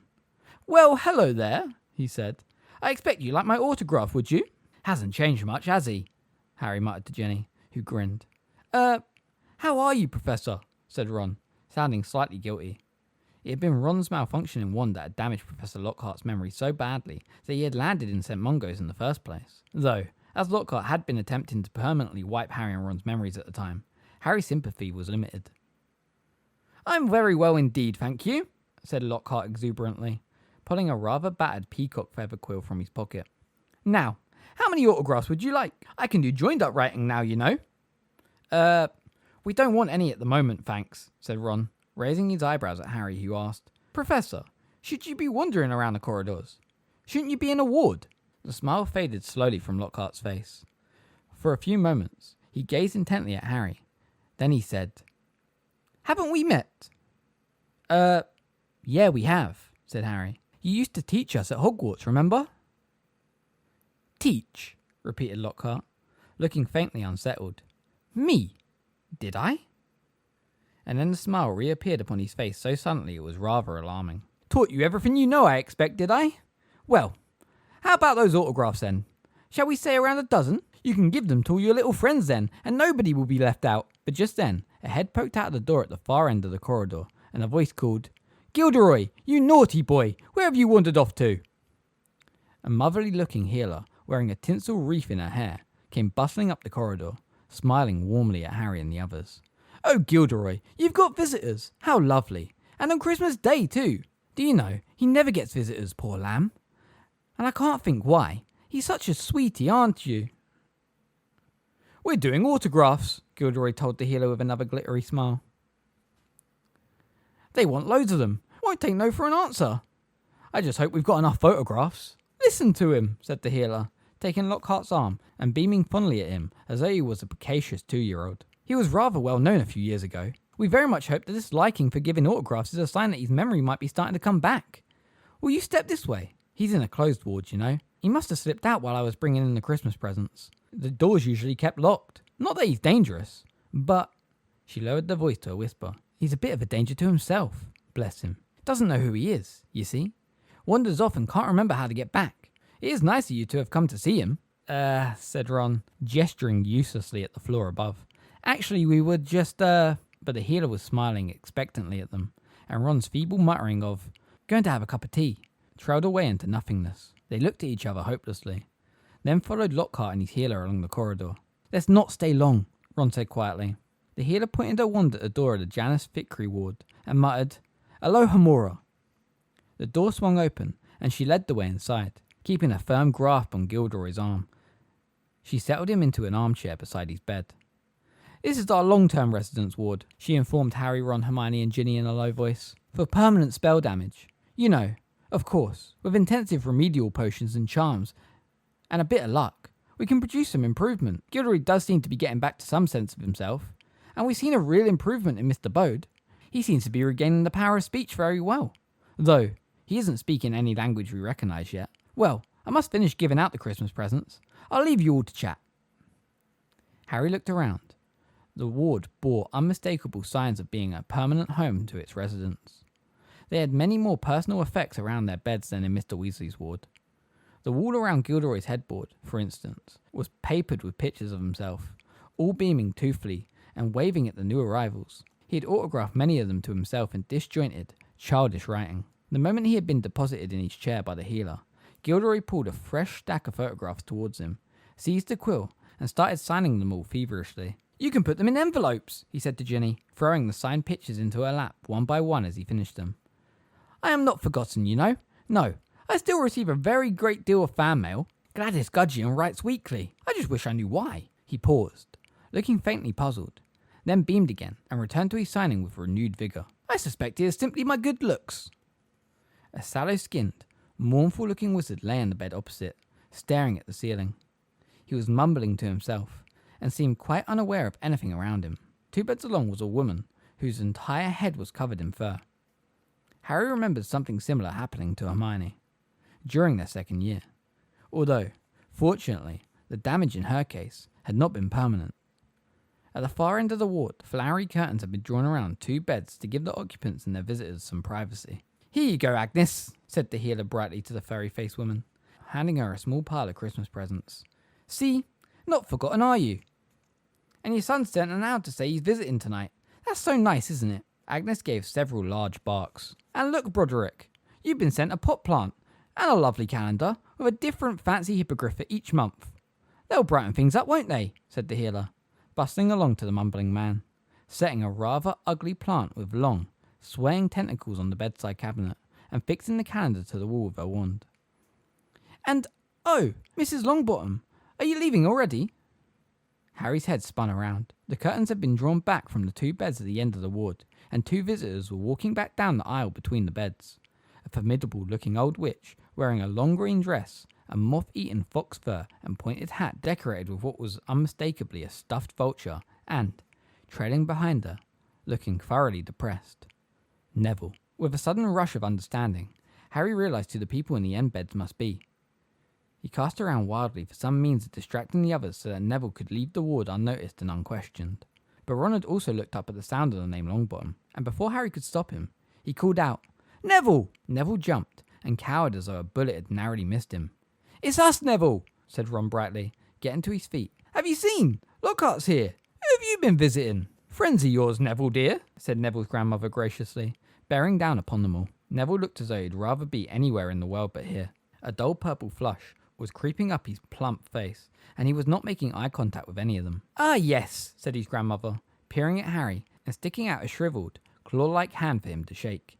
"Yes, yes, I know who you are, of course. Neville speaks most highly of you." Thanks," said Harry, shaking hands. Neville did not look at him, but stared at his own feet, the colour deepening in his face all the while. "And you two are clearly Weasleys," Mrs. Longbottom continued, proffering her hand regally to Ron and Ginny in turn. "Yes, I know your parents. Not well, of course, but fine people, fine people. And you must be Hermione Granger?" Hermione looked rather startled that Mrs. Longbottom knew her name, but shook hands all the same. "Yes, Neville's told me all about you. Helped him out of a few sticky spots, haven't you? He's a good boy," she said, casting a sternly appraising look down at her rather bony nose at Neville. "But he hasn't got his father's talent, I'm afraid to say." And she jerked her head in the direction of the 2 beds at the end of the ward, so that the stuffed vulture on her hat trembled alarmingly. "What?" said Ron, looking amazed. Harry wanted to stamp on Ron's foot, but that sort of thing is much harder to bring off unnoticed when you're wearing jeans rather than robes. "Is that your dad down here, Neville?" What's this?" said Mrs. Longbottom sharply.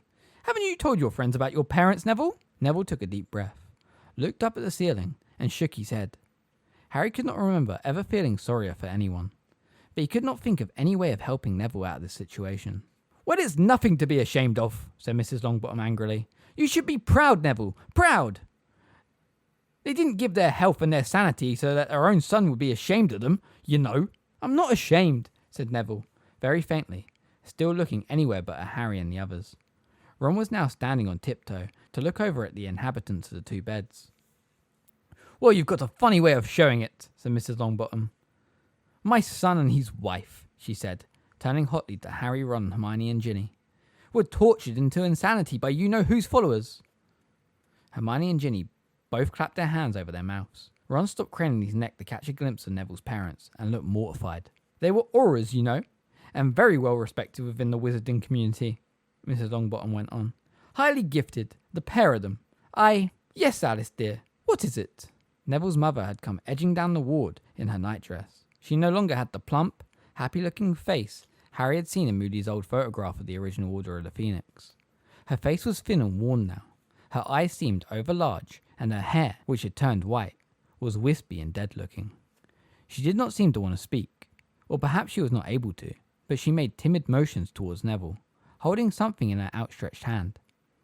"Again?" said Mrs. Longbottom, sounding slightly weary. "Very well, Alice dear, very well.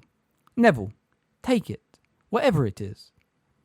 But Neville had already stretched out his hand, into which his mother dropped an empty Drupal's best blowing gum wrapper. "Very nice, dear," said Neville's grandmother in a falsely cheery voice, patting his mother on the shoulder.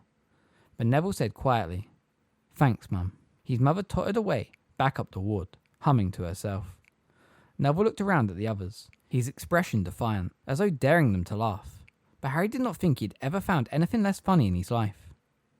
"Well, we'd better get back," sighed Miss Longbottom, drawing on long green gloves. "Very nice to have met you all. Neville, put that wrapper in the bin. She must have given you enough of them to paper your bedroom by now." But as they left, Harry was sure he saw Neville slip the sweet wrapper into his pocket. The door closed behind them. "I never knew," said Hermione, who looked tearful. "Nor did I," said Ron rather hoarsely. "Nor me," whispered Ginny. They all looked at Harry. "I did," he said glumly. "Dumbledore told me, but I promised I wouldn't tell anyone. That's what Bellatrix Lestrange got sent to Azkaban for, using the Cruciatus curse on Neville's parents until they lost their minds." "Bellatrix Lestrange did that," whispered Hermione, horrified. "That woman Creature's got a photo of in his den." There was a long silence, broken by Lockhart's angry voice. "Look, I didn't learn joined up writing for nothing, you know." Chapter 24. Occlumency. Creature, it transpired, had been lurking in the attic. Sirius said he had found him up there, covered in dust, no doubt looking for more relics of the Black family to hide in his cupboard. Though Sirius seemed satisfied with his story, it made Harry uneasy. Creature seemed to be in a better mood on his reappearance. His bitter muttering had subsided somewhat, and he submitted to orders more docilely than usual. Though once or twice Harry caught the house elf staring at him, vividly, but always looking quickly away whenever he saw that Harry had noticed. Harry did not mention his vague suspicions to Sirius, whose cheerfulness was evaporating fast now that Christmas was over.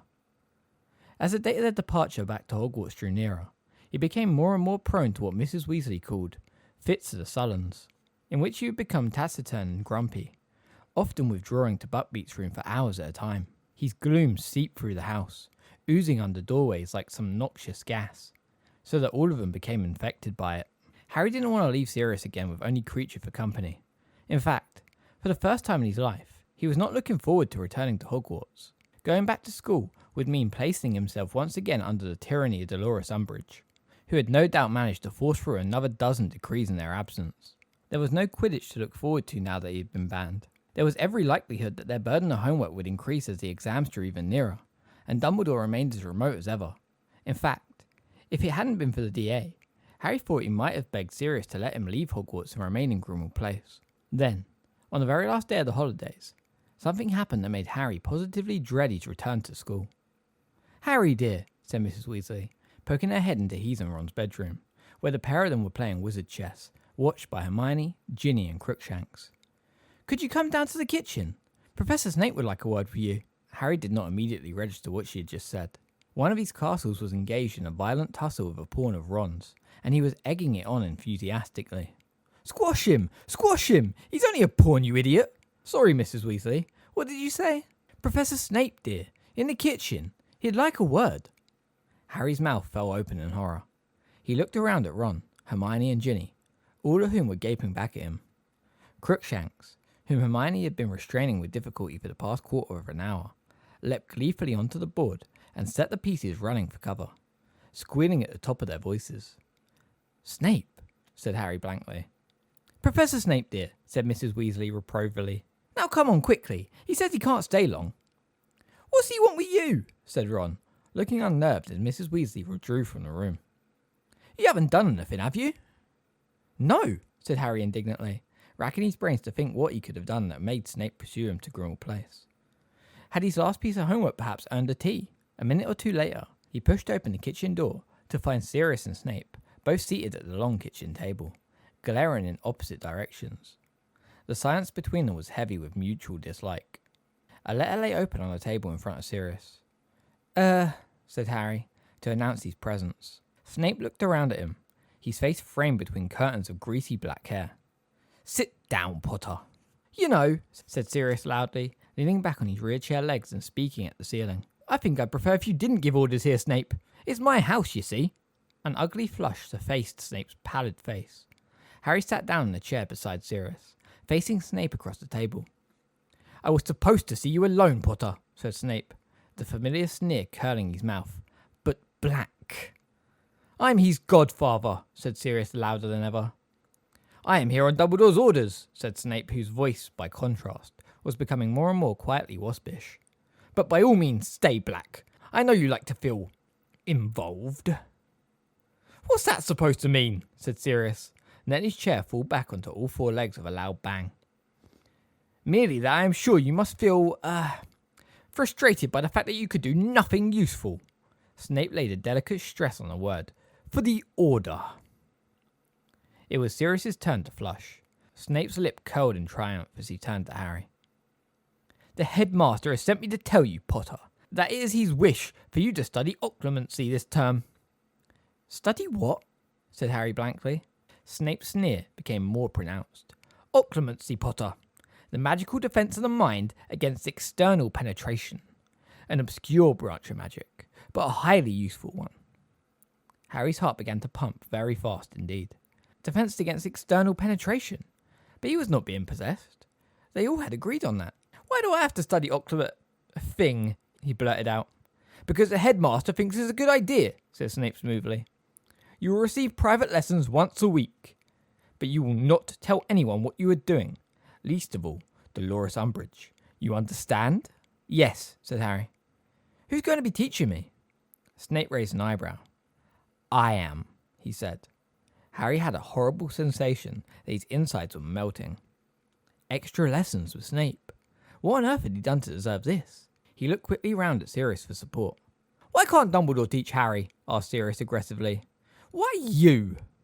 I suppose because it is a headmaster's privilege to delegate less enjoyable tasks, said Snape silkily. I assure you, I did not beg for this job. He got to his feet. I'll expect you at 6 o'clock on Monday evening, Potter. My office. If anybody asks, you are taking remedial potions. No one who has seen you in my classes could deny you need them.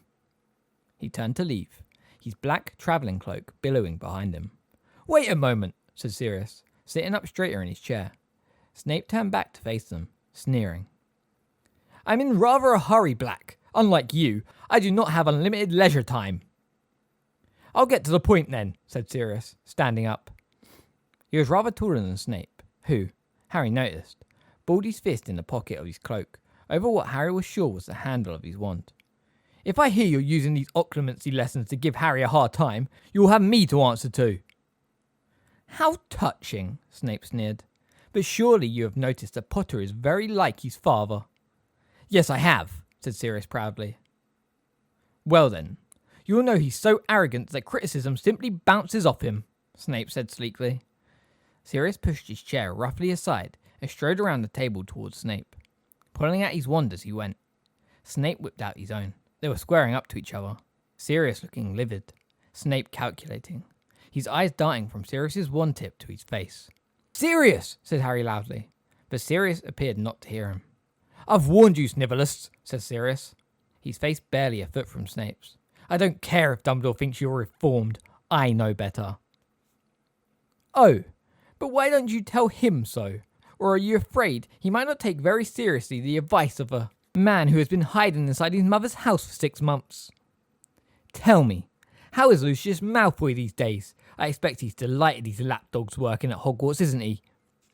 Speaking of dogs, said Snape softly, did you know that Lucius Malfoy recognised you last time you risked a little jaunt outside? Clever idea, Black, getting yourself seen on a safe station platform. Gave you a cast-iron excuse not to leave your hidey hole in future, didn't it? Sirius raised his wand.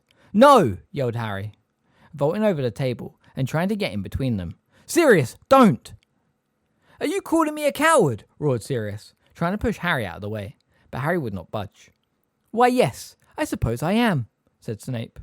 Harry, get out of it, snarled Sirius, pushing him aside with his free hand. The kitchen door opened, and the entire Weasley family, plus Hermione, came inside, all looking very happy, with Mr. Weasley walking proudly in their midst, dressed in a pair of striped pyjamas covered by a mackintosh.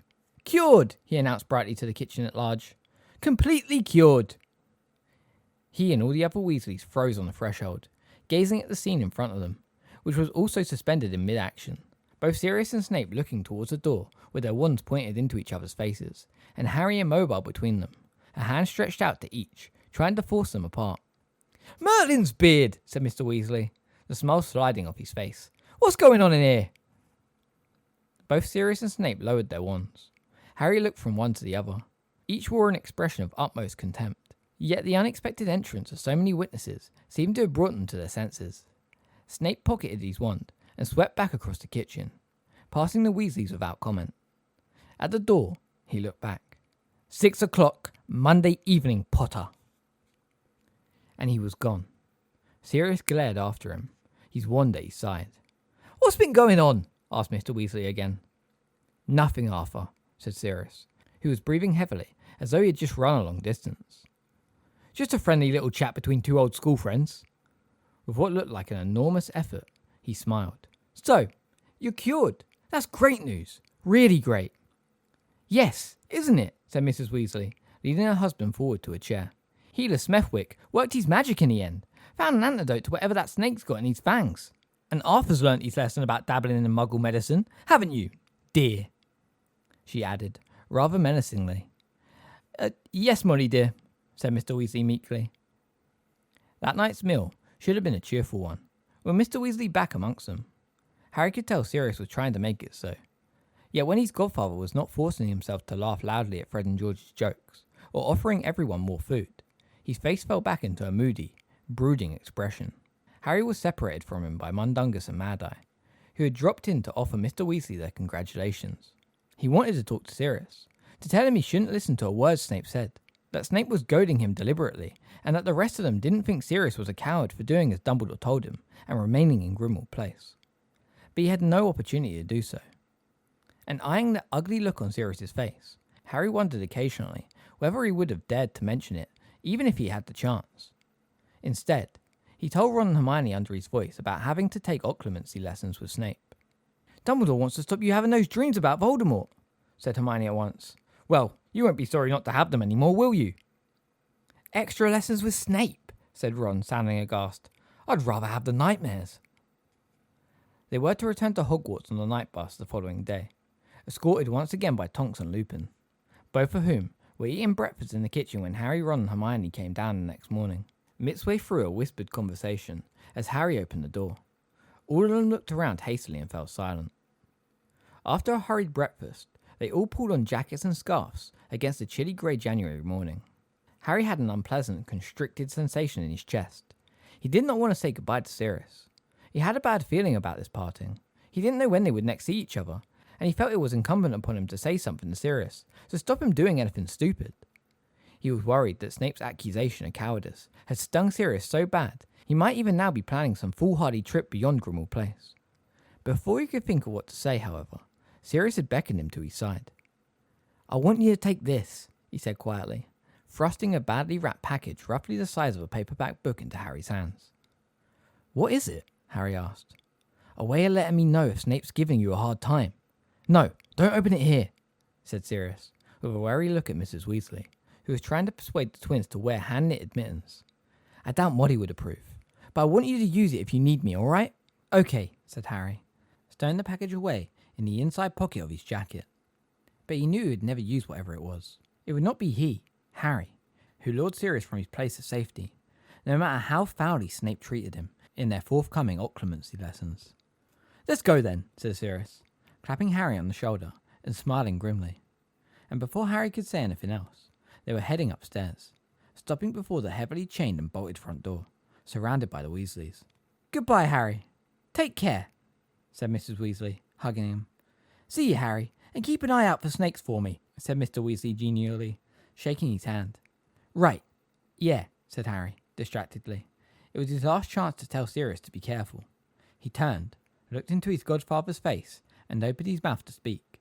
But before he could do so, Sirius was giving him a brief, one-armed hug and saying gruffly, Look after yourself, Harry. Next moment, Harry found himself being shunted out into the icy winter air, with Tonks, today heavily disguised as a tall, tweedy woman with iron grey hair, chivying him down the steps. The door in number 12 slammed shut behind them. They followed Lupin down the front steps. As he reached the pavement, Harry turned around. Number 12 was shrinking rapidly, as those on either side of it stretched sideways, squeezing it out of sight. One blink later, it had gone. Come on, the quicker we get on the bus, the better, said Tonks, and Harry thought there was a nervousness in the glance she threw around the square. Lupin flung open his right arm. Bang! A violently purple triple-decker bus had appeared out of thin air in front of them, narrowly avoiding the nearest lamppost, which jumped backwards out of its way. A thin, pimply, jug-eared youth in a purple uniform leapt down onto the pavement and said, "Welcome to the—" Yes, we know, thank you," said Tonks swiftly. On, get on!" And she shoved Harry forwards towards the steps, past the conductor, who goggled at Harry as he passed. "Here, it's Harry!" "If you shout his name, I'll curse you into oblivion," muttered Tonks menacingly, now shunting Ginny and Hermione forwards. "I've always wanted to get on this thing," said Ron happily, joining Harry on board and looking around. It had been evening the last time Harry had travelled by night bus, and its 3 decks had been full of brass bedsteads. Now, in the early morning, it was crammed with an assortment of mismatched chairs grouped haphazardly around the windows. Some of these appeared to have fallen over when the bus stopped abruptly in Grimmauld Place. A few witches and wizards were still getting to their feet, grumbling, and somebody's shopping bag had slid the length of the bus. An unpleasant mixture of frog spawn, cockroaches, and custard creams was scattered all over the floor. "Looks like we'll have to split up," said Tonks briskly, looking around for empty chairs. "Fred, George, and Ginny, if you just take those seats at the back, Remus can stay with you." She, Harry, Ron, and Hermione proceeded up to the very top deck, where there were 2 unoccupied chairs at the very front of the bus, and 2 at the back. Stan Shumpike, the conductor, followed Harry and Ron eagerly to the back. Heads turned as Harry passed, and, when he sat down, he saw all the faces flick back to the front again. As Harry and Ron handed Stan 11 sickles each, the bus set off again, swaying ominously. It rumbled around Grimmauld Place, weaving on and off the pavement. Then, with another tremendous bang, they were all flung backwards. Ron's chair toppled right over, and Pigwidgeon, who had been on his lap, burst out of his cage and flew twittering wildly at the front of the bus, where he fluttered down onto Hermione's shoulder instead. Harry, who had narrowly avoided falling by seizing a candle bracket, looked out of the window.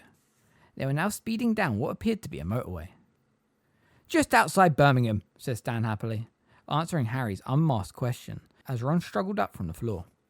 "You keeping well then, Harry? I seen your name in the paper loads over the summer, but it weren't never nothing very nice. I said to Ern, he didn't seem like a nutter when we met him. Just goes to show, doesn't it?" He handed over their tickets and continued to gaze, unenthralled at Harry. Apparently, Stan did not care how nutty somebody was, if they were famous enough to be in the paper. The night bus swayed alarmingly, overtaking a line of cars on the inside, looking towards the front of the bus. Harry saw Hermione cover her eyes with her hands, Pigwidgeon swaying happily on her shoulder. Bang! Chairs slid backwards again as the night bus jumped from the Birmingham motorway to a quiet country lane full of hairpin bends. Hedgerows on either side of the road were leaping out of their way as they mounted the verges. From here, they moved to a main street in the middle of a very busy town. Then, to a viaduct surrounded by tall hills. Then, to a windswept road between high-rise flats, each time with a loud bang. "I've changed my mind," muttered Ron, picking himself up off the floor for the 6th time. "I never want to ride on this thing again." "Listen, it's Hogwarts stop after this," said Stan brightly, swaying towards them. "That bossy woman up front, who you got with you, she's given us a little tip to move you up the queue. We're just going to let Madame Marsh off first, though." There was a retching sound from downstairs, followed by a horrible spatting noise. She's not feeling her best." A few minutes later, the night bus screeched to a halt outside a small pub, which squeezed itself out of the way to avoid a collision. They could hear Stan ushering the unfortunate Madame Marsh out of the bus, and the relieved murmurings of her fellow passengers on the second deck. The bus moved on again, gathering speed until, bang! They were rolling through a snowy Hogsmeade. Harry caught a glimpse of the Hogshead down its side street, the severed Boar's Head sign creaking in the wintry wind. Flecks of snow hit the large window at the front of the bus. At last, they rolled to a halt outside the gates to Hogwarts. Lupin and Tonks helped them off the bus with their luggage, then got off to say goodbye. Harry glanced up at the 3 decks on the night bus and saw all the passengers staring down at them, noses flat against the windows. "You'll be safe once you're in the grounds," said Tonks, casting a careful eye around at the deserted road. "Have a good term, okay?" "Look after yourselves," said Lupin, shaking hands all around and reaching Harry last. "And listen," he lowered his voice while the rest of them exchanged last-minute goodbyes with Tonks. "Harry, I know you don't like Snape, but he is a superb Occlumens, and we all, Sirius included, want you to learn to protect yourself. So work hard, all right? Yeah, all right, said Harry heavily, looking up into Lupin's prematurely lined face. See you then. The six of them struggled up the slippery drive towards the castle, dragging their trunks. Hermione was already talking about knitting a few elf hats before bedtime. Harry glanced back when he reached the oaken front doors. The night bus had already gone, and he half wished, given what was coming the following evening, that he was still on board. Harry spent most of the next day dreading the evening. His morning double potions lesson did nothing to dispel his trepidation, as Snape was as unpleasant as ever. His mood was further lowered by the DA members constantly approaching him in the corridors between classes, asking hopefully if there would be a meeting that night. I'll let you know in the usual way when the next one is, Harry said over and over again, but I can't do it tonight. I've got to go to, remedial potions. You take remedial potions? Asked Zacharias Smith suspiciously, having cornered Harry in the entrance hall after lunch. Good lord, you must be terrible. Snape doesn't usually give extra lessons, does he? As Smith strode away in an annoyingly buoyant fashion, Ron glared after him. Shall I jinx him? I can still get him from here, he said, raising his wand and taking aim between Smith's shoulder blades. Forget it, said Harry dismally. It's what everyone's going to think, isn't it? That I'm really Hi, Harry, said a voice behind him. He turned round and found Cho standing there. Oh, said Harry, as his stomach leapt uncomfortably. Hi. We'll be in the library, Harry, said Hermione firmly as she seized Ron above the elbow and dragged him off towards the marble staircase. Had a good Christmas? Asked Cho. Yeah, not bad, said Harry. Mine was pretty quiet, said Cho. For some reason, she was looking rather embarrassed. There's another Hogsmeade trip next month. Did you see the notice? What? Oh no, I haven't checked the notice board since I got back. Yes, it's on Valentine's Day. Right, said Harry, wondering why she was telling him this. Well, I suppose you want to... Only if you do, she said eagerly. Harry stared. He had been about to say, I suppose you want to know when the next DA meeting is, but her response did not seem to fit. He said. Oh, it's okay if you don't, she said, looking mortified. Don't worry, I'll see you around. She walked away. Harry stood staring after her. Then something clunked into place. Cho! Hey, Cho! He ran after her, catching her halfway up the marble staircase. Do you want to come into Hogsmeade with me on Valentine's Day? Oh, yes, she said, blushing crimson and beaming at him. Right, well, that's settled then, said Harry, and feeling that the day was not going to be a complete loss after all, he virtually bounced off to the library to pick up Ron and Hermione before their afternoon classes. By 6 o'clock that evening, however, even the glow of having successfully asked out Cho Chang could not lighten the ominous feelings that intensified with every step Harry took towards Snape's office. He paused outside the door when he reached it, wishing he was almost anywhere else. Then, taking a deep breath, he knocked and entered. The shadowy room was lined with shelves bearing hundreds of glass jars in which slimy bits of animals and plants were suspended in various coloured potions. In one corner stood the cupboard full of ingredients that Snape had once accused Harry, not without reason, of robbing. Harry's attention was drawn towards the desk, however, where a shallow stone basin engraved with runes and symbols lay in a pool of candlelight. Harry recognised it at once. It was Dumbledore's pensieve. Wondering what on earth it was doing down there, he jumped when Snape's cold voice came out of the shadows. Shut the door behind you, Potter! Harry did as he was told, with the horrible feeling that he was imprisoning himself. When he turned back into the room, Snape had moved into the light and was pointing silently at the chair opposite his desk. Harry sat down, and so did Snape, his cold black eyes fixed unblinkingly upon Harry, dislike etched in every line of his face. Well, Potter, you know why you are here, he said. The headmaster has asked me to teach you occlumency. I can only hope that you prove more adept at it than potions. Right, said Harry tersely.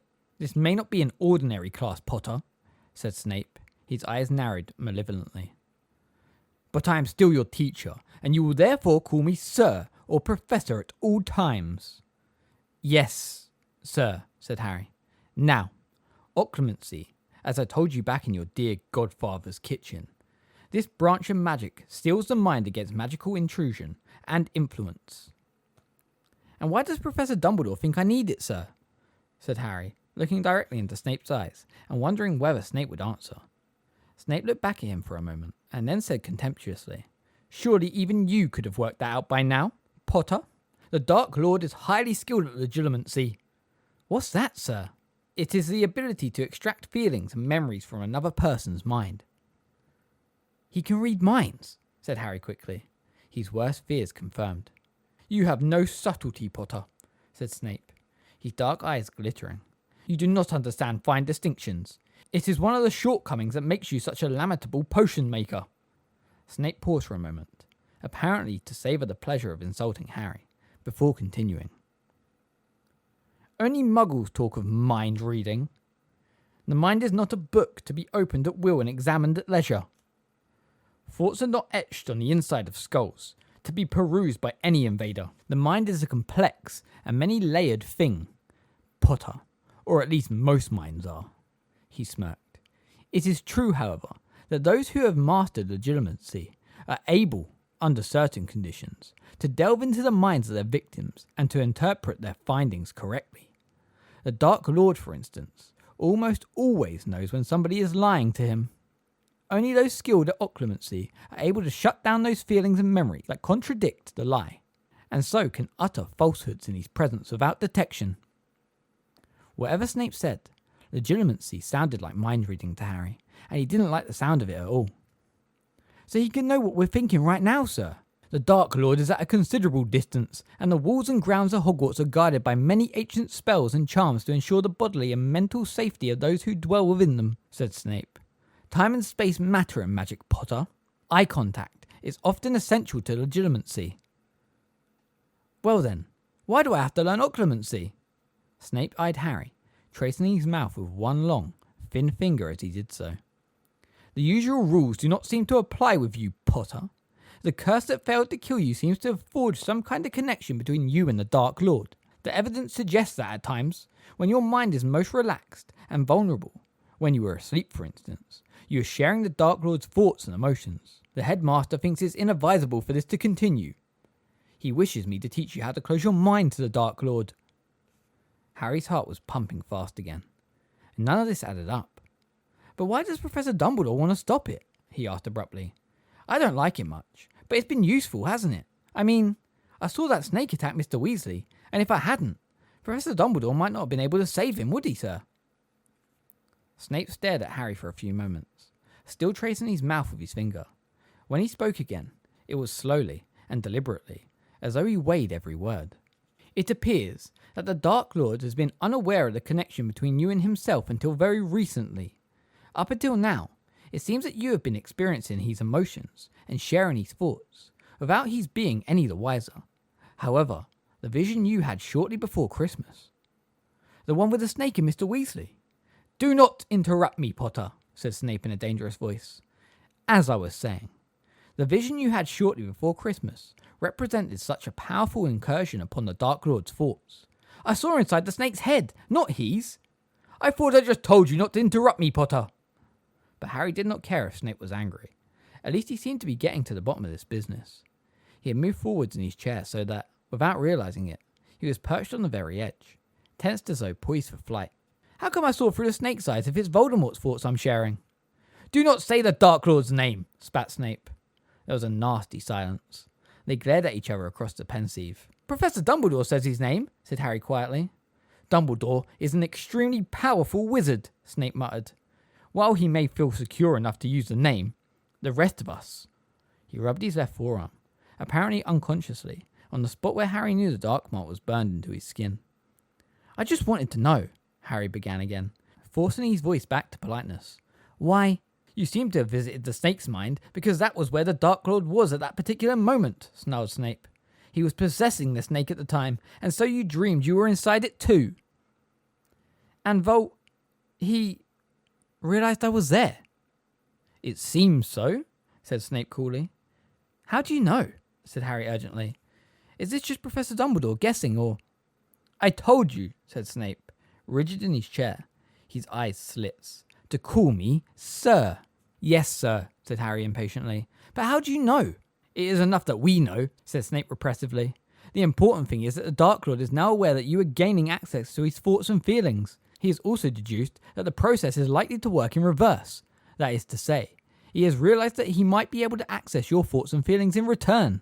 And he might try and make me do things, asked Harry. Sir, he added hurriedly.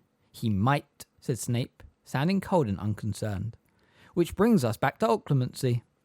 Snape pulled out his wand from the inside pocket of his robes, and Harry tensed in his chair, but Snape merely raised the wand to his temple and placed its tip to the greasy roots of his hair. When he withdrew it, some silvery substance came away, stretching from temple to wand like a thick gossamer strand, which broke as he pulled the wand away from it and fell gracefully into the pensieve, where it swirled silvery white, neither gas nor liquid.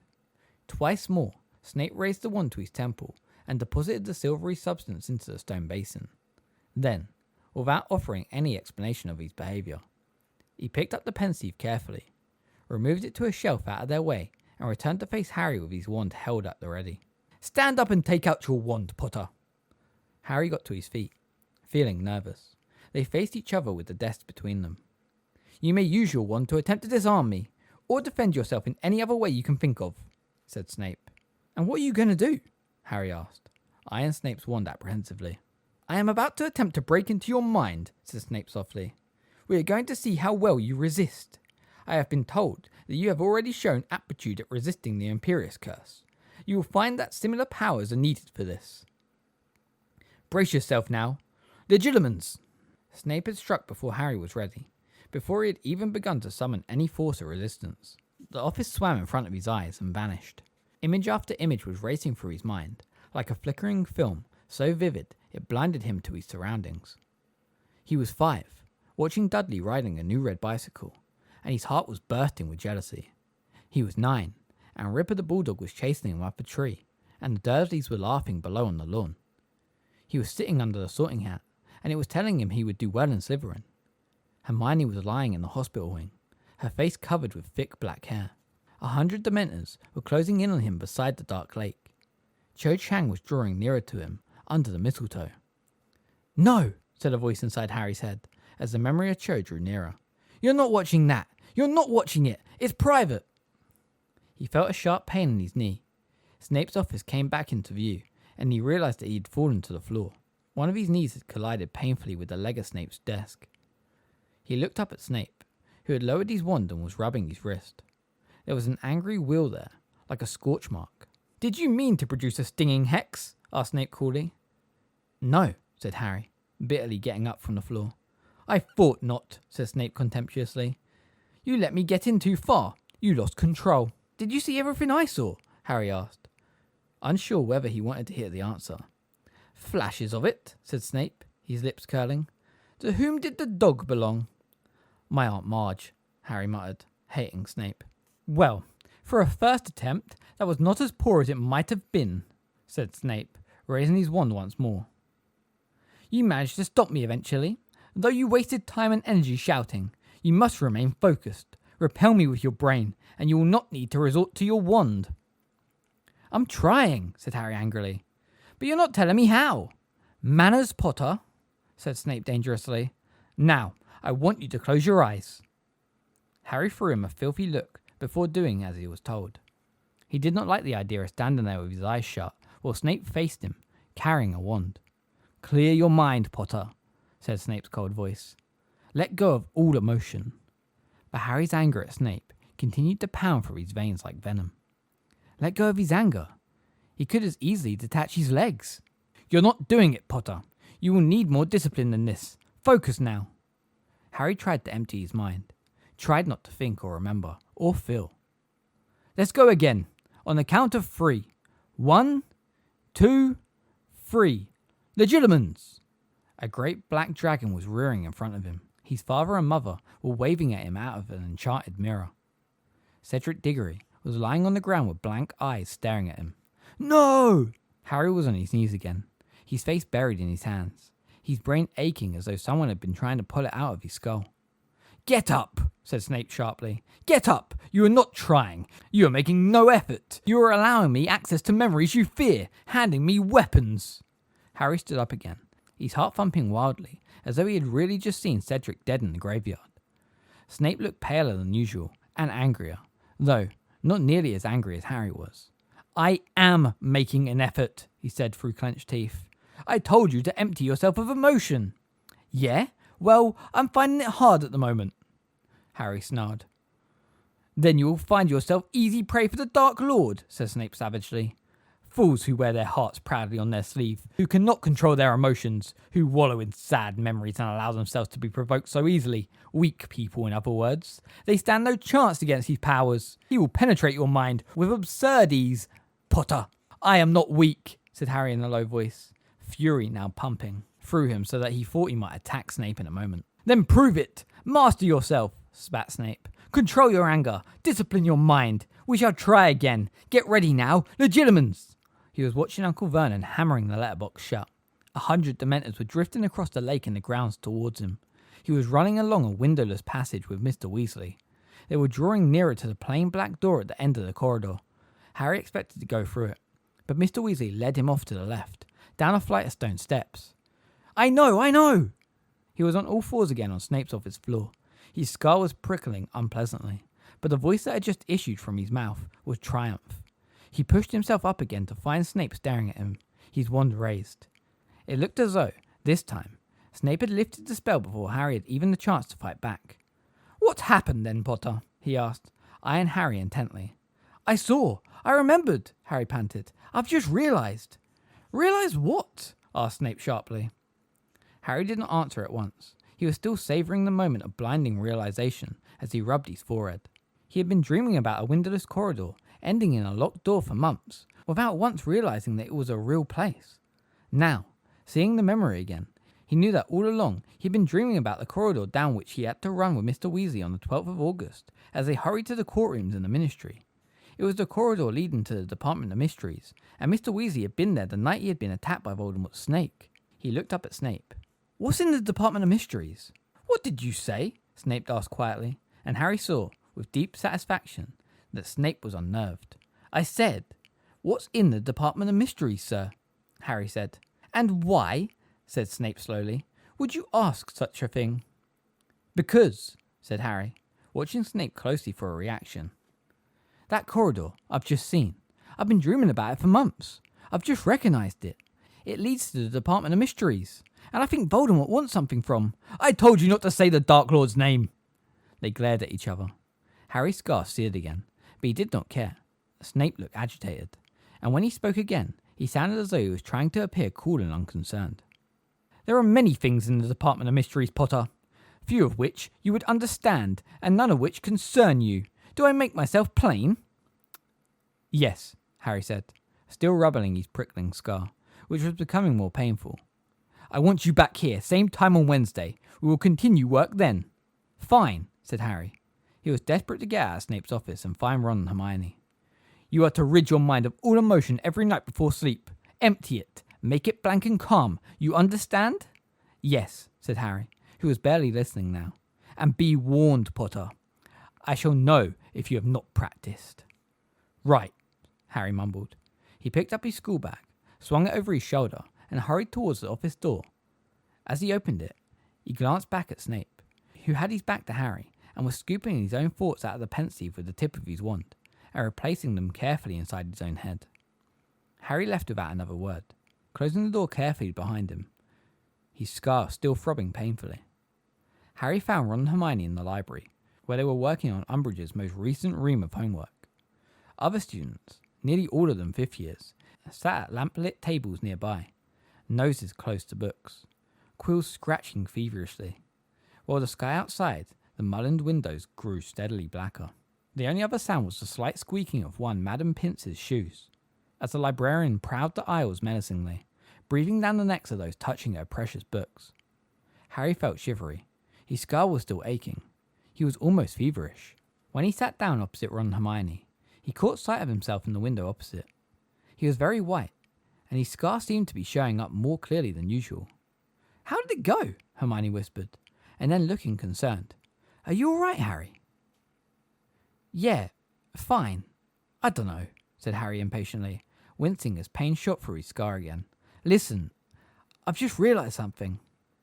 And he told them what he had just seen and deduced.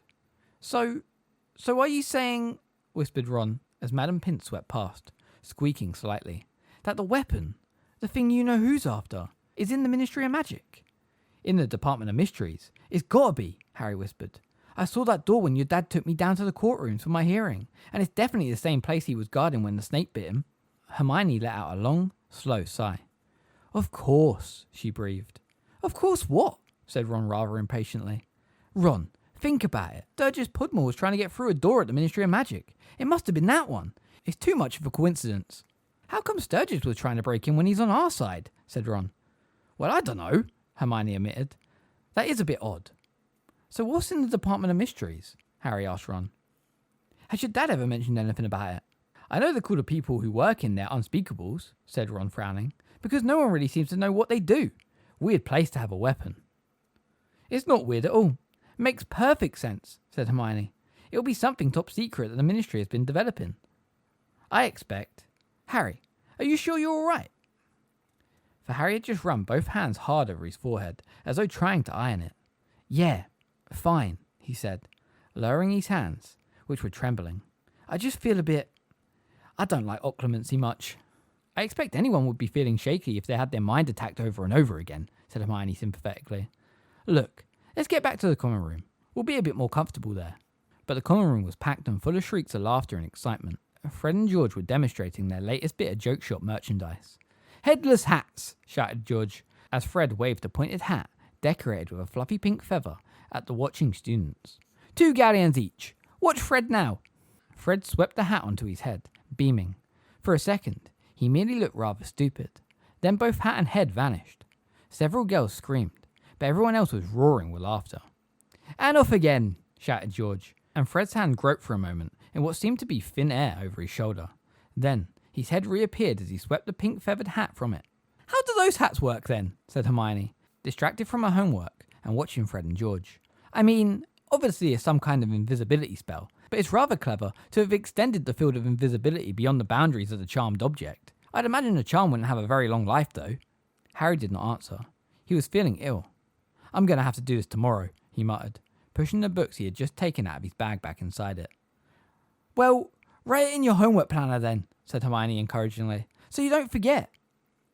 Harry and Ron exchanged looks as they reached into his bag, withdrew the planner, and opened it tentatively. Don't leave it till later, you big second-rater, chided the book as Harry scribbled down Umbridge's homework. Hermione beamed at it. I think I'll go to bed, said Harry, stuffing the homework planner back into his bag and making a mental note to drop it in the fire the first opportunity he got. He walked across the common room, dodging George, who tried to put a headless hat on him, and reached the peace and cool of the stone staircase to the boys' dormitories. He was feeling sick again, just as he had that night he had the vision of the snake, but thought that if he could just lie down for a while, he would be alright. He opened the door of his dormitory, and was one step inside it when he experienced pain so severe he thought that someone must have sliced into the top of his head. He did not know where he was, whether he was standing or laying down. He did not even know his own name. Maniacal laughter was ringing in his ears. He was happier than he had ever been in a very long time. Jubilant, ecstatic, triumphant. A wonderful, wonderful thing had just happened. Harry! Harry! Someone had hit him around the face. The insane laughter was punctuated with a cry of pain. The happiness was draining out of him, but the laughter continued. He opened his eyes and, as he did so, he became aware that the wild laughter was coming out of his own mouth. The moment he realized this, it died away. Harry lay panting on the floor, staring up at the ceiling, the scar on his forehead throbbing horribly. Ron was bending over him, looking very worried. What happened? He said. I dunno, Harry gasped, sitting up again. He's really happy. Really happy. You know who is? Something good's happened, mumbled Harry. He was shaking as badly as he had done after seeing the snake attack Mr. Weasley, and felt very sick. Something he's been hoping for. The words came, just as they had back in the Gryffindor changing room, as though a stranger was speaking them through Harry's mouth. Yet he knew they were true. He took deep breaths, willing himself not to vomit all over Ron. He was very glad that Dean and Seamus were not here to watch this time. Hermione told me to come and check on you, said Ron in a low voice, helping Harry to his feet. She says your defences will be low at the moment, after Snape's been fiddling around with your mind. Still, I suppose it will help in the long run, won't it?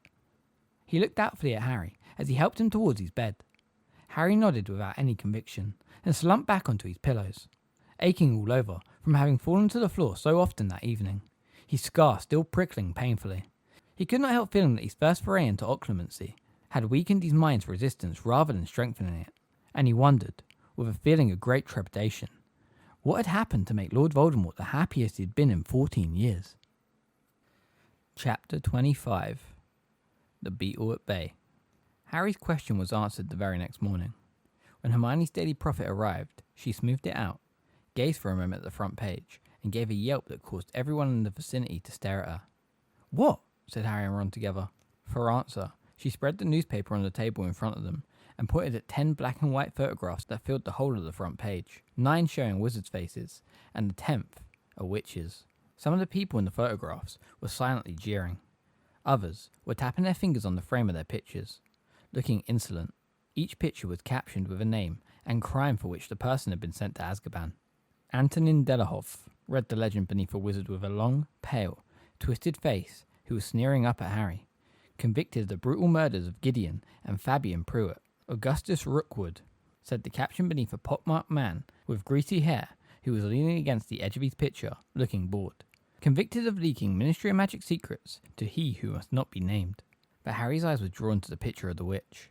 Her face had leapt out at him the moment he had seen the page. She had long, dark hair that looked unkempt and straggly in the picture. Though he had seen it sleek, thick and shining, she glared up at him through heavily lidded eyes, an arrogant, disdainful smile playing around her thin mouth. Like Sirius, she retained vestiges of great good looks, but something, perhaps Azkaban, had taken most of her beauty. Bellatrix Lestrange, convicted of the torture and permanent encapsulation of Frank and Alice Longbottom. Hermione nudged Harry and pointed at the headline over the pictures, which Harry, concentrating on Bellatrix, had not yet read. Mass breakout from Azkaban. Ministry fears Black is rallying point for old Death Eaters. Black, said Harry loudly. Not... Shh, whispered Hermione desperately. Not so loud. Just read it. The Ministry of Magic announced late last night that there has been a mass breakout from Azkaban. Speaking to reporters in his private office, Cornelius Fudge, Minister for Magic, confirmed that 10 high-security prisoners escaped in the early hours of yesterday evening, and that he has already informed the Muggle Prime Minister of the dangerous nature of these individuals. We find ourselves, most unfortunately, in the same position we were 2.5 years ago when the murderer Sirius Black escaped, said Fudge last night. Nor do we think the two breakouts are unrelated. An escape of this magnitude suggests outside help, and we must remember that Black, as the first person to ever break out of Azkaban, would be ideally placed to help others to follow in his footsteps. We think it likely that these individuals, who include Black's cousin, Bellatrix Lestrange, has rallied around Black as their leader. We are, however, doing all we can to round up the criminals, and we beg the magical community to remain alert and cautious. On no account should any of these individuals be approached. There you are, Harry, said Ron, looking awestruck. That's why he was happy last night. I don't believe this, snarled Harry. Fudge is blaming the breakout on Sirius. What other options does he have? Said Hermione bitterly. He can hardly say, sorry everyone, Dumbledore warned me this might happen. The Azkaban guards have joined Lord Voldemort. Stop whimpering, Ron. And now Voldemort's worst supporters have broken out too. I mean, he spent a good 6 months telling everyone you and Dumbledore are liars, hasn't he? Hermione ripped open the newspaper and began to read the report inside while Harry looked around at the Great Hall. He could not understand why his fellow students were not looking scared, or at least discussing the terrible piece of news on the front page. But very few of them took the newspaper every day like Hermione. There they all were, talking about homework and Quidditch, and who knew what other rubbish, when outside these walls, 10 more Death Eaters had swollen Voldemort's ranks. He glanced up at the staff table. It was a different story there. Dumbledore and Professor McGonagall were deep in conversation, both looking extremely grave. Professor Sprout had the Daily Prophet propped up against a ketchup bowl, and was reading the front page with such concentration that she was not noticing the gentle drip of egg yolk falling into her lap from her stationary spoon. Meanwhile, at the far end of the table, Professor Umbridge was tucking into a bowl of porridge. For once, her pouchy toad eyes were not sweeping the great hall looking for misbehaving students. She scowled as she gulped down her food, and every now and then she shot a malevolent glance up at the table where Dumbledore and McGonagall were talking so intently. Oh my, said Hermione wonderingly, still staring at the newspaper. What now? Said Harry quickly. He was feeling jumpy.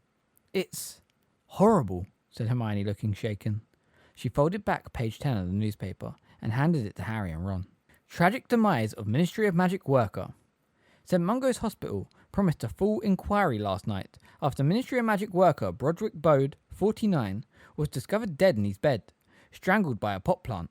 Healers called to the scene were unable to revive Mr. Bode, who had been injured in a workplace accident some weeks prior to his death. Healer Miriam Strout, who was in charge of Mr. Bode's ward at the time of the incident, has been suspended on full pay and was unavailable for comment yesterday.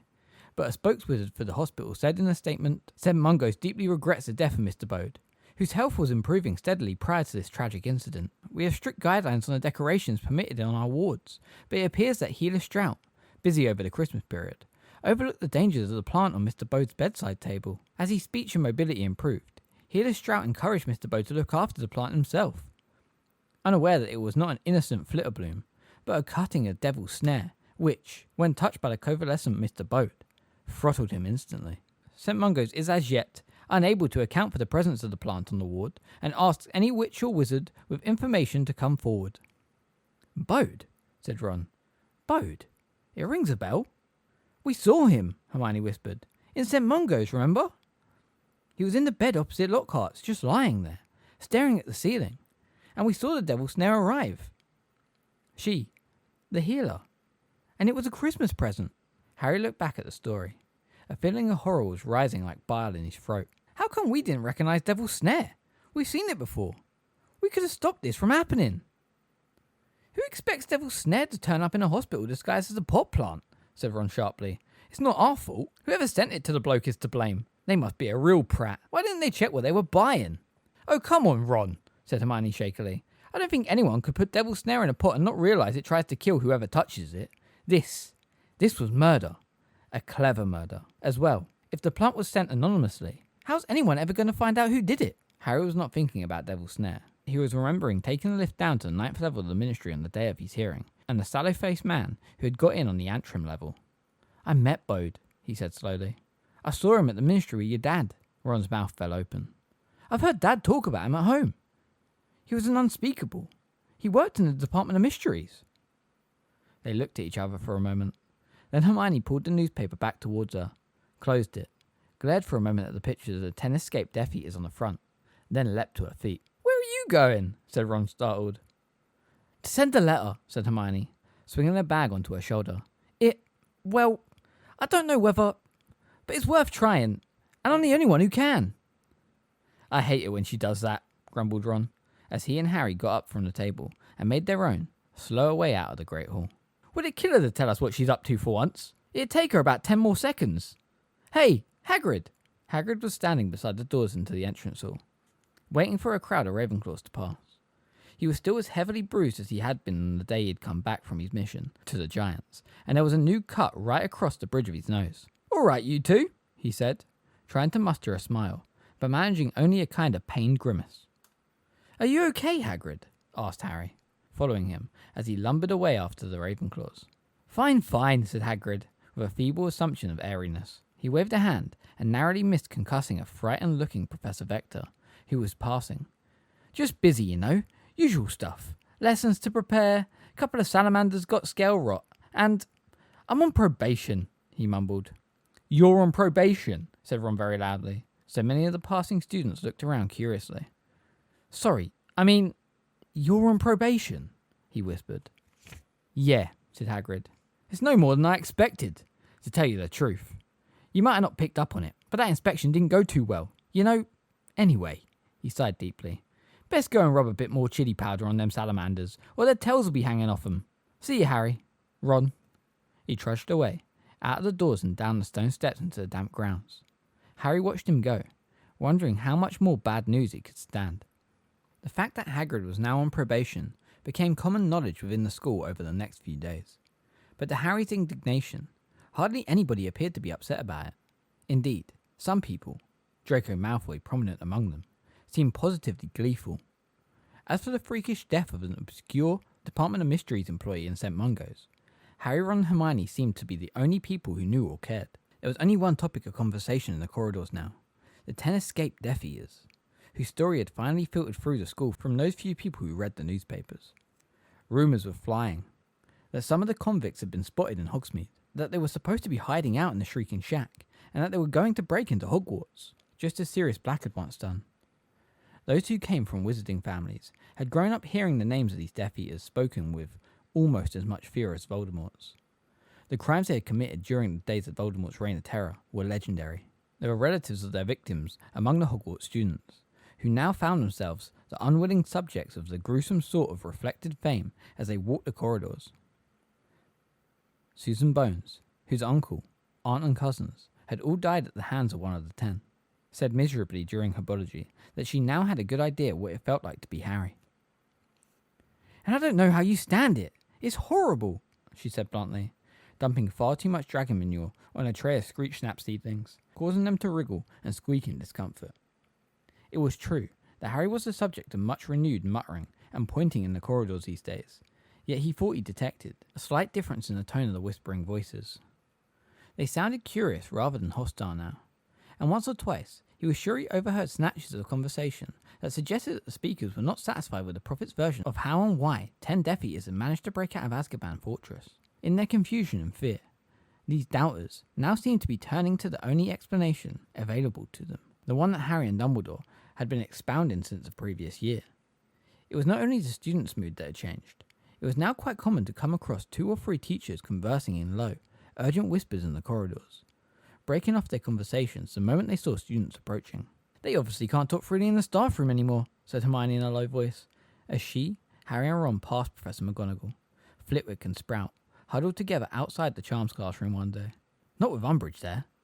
"Reckon they know anything new?" said Ron, gazing back over his shoulder at the 3 teachers. "If they do, we're not going to hear about it, are we?" said Harry angrily. "Not after Decree... What number are we on now?" For new notices had appeared on the house notice boards the morning after the news of the Azkaban breakout. "By order of the High Inquisitor of Hogwarts, teachers are hereby banned from giving students any information that is not strictly related to the subjects they are paid to teach. The above is in accordance with Educational Decree number 26, signed Dolores Jane Umbridge, High Inquisitor." This latest decree had been the subject of a great number of jokes among the students. Lee Jordan had pointed out to Umbridge that by the terms of the new rule, she was not allowed to tell Fred and George off for playing Exploding Snap on the back of the class. "Exploding Snap's got nothing to do with Defense Against the Dark Arts, Professor. That's not information related to your subject." When Harry next saw Lee, the back of his hand was bleeding rather badly. Harry recommended essence and murtlap. Harry had thought the breakout from Azkaban might have humbled Umbridge a little, that she might have been abashed at the catastrophe that had occurred right under the nose of her beloved Fudge. It seemed, however, to only have intensified her furious desire to bring every aspect of life at Hogwarts under her personal control. She seemed determined, at the very least, to achieve a sacking before long, and the only question was whether it would be Professor Trelawney or Hagrid who went first. Every single divination and care of magical creatures lesson was now conducted in the presence of Umbridge and her clipboard. She lurked by the fire in the heavily perfumed tower room, interrupted Professor Trelawney's increasingly hysterical talks with difficult questions about arithmetic and heptamology, insisting that she predict students' answers before they gave them, and demanding that she demonstrate her skill at the crystal ball, the tea leaves, and the rune stones in turn. Harry thought Professor Trelawney might soon crack under the strain. Several times he passed her in the corridors, in itself a very unusual occurrence as she generally remained in her tower room, muttering wildly to herself, wringing her hands and shooting terrified glances over her shoulder, and all the while giving off a powerful smell of cooking sherry. If he had not been so worried about Hagrid, he might have felt sorry for her, but if one of them was to be ousted from their job, there could only be one choice for Harry as to who would remain. Unfortunately, Harry could not see that Hagrid was putting up a better show than Trelawney. Though he seemed to be following Hermione's advice, and had shown them nothing more frightening than a Krupp, a creature indistinguishable from a Jack Russell Terrier, except for its forked tail, since before Christmas. He, too, seemed to have lost his nerve. He was oddly distracted and jumpy during lessons, losing the thread of what he was saying to the class, answering questions wrongly, and all the time glancing anxiously at Umbridge. He was also more distant with Harry, Ron and Hermione than he had ever been before, and had expressively forbidden them to visit him after dark. "If she catches you, it'll be all our necks on the line," he told them flatly, and with no desire to do anything that might jeopardize his job further, they abstained from walking down to his hut in the evenings. It seemed to Harry that Umbridge was steadily depriving him of everything that made his life at Hogwarts worth living. Visits to Hagrid's house, letters from Sirius, his firebolt and Quidditch. He took his revenge the only way he could, by redoubling his efforts for the DA. Harry was pleased to see that all of them, even Zacharias Smith, had been spurred on to work harder than ever by the news that 10 more Death Eaters were now on the loose. But in nobody was this improvement more pronounced than in Neville. The news of his parents' attackers' escape had wrought a strange and even slightly alarming change in him. He had not once mentioned his meeting with Harry, Ron and Hermione on the closed ward in St. Mungo's, and, taking their lead from him, they had kept quiet about it too. Nor had he said anything on the subject of Bellatrix and her fellow torturers' escape. In fact, Neville barely spoke during the DA meetings anymore. He worked relentlessly on every new jinx and counter curse Harry taught them. His plump face screwed up in concentration, apparently indifferent to injuries or accidents, and working harder than anyone else in the room. He was improving so fast, it was quite unnerving, and when Harry taught them the shield charm, a means of deflecting minor jinxes so that they rebounded upon the attacker, only Hermione mastered the charm faster than Neville. Harry would have been given a great deal to be making as much progress on occlumency as Neville was making during the DA meetings. Harry's sessions with Snape, which had started badly enough, were not improving. On the contrary, Harry felt it was getting worse with every lesson. Before he had started studying occlumency, his scar had prickled occasionally, usually during the night, or else following one of those strange flashes of Voldemort's thoughts or mood that he had experienced every now and then. Nowadays, however, his scar hardly ever stopped prickling, and he often felt lurches of annoyance or cheerfulness that they were unrelated to what was happening to him at the time, which were always accompanied by a particularly painful twinge from his scar. He had the horrible impression that he was slowly turning into a kind of Ariel that was tuned into tiny fluctuations in Voldemort's mood, and he was sure he could date this increased sensitivity firmly from his first occlumency lesson with Snape. What was more, he was now dreaming about walking down the corridor towards the entrance to the Department of Mysteries almost every night, dreams which always culminated in him standing longingly in front of the plain black door.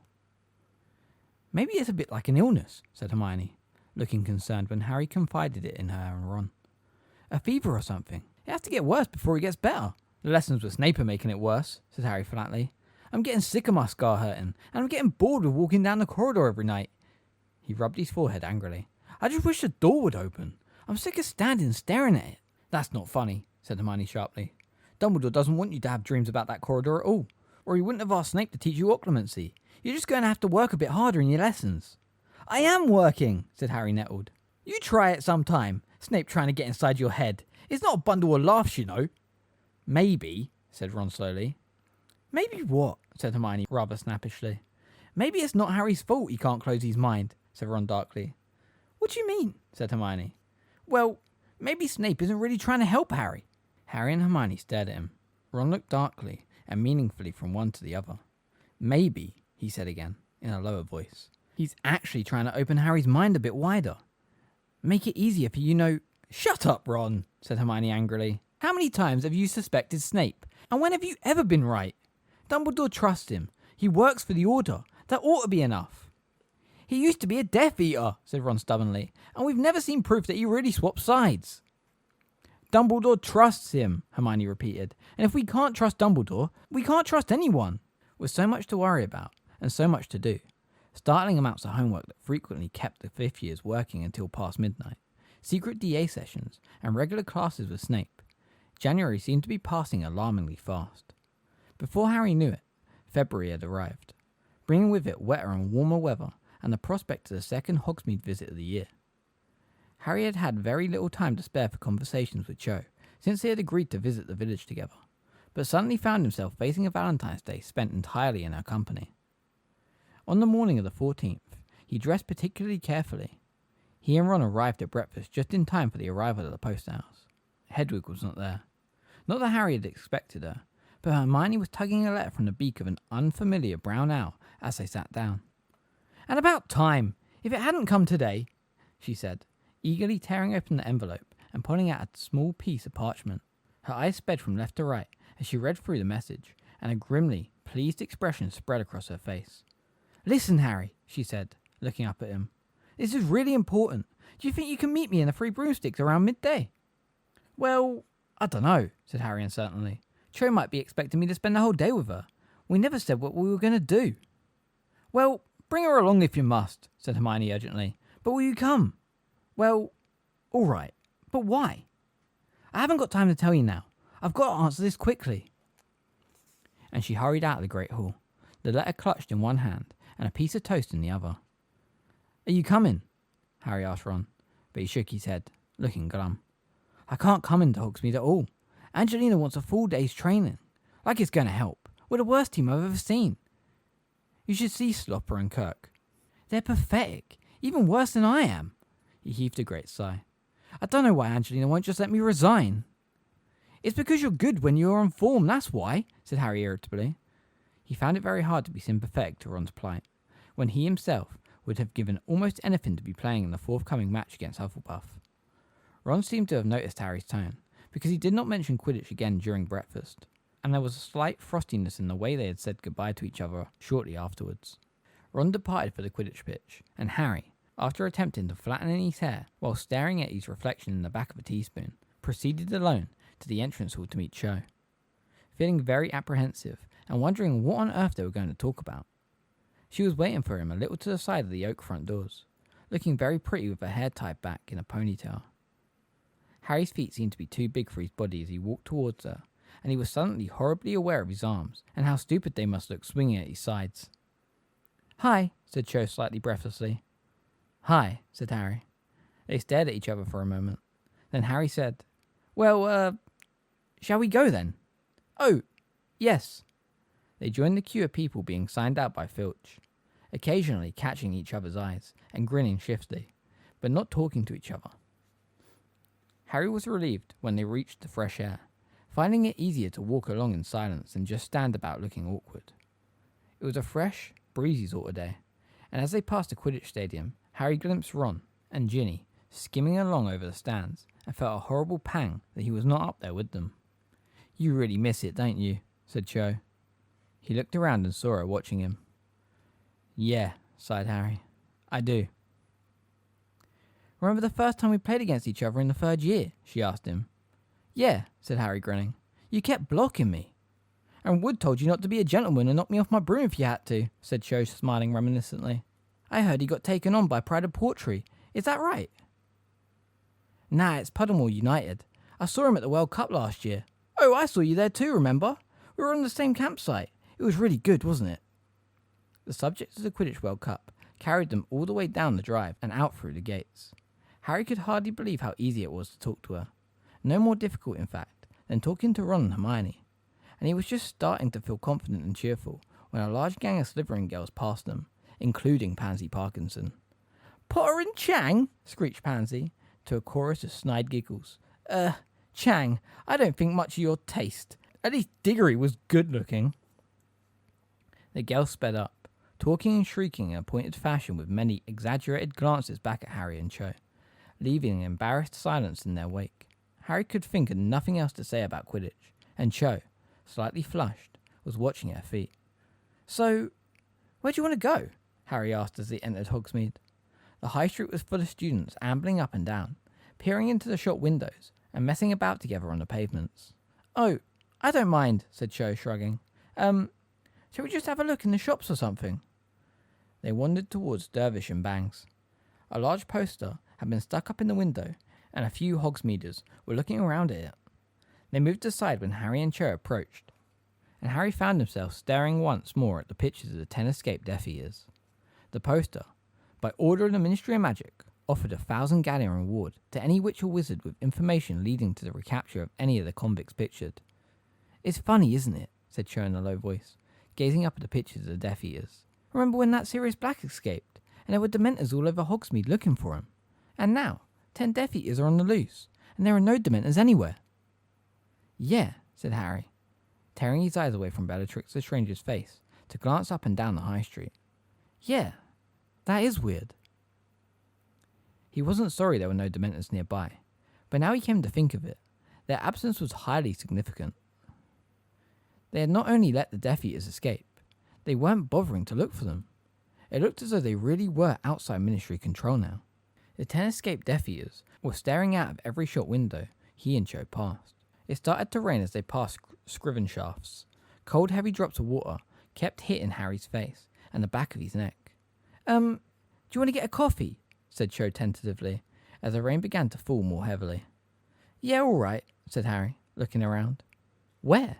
Oh, there's a really nice place just up here. Haven't you ever been to Madame Pudderfoot's? She said brightly, leading him up a side road and into a small tea shop that Harry had never noticed before. It was a cramped, steamy little place where everything seemed to have been decorated with frills or bows. Harry was reminded unpleasantly of Umbridge's office. Cute, isn't it? Said Cho happily. Yeah, said Harry untruthfully. Look, she's decorated it for Valentine's Day, said Cho, indicating a number of golden cherubs that were hovering over each of the small, circular tables, occasionally throwing pink confetti over the occupants. Ah. They sat down at the last remaining table, which was over by the steamy window. Roger Davis, the Ravenclaw Quidditch captain, was sitting about 1.5 feet away with a pretty blonde girl. They were holding hands. The sight made Harry feel uncomfortable, particularly when, looking around the tea shop, he saw that it was full of nothing but couples, all of them holding hands. Perhaps Cho would expect him to hold her hand. What can I get you, my dears? Said Madame Pudderfoot. A very stout woman, with a shiny black bun, squeezing between their table and Roger Davis's with great difficulty. 2 coffees, please, said Cho. In the time it took for their coffees to arrive, Roger Davis and his girlfriend had started kissing over their sugar bowl. Harry wished they wouldn't. He felt that Davis was setting a standard with which Cho would soon expect him to compete. He felt his face growing hot, and tried staring out of the window. But it was so steamed up, he couldn't see the street outside. To postpone the moment when he would have to look at Cho, he stared up at the ceiling, as though examining the paintwork, and received a handful of confetti in the face from their hovering cherub. After a few more painful minutes, Cho mentioned Umbridge. Harry seized on the subject with relief, and they passed a few happy moments abusing her. But the subject had already been so thoroughly canvassed during DA meetings, it did not last very long. Silence fell again. Harry was very conscious of the slurping noises coming from the table next door, and cast wildly around for something else to say. Listen, do you want to come with me to the Free Broomsticks at lunchtime? I'm meeting Hermione Granger there. Cho raised her eyebrows. You're meeting Hermione Granger? Today? Yeah, well, she asked me to, so I thought I would. Do you want to come with me? She said it wouldn't matter if you did. Oh, well, that was nice of her. But Cho did not sound as though she thought it was nice at all. On the contrary, her tone was cold, and all of a sudden she looked rather forbidding. A few more minutes passed in total silence, Harry drinking his coffee so fast that he would soon need a fresh cup. Beside them, Roger Davis and his girlfriend seemed glued together at the lips. Cho's hand was lying on the table beside her coffee, and Harry was feeling a mounting pressure to take hold of it. Just do it, he told himself, as a fount of mingled panic and excitement surged up inside his chest. Just reach out and grab it. Amazing. How much more difficult it was to extend his arm 12 inches and touch her hand than it was to snatch a speeding snitch from midair. But just as he moved his hand forwards, Cho took hers off the table. She was now watching Roger Davis kissing his girlfriend with a mildly interested expression. He's asked me out, you know, she said in a quiet voice. A couple of weeks ago, Roger. I turned him down, though. Harry, who had grabbed the sugar bowl to excuse his sudden lunging movement across the table, could not think why she was telling him this. If she wished she was sitting at the next table, being heartily kissed by Roger Davis, why had she agreed to come out with him? He said nothing. The cherub threw another handful of confetti over them. Some of it landed in the last cold dregs of coffee Harry was about to drink. I came in here with Cedric last year, said Cho. In a second or so it took for him to take in what she had just said, Harry's insides had become glacial. He could not believe she wanted to talk about Cedric now, while kissing couples surrounded them and a cherub floated over their heads. Cho's voice was rather higher when she spoke again. I've been meaning to ask you for ages. Did he mention me at all before he died? This was the very last subject on earth Harry wanted to discuss, at least of all with Cho. Well, no, he said quietly. There wasn't time for him to say anything. So, do you get to see a lot of Quidditch in the holidays? You support the Tornadoes, right? His voice sounded falsely bright and cheery. To his horror, he saw that her eyes were swimming with tears again, just as they had been after the last DA meeting before Christmas. Look, he said desperately, leaning in so nobody else could overhear.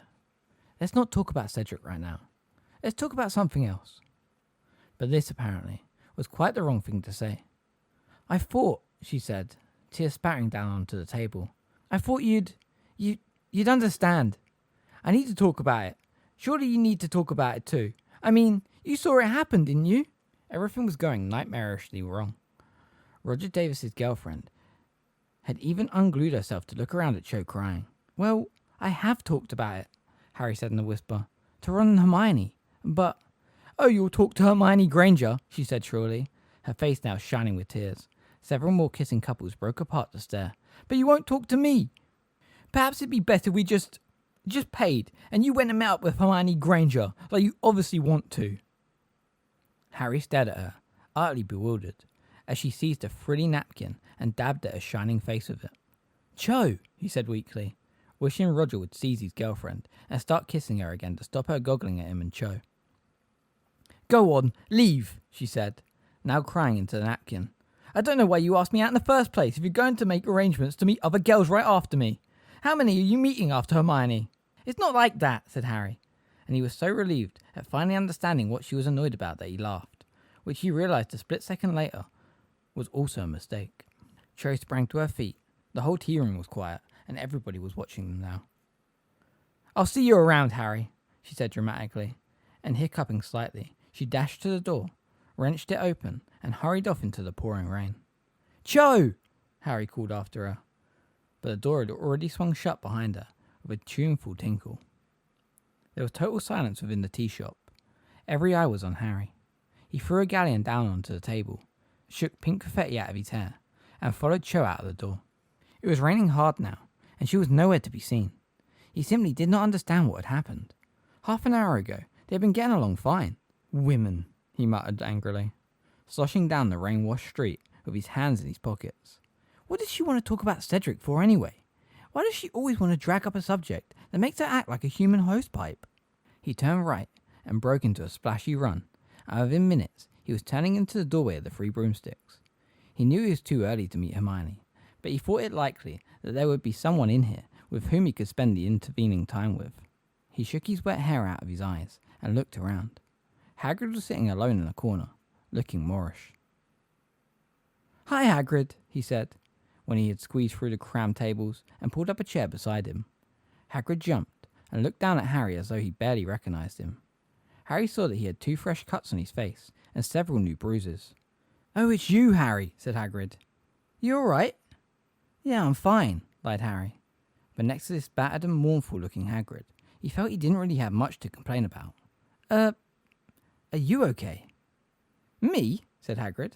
Oh yeah, I'm grand. Harry, grand. He gazed into the depths of his pewtered tankard, which was the size of a large bucket, and sighed. Harry didn't know what to say to him. They sat side by side in silence for a moment. Then Hagrid said abruptly, In the same boat, you and me, aren't we, Harry? Said Harry. Yeah, I've seen it before. Both outsiders like, said Hagrid, nodding wisely. And both orphans. Yeah, both orphans. He took a great swig from his tankard. Makes a difference having a decent family, he said. Me and Dad was decent. And your mum and Dad were decent. If they'd lived, life would have been different, eh? Yeah, I suppose, said Harry cautiously. Hagrid seemed to be in a very strange mood. Family, said Hagrid gloomily. Whatever you say, blood's important. And he wiped a trickle of it out of his eye. Hagrid, said Harry, unable to stop himself. Where are you getting all these injuries? Eh? Said Hagrid, looking startled. What injuries? All those, said Harry, pointing at Hagrid's face. Oh, that's just normal bumps and bruises, Harry, said Hagrid, dismissively. I've got a rough job. He drained his tankard, set it back on the table, and got to his feet. I'll be seeing you, Harry. Take care now. And he lumbered out of the pub, looking wretched, and disappeared into the torrential rain. Harry watched him go, feeling miserable. Hagrid was unhappy, and he was hiding something, but he seemed determined not to accept help. What was going on? But before Harry could think about it any further, he heard a voice calling his name. Harry! Harry, over here!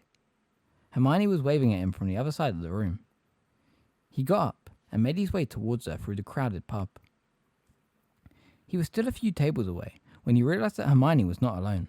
She was sitting at a table with the unlikeliest pair of drinking mates he could ever have imagined. Luna Lovegood, and none other than Rita Skeeter, ex-journalist on the Daily Prophet, and one of Hermione's least favourite people in the world. "You're early," said Hermione, moving along to give him room to sit down. "I thought you were with Cho. I wasn't expecting you for another hour at least." "Cho?" said Rita at once, twisting round in her seat to stare avidly at Harry. "A girl?" She snatched up a crocodile skin handbag and groped within it. "It's none of your business if Harry's been with 100 girls," Hermione told Rita coolly. "So you can put that away right now." Rita had been on the point of withdrawing an acid green quill from her bag. Looking as though she'd been forced to swallow stink sap, she snapped her bag shut again. "What are you up to?" Harry asked, sitting down and staring from Rita to Luna to Hermione. "Little Miss Perfect was about to tell me when you arrived," said Rita, taking a large slurp of her drink. "I suppose I'm allowed to talk to him, am I?" she shot at Hermione. "Yes, I suppose you are," said Hermione coldly. Unemployment did not suit Rita. The hair that had once been set in elaborate curls now hung lank and unkempt around her face. The scarlet paint on her 2-inch talons was chipped, and there was a couple of false jewels missing from her winged glasses. She took another great gulp of her drink and said, out the corner of her mouth, "Pretty girl, is she, Harry?" "One more word about Harry's love life and deal's off, and that's a promise," said Hermione irritably. "What deal?" said Rita, wiping her mouth on the back of her hand. "You haven't mentioned a deal yet, Miss Prissy. You just told me to turn up. Oh, one of these days." She took a deep, shuddering breath. Yes, one of these days you'll write more horrible stories about Harry and me," said Hermione indifferently. "Find someone who cares, why don't you? They've run plenty of horrible stories about Harry this year without my help," said Rita, shooting a sideways look at him over the top of her glasses, and adding in a rough whisper, "How has that made you feel, Harry? Betrayed? Distraught? Misunderstood? He feels angry, of course," said Hermione in a hard, clear voice, "because he's told the Ministry of Magic the truth, and the Minister's too much of an idiot to believe him." "So you actually stick to it, do you? That he who must not be named is back?" said Rita, lowering her glasses and subjecting Harry to a piercing stare, while her finger strayed longingly to the clasp on the crocodile bag. "You stand by all this garbage Dumbledore's been telling everybody about you-know-who returning, and you being the sole witness." "I wasn't the sole witness," snarled Harry. "There was a dozen odd Death Eaters there as well. Want their names?" "I'd love them," breathed Rita, now fumbling in her bag once more, and gazing at him as though it was the most beautiful thing she'd ever seen. A great, bold headline. Potter accuses, a subheading. Harry Potter names Death Eaters still among us. And then, beneath a nice, big photograph of you, disturbed teenage survivor of you-know-who's attack, Harry Potter, 15, caused outrage yesterday by accusing respectable and prominent members of the wizarding community of being Death Eaters. The quick quotes quill was actually in her hand and halfway in her mouth when the rapturous expression on her face died. "But of course," she said, lowering the quill and looking daggers at Hermione, "Little Miss Perfect wouldn't want that story out there, would she?" "As a matter of fact," said Hermione sweetly, "that's exactly what Little Miss Perfect does want." Rita stared at her. So did Harry. Luna, on the other hand, sang "Weasley is our king" dreamily under her breath and stirred her drink with a cocktail onion on a stick. "You want me to report what he says about he who must not be named?" Rita asked Hermione in a hushed voice. "Yes, I do," said Hermione. "The true story, all the facts, exactly as Harry reports them. He'll give you all the details. He'll tell you the names of the undiscovered Death Eaters he saw there. He'll tell you what Voldemort looks like now. Oh, get a grip of yourself," she added contemptuously, throwing a napkin across the table, for, at the sound of Voldemort's name, Rita had jumped so badly she had slopped half of her glass of fire whiskey down herself. Rita blotted the front of her grubby raincoat, still staring at Hermione. Then she said boldly, "The Prophet wouldn't print it. In case you haven't noticed, nobody believes his cock and bull story. Everyone thinks he's delusional. Now, if you let me write the story from that angle..." "We don't need another story about how Harry's lost his marbles," said Hermione angrily. "We've had plenty of those already, thank you. I want him given the opportunity to tell the truth." "There's no market for a story like that," said Rita coldly. "You mean the Prophet won't print it because Fudge won't let them," said Hermione irritably. Rita gave Hermione a long, hard look. Then, Leaning forwards across the table towards her, she said in a businesslike tone, "All right, Fudge is leaning on the profit, but it comes to the same thing. They won't print a story that shows Harry in a good light. Nobody wants to read it. It's against the public mood. This last Azkaban breakout has got people quite worried enough. People just don't want to believe you know who's back." "So the Daily Prophet exists to tell people what they want to hear, does it?" said Hermione scathingly. Rita sat straight up, her eyebrows raised, and drained her glass of fire whiskey. "The Prophet exists to sell itself, you silly girl," she said coldly. "My dad thinks it's an awful paper," said Luna, chipping into the conversation unexpectedly, sucking on her cocktail onion. She gazed at Rita with enormous, protuberant, slightly mad eyes. "He publishes important stories he thinks the public needs to know. He doesn't care about making money." Rita looked despairingly at Luna. "I'm guessing your father runs some sort of stupid little village newsletter," she said. "Probably 25 ways to mingle with muggles and the dates of the next Bring and Fly sale." "No," said Luna, dipping her onion back into her gilly water. "He's the editor of the Quibbler." Rita snorted so loudly that people at a nearby table looked around in alarm. Important stories he thinks the public needs to know, eh?" she said witheringly. "I could manure my garden with the contents of that rag." "Well, this is your chance to raise the tone of it a bit, isn't it?" said Hermione pleasantly. "Luna says her father's quite happy to take Harry's interview. That's who will be publishing it." Rita stared at both of them for a moment, then let out a great whoop of laughter. "The Quibbler," she said, cackling. "You think people will take him seriously if he's published in the Quibbler?" "Some people won't," said Hermione in a level voice, "but the Daily Prophet's version of the Azkaban breakout had some gaping holes in it. I think a lot of people will be wondering whether there isn't a better explanation of what happened, and there's an alternative story available, even if it's published in a..." She glanced sideways at Luna. An unusual magazine. I think they might be rather keen to read it." Rita didn't say anything for a while, but eyed Hermione screwily, her head a little to one side. "All right, let's say for a moment I do it," she said abruptly. "What kind of fee am I going to get?" "I don't think Daddy exactly pays people to write for the magazine," said Luna dreamily. "They do it because it's an honour, and, of course, to see their names in print." Rita looked as though the taste of stink sap was strong in her mouth again as she rounded on Hermione. "I'm supposed to do this for free?" "Well, yes," said Hermione calmly, taking a sip of her drink. "Otherwise, as you very well know, I will inform the authorities that you are an unregistered animagus. Of course, the Prophet might give you rather a lot for an insider's account of life in Azkaban."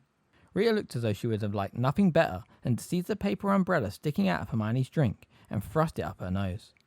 "I don't suppose I've got any choice, have I?" said Rita, her voice shaking slightly. She opened her crocodile bag once more, withdrew a piece of parchment, and raised her quick quotes quill. "Daddy will be pleased," said Luna brightly. A muscle twitched in Rita's jaw. "Okay, Harry," said Hermione, turning to him. "Ready to tell the public the truth?"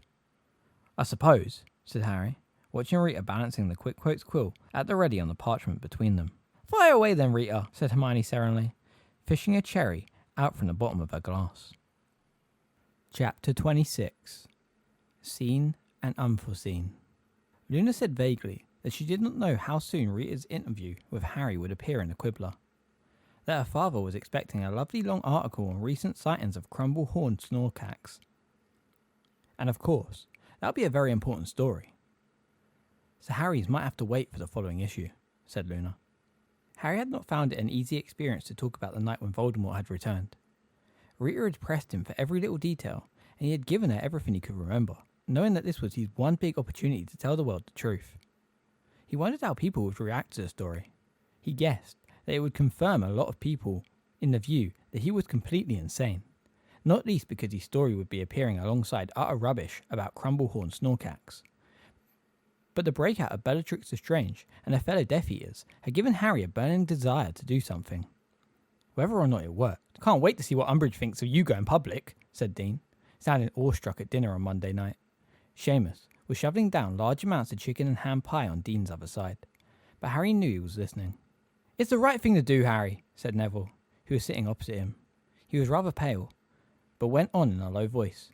"It must have been tough, talking about it. Was it?" "Yeah," mumbled Harry. "But people have got to know what Voldemort's capable of, haven't they?" "That's right," said Neville, nodding. "And he's Death Eaters too. People should know." Neville left his sentence hanging and returned to his baked potato.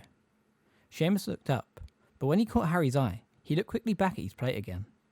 After a while, Dean, Seamus and Neville departed for the common room, leaving Harry and Hermione at the table waiting for Ron, who had not yet had dinner because of Quidditch practice. Cho Chang walked into the hall with her friend Marietta. Harry's stomach gave an unpleasant lurch, but she did not look over at the Gryffindor table, and sat down with her back to him.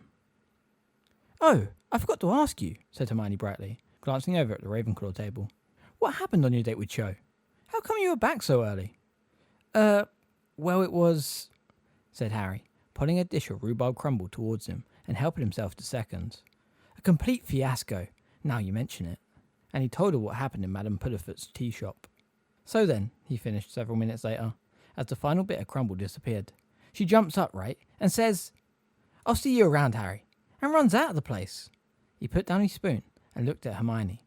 "I mean, what was that all about? What was going on?" Hermione glanced over at the back of Cho's head and sighed. "Oh, Harry," she said sadly. "Well, I'm sorry, but you were a bit tactless." "Me? Tactless?" said Harry, outraged. "One moment we were getting on fine, next minute she was telling me that Roger Davis had asked her out, and how she used to go and snog Cedric in that stupid tea shop. How was I supposed to feel about it?" "Well, you see," said Hermione, with the patient air of someone explaining that 1 + 1 = 2 to an over-emotional toddler. "You shouldn't have told her that you wanted to meet me halfway through your date." "But," spluttered Harry, "but you told me to meet you at 12 and to bring her along. How was I supposed to do that without telling her?" "You should have told her differently," said Hermione, still with that maddening patient air. "You should have said it was really annoying. But I'd made you promise to come along to the Free Broomsticks, and you really didn't want to go. You'd much rather spend the whole day with her. But unfortunately, you thought you really ought to meet me, and would she please come along with you, and hopefully you'll be able to get away quicker. And it might have been a good idea to mention how ugly you think I am too," Hermione added, as an afterthought. "But I don't think you're ugly," said Harry, bemused. Hermione laughed. "Harry, you're worse than Ron." "Well, no, you're not," she sighed, as Ron himself came stumbling into the hall, splattered with mud and looking grumpy. "Look, you upset Cho when you said you was going to meet me. So she tried to make you jealous. It was her way of trying to find out how much you liked her." "Is that what she was doing?" said Harry, as Ron dropped onto the bench opposite them and pulled every dish within reach towards him. "Well, wouldn't it have been easier if she had just asked me whether I liked her better than you?" "Girls don't often ask questions like that," said Hermione. "Well, they should," said Harry forcefully. "Then I could have just told her I fancied her, and she wouldn't have had to get herself all worked up again about Cedric dying." "I'm not saying what she did was sensible," said Hermione, as Ginny joined them, just as muddy as Ron, and looking equally disgruntled. "I'm just trying to make you see how she was feeling at the time." "You should write a book," Ron told Hermione, as he cut up his potatoes. "Translating mad things girls do, so boys can understand them." "Yeah," said Harry fervently, looking over at the Ravenclaw table. Cho had just got up, and still, not looking at him, she left the Great Hall. Feeling rather depressed, he looked back at Ron and Ginny. "So how was Quidditch practice?" "It was a nightmare," said Ron in a surly voice. "Oh, come on," said Hermione, looking at Ginny. "I'm sure it wasn't that." "Yes, it was," said Ginny. "It was appalling. Angelina was nearly in tears by the end of it." Ronnie and Ginny went off for baths after dinner.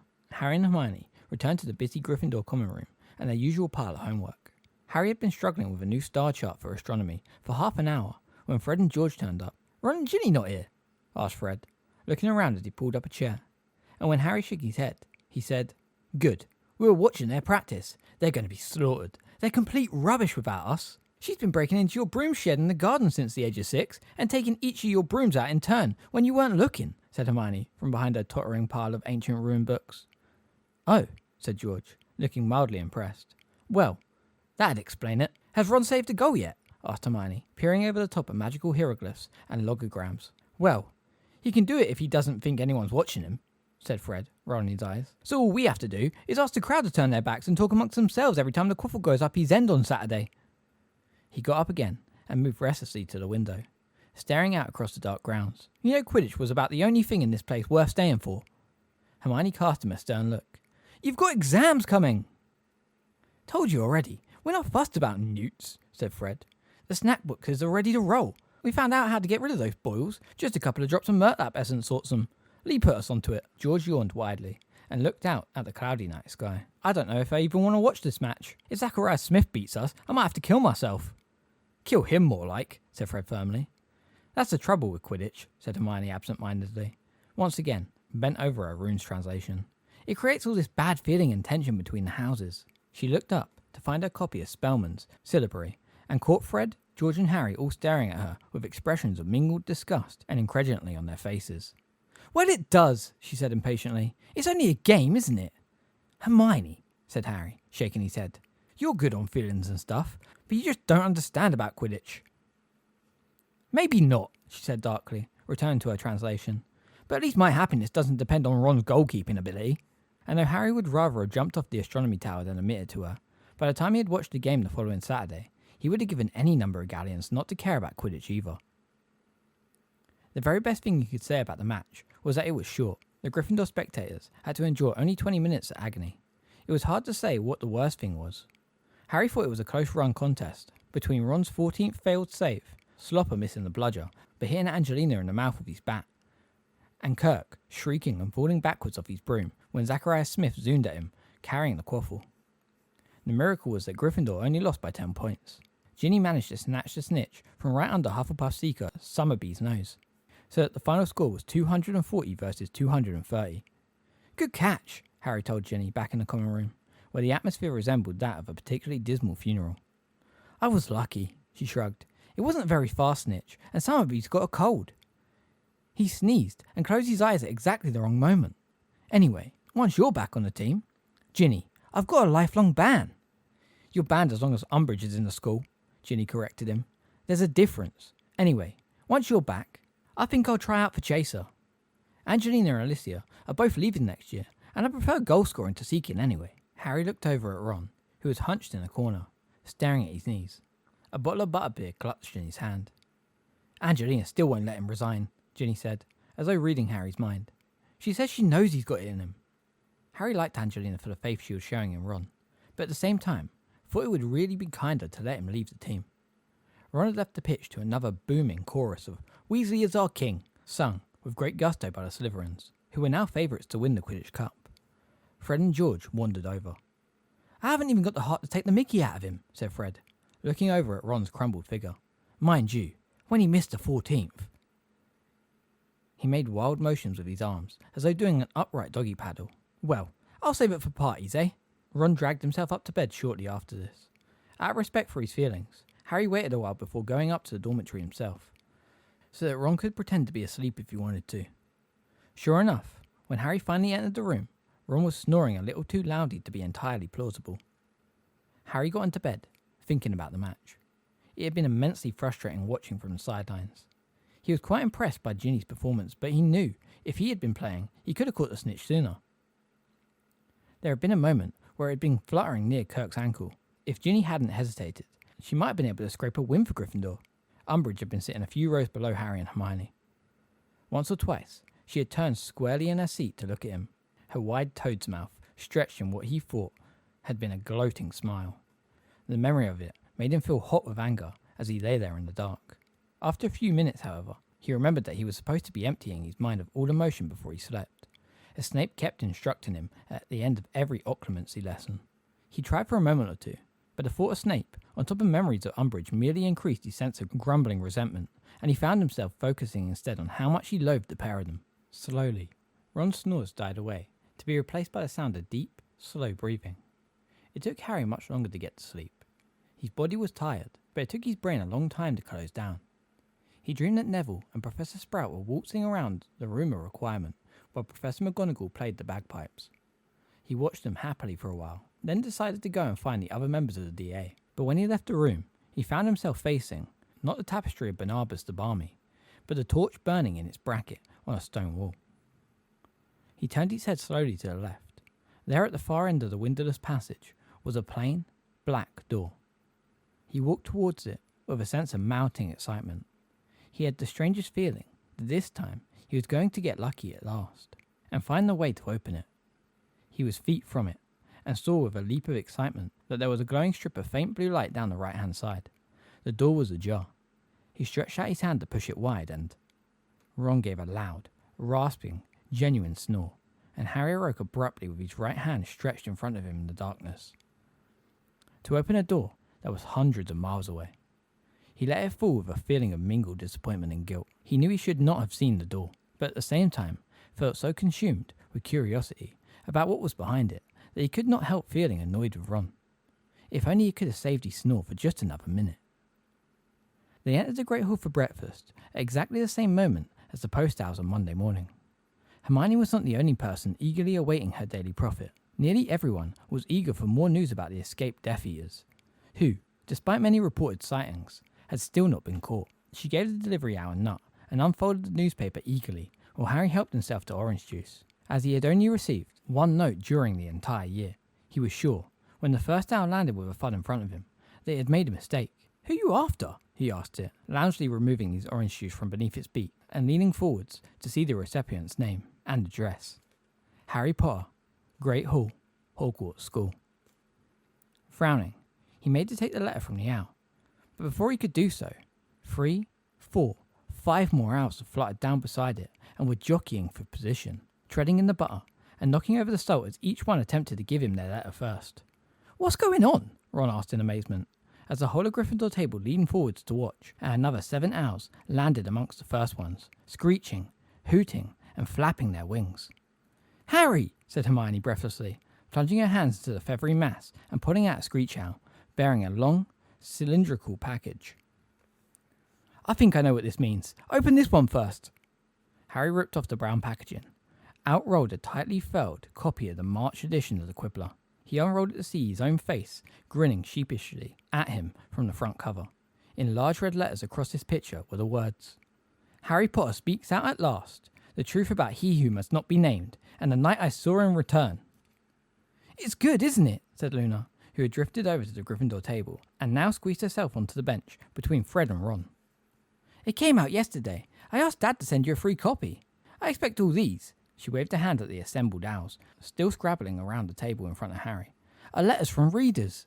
"That's what I thought," said Hermione eagerly. "Harry, do you mind if we—" "Help yourself," said Harry, feeling slightly bemused. Ron and Hermione both started ripping open letters. "This one's from a bloke who thinks you're off your rocker," said Ron, glancing down his letter. "Ah, well." "This woman recommends you try a good course of shock spells at St. Mungo's," said Hermione, looking disappointed and crumbling up a second. "This one looks okay, though," said Harry slowly, scanning a long letter from a witch in Paisley. "Hey, she says she believes me." "This one's in 2 minds," said Fred, who had joined in the letter opening with enthusiasm. "Says you don't come across as mad a person. But he really doesn't want to believe you know who's back, so he doesn't know what to think now. Blimey, what a waste of parchment." "Here's another one you've convinced, Harry," said Hermione excitedly. "Having read your side of the story, I am forced to the conclusion that the Daily Prophet has treated you unfairly. Little though I want to think that he who must not be named has returned, I am forced to accept that you are telling the truth." "Oh, this is wonderful." "Another one who thinks you're barking," said Ron, throwing a crumpled letter over his shoulder. "But this one says you've got her converted, and she now thinks you're a real hero. She's put in a photograph too. Wow." "What is going on here?" said a falsely sweet, girlish voice. Harry looked up with his hands full of envelopes. Professor Umbridge was standing behind Fred and Luna, her bulging toad eyes scanning the mess of owls and letters on the table in front of Harry. Behind her, he saw many of the students watching them avidly. "Why have you got all these letters, Mr. Potter?" she asked slowly. "Is that a crime now?" said Fred loudly. "Getting mail?" "Be careful, Mr. Weasley, or I shall have to put you in detention," said Umbridge. "Well, Mr. Potter?" Harry hesitated, but he did not see how he could keep what he had done quiet. It was surely only a matter of time before a copy of the Quibbler came to Umbridge's attention. "People have written to me because I gave an interview," said Harry, "about what happened to me last June." For some reason, he glanced up at the staff table as he said this. Harry had the strangest feeling that Dumbledore had been watching him a second before, but when he looked towards the headmaster, he seemed to be absorbed in conversation with Professor Flitwick. "An interview?" repeated Umbridge, her voice thinner and higher than ever. "What do you mean?" "I mean, a reporter asked me questions, and I answered them," said Harry. "Here." And he threw the copy of the Quibbler to her.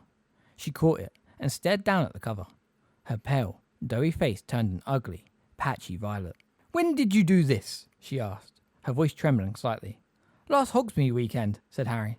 She looked up at him, incandescent with rage, the magazine shaking in her stubby fingers. "There will be no more Hogsmeade trips for you, Mr. Potter," she whispered. "How dare! How you could!" She took a deep breath. "I have tried, again and again, to teach you not to tell lies. The message, apparently has still not sunk in. 50 points from Gryffindor and another week's worth of detentions. She stalked away, clutching the quibbler to her chest, the eyes of many students following her. By mid-morning, enormous signs had been put up all over the school, not just on house notice boards, but in the corridors and classrooms too. By order of the High Inquisitor of Hogwarts, any student found in possession of the magazine The Quibbler will be expelled. The above is in accordance with Educational Decree number 27, signed Dolores Jane Umbridge, High Inquisitor. For some reason, every time Hermione caught sight of one of these signs, she beamed with pleasure. "What exactly are you so happy about?" Harry asked her. "Oh, Harry, don't you see?" Hermione breathed. "If she could have done one thing to make absolutely sure that every single person in the school read your interview, it was banning it." And it seemed that Hermione was quite right. By the end of the day, though Harry had not seen so much as a corner of the Quibbler anywhere in the school, the whole place seemed to be quoting the interview to each other. Harry heard them whispering about it as they queued up outside classes, discussing it over lunch and in the back of lessons, while Hermione even reported that every occupant of the cubicles and the girls' toilets had been talking about it when she nipped in there before ancient runes. "Then they spotted me, and obviously they know I know you, so they bombarded me with questions," Hermione told Harry, her eyes shining. "And Harry, I think they believe you. I really do. I think you finally got them convinced." Meanwhile, Professor Umbridge was stalking the school, stopping students at random and demanding they turn out their books and pockets. Harry knew she was looking for copies of the Quibbler, but the students were several steps ahead of her. The pages carrying Harry's interview had been bewitched to resemble extracts from textbooks if anyone but themselves read it, or else wiped magically blank until they wanted to peruse it again. Soon it seemed that every single person in the school had read it. The teachers were of course forbidden from mentioning the interview by Educational Decree number 26, but they found ways to express their feelings about it all the same. Professor Sprout awarded Gryffindor 20 points when Harry passed her a watering can. A beaming Professor Flitwick pressed a box of squeaking sugar mice on him at the end of charms and said, "Shh," and hurried away. And Professor Trelawney broke into hysterical sobs during divination and announced to the startled class and a very disapproving Umbridge that Harry was not going to suffer an early death after all, but would live to a ripe old age, become Minister for Magic, and have 12 children. But what made Harry happiest was Cho catching up with him as he was hurrying along to Transfiguration the next day. Before he knew what had happened, her hand was in his, and she was breathing in his ear. "I'm really, really sorry. That interview was so brave. It made me cry." He was sorry to hear she had even shed more tears over it, but very glad they were on speaking terms again, and even more pleased when she gave him a swift kiss on the cheek and hurried off again. And unbelievably, no sooner had he arrived outside Transfiguration than something just as good happened. Seamus stepped out from the queue to face him. "I just wanted to say," he mumbled, squinting at Harry's left knee, "I believe you, and I've sent a copy of that magazine to my mum." If anything more was needed to complete Harry's happiness, it was the reaction he got from Malfoy, Crabbe and Goyle. He saw them with their heads together later that afternoon in the library. They were with a weedy-looking boy Hermione whispered was called Theodore Knott. They looked round at Harry as he browsed the shelves for the book he needed on partial vanishment. Goyle cracked his knuckles, threateningly, and Malfoy whispered something undoubtedly malevolent to Crabbe. Harry knew perfectly well why they were acting like this. He had named all their fathers as Death Eaters. "And the best bit," whispered Hermione gleefully, as they left the library, "is they can't contradict you, because they can't admit they've read the article."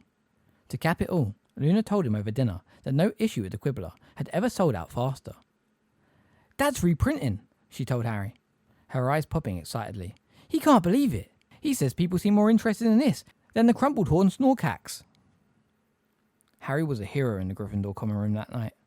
Daringly, Fred and George had put an enlargement charm on the front cover of the Quibbler and hung it on the wall, so that Harry's giant head gazed down upon the proceedings, occasionally saying things like, "The Ministry of Morons," and "Eat dung, Umbridge," in a booming voice. Hermione did not find this very amusing. She said it interfered with her concentration, and she ended up going to bed early out of irritation. Harry had to admit that the poster was not quite as funny after an hour or two, especially when the talking spell had started to wear off, so it merely shouted disconnected words like "dung" and "Umbridge" at more and more frequent intervals in a progressively higher voice. In fact, it started to make his head ache, and his scar began prickling uncomfortably again. To disappointed moans from the many people who were sitting around him, asking him to relive his interview for the umpteenth time, he announced that he too needed an early night. The dormitory was empty when he reached it. He rested his forehead for a moment against the cool glass of the window beside his bed. It felt soothing against his skull.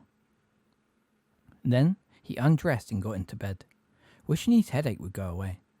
He also felt slightly sick. He rolled over onto his side, closed his eyes, and fell asleep almost at once. He was standing in a dark curtained room lit by a single branch of candles. His hands were clenched on the back of a chair in front of him. They were long-fingered and white as though they had not seen sunlight for years, and looked like large, pale spiders against the dark velvet of the chair. Beyond the chair, in a pool of light cast upon the floor by the candles, knelt a man in black robes. "I have been badly advised, it seems," said Harry, in a high, cold voice that pulsed with anger. "Master, I crave your pardon," croaked the man kneeling on the floor. The back of his head glimmered in the candlelight. He seemed to be trembling. "I do not blame you, Rookwood," said Harry in that cold, cruel voice. He relinquished his grip on the chair and walked around it, closer to the man, cowering on the floor, until he stood directly over him in the darkness, looking down from a far greater height than usual. "You are sure of your facts, Rookwood?" asked Harry. "Yes, my lord, yes. I used to work in the department after all. Avery told me Bode would be able to remove it." "Bode could never have taken it, master. Bode would have known he could not, undoubtedly. This is why he fought so hard against Malfoy's imperious curse." "Stand up, Rookwood," whispered Harry. The kneeling man almost fell over in his haste to obey. His face was poke-marked. The scars were thrown into relief by the candlelight. He remained a little stooped when standing, as though halfway through a bow, and he darted terrified looks up at Harry's face. "You have done well to tell me this," said Harry. "Very well. I have wasted months of fruitless schemes, it seems. But no matter. We begin again, from now. You have Lord Voldemort's gratitude, Rookwood." "My lord, yes, my lord," gasped Rookwood, his voice hoarse with relief. "I shall need your help. I shall need all the information you can give me." "Of course, my lord, of course. Anything." "Very well. You may go. Send Avery to me." Rookwood scurried backwards, bowing, and disappeared through a door. Left alone in the dark room, Harry turned towards the wall. A cracked, age-spotted mirror hung on the wall in the shadows. Harry moved towards it. His reflection grew larger and clearer in the darkness. A face, whiter than a skull, red eyes with slits for pupils. "No!" "What?" yelled a voice nearby. Harry flailed around madly, becoming entangled in the hangings, and fell out of his bed. For a few seconds, he did not know where he was. He was convinced he was about to see the white, skull-like face looming at him out of the dark again. And then, very near to him, Ron's voice spoke. "Will you stop acting like a maniac so I can get you out?" Ron wrenched the hangings apart, and Harry stared up at him in the moonlight, flat on his back, his scar searing with pain. Ron looked as though he had just been getting ready for bed. One arm was out of his robes.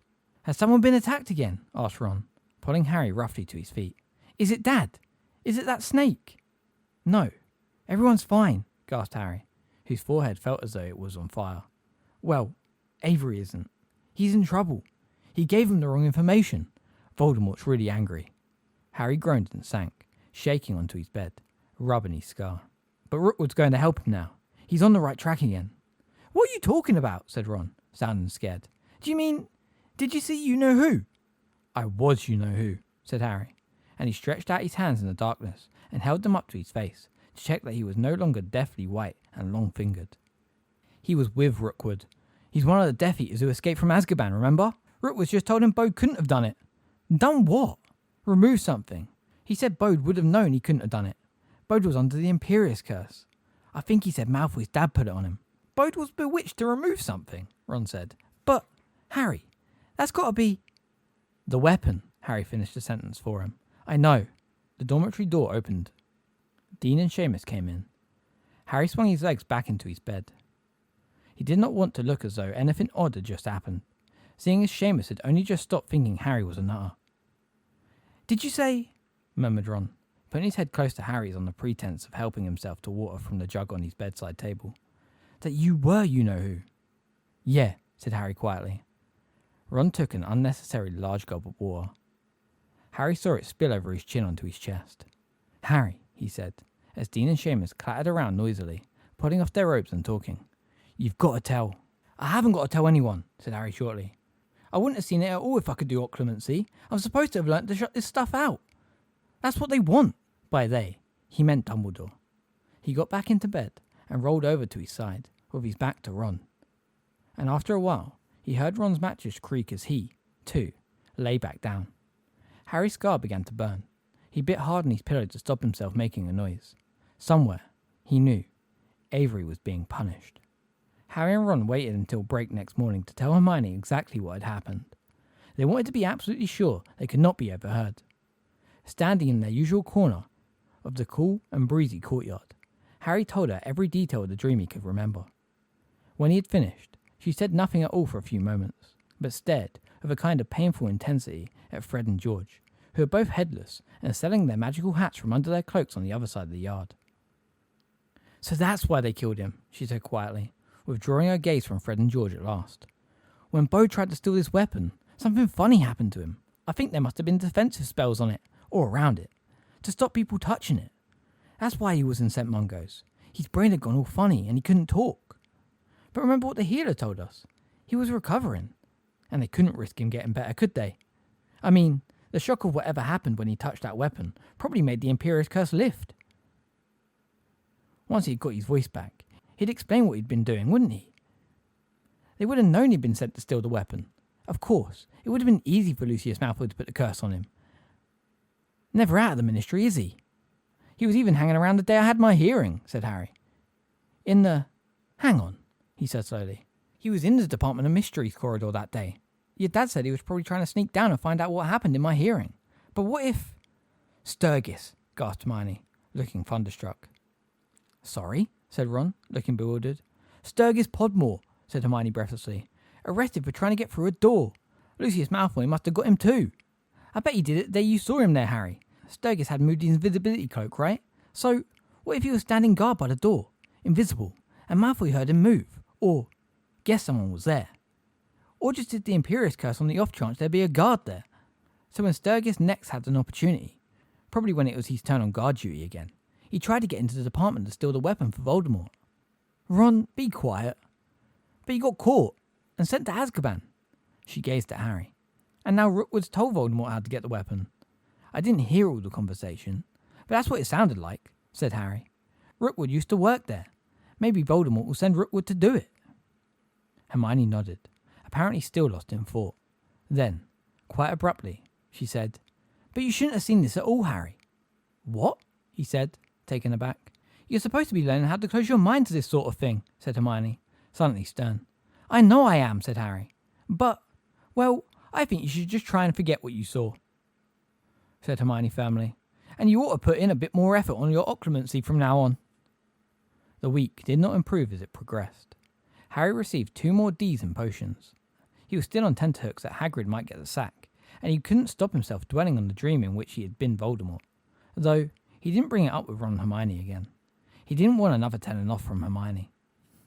He wished very much that he could have talked to Sirius about it, but that was out of the question. So he tried to push the matter to the back of his mind. Unfortunately, the back of his mind was no longer the secure place it had once been. Get up, Potter!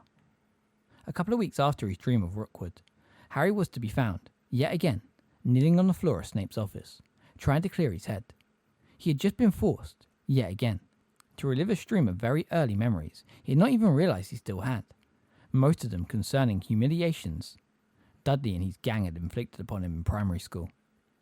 That last memory, said Snape. What was it? I don't know, said Harry, getting wearily to his feet. He was finding it increasingly difficult to disentangle separate memories from the rush of images and sounds that Snape kept calling forth.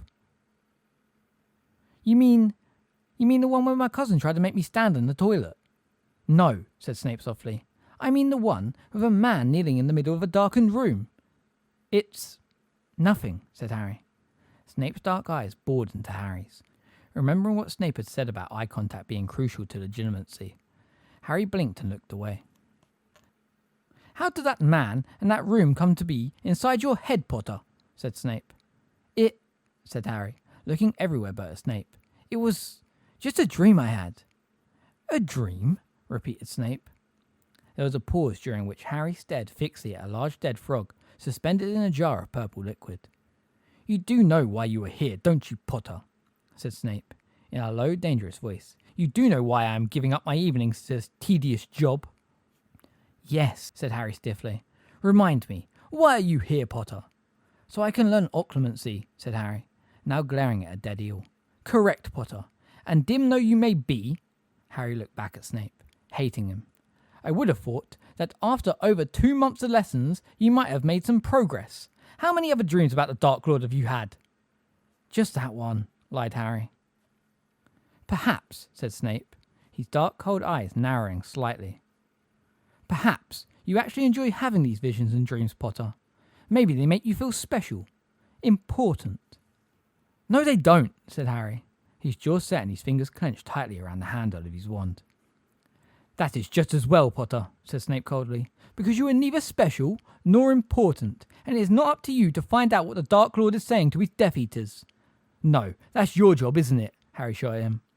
He had not meant to say it. It had burst out at him in temper. For a long moment, they stared at each other, Harry convinced he had gone too far, but there was a curious, almost satisfied expression on Snape's face when he answered. Yes, Potter, he said, his eyes glinting. That is my job. Now, if you are ready, we will start again. He raised his wand. 1, 2, 3. Legilimens. 100 Dementors were swooping towards Harry across the lake and the grounds. He screwed up his face in concentration. They were coming closer. He could see the dark holes beneath their hoods. Yet, he could also see Snape standing in front of him, his eyes fixed on Harry's face, muttering under his breath. And somehow, Snape was growing clearer, and the Dementors were growing fainter. Harry raised his own wand. Protego! Snape staggered. His wand flew upwards, away from Harry, and suddenly Harry's mind was teeming with memories that were not his. A hook-nosed man was shouting at a cowering woman, while a small dark-haired boy cried in a corner. A greasy-haired teenager sat alone in a dark bedroom, pointing his wand at the ceiling, shooting down flies.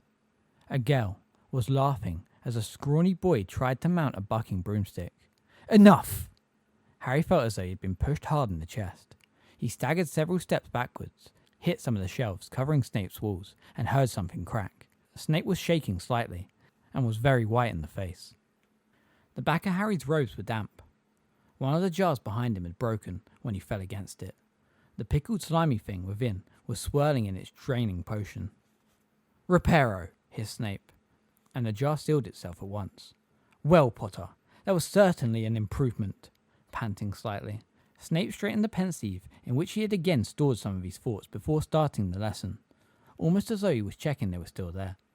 I don't remember telling you to use a shield charm, but there is no doubt that it was effective. Harry did not speak. He felt that to say anything might be dangerous. He was sure he had just broken into Snape's memories, that he had just seen scenes from Snape's childhood. It was unnerving to think that the little boy who had been crying as he watched his parents shouting was actually standing in front of him with such loathing in his eyes. Let's try again, shall we? Said Snape. Harry felt a thrill of dread. He was about to pay for what had just happened. He was sure of it. They moved back into position with a desk between them. Harry feeling he was going to find it much harder to empty his mind this time. On the count of 3 then, said Snape, raising his wand once more. 1, 2. Harry did not have time to gather himself together and attempt to clear his mind before Snape cried, Legilimens! He was hurtling along the corridor towards the Department of Mysteries, past the blank stone walls, past the torches. The plain black door was growing even larger.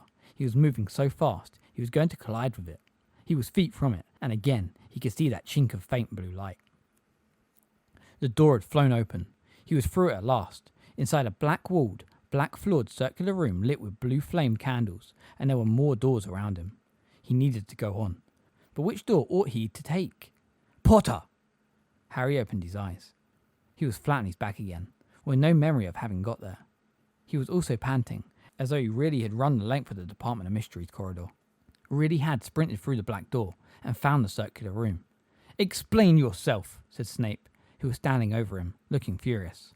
I don't know what happened, said Harry truthfully, standing up. There was a lump on the back of his head, from where he had hit the ground, and he felt feverish.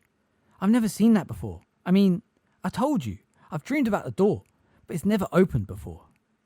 You are not working hard enough. For some reason, Snape seemed even angrier than he had done 2 minutes before, when Harry had seen into his teacher's memories. You are lazy and sloppy, Potter. It is small wonder that the Dark Lord... Can you tell me something, sir? Said Harry, firing up again. Why do you call Voldemort the Dark Lord? I've only ever heard Death Eaters call him that. Snape opened his mouth in a snarl, and a woman screamed from somewhere outside the room. Snape's head jerked upwards. He was gazing at the ceiling. What the? He muttered. Harry could hear a muffled commotion coming from what he thought might be the entrance hall. Snape looked around at him, frowning. Did you see anything unusual on your way down here, Potter? Harry shook his head. Somewhere above them, the woman screamed again. Snape strode to his office door, his wand still held at the ready, and swept out of sight. Harry hesitated for a moment, then followed. The screams were indeed coming from the entrance hall. They grew louder as Harry ran towards the stone steps leading up from the dungeons. When he reached the top, he found the entrance hall packed. Students had come flooding out of the Great Hall, where dinner was still in progress, to see what was going on. Others had crammed themselves onto the marble staircase. Harry pushed forwards through a knot of tall Slytherins and saw that the onlookers had formed a great ring, some of them looking shocked, others even frightened. Professor McGonagall was directly opposite Harry on the other side of the hall. She looked as though what she was watching made her feel faintly sick. Professor Trelawney was standing in the middle of the entrance hall, her wand in one hand and an empty sherry bottle in the other, looking utterly mad. Her hair was sticking up on one end. Her glasses were lopsided so that one eye was magnified more than the other. Her innumerable shawls and scarves were trailing haphazardly from her shoulders, giving the impression that she was falling apart at the seams. 2 large trunks lay on the floor beside her, one of them upside down. It looked very much as though it had been thrown down the stairs after her. Professor Trelawney was staring, apparently terrified, at something Harry could not see, but which seemed to be standing at the foot of the stairs. No! She shrieked. No! This cannot be happening! It cannot! I refuse to accept it! You didn't realise this was coming? Said a high girlish voice, sounding callously amused, and Harry, moving slightly to his right, saw that Trelawney's terrified vision was nothing other than Professor Umbridge. Incapable though you are of predicting even tomorrow's weather, you must surely have realised that your pitiful performance during my inspections and lack of any improvement would make it inevitable that you would be sacked. You can't, howled Professor Trelawney, tears streaming down her face from behind her enormous lenses. You can't sack me. I've been here 16 years. Hogwarts is my home. It was your home, said Professor Umbridge, and Harry was revolted to see the enjoyment stretching her toad-like face as she watched Professor Trelawney sink, sobbing, uncontrollably onto her trunks. Until an hour ago, when the Minister for Magic countersigned your order of dismissal. Now, kindly remove yourself from this hall. You are embarrassing us. But she stood and watched, with an expression of gloating enjoyment, as Professor Trelawney shuddered and moaned, rocking backwards and forwards on her trunk, in paroxysms of grief. Harry heard a muffled sob to his left, and looked around. Lavender and Parvati were both crying quietly, their arms round each other. Then he heard footsteps. Professor McGonagall had broken away from the spectators, marched straight up to Professor Trelawney, and was patting her firmly on the back, while withdrawing a large handkerchief from her robes. There, Sybil. Calm down. Blow your nose on this. It's not as bad as you think. Now, you are not going to have to leave Hogwarts. Oh, really, Professor McGonagall? Said Umbridge in a deadly voice, taking a few steps forwards. And your authority for that statement is? That would be mine, said a deep voice. The oaken front doors had swung open. Students beside them scuttled out of the way as Dumbledore appeared in the entrance. What he had been doing out on the grounds, Harry could not imagine. But there was something impressive about the sight of him, framed in the doorway, against an oddly misty night. Leaving the doors wide open behind him, he strode forward through the circle of onlookers towards Professor Trelawney, tear-stained and trembling. On her trunk, Professor McGonagall alongside her. Yours, Professor Dumbledore? Said Umbridge, with a singularly unpleasant little laugh. I am afraid you do not understand the position. I have here, she pulled a parchment scroll from within her robes, an order of dismissal signed by myself and the Minister for Magic.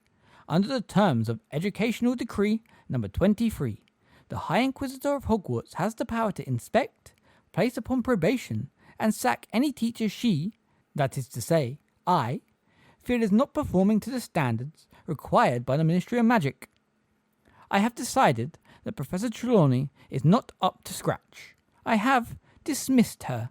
To Harry's very great surprise, Dumbledore continued to smile. He looked down at Professor Trelawney, who was still sobbing and choking on her trunk, and said, "You are quite right, of course, Professor Umbridge.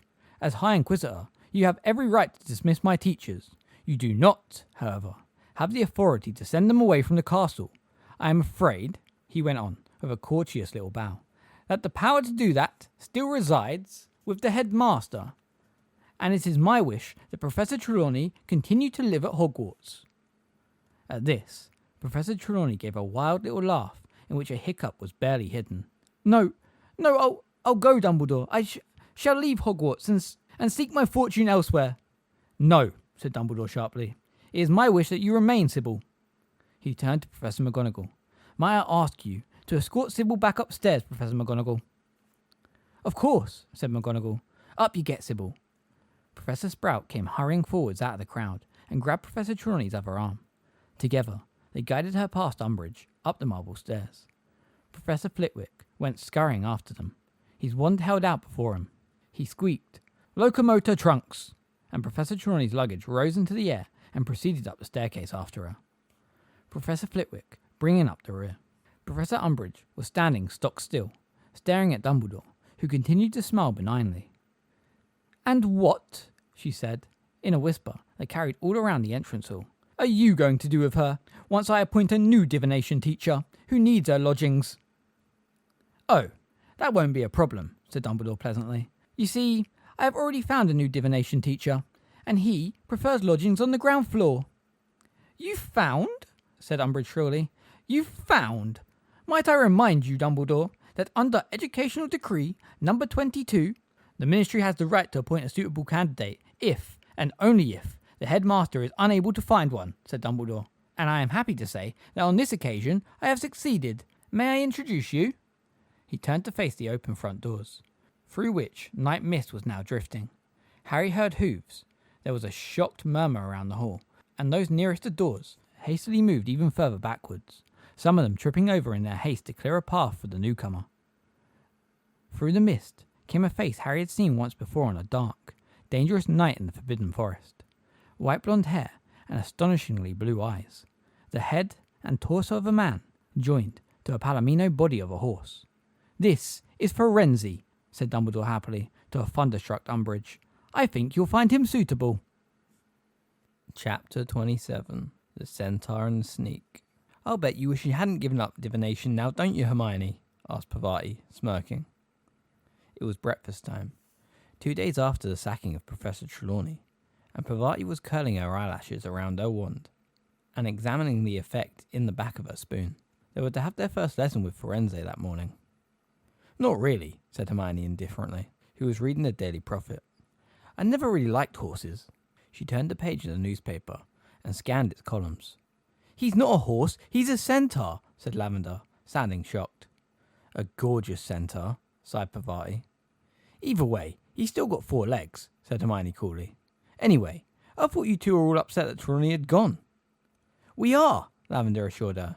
"We went up to her office to see her. We took her some daffodils. Not the honking ones that Sprout's got. Nice ones." "How is she?" asked Harry. "Not very good, poor thing," said Lavender sympathetically. "She was crying and saying she'd rather leave the castle forever and stay here where Umbridge is. And I don't blame her. Umbridge was horrible to her, wasn't she?" "I've got a feeling Umbridge has only just started being horrible," said Hermione darkly. "Impossible," said Ron, who was tucking into a large plate of eggs and bacon. "She can't get any worse than she's been already. You mark my words, she's going to want revenge on Dumbledore for appointing a new teacher without consulting her," said Hermione, closing the newspaper. "Especially another part human. You saw the look on her face when she saw Firenze." After breakfast, Hermione departed for her arithmetic class, as Harry and Ron followed Parvati and Lavender into the entrance hall, heading for divination. "Aren't we going up to the North Tower?" asked Ron, looking puzzled, as Parvati bypassed the marble staircase. Parvati looked at him scornfully over her shoulder. "How do you expect Firenze to climb the ladder?" "We're in classroom 11 now. It was on the notice board yesterday." Classroom 11 was on the ground floor, along the corridor leading off the entrance hall from the opposite side to the Great Hall. Harry knew it was one of those classrooms that were never used regularly, and therefore had the slightly neglected feeling of a cupboard or a storeroom. When he entered it right behind Ron, and found himself in the middle of a forest clearing, he was therefore momentarily stunned. What the? The classroom floor had become springily mossy, and trees were growing out of it, their leafy branches fanned across the ceiling and windows, so that the room was full of slanting shafts of soft, dappled green light. The students, who had already arrived, were sitting on the earthy floor with their backs resting against tree trunks or boulders, arms wrapped around their knees or folded tightly across their chests, and all looking rather nervous. In the middle of the clearing, where there were no trees, stood Firenze. "Harry Potter," he said, holding out a hand when Harry entered. Hi," said Harry, shaking hands with the centaur, who surveyed him unblinkingly through those astonishingly blue eyes, but did not smile. Good to see you." "And you," said the centaur, inclining his white blonde head. "It was foretold that we should meet again." Harry noticed there was a shadow of a hoof-shaped bruise on Firenze's chest. As he turned to join the rest of the class on the ground, he saw that they were all looking at him in awe, apparently deeply impressed that he was on speaking terms with Firenze, whom they seemed to find intimidating. When the door was closed, and the last student had sat down on the tree stump beside the wastepaper basket, Firenze gestured around the room. "Professor Dumbledore has kindly arranged this classroom for us," said Firenze, when everyone had settled down, "in imitation of my natural habitat. I would have preferred to teach you in the Forbidden Forest, which was, until Monday, my home. But that is no longer possible." "Please, sir," said Parvati breathlessly, raising her hand. "Why not? We've been in there with Hagrid. We're not frightened." "It is not a question of your bravery," said Firenze, "but of my position. I cannot return to the forest. My herd has banished me." "Herd?" said Lavender in a confused voice, and Harry knew she was thinking of cows. "What? Oh!" Comprehension dawned on her face. "There are more of you?" she said, stunned. "Did Hagrid breed you, like the Thestrals?" asked Dean eagerly. Firenze turned his head very slowly to face Dean, who seemed to realise at once that he had said something very offensive. I meant, sorry," he finished in a harsh voice. "Centaurs are not the servants or playthings of humans," said Firenze quietly. There was a pause. Then Parvati raised her hand again. "Please, sir, why have the other centaurs banished you?" "Because I have agreed to work for Professor Dumbledore," said Firenze. "They see this as a betrayal of our kind." Harry remembered how nearly 4 years ago the centaur Bane had shouted at Firenze for allowing Harry to ride to safety on his back. He had called him a common mule. He wondered whether it had been Bane who had kicked Firenze in the chest. "Let us begin," said Firenze. He swished his long palomino tail, raised his hand towards the leafy canopy overhead, then lowered it slowly, and as he did so, the light in the room dimmed, so that they now seemed to be sitting in a forest clearing by twilight, and stars appeared on the ceiling. There were oohs and gasps, and Ron said audibly, "Blimey!" "Lie back on the floor," said Firenze in his calm voice, "and observe the heavens. Here is written, for those who can see, the fortunes of our races." Harry stretched out on his back and gazed upwards at the ceiling. A twinkling, red star winked at him from overhead. "I know that you have learnt the names of the planets and their moons in astronomy," said Firenze's calm voice, "and that you have mapped the stars' progress through the heavens. Centaurs have unravelled the mysteries of those movements over centuries. Our findings teach us that the future may be glimpsed in the sky above us." "Professor Trelawney did astrology with us," said Parvati excitedly, raising her hand in front of her so that it stuck up in the air as she lay on her back. "Mars causes accidents and burns and things like that. And when it makes an angle to Saturn, like now," she drew a right angle in the air above her, "that means people need to be extra careful when handling hot things." "That," said Firenze calmly, "is human nonsense." Parvati's hand fell limply to her side. "Trivial hurts, tiny human accidents," said Firenze, as his hooves thudded over the mossy floor. "They are of no more significance than the scurrying of ants to the wide universe, and are unaffected by planetary movements." "Professor Trelawney," began Parvati in a hurt and indignant voice. Is a human, said Firenze simply, and therefore blinkered and fettered by the limitations of your kind. Harry turned his head very slightly to look at Parvati.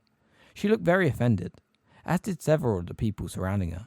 Sybil Trelawney may have seen, I do not know, continued Firenze, and Harry heard the swishing of his tail again as he walked up and down before them. But she wastes her time in the main on the self-flattering nonsense humans call fortune-telling. I, however, am here to explain the wisdom of centaurs, which is impersonal and impartial. We watch the skies for the great tides of evil or change that are sometimes marked there. It may take 10 years to be sure of what we are seeing. Firenze pointed to the red star directly above Harry. In the past decade, the indications have been that wizard kind is living through nothing more than a brief calm between two wars. Mars, bringer of battle, shines brightly above us, suggesting that the fight must soon break out again. How soon? Centaurs may attempt to divine by the burning of certain herbs and leaves, by the observation of fume and flame. It was the most unusual lesson Harry had ever attended. They did indeed burn sage and meadowsweet there on the classroom floor, and Firenze told them to look for certain shapes and symbols in the pungent fumes. But he seemed perfectly unconcerned that not one of them could see any of the signs he described, telling them that humans were hardly ever good at this, that it took centaurs years and years to become competent, and finished by telling them it was foolish to put too much faith in such things, anyway, because even centaurs sometimes read them wrongly. He was nothing like any human teacher Harry had ever had. His priority did not seem to be to teach them what he knew, but rather to impress upon them that nothing, not even centaur's knowledge, was foolproof. He's not very definite on anything, is he? Said Ron in a low voice, as they put out their meadowsweet fire. I mean, I could do with a few more details about this war we were about to have, couldn't you? The bell rang out outside the classroom door, and everyone jumped. Harry had completely forgotten that they were still inside the castle, and quite convinced that he was really in the forest. The class filed out, looking slightly perplexed. Harry and Ron were on the point of following them when Firenze called, Harry Potter, a word, please. Harry turned. The centaur advanced a little towards him. Ron hesitated. You may stay, Firenze told him, but close the door, please. Ron hastened to obey. Harry Potter, you are a friend of Hagrid's, are you not? Said the centaur. Yes, said Harry. Then give him a warning from me. His attempt is not working. He would do better to abandon it. His attempt is not working, Harry repeated blankly. And he would do better to abandon it, said Firenze, nodding. I would warn Hagrid myself, but I am banished. It would be unwise for me to go too near the forest now. Hagrid has troubles enough, without a centaur's battle. But what's Hagrid attempting to do? Said Harry nervously. Firenze looked at Harry impassively. Hagrid has recently rendered me a great service, said Firenze, and he has long since earned my respect for the care he shows all living creatures. I shall not betray his secret. He must be brought to his senses. The attempt is not working. Tell him, Harry Potter. Good day to you. The happiness Harry had felt in the aftermath of the Quibbler interview had long since evaporated. As a dull March blurred into a squally April, his life seemed to have become one long series of worries and problems again. Umbridge had continued attending all Magical Creatures lessons, so it had been very difficult to deliver Firenze's warning to Hagrid. At last, Harry had managed it by pretending he'd lost his copy of Fantastic Beasts and Where to Find Them, and doubling back after class one day. When he had passed on Firenze's message, Hagrid gazed at him for a moment, through his puffy, blackened eyes, apparently taken aback. Then he seemed to pull himself together. Nice bloke, Firenze, he said gruffly, but you don't know what he's talking about on this. The attempt's coming on fine. Hagrid, what are you up to? Asked Harry seriously. Because you've got to be careful. Umbridge has already sacked Trelawney, and if you ask me, she's on a roll. If you're doing anything you shouldn't be, you'll be... There's things more important than keeping a job, said Hagrid, though his hand shook slightly as he said this, and a basin full of Nile droppings crashed to the floor. Don't worry about me, Harry. Just get along now. There's a good lad. Harry had no choice but to leave Hagrid, mopping up the dung all over his floor, but he felt thoroughly dispirited as he trudged back up to the castle. Meanwhile, as the teachers and Hermione persisted in reminding them that owls were drawing ever nearer, All the fifth years were suffering from stress to some degree, but Hannah Abbott became the first to receive a calming draught from Madame Pomfrey after she burst into tears during her biology and sobbed that she was too stupid to take exams and wanted to leave school now. If it had not been for the DA lessons, Harry thought he would have been extremely unhappy. He sometimes felt he was living for the hours he spent in the room of requirement, working hard, but thoroughly enjoying himself at the same time, swelling with pride as he looked around at his fellow DA members and saw how far they had come. Indeed, Harry sometimes wondered how Umbridge was going to react when all the members of the DA received outstanding in their Defense Against the Dark Arts house. They had finally started work on Patronuses, which everybody had been very keen to practice, though, as Harry kept reminding them, producing a Patronus in the middle of a brightly lit classroom when they were not under threat was very different from producing it when confronted by something like a Dementor. "Oh, don't be such a killjoy," said Cho brightly, watching a silvery swan-shaped Patronus soar around the room of requirement during their last lesson before Easter. "They're so pretty." "They're not supposed to be pretty. They're supposed to protect you," said Harry patiently. "What we really need is a boggart or something. That's how I learned. I had to conjure a Patronus while the boggart was pretending to be a Dementor." "But that would be really scary," said Lavender, who was shooting puffs of silver vapour out of the end of her wand. "And I still can't do it," she added angrily. Neville was having trouble too. His face was screwed up in concentration, but only feeble whispers of silver smoke issued from his wand tip. "You've got to think of something happy," Harry reminded him. "I'm trying," said Neville miserably, who was trying so hard his round face was actually shining with sweat. "Harry, I think I'm doing it," yelled Seamus, who had been brought along to his first ever DA meeting by Dean. "Look, it's gone. But it was definitely something hairy, Harry." Hermione's Patronus, a shiny silver ore, was gambolling around her. "They're sort of nice, aren't they?" she said, looking at it fondly. The door of the room of requirement opened and closed. Harry looked around to see who had entered, but there did not seem to be anybody there. It was a few moments before he realised that the people close to the door had fallen silent. The next thing he knew, something was tugging at his robes, somewhere near his knee. He looked down and saw, to his very great astonishment, Dobby the house elf peering up at him from beneath his usual 8 woolly hats. "Hi, Dobby," he said. What's wrong?" The elf's eyes were wide with terror, and he was shaking. The members of the DA closest to Harry had fallen silent. Everybody in the room was watching Dobby. The few Patronuses people had managed to conjure faded away into silver mist, leaving the room looking much darker than before. "Harry Potter, sir," squeaked the elf, trembling from head to foot. "Harry Potter, sir, Dobby has come to warn you, but the house elves have been warned not to tell." He ran head first at the wall. Harry, who had had experience of Dobby's habits of self-punishment, made to seize him, but Dobby merely bounced off the stone, cushioned by his 8 hats. Hermione and a few of the other girls let out squeaks of fear and sympathy. "What's happened, Dobby?" Harry asked, grabbing the elf's tiny arm and holding him away from anything which he might seek to hurt himself. "Harry Potter, she... Dobby hit himself hard on the nose with his free fist. Harry sees that too. "Who's she, Dobby?" But he thought he knew. Surely only one she could induce such fear in Dobby. The elf looked up at him, slightly cross-eyed, and mouthed wordlessly. "Umbridge?" asked Harry, horrified. Dobby nodded, then tried to bang his head on Harry's knees. Harry held him at an arm's length. "What about her, Dobby? She hasn't found out about this, about us, about the DA." He read the answer in the elf's stricken face, his hands held fast by Harry. Dobby tried to kick himself and sank to his knees. "Is she coming?" Harry asked quietly. Dobby let out a howl. "Yes, Harry Potter, yes!" Harry straightened up and looked around at the motionless, terrified people gazing at the thrashing elf. "What are you waiting for?" Harry bellowed. "Run!" They all pelted towards the exit at once, forming a scrum at the door. Then people burst through. Harry could hear them sprinting along the corridors and hoped they had the sense not to try and make it all the way into their dormitories. It was only 10 to 9. If they just took refuge in the library or the owlery, which were both nearer. "Harry, come on!" shrieked Hermione from the centre of the knot of people who were fighting to get out. He scooped up Dobby, who was still attempting to do himself serious injury, and ran with the elf in his arms to join the back of the queue. "Dobby, this is an order. Get back to the kitchen with the other elves, and, if she asks you whether you warned me, lie and say no," said Harry. "And I forbid you to hurt yourself," he added, dropping the elf as he made it over the threshold at last, and slammed the door behind him. "Thank you, Harry Potter," squeaked Dobby, and he streaked off. Harry glanced left and right.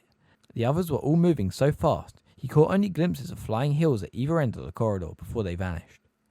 He started to run right. There was a boys' bathroom up ahead.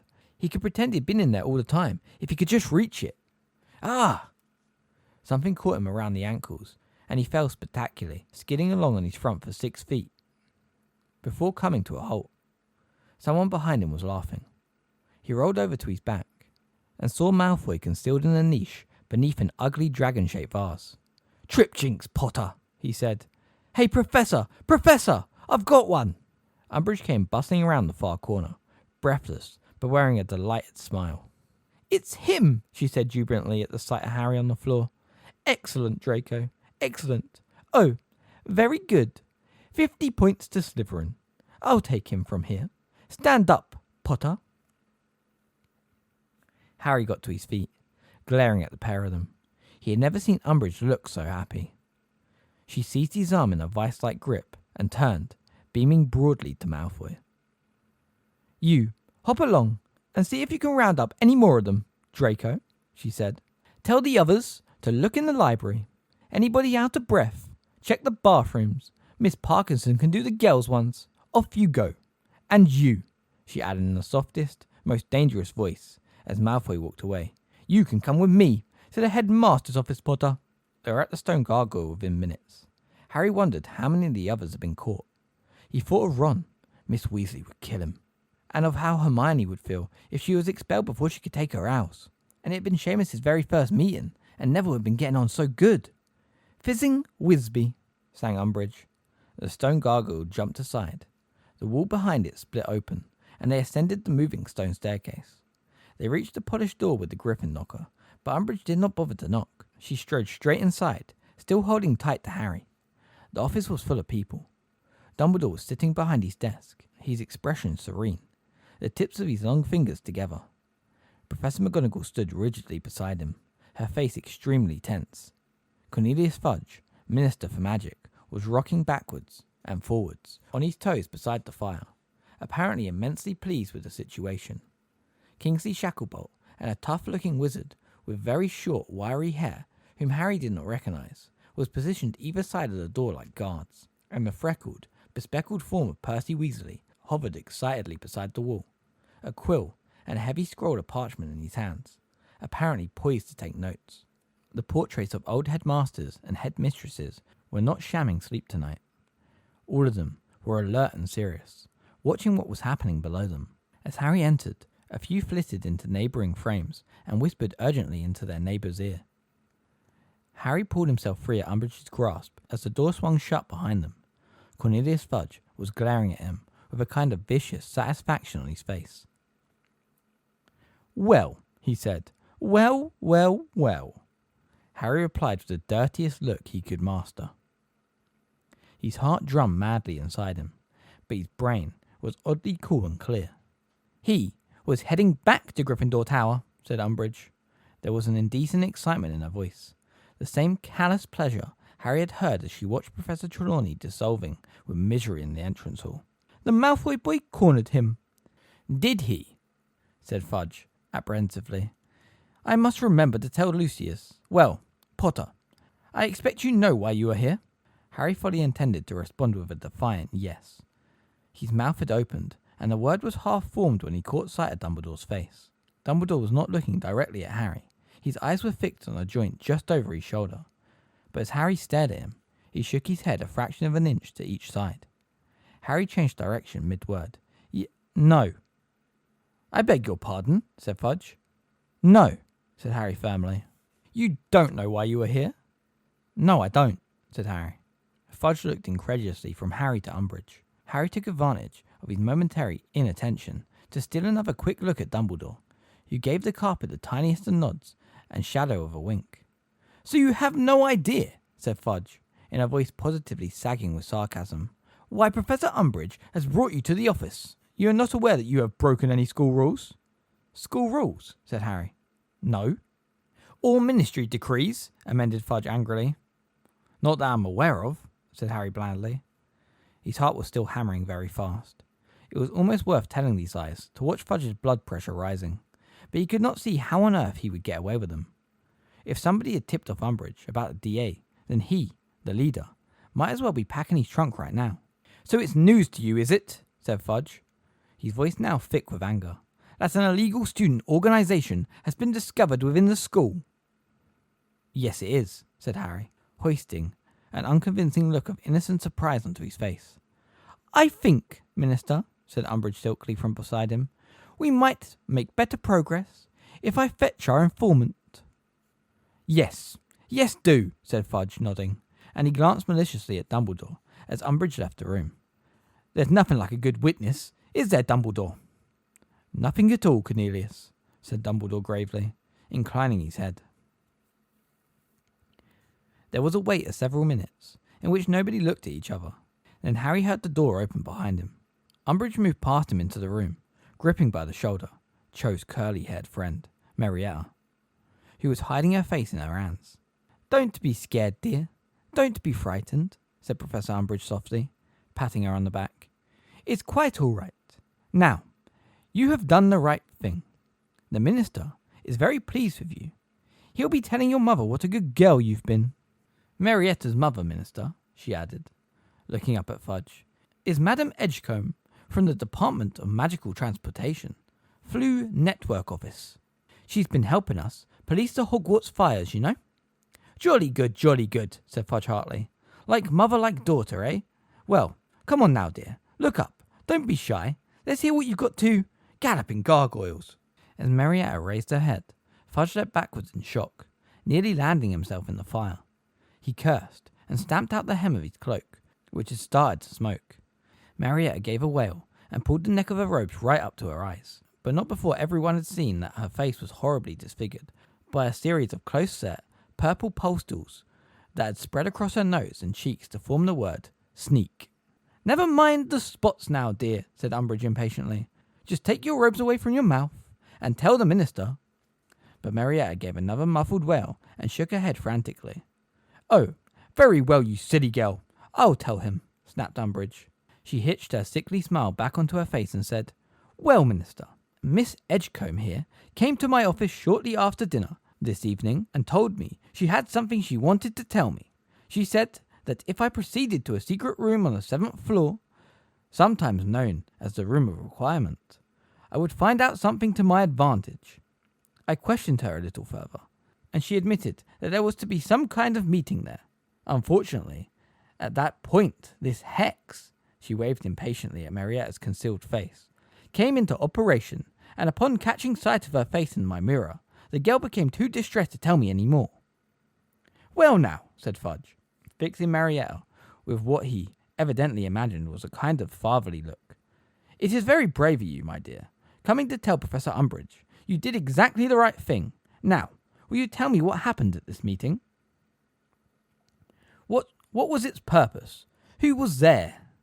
But Marietta would not speak. She merely shook her head again, her eyes wide and fearful. "Haven't we got a counter-jinx for this?" Fudge asked Umbridge, impatiently, gesturing at Marietta's face. "So she can speak freely." "I have not yet managed to find one," Umbridge admitted, grudgingly, and Harry felt a surge of pride in Hermione's jinxing ability. "But it doesn't matter if she won't speak. I can take up the story from here. You will remember, Minister, that I sent you a report back in October that Potter had met a number of fellow students in the Hogshead in Hogsmeade." "And what is your evidence for that?" cut in Professor McGonagall. "I have testimony from Willie Widdershins, Minerva, who happened to be in the bar at the time. He was heavily bandaged, it is true, but his hearing was quite unimpaired," said Umbridge smugly. "He heard every word Potter said and hastened straight to the school to report to me." "Oh, so that's why he wasn't prosecuted for setting up all those regurgitating toilets," said Professor McGonagall, raising her eyebrows. "What an interesting insight into our justice system. Blatant corruption," roared the portrait of the copulate red-nosed wizard on the wall behind Dumbledore's desk. "The Ministry did not cut deals with petty criminals in my day. No, sir, they did not." "Thank you, Fortescue. That will do," said Dumbledore softly. "The purpose of Potter's meeting with these students," continued Umbridge, "was to persuade them to join an illegal association whose aim was to learn spells and curses the Ministry has decided are inappropriate for school age." "I think you'll find you're wrong there, Dolores," said Dumbledore quietly, peering at her over the half-moon spectacles perched halfway down his crooked nose. Harry stared at him. He could not see how Dumbledore was going to talk him out of this one. If Willie Widdershins had indeed heard every word he had said in the hogshead, there was simply no escaping it. "Oh!" said Fudge, bouncing up and down on the balls of his feet again. "Yes. Do let's hear the latest cock and bull story designed to pull Potter out of trouble. Go on then, Dumbledore. Go on." "Willie Widdershins was lying, was he? Or was it Potter's identical twin in the hogshead that day? Or is there the usual simple explanation involving a reversal of time, a dead man coming back to life, and a couple of invisible dementors?" Percy Weasley let out a hearty laugh. "Oh, very good, Minister, very good." Harry could have kicked him. Then he saw, to his astonishment, that Dumbledore was smiling gently too. "Cornelius, I do not deny, and nor, I am sure, does Harry, that he was in the hogshead that day, nor that he was trying to recruit students to the Defence Against the Dark Arts group. I am merely pointing out that Dolores is quite wrong to suggest that such a group was, at the time, illegal. If you remember, the Ministry decree banning all student societies was not put into effect until 2 days after Harry's hogshead meeting, so he was not breaking any rules at the time in the hogshead." Percy looked as though he had been struck in the face by something very heavy. Fudge remained motionless in mid-bounce. His mouth hanged open. Umbridge recovered first. "That's all very fine, Headmaster," she said, smiling sweetly, "but we are now nearly 6 months on from the introduction of Educational Decree number 24. If the first meeting was not illegal, all those that have happened since most certainly are." "Well," said Dumbledore, surveying her with polite interest over the top of his interlocked fingers, "they certainly would be, if they had continued after the decree came into effect. Do you have any evidence that any such meetings continued?"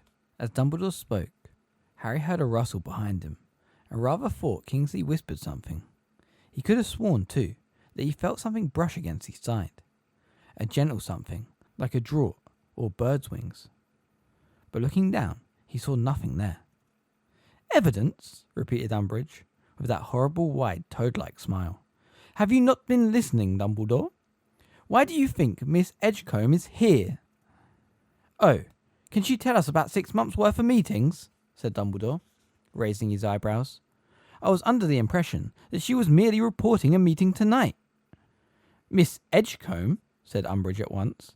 "Tell us how long these meetings have been going on, dear. You can simply nod or shake your head. I'm sure that won't make the spots worse. Have they been happening regularly over the last 6 months? Harry felt a horrible plummeting in his stomach. This was it. They had hit a dead end of solid evidence that not even Dumbledore would be able to shift aside. "Just shake or nod your head, dear," Umbridge said coaxingly to Marietta. "Come on now. That won't reactivate the jinx." Everyone in the room was gazing at the top of Marietta's face. Only her eyes were visible between the pulled-up robes and her curly fringe.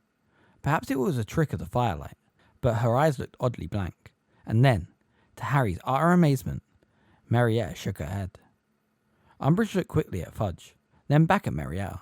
"I don't think you understood the question, did you, dear? I am asking whether you've been going to these meetings for the past 6 months. You have, haven't you?" Again, Marietta shook her head.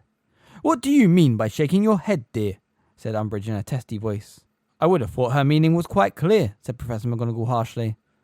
"There have been no secret meetings for the past 6 months. Is that correct, Miss Edgecombe?" Marietta nodded. "But there was a meeting tonight," said Umbridge furiously. "There was a meeting. Miss Edgecombe, you told me about it. In the room of requirement. And Potter was the leader, was he not? Potter organised it. Potter, why are you shaking your head, girl?" "Well, usually, when a person shakes their head," said McGonagall coldly, "they mean no. So unless Miss Edgecombe is using a form of sign language as yet unknown to humans..." Professor Umbridge seized Marietta, pulled her around to face her, and began shaking her very hard.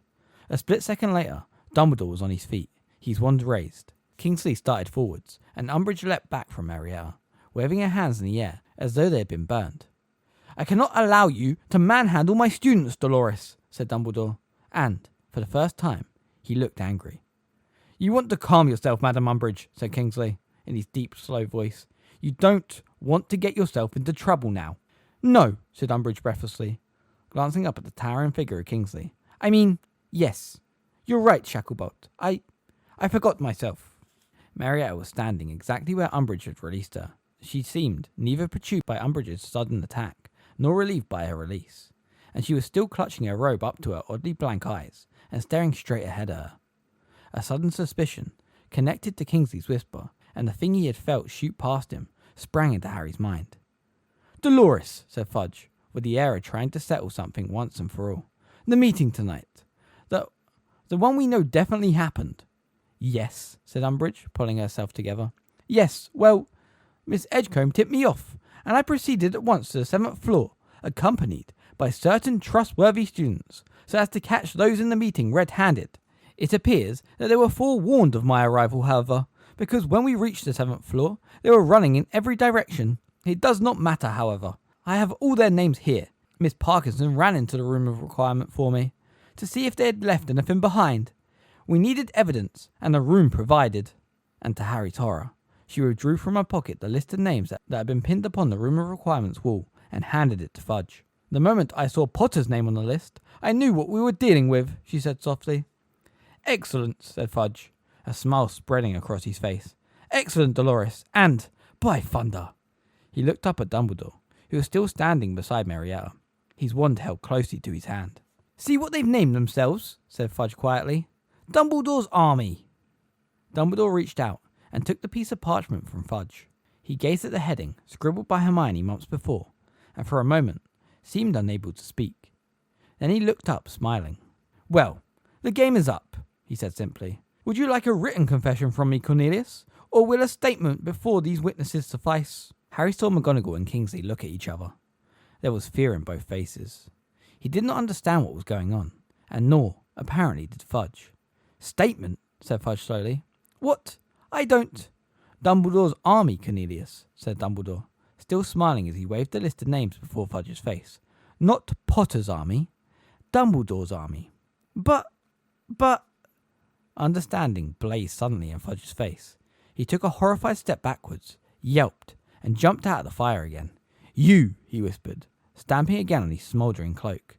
"That's right," said Dumbledore pleasantly. "You organised this." "I did," said Dumbledore.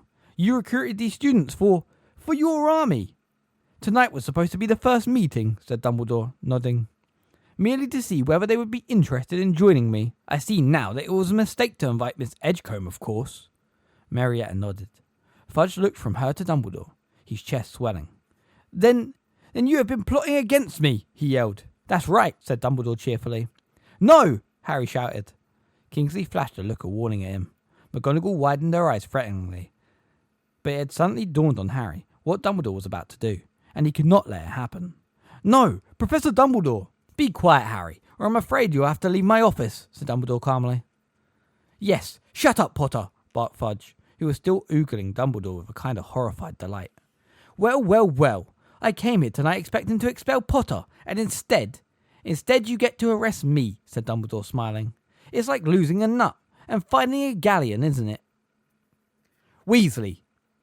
cried Fudge, now positively quivering with delight. "Weasley, have you written it all down? Everything he said? His confession, have you got it?" "Yes, sir. I think so, sir," said Percy eagerly, whose nose was splattered with ink from the speed of his note-taking. "The bit about how he's been trying to build up an army against the Ministry.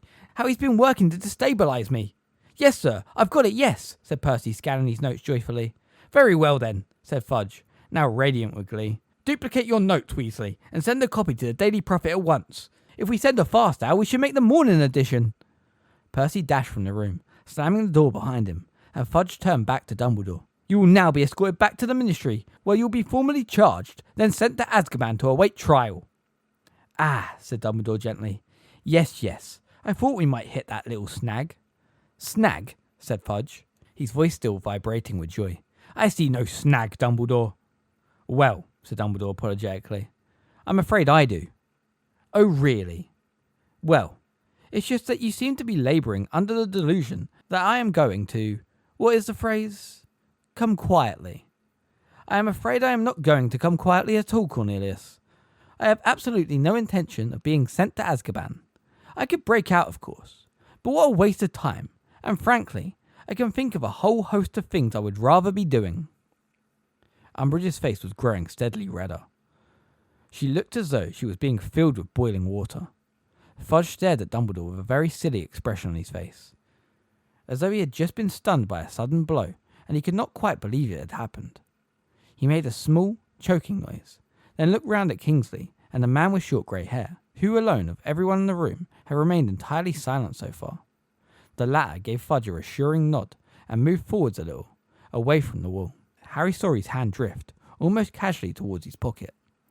"Don't be silly, Dawlish," said Dumbledore kindly. "I am sure you are an excellent Auror. I seem to remember that you achieved outstanding in all your newts, but if you attempt to, bring me in by force, I will have to hurt you." The man called Dawlish blinked rather foolishly.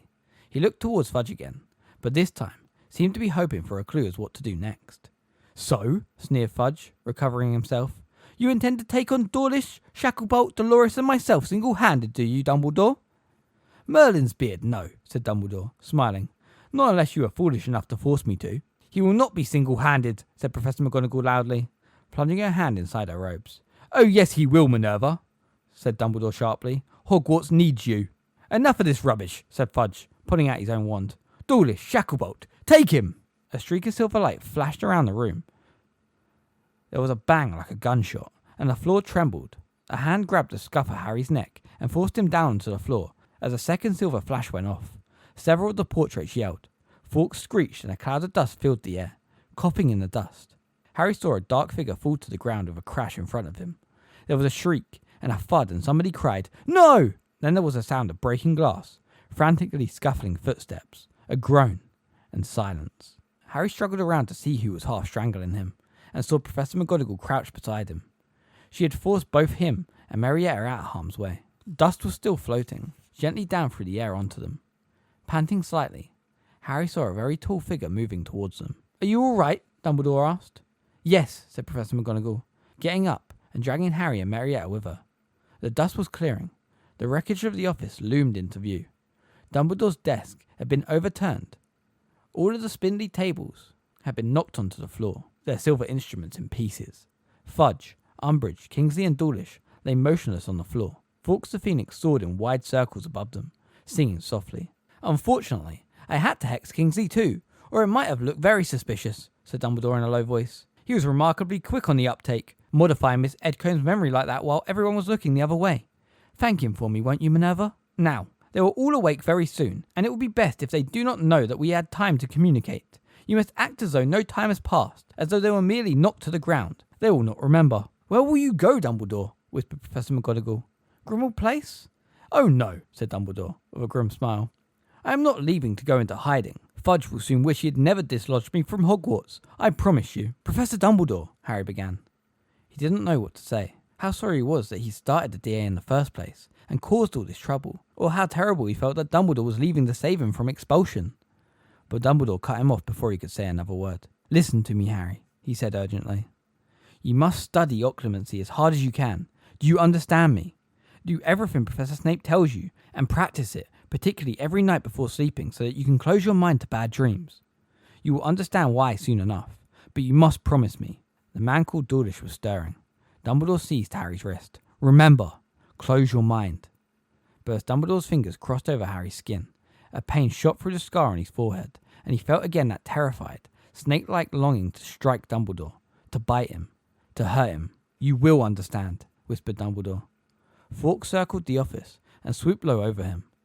Dumbledore released Harry, raised his hand and grasped the Phoenix's long golden tail. There was a flash of fire, and the pair of them were gone. "Where is he?" yelled Fudge, pushing himself up from the floor. "Where is he?" "I don't know," shouted Kingsley, also leaping to his feet. "Well, he can't have disapparated," cried Umbridge. "You can't do that from inside this school."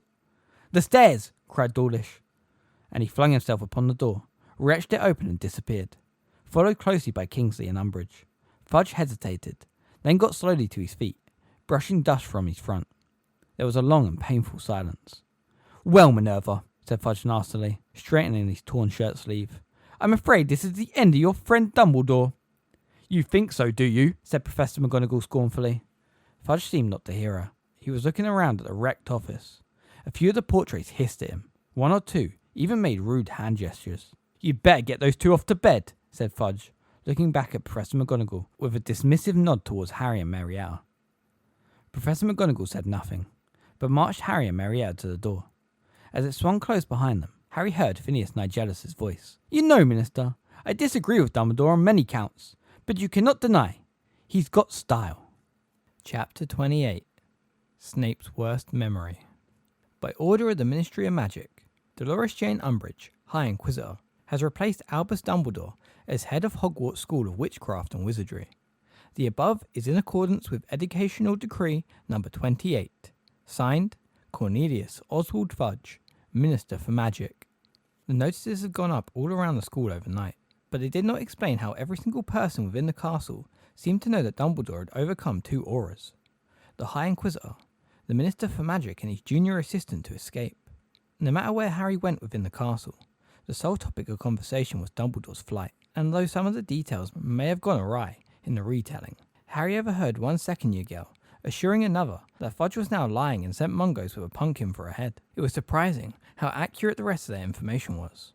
Everybody knew, for instance, that Harry and Marietta were the only students to have witnessed the scene in Dumbledore's office, and, as Marietta was now in the hospital wing, Harry found himself besieged with requests to give a first-hand account. "Dumbledore will be back before long," said Ernie Macmillan confidently, on the way back from herbology, after listening intently to Harry's story. "They couldn't keep him away in our second year, and they won't be able to do it this time. The Fat Friar told me." He dropped his voice conspiratorially, so that Harry, Ron and Hermione had to lean closer to hear him. "That Umbridge tried to get back into his office last night, after they had searched the castle and the grounds for him. Couldn't get past the gargoyle. The head's office has sealed itself against her." Ernie smirked. "Apparently, she had a right little tantrum." "Oh, I expect she really fancied herself sitting up there in the head's office," said Hermione viciously, as they walked up the stone steps into the entrance hall, lording it all over the other teachers. "The stupid, puffed-up, power-crazy old... Now, do you really want to finish that sentence, Granger?" Draco Malfoy slid from behind the door, followed by Crabbe and Goyle. His pale, pointed face was alight with malice. "Afraid I'm going to have to dock a few points from Gryffindor and Hufflepuff," he drawled. "You can't take points away from fellow prefects, Malfoy," said Ernie at once. "I know prefects can't dock points from each other," sneered Malfoy. Crabbe and Goyle sniggered. "But members of the Inquisitorial Squad..." "The what?" said Hermione sharply. "The Inquisitorial Squad, Granger," said Malfoy, pointing towards a tiny silver eye on his robes just beneath his prefect's badge. "A select group of students who are supportive of the Ministry of Magic, hand-picked by Professor Umbridge. Anyway, members of the Inquisitorial Squad do have the power to dock points. So, Granger, I'll have 5 points from you for being rude about our new headmistress. Macmillan, 5 for contradicting me. 5 because I don't like you, Potter. Weasley, your shirt's untucked. I'll have another 5 for that. Oh yeah, I forgot, you're a mudblood, Granger, so 10 off for that." Ron pulled out his wand, but Hermione pushed it away, whispering, "Don't." "Wise move, Granger," breathed Malfoy. "New head, new times. Good boy now, Potty. Weasel King." Laughing heartily, he strode away with Crabbe and Goyle. "He was bluffing," said Annie, looking appalled. "He can't be allowed to dock points. That would be ridiculous. It would completely undermine the prefect system." But Harry, Ron and Hermione had turned automatically towards the giant hourglasses set in niches along the wall behind them, which recorded the house points. Gryffindor and Ravenclaw had been neck and neck in the lead that morning. Even as they watched, stones flew upwards, reducing the amounts in the lower bulbs. In fact, the only glasses that seemed unchanged was the emerald-filled one of Slytherin. "Noticed, have you?" said Fred's voice. He and George had just come down the marble staircase and joined Harry, Ron, Hermione and Ernie in the front of the hourglasses. "Malfoy just docked us all about 50 points, said Harry furiously, as they watched several more stones fly upwards from the Gryffindor hourglass. "Yeah, Montague tried doing us during break," said George. "What do you mean tried?" said Ron quickly. "He never managed to get all the words out," said Fred, "due to the fact that we forced him head first into that vanishing cabinet on the first floor." Hermione looked very shocked. "But you'll get in terrible trouble." "Not until Montague reappears, and that could take weeks. I don't know where we sent him," said Fred coolly. "Anyway, we've decided we don't care about getting in trouble anymore." "Have you ever?" asked Hermione. "Course we have," said George. "Never been expelled, have we? We've always known where to draw the line," said Fred. "We might have put a toe across it occasionally," said George. "But we've always stopped short of causing real mayhem," said Fred. "But now?" said Ron tentatively. "Well, now," said George. "What with Dumbledore gone," said Fred. "We reckon a bit of mayhem," said George. "It's exactly what our dear new head deserves," said Fred. "You mustn't," whispered Hermione. "You really mustn't. She'd love a reason to expel you." You don't get it, Hermione, do you? Said Fred, smiling at her. We don't care about staying anymore. We'd walk right out now if we weren't determined to do our bit for Dumbledore first. So anyway, he checked his watch. Phase 1 is about to begin. I'd get in the Great Hall for lunch if I were you. That way the teacher will see you can't have had anything to do with it. Anything to do with what? Said Hermione anxiously. You'll see, said George. Run along now. Fred and George turned away and disappeared into the swelling crowd descending the stairs towards lunch. Looking highly disconcerted, Ernie muttered something about unfinished transfiguration homework and scurried away. I think we should get out of here, you know, said Hermione nervously. Just in case. Yeah, all right, said Ron, and the three of them moved towards the door to the Great Hall. But Harry had barely glimpsed the day's ceiling of scudding white clouds when somebody tapped him on the shoulder and, turning, he found himself almost nose to nose with Filch the caretaker. He took several hasty steps backwards. Filch was best viewed at a distance. The head mistress was like to see you, Potter, he leered. I didn't do it, said Harry stupidly, thinking of whatever Fred and George were planning. Filch's jewels wobbled with silent laughter. Guilty conscience, eh? He wheezed. Follow me. Harry glanced back at Ron and Hermione, who were both looking worried. He shrugged and followed Filch back into the entrance hall, against the tide of hungry students. Filch seemed to be in an extremely good mood. He hummed creakily under his breath as they climbed the marble staircase. As they reached the first landing, he said, Things are changing around here, Potter. I've noticed, said Harry coldly. Yes. You see, I've been telling Dumbledore for years and years. He's too soft with you all, said Filch, chuckling nastily. You filthy little beast would never have dropped stink pellet if you'd known I had it in my power to whip you raw, would you now? Nobody would have thought about throwing fanged frisbees down the corridors if I'd strung you up by your ankles in my office, would they? But when Educational Decree number 29 comes in, Potter, I'll be allowed to do them things. And she's asked the minister to sign an order for the expulsion of Peeves. Oh, things are going to be very different around here with her in charge. Umbridge had obviously gone to some lengths to get Filch on her side, Harry thought. And the worst of it was that he would probably prove an important weapon. His knowledge of the school's secret passageways and hiding places was probably second only to that of the Weasley twins. Here we are, he said, leering down at Harry as he rapped 3 times on Professor Umbridge's door and pushed it open. The Potter boy to see you, ma'am. Umbridge's office, so very familiar to Harry, from his many detentions, was the same as usual, except for a large wooden block lying across the front of her desk, on which golden letters spelled the words, Head Mistress. Also, his firebolt and Fred and George's clean sweeps, which he saw with a pang, were chained and padlocked to a stout iron peg in the wall behind the desk. Umbridge was sitting behind the desk, busily scribbling on some of her pink parchment, but she looked up and smiled widely at their entrance. Thank you, Argus, she said sweetly. Not at all, ma'am, not at all, said Filch, bowing as low as his rapitism would permit, and exiting backwards. Sit, said Umbridge curtly, pointing towards a chair. Harry sat. She continued to scribble for a few moments. He watched some of the foul kittens gambling around the plates over her head, wondering what fresh horror she had in store for him. Well now, she said finally, setting down her quill and looking like a toad about to swallow a particularly juicy fly. What would you like to drink? What? Said Harry, quite sure he had misheard her. To drink, Mr. Potter, she said, smiling still more widely. Tea? Coffee? Pumpkin juice? As she named each drink, she gave a short wand a wave, and a cup or glass of it appeared on her desk. Nothing, thank you, said Harry. I wish you to have a drink with me, she said, her voice becoming dangerously sweet. Choose one. Fine. Tea then, said Harry, shrugging. She got up and made quite a performance of adding milk with her back to him. She then bustled around the desk with it, smiling in a sinisterly sweet fashion. There, she said, handing it to him. Drink it before it gets cold, won't you? Well now, Mr. Potter, I thought we ought to have a little chat after the distressing events of last night. He said nothing. She settled herself back into her seat and waited. When several long moments had passed in silence, she said gaily, You're not drinking up. He raised the cup to his lips, and then, just as silently, lowered it. One of the horrible painted kittens behind Umbridge had great round blue eyes, just like Mad-Eye Moody's magical one, and it had just occurred to Harry what Mad-Eye would say if he ever heard that Harry had drunk anything offered by a known enemy. What's the matter? Said Umbridge, who was still watching him. Do you want sugar? No, said Harry. He raised the cup to his lips again and pretended to take a sip. though keeping his mouth tightly closed. Umbridge's smile widened.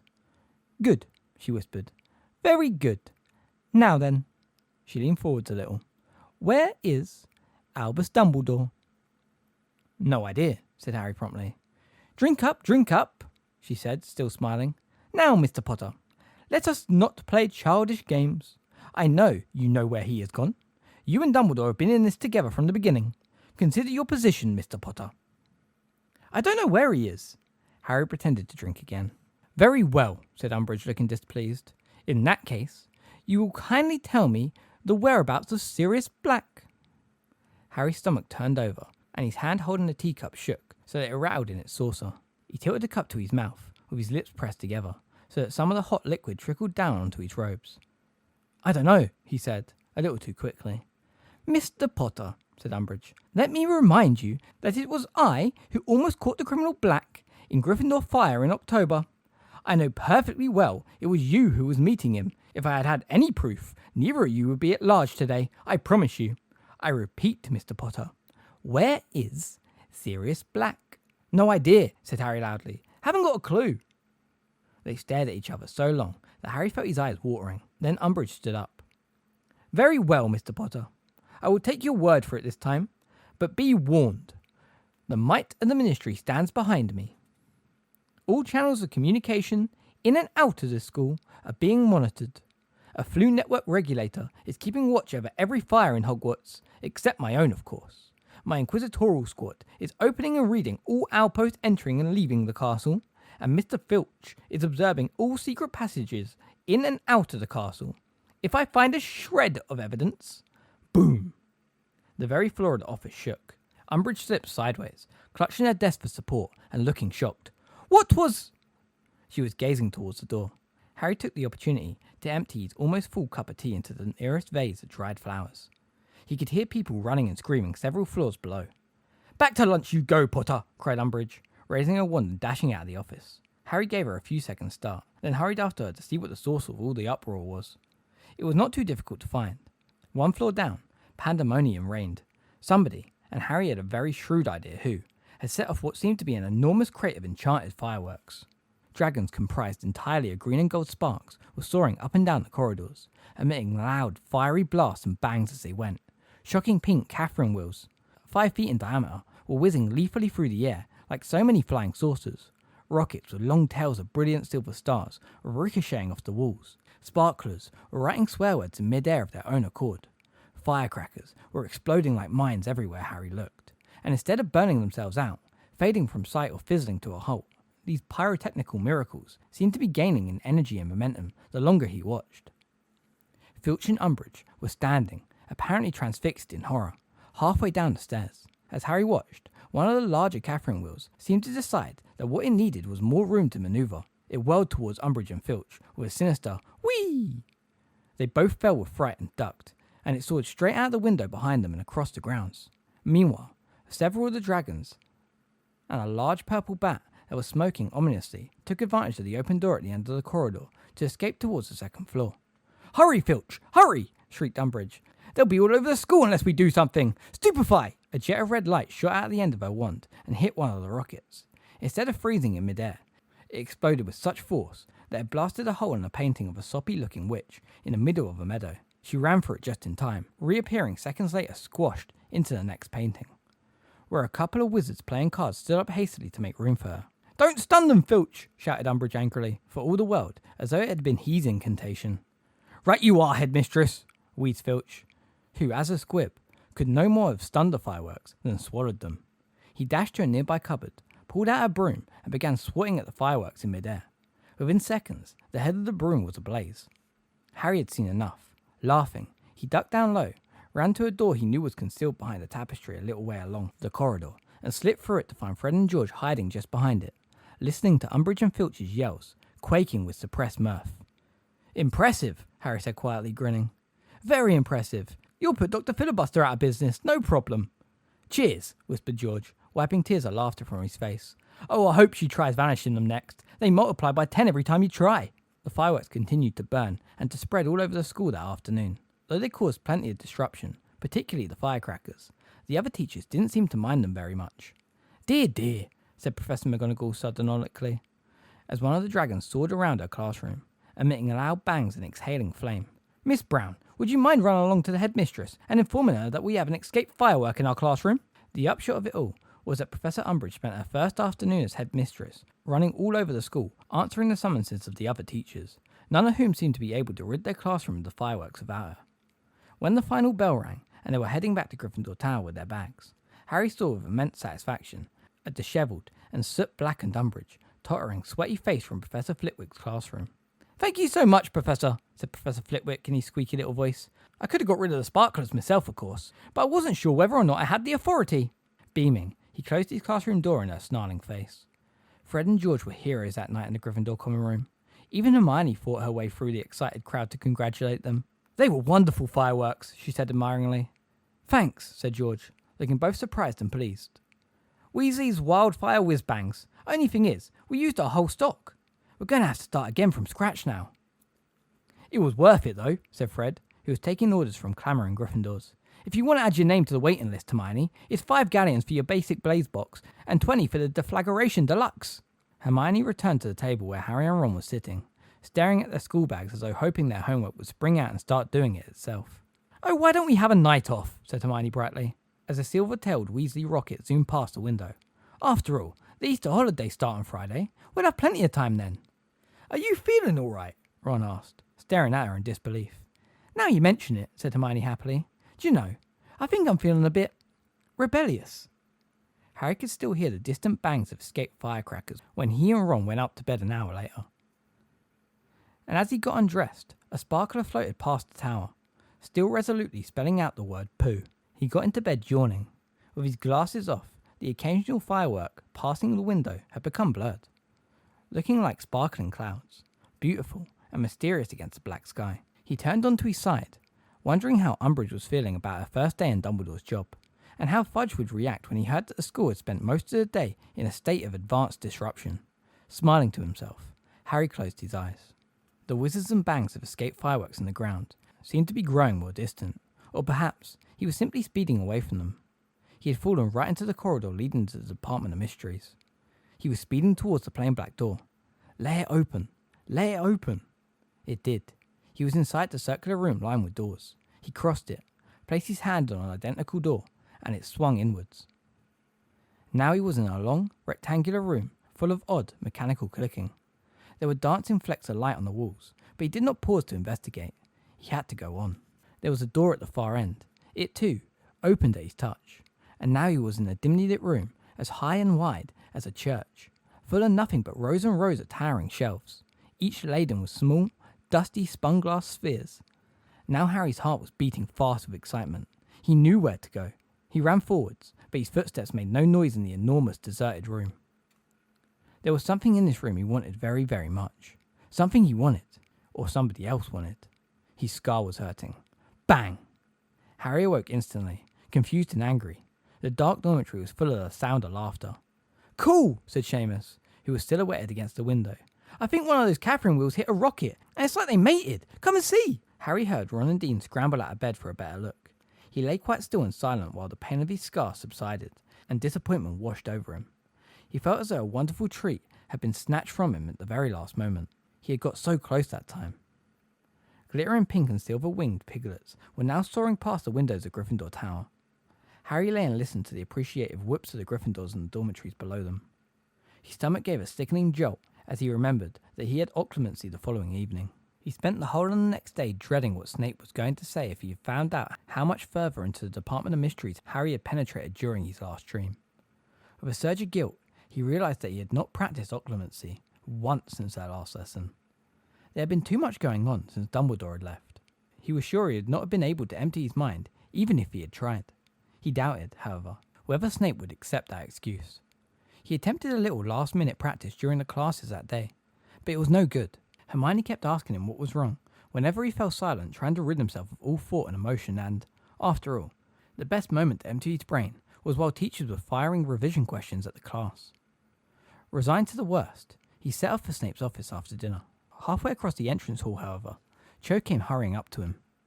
"Over here," said Harry, glad of a reason to postpone his evening with Snape, and beckoning her across to the corner of the entrance hall, where the giant hourglasses stood. Gryffindor's was now almost empty. "Are you okay? Umbridge hasn't been asking you about the DA, has she?" "Oh no," said Cho hurriedly. "No, it was only... Well, I just wanted to say... Harry, I never dreamed Marietta would tell..." "Yeah, well," said Harry moodily. He did feel Cho might have chosen her friends a bit more carefully. It was small consolation that the last he had heard, Marietta was still up in the hospital wing, and Madame Pomfrey had not been able to make the slightest improvement to her pimples. "She's a lovely person, really," said Cho. "She just made a mistake." Harry looked at her incredulously. "A lovely person who made a mistake? She sold us all out, including you." "Well, we got away, didn't we?" said Cho pleadingly. "You know, her mum works in the ministry. It's really difficult for her." "Ron's dad works in the ministry too," Harry said furiously. "And in case you hadn't noticed, he hasn't got sneak written across his face." "That was a really horrible trick of Hermione Granger's," said Cho fiercely. "She should have told us she jinxed that list." "I think it was a brilliant idea," said Harry coldly. Cho flushed, and her eyes grew brighter. "Oh yes, I forgot. Of course, it was your darling Hermione's idea." "Don't start crying again," said Harry warningly. "I wasn't going to," she shouted. "Yeah, well, good," he said. "I've got enough to cope with at the moment." "Go and cope with it then," Cho said furiously, turning on a hill and stalking off. Fuming, Harry descended the stairs to Snape's dungeon, and, though he knew from experience how much easier it would have been for Snape to penetrate his mind if he arrived angry and resentful, he succeeded in nothing but thinking of a few more things he should have said to Cho about Marietta before reaching the dungeon door. "You're late, Potter," said Snape coldly, as Harry closed the door behind him. Snape was standing with his back to Harry, removing, as usual, certain of his thoughts, and placing them carefully in Dumbledore's pensieve. He dropped the last silvery strand into the stone basin, and turned to face Harry. "So," he said, "have you been practicing?" "Yes," Harry lied, looking carefully at one of the legs of Snape's desk. "Well, we'll soon find out, won't we?" said Snape smoothly. "Wand out, Potter." Harry moved into his usual position, facing Snape with the desk between them. His heart was pumping fast with anger at Cho, and anxiety about how much Snape was about to extract from his mind. "On the count of 3, then," said Snape lazily. 1, 2. Snape's office door banged open, and Draco Malfoy sped in. "Professor Snape, sir!" "Oh, sorry." Malfoy was looking at Snape and Harry in some surprise. "It's all right, Draco," said Snape, lowering his wand. "Potter is here for a little remedial potions." Harry had not seen Malfoy look so gleeful since Umbridge had turned up to inspect Hagrid. "I didn't know," he said, leering at Harry, who knew his face was burning. He would have given a great deal to be able to shout the truth at Malfoy, or even better, to hit him with a good curse. "Well, Draco, what is it?" asked Snape. "It's Professor Umbridge, sir. She needs your help," said Malfoy. "They found Montague, sir. He's turned up jammed inside a toilet on the 4th floor." "How did he get in there?" demanded Snape. "I don't know, sir. He's a bit confused." Very well, very well. Potter," said Snape, "we shall resume this lesson tomorrow evening." He turned and swept from Snape's office. Malfoy mouthed, "Remedial potions," at Harry, behind Snape's back before following him. Seething, Harry replaced his wand inside his robes and made to leave the room. At least he had 24 more hours in which to practice. He knew he ought to feel grateful for the narrow escape, though it was hard that it came at the expense of Malfoy telling the whole school that he needed remedial potions. He was at the office door when he saw it, a patch of shivering light dancing on the door frame. He stopped and stood looking at it, reminded of something. Then he remembered. It was a little like the lights he had seen in his dream last night. The lights in the second room he had walked through on his journey through the Department of Mysteries. He turned around. The light was coming from the pensieve sitting on Snape's desk. The silver-white contents were ebbing and swirling within. Snape's thoughts, things he did not want Harry to see if he broke through Snape's defences accidentally. Harry gazed at the pensieve, curiosity welling inside him. What was it that Snape was so keen to hide from Harry? The silvery light shivered on the wall. Harry took 2 steps towards the desk, thinking hard. Could it possibly be information about the Department of Mysteries that Snape was determined to keep from him? Harry looked over his shoulder, his heart now pumping harder and faster than ever. How long would it take Snape to release Montague from the toilet? Would he come straight back to his office afterwards, or accompany Montague to the hospital wing? Surely the latter. Montague was captain of the Slytherin Quidditch team. Snape would want to make sure he was alright. Harry walked the remaining few feet to the pensieve and stood over it, gazing into its depths. He hesitated, listening, then pulled out his wand again. The office and the corridor beyond were completely silent. he gave the contents of the pensieve a small prod with the end of his wand. The silvery stuff within began to swirl very fast. Harry leaned forwards over it and saw it had become transparent. He was once again looking down into a room as though through a circular window in the ceiling. In fact, unless he was much mistaken, he was looking down into the great hall. His breath was actually fogging the surface of Snape's thoughts. His brain seemed to be in limbo. It would be insane to do the thing he was so strongly tempted to do. He was trembling. Snape could be back at any moment. But Harry thought it chose anger, of Malfoy's jeering face, and a reckless daring seized him. He took a great gulp of breath and plunged his face into the surface of Snape's thoughts. At once, the floor of the office lurched, tipping Harry head first into the pensieve. He was falling through cold blackness, spinning furiously as he went, and then he was standing in the middle of the great hall. But the 4 house tables were gone.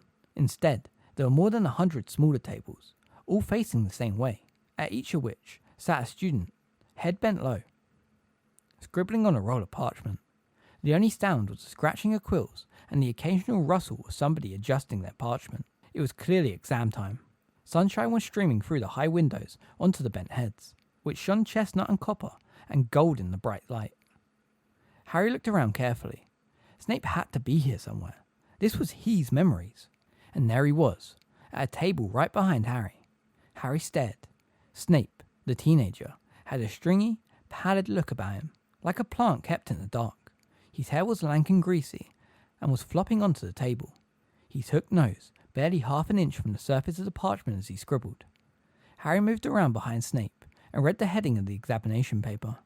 Defense against the dark arts, ordinary wizarding level. So Snape had to be 15 or 16, around Harry's own age. His hand was flying across the parchment. He had written at least a foot more than his closest neighbours, and yet his writing was so minuscule and cramped. 5 more minutes! The voice made Harry jump. Turning, he saw the top of Professor Flitwick's head moving between the desks a short distance away. Professor Flitwick was walking past a boy with untidy black hair. Very untidy black hair. Harry moved so quickly that, had he been solid, he would have knocked the desk flying.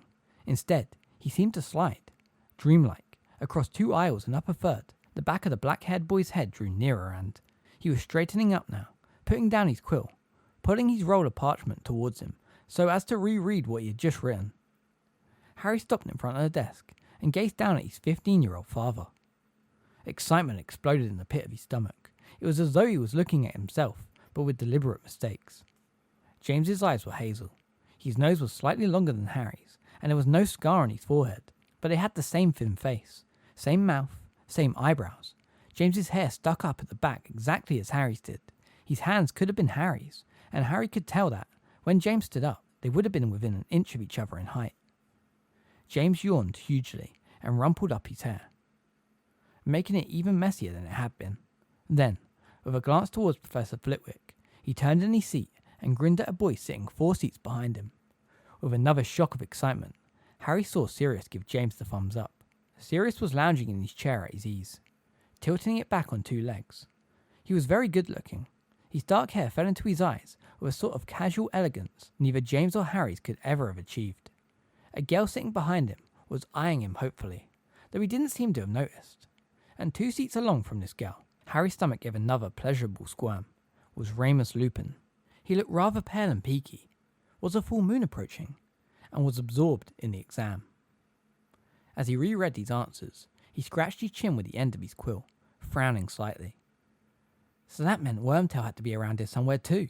And sure enough, Harry spotted him within seconds. A small, mousy-haired boy with a pointed nose. Wormtail looked anxious. He was chewing his fingernails, staring down at his paper, scuffing the ground with his toes. Every now and then, he glanced hopefully at his neighbour's paper. Harry stared at Wormtail for a moment, then back at James, who was now doodling on a bit of scrap parchment. He had drawn a snitch, and was now tracing the letters L-E. What did that stand for? Quills down, please, squeaked Professor Flitwick. That means you too, Stebbins. Please remain seated while I collect your parchment. Accio. Over 100 rolls of parchment zoomed into the air and into Professor Flitwick's outstretched arms, knocking him backwards off his feet. Several people laughed. A couple of students at the front desk got up, took hold of Professor Flitwick beneath their elbows and lifted him back onto his feet. Thank you, panted Professor Flitwick. Very well, everybody. You're free to go. Harry looked down at his father, who had hastily crossed out the LE he had been embellishing, jumped to his feet, stuffed his quill and the exam paper into his bag, which he had slung over his back, and stood waiting for Sirius to join him. Harry looked around and glimpsed Snape a short way away, moving between the tables towards the door to the entrance hall. Still absorbed in his own exam paper, round-shouldered yet angular, he walked in a twitchy manner that recalled a spider. And his oily hair was jumping about his face. The gang of chattering girls separated Snape from James, Sirius and Lupin, and by planting himself in their midst, Harry managed to keep Snape in sight while straining his ears to catch the voices of James and his friends. "Did you like question 10, Moony?" asked Sirius as they emerged into the entrance hall. "Loved it," said Lupin briskly. "Give 5 signs that identify the werewolf. Excellent question." "Do you think you managed to get all the signs?" said James in tones of mock concern. "Think I did," said Lupin seriously, as they joined the crowd thronging around the front doors, eager to get out into the sunlit grounds. 1. He's sitting on my chair. 2. He's wearing my clothes. 3. His name is Remus Lupin." Wormtail was the only one who didn't laugh. "I got the snout shape, the pupils of the eyes, and the tough tail," he said anxiously, "but I couldn't think what else." "How thick are you, Wormtail?" said James impatiently. "You run round with a werewolf once a month." "Keep your voice down," implored Lupin. Harry looked anxiously behind him again. Snape remained close by, still buried in his exam questions. But this was Snape's memory, and Harry was sure that if Snape chose to wander off into a different direction once outside the grounds, he, Harry, would not be able to follow James any further. To his intense relief, however, when James and his 3 friends strode off down the lawn towards the lake, Snape followed, still poring over the exam paper, and apparently with no fixed idea of where he was going. By keeping a little ahead of him, Harry managed to maintain a close watch on James and the others. "Well, I thought the paper was a piece of cake," he heard Sirius say. "I'll be surprised if I don't get outstanding on it at least." "Me too," said James. He put his hand in his pocket and took out a struggling golden snitch. "Where'd you get that?" "Nicked it," said James casually. He started playing with the snitch, allowing it to fly as much as a foot away before seizing it again. His reflexes were excellent. Wormtail watched him in awe. They stopped in the shade of the very same beech tree on the edge of the lake where Harry, Ron and Hermione had once spent a Sunday finishing their homework, and threw themselves down onto the grass. Harry looked over his shoulder yet again and saw, to his delight, that Snape had settled himself on the grass in the dense shadow of a clump of bushes. He was as deeply immersed in the owl paper as ever, which left Harry free to sit down on the grass between the beech and the bushes and watch the foursome under the tree. The sunlight was dazzling on the smooth surface of the lake, on the bank of which the group of laughing girls who had just left the great hall were sitting, with their shoes and socks off, cooling their feet in the water. Lupin had pulled out a book and was reading. Sirius stared around at students milling over the grass, looking rather haughty and bored, but very handsomely so. James was still playing with the snitch, letting it zoom further and further away, almost escaping, but always grabbed it at the last second. Wormtail was watching him with his mouth open. Every time James made a particularly difficult catch, Wormtail gasped and applauded. After 5 minutes of this, Harry wondered why James didn't tell Wormtail to get a grip of himself, but James seemed to be enjoying the attention. Harry noticed that his father had a habit of rumpling his hair as though to keep it from getting too tidy, and he always kept looking over his shoulder at the girls by the water's edge. "Put that away, will you?" said Sirius finally, as James made a fine catch and Wormtail let out a cheer, "before Wormtail wets himself with excitement." Wormtail turned slightly pink, but James grinned. "If it bothers you," he said, stuffing the snitch back into his pocket. Harry had the distinct impression that Sirius was the only one for whom James would have stopped showing off. "I'm bored," said Sirius. "Wish it was a full moon." "You might," said Lupin darkly from behind his book. "We still got Transfiguration. If you're bored, you could test me. Here." And he held out his book. But Sirius snorted. "I don't need to look at that rubbish. I know it all." "This will liven you up, Padfoot," said James quietly. "Look who it is." Sirius's head turned. He became very still, like a dog that has scented a rabbit. "Excellent," he said softly. "Snivelous." Harry turned to see what Sirius was looking at. Snape was on his feet again, and was stowing the owl paper back into his bag. As he left the shadows of the bushes and set across the grass, Sirius and James stood up. Lupin and Wormtail remained sitting. Lupin was still staring down at his book, though his eyes were not moving, and a faint frown line had appeared between his eyebrows. Wormtail was looking from Sirius and James to Snape, with a look of avid anticipation on his face. "All right, Snivelous," said James loudly. Snape reacted so fast, it was as though he had been expecting an attack. Dropping his bag, he plunged his hand inside his robes, and his wand was halfway into the air when James shouted, "Expelliarmus!" Snape's wand flew 12 feet into the air and fell with a little thud into the grass behind him. Sirius let out a bark of laughter. "Impedimenta!" he said, pointing his wand at Snape, who was knocked off his feet halfway through a dive towards his own fallen wand. Students all around had turned to watch. Some of them had got to their feet and were edging nearer. Some looked apprehensive, and others entertained. Snape lay panting on the ground. James and Sirius advanced on him, wands raised, James glancing over his shoulder at the gals at the water's edge as he went. Wormtail was on his feet now, watching hungrily, edging around Lupin to get a clearer view. "How'd the exam go, Snively?" said James. "I was watching him. His nose was touching the parchment," said Sirius viciously. "There'll be great grease marks all over it. They won't be able to read a word." Several people watching laughed. Snape was clearly unpopular. Wormtail sniggered shrilly. Snape was trying to get up, but the jinx was still operating on him. He was struggling, as though bound by invisible ropes. "You wait," he panted, staring up at James with an expression of purest loathing. "You wait." "Wait for what?" said Sirius coolly. "What are you going to do, Snively? Wipe your nose on us?" Snape let out a steam of mixed swear words and hexes, but with his wand 10 feet away, nothing happened. "Wash out your mouth," said James coldly. "Scorgify." Pink soap bubbles streamed from Snape's mouth at once. The froth was covering his lips, making him gag, choking him. "Leave him alone!" James and Sirius looked around. James's free hand immediately jumped to his hair. It was one of the girls from the lake edge. She had thick, dark red hair that fell to her shoulders, and startlingly green almond-shaped eyes. Harry's eyes. Harry's mother. "All right, Evans," said James, and the tone of his voice was suddenly pleasant, deeper, more mature. "Leave him alone," Lily repeated. She was looking at James with every sign of great dislike. "What's he done to you?" "Well," said James, appearing to deliberate the point, "it's more the fact that he exists, if you know what I mean." Many of the surrounding students laughed, Sirius and Wormtail included, but Lupin, still apparently intent on his book, didn't, and nor did Lily. "You think you're funny?" she said coldly. "You're just an arrogant, bullying toe-rag, Potter. Leave him alone." "I will if you go out of me, Evans," said James quickly. "Go on, go out of me, and I'll never lay a wand on old Snively again." Behind him, the impediment jinx was wearing off. Snape was beginning to inch towards his fallen wand, spitting out soap suds as he crawled. "I wouldn't go out of you if it was a choice between you and the giant squid," said Lily. "Bad luck, Prongs," said Sirius briskly, and turned back to Snape. "Oi!" But too late. Snape had directed his wand straight at James. There was a flash of light, and a gash appeared on the side of James's face, spattering his robes with blood. James whirled around. A second flash of light later, Snape was hanging upside down in the air, his robes falling over his head to reveal skinny, pallid legs and a pair of greying underpants. Many people in the small crowd cheered. Sirius, James and Wormtail roared with laughter. Lily, whose furious expression had twitched for an instant, as though she was going to smile, said, "Let him down!" "Certainly," said James, and he jerked his wand upwards. Snape fell into a crumpled heap on the ground. Disentangling himself from his robes, he got quickly to his feet, wand up, but Sirius said, "Petrificus totalis," and Snape keeled over again, rigid as a board. "Leave him alone!" Lily shouted. She had her own wand out now.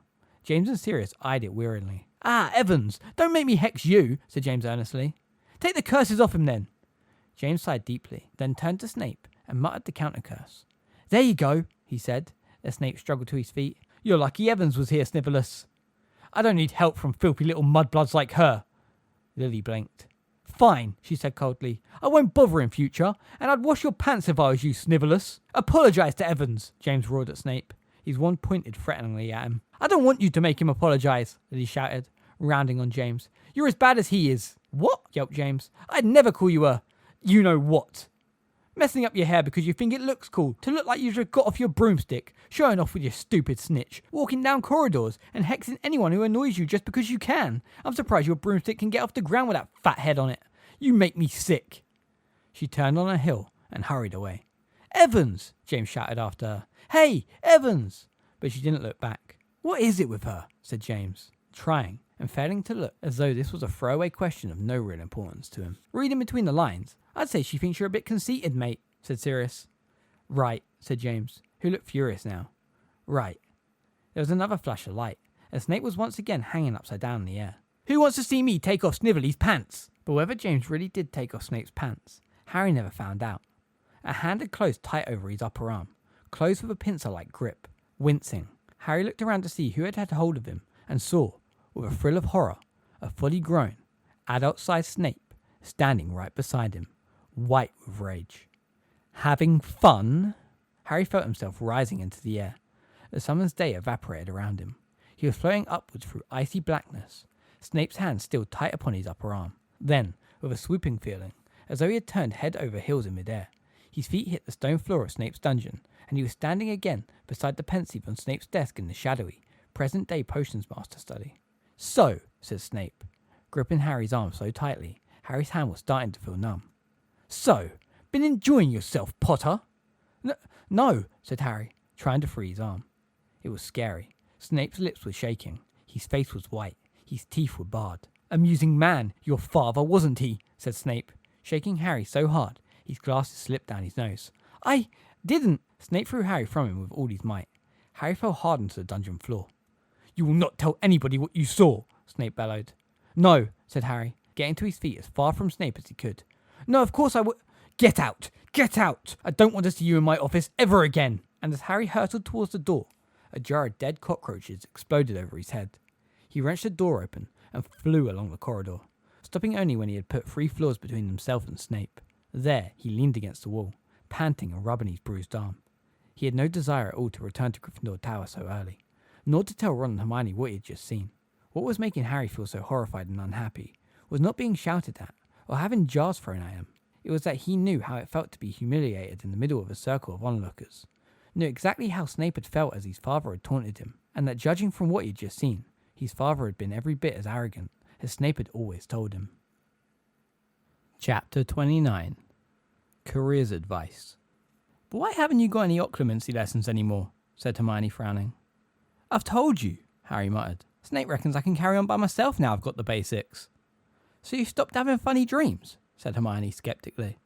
"Pretty much," said Harry, not looking at her. "Well, I don't think Snape should stop until you're absolutely sure you can control them," said Hermione indignantly. "Harry, I think you should go back to him and ask." "No," said Harry forcefully. "Just drop it, Hermione, okay?" It was the first day of the Easter holidays, and Hermione, as was her custom, had spent a large part of the day drawing up revision timetables for the 3 of them. Harry and Ron had let her do it. It was easier than arguing with her, and, in any case, they might come in useful.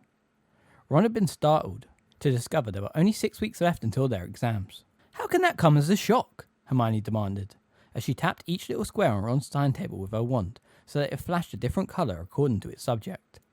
"I don't know," said Ron. "There's been a lot going on." "Well, there you are," she said, handing him his timetable. "If you follow that, you should be fine." Ron looked down at it gloomily, but then brightened. "You've given me an evening off every week." "That's for Quidditch practice," said Hermione. The smile faded from Ron's face. "What's the point?" he said. "We've got about as much chance of winning the Quidditch Cup this year as Dad's got of becoming Minister for Magic." Hermione said nothing. She was looking at Harry, who was staring blankly at the opposite wall of the common room, while Crookshanks pawed at his hand, trying to get his ear scratched. "What's wrong, Harry?" "What?" he said quickly. Nothing." He seized his copy of Defensive Magical Theory and pretended to be looking something up in the index. Crookshanks gave him up as a bad job and slunk away under Hermione's chair. "I saw Jo earlier," said Hermione tentatively. "She looked really miserable too. Have you two had a row again?" "What? Oh, yeah, we have," said Harry, seizing gratefully on the excuse. "What about?" "That sneak friend of hers, Marietta," said Harry. "Yeah, well, I don't blame you," said Ron angrily, setting down his revision timetable. "If it hadn't been for her..." Ron went on into a rant about Marietta Edgecombe, which Harry found helpful. All he had to do was look angry and nod and say yeah, and that's right, whenever Ron drew breath, leaving his mind free to dwell, ever more miserably, on what he had seen in the pensieve. He felt as though the memory of it was eating him from the inside. He had been so sure his parents were wonderful people that he had never had the slightest difficulty in disbelieving the aspirations Snape cast on his father's character. Hadn't people like Hagrid and Sirius told Harry how wonderful his father had been? "Yeah, well, look what Sirius was like himself," said a nagging voice inside Harry's head. "He was as bad, wasn't he?" Yes. He had once overheard Professor McGonagall saying that his father and Sirius had been troublemakers at school, but she had described them as forerunners of the Weasley twins, and Harry could not imagine Fred and George dangling someone upside down for the fun of it. Not unless they really loathed them.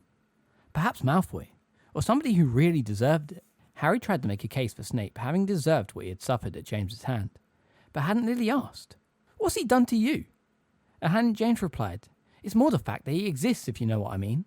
Hadn't James started it all simply because Sirius said he was bored? Harry remembered Lupin saying back in Grimmauld Place that Dumbledore had made him prefect in the hope that he would be able to exercise some control over James and Sirius. But in the Pensieve, he had sat there and let it all happen. Harry kept reminding himself that Lydia had intervened. His mother had been decent, yet the memory of the look on her face as she had shouted at James disturbed him quite as much as anything else. She had clearly loathed James, and Harry simply could not understand how they could have ended up married. Once or twice, he even wondered whether James had forced her into it. For nearly 5 years, the thought of his father had been a source of comfort, of inspiration. Whenever someone had told him he was like James, he had glowed with pride inside. And now he felt cold and miserable at the thought of him. The weather grew breezier, brighter and warmer as the Easter holidays passed. But Harry, along with the rest of the 5th and 7th years, was trapped inside, revising. Traipsing back and forth in the library, Harry pretended his bad mood had no other cause but the approaching exams, and as his fellow Gryffindors were sick of studying themselves, his excuse went unchallenged. "Harry, I'm talking to you. Can you hear me?" "Huh?" He looked round. Ginny Weasley, looking very windswept, had joined him at the library table, where he had been sitting alone. It was late on Sunday evening. Hermione had gone back to Gryffindor Tower to revise ancient runes, and Ron had Quidditch practice. "Oh, hi," said Harry, pulling his books towards him. "How come you're not at practice?" "It's over," said Ginny. "Ron had to take Jack Slopper up to the hospital wing." "Why?" "Well, we're not sure, but we think he knocked himself out with his own bat." She sighed heavily. "Anyway, a package just arrived. It's only just got through Umbridge's new screening process." She hoisted a box wrapped in brown paper onto the table.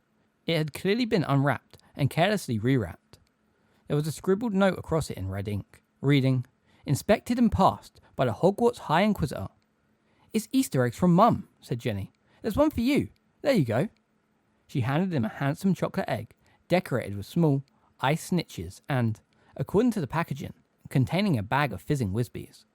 Harry looked at it for a moment, then, to his horror, felt a lump rise in his throat. "Are you okay, Harry?" Ginny asked quietly. "Yeah, I'm fine," said Harry gruffly. The lump in his throat was painful. He did not understand why an Easter egg should have made him feel like this. "You seem really down lately," Ginny persisted. "You know, I'm sure if you just talk to Cho." "It's not Cho I want to talk to," said Harry brusquely. "Who is it then?" asked Ginny. He glanced around to make sure nobody was listening. Madam Pince was several shelves away, stamping out a pile of books from a frantic-looking Hannah Abbott. "I wish I could talk to Sirius," he muttered, "but I know I can't."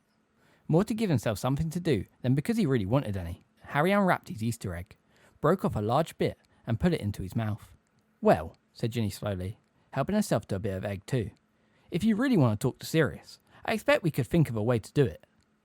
"Come on," said Harry hopelessly, "with Umbridge policing the fires and reading all our mail." "The thing about growing up with Fred and George," said Ginny thoughtfully, "is that you sort of start thinking anything's possible if you've got enough nerve." Harry looked at her. Perhaps it was the effect of the chocolate. Lupin had always advised eating some after encounters with Dementors, or simply because he had finally spoken aloud the wish that had been burning inside him for a week, but he felt a bit more hopeful. "What do you think you are doing?" "Oh, damn," whispered Ginny, jumping to her feet. "I forgot." Madam Pince was swooping down on them, her shriveled face contorted with rage. "Chocolate in the library!" she screamed. "Out! Out! Out!" And whipping out her wand, she caused Harry's books, bag and ink bowl to chase him and Ginny from the library, whacking them repeatedly over the head as they ran. As though to underline the importance of their upcoming examinations, a batch of pamphlets, leaflets and notices concerning various wizarding careers appeared on the tables in Gryffindor Tower shortly before the end of the holidays, along with yet another notice on the board, which read, "Careers advice. All 5th years are required to attend a short meeting with their head of house during the first week of the summer term to discuss their future careers. Times of individual appointments are listed below." Harry looked down the list and found that he was expected in Professor McGonagall's office at 2:30 on Monday, which would mean missing most of divination. He and the other 5th years spent a considerable part of the final weekend of the Easter break, reading all the careers information that had been left there for their perusal. "Well, I don't fancy healing," said Ron on the last evening of the holidays. He was immersed in a leaflet that carried the crossed bone and wand emblem of St. Mungo's on its front. It says here you need at least an E at Newt level in potions, herbology, transfiguration, charms, and defense against the dark arts. I mean, blimey, don't want much, do they? Well, it's a very responsible job, isn't it? Said Hermione absently. She was poring over a bright pink and orange leaflet that headed, "So you think you'd like to work in Muggle relations? You don't seem to need many qualifications to liaise with Muggles. All they want is an hour in Muggle studies.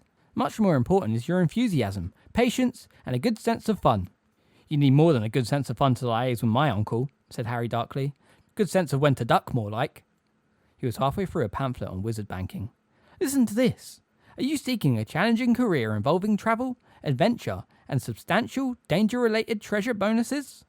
Then consider a position with Gringotts Wizarding Bank. We are currently recruiting curse breakers for thrilling opportunities abroad. They want arithmetic, though. You could do it, Hermione." "I don't much fancy banking," said Hermione vaguely, now immersed in, "Have you got what it takes to train security trolls?" "Hey," said a voice in Harry's ear. He looked around. Fred and George had come to join them. "Ginny's had a word with us about you," said Fred, stretching out his legs on the table in front of them and causing several booklets on careers with the Ministry of Magic to slide off onto the floor. "She says you need to talk to Sirius." "What?" said Hermione sharply, freezing with her hand halfway towards picking up. "Make a bang at the Department of Magical Accidents and Catastrophes." "Yeah," said Harry, trying to sound casual. "Yeah, I thought I'd like..." "Don't be so ridiculous," said Hermione, straightening up and looking at him as though she could not believe her eyes. "With Umbridge groping around in the fires and frisking all the owls?" "Well, we think we can help find a way around that," said George, stretching and smiling. "It's a simple matter of causing a diversion. Now, you might have noticed that we have been rather quiet on the mayhem front during the Easter holidays." "What was the point," we asked ourselves, "of disrupting leisure time?" continued Fred. "No point at all," we answered ourselves. "And of course, we'd have messed up people's revision too, which would have been the very last thing we want to do." He gave Hermione a sanctimonious little nod. She looked rather taken aback by his thoughtfulness. "But it's business as usual from tomorrow," Fred continued briskly. "And if we're going to be causing a bit of an uproar, why not do it so Harry can have his chat with Sirius?" "Yes, but still," said Hermione, with an air of explaining something very simple to somebody very obtuse. "Even if you do cause a diversion, how is Harry supposed to talk to him?" "Umbridge's office," said Harry quietly. He had been thinking about it for a fortnight and could come up with no alternative. Umbridge herself had told him that the only fire that was not being watched was her own. "Are you insane?" said Hermione in a hushed voice. Ron had lowered his leaflet on job in the cultivated fungus trade and was watching the conversation warily. "I don't think so," said Harry shrugging. "And how are you going to get there in the first place?" Harry was ready for this answer. "Sirius's knife," he said. "Excuse me?" "Christmas before last, Sirius gave me a knife that will open any lock," said Harry. "So even if she's bewitched the door so that Alohomora doesn't work, which I bet she has." "What do you think about this?" Hermione demanded of Ron. And Harry was reminded irresistibly of Mrs. Weasley appealing to her husband during Harry's first dinner in Grimmauld Place. "I dunno," said Ron, looking alarmed at being asked to give an opinion. "If Harry wants to do it, it's up to him, isn't it?" "Spoken like a true friend, and Weasley," said Fred, clapping Ron hard on the back.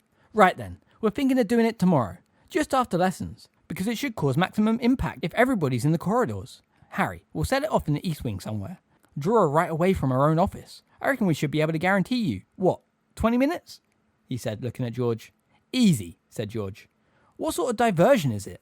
asked Ron. "You'll see, little bro," said Fred, as he and George got up again. "At least, you will if you trot along to Gregory the Smarmy's corridor around about 5 o'clock tomorrow." Harry woke very early the next day, feeling almost as anxious as he had done the morning of his disciplinary hearing at the Ministry of Magic. It was not only the prospect of breaking into Umbridge's office and using their fire to speak to Sirius that was making him feel so nervous, though that was certainly bad enough. Today also happened to be the first time Harry would be in close proximity to Snape since Snape had thrown him out of his office. After lying in bed for a while, thinking about the day ahead, Harry got up very quietly and moved across to the window beside Neville's bed and stared out on a truly glorious morning. The sky was a clear, misty, opalescent blue. Directly ahead of him, Harry could see the towering beech tree, below which his father had once tormented Snape. He was not sure what Sirius could possibly say to him that would make up for what he had seen in the Pensieve, but he was desperate to hear Sirius's own account of what had happened, to know of any mitigating factors that there might have been, any excuse at all for his father's behaviour. Something caught Harry's attention. Movement on the edge of the Forbidden Forest. Harry squinted in the sun and saw Hagrid emerging from between the trees. He seemed to be limping. As Harry watched, Hagrid staggered to the door of his cabin and disappeared inside it. Harry watched the cabin for several minutes. Hagrid did not emerge again, but smoke fell from the chimney, so Hagrid could not be so badly injured that he was unequal to stoking the fire. Harry turned away from the window, headed back to his trunk, and started to dress. With the prospect of forcing entry into Umbridge's office ahead, Harry had never expected the day to be a restful one, but he had not reckoned on Hermione's almost continual attempts to dissuade him from what he was planning to do at 5 o'clock. For the first time ever, she was at least as inattentive to Professor Binns in history and magic as Harry and Ron were, keeping up a stream of whispered admonitions that Harry tried very hard to ignore. And if she does catch you there, apart from being expelled, she'll be able to guess you've been talking to Snuffles, and this time, I expect she'll force you to drink Veritaserum and answer her questions. Hermione, said Ron in a low and indignant voice, are you going to stop telling Harry off and listen to Binns, or am I going to have to take my own notes? You take notes for a change, it won't kill you. By the time they reached the dungeons, neither Harry nor Ron was speaking to Hermione. Undeterred, she took advantage of their silence to maintain an uninterrupted flow of dire warnings, all uttered under her breath in a vehement hiss that caused Seamus to waste 5 whole minutes checking his cauldron for leaks. Snape, meanwhile, seemed to have decided to act as though Harry was invisible. Harry was, of course, well used to this tactic, as it was one of Uncle Vernon's favourites, and on the whole, he was grateful to have suffered nothing worse. In fact, compared to what he usually had to endure from Snape, in the way of taunts and snide remarks, he found the new approach something of an improvement, and was pleased to find that when left well alone, he was able to concoct an invigoration draught quite easily. At the end of the lesson, he scooped some of the potion into a flask, corked it, and took it up to Snape's desk for marking, feeling that he might at least have scraped an E. He had just turned away when he heard a smashing noise. Malfoy gave a gleeful yell of laughter. Harry whipped around.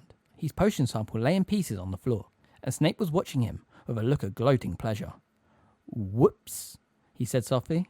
Another 0 then, Potter. Harry was too incensed to speak. He strode back to his cauldron, intending to fill another flask and force Snape to mark it, but saw to his horror that the rest of the contents had vanished. I'm sorry, said Hermione, with her hands over her mouth. I'm really sorry, Harry. I thought you had finished, so I cleared up. Harry could not bring himself to answer. When the bell rang, he hurried out of the dungeon without a backwards glance, and made sure that he found himself a seat between Neville and Seamus for lunch, so that Hermione could not start nagging him again about using Umbridge's office. He was in such a bad mood by the time he had got to divination that he had quite forgotten his careers appointment with Professor McGonagall, remembering it only when Ron had asked him why he wasn't in her office. He hurtled back upstairs and arrived out of breath, only a few minutes late. Sorry, Professor, he panted as he closed the door. I forgot. No matter, Potter, she said briskly, but as she spoke, somebody else sniffed from the corner. Harry looked around. Professor Umbridge was sitting there, a clipboard on her knee, a fussy little pie frill around her neck, and a small, horrible, smug smile on her face. Sit down, Potter, said Professor McGonagall tersely. Her hand shook slightly as she shuffled the many pamphlets littering her desk. Harry sat down with his back to Umbridge, and did his best to pretend he could not hear the scratching of her quill on her clipboard. Well, Potter, this meeting is to talk over any career ideas you might have, and to help you decide which subjects you should continue in the 6th and 7th years, said Professor McGonagall. Have you had any thoughts about what you would like to do when you leave Hogwarts? Said Harry. He was finding the scratching noise from behind him very distracting. Yes, Professor McGonagall prompted Harry. Well, I thought of maybe becoming an Auror, Harry mumbled. You need to get top grades for that, said Professor McGonagall, extracting a small, dark leaflet from under the mass of her desk and opening it. They ask for a minimum of 5 newts, and nothing under exceeds expectations grade. I see. Then you would be required to undergo a stringent series of character and aptitude tests at the Auror office. It's a difficult career path, Potter. They only take the best. In fact, I don't think anybody has been taken on in the last 3 years. At this moment, Professor Umbridge gave a very tiny cough, as though she was trying to see how quietly she could do it. Professor McGonagall ignored her. You want to know which subject you ought to take, I suppose? She went on, talking a little louder than before. Yes, said Harry. Defense against the dark arts, I suppose. Naturally, said Professor McGonagall crisply. I would also advise... Professor Umbridge gave another cough, a little more audible this time. Professor McGonagall closed her eyes for a moment, opened them again, and continued as though nothing had happened. I would also advise transfiguration, because auras frequently need to transfigure or untransfigure in their work. And I ought to tell you now, Potter, I do not accept students into my newt classes unless they have achieved exceeds expectations or higher at ordinary wizarding level. I'd say you're averaging acceptable at the moment, so you'll need to put in some good hard work before the exams to stand a chance of continuing. Then you ought to do charms. Also useful. And potions. Yes, Potter. Potions, she added, with a merest flicker of a smile. Poisons and antidotes are essential study for auras, and I must tell you that Professor Snape absolutely refuses to take students who get anything other than outstanding in their hours. So, Professor Umbridge gave her most pronounced cough yet. May I offer you a cough drop, Dolores? Professor McGonagall asked curtly, without looking at Professor Umbridge. Oh, no thank you very much, said Umbridge, with that simpering laugh Harry hated so much. I just wondered whether I could make the teeniest interruption, Minerva. I dare say you'll find you can, said Professor McGonagall through tightly gritted teeth. I was just wondering whether Mr. Potter has quite the temperament for an aura, said Professor Umbridge sweetly. Were you? Said Professor McGonagall hotly. Well, Potter, she continued, as though there had been no interruption. If you are serious in this ambition, I would advise you to concentrate hard on bringing your transfiguration and potions up to scratch.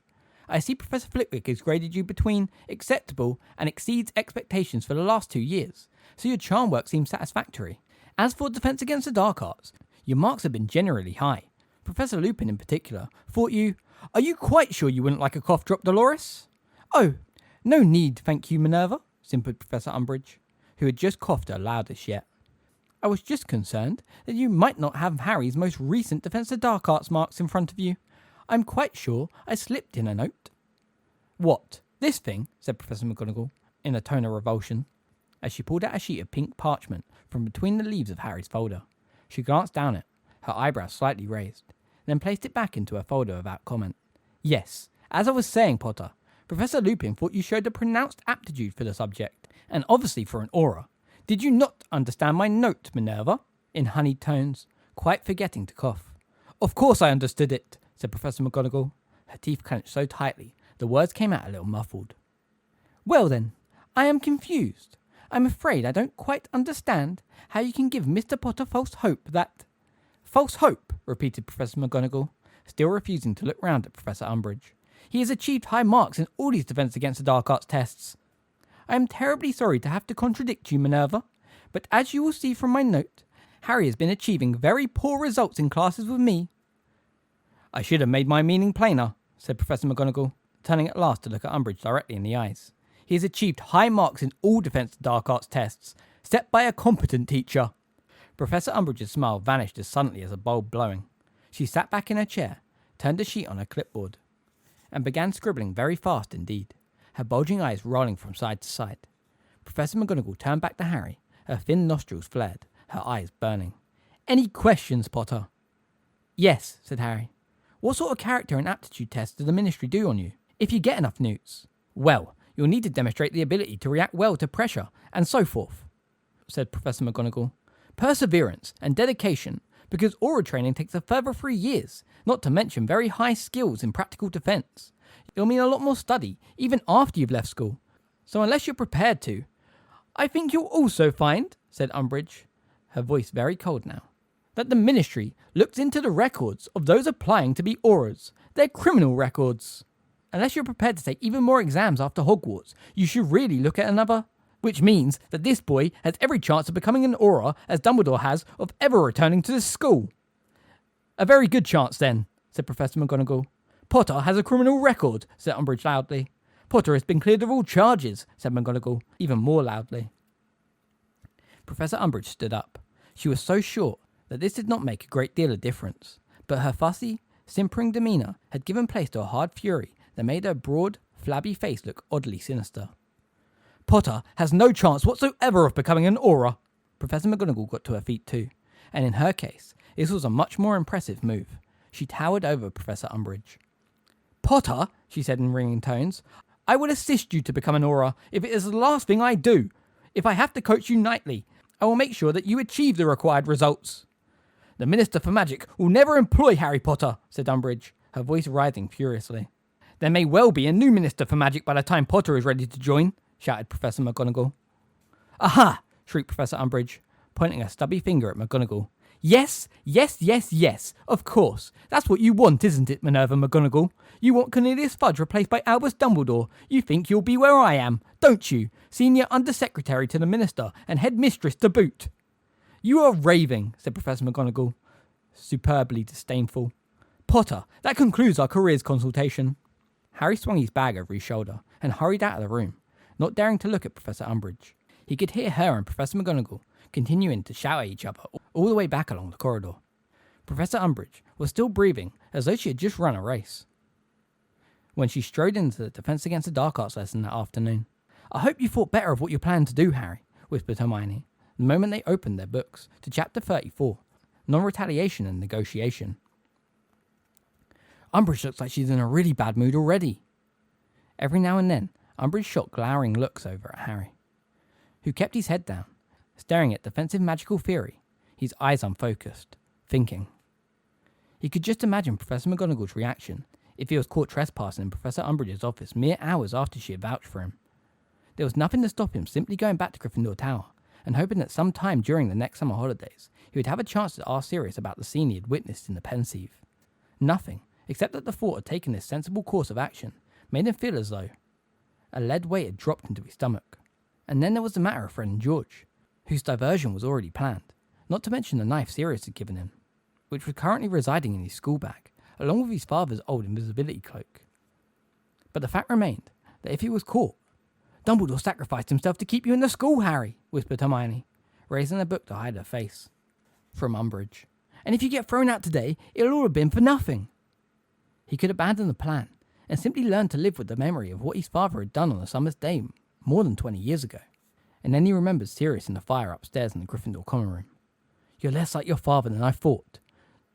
The risk would have been what made it fun for James. But did he want to be like his father anymore? Harry, don't do it. Please don't do it, Hermione said in anguished tones as the bell rang at the end of the class. He did not answer. He did not know what to do. Ron seemed determined to give neither his opinion nor his advice. He would not look at Harry, though when Hermione opened her mouth to try dissuading Harry some more, he said in a low voice, Give it a rest, okay? He can make up his own mind. Harry's heart beat very fast as he left the classroom. He was halfway along the corridor outside when he heard the unmistakable sounds of a diversion going off in the distance. There were screams and yells reverberating from somewhere above them. People exiting the classrooms all around Harry were stopping in their tracks and looking up at the ceiling fearfully. Umbridge came pelting out of her classroom as fast as her short legs could carry her. Pulling out her wand, she hurried off into the opposite direction. It was now or never. Harry, please, Hermione pleaded weakly. But he had made up his mind. Hitching his bag more securely onto his shoulder, he set off at a run, weaving in and out of students now hurrying in the opposite direction to see what all the fuss was about in the East Wing. Harry reached the corridor to Umbridge's office and found it deserted, dashing behind a large suit of armour whose helmet creaked around to watch him. He pulled open his bag, seized Sirius's knife, and donned the invisibility cloak. He then crept slowly and carefully back from behind the suit of armour and along the corridor until he reached Umbridge's door. He inserted the blade of the magical knife into the crack around it and moved it gently up and down, then withdrew it. There was a tiny click and the door swung open. He ducked inside the office, closed the door quickly behind him, and looked around. Nothing was moving except the horrible kittens that were frolicking on the wall plates above the confiscated broomsticks. Harry pulled off his cloak and, striding over to the fireplace, found what he was looking for within seconds, a small box containing glittering flue powder. He crouched down in front of the empty grate, his hands shaking. He had never done this before, though he thought he knew how it must work. Sticking his head into the fireplace, he took a large pinch of powder and dropped it onto the logs stacked neatly beneath him. They exploded at once in emerald green flames. Number 12, Grimmauld Place, Harry said loudly and clearly. It was one of the most curious sensations he had ever experienced. He had travelled by flue powder before, of course, but then it had been his entire body that had spun around and around in the flames, through the network of wizarding fireplaces that stretched out over the country. This time, his knees remained firm upon the cold floor at Umbridge's office, and only his head hurtled through the emerald fire. And then, as abruptly as it had begun, the spinning stopped. Feeling rather sick, as though he was wearing an exceptionally hot muffler around his head, Harry opened his eyes to find he was looking up out of the kitchen fireplace at the long, wooden table, where a man sat poring over a piece of parchment. Sirius? The man jumped and looked around. It was not Sirius, but Lupin. "Harry," he said, looking thoroughly shocked. What's happening? Is everything all right?" "Yeah," said Harry. "I was just wondering. I just fancied a chat with Sirius." "I'll call him," said Lupin, getting to his feet, still looking perplexed. "He went upstairs to look for Creature. He seems to be hiding in the attic again." And Harry saw Lupin hurry out of the kitchen. Now he was left with nothing to look at but the chair and table legs. He wondered why Sirius had never mentioned how very uncomfortable it was to speak out of the fire. His knees were already objecting painfully to their prolonged contact with Umbridge's hard stone floor. Lupin returned with Sirius at his heels moments later. "What is it?" said Sirius urgently, sweeping his long dark hair out of his eyes and dropping to the ground in front of the fire, so he and Harry were on a level. Lupin knelt down too, looking very concerned. "Are you all right? Do you need help?" "No," said Harry. "It's nothing like that. I just wanted to talk. About my dad." They exchanged a look of great surprise, but Harry did not have time to feel awkward or embarrassed. His knees were becoming sorer by the second, and he guessed 5 minutes had already passed from the start of the diversion. George had only guaranteed him 20. He therefore plunged immediately into the story of what he had seen in the Pensieve. When he had finished, neither Sirius nor Lupin spoke for a moment. Then Lupin said quietly, "I wouldn't like you to judge your father on what you saw there, Harry. He was only 15. "I'm 15, said Harry heatedly. "Look, Harry," said Sirius placidly. "James and Snape hated each other from the moment they set eyes on each other. It was just one of those things. You can understand that, can't you? I think James was everything Snape wanted to be. He was popular. He was good at Quidditch. Good at pretty much everything. And Snape was just this little oddball who was up to his eyes in the dark arts. And James, whatever else he may have appeared to you, Harry, always hated the dark arts." "Yeah," said Harry. "But you just attacked Snape for no good reason. Just because you said you were bored." He finished, with a slightly apologetic tone in his voice. "I'm not proud of it," said Sirius quickly. Lupin looked sideways at Sirius, then said, "Look, Harry, what you got to understand is that your father and Sirius were the best in the school at whatever they did. Everyone thought they were the height of cool. If they sometimes got a bit carried away." "If we were sometimes arrogant little Burks, you mean," said Sirius. Lupin smiled. "He kept messing up his hair," said Harry in a pained voice. Sirius and Lupin laughed. "I've forgotten he used to do that," said Sirius affectionately. "Was he playing with a snitch?" said Lupin eagerly. "Yeah," said Harry, watching uncomprehendingly at Sirius, as Sirius and Lupin beamed reminiscently. "Well, I thought he was a bit of an idiot." "Of course he was a bit of an idiot," said Sirius bracingly. "We were all idiots. Well, not Moony so much," he said fairly, looking at Lupin. But Lupin shook his head. "Did I ever tell you to lay off Snape?" he said. "Did I ever have the guts to tell you I thought you were out of order?" "Yeah, well," said Sirius, "you made us feel ashamed of ourselves sometimes. That was something." "And," said Harry dodgily, determined to say everything that was on his mind now he was here, "he kept looking over at the girls by the lake, hoping they were watching him." "Oh, well, he always made a fool of himself whenever Lily was around," said Sirius, shrugging. "He couldn't stop himself showing off whenever he got near her." "How come she married him?" Harry asked miserably. "She hated him." "Nah, she didn't," said Sirius. "She started going out of him in the 7th year," said Lupin. "Once James had deflated his head a bit," said Sirius, "and stopped hexing people just for the fun of it," said Lupin. "Even Snape," said Harry. "Well," said Lupin slowly, "Snape was a special case. He never lost an opportunity to curse James, so you couldn't really expect James to take that lying down, could you? And my mum was okay with that. She didn't know too much about it, to tell you the truth," said Sirius. James didn't take Snape on dates with her and jinx him in front of her, did he?" Sirius frowned at Harry, who was still looking unconvinced. "Look," he said, "your father was the best friend I'd ever had, and he was a good person. A lot of people are idiots at the age of 15. He grew out of it." "Yeah, okay," said Harry heavily. "I just never thought I'd feel so sorry for Snape." "Now you mention it," said Lupin, a faint crease between his eyebrows. "How did Snape react when he found out you'd seen all this?" "He told me he'd never teach me occlumency again," said Harry indifferently. "Like that's a big disappointment." "He what?" shouted Sirius, causing Harry to jump and inhale a mouthful of ashes. "Are you serious, Harry?" said Lupin quickly. "He stopped giving you lessons?" "Yeah," said Harry, surprised at what he'd considered a great overreaction. "But it's okay. I don't care. It's a bit of a relief to tell you I'm coming up there to have a word with Snape," said Sirius forcefully, and he actually made to stand up, but Lupin wretched him back down again. "If anyone's going to tell Snape, it'll be me," he said firmly. "But Harry, first of all, you're to go back to Snape and tell him that on no account is he to stop giving you lessons when Dumbledore hears. I can't tell him that. He'd kill me, said Harry, outraged. You didn't see him when we got out of the Pensieve. Harry, there is nothing so important as you learning occlumency, said Lupin sternly. Do you understand me? Nothing. Okay, said Harry, thoroughly discomposed, not to mention annoyed. I'll try and say something to him, but it won't be... He fell silent. He could hear distant footsteps. Is that creature coming downstairs? No, said Sirius, glancing behind him. It must be somebody on your end. Harry's heart skipped several beats. I'd better go, he said hastily, and pulled his head backwards at a Grimmauld Place fire. For a moment, his head seemed to be revolving on his shoulders.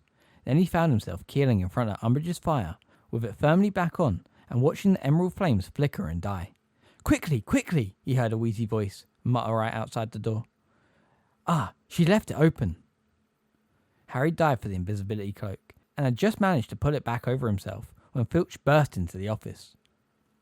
He looked absolutely delighted about something, and was talking to himself feverishly as he crossed the room, pulled open a drawer in Umbridge's desk, and began rifling through the papers inside it. Approval for whipping! Approval for whipping! I can do it at last! They've had it coming to them for years! He pulled out a piece of parchment, kissed it, then shuffled rapidly back out the door, clutching it to his chest. Harry leapt to his feet and, making sure he had his bag and that his invisibility cloak was completely covering him, he wrenched open the door and hurried out of the office after Filch, who was hobbling along faster than Harry had ever seen him go. Once landing down from Umbridge's office, Harry thought it was safe to become visible again. He pulled off the cloak, shoved it in his bag and hurried onwards. There was a great deal of shouting and movement coming from the entrance hall. He ran down the marble staircase and found what looked like most of the school assembled there. It was like the night when Trelawney was being sacked. Students were standing all around the walls in a great ring. Some of them, Harry noticed, covered in a substance which looked very like stink sap. Teachers and ghosts were also in the crowd. Prominent among the onlookers were members of the inquisitorial squad, who were all looking exceptionally pleased with themselves, and Peeves, who was bobbing overhead, gazed down at Fred and George, who stood in the middle of the floor with the unmistakable look of two people who had just been cornered. So, said Umbridge triumphantly. Harry realised she was standing just a few stairs in front of him, once more looking down upon her prey. So, you think it is amusing to turn a school corridor into a swamp, do you? Pretty amusing, yeah, said Fred, looking up at her without the slightest sign of fear. Filch elbowed his way closer to Umbridge, almost crying with happiness. I've got the form, headmistress, he said hoarsely, waving the piece of parchment Harry had just seen him take from her desk. I've got the form, and I've got the whips waiting. Oh, let me do it now. Very good, Argus, she said. You two, she went on, gazing down at Fred and George, are about to learn what happens to wrongdoers in my school. You know what, said Fred. I don't think we are. He turned to his twin. George, said Fred, I think we've outgrown full-time education. Yeah, I've been feeling that way myself, said George lightly. Time to test our talents in the real world, do you reckon? Asked Fred. Definitely, said George. And before Umbridge could say a word, they raised their wands and said together, Accio brooms! Harry heard a loud crash somewhere in the distance. Looking to his left, he ducked just in time. Fred and George's broomsticks, one still trailing the heavy chain and iron peg with which Umbridge had fastened them to the wall, were hurtling along the corridor towards their owners. They turned left, streaked down the stairs and stopped sharply in front of the twins, the chain clattering loudly on the flagstone floor. We won't be seeing you, Fred told Professor Umbridge, swinging his leg over his broomstick. Yeah, don't bother to keep in touch, said George, mounting his own. Fred looked around at the assembled students, at the silent, watchful crowd.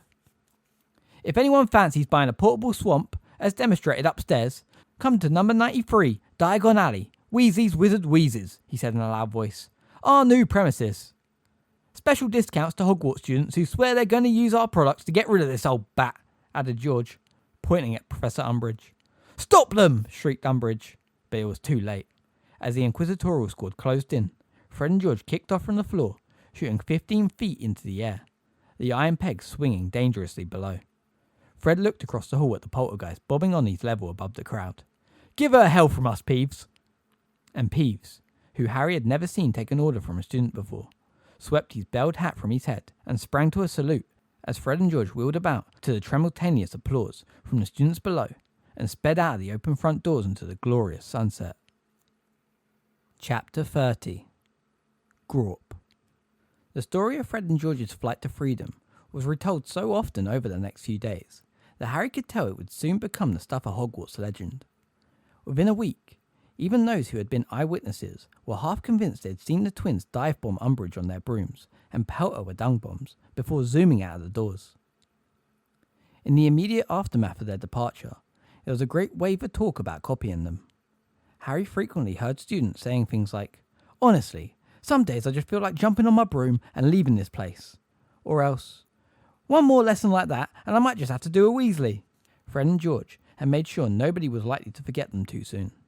For one thing, they had not left instructions on how to remove the swamp that now filled the corridor on the 5th floor of the East Wing. Umbridge and Filch had been observed trying different means of removing it, but without success. Eventually, the area was roped off and Filch, gnashing his teeth furiously, was given the task of punting students across it to their classrooms. Harry was certain that teachers like McGonagall or Flitwick could have removed the swamp in an instant, but, just as in the case of Fred and George's wildfire whiz-bangs, they seemed to prefer to watch Umbridge struggle. Then there were the two large broom-shaped holes in Umbridge's office door, through which Fred and George's clean sweeps had smashed to rejoin their masters. Filch fitted a new door and removed Harry's firebolt to the dungeons where, it was rumoured, Umbridge had set an armed security troll to guard it. However, her troubles were far from over. Inspired by Fred and George's example, a great number of students were now vying for the newly vacant positions of troublemakers in chief. In spite of the new door, somebody managed to slip a hairy-snouted niffler into Umbridge's office, which promptly tore the place apart in its search for shiny objects, leapt on Umbridge when she entered, and tried to gnaw the rings off her stubby fingers. Dumb bombs and stink pellets were dropped so frequently in the corridors that it became the new fashion for students to perform bubblehead charms on themselves before leaving lessons, which ensured them a supply of fresh air, even though it gave them all the peculiar appearance of wearing upside-down goldfish bowls on their heads. Filch prowled the corridors with a horsewhip ready in hand, desperate to catch miscreants. But the problem was that there were now so many of them, he never knew which way to turn. The Inquisitorial Squad was attempting to help him, but odd things kept happening to its members. Warrington of the Slytherin Quidditch team reported to the hospital wing with a horrible skin complaint that made him look as though he had been coated in cornflakes. Pansy Parkinson, to Hermione's delight, missed all her lessons the following day as she had sprouted antlers. Meanwhile, it became clear just how many skiving snack boxes Fred and George had managed to sell before leaving Hogwarts. Umbridge only had to enter her classroom for the students assembled there to faint, vomit, develop dangerous fevers, or else spout blood from both their nostrils. Shrieking with rage and frustration, she attempted to trace the mysterious symptoms to their source, but the students told her stubbornly that they were suffering from Umbridgeitis. After putting 4 successive classes in detention and failing to discover their secret, she was forced to give up and allow the bleeding, swooning, sweating and vomiting students to leave her classes in droves. But not even the users of the snack boxes could compete with the master of chaos, Peeves, who seemed to have taken Fred's parting words deeply to heart. Cackling madly, he soared through the school, upending tables, bursting out of blackboards, toppling statues and vases. Twice he shot Miss Norris inside a suit of armour, from which she was rescued, yowling loudly, by the furious caretaker. Peeves smashed lanterns and snuffed out candles, juggled burning torches over the heads of screaming students, caused neatly stacked piles of parchment to topple into fires or out of windows, flooded the 2nd floor when he pulled off the taps in the bathrooms, dropped a bag of tarantulas in the middle of the Great Hall during breakfast, and, whenever he fancied a break, spent hours at a time floating along after Umbridge and blowing loud raspberries every time she spoke. None of the staff but Filch seemed to be stirring themselves to help her. Indeed, a week after Fred and George's departure, Harry witnessed Professor McGonagall walking right past Peeves, who was determinedly loosening a crystal chandelier, and could have sworn he had heard her tell the poltergeist out of the corner of her mouth, "It unscrews the other way." To cap matters, Montague had still not recovered from his sojourn in the toilet. He remained confused and disorientated, and his parents were to be observed one Tuesday morning, striding up the front drive, looking extremely angry.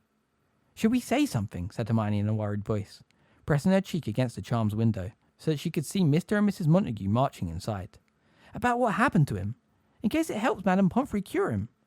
"Course not. He'll recover," said Ron indifferently. "Anyway, more trouble for Umbridge, isn't it?" said Harry in a satisfied voice. He and Ron both tapped the teacups they were supposed to be charming with their wands. Harry sprouted 4 very short legs that could not reach the desk, and wriggled pointlessly in midair.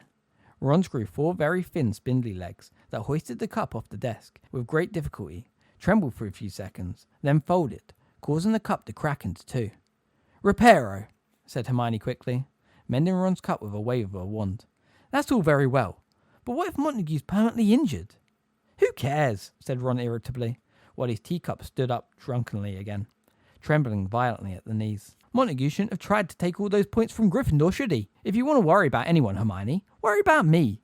"You," she said, catching her teacup as it scampered happily away across the desk on 4 sturdy little willow pattern legs, and replacing it in front of her. "Why should I be worried about you?"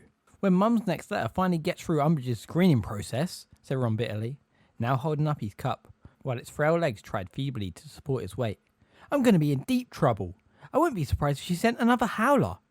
"But it'll be my fault Fred and George left. You wait," said Ron darkly. "She'll say I should have stopped them leaving. I should have grabbed the ends of their brooms and hung on or something. Yeah, it'll be all my fault." "Well, if she does say that, it'll be very unfair. You couldn't have done anything, but I'm sure she won't. I mean, if it's really true they've got premises in Diagon Alley, they must have been planning this for ages." "Yeah, but that's another thing. How did they get these premises?" said Ron, hitting his teacup so hard with his wand that its legs collapsed again and it lay twitching before him. "It's a bit dodgy, isn't it? They'll need loads of galleons to afford the rent on a place in Diagon Alley. She'll want to know what they've been up to get their hands on that sort of gold." "Well, yes, that's occurred to me too," said Hermione, allowing her teacup to jog in neat little circles around Harry's, whose stubbly little legs were still unable to touch the desktop. "I've been wondering whether Mundungus has persuaded them to sell stolen goods or something awful." "He hasn't," said Harry curtly. "How do you know?" said Ron and Hermione together. "Because—" Harry hesitated, but the moment to confess finally seemed to have come. There was no good to be gained in keeping silent, if it meant anyone suspected that Fred and George were criminals. "Because they got the gold from me. I gave them my Triwizard winnings last June." There was a shocked silence. Then Hermione's teacup jogged right over the edge of the desk and smashed to the floor. "Oh, Harry, you didn't," she said. "Yes, I did," said Harry mutinously. "And I don't regret it either. I didn't need the gold, and they'll be great at running a joke shop." "But this is excellent," said Ron, looking thrilled. "It's all your fault, Harry. Mum can't blame me at all. Can I tell her?" "Yeah, I suppose you'd better," said Harry dully, "especially if she thinks they're receiving a stolen cauldrons or something." Hermione said nothing at all for the rest of the lesson, but Harry had a shrewd suspicion that her self-restraint was bound to crack before long. Sure enough, once they had left the castle for a break and were standing around in the weak May sunshine, she fixed Harry with a beady eye and opened her mouth with a determined air. Harry interrupted her before she could even get started. "It's no good nagging me. It's done," he said firmly. "Fred and George got the gold, spent a good bit of it too, by the sounds of it, and I can't get it back from them, and I don't want to. So save your breath, Hermione." "I wasn't going to say anything about Fred and George," she said in an injured voice. Ron snorted disbelievingly, and Hermione threw him a very dirty look. "No, I wasn't," she said angrily. "As a matter of fact, I was going to ask Harry when he's going to go back to Snape and ask for more occlumency lessons." Harry's heart sank. Once he had exhausted the subject of Fred and George's dramatic departure, which admittedly had taken many hours, Ron and Hermione had wanted to hear news of Sirius. As Harry had not confided in them the reason he wanted to talk to Sirius in the first place, it had been hard to think of what to tell them. He had ended up saying, truthfully, that Sirius wanted Harry to resume occlumency lessons. He had been regretting this ever since. Hermione would not let the subject drop, and kept reverting to it when Harry least expected it. "You can't tell me you stopped having funny dreams," Hermione said now, "because Ron told me you were muttering in your sleep again last night." Harry threw Ron a furious look. Ron had the grace to look ashamed of himself. "You were only muttering a bit," he mumbled apologetically. "Something about just a bit further." "I dreamed I was watching you lot play Quidditch," Harry lied brutally. "I was trying to get you to stretch out a bit further to grab the quaffle." Ron's ears went red. Harry felt a kind of vindictive pleasure. He had not, of course, dreamed anything of the sort. Last night, he had once again made the journey along the Department of Mysteries corridor. He had passed through the circular room, then the room full of clicking and dancing light, until he found himself again inside the cavernous room, full of shelves, on which were ranged dusty glass spheres. Harry hurried straight towards row number 97, turned left, and ran along it. It had probably been then when he had spoken aloud, just a bit further, for he had felt his conscience self-struggling to wait, and before he had reached the end of the row, he had found himself lying in bed again, gazing up at the canopy of his four-poster. "You are trying to block your mind, aren't you?" said Hermione. looking beadily at Harry. "You are keeping going with your occlumency?" "Of course I am," said Harry, trying to sound as though this question was insulting, but not quite meeting her eye. The truth was, he was so intensely curious about what was hidden in that room full of dusty orbs, that he was quite keen for the dreams to continue. The problem was, with just under a month to go until the exams, and every free moment devoted to revision, his mind seemed to be so saturated with information that when he went to bed, he found it very difficult to get to sleep at all. And when he did, his overwrought brain presented him most nights with stupid dreams about the exams. He also suspected that part of his mind, the part that often spoke in Hermione's voice, now felt guilty of the occasions. It strayed down that corridor, ending in the black door, and sought to wake him before he could reach the journey's end. "You know," said Ron, whose ears were still flaming red, "if Montague doesn't recover before Slytherin play Hufflepuff, we might be in a chance of winning the cup." "Yeah, I suppose so," said Harry, glad of a change of subject. "I mean, we've won one, lost one. If Slytherin lose to Hufflepuff next Saturday..."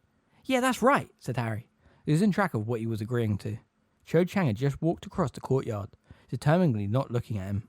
The final match of Quidditch season, Gryffindor vs Ravenclaw, was to take place on the last weekend of May. Although Slytherin had been narrowly defeated by Hufflepuff in their last match, Gryffindor were not daring to hope for victory, due mainly, though of course nobody said it to him, to Ron's abysmal goalkeeping record. He, however, seemed to have found a new optimism. "I mean, I can't get any worse, can I?" he told Harry and Hermione, grimly over breakfast on the morning of the match. "Nothing to lose now, is there?" "You know," said Hermione, as she and Harry walked down to the pitch a little later in the midst of a very excitable crowd, "I think Ron might do better without Fred and George around. They never exactly gave him a lot of confidence." Luna Lovegood overtook them, with what appeared to be a live eagle perched on top of her head. "Oh gosh, I forgot," said Hermione, watching the eagle flapping its wings as Luna walked searingly past a group of cackling and pointing Slytherins. "Cho will be playing, won't she?" Harry, who had not forgotten this, merely grunted. They found seats in the second topmost row of the stands. It was a fine, clear day. Ron could not wish for better, and Harry found himself hoping against hope that Ron would not give the Slytherins cause for more rousing choruses of "Weasley is our king." Lee Jordan, who had been very dispirited since Fred and George had left, was commentating as usual. As the team zoomed out to the pitch, he named the players with something less than his usual gusto. "Bradley, Davis, Chang," he said, and Harry felt his stomach perform. Less of a backflip, more of a feeble lurch as Cho walked out onto the pitch, her shiny black hair rippling in the slight breeze. He was not sure what he wanted to happen anymore, except that he could not stand any more rows. Even the sight of her chatting animatedly to Roger Davis as they prepared to mount their brooms caused him only a slight twinge of jealousy. "And they're off," said Lee. "And Davis takes the quaffle immediately. Ravenclaw Captain Davis with the quaffle. He dodges Johnson. He dodges Bell. He dodges Spinnet as well. He's going straight for goal. He's going to shoot and... Lee swore very loudly. "And he scored!" Harry and Hermione groaned with the rest of the Gryffindors. Predictably, horribly, the Slytherins on the other side of the stands began to sing. "Weasley cannot save a thing. He cannot block a single ring." "Harry," said a hoarse voice in Harry's ear. "Hermione." Harry looked around and saw Hagrid's enormous bearded face sticking between the seats. Apparently he had squeezed his way all along the row behind. For the first and second years he had just passed had a ruffled, flattened look about them. For some reason, Hagrid was bent double as though anxious not to be seen, though he was still at least 4 feet taller than anybody else. "Listen," he whispered. "Can you come with me? Now, while everyone's watching the match?" Can't it wait, Hagrid?" asked Harry. "Till the match is over." "No," said Hagrid. "No, Harry. It's got to be now. While everyone's looking the other way. Please." Hagrid's nose was gently dripping blood. His eyes were both blackened. Harry had not seen him this close up since his return to school. He looked utterly woebegone. "Course," said Harry at once. "Course we'll come." He and Hermione edged back along the row of their seats, causing much grumbling among the students, who had to stand up for them. The people in Hagrid's row were not complaining, merely attempting to make themselves as small as possible. "I appreciate this, you two. I really do," said Hagrid, as they reached the stairs. He kept looking around nervously as they descended towards the lawn below. "I just hope she doesn't notice us going." "You mean Umbridge?" said Harry. "She won't. She's got a whole inquisitorial squad sitting with her. Didn't you see? She must be expecting trouble at the match." "Yeah, well, a bit of trouble wouldn't hurt," said Hagrid. pausing to peer around the edge of the stands to make sure the stretch of lawn between there and his cabin was deserted. Give us more time. What is it, Hagrid? Said Hermione, looking up at him with a concerned expression on her face, as they hurried across the grass towards the edge of the forest. You'll see in a mo, said Hagrid, looking over his shoulder as a great roar rose from the stands behind them. Hey, did someone just score? It'll be Ravenclaw, said Harry heavily. Good, said Hagrid distractedly. That's good. They had to jog to keep up with him as he strode across the lawn, looking around with every other step. When they reached his cabin, Hermione turned automatically left towards the front door. Hagrid, however, walked straight past it into the shade of the trees on the outermost edge of the forest, where he picked up a crossbow that was leaning up against a tree. When he realised they were no longer with him, he turned. We're going in here, he said, jerking his shaggy head behind him. Into the forest, said Hermione, perplexed. Yeah, said Hagrid. Come on now, quick, before we're spotted. Harry and Hermione looked at each other, then ducked into the cover of the trees behind Hagrid, who was already striding away from them into the green gloom, his crossbow over his arm. Harry and Hermione ran to catch up with him. Hagrid, why are you armed? Said Harry. Just a precaution, said Hagrid, shrugging his massive shoulders. You didn't bring your crossbow the day you showed us the Thestrals, said Hermione timidly. Nah, well, we weren't going in so far then, said Hagrid. And anyway, that was before Firenze left the forest, wasn't it? Why does Firenze leaving make a difference? Asked Hermione curiously. Because the other centaurs are good and riled at me, that's why, said Hagrid quietly, glancing around. They used to be, well, you couldn't call them friendly, but we got on all right. Kept themselves to themselves, but always turned up if I wanted a word. Not anymore. He sighed deeply. Firenze said they're angry because he went to work for Dumbledore, Harry said, tripping on the protruding root because he was busy watching Hagrid's profile. Yeah, said Hagrid heavily. Well, angry doesn't cover it. Ruddy livid. If I hadn't stepped in, I reckon they would have kicked Firenze to death. They attacked him, said Hermione, sounding shocked.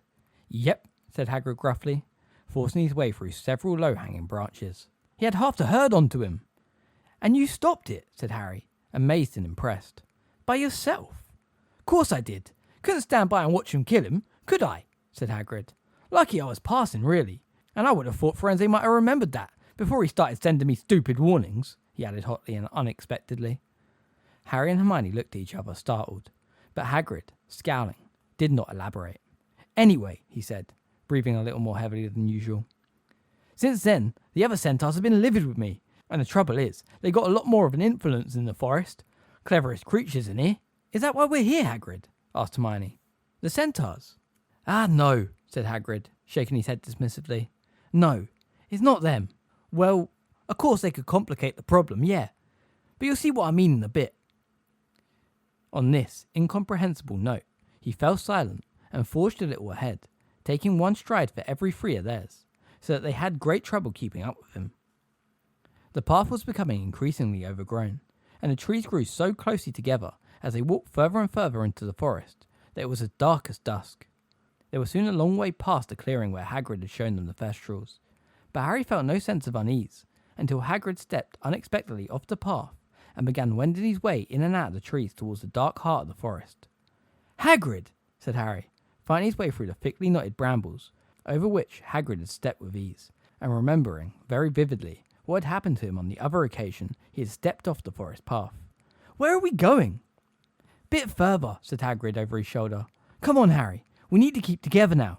It was a great struggle to keep up with Hagrid, what with branches and thickets of thorn through which Hagrid marched as easily as it was cobwebs, but which snagged Harry and Hermione's robes, frequently entangling them so severely that they had to stop for minutes at a time to free themselves. Harry's arms and legs were soon covered in small cuts and scratches. They were so deep in the forest now that sometimes all Harry could see of Hagrid in the gloom was a massive dark shape ahead of him. Any sound seemed threatening in the muffled silence. The breaking of a twig echoed loudly, and the tiniest rustle of movement, even though it might have been made by an innocent sparrow, caused Harry to peer through the gloom for a culprit. It occurred to him that he had never managed to get this far into the forest without meeting some kind of creature. Their absence struck him as rather ominous. Hagrid, would it be all right if we lit our wands? Said Hermione quietly. All right, Hagrid whispered back. In fact... He stopped suddenly and turned around. Hermione walked right into him and was knocked over backwards. Harry caught her just before she hit the forest floor. Maybe we best just stop moving for a moment, so I can... Fill you in, said Hagrid. Before we get there, like. Good, said Hermione, as Harry set her back on her feet. They both murmured, Lumos, and their wand tips ignited. Hagrid's face swam through the gloom by the light of the two wavering beams, and Harry saw again that he looked nervous and sad. Right, said Hagrid. Well, see, the thing is... He took a great breath. Well, there's a good chance I'm going to be getting a sack any day now, he said. Harry and Hermione looked at each other, then back at him. But you've lasted this long, Hermione said tentatively. What makes you think? Umbridge reckons it was me that put that niffler in her office. And was it? Said Harry, before he could stop himself. No, it ruddy well wasn't, said Hagrid indignantly. Only anything to do with magical creatures, and she thinks it's got something to do with me. You know she's been looking for a chance to get rid of me ever since I got back. I don't want to go, of course, but if it wasn't for, well, the special circumstances I'm about to explain to you, I'd leave right now before she gets the chance to do it in front of the whole school, like she did with Trelawney. Harry and Hermione both made noises of protest, but Hagrid overrode them with a wave of one of his enormous hands. It's not the end of the world. I'll be able to help Dumbledore once I'm out of here. I can be useful to the Order, and you lot will have Grumbly Plank. You'll get through your exams fine. His voice trembled and broke. Don't worry about me, he said hastily, as Hermione made to pat his arm. He pulled his enormous spotted handkerchief from the pocket of his waistcoat and mopped his eyes with it. Look, I wouldn't be telling you this if I didn't have to.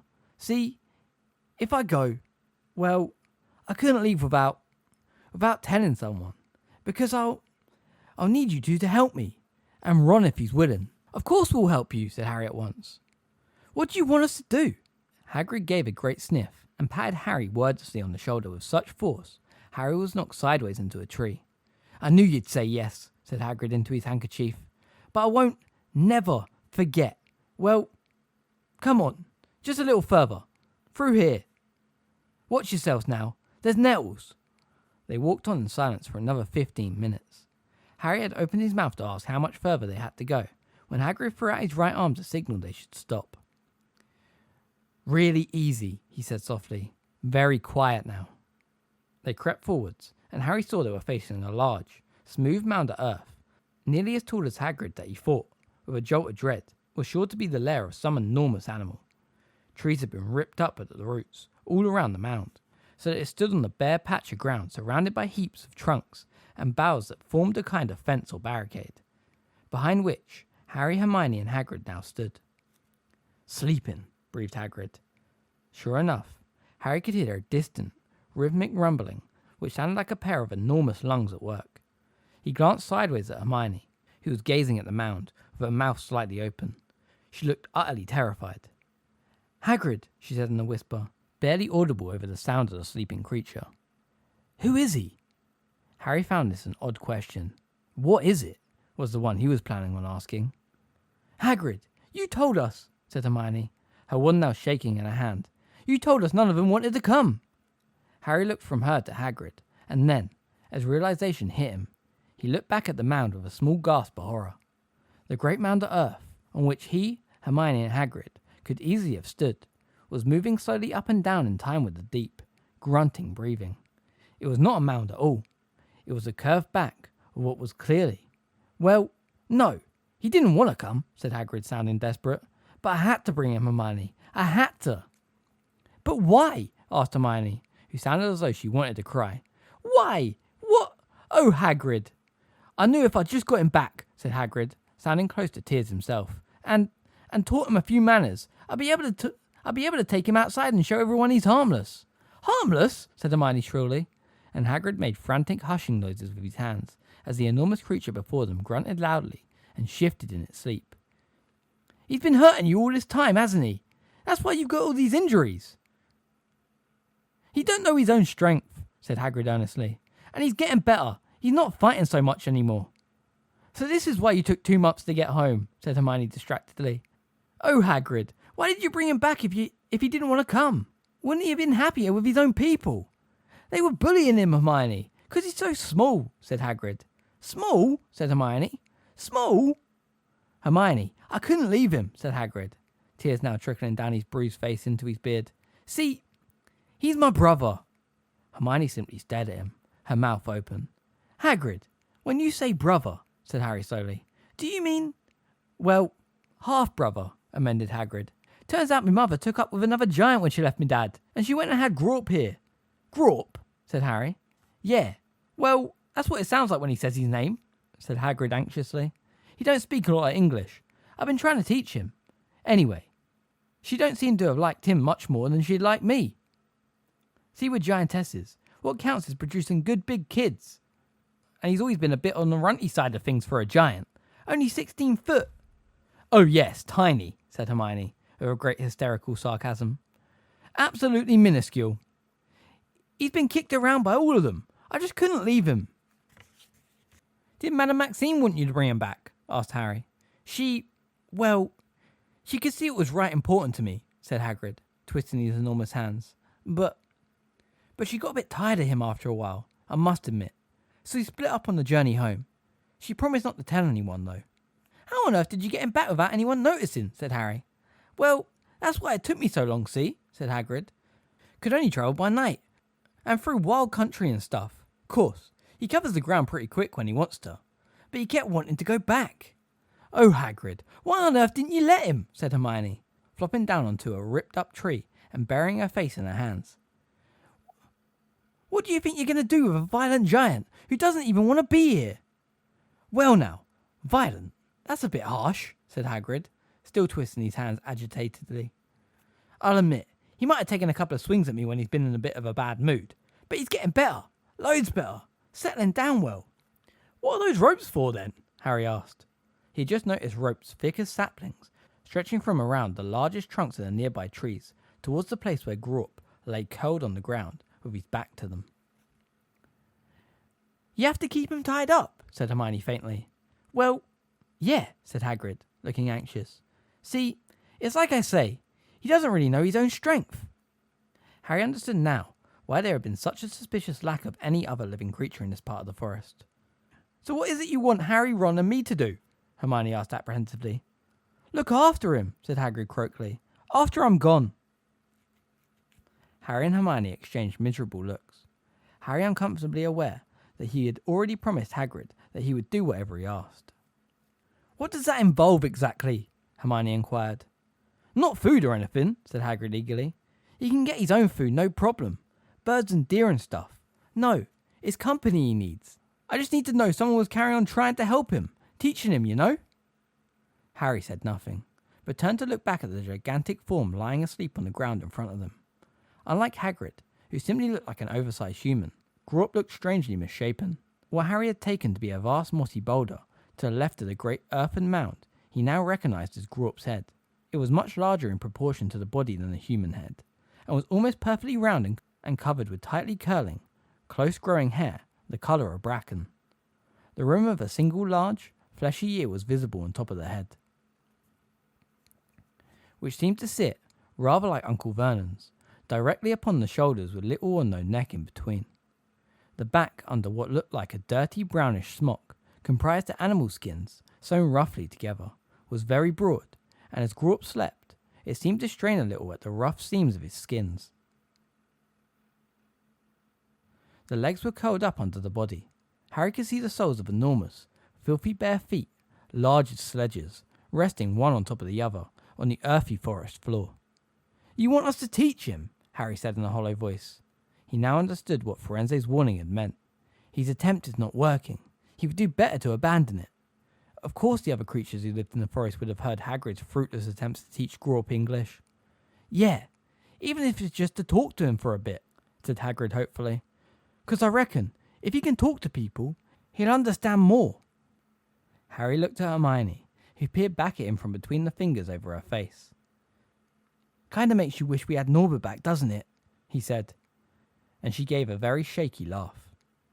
"Yeah, you'll do it then," said Hagrid, who did not seem to have caught what Harry had just said. "Well," said Harry, already bound by his promise, "we'll try, Hagrid." "I knew I could count on you, Harry," Hagrid said, beaming in a very watery way and dabbing at his face with his handkerchief. "I don't want you to put yourselves out too much. Like, I know you've got exams. If you could just nip down here in your invisibility cloak once a week and have a nice little chat with him. I'll wake him up, then introduce you." "What? No," said Hermione, jumping up. "Hagrid, no, don't wake him. Really, we don't need—" But Hagrid had already stepped over the great tree trunk in front of them and was proceeding towards Grawp. When he was about 10 feet away, he lifted a long, broken bough from the ground, smiled reassuringly over his shoulder at Harry and Hermione, then poked Grawp hard in the middle of the back with the end of the bough. The giant gave a roar that echoed through the silent forest. Birds in the treetops overhead rose twittering from their perches and soared away. In front of Harry and Hermione, meanwhile, the gigantic Grawp was rising from the ground, which shuddered as he placed an enormous hand upon it to push himself up to his knees. He turned his head to see who and what had disturbed him. "All right, Grawpy," said Hagrid in a would-be cheery voice, backing away with the long bow raised, ready to poke Grawp again. "Had a nice sleep, eh?" Harry and Hermione retreated as far as they could, while still keeping the giant within their sights. Grawp knelt down between two trees he had not yet uprooted. They looked up into his star-lingering huge face, that resembled a grey, full moon, swimming in the gloom of the clearing. It was as though the features had been hewn onto a great stone ball. The nose was stubbly and shapeless, the mouth lopsided and full of misshapen yellow teeth, the size of half bricks. The eyes, small by giant standards, were a muddy greenish brown, and just now were half gummed together with sleep. Grawp raised dirty knuckles, each as big as a cricket ball, to his eyes, rubbed vigorously, then, without warning, pushed himself to his feet with surprising speed and agility. "Oh my!" Harry heard Hermione squeal terrified beside him. The trees to which the other ends of the ropes around Grawp's wrists and ankles were attached creaked ominously. He was, as Hagrid said, at least 16 feet tall. Gazing blearily around, Grawp reached out a hand the size of a beach umbrella, seized the bird's nest from the upper branches of a towering pine, and turned it upside down with a roar of apparent displeasure that there was no bird in it. Eggs fell like grenades towards the ground, and Hagrid threw his arms over his head to protect himself. "Anyway, Grawpy," shouted Hagrid, looking up apprehensively in case of further falling eggs, "I brought some friends to meet you. Remember when I said I might have to go on a little trip and leave them to look after you for a bit? Remember that, Grawpy?" But Grawp merely gave another low roar. It was hard to say whether he was listening to Hagrid, or whether he even recognised the sounds Hagrid was making as speech. He had now seized the top of the pine tree and was pulling it towards him, evidently for the simple pleasure of seeing how far it would spring back when he had let go. "Now, Grawpy, don't do that," shouted Hagrid. "That's how you ended up pulling up the others." And sure enough, Harry could see the earth around the tree's roots beginning to crack. "I got company for you," Hagrid shouted. "Company, see? Look down, you big buffoon. I brought you some friends." "Oh, Hagrid, don't," moaned Hermione. But Hagrid had already raised the bow again and gave Grawp's knee a sharp poke. The giant let go at the top of the tree, which swayed alarmingly and deluged Hagrid with a rain of pine needles, and looked down. "This," said Hagrid, hastening over to where Harry and Hermione stood, "is Harry Grawp, Harry Potter. He might be coming to visit you if I have to go away. Understand?" The giant had only just realised that Harry and Hermione were there. They watched, in great trepidation, as he lowered his huge boulder of a head so that he could peer blearily at them. "And this is Hermione, see? Hagrid hesitated. Turning to Hermione, he said, "Would you mind if he called you Hermione? Only, it's a difficult name for him to remember." "No, not at all," squeaked Hermione. "This is Hermy Grawp, and she's going to be coming and all. Isn't that nice, eh? Two friends for you to... Grawpy, no!" Grawp's hand had shot out of nowhere towards Hermione. Harry seized her and pulled her backwards behind the tree, so that Grawp's fist scraped the trunk, but closed on thin air. "Bad boy, Grawpy," they heard Hagrid yelling, as Hermione clung to Harry behind the tree, shaking and whimpering. "Very bad boy. You don't grab. Ouch!" Harry poked his head out from around the trunk and saw Hagrid lying on his back, his hand over his nose.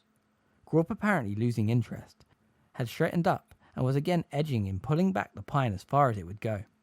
"Right," said Hagrid thickly, getting up with one hand, pinching his bleeding nose, and the other grasping his crossbow. "Well, there you are. You met him, and now he'll know you when you come back. Yeah, well..." He looked up at Grawp, who was now pulling back the pine with an expression of detached pleasure on his boulderish face. The roots were creaking as he ripped them back away from the ground. "Well, I reckon that's enough for one day," said Hagrid. "Well, we'll go back now, shall we?" Harry and Hermione nodded. Hagrid shouldered his crossbow again, still pinching his nose, led the way into the trees. Nobody spoke for a while, not even when they heard the distant crash that meant Grawp had pulled out the pine at last. Hermione's face was pale and set. Harry could not think of a single thing to say. What on earth was going to happen when somebody found out that Hagrid had hidden Grawp in the Forbidden Forest? And he had promised that he, Ron and Hermione, would continue Hagrid's totally pointless attempts to civilize the giant. How could Hagrid, even with his immense capacity to delude himself that fanged monsters were lovably harmless, fool himself that Grawp would ever be fit to mix with humans? "Hold it," said Hagrid abruptly, just as Harry and Hermione were struggling through a patch of thick knot grass behind him. He pulled an arrow out of his quiver, over his shoulder, and fitted it into the crossbow. Harry and Hermione raised their wands. Now that they had stopped walking, they too could hear movement close by. "Oh, blimey," said Hagrid quietly. "I thought we'd told you, Hagrid," said a deep male voice, "that you are no longer welcome here." A man's naked torso seemed for an instant to be floating towards them through the dappled green half-light. Then they saw that his waist drained smoothly into a horse's chestnut body. This centaur had a proud, high cheekbone face and long black hair. Like Hagrid, he was armed. A quiver full of arrows and a longbow was slung over his shoulders. "How are you, Megorian?" said Hagrid wearily. The trees behind the centaur rustled, and 4 or 5 more centaurs emerged behind him. Harry recognised the black-bodied and bearded Bane, whom he had met nearly 4 years ago on the same night he had met Firenze. Bane gave no sign he had ever seen Harry before. "So," he said, with a nasty inflection in his voice, before turning immediately to Megorian, "we agreed, I think, what we would do if this human ever showed his face in the forest again." "This human now, am I?" said Hagrid testily. "Just for stopping all of you for committing murder?" "You ought to not have meddled, Hagrid," said Megorian. "Our ways are not yours, nor are our laws. Firenze has betrayed and dishonoured us." "I don't know how you worked that out," said Hagrid impatiently. "He's done nothing except help Albus Dumbledore." "Firenze has entered into servitude to humans," said the grey centaur with a hard, deeply lined face. "Servitude?" said Hagrid scathingly. "He's doing Dumbledore a favour is all." "He is peddling our knowledge and secrets among humans," said Megorian quietly. "There can be no return for such disgrace." "If you say so," said Hagrid shrugging. "But personally, I think you're making a big mistake." "As are you, human," said Bane, "coming back into our forest when we warned you." "Now, you listen to me," said Hagrid angrily. "I'll have less of the our forest. It's not up to you who comes and goes in here." "No more is it up to you, Hagrid," said Megorian smoothly. "I shall let you pass today, because you are accompanied by your young—" "They're not he's," interrupted Bane contemptuously. "Students, Megorian, from up at the school. They have probably already profited from the traitor Firenze's teachings." "Nevertheless," said Megorian calmly, "the slaughter of fowls is a terrible crime. We do not touch the innocent. Today, Hagrid, you pass. Henceforth, stay away from this place. You forfeited the friendship of the centaurs when you helped the traitor Firenze escape us." "I won't be kept out of the forest by a bunch of old mules like you," said Hagrid loudly. "Hagrid," said Hermione in a high-pitched and terrified voice, as both Bane and the grey centaur pawed at the ground. "Let's go. Please, let's go." Hagrid moved forwards, but his crossbow was still raised, and his eyes were still fixed threateningly upon Megorian. "We know what you are keeping in the forest, Hagrid," Megorian called after them, as the centaur slipped out of sight. "And our tolerance is waning." Hagrid turned and gave every expression of wanting to walk straight back to Megorian. "You'll tolerate him as long as he's here. It's as much his forest as it is yours," he yelled, as Harry and Hermione both pushed with all their might against Hagrid's moleskin waistcoat in an effort to keep him moving forwards. Still scowling, he looked down. His expression changed to mild surprise at the sight of them both pushing him. He seemed not to have felt it. "Calm down, you two," he said, turning to walk on while they panted along behind him. "Ruddy old mules, though, eh?" "Hagrid," said Hermione breathlessly, skirting the patch of nettles they had passed on their way there. "If the centaurs don't want humans in the forest, it doesn't really look as though Harry and I will be able—" "Ah, you heard what they said," said Hagrid dismissively. "They wouldn't hurt fowls. I mean, kids. Anyway, we can't let ourselves be pushed around by that lot." "Nice try," Harry murmured to Hermione, who looked crestfallen. At last, they rejoined the path and, after another 10 minutes, the trees began to thin. They were able to see patches of clear blue sky again, and, in the distance, the defiant sounds of cheering and shouting. "Was that another goal?" asked Hagrid, pausing in the shelter of the trees as the Quidditch stadium came into view. "Or do you reckon the match is over?" "I dunno," said Hermione miserably. Harry saw that she looked much worse for wear. Her hair was full of twigs and leaves. Her robes were ripped in several places, and there were numerous scratches on her face and arms. He knew he must look a little better. "I reckon it's over, you know," said Hagrid, still squinting towards the stadium. "Look, there's people coming out already. If you do hurry, you'll be able to blend in the crowd, and no one will ever know you weren't there." "Good idea," said Harry. "Well, see you later then, Hagrid." "I don't believe him," said Hermione in a very unsteady voice. The moment they were out of earshot of Hagrid. "I don't believe him. I really don't believe him." "Calm down," said Harry. "Calm down," she said feverishly. A giant in the forest, and we're supposed to give him English lessons. Always assuming, of course, we can get past the herd of murderous centaurs on the way in and out. I don't believe him." "We haven't got to do anything yet," Harry tried to reassure her in a quiet voice, as he joined a stream of jabbering Hufflepuffs, heading back towards the castle. "He's not asking us to do anything unless he gets chucked out, and that might not even happen." "Oh, come off it, Harry," said Hermione angrily, stopping dead in their tracks, so that people behind had to swerve around her. "Of course he's going to be chucked out, and, to be perfectly honest, after what we've just seen, who can blame Umbridge?" There was a pause, in which Harry glared at her, and her eyes filled slowly with tears. "You didn't mean that," said Harry quietly. "No, well, all right, I didn't," she said, wiping her eyes angrily. "But why does he have to make life so difficult for himself? For us? I don't know. Weasley is our king. Weasley is our king. He didn't let the quaffle in. Weasley is our king. I'd wish they stopped singing that stupid song," said Hermione miserably. "Haven't they gloated enough?" A great tide of students was moving up the sloping lawns from the pitch. "Oh, let's get in before we have to meet the Slytherins," said Hermione. "Weasley can save anything. He never leaves a single ring. That's why Gryffindors always sing, 'Weasley is our king.'" "Hermione," said Harry slowly.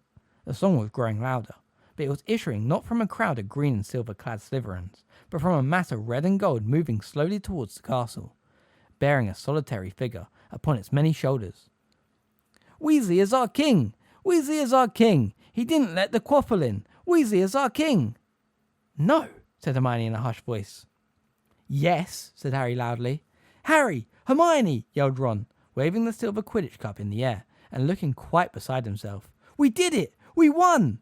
They beamed up at him as he passed. There was a scrum at the door of the castle, and Ron's head got rather badly bumped onto the lintel. But nobody seemed to want to put him down. Still singing, the crowd squeezed itself into the entrance hall and out of sight. Harry and Hermione watched them go, beaming, until the last echoing strains of "Weasley is our king" died away. Then they turned to each other, their smiles fading. "We'll save our news till tomorrow, shall we?" said Harry. "Yes, all right," said Hermione wearingly. "I'm not in any hurry." They climbed the steps together.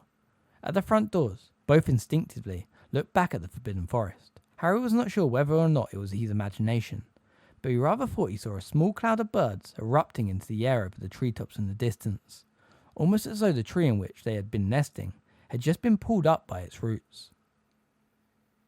Chapter 31. Owls. Ron's euphoria at helping Gryffindor escape the Quidditch Cup was such that he couldn't settle to anything the next day. All he wanted to do was talk over the match, so Harry and Hermione found it very difficult to find an opening in which to mention Grawp. Not that either of them tried very hard. Neither was keen to be the first to bring Ron back to reality in quite such a brutal fashion. As it was another fine, warm day, they persuaded him to join them in revising under the beech tree at the edge of the lake, where they had less of a chance of being overheard than in the common room. Ron was not particularly keen on this idea at first. He was thoroughly enjoying being patted on the back by every Gryffindor who walked past his chair, not to mention the occasional outbursts of "Weasley is our king," but after a while he agreed that some fresh air might do him some good. They spread their books out in the shade of the beech tree and sat down while Ron talked them through his first save of the match, for what felt like the dozenth time. "Well, I mean, I'd already let in that one of Davy's, so I wasn't feeling all that confident. But I don't know. When Bradley came towards me, just out of nowhere, I thought, you can do this. And I had about a second to decide which way to fly, you know, because he looked like he was aiming for the right goal hoop. My right, obviously. He's left. But I had a funny feeling that he was fainting, and so I took a chance and flew left. He's right, I mean.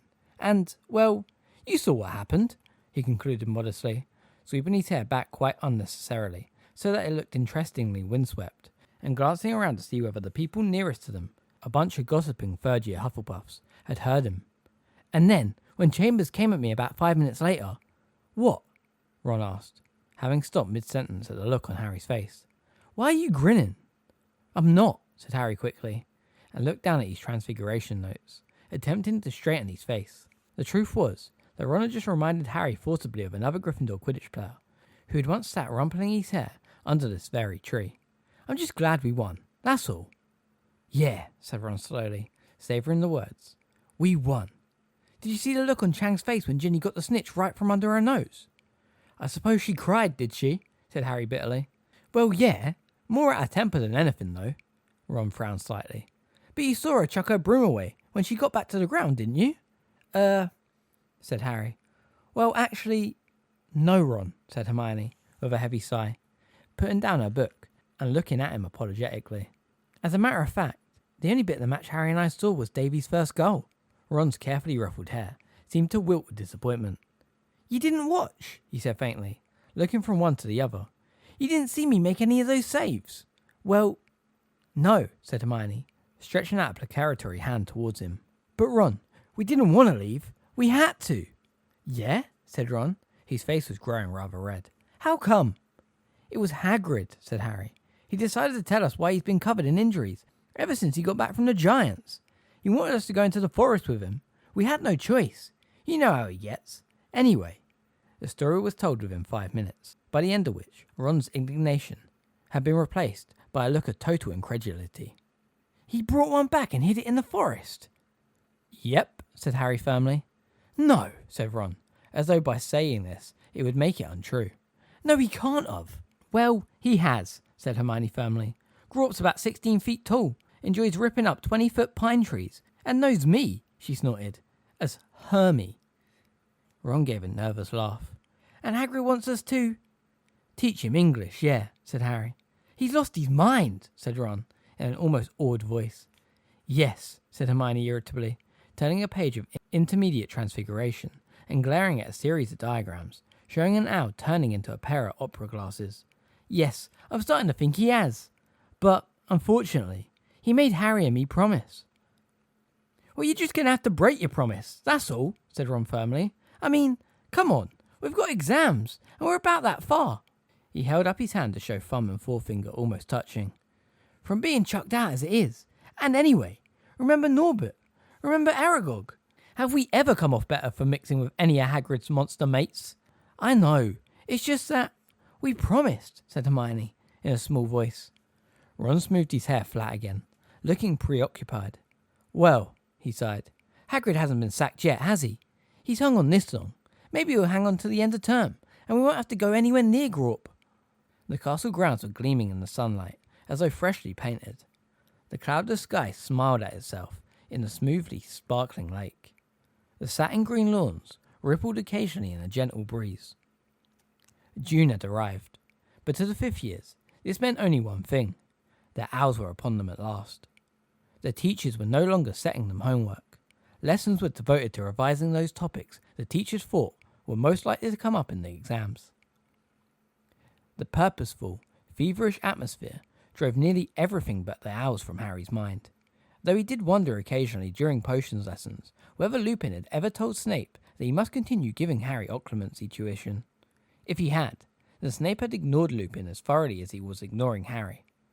This suited Harry very much. He was quite busy and tense enough about extra classes with Snape, and to his relief, Hermione was much too preoccupied these days to badger him about occlumency. She was spending a lot of her time muttering to herself, and had not laid out any elf clothes for days. She was not the only person acting oddly as the owls drew steadily nearer. Ernie Macmillan had developed an irritating habit of interrogating people about their revision practices.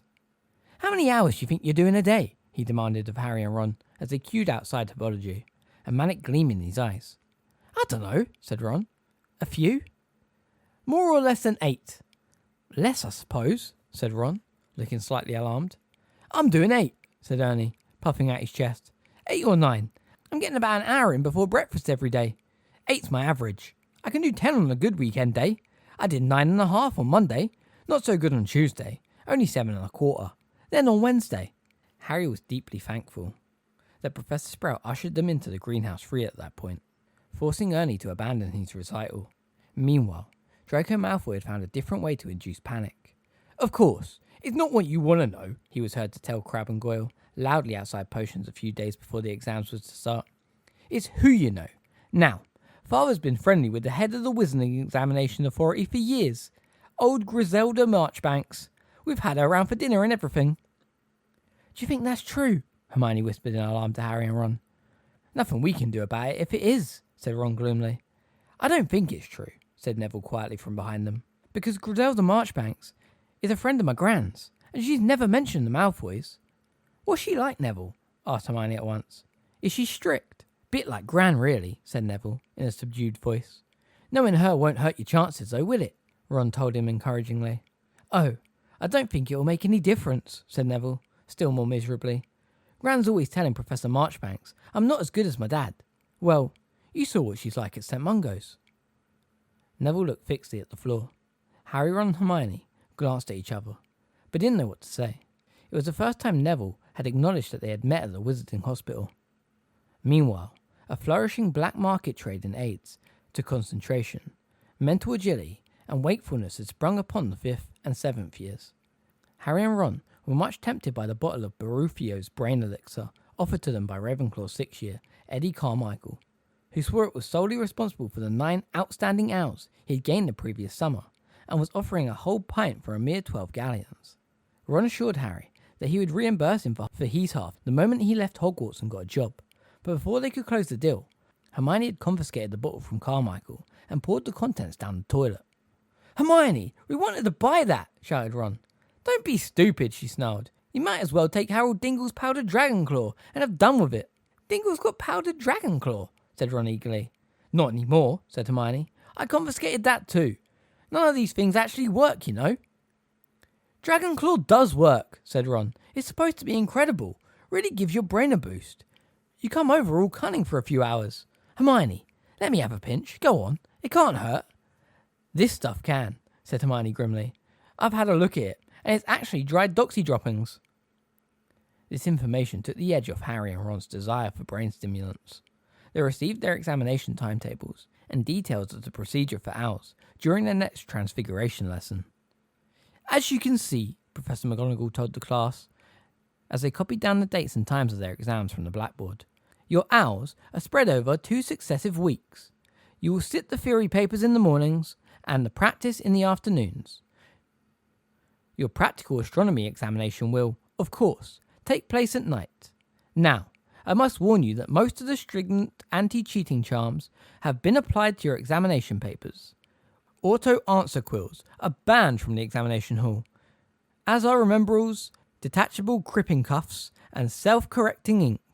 Every year, I am afraid to say, seems to harbour at least one student who thinks that he or she can get around the Wizarding Examination Authority's rules. I can only hope that it is nobody in Gryffindor. Our new head mistress, Professor McGonagall, pronounced the word with the same look on her face that Aunt Petunia had whenever she was contemplating a particularly stubborn bit of dirt, has asked the heads of house to tell their students that cheating will be punished most severely, because of course, your examination results will reflect upon the headmistress's new regime at the school. Professor McGonagall gave a tiny sigh. Harry saw the nostrils of her sharp nose flare. However, that is no reason not to do your very best. You have your own futures to think about. Please, Professor, said Hermione, her hand in the air. When will we find out our results? An owl will be sent to you sometime in July, said Professor McGonagall. Excellent, said Dean Thomas, in an audible whisper. So we don't have to worry about it till the holidays. Harry imagined sitting in his bedroom in Privet Drive in 6 weeks' time, waiting for his owl results. Well, he thought, at least he would be sure of one bit of post that summer. Their first examination, Theory of Charms, was scheduled for Monday morning. Harry agreed to test Hermione after lunch on Sunday, but regretted it almost at once. She was very agitated and kept snatching the book back from him to check that she had got the answer completely right. finally hitting him hard on the nose with the sharp edge of achievements in charming. "Why don't you just do it yourself?" he said firmly, handing the book back to her, his eyes watering. Meanwhile, Ron was reading 2 years' worth of charms notes, with his fingers in his ears, lips moving soundlessly. Seamus Finnegan was lying flat on his back on the floor, reciting the definition of a substantive charm, while Dean checked it against the Standard Book of Spells Grade 5. And Parvati and Lavender, who were practicing basic locomotion charms, were making their pencil cases race against each other around the edge of the table. Dinner was a subdued affair that night. Harry and Ron did not talk much, but ate with gusto, having studied hard all day. Hermione, on the other hand, kept putting down her knife and fork and diving under the table for a bag, from which she would seize a book to check some fact or figure.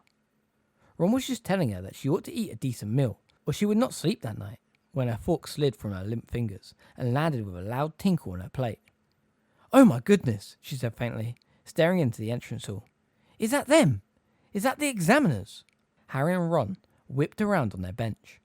Through the doors to the great hall, they could see Umbridge standing with a small group of ancient-looking witches and wizards. Umbridge, Harry was pleased to see, looked rather nervous. "Shall we go and have a closer look?" said Ron.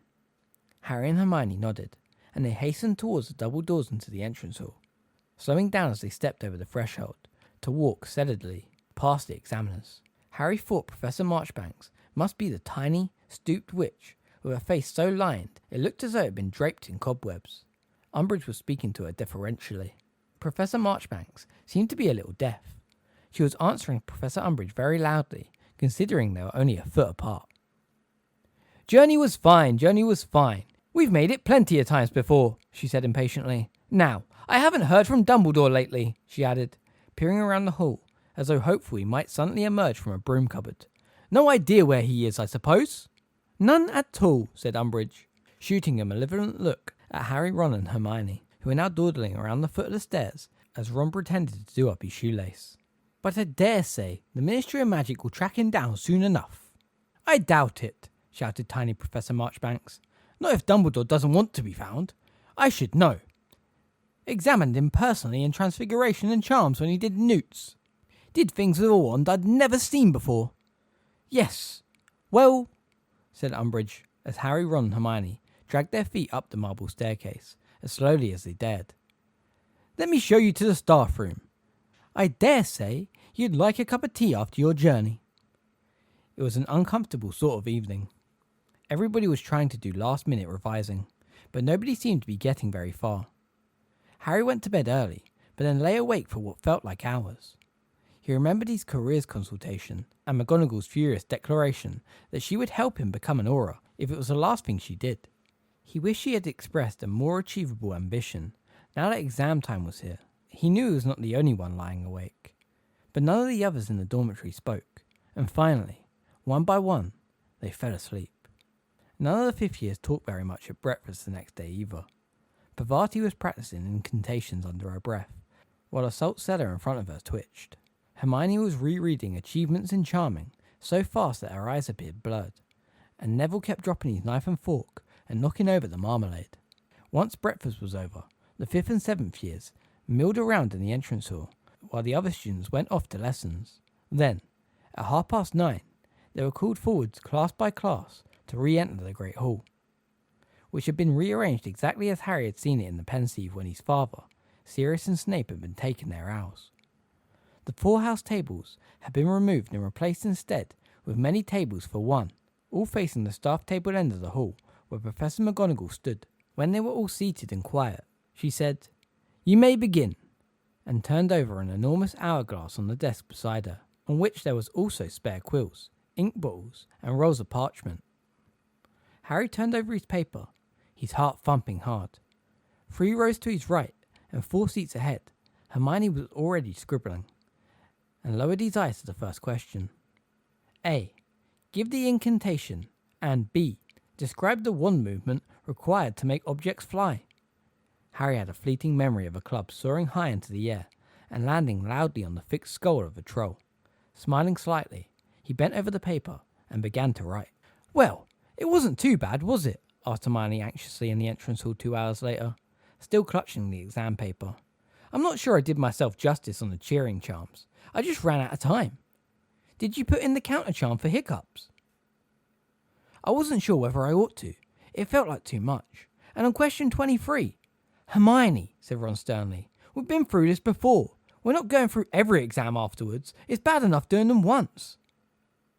The fifth years ate lunch with the rest of the school. The 4 house tables had reappeared for the lunch hour.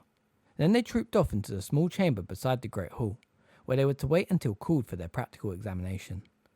As small groups of students were called forwards in alphabetical order, those left behind muttered incantations and practiced wand movements, occasionally poking each other in the back or eye by mistake. Hermione's name was called. Trembling, she left the chamber with Anthony Goldstein, Gregory Goyle, and Daphne Greengrass.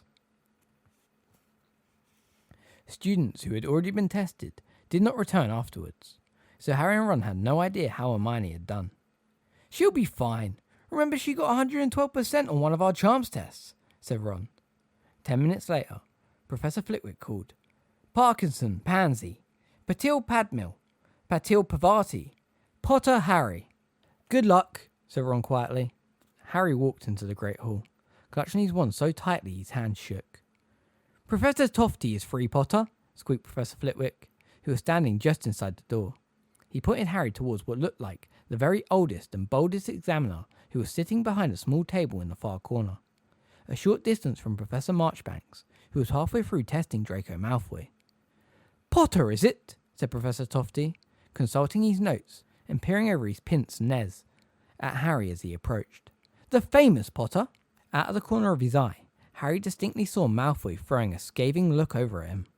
The wineglass Malfoy had been levitating fell to the floor and smashed. Harry could not suppress a grin. Professor Tofty smiled back at him encouragingly. That's it, he said in his quivering old voice. No need to be nervous. Now, if I could ask you to take this egg cup and make it do some cartwheels for me. On the whole, Harry thought it went rather well. His levitation charm was certainly much better than Malfoy's had been, though he wished he had not mixed up the incantations for colour change and growth charms, so that the rat was supposed to be turning orange, swelled shockingly, and was the size of a badger before Harry could rectify his mistake. He was glad Hermione had not been in the hall at the same time, and neglected to mention it to her afterwards. He could tell Ron, though. Ron had caused the dinner plate to mutate into a large mushroom, and had no idea how it had happened. There was no time to relax that night. They went straight to the common room after dinner, and submerged themselves in revision for Transfiguration the next day. Harry went to bed with his head buzzing with complex spell models and theories. He forgot the definition of a switching spell during his written paper the next morning, but thought his practical could have been a lot worse. At least he managed to vanish the whole of his iguana, whereas poor Hannah Abbott lost her head completely at the next table, and somehow managed to multiply a ferret into a flock of flamingos, causing the examination to be halted for 10 minutes while the birds were captured and carried out of the hall. They had their herbology exam on Wednesday. Other than a small bite from a fanged granium, Harry felt he had done reasonably well. And then, on Thursday, defence against dark arts. Here, for the first time, Harry felt sure he had passed. He had no problem with any of the written questions, and took particular pleasure during the practical examination in performing all the counter-jinxes and defensive spells right in front of Umbridge, who was watching coolly from near the doors into the entrance hall. Oh, bravo! Cried Professor Tofty, who was examining Harry again, when Harry demonstrated a perfect boggart banishing spell. Very good indeed. Well, I think that's all, Potter. Unless, he leaned forwards a little, I heard from my dear friend Tiberius Ogden that you can produce a Patronus. For a bonus point? Harry raised his wand, looked directly at Umbridge, and imagined her being sacked. Expecto Patronum! His silver stag erupted from the end of his wand and cantered the length of the hall. All of the examiners looked around to watch its progress, and when it dissolved into silver mist, Professor Tofty clapped his veined and knotted hands enthusiastically. Excellent, he said. Very well, Potter. You may go.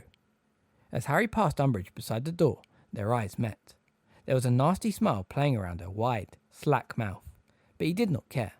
Unless he was very much mistaken, and he was not planning on telling anybody in case he was, he had just achieved an outstanding owl.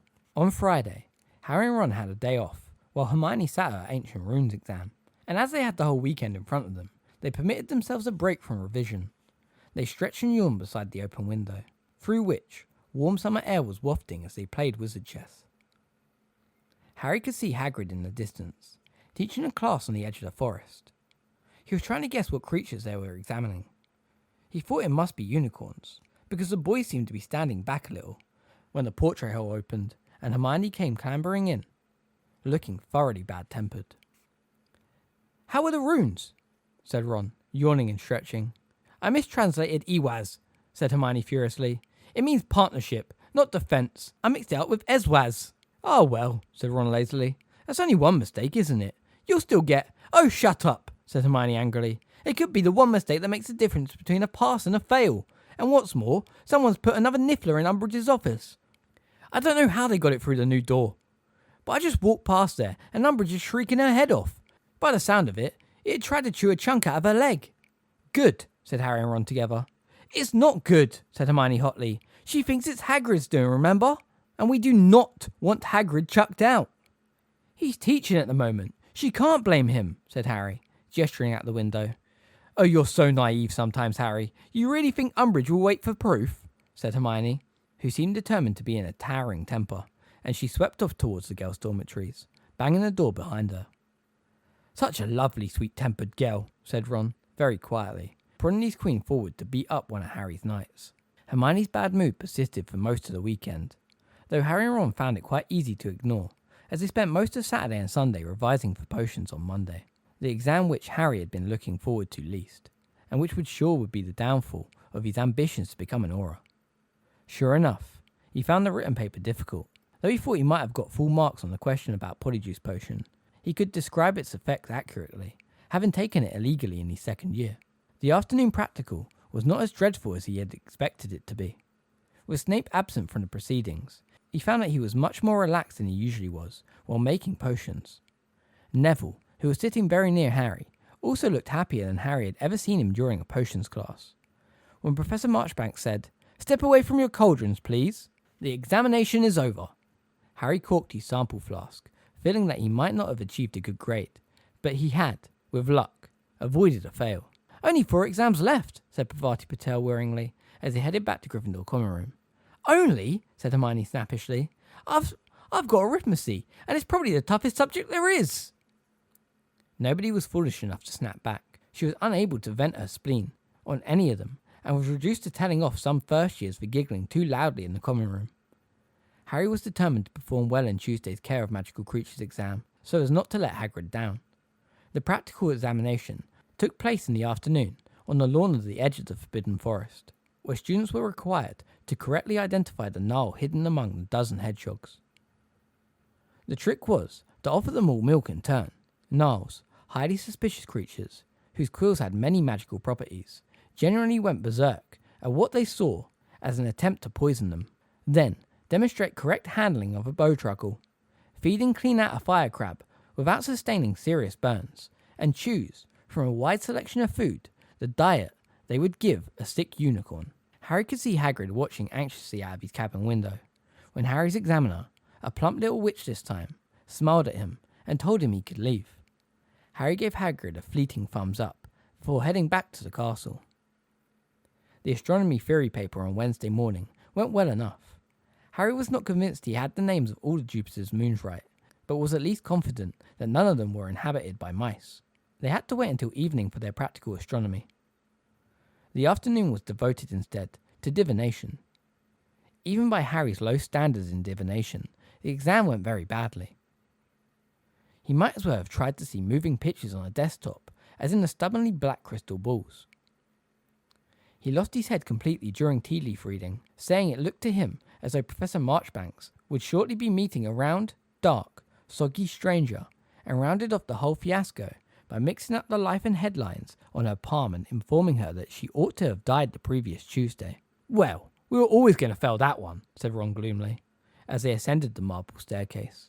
He had just made Harry feel rather better by telling him how he had told the examiner in detail about the ugly man with a wart on his nose in his crystal ball, only to look up and realise he had been describing his examiner's reflection.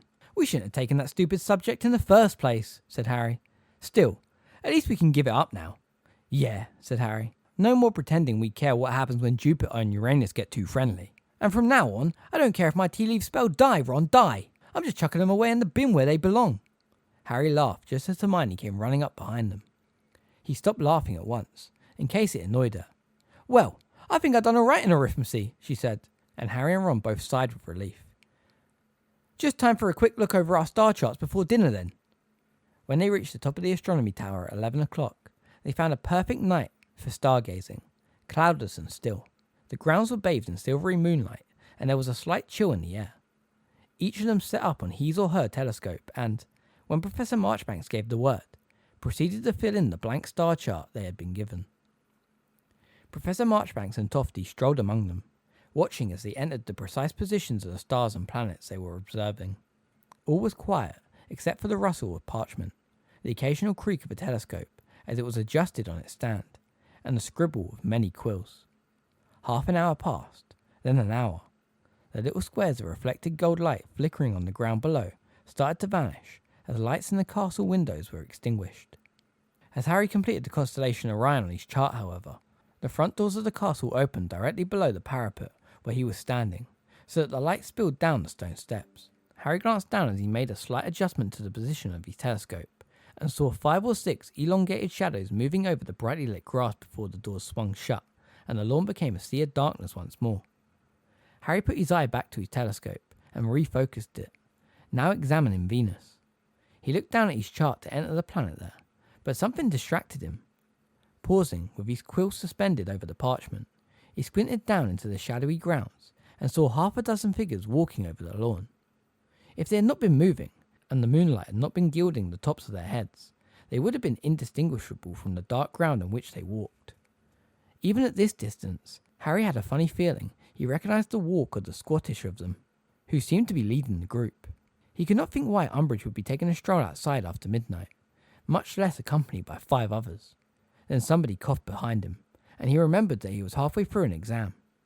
He had quite forgotten Venus's position. Jamming his eye in his telescope, he found it again, and was once more about to enter it on his chart, when, alert from any odd sound, he heard a distant knock which echoed through the deserted grounds, followed immediately by the muffled barking of a large dog. He looked up, his heart hammering.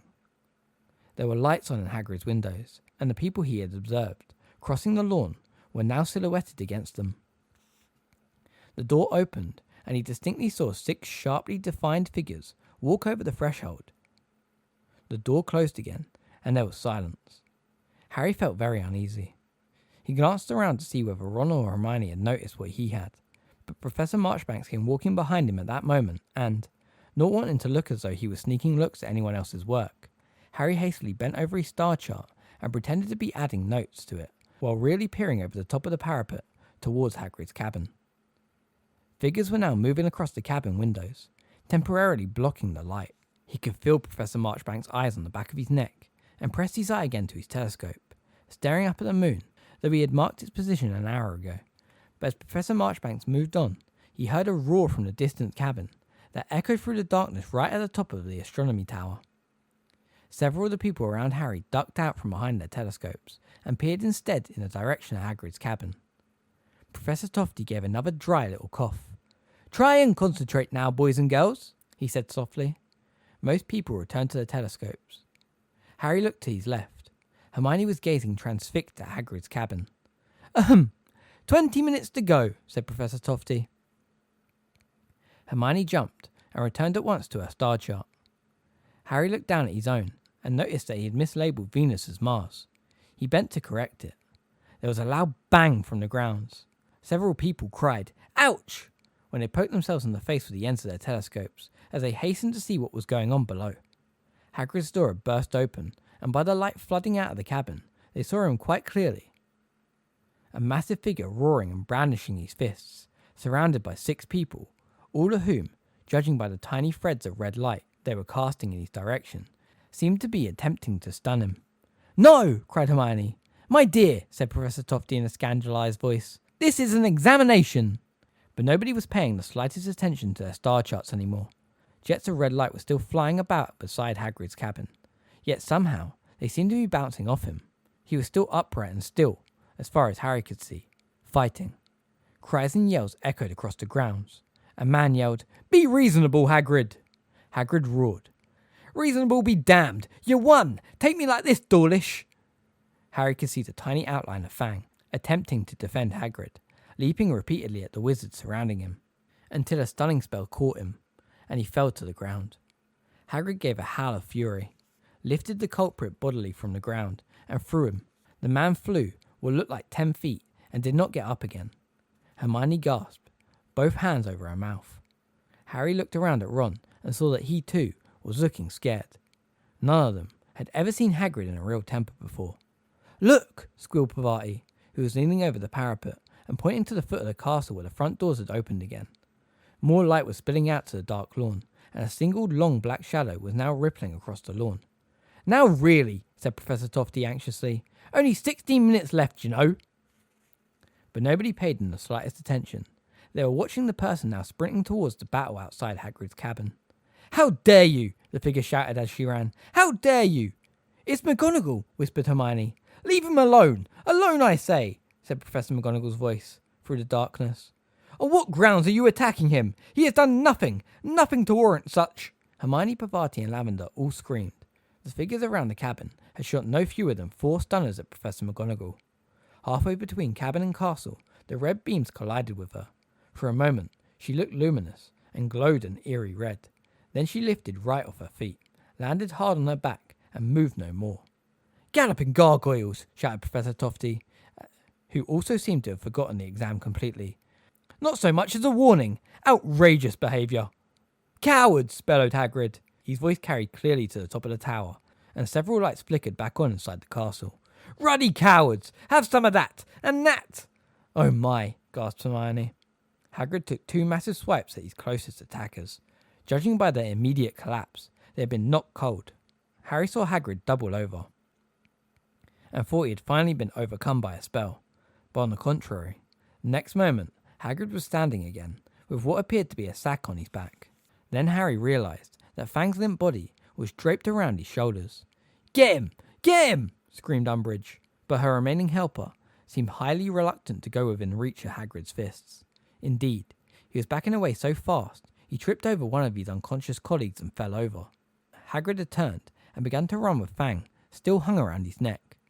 Umbridge sent one last stunning spell after him, but it missed, and Hagrid, running full pelt towards the distant gates, disappeared into the darkness.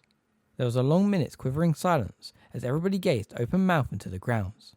Then Professor Tofty's voice said feebly, 5 minutes to go, everybody." Though he had only filled in 2/3 of his chart, Harry was desperate for the exam to end. When it came at last, he, Ron and Hermione forced their telescopes haphazardly back into their holders and dashed back down the spiral staircase. None of the students were going to bed. They were all talking loudly and excitedly at the foot of the stairs about what they had witnessed. "That evil woman!" gasped Hermione, who seemed to have difficulty talking due to rage. "Trying to sneak up on Hagrid in the dead of night. She clearly wanted to avoid another scene like Trelawney's," said only Macmillan sagely, squeezing over to join them.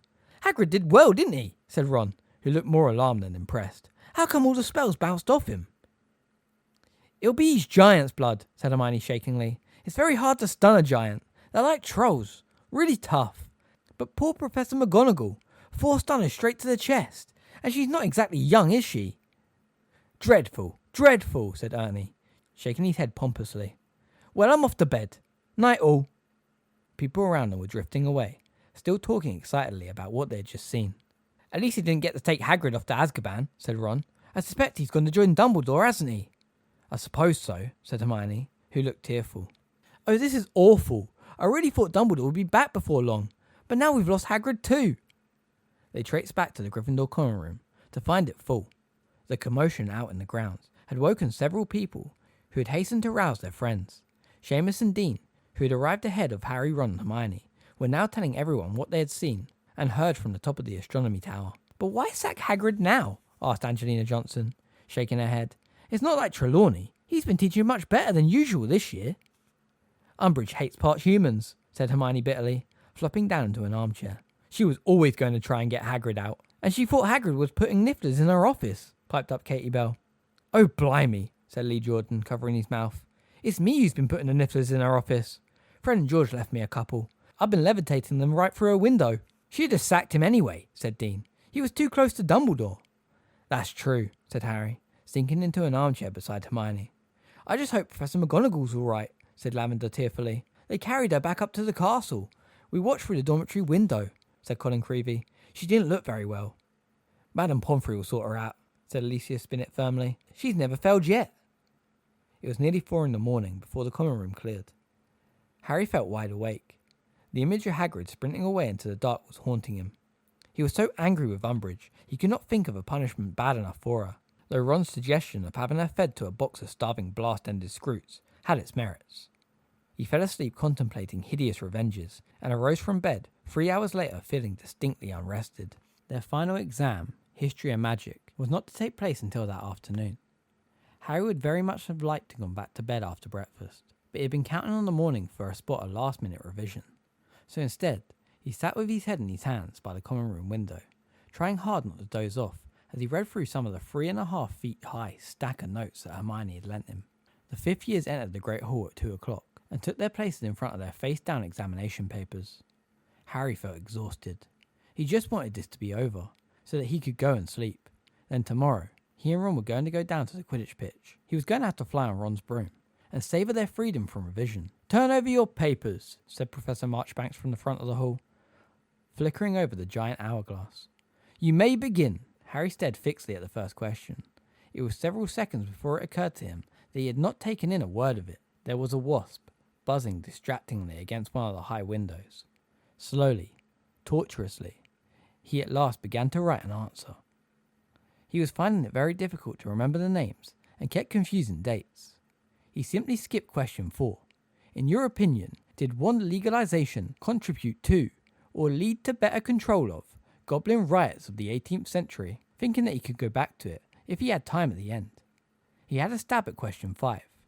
How was the statute of secrecy breached in 1949, and what measures were introduced to prevent a recurrence? But he had a nagging suspicion that he had missed several important points. He had a feeling vampires had to come into the story somewhere. He looked ahead for a question he could definitely answer, and his eyes alighted upon number 10. Describe the circumstances that led to the formation of the International Confederation of Wizards, and explain why the Warlocks of Liechtenstein refused to join. I know this, Harry thought, though his brain felt torpid and slack. He could visualize a heading, in Hermione's handwriting, the formation of the International Confederation of Wizards. He had read those notes only this morning. He began to write, looking up now and again to check the large hourglass on the desk beside Professor Marchbanks. He was sitting right behind Parvati Patel, whose long hair fell below the back of her chair. Once or twice he found himself staring at the tiny golden lights that glistened in it when she moved her head slightly, and had to give his own head a little shake to clear it. The first supreme mugwump of the International Confederation of Wizards was Pierre Bonacard, but his appointment was contested by the wizarding community of Liechtenstein because, all around Harry, quills were scratching on parchment like scurrying, burrowing rats. The sun was very hot on the back of his head. What was it that Bonacard had done to offend the wizards of Liechtenstein? Harry had a feeling it had something to do with trolls. He gazed blankly at the back of Parvati's head again. If he could only perform legitimacy and open a window in the back of her head and see what it was about trolls that caused the breach between Pierre Bonacard and Liechtenstein. Harry closed his eyes and buried his face in his hands so that the glowing red of his eyelids grew dark and cool. Bonacard had wanted to stop troll hunting and give the trolls right, but Liechtenstein was having problems with a tribe of particularly vicious mountain trolls. That was it! He opened his eyes. They stung and watered at the sight of blazing white parchment. Slowly, he wrote 2 lines about the trolls, then read through what he had done so far. It did not seem very informative or detailed, yet he was sure Hermione's notes on the Confederation had gone on for pages and pages. He closed his eyes again, trying to see them, trying to remember. The Confederation had met for the first time in France. Yes, he had written that already. Goblins had tried to attend and been ousted. He had written that too. And nobody from Liechtenstein had wanted to come. Think, he told himself, his face in his hands, while all around him, quills scratched out never-ending answers, and sand trickled through the hourglass at the front. He was walking along the cool, dark corridor to the Department of Mysteries again, walking with a firm and purposeful tread, breaking occasionally into a run, determined to reach his destination at last. The black door swung open for him as usual, and here he was, in the circular room with its many doors. Straight across the stone floor and through the second door. Patches of dancing light on the walls and floor and that odd, mechanical clicking. But no time to explore. He must hurry. He jogged the last few feet to the third door, which swung open just like the others. Once again, he was in the cathedral-sized room full of shelves and glass spheres. His heart was beating very fast now. He was going to get there this time. When he reached number 97, he turned left and hurried along the aisle between 2 rows. But there was a shape on the floor at the very end, a black shape, moving on the floor like a wounded animal. Harry's stomach contracted with fear, with excitement. A voice issued from his own mouth, a high, cold voice, empty of any human kindness. "Take it for me. Lift it down now. I cannot touch it, but you can." The black shape on the floor shifted a little. Harry saw a long-fingered, white hand clutching a wand rise at the end of his own arm. Heard the high, cold voice say, "Crucio!" The man on the floor let out a scream of pain, attempted to stand but fell back, writhing. Harry was laughing. He raised his wand, the curse lifted, and the figure groaned and became motionless. "Lord Voldemort is waiting." Very slowly, his arms trembling, the man on the ground raised his shoulders a few inches and lifted his head. His face was bloodstained and gaunt, twisted in pain, yet rigid with defiance. "You'll have to kill me," whispered Sirius. "Undoubtedly, I shall in the end," said the cold voice. "But you will fetch it for me first, Black. You think you have felt pain thus far? Think again. We have hours ahead of us, and nobody to hear you scream." But somebody screamed as Voldemort lowered his wand again. Somebody yelled and fell sideways off a hot desk onto the cold stone floor. Harry awoke as he hit the ground, still yelling, his scar on fire, as the great hall erupted all around him. Chapter 32. Out of the Fire. "I'm not going. I don't need the hospital wing. I don't want..." He was gibbering as he tried to pull away from Professor Tofty, who was looking at Harry with much concern after helping him out into the entrance hall, with the students all around them staring. I'm fine, sir," Harry stammered, wiping the sweat from his face. "Really, I just fell asleep. Had a nightmare." "Pressure of examinations," said the old wizard sympathetically, patting Harry shakily on the shoulder. "It happens, young man. It happens. Now, a cooling drink of water, and perhaps you will be ready to return to the Great Hall. The examination is nearly over, but you may be able to round off your last answer nicely."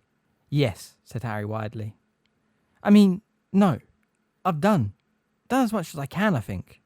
Very well, said the old wizard gently. "I shall go and collect your examination paper, and I suggest that you go and have a nice lie down." "I'll do that," said Harry, nodding vigorously. "Thanks very much."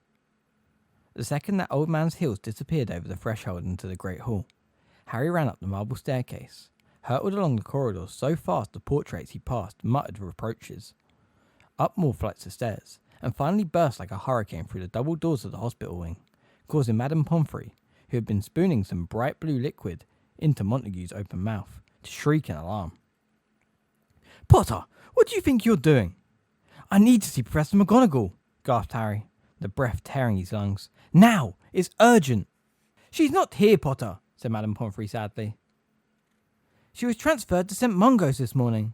4 stunning spells straight to her chest at her age. It's a wonder they didn't kill her. She's gone," said Harry, shocked. The bell rang just outside the dormitory, and he heard the usual distant rumbling of students starting to flood out into the corridors above and below him. He remained quite still, looking at Madame Pomfrey. Terror was rising inside him. There was nobody left to tell. Dumbledore had gone. Hagrid had gone. But he had always expected Professor McGonagall to be there. Irascible and inflexible, perhaps, but always dependable, solidly present. "I don't wonder you're shocked, Potter," said Madame Pomfrey, with a kind of fierce approval in her face. "As if one of them could have stunned Minerva McGonagall face on by daylight. Cowardice. That's what it is. Despicable cowardice. If I wasn't worried what would happen to you students without me, I'd resign in protest." "Yes," said Harry blankly. He strode blindingly from the hospital wing into the teeming corridor where he stood, buffeted by the crowd, panic expanding inside him like poisonous gas, so that his head swam and he could not think what to do. "Run, Hermione," said a voice in his head. He was running again, pushing students out of his way, oblivious to their angry protests. He sprinted back down 2 floors and was at the top of the marble staircase when he saw them hurrying towards him. "Harry," said Hermione at once, looking very frightened. "What happened? Are you all right? Are you ill?" "Where have you been?" demanded Ron. "Come with me," Harry said quickly. "Come on, I've got to tell you something." He led them along the first corridor, peering through doorways, and at last found an empty classroom into which he dived, closing the door behind Ron and Hermione the moment they were inside, and leaned against it facing them. "Voldemort's got Sirius." "What? How'd you—" "Saw it, just now, when I fell asleep in the exam." But where? How?" said Hermione, whose face was white. "I don't know how," said Harry, "but I know exactly where. There's a room in the Department of Mysteries, full of shelves covered in these little glass balls, and they're at the end of row 97. He's trying to use Sirius to get whatever it is he wants from in there. He's torturing him.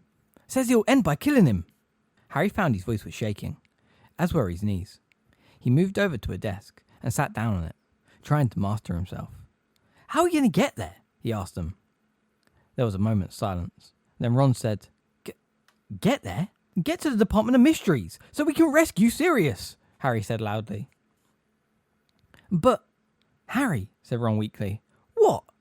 What?" said Harry. He could not understand why they were both gaping at him, as though he was asking them something unreasonable. "Harry," said Hermione in a rather frightened voice.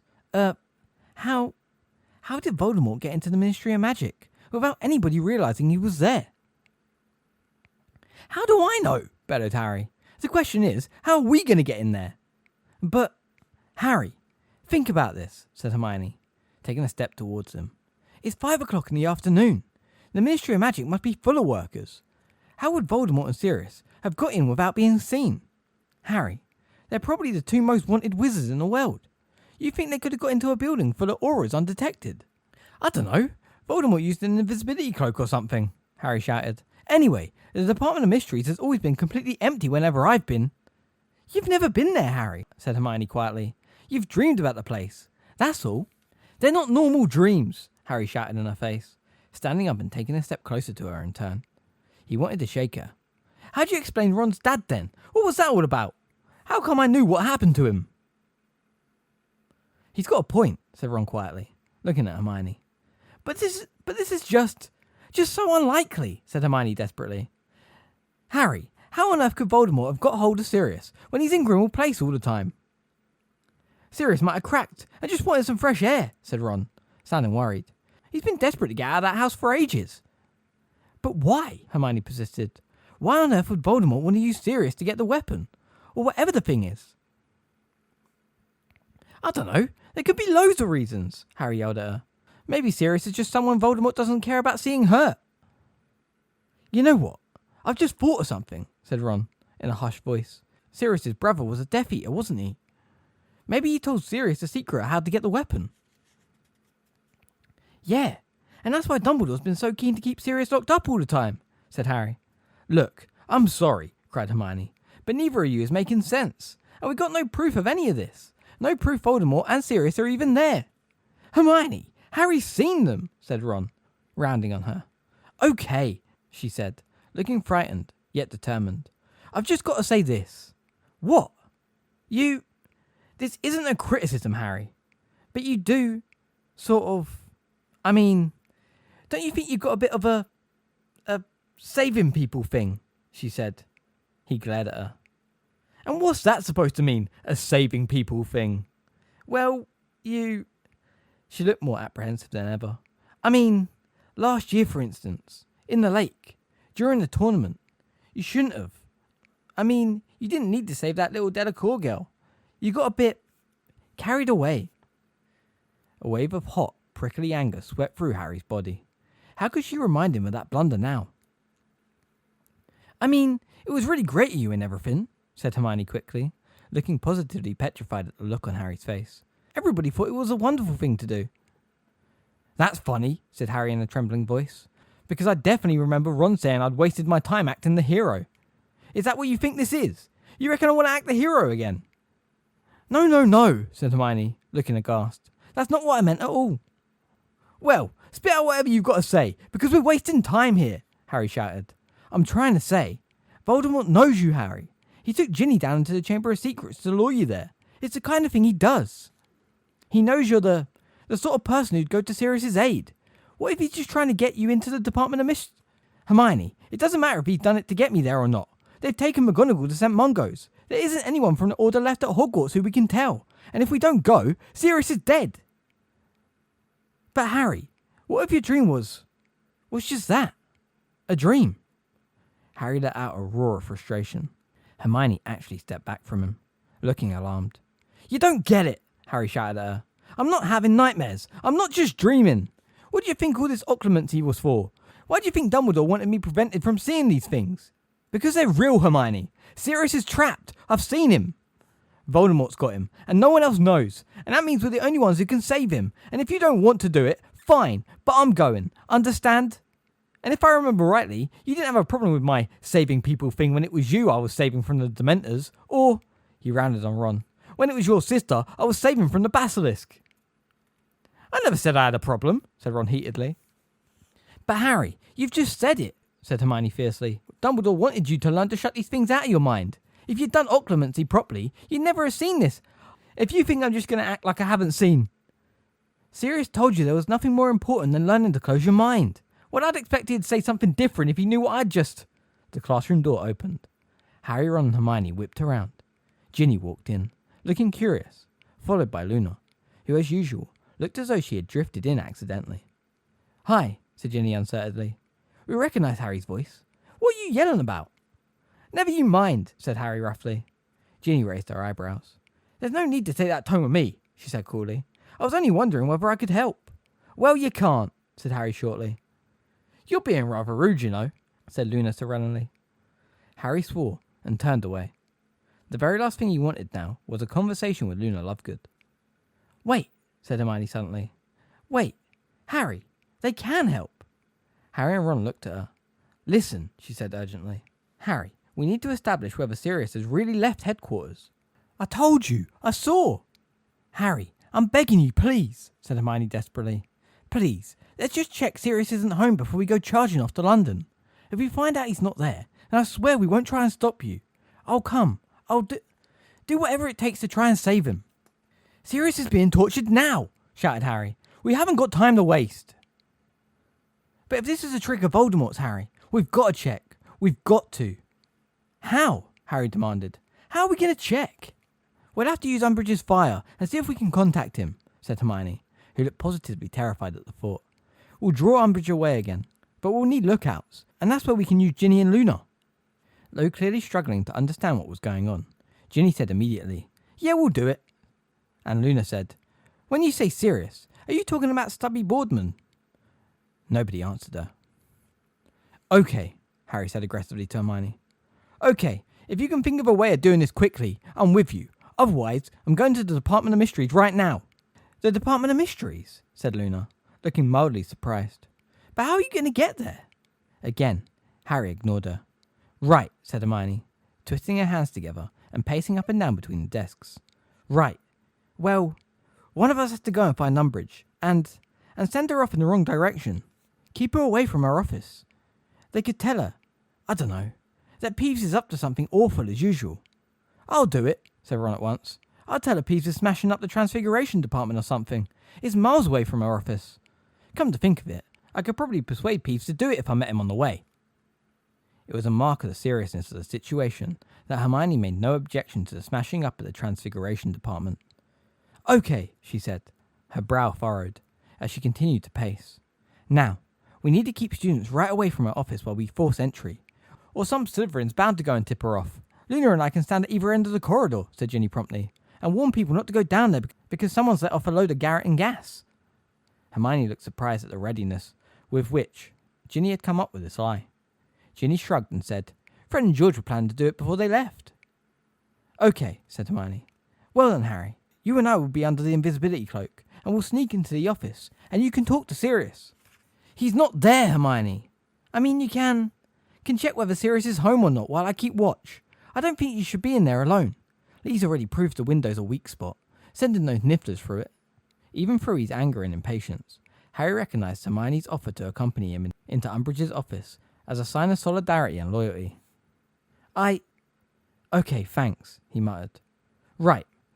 Well, even if we all do that, I don't think we're going to be able to bank on more than 5 minutes, said Hermione, looking relieved that Harry seemed to have accepted the plan. Not with Filch and the wretched inquisitorial squad floating around. 5 minutes will be enough, said Harry. Come on, let's go. Now? Said Hermione, looking shocked. Of course now, said Harry angrily. What did you think? We're going to wait until after dinner or something? Hermione, Sirius is being tortured right now. Oh, all right, she said desperately. You go and get the invisibility cloak, and we'll meet you at the end of Umbridge's corridor, okay? Harry didn't answer, but flung himself out of the room and began to fight his way through the milling crowds outside.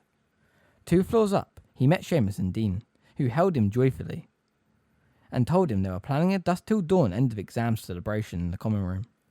Harry barely heard them. He scrambled through the portrait hole while they were still arguing about how many black market butterbeers they would need, and was climbing back out of it, the invisibility cloak and Sirius's knife secure in his bag, before they had noticed he'd even left them. Harry, do you want to chip in a couple of galleons? Harold Dingle reckons he could sell us some fire whiskey. But Harry was already tearing away back down the corridor, and a couple of minutes later was jumping the last few stairs to join Ron, Hermione, Ginny and Luna, who were huddled together at the end of Umbridge's corridor. Got it, he panted. Ready to go then? All right, whispered Hermione, as the gang allowed 6th years past them. So, Ron, you go and head Umbridge off. Ginny, Luna, if you can start moving people out of the corridor, Harry and I will get the cloak on and wait until the coast is clear. Ron strode off, his bright red hair visible right at the end of the passage. Meanwhile, Ginny's equally vivid head bobbed between the jostling students surrounding them in the other direction, trailed by Luna's blonde one. Get over here, muttered Hermione, tugging at Harry's wrist and pulling him back into the recess where the ugly stone head of a medieval wizard stood, muttering to itself on a column. Are you sure you're okay, Harry? You're still very pale. I'm fine, he said shortly, tugging the invisibility cloak from out of his bag. In truth, his skull was aching, but not so badly that he thought Voldemort had yet dealt with Sirius a fatal blow. It had hurt much worse than this when Voldemort had been punishing Avery. Here, he said. He threw the invisibility cloak over both of them, and they stood listening carefully over the Latin mumblings of the bust in front of them. You can't come down here, Ginny was calling to the crowd. No, sorry, you're going to have to go round by the swivelling staircase. Someone's let off some Garrett and gas just along here. They could hear people complaining. One shorty voice said, I can't see no gas. That's because it's colourless, said Ginny in a convincingly exasperated voice. But if you want to walk through it, carry on. Then we'll have your body as proof for the next idiot who doesn't believe us. Slowly, the crowd thinned. The news about the Garrett and gas seemed to have spread. People were not coming this way anymore. When at last the surrounding area was quite clear, Hermione said quietly, I think that's as good as we're going to get, Harry. Come on, let's do it. They moved forwards, covered by the cloak. Luna was standing with her back to them at the far end of the corridor. As they passed Ginny, Hermione whispered, Good one. Don't forget the signal. What's the signal? Muttered Harry, as they approached Umbridge's door.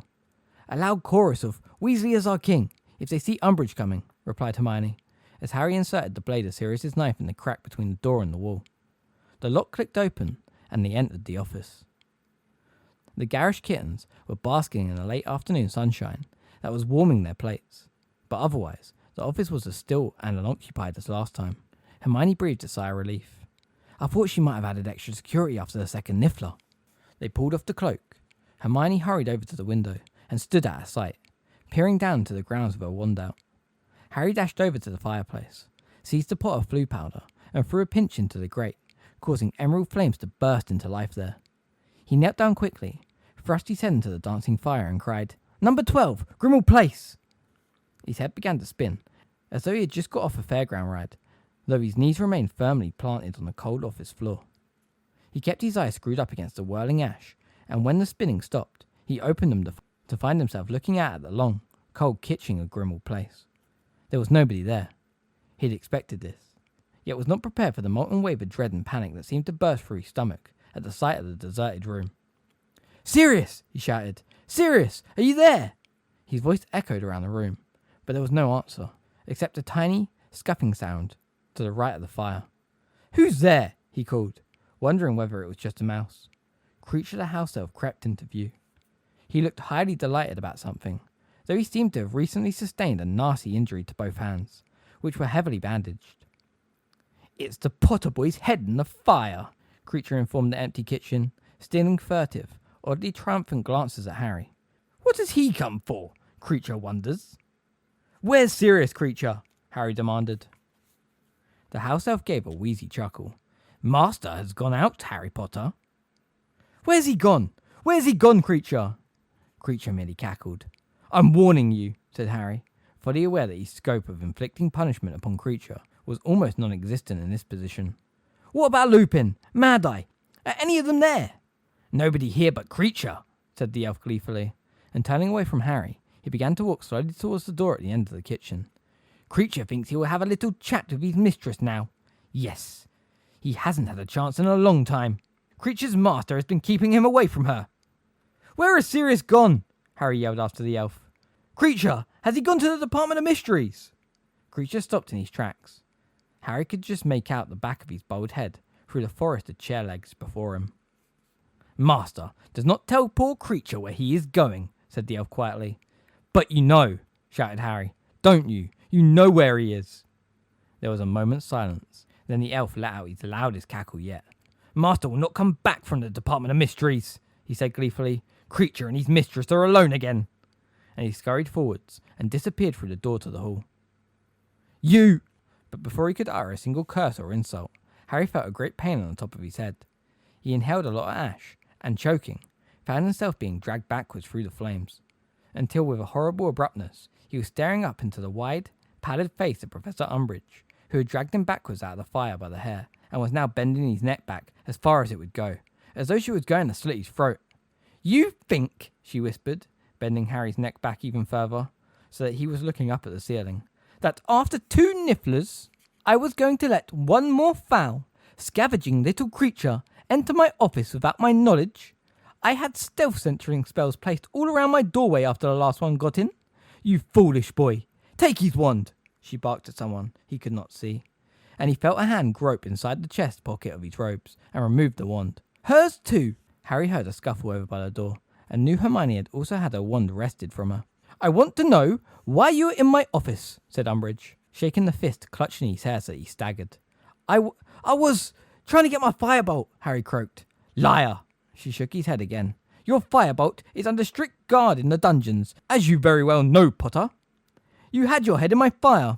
With whom have you been communicating? No one, said Harry, trying to pull away from her. He felt several hairs part company with his scalp. Liar, shouted Umbridge. She threw him from her, and he slammed into the desk. Now he could see Hermione pinned against the wall by Millicent Bulstrode.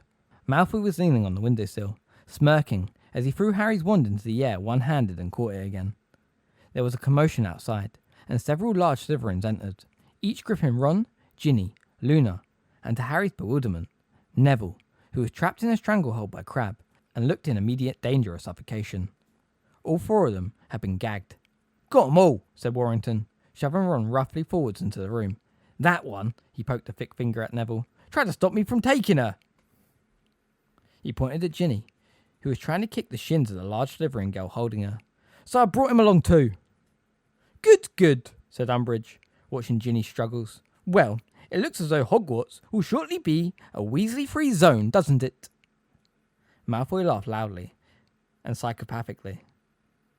Umbridge gave a wide, complacent smile and settled herself into a chintz-covered armchair, blinking up at the captives like a toad in a flower bed. So, Potter, she said, you stationed lookouts around my office, and you sent this buffoon, she nodded at Ron. Malfoy laughed even louder.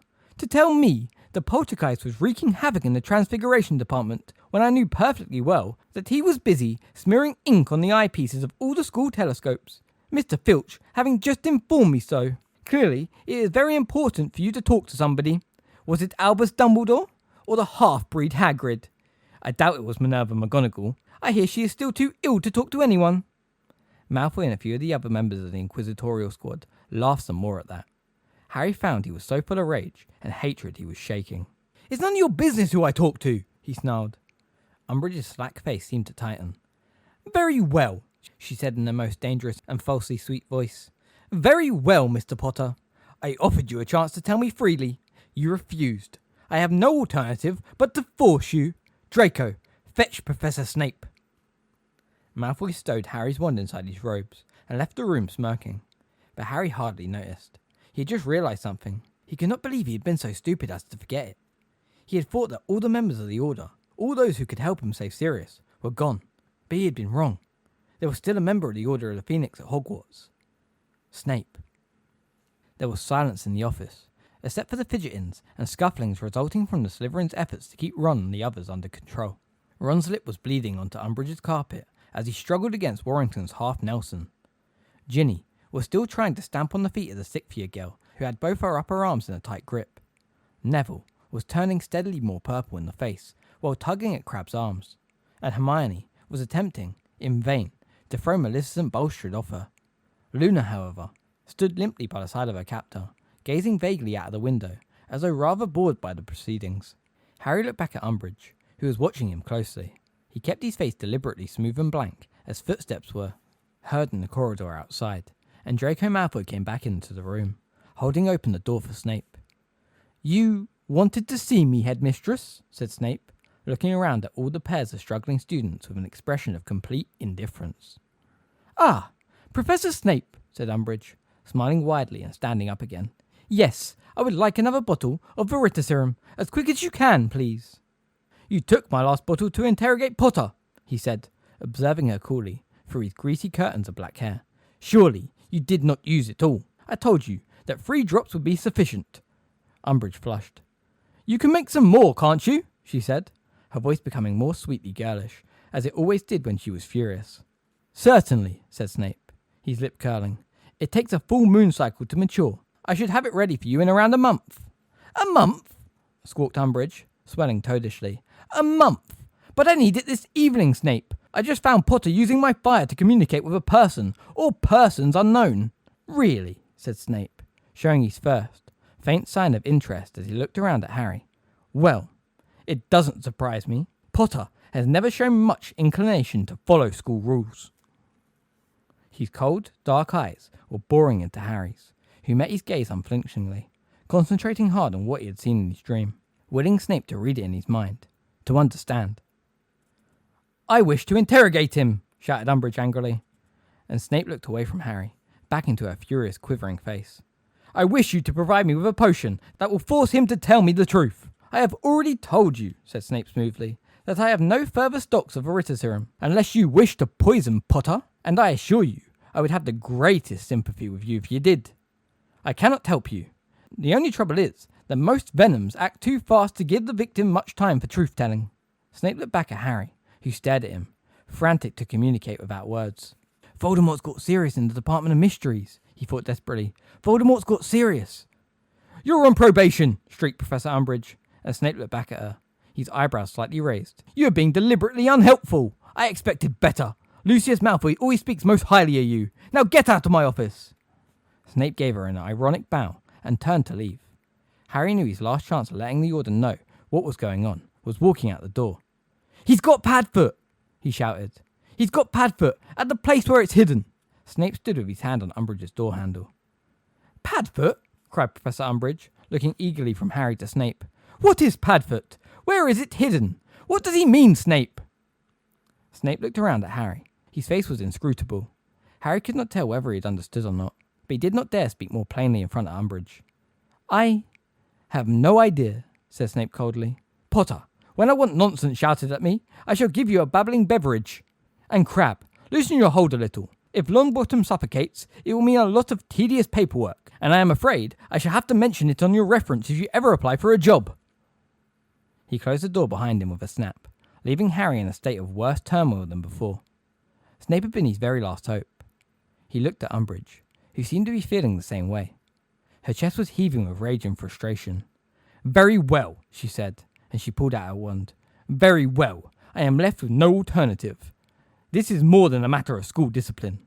This is an issue of ministry security. Yes. Yes." She seemed to be talking herself into something. She was shifting her weight nervously from foot to foot, staring at Harry, beating her wand against her empty palm, and breathing heavily. As he watched her, Harry felt horribly powerless without his own wand. "You are forcing me, Potter. I do not want to," said Umbridge, still moving restlessly on the spot. "But sometimes circumstances justify the use.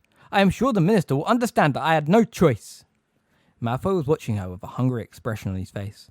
"The Cruciatus curse ought to loosen your tongue," said Umbridge quietly. No, shrieked Hermione. Professor Umbridge, it's illegal. But Umbridge took no notice. There was a nasty, eager, excited look on her face that Harry had never seen before. She raised her wand. The Minister wouldn't want you to break the law, Professor Umbridge, cried Hermione. What Cornelius doesn't know won't hurt him, said Umbridge, who was now panting slightly as she pointed her wand at different parts of Harry's body in turn, apparently trying to decide where it would hurt most. He never knew I ordered the Dementors to go after Potter last summer, but he was delighted to be given the chance to expel him all the same. It was you, gasped Harry. You sent the Dementors after me. Somebody had to act, breathed Umbridge, as her wand came to a resting point directly at Harry's forehead. They were all bleating about silencing you somehow, discrediting you. But I was the only one who actually did something about it. Only you wriggled out of that one, didn't you, Potter? Not today, though. Not now. And taking a deep breath, she cried, Crush, no! Shouted Hermione in a cracked voice from behind Maleficent Bulstrode. No, Harry, we'll have to tell her. No way, yelled Harry, staring at the little of Hermione he could see. We'll have to, Harry. She'll force it out of you anyway. What's the point? And Hermione began to cry weakly into the back of Maleficent Bulstrode's robes. Maleficent stopped trying to squish her against the wall immediately and dodged out of her way looking disgusted. Well, well, well, said Umbridge, looking triumphant. Little Miss Question-All is going to give us some answers. Come on then, girl. Come on. No, shouted Ron through his gag. Ginny was staring at Hermione as though she had never seen her before. Neville, still choking for breath, was gazing at her too. But Harry had just noticed something. Though Hermione was sobbing desperately into her hands, there was no trace of a tear. I'm sorry, everyone, said Hermione, but I can't stand it. That's right, girl, said Umbridge, seizing Hermione by the shoulders, thrusting her into the abandoned chintz chair and leaning over her. Now then, with whom was Potter communicating just now? Well, gulped Hermione into her hands. Well, he was trying to speak to Professor Dumbledore. Ron froze, his eyes wide. Ginny stopped trying to stamp on her slithering captor's toes, and even Luna looked mildly surprised. Fortunately, the attention of Umbridge and her minions was focused too exclusively upon Hermione to notice these suspicious signs. Dumbledore? Said Umbridge eagerly. You know where Dumbledore is, then? Well, no, sobbed Hermione. We've tried the Leaky Cauldron in Diagon Alley, and the Three Broomsticks, and even the Hogshead. Idiot girl! Dumbledore won't be sitting in a pub when the whole ministry's looking for him, shouted Umbridge, disappointment etched in every sagging line of her face. But we needed to tell him something important, wailed Hermione, holding her hands more tightly over her face. Not, Harry knew, out of anguish, but to disguise the continued absence of tears. Yes, said Umbridge with a sudden resurgence of excitement. What was it you wanted to tell him? We wanted to tell him it's ready, choked Hermione. What's ready? Demanded Umbridge. And now she grabbed Hermione's shoulder again and shook her slightly. What's ready, girl? The weapon, said Hermione. Weapon? Weapon? Said Umbridge, and her eyes seemed to pop with excitement. You have been developing some method of resistance? A weapon you could use against the Ministry? On Professor Dumbledore's orders, of course. Yes, gasped Hermione, but he had to leave before it was finished, and now we've finished it for him, and we can't find him to tell him. What kind of weapon is it? Said Umbridge harshly, her stubby hands still tight on Hermione's shoulders. We don't really understand it, said Hermione, sniffling loudly. We just did what Professor Dumbledore told us to do. Umbridge straightened up, looking exultant. Lead me to the weapon, she said. I'm not showing them, said Hermione shrilly, looking around at the Slytherins through her fingers. It is not for you to set conditions, said Professor Umbridge harshly. Fine, said Hermione, now sobbing into her hands again. Fine. Let them see it. I hope they use it on you. In fact, I wish you'd invite loads and loads of people to come and see. That would serve you right. Oh, I'd love to see it if the whole school knew where it was and how to use it. And then if you annoy any of them, they'll be able to sort you out. These words had a powerful impact on Umbridge. She glanced swiftly and suspiciously around at her inquisitorial squad, her bulging eyes resting for a moment on Malfoy, who was too slow to disguise the look of eagerness and greed that had appeared on his face. Umbridge contemplated Hermione for another long moment, then spoke in what she clearly thought was a motherly voice. All right, dear. Let's make it just you and me, and we'll take Potter too, shall we? Get up now. Professor, said Malfoy eagerly. Professor Umbridge, I think some of the squad should go with you to take a look at it. I am a fully qualified ministry official, Malfoy. Do you really think I cannot manage 2 wandless teenagers alone? Asked Umbridge sharply.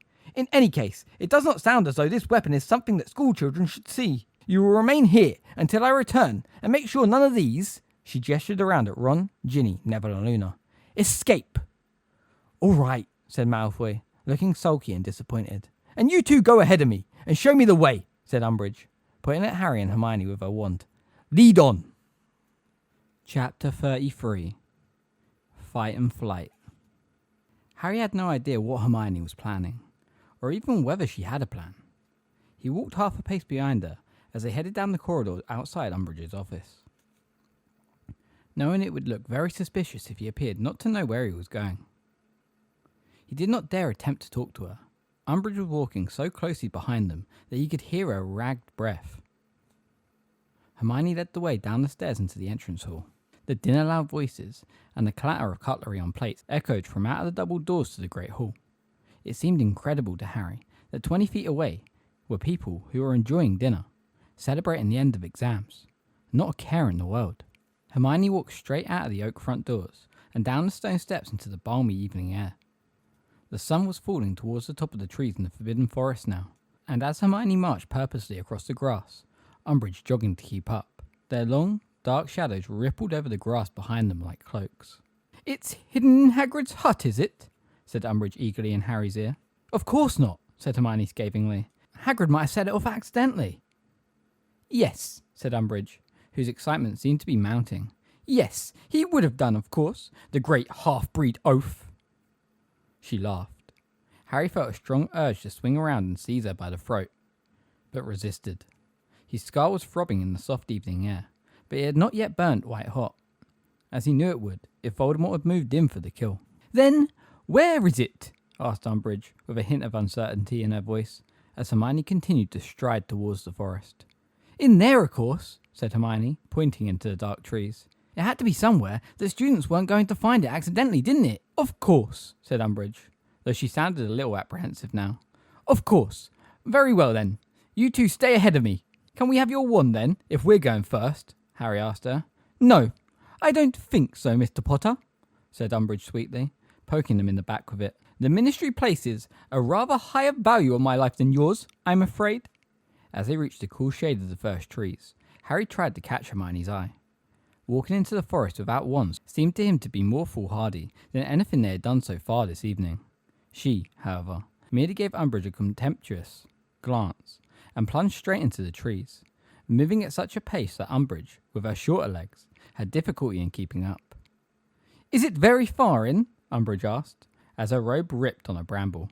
Oh yes, said Hermione. Yes, it's well hidden. Harry's misgivings increased. Hermione was not taking the path they had followed to visit Grawp, but the one he followed 3 years ago to the lair of the monster Aragog. Hermione had not been with him on that occasion. He doubted she had had any idea the danger lay at the end of it. Are you sure this is the right way? He asked her pointedly. Oh yes, she said in a steely voice, crashing through the undergrowth with what he thought was a woolly, unnecessary amount of noise. Behind them, Umbridge tripped over a falling sapling. Neither of them paused to help her up again. Hermione merely strode on, calling loudly over her shoulder. It's a bit further in. Hermione, keep your voice down, Harry muttered, hurrying to catch up with her. Anything could be listening in here. I want us heard, she answered quietly, as Umbridge jogged noisily after them. You'll see. They walked on for what seemed a long time, until they were once again so deep into the forest that the dense tree canopy blocked out all light.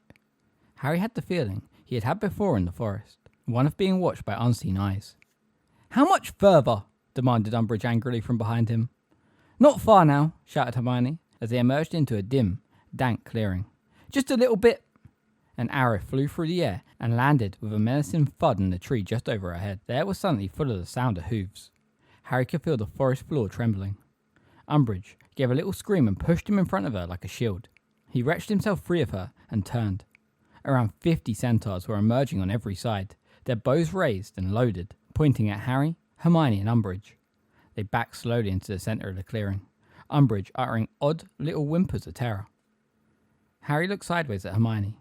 She was wearing a triumphant smile. Who are you? Said a voice. Harry looked left. The chestnut-bodied centaur called Megorian was walking towards them out of the circle. His bow, like those of the others, was raised. On Harry's right, Umbridge was still whimpering, her wand trembling violently as she pointed it at the advancing centaur. "I asked you who you are, human," said Megorian roughly. "I am Dolores Umbridge," said Umbridge in a high-pitched, terrified voice, "Senior Undersecretary to the Ministry for Magic and Head Mistress and High Inquisitor of Hogwarts." "You are from the Ministry of Magic?" said Megorian, as many of the centaurs in the surrounding circle shifted restlessly. "That's right," said Umbridge, in an even higher voice. "So be very careful. By the laws laid down by the Department for the Regulation and Control of Magical Creatures, any attack by half-breeds such as yourselves on a human..." "What did you call us?" shouted a wild-looking black centaur, whom Harry recognised as Bane. There was a great deal of angry muttering and tightening of bowstrings around them. "Don't call them that," Hermione said furiously, but Umbridge did not appear to have heard her. Still pointing her shaking wand at Megorian, she continued. "Law 15b states clearly that any attack by a magical creature who is deemed to have near-human intelligence and therefore considered responsible for its actions..."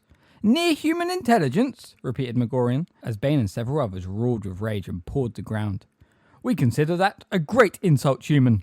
Our intelligence, thankfully, far outstrips your own." "What are you doing in our forest?" bellowed the hard-faced grey centaur Harry and Hermione had seen on their last trip into the forest.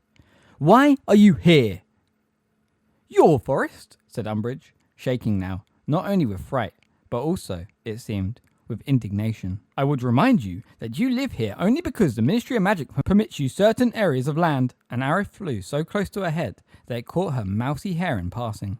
She let out an ear-splitting scream and threw her hands over her head, while some of the centaurs bellowed their approval and others laughed raucously. The sound of their wild, neighing laughter echoed around the dimly lit clearing, and the sight of their pawing hooves was extremely unnerving. "Whose forest is it now, human?" bellowed Bane. "Filthy half-breeds!" she screamed, her hands still tight over her head. "Beasts! Uncontrolled animals!" "Be quiet!" shouted Hermione, but it was too late. Umbridge pointed her wand at Megorian and screamed, "Incarcerus!" Ropes flew out in mid-air like thick snakes, wrapping themselves tightly around the centaur's torso and trapping his arms. He gave a cry of rage and reared on his hind legs, attempting to free himself while the other centaurs charged. Harry grabbed Hermione and pulled her to the ground. Face down on the forest floor, he knew a moment of terror as hooves thundered around him, but the centaurs leapt over and around them, bellowing and screaming with rage. "No!" he heard Umbridge shriek. "No! I am Senior Undersecretary! You cannot! Unhand me, you animals! No!" Harry saw a flash of red light and knew she had attempted to stun one of them. Then she screamed very loudly, lifting his head a few inches. Harry saw that Umbridge had been seized from behind by Bane and lifted high into the air, wriggling and yelling with fright. Her wand fell from her hand to the ground, and Harry's heart leapt. If he could just reach it. But as he stretched out a hand towards it, a centaur's hoof descended upon the wand and it broke cleanly in half. "Now!" roared a voice in Harry's ear, and a thick hairy arm descended from thin air and dragged him upright. Hermione, too, had been pulled to her feet. Over the plunging, many-coloured backs and heads of the centaurs, Harry saw Umbridge being borne away through the trees by Bane. Screaming non-stop, her voice grew fainter and fainter, until they could no longer hear it over the trampling of hooves surrounding them. "And these?" said the hard-faced, grey centaur holding Hermione. "They are young," said a slow, doleful voice from behind Harry. "We do not attack fowls." "They brought her here, Ronan," replied the centaur, who had such a firm grip on Harry. "They are not so young. He is nearing manhood, this one." He shook Harry by the neck of his robes. "Please," said Hermione breathlessly.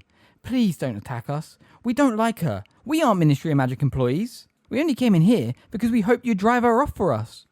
Harry knew at once, from the look on the face of the grey centaur holding Hermione, that she had made a terrible mistake in saying this. The grey centaur threw back his head, his back legs stamping furiously, and bellowed, "You see, Ronan? They already have the arrogance of their kind. So we were to do their dirty work, were we, human girl? We were to act as your servants, drive away your enemies like obedient hounds?" "No," said Hermione in a horror-struck squeak. "Please, I didn't mean that.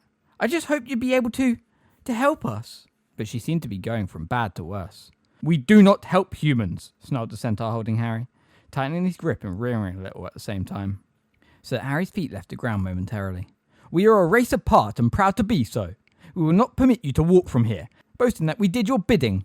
We're not going to say anything like that, Harry shouted. We know you didn't do what you did because we wanted you to. But nobody seemed to be listening to him. A bearded centaur towards the back of the crowd shouted, They came here unasked. They must pay the consequences. A roar of approval met these words, and a dun-coloured centaur shouted, They can join the woman. You said you didn't hurt the innocent, shouted Hermione, real tears sliding down her face now. We haven't done anything to hurt you. We haven't used wands or threats. We just want to go back to school. Please let us go back. We are not all like the traitor Firenze, human girl, shouted the grey centaur, to more neighing roars of approval from his fellows. Perhaps you thought us pretty talking horses. We are an ancient people who will not stand wizard invasions and insults. We do not recognise your laws. We do not acknowledge your superiority. We are... But he did not hear what else centaurs were, for at that moment there came a crashing noise on the edge of the clearing so loud that all of them, Harry, Hermione, and the 50 or so centaurs filling the clearing, looked around.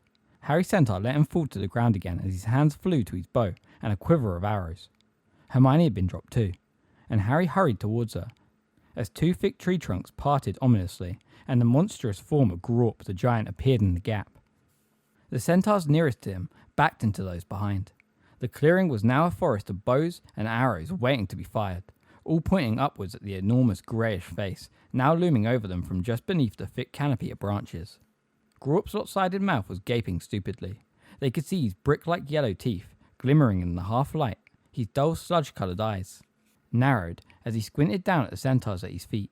Broken ropes trailed from both ankles. He opened his mouth even wider. Hagar! Harry did not know what Hagar meant, or what language it was from, nor did he much care. He was watching Grawp's feet, which were almost as long as Harry's whole body. Hermione gripped his arm tightly. The centaurs were quite silent, staring up at the giant whose round head moved from side to side as he continued to peer amongst them, as though looking for something he had dropped. Hagar! He said again, more insistently. Get away from here, giant, called Megorian. You are not welcome among us. These words seemed to make no impression whatsoever on Grawp.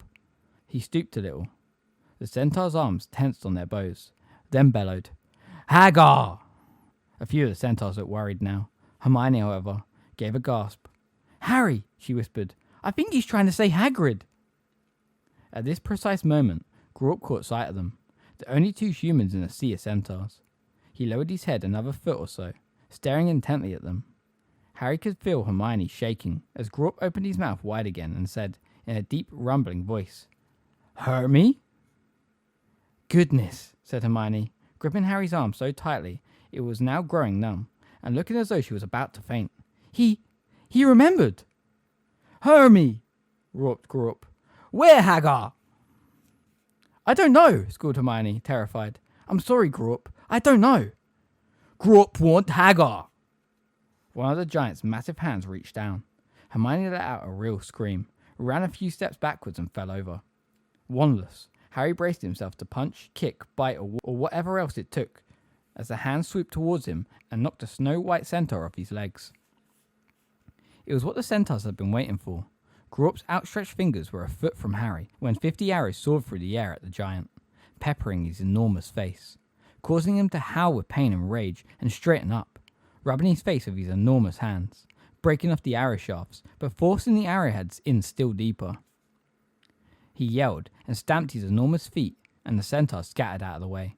Pebble-sized droplets of Grawp's blood showered Harry as he pulled Hermione to her feet, and the pair of them ran as fast as they could from the shelter of the trees. Once they looked back, Grawp was snatching blindly at the centaurs as blood ran down his face. They were retreating in disorder, galloping away through the trees on the other side of the clearing. Harry and Hermione watched Grawp give another roar of fury and plunge after them, smashing more trees aside as he went. Oh no, said Hermione, quaking so badly that her knees gave way. Oh, that was horrible, and he might kill them all. I'm not that fussed, to be honest, said Harry bitterly. The sounds of galloping centaurs and the blundering giant grew fainter and fainter. As Harry listened to them, his scar gave another great throb, and a wave of terror swept over him. They had wasted so much time. They were even further from rescuing Sirius than they had been when he had had the vision. Not only had Harry managed to lose his wand, but they were stuck in the middle of the Forbidden Forest, with no means of transport whatsoever. Smart plan, he spat at Hermione, having to release some of his fury. Really smart plan. Where do we go from here?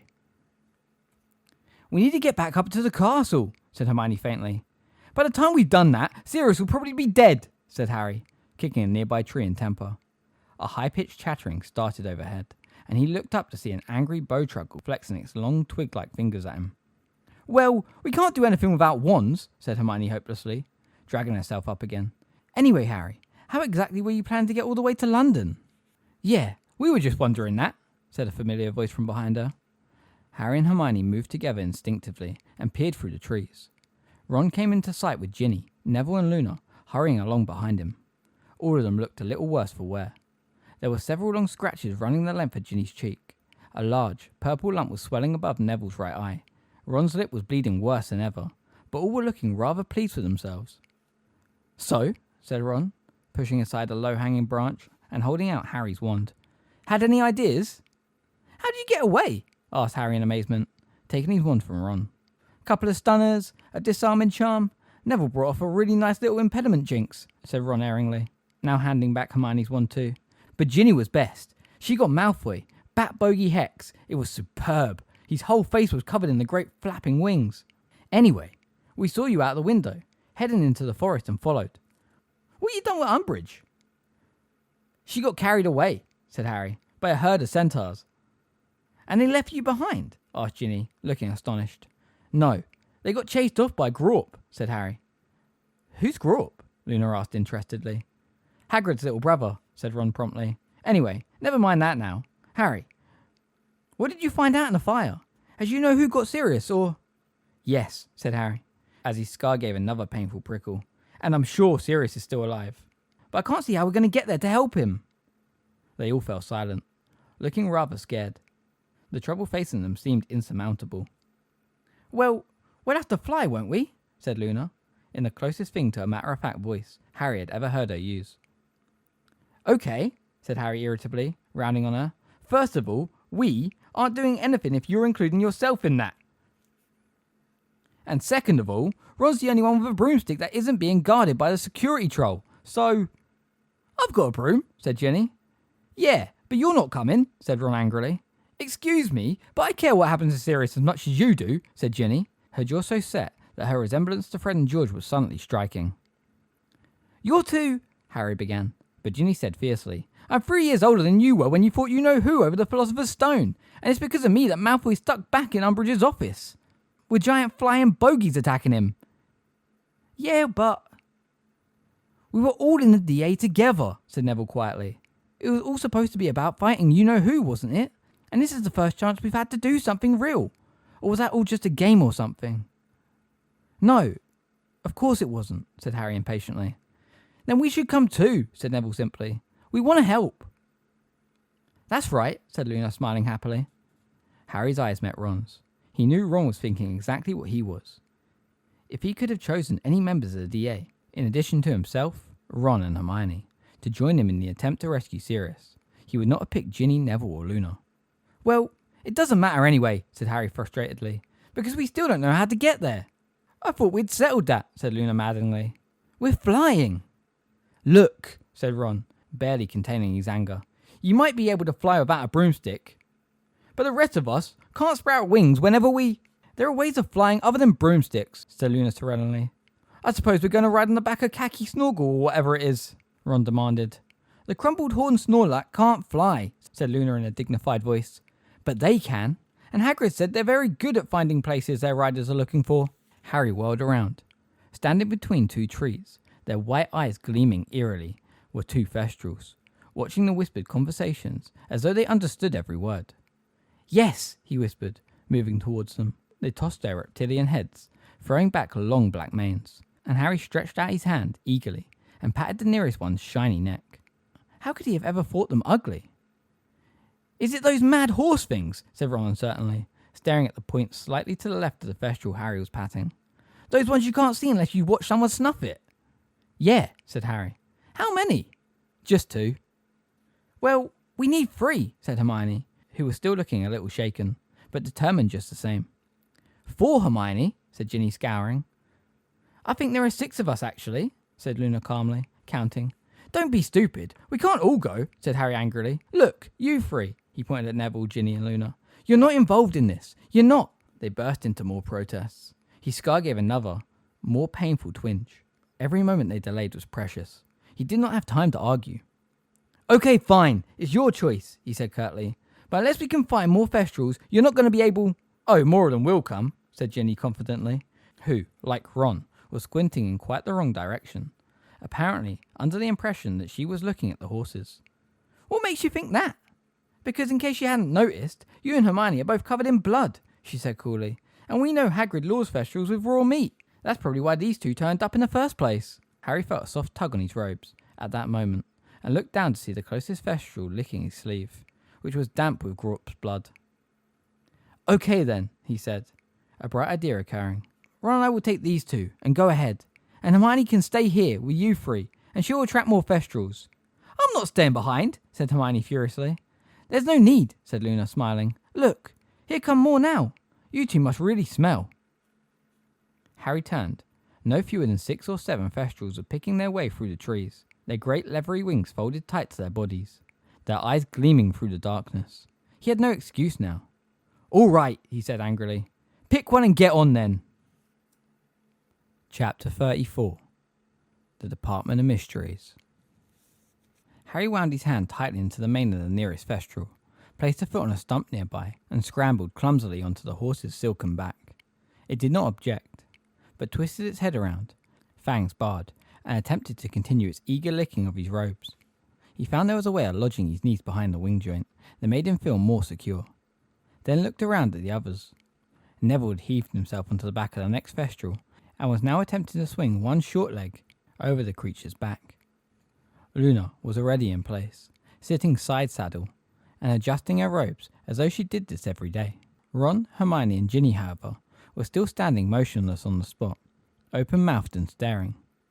What? He said. How are we supposed to get on? Said Ron faintly. When we can't see the things. Oh, it's easy, said Luna, sliding oblongly from her Thestral and marching over to him, Hermione and Ginny. Come here. She pulled them over to the other Thestrals, standing around, and one by one managed to help them onto the back of their mount. All three looked extremely nervous as she wound their hands into the horse's mane and told them to grip tightly before she got back on her own steed. This is mad, Ron murmured, moving his free hand gingerly up and down his horse's neck. Mad.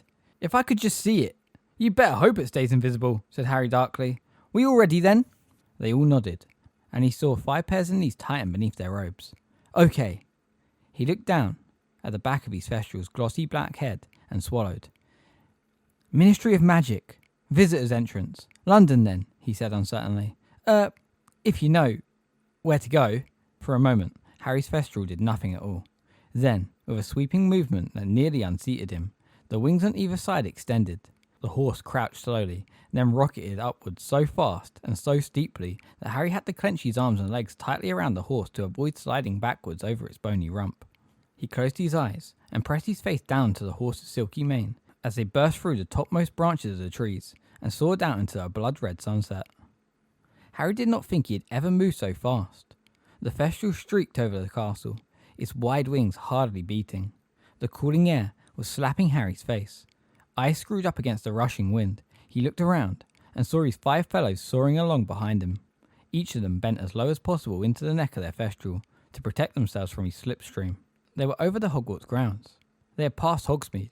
Harry could see mountains and gullies below them. As the daylight began to fail, Harry saw small collections of light as they passed over more villages. Then a winding road on which a single car was beetling its way home through the hills. This is bizarre, Harry barely heard Ron yell from somewhere behind him, and he imagined how it must feel to be speeding along at this height with no visible means of support. Twilight fell. The sky was turning to a light dusky purple, littered with tiny silver stars, and soon only the lights of Muggle towns gave them any clue of how far from the ground they were, or how very fast they were travelling. Harry's arms were wrapped tightly around his horse's neck as he wheeled it to go even faster. How much time had elapsed since he had seen Sirius lying on the Department of Mysteries floor? How much longer would Sirius be able to resist Voldemort? All Harry knew for sure was that his godfather had neither done as Voldemort wanted, nor died, for he was convinced that either outcome would have caused him to feel Voldemort's jubilation or fury course through his own body, making his scar sear as painfully as it had on the night Mr. Weasley was attacked. On they flew, through the gathering darkness. Harry's face fell stiff and cold, his legs numb from gripping the Thestral's sides so tightly, but he did not dare shift his position, lest he slip. He was deaf from the thundering rush of air in his ears, and his mouth was dry and frozen from the cold night wind.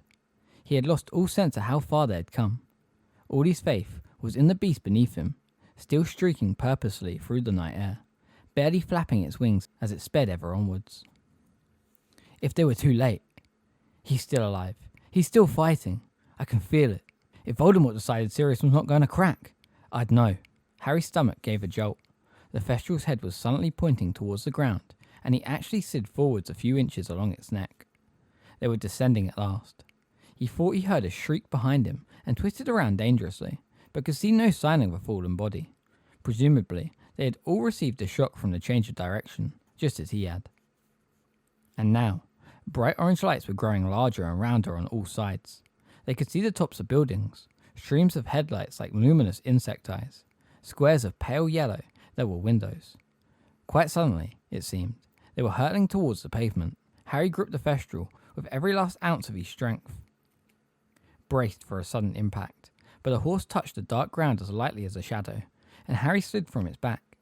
Looking around at the street where the overflowing skip still stood a short way from the vandalized telephone box. Both drained of colour in the flat orange glare of the streetlights. Ron landed a short way off and toppled immediately from his Thestral onto the pavement. "Never again," he said, struggling to his feet. He made as though to stride away from his Thestral, but, unable to see it, collided with its hindquarters and almost fell over again. "Never, ever again. That was the worst." Hermione and Ginny touched down on either side of him. Both slid off their mounts a little more gracefully than Ron, though with similar expressions of relief at being back on the firm ground. Neville jumped down, shaking, and Luna dismounted smoothly. "Where do we go from here, then?" she asked Harry in a politely interested voice, as though this was all rather an interesting day trip. "Over here," he said. He gave his Thestral a quick, grateful pat, then led the way quickly to the battered telephone box and opened the door. "Come on," he urged the others, as they hesitated. Ron and Ginny marched in obediently. Hermione, Neville and Luna squashed themselves in after them. Harry took one glance back at the Thestrals, now foraging for scraps of rotten food inside the skip, then forced himself into the box after Luna. "Whoever's nearest the receiver, dial 6242, he said. Ron did it, his arm bent bizarrely to reach the dial. As it wired back into place, the cool female voice sounded inside the box. "Welcome to the Ministry of Magic. Please state your name and business." "Harry Potter, Ron Weasley, Hermione Granger," Harry said very quickly. "Ginny Weasley, Neville Longbottom, Luna Lovegood. We're here to save someone, unless your ministry can do it first." "Thank you," said the cool female voice. "Visitors, please take the badges and attach them to the front of your robes." Half a dozen badges slid out of the metal chute where return coins normally appeared. Hermione scooped them up and handed them mutely to Harry over Ginny's head. He glanced at the topmost one. "Harry Potter, Rescue Mission. Visitors to the Ministry, you are required to submit to a search and present your wands for registration at the security desk, which is located at the far end of the atrium." "Fine," Harry said loudly, as his scar gave another throb. "Now can we move?" The floor of the telephone box shuddered, and the pavement rose up past its glass windows. The scavenging Thestrals were sliding out of sight. Blackness closed over their heads, and with a dull grinding noise, they sank down into the depths of the Ministry of Magic. A chink of soft, golden light hit their feet, and, widening, rose up their bodies. Harry bent his knees, and held his wand as ready as he could in such cramped conditions as he peered through the glass to see whether anybody was waiting for them in the atrium. But it seemed to be completely empty. The light was dimmer than it had been by day. There were no fires burning under the mantelpieces set into the walls, but as the lift slid smoothly to a halt, he saw that golden symbols continued to twist, sinuously, in the dark blue ceiling. "The Ministry of Magic wishes you a pleasant evening," said the woman's voice. The door of the telephone box burst open.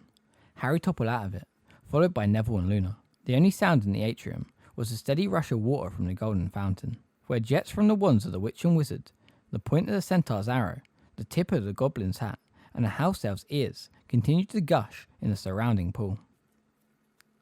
"Come on," said Harry quietly, and the six of them sprinted off down the hall, Harry in the lead, past the fountain towards the desk where the watch wizard, who had weighed Harry's wand, had sat, and which was now deserted. Harry felt sure there ought to be a security person there. Sure their absence was an ominous sign, and his feelings of foreboding increased as they passed through the golden gates to the lifts. He pressed the nearest down button, and a lift clattered into sight almost immediately. The golden grills slid apart with a great, echoing clanking, and they dashed inside. Harry stabbed the number 9 button. The grills closed with a bang, and the lift began to descend. Jangling and rattling. Harry had not realised how noisy the lifts were on the day he had come with Mr. Weasley. He was sure the din would raise every security person within the building. Yet, when the lift halted, the cool female voice said, "Department of Mysteries," and the grills slid open. They stepped out into the corridor where nothing was moving but the nearest torches, flickering in the rush of the air from the lift. Harry turned towards the plain black door. After months and months of dreaming about it, here he was at last. "Let's go," he whispered, and he led the way down the corridor. Luna right behind him, gazing around with her mouth slightly open. "Okay, listen," said Harry, stopping again, within 6 feet of the door. Maybe a couple of people should stay here as a lookout. And how are we going to let you know something's coming?" asked Ginny, her eyebrows raised. "You could be miles away." "We're coming with you, Harry," said Neville. "Let's get on with it," said Ron firmly. Harry still did not want to take them all with him, but it seemed he had no choice. He turned to face the door and walked forwards. Just as it had in his dreams, it swung open, and he marched forwards, leading the others over the threshold. They were standing in a large, circular room. Everything in here was black, including the floor and ceiling. Identical, unmarked, handleless black doors were set at intervals all around the black walls, interspersed with branches of candles, whose flames burned blue. Their cool, shimmering light, reflected in the shining marble floor, made it look as though there was a dark water underfoot. "Someone shut the door," Harry muttered. He regretted giving this order the moment Neville had obeyed it. Without the long chink of light from the torch-lit corridor behind them, the place became so dark that for a moment the only things that they could see were the bunches of shivering blue flames on the walls and their ghostly reflections in the floor. In his dream, Harry had always walked purposely across this room to the door immediately opposite the entrance and walked on, but there were around a dozen doors here. Just as he was gazing ahead at the doors opposite him, trying to decide which one was the right one, there was a great rumbling noise, and the candles began to move sideways. The circular wall was rotating. Hermione grabbed Harry's arm, as though frightened the floor might move too, but it did not. For a few seconds, the blue flames around them were blurred to resemble neon lights as the walls sped around them. Then, quite as suddenly as it had started, the rumbling stopped, and everything became stationary once again. Harry's eyes had blue streaks burned into them. It was all he could see. "What was that about?" whispered Ron fearfully. "I think it was to stop us knowing which door we came in through," said Ginny in a hushed voice. Harry realised at once she was right. He could no sooner identify the exit door than locate an ant on a jet black floor. And the door through which they needed to proceed could be any one of the dozen around them. "How are we going to get back out?" said Neville uncomfortably. "Well, that doesn't matter now," said Harry forcefully, blinking, trying to ease the blue lines from his vision, and clutching his wand tighter than ever. "We won't need to get out until we've found Sirius." "Don't go calling for him, though," Hermione said urgently. But Harry had never needed her advice less. His instinct was to keep as quiet as possible. "Where do we go then, Harry?" Ron asked. "I don't," Harry began. He swallowed. "In the dreams, I went through the door at the end of the corridor from the lifts into the dark room. That's this one. And then I went through another door into a room that kind of glitters. We should try a few doors," he said hastily. "I'll know the right one when I see it. Come on." He marched straight at the door now facing him, the others following close behind him, set his left hand against its cool, shining surface, raised his wand ready to strike the moment it opened, and pushed. It swung open easily. After the darkness of the first room, the lamps hanging low on the golden chains from the ceiling gave the impression that this long, rectangular room was much brighter, though there were no glittering, shimmering lights, as Harry had seen in his dream. The place was quite empty, except for a few desks and, in the very middle of the room, an enormous glass tank of deep green liquid, big enough for all of them to swim in. A number of pearly white objects were drifting around lazily in it. "What are those things?" whispered Ron. "Dunno," said Harry. "Are they fish?" breathed Ginny. "Aquavivious maggots," said Luna excitedly. "Dad said the Ministry was breeding." "No," said Hermione. She sounded odd. She moved forward to look at the sides of the tank. "They're brains." "Brains?" "Yes. I wonder what they're doing with them." Harry joined her at the tank. Sure enough, there could be no mistake now he saw them at close quarters. Glimmering eerily, they drifted in and out of sight in the depths of the green liquid, looking something like slimy cauliflowers. "Let's get out of here," said Harry. "This isn't right. We need to try another door." "There are doors here too," said Ron, pointing around the walls. Harry's heart sank.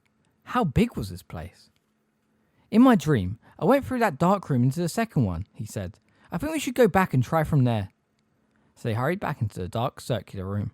The ghostly shapes of brains were now swimming before Harry's eyes, instead of the blue candle flames.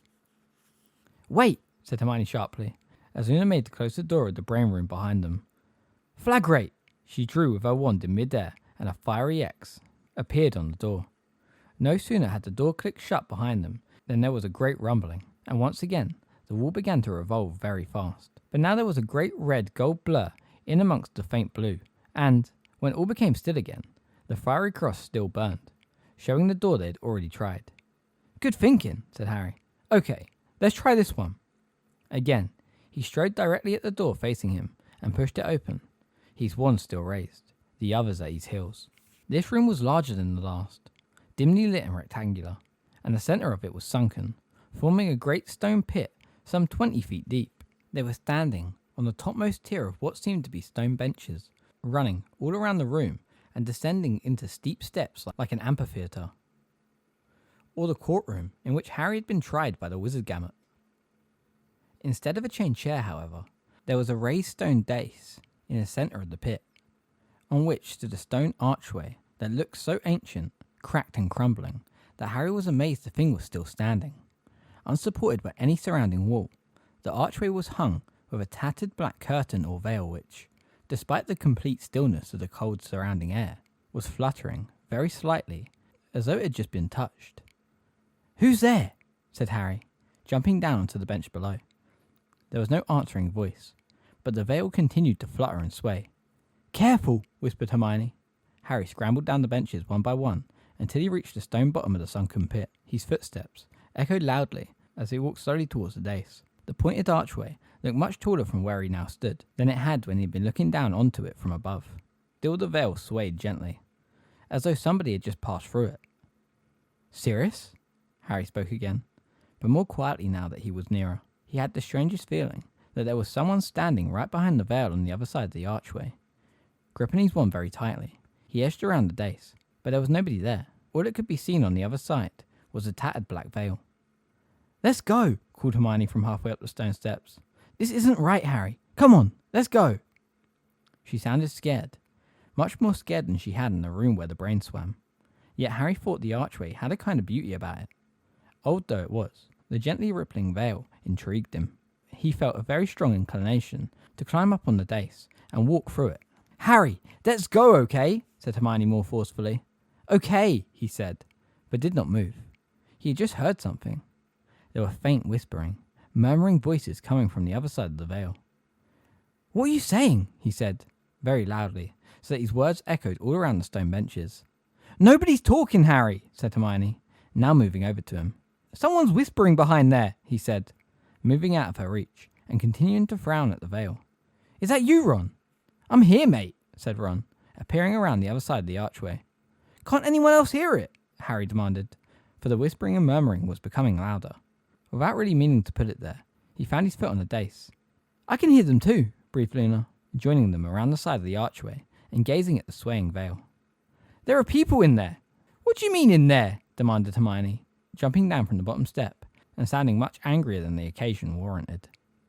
"There isn't any in there. It's just an archway. There's no room for anybody in there. Harry, stop it. Come away." She grabbed his arm and pulled, but he resisted. "Harry, we're supposed to be here for Sirius," she said in a high-pitched, strained voice. Sirius, Harry repeated, still gazing, mesmerized, at the continuous swaying veil. Yeah. Something finally slid back into place in his brain. Sirius, captured, bound and tortured, and he was staring at this archway. He took several paces back from the dais and wrenched his eyes from the veil. Let's go, he said. That's what I've been trying to... Well, come on then, said Hermione, and she led the way back around the dais. On the other side, Ginny and Neville were staring, apparently entranced at the veil too. Without speaking, Hermione took hold of Ginny's arm. Ron grabbed Neville's, and they marched them firmly back to the lowest stone bench and clambered all the way back up to the door. What do you reckon that arch was? Harry asked Hermione as they regained the dark circular room. I don't know, but whatever it was dangerous, she said firmly, again inscribing a fiery cross on the door. Once more, the wall span and became still again. Harry approached another door at random and pushed. It did not move. What's wrong? Said Hermione. It's locked, said Harry, throwing his weight at the door, but it didn't budge. This is it then, isn't it? Said Ron excitedly, joining Harry in the attempt to force the door open. Bound to be. Get out of the way, said Hermione sharply. She pointed her wand at the place where a lock would have been on an ordinary door and said, Alohomora. Nothing happened. Sirius's knife, said Harry. He pulled it out from inside his robes and slid it into the crack between the door and the wall. The others all watched eagerly as he ran it from top to bottom, withdrew it, and then flung his shoulder again at the door. It remained as firmly shut as ever. What was more, when Harry looked down at the knife, he saw the blade had melted. Right, we'll leave in that room, said Hermione decisively. But what if it's that one? Said Ron, staring at it with a mixture of apprehension and longing. It can't be. Harry could get through all the doors in his dream, said Hermione, marking the door with another fiery cross, as Harry replaced the now useless handle of Sirius's knife in his pocket. You know what could have been in there? Said Luna eagerly, as the wall started to spin again. Something blibbering, no doubt, said Hermione under her breath, and Neville gave a nervous little laugh. The wall slid to a halt, and Harry, with a feeling of increasing desperation, pushed the next door open. This is it! He knew at once by the beautiful, dancing, diamond-sparkling light. As Harry's eyes became unaccustomed to the brilliant glare, he saw clocks gleaming from every surface, large and small, grandfather and carriage, hanging in spaces between the bookcases or standing on desks, ranging the length of the room, so that a busy, relentless ticking filled the place like thousands of minuscule marching footsteps. The source of the dancing, diamond brilliant light was a towering crystal bell jar that stood at the far end of the room. This way! Harry's heart was pumping frantically now that he knew they were on the right track. He led the way down the narrow space between the lines of the desks, heading, as he had done in his dream, for the source of the light. The crystal bell jar, quite as tall as he was, that stood on the desk and appeared to be full of billowing, glittering wind. Oh, look, said Ginny, as they drew nearer, pointing at the very heart of the bell jug. Drifting along in the sparkling current inside was a tiny, jewel-bright egg. As it rose in the jar, it cracked open, and a hummingbird emerged, which was carried to the very top of the jar.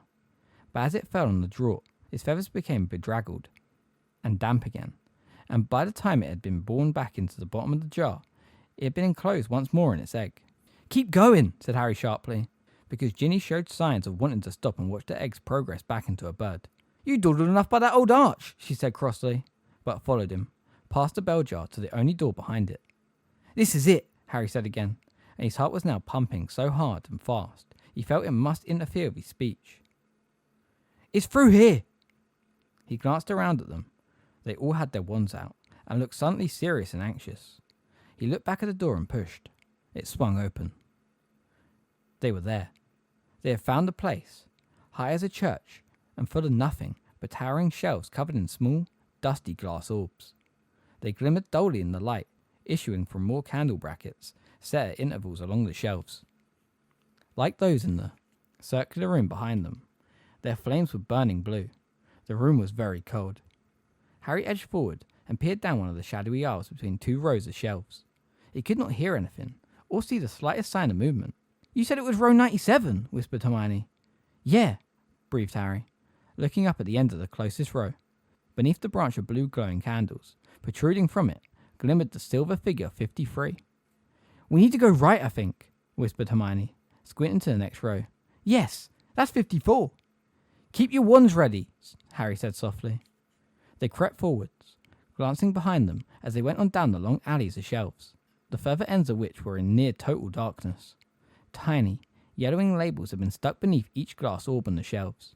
Some of them had a weird, liquid glow. Others were as dull and dark within as blown light bulbs. They passed row 84, 85. Harry was listening hard for the slightest sound of movement, but Sirius might be gagged now, or else unconscious, or, said an unbidden voice inside his head, he might already be dead. I'd have felt it, he told himself, his heart now hammering against his Adam's apple. I'd already know. 97, whispered Hermione. They stood grouped around the end of the row, gazing down the alley beside it. There was nobody there. He's right down at the end, said Harry, whose mouth had become slightly dry. You can't see properly from here. And he led them between the towering rows of glass balls, some of which glowed softly as they passed.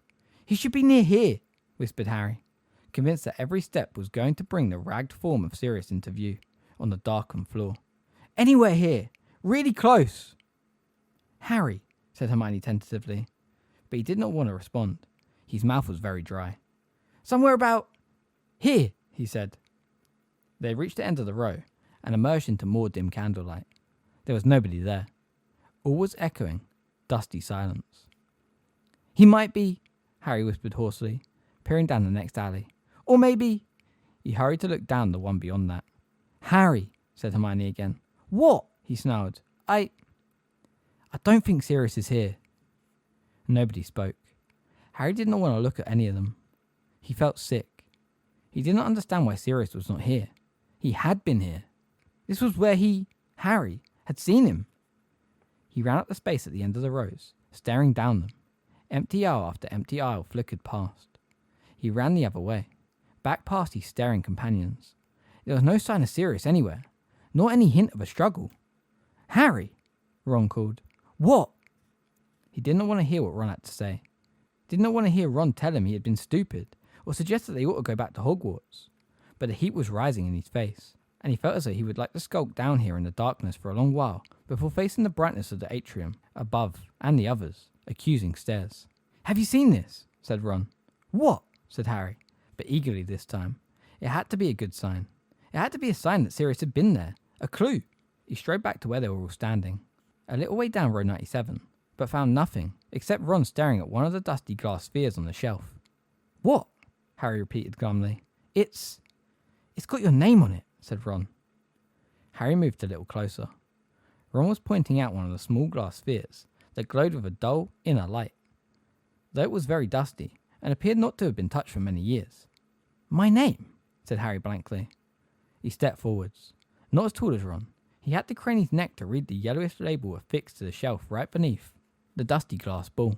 In spidery writing was written a date of some 16 years previously, and below that, SPT to APWBD, Dark Lord, and Harry Potter?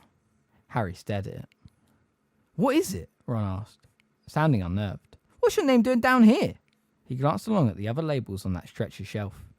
I'm not here, he said, sounding perplexed. None of the rest of us are here. Harry, I don't think you should touch it, said Hermione sharply, as he stretched out his hand. Why not? He said. It's something to do with me, isn't it? Don't, Harry, said Neville suddenly. Harry looked at him. Neville's round face was shining slightly with sweat. He looked as though he could not take much more suspense. It's got my name on, said Harry, and feeling slightly reckless, he closed his fingers around the dusty ball's surface. He had expected it to feel cold, but it did not.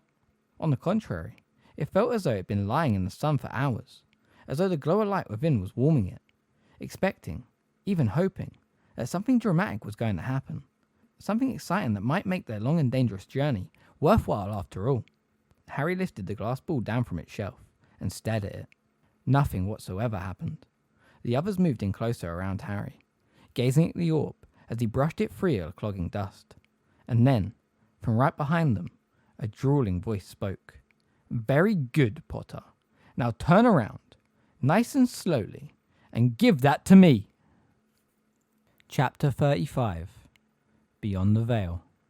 Black shapes were emerging out of thin air all around them, blocking their way left and right. Eyes glinted through slits in hoods.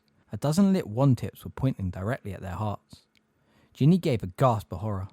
To me, Potter, repeated the drawling voice of Lucius Malfoy, as he held out his hand, palm up. Harry's insides plummeted sickeningly. They were trapped, and outnumbered 2-1. To me, said Malfoy yet again. Where's Sirius? Harry said. Several of the Death Eaters laughed.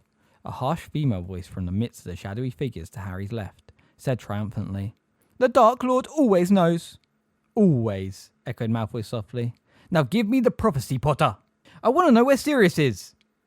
I want to know where Sirius is, mimicked the woman to his left.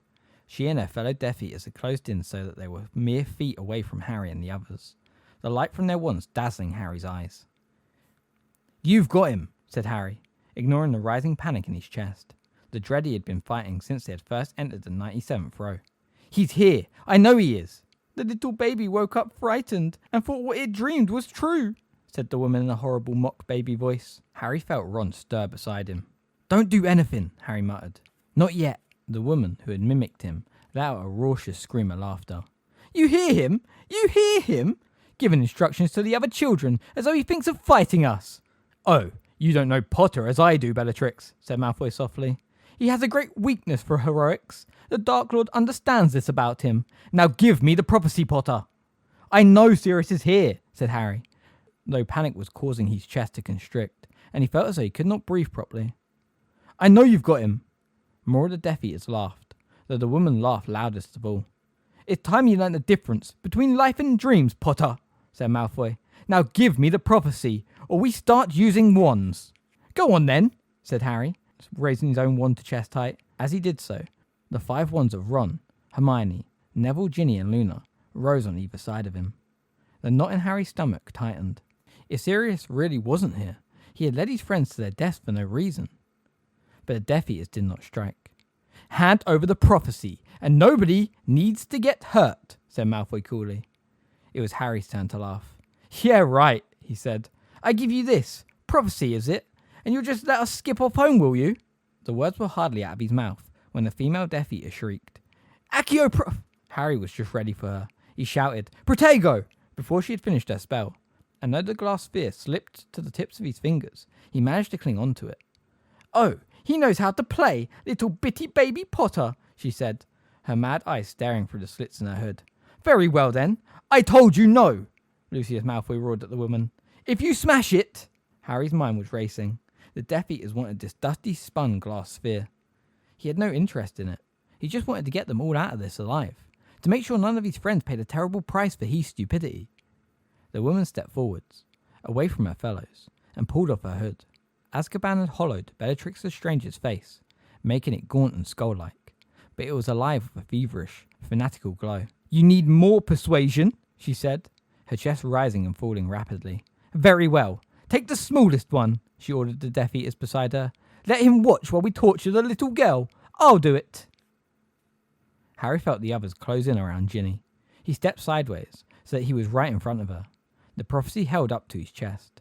You'll have to smash this if you want to attack any of us, he told Bellatrix. I don't think your boss will be too pleased if you come back without it, will he? She did not move. She merely stared at him, the tip of her tongue moistening her thin mouth. So, said Harry, what kind of prophecy are we talking about anyway? He could not think what to do, but to keep talking. Neville's arms were pressed against his, and he could feel him shaking. He could feel one of the others quicken breath on the back of his head. He was hoping they were all thinking hard about ways to get out of this, because his mind was blank. What kind of prophecy? Repeated Bellatrix, the grin fading from her face. You jest, Harry Potter. Nope, not jesting, said Harry, his eyes flickering from Death Eater to Death Eater, looking for a weak link, a space through which they could escape.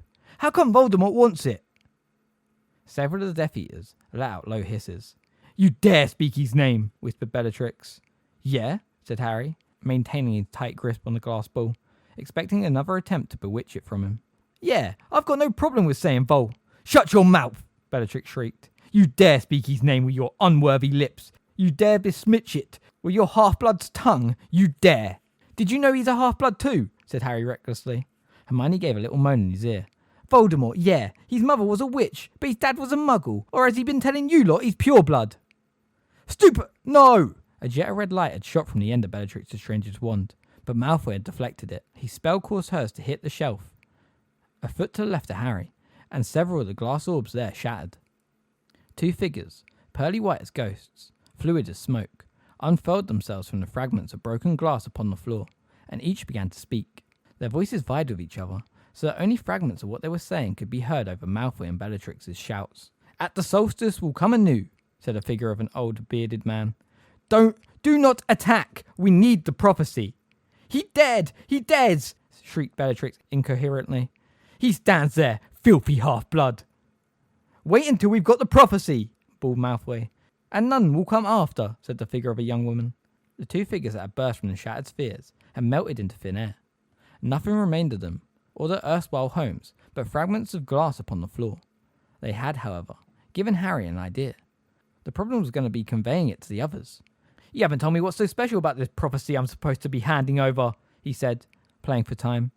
He moved his foot slowly sideways, feeling around for somebody else's. "Do not play games with us, Potter," said Malfoy. "I'm not playing games," said Harry, half his mind on the conversation, half on his wandering foot. And then he found someone's toes, and pressed down upon them. A sharp intake of breath behind him told him they were Hermione's. "What?" she whispered. "Dumbledore never told you that the reason you bear that scar was hidden in the bowels of the Department of Mysteries?" Malfoy sneered. What?" said Harry, and for a moment he quite forgot his plan. "What about my scar?" "What?" whispered Hermione, more urgently behind him. "Can this be?" said Malfoy, sounding maliciously delighted. Some of the Death Eaters were laughing again, and under cover of their laughter, Harry hissed to Hermione, moving his lips as little as possible.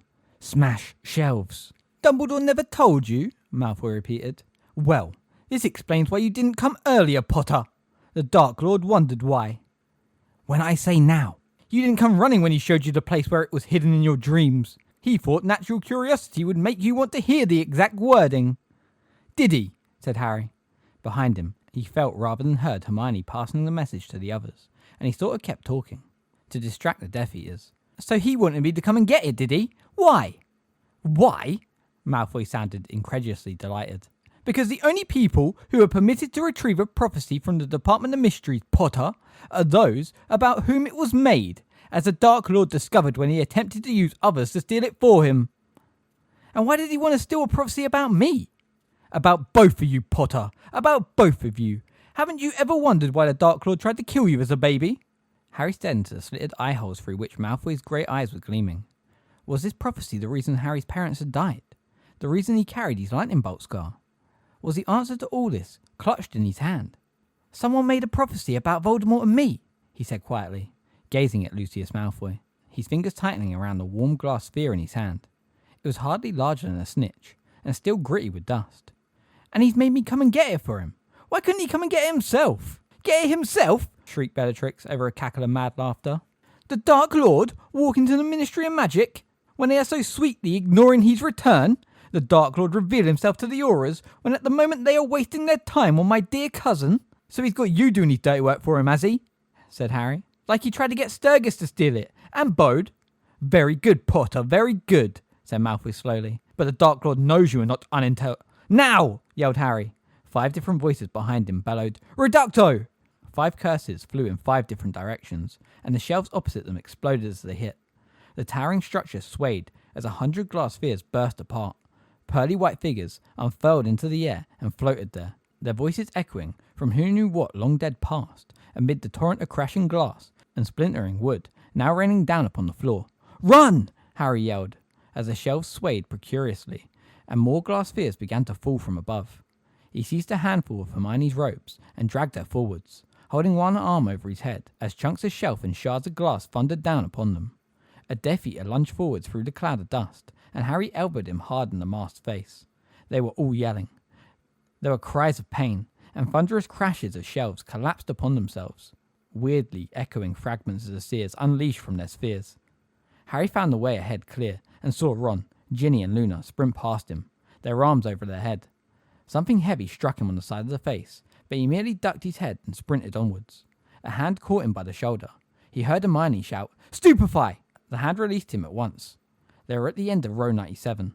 Harry turned right and began to sprint in earnest. He could hear footsteps right behind him, and Hermione's voice urging Neville on. Straight ahead, the door through which they had come was ajar.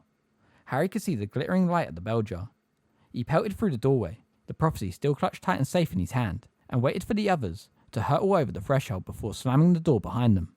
"Call the porters!" gasped Hermione, and the door sealed itself with an odd, squelching noise. Where are the others?" gasped Harry. He had thought Ron, Luna and Ginny were ahead of them, that they would be waiting in this room, but there was nobody there. "They must have gone the wrong way," whispered Hermione, terror in her face. "Listen," whispered Neville. Footsteps and shouts echoed from behind the door they had just sealed. Harry put his ear close to the door to listen, and heard Lucius Malfoy roar, "Leave not! Leave him, I say! His injuries will be nothing to the Dark Lord compared to losing that prophecy. Jugson, come back here. We need to organise. We'll split into pairs and search, and don't forget to be gentle with Potter. Until we've got the prophecy, you can kill the others if necessary. Bellatrix, Rodolphus, you take the left. Crabbe Rabaston, go right. Jugson, Dolohov, the door straight ahead. McNair and Avery, through here. Rookwood, over there. Mulciber, come with me." "What do we do?" Hermione asked Harry, trembling from head to foot. "Well, we don't stand here waiting for him to find us for a start," said Harry. "Let's get away from this door." They ran as quietly as they could, past the shimmering bell jar where the tiny egg was hatching and unhatching, towards the exit into the circular hallway at the far end of the room. They were almost there when Harry heard something large and heavy collide with the door Hermione had just charmed shut. "Stand aside," said a rough voice. "Alohomora." As the door flew open, Harry, Hermione and Neville dived under desks. They could see the bottom of the two Death Eaters' robes drawing nearer, their feet moving rapidly. "They might run straight through to the hall," said the rough voice. "Check under the desks," said another. Harry saw the knees of the Death Eaters bend. Poking his wand out from under the desk, he shouted, "Stupefy!" A jet of red light hit the nearest Death Eater. He fell backwards into a grandfather clock and knocked it over. The second Death Eater, however, had leapt aside to avoid Harry's spell and was pointing his own wand at Hermione, who was crawling out from under the desk to get a better aim. "Avada!" Harry launched himself across the room, grabbed the Death Eater around the knees, causing him to topple, and his aim to go awry. Neville overturned the desk in his anxiety to help, and pointed his wand wildly at the struggling pair. He cried, "Expelliarmus!" Both Harry's and the Death Eater's wands flew out of their hands, and soared back towards the entrance to the Hall of the Prophecy. Both scrambled to their feet and charged after them. The Death Eater in front, Harry hot at his heels, Neville bringing up the rear, plainly horror-struck by what he had just done. "Get out of the way, Harry!" yelled Neville, clearly determined to repair the damage. Harry flung himself sideways as Neville took aim again and shouted, "Stupefy!" The jet of red light flew right over the Death Eater's shoulder and hit a glass-fronted cabinet on the wall full of various shaped hourglasses. The cabinet fell to the floor and burst apart, glass flying everywhere, sprang back up to the wall, fully mended, then fell down again and shattered. The Death Eater had snatched up his wand, which lay on the floor beside the glittering bell jar. Harry ducked down behind another desk. As the man turned, his mask had slipped so he couldn't see. He ripped it off with his free hand and shouted, "Stupefy!" screamed Hermione, who had just caught up with them. The jet of red light hit the Death Eater in the middle of his chest. He froze, his arm still raised. His wand fell to the floor with a clatter, and he collapsed backwards towards the bell jar. Harry expected to hear a clunk, for the man to hit solid glass and slide off the jar onto the floor, but instead, his head sunk through the surface of the bell jar, as though it was nothing but a soap bubble, and he came to rest, sprawled on his back on the table, with his head lying inside the jar, full of glittering wind. "Accio wand!" cried Hermione. Harry's wand flew from a dark corner into her hand, and she threw it to him. "Thanks," he said. "Right, let's get out of—" "Look out!" said Neville, horrified. He was staring at the Death Eater's head in the bell jar. All three of them raised their wands again, but none of them struck. They were all gazing, open-mouthed, appalled, at what was happening to the man's head. It was shrinking very fast, growing bolder and bolder, the black hair and stubble retracting into his skull, his cheeks becoming smooth, his skull round and covered with a peach-like fuzz. A baby's head now sat grotesquely on top of the thick, muscled neck of the Death Eater, as he struggled to get up again. But even as they watched, their mouths open, the head began to swell to its previous proportions again. Thick black hair was sprouting from the pate and chin. "It's time," said Hermione in an awestruck voice. "Time!" The Death Eater shook his ugly head again, trying to clear it, but before he could pull himself together, it began to shrink back to babyhood once more. There was a shout from a room nearby, then a crash and a scream. "Ron!" Harry yelled, turning quickly from the monstrous transformation taking place before them. "Ginny! Luna! Harry!" Hermione screamed. The Death Eater had pulled his head out of the bell jar. His appearance was utterly bizarre. His tiny baby's head balding loudly, while his thick arms flailed dangerously in all directions, narrowly missing Harry, who had ducked. Harry raised his wand, but to his amazement, Hermione seized his arm. "You can't hurt a baby!" There was no time to argue the point. Harry could hear more footsteps growing louder from the Hall of Prophecy, and knew, too late, that he ought not to have shouted and given away their position. "Come on," he said, and leaving the ugly baby-headed Death Eater staggering behind them, they took off for the door that stood open at the other end of the room, leading back into the black hallway.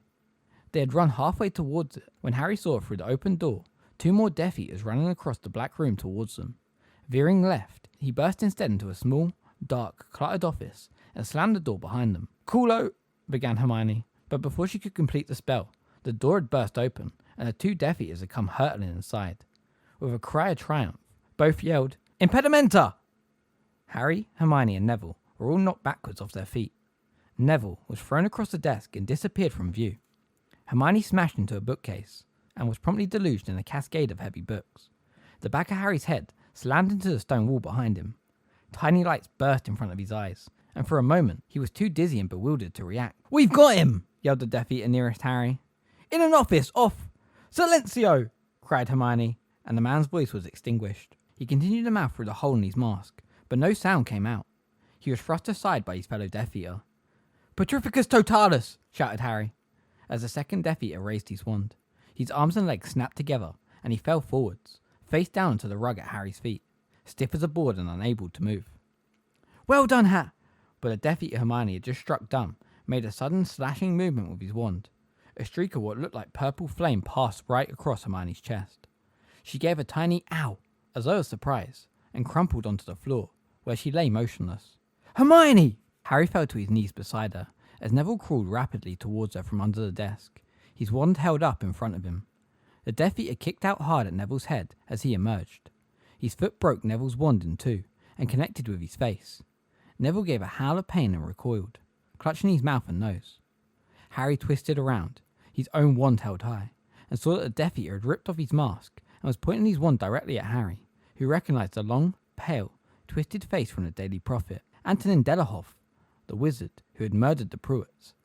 Delahoff grinned. With his free hand, he pointed from the prophecy still clutched in Harry's hand to himself, then at Hermione. Though he could no longer speak, his meaning could not have been clearer. "Give me the prophecy, or you get the same as her." "Like you won't kill us all anyway, the moment I hand it over," said Harry. A whine of panic inside his head was preventing him thinking properly. He had one hand on Hermione's shoulder, which was still warm, yet did not dare look at her properly. "Do not let her be dead. Do not let her be dead. It's all my fault if she's dead." "Whatever you do, Harry," said Neville, fiercely from under the desk, lowering his hands to show a clearly broken nose and blood pouring from his mouth and chin. "Don't give it to him." There was a crash outside the door, and Delahoff looked over his shoulder. The baby-headed Death Eater had appeared in the doorway, his head bawling, his great fists still flailing uncontrollably at everything around him. Harry seized his chance. "Petrificus totalis!" The spell hit Delahoff before he could block it, and he toppled forwards across his comrade, both of them rigid as boards and unable to move an inch. "Hermione!" Harry said at once, shaking her as the baby-headed Death Eater blundered out of sight again. "Hermione! Hermione, wake up!" "What did he do to her?" said Neville, crawling out under the desk to kneel at her other side, blood streaming from his rapidly swelling nose. "I dunno." Neville groped for Hermione's wrist. "That's a pulse, Harry. I'm sure it is." Such a powerful wave of relief swept through Harry that for a moment he felt lightheaded. "She's alive." "Yeah, I think so."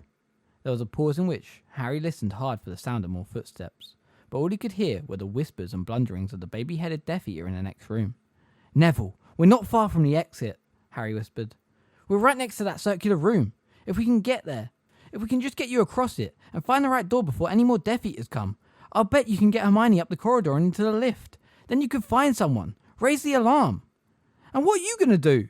said Neville, mopping his bleeding nose with his sleeve and frowning at Harry. "I've got to find the others," said Harry. "Well, I'm going to find them with you," said Neville firmly. "But Hermione." "We'll take her with us," said Neville firmly.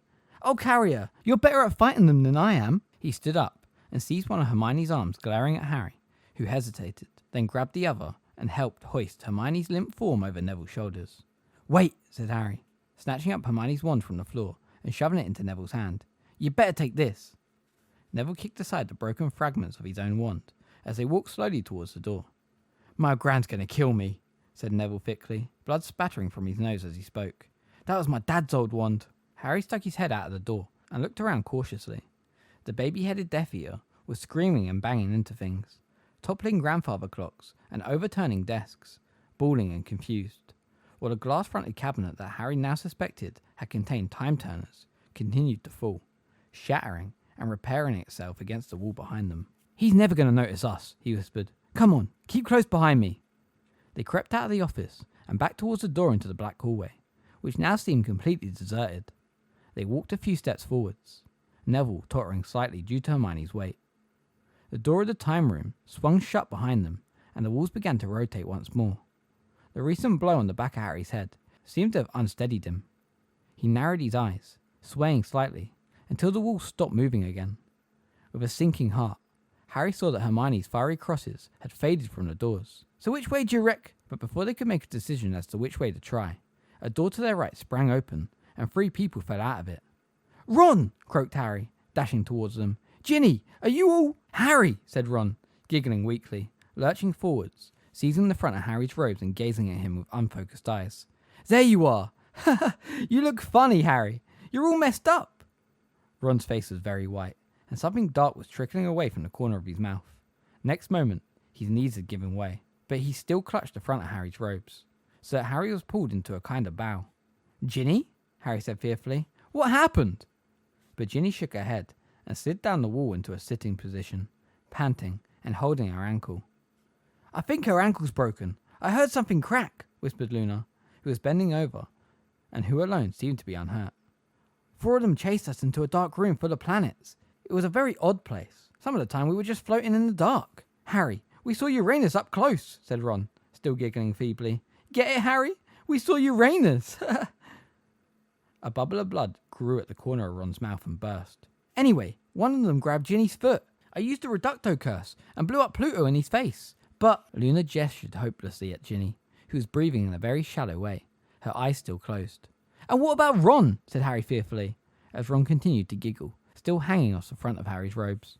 "I don't know what they hit him with," said Luna sadly, "but he's gone a bit funny. I could hardly get him to come along." "Harry," said Ron, pulling Harry's ear down to his mouth and still giggling weakly. "You know who this girl is, Harry? She's Loony Lovegood. Ha ha." "We've got to get him out of here," said Harry firmly. "Luna, can you help Ginny?" "Yes," said Luna, sticking her wand behind her ear for safekeeping, then putting an arm around Ginny's waist and pulling her up. "It's only my ankle. I could do it myself," said Ginny impatiently. But next moment, she had collapsed sideways and grabbed Luna for support. Harry pulled Ron's arm over his shoulder, just as, so many months ago, he had pulled Dudley's. He looked around. They had a 1 in 12 chance of getting the exit right first time. He heaved Ron towards the door. They were within a few feet of it when another door across the hall burst open, and 3 Death Eaters sped in, led by Bellatrix Lestrange. "There they are!" she shrieked. Stunning spells shot across the room. Harry smashed his way through the door ahead, flung Ron unceremoniously from him, and ducked back to help Neville in with Hermione. They were all over the threshold just in time to slam the door against Bellatrix. "Colloportus!" shouted Harry, and he heard 3 bodies slam into the door on the other side. "It doesn't matter," said a man's voice. "There are other ways in. We've got them. They're here." Harry spun around. They were back in the brain room, and, sure enough, there were doors all around the walls. He could hear footsteps in the hall behind them, as more Death Eaters came running to join the first. "Luna! Neville! Help me!" The 3 of them tore around the room, sealing the doors as quickly as they went. Harry crashed into a table and rolled over the top of it in his haste to reach the next door. "Colloportus!" There were footsteps running along behind the doors. Every now and then, another heavy body would launch itself against one, so it creaked and shuddered. Luna and Neville were bewitching the doors along the opposite wall. Then, as Harry reached the very top of the room, he heard Luna cry, "Collar! Ah!" He turned in time to see her flying through the air. 5 Death Eaters were surging into the room through the door she had not reached in time. Luna hit a desk, slid over its surface, and onto the floor on the other side, where she lay sprawled, as still as Hermione. "Get Potter!" shrieked Bellatrix, and she ran at him. He dodged her and sprinted back up the room. He was safe as long as they thought they might hit the prophecy. "Hey!" said Ron, who staggered to his feet and was now tottering drunkenly towards Harry, giggling. "Hey, Harry! There's brains in here! Isn't that weird, Harry? Ron, get out of the way! Get down!" But Ron had already pointed his wand at the tank. "Honest, Harry! They're brains! Look! Accio brain!" The scene seemed momentarily frozen. Harry, Ginny and Neville and each of the Death Eaters turned in spite of themselves to watch the top of the tank as a brain burst from the green liquid like a leaping fish. For a moment, it seemed suspended in midair. Then it soared towards Ron, spinning as it came, and what looked like ribbons of moving images flew from it, unravelling like rolls of film. "Ha ha! Harry, look at it!" said Ron, watching it disgorge its gaudy innards. "Harry, come and touch it! Bet it's weird!"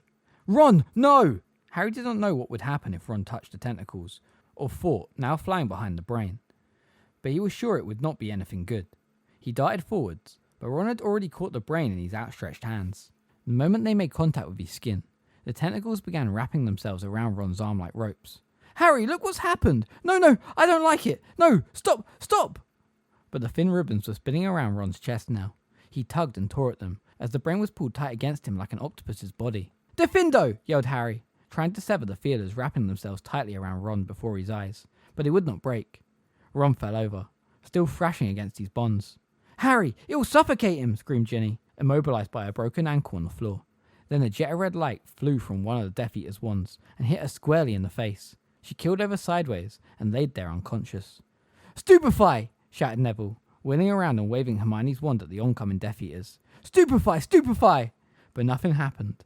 One of the Death Eaters shot their own stunning spell at Neville. It missed him by inches. Harry and Neville were now the only two left fighting the Death Eaters, two of whom sent off streams of silver light like arrows, which missed but left craters in the wall behind them. Harry ran for it, as Bellatrix Lestrange raced right at him, holding the prophecy high above his head. He sprinted back up the room. All he could think of doing was to draw the Death Eaters away from the others. It seemed to have worked. They streaked after him, knocking chairs and tables flying, but not daring to bewitch him in case they hurt the prophecy, and he dashed through the only door that was still open, the one through which the Death Eaters themselves had come, inwardly praying that Neville would stay with Ron and find some way of releasing him. He ran a few feet into the new room and felt the floor vanish. He was falling down steep stone step after steep stone step, bouncing on every tier, until at last, with a crash that knocked all the breath out of his body, he landed flat on his back in the sunken pit where the stone archway stood on its dice. The whole room was ringing with the Death Eaters' laughter. He looked up and saw the five who had been in the brain room descending towards him, while as many more emerged through other doorways and began leaping from bench to bench towards him.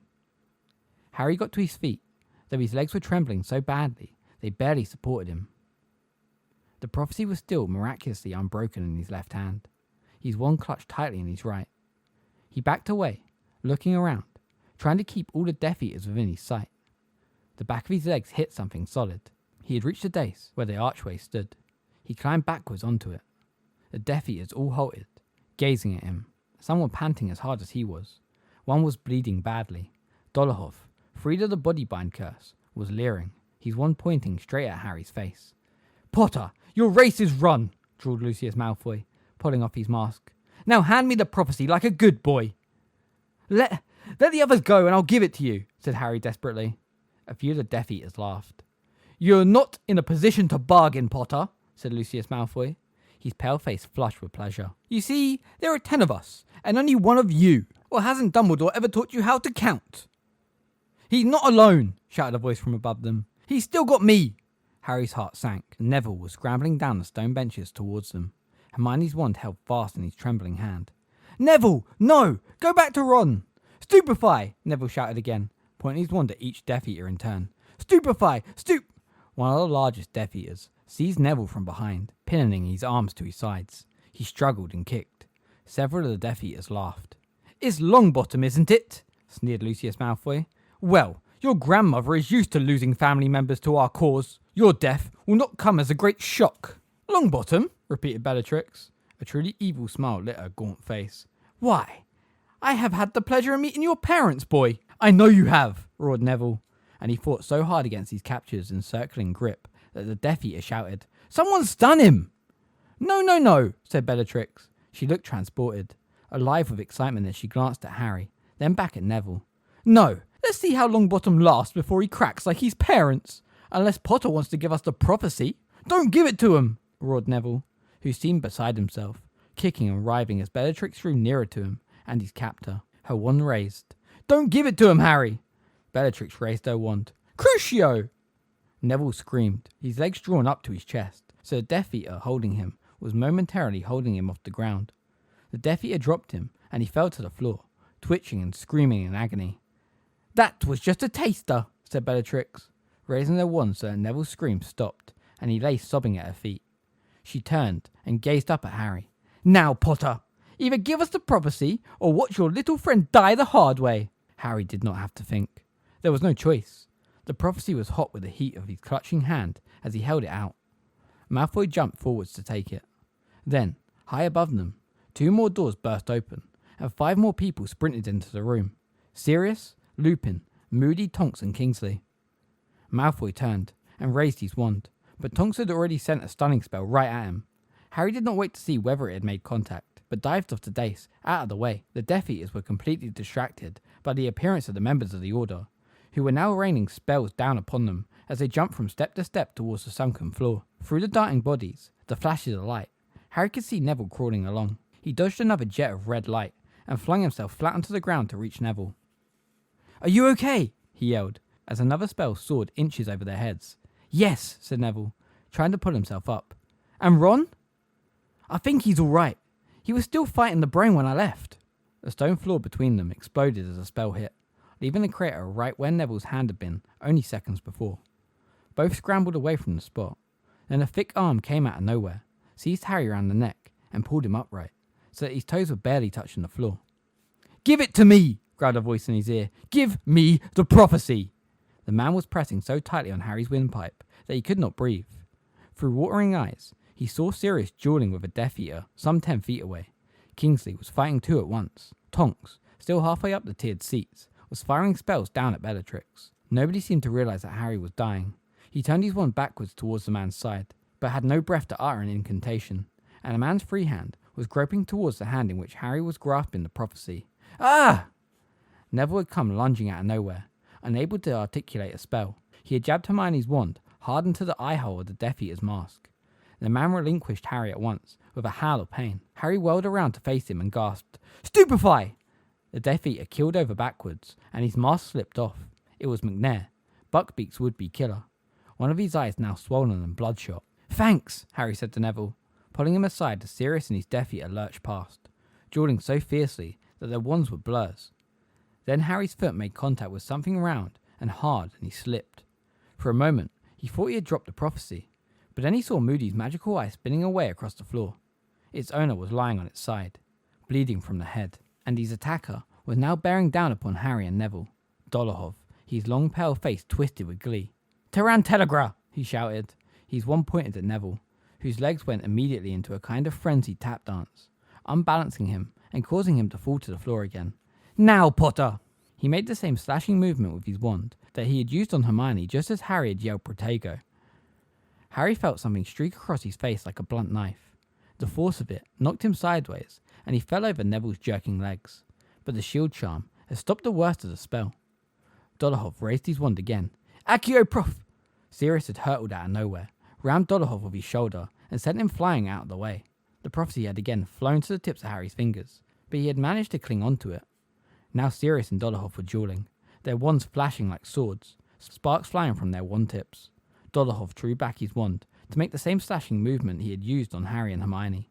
Springing up, Harry yelled, "Petrificus Totalis!" once again. Dolohov's arms and legs snapped together, and he keeled over backwards, landing with a crash on his back. "Nice one!" shouted Sirius, forcing Harry's head down as a pair of stunning spells flew towards them. "Now, I want you to get out of..." They both ducked again. A jet of green light had narrowly missed Sirius.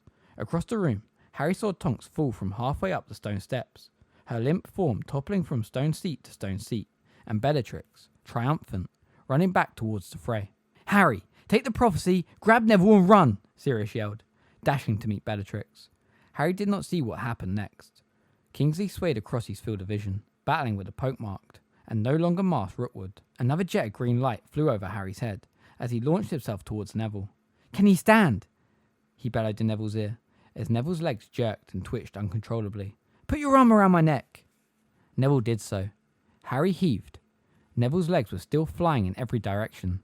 They would not support him. And then, out of nowhere, a man lunged at them. Both fell backwards, Neville's legs waving wildly like an overturned beetle's. Harry, with his left arm held up in the air, to try and save the small glass ball from being smashed. The prophecy! Give me the prophecy, Potter! Snarled Lucius Malfoy's voice in his ear, and Harry felt the tip of Malfoy's wand pressing hard between his ribs.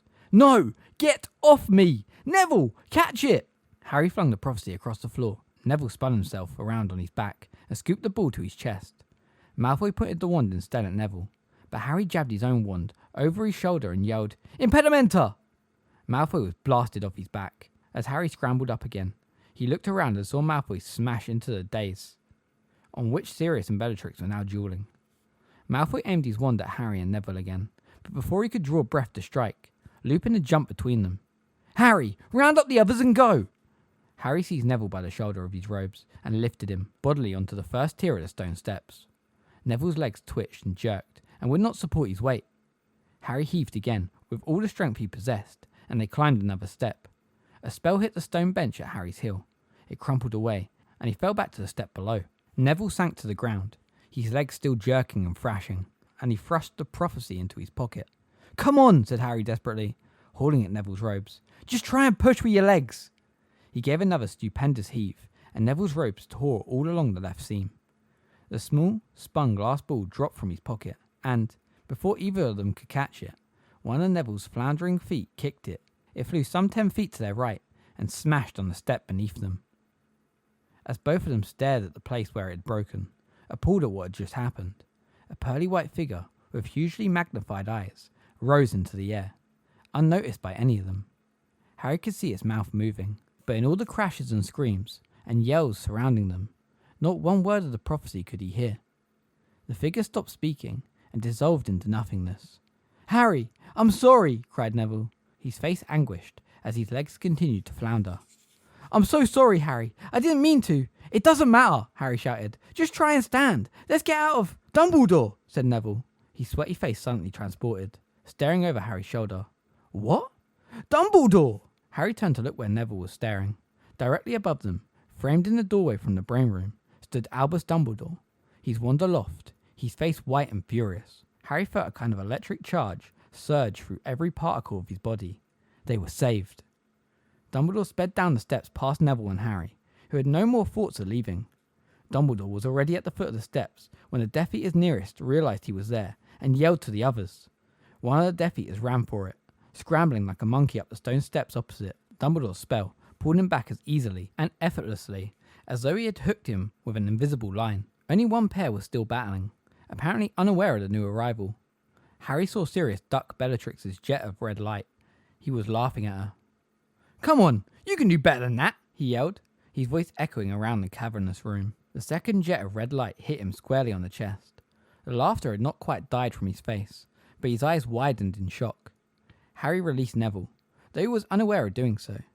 He was jumping down the steps again, pulling out his wand, as Dumbledore too turned towards the dice. It seemed to take Sirius an age to fall, his body carved in a graceful arch as he sank backwards through the ragged veil hanging from the arch.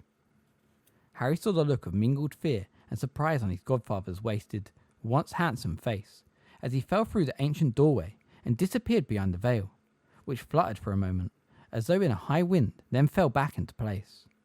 Harry heard Bellatrix Lestrange's triumphant scream, but knew it meant nothing. Sirius had only just fallen through the archway. He would reappear from the other side any second. But Sirius did not reappear. Sirius! Yelled Harry. Sirius! He had reached the floor, his breath coming to searing gasps.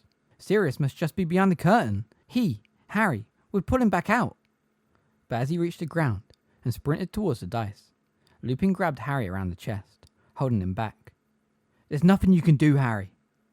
Get him! Save him! He's only just gone through! It's too late, Harry. We can still reach him! Harry struggled hard and viciously, but Lupin would not let go. There's nothing you can do, Harry. Nothing. He's gone. Chapter 36. The only one he ever feared. He hasn't gone, Harry yelled. He did not believe it. He would not believe it. Still he fought Lupin with every bit of strength he had. Lupin did not understand. People hid behind that curtain. Harry had heard them whispering the first time he had entered the room. Sirius was hiding, simply lurking out of sight. Sirius! He bellowed. Sirius! He can't come back, Harry, said Lupin, his voice breaking as he struggled to contain Harry. He can't come back, because he is not dead, roared Harry. Sirius! There was movement going on around them, pointless bustling, the flashes of more spells. To Harry, it was meaningless noise. The deflected curses flying past them did not matter. Nothing mattered, except that Lupin should stop pretending that Sirius, who was standing feet from them behind that old curtain, was not going to emerge at any moment, shaking back his dark hair and eager to re-enter the battle. Lupin dragged Harry away from the dice. Harry, still staring at the archway, was angry at Sirius now for keeping him waiting. But some part of him realised, even as he fought to break free from Lupin, that Sirius had never kept him waiting before. Sirius had risked everything, always, to see Harry, to help him. If Sirius was not reappearing out of that archway when Harry was yelling for him as though his life depended on it, the only possible explanation was that he could not come back, that he really was. Dumbledore had most of the remaining Death Eaters grouped in the middle of the room, seemingly immobilised by invisible ropes. Mad-Eye Moody had crawled across the room to where Tonks lay and was attempting to revive her. Behind the dice, there were still flashes of light, grunts and cries. Kingsley had run forward to continue Sirius's duel with Bellatrix. Harry? Neville had slid down the stone benches, one by one to the place where Harry stood. Harry was no longer struggling against Lupin, who maintained a precautionary grip on his arm nevertheless. Harry, I'm really sorry, said Neville. His legs were still dancing uncontrollably. Was Sirius Black a friend of yours? Harry nodded. Here, said Lupin quietly, and pointing his wand at Neville's legs, he said, Finite. The spell was lifted. Neville's legs fell back to the floor and remained still. Lupin's face was pale. Let's find the others. Where are they all, Neville? Lupin turned away from the archway as he spoke. It sounded as though every word was causing him pain. They're all back there, said Neville. A brain attacked Ron, and I think he's all right. And Hermione's unconscious, but we could feel a pulse. There was a loud bang and a yell from behind the dice. Harry saw Kingsley hit the ground yelling in pain. Bellatrix Lestrange turned tail and ran as Dumbledore whipped around. He aimed a spell at her, but she deflected it. She was halfway up the steps now. Harry, no! Cried Lupin, but Harry had already ripped his arm from Lupin's slackened grip. She killed Sirius! Bellowed Harry. She killed him! I'll kill her! And he was off, scrambling up the stone benches. People were shouting behind him, but he did not care. The hem of Bellatrix's robes whipped out of sight ahead, and they were back in a room where the brains were swimming. She aimed a curse over her shoulder.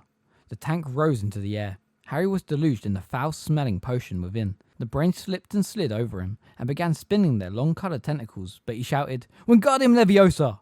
And they flew off him into the air. Slipping and sliding, he ran towards the door. He leapt over Luna, who was groaning on the floor, past Ginny, who said, Harry, what? Past Ron, who giggled feebly, and Hermione, who was still unconscious. He wrenched open the door into the circular black hall and saw Bellatrix disappearing through a door on the other side of the room. Beyond her was the corridor leading back to the lifts. He ran, but she slammed the door behind her, and the walls were already rotating. Once more, he was surrounded by streaks of blue light from the whirling candelabra.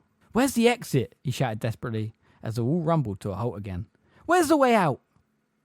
The room seemed to have been waiting for him to ask. The door right behind him flew open, and the corridor towards the lifts stretched ahead of him, torch lit and empty. He ran. He could hear a lift clattering ahead.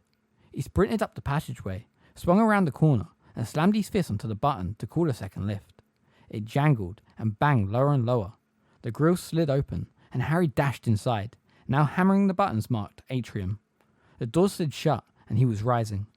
He forced his way out of the lift before the grills were fully open, and looked around. Bellatrix was almost at the telephone lift at the other end of the hall, but she looked back as he sprinted towards her and aimed another spell at him. He dodged, behind the fountain of magical brethren. The spell zoomed past him and hit the wrought gold gates at the other end of the atrium, so that they rang like bells. There were no more footsteps. She had stopped running. He crouched behind the statues, listening.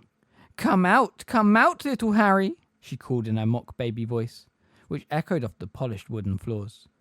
What did you come after me for, then? I thought you were here to avenge my dear cousin. I am, shouted Harry, and a score of ghostly Harrys seemed to chorus, I am, around the room. Ah, did you love him, little baby Potter? Hatred rose in Harry, such as he had never known before. He flung himself out from behind the fountain and bellowed, Crucio! Bellatrix screamed. The spell had knocked her off her feet, but she did not writhe and shriek with pain as Neville had. She was already back on her feet, breathless, no longer laughing. Harry dodged behind the golden fountain again. Her counterspell hit the head of the handsome wizard, which was blown off and landed 20 feet away, gouging long scratches into the wooden floor. "Never used an unforgivable curse before, have you, boy?" she yelled. She had abandoned her baby voice now. "You need to mean them, Potter. You need to really want to cause pain, to enjoy it. Righteous anger won't hurt me for long. I'll show you how it is done, shall I? I'll give you a lesson." Harry was edging around the fountain on the other side when she screamed, "Crucio!" and he was forced to duck down again as the centaur's arm, holding its bow, spun off and landed with a crash on the floor a short distance from the golden wizard's head.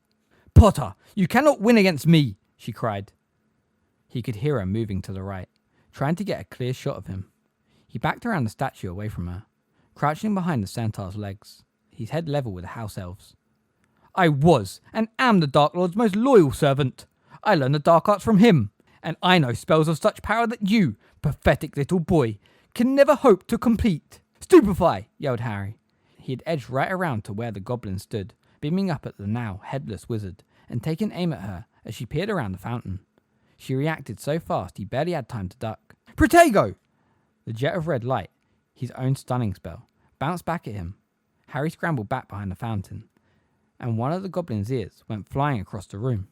"Potter, I'm going to give you one chance," shouted Bellatrix. "Give me the prophecy.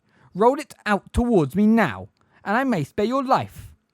"Well, you're going to have to kill me, because it's gone," Harry roared, and as he shouted it, pain seared across his forehead. His scar was on fire again, and he felt a surge of fury that was quite unconnected with his own rage. "And he knows," said Harry, with a mad laugh to match Bellatrix's own. "Your dear old mate Voldemort knows it's gone. He's not going to be happy with you, is he?" "What? What do you mean?" she cried, and for the first time there was fear in her voice. "The prophecy smashed when I was trying to get Neville up the steps. What do you think Voldemort will say about that then?" His scar seared and burned. The pain of it was making his eyes stream. "Liar!" she shrieked, but he could hear the terror behind the anger now. "You've got it, Potter, and you'll give it to me! Accio prophecy! Accio prophecy!" Harry laughed again, because he knew it would incense her. The pain building in his head so badly, he thought his skull might burst. He waved his empty hand from behind the one-eared goblin, and withdrew it quickly, as she sent another jet of green light flying at him. "Nothing there," he shouted. "Nothing to summon. It's smashed, and nobody heard what it said. Tell your boss that." "No," she screamed. "It isn't true. You're lying. Master, I tried. Do not punish me." "Don't waste your breath," yelled Harry, his eyes screwed up against the pain in his scar, now more terrible than ever. "He can't hear you from here." "Can't I, Potter?" said a high, cold voice. Harry opened his eyes. Tall, thin, and black-hooded, his terrible snake-like face, white and gaunt, his scarlet, slit-pupilled eyes staring, Lord Voldemort had appeared in the middle of the hall, his wand pointing at Harry, who stood frozen, quite unable to move. "So, you smashed my prophecy," said Voldemort softly, staring at Harry with his pitiless red eyes. "No, Bella, he is not lying. I see the truth looking at me from within his worthless mind. Months of preparation, months of effort, and my Death Eaters have let Harry Potter thwart me again." "Master, I am sorry. I knew not. I was fighting the Animagus Black," sobbed Bellatrix, flinging herself down at Voldemort's feet as he paced slowly nearer. "Master, you should know." "Be quiet, Bella," said Voldemort dangerously. "I shall deal with you in a moment. Do you think I have entered the Ministry of Magic to hear your snivering apologies?" "But Master, he is here. He is below." Voldemort paid no attention. "I have nothing more to say to you, Potter," he said quietly. "You have irked me too often, for too long. Avada Kedavra!" Harry had not even opened his mouth to resist. His mind was blank, his wand pointing uselessly at the floor. But the headless golden statue of the wizard in the fountain had sprung alive, leaping from its plinth to land with a crash on the floor between Harry and Voldemort. The spell merely glanced off its chest as the statue flung out its arms to protect Harry. "What?" cried Voldemort, staring around, and then he breathed, "Dumbledore!" Harry looked behind him, his heart pounding. Dumbledore was standing in front of the golden gates. Voldemort raised his wand, and another jet of green light streaked at Dumbledore, who turned and was gone in a whirling of his cloak. Next second, he had reappeared behind Voldemort and waved his wand towards the remains of the fountain. The other statue sprang to life. The statue of the witch ran at Bellatrix, who screamed and sent spells streaming uselessly off its chest, before it dived at her, pinning her to the floor. Meanwhile, the goblin and the house elf scuttled towards the fireplaces set along the wall, and the one-armed centaur galloped at Voldemort, who vanished and reappeared beside the pool. The headless statue thrust Harry backwards, away from the fight, as Dumbledore advanced on Voldemort, and the golden centaur cantered around them both. "It was foolish to come here tonight, Tom," said Dumbledore calmly. "The Aurors are on their way, by which time I shall be gone, and you will be dead," spat Voldemort. He sent another killing curse at Dumbledore, but missed, instead hitting the security guard's desk, which burst into flame. Dumbledore flicked his own wand. The force of the spell that emanated from it was such that Harry, though shielded by his golden guard, felt his hair stand on end as it passed, and this time Voldemort was forced to conjure a shining silver shield out of thin air to deflect it. The spell, whatever it was, caused no visible damage to the shield, though a deep, gong-like note reverberated from it, an oddly chilling sound. "You do not seek to kill me, Dumbledore," called Voldemort. His scarlet eyes narrowed over the top of his shield. "Above such brutality, are you? We both know that there are other ways of destroying a man, Tom," Dumbledore said calmly, continuing to walk towards Voldemort, as though he had not a fear in the world, as though nothing had happened to interrupt his stroll up the hall. "Merely taking your life would not satisfy me, I admit." "There is nothing worse than death, Dumbledore," snarled Voldemort. "You are quite wrong," said Dumbledore, still closing in upon Voldemort, and speaking as lightly as though they were discussing the matter over drinks. Harry felt scared to see him walking along, undefended, shieldless. He wanted to cry out a warning, but his headless guard kept shunting him backwards towards the wall, blocking his every attempt to get out from behind it. "Indeed, your failure to understand that there are things much worse than death has always been your greatest weakness." Another jet of green light flew from behind the silver shield. This time, it was the one-armed centaur galloping in front of Dumbledore that took the blast and shattered into 100 pieces. But before the fragments had even hit the floor, Dumbledore had drawn back his wand and waved it as though brandishing a whip.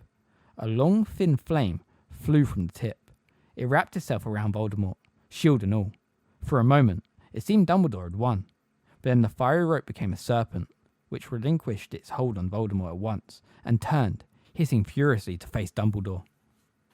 Voldemort vanished. The snake reared from the floor, ready to strike. There was a burst of flame in mid-air above Dumbledore, just as Voldemort reappeared, standing on the plinth in the middle of the pool, where so recently the 5 statues had stood. "Look out!" Harry yelled. But even as he shouted, another jet of green light flew at Dumbledore from Voldemort's wand, and the snake struck. Fork swooped down in front of Dumbledore, opened its beak wide, and swallowed the jet of green light whole. He burst into flame, and fell to the floor, small, wrinkled and flightless. At the same moment, Dumbledore brandished his wand in one long, fluid movement. The snake, which had been an instant from sinking its fangs into him, flew into the air and vanished into a wisp of dark smoke, and the water in the pool rose up and covered Voldemort like a cocoon of molten glass. For a few seconds, Voldemort was visible only as a dark, rippling, faceless figure, shimmering and indistinct upon the plinth, clearly struggling to throw off the suffocating mass. Then he was gone, and the water fell with a crash back into the pool, slopping wildly over the sides, drenching the polished floor. "Master!" screamed Bellatrix. Sure it was over. Sure Voldemort had decided to flee. Harry made to run out from behind his statue guard, but Dumbledore bellowed, "Stay where you are, Harry!" For the first time, Dumbledore sounded frightened. Harry could not see why. The hall was quite empty but for themselves. The sobbing Bellatrix, still trapped underneath the witch statue, and the baby phoenix Fawkes, croaking feebly on the floor. Then Harry's skull burst open, and he knew he was dead. It was pain beyond imagining, pain past endurance. He was gone from the hall. He was locked in the coils of a creature with red eyes, so tightly bound that Harry did not know where his body ended and the creature's began. They were fused together, bound by pain, and there was no escape. And when the creature spoke, it used Harry's mouth, so that in his agony, he felt his jaw move. "Kill me now, Dumbledore!" Blinded and dying, every part of him screaming for release, Harry felt the creature use him again. "If death is nothing, Dumbledore, kill the boy!" Let the pain stop, thought Harry. Let him kill us. End it, Dumbledore. Death is nothing compared to this. And I'll see Sirius again. And as Harry's heart filled with emotion, the creature's coils loosened. The pain was gone. Harry was lying face down on the floor, his glasses gone, shivering as though he lay upon ice, not wood. And there were voices echoing through the hall, more voices than there should have been. Harry opened his eyes, saw his glasses lying by the heel of the headless statue that had been guarding him, but which now lay flat on its back, cracked and immobile. He put them on, and raised his head a little to find Dumbledore's crooked nose inches from his own. Are you all right, Harry? Yes, said Harry, shaking so violently he could not hold his head up properly. Yeah, Where's Voldemort? Where? Who are all these? What's... The atrium was full of people. The floor was reflecting the emerald green flames that burst into life in all the fireplaces along one wall, and streams of witches and wizards were emerging from them. As Dumbledore pulled him back to his feet, Harry saw the tiny gold statues of the house elf and the goblin, leading a stunned-looking Cornelius Fudge forwards. He was there! Shouted a scarlet-robed man with a ponytail, who was pointing at a pile of golden rubble on the other side of the hall, where Bellatrix had lain, trapped only moments before. I saw him, Mr. Fudge. I swear it was you-know-who. He grabbed a woman and disapparated. I know, Williamson. I know. I saw him too, gibbered Fudge, who was wearing pyjamas under his pinstripe cloak, and was gasping as though he had just run miles. Merlin's beard. Here, in the Ministry of Magic. Great heavens above. It doesn't seem possible. My word. How can this be? If you proceed downstairs into the Department of Mysteries, Cornelius, said Dumbledore, apparently satisfied that Harry was all right, and walking forwards so that the newcomers realised he was there for the first time. A few of them raised their wands. Others simply looked amazed. The statues of the elf and goblin applauded, and Fudge jumped so much that his slipper-clad feet left the floor. You will find several escaped Death Eaters contained in the Death Chamber, bound by an anti-disapparation jinx, and awaiting your decision as to what to do with them. Dumbledore, gasped Fudge, beside himself with amazement. You, here, I... He looked wildly around at the auras he had brought with him, and it could not have been clearer that he was in half a mind to cry, Seize him! Cornelius, I am ready to fight your men, and win again, said Dumbledore in a thunderous voice. But a few minutes ago, you saw proof, with your own eyes, that I have been telling you the truth for a year. Lord Voldemort has returned. You have been chasing the wrong man for 12 months, and it is time you listen to sense. I don't... Well, blustered Fudge, looking around, as though hoping someone was going to tell him what to do. When nobody did, he said, Very well. Dawlish, Williamson, go down to the Department of Mysteries, and see... Dumbledore, you will need to tell me exactly. The Fountain of the Magical Brethren, what happened? He added in a kind of whimper, staring around at the floor, where the remains of the statues of the witch, wizard and centaur now lay scattered. We can discuss that after I have sent Harry back to Hogwarts, said Dumbledore. Harry Potter? Fudge spun around and stared at Harry, who was still standing against the wall beside the fallen statue that had guarded him during Dumbledore and Voldemort's duel. Here, said Fudge. Why, what's all this about? I shall explain everything, repeated Dumbledore. When Harry is back at school. He walked away from the pool to the place where the golden wizard's head lay on the floor. He pointed his wand at it and muttered, Portus. The head glowed blue and trembled noisily against the wooden floor for a few seconds, then became still once more. Now see here, Dumbledore, said Fudge, as Dumbledore picked up the head and walked back to Harry, carrying it. You haven't got authorization for that portkey. You can't do things like that in front of the Minister for Magic. You... His voice faltered as Dumbledore surveyed him magisterially over his half-moon spectacles. You will give the order to remove Dolores Umbridge from Hogwarts, said Dumbledore. You will tell your auras to stop searching for my care of magical creatures teacher so that he can return to work. I will give you, Dumbledore pulled a watch with 12 hands from his pocket and glanced at it, half an hour of my time tonight, in which I think we shall be more than able to cover the important points of what has happened here. After that, I shall need to return to my school. If you need more help from me, you are, of course, more than welcome to contact me at Hogwarts. Letters addressed to the headmaster will find me. Fudge goggled worse than ever. His mouth was open, and his round face grew pinker under his rumpled grey hair. You... Dumbledore turned his back on him. Take this portkey, Harry. He held out the golden head of the statue, and Harry placed his hand on it. past caring what he did next, or where he went. "I shall see you in half an hour," said Dumbledore quietly. 1, 2, 3. Harry felt the familiar sensation of a hook being jerked behind his navel. The polished wooden floor was gone from beneath his feet. The atrium, Fudge and Dumbledore had all disappeared, and he was flying forwards in a whirlwind of colour and sound. Chapter 37. The Lost Prophecy. Harry's feet hit solid ground. His knees buckled a little, and the golden wizard's head fell with a resounding clunk to the floor. He looked around and saw that he had arrived in Dumbledore's office. Everything seemed to have repaired itself during the headmaster's absence. The delicate silver instruments stood once more on the spindled-legged tables, puffing and whirling serenely. The portraits of the headmasters and headmistresses were snoozing in their frames. Heads lolling back in their armchairs or against the edge of the picture. Harry looked through the window. There was a cool line of pale green along the horizon. Dawn was approaching. The silence and the stillness, broken only by the occasional grunt or snuffle of a sleeping portrait, was unbearable to him. If his surroundings could have reflected the feelings inside him, the pictures would have been screaming in pain. He walked around the quiet, beautiful office, breathing quickly, trying not to think. But he had to think. There was no escape. It was his fault Sirius had died. It was all his fault. If he, Harry, had not been stupid enough to fall for Voldemort's trick, if he had not been so convinced that what he had seen in his dream was real, if he had only opened his mind to the possibility that Voldemort was, as Hermione had said, banking on Harry's love of playing the hero, it was unbearable.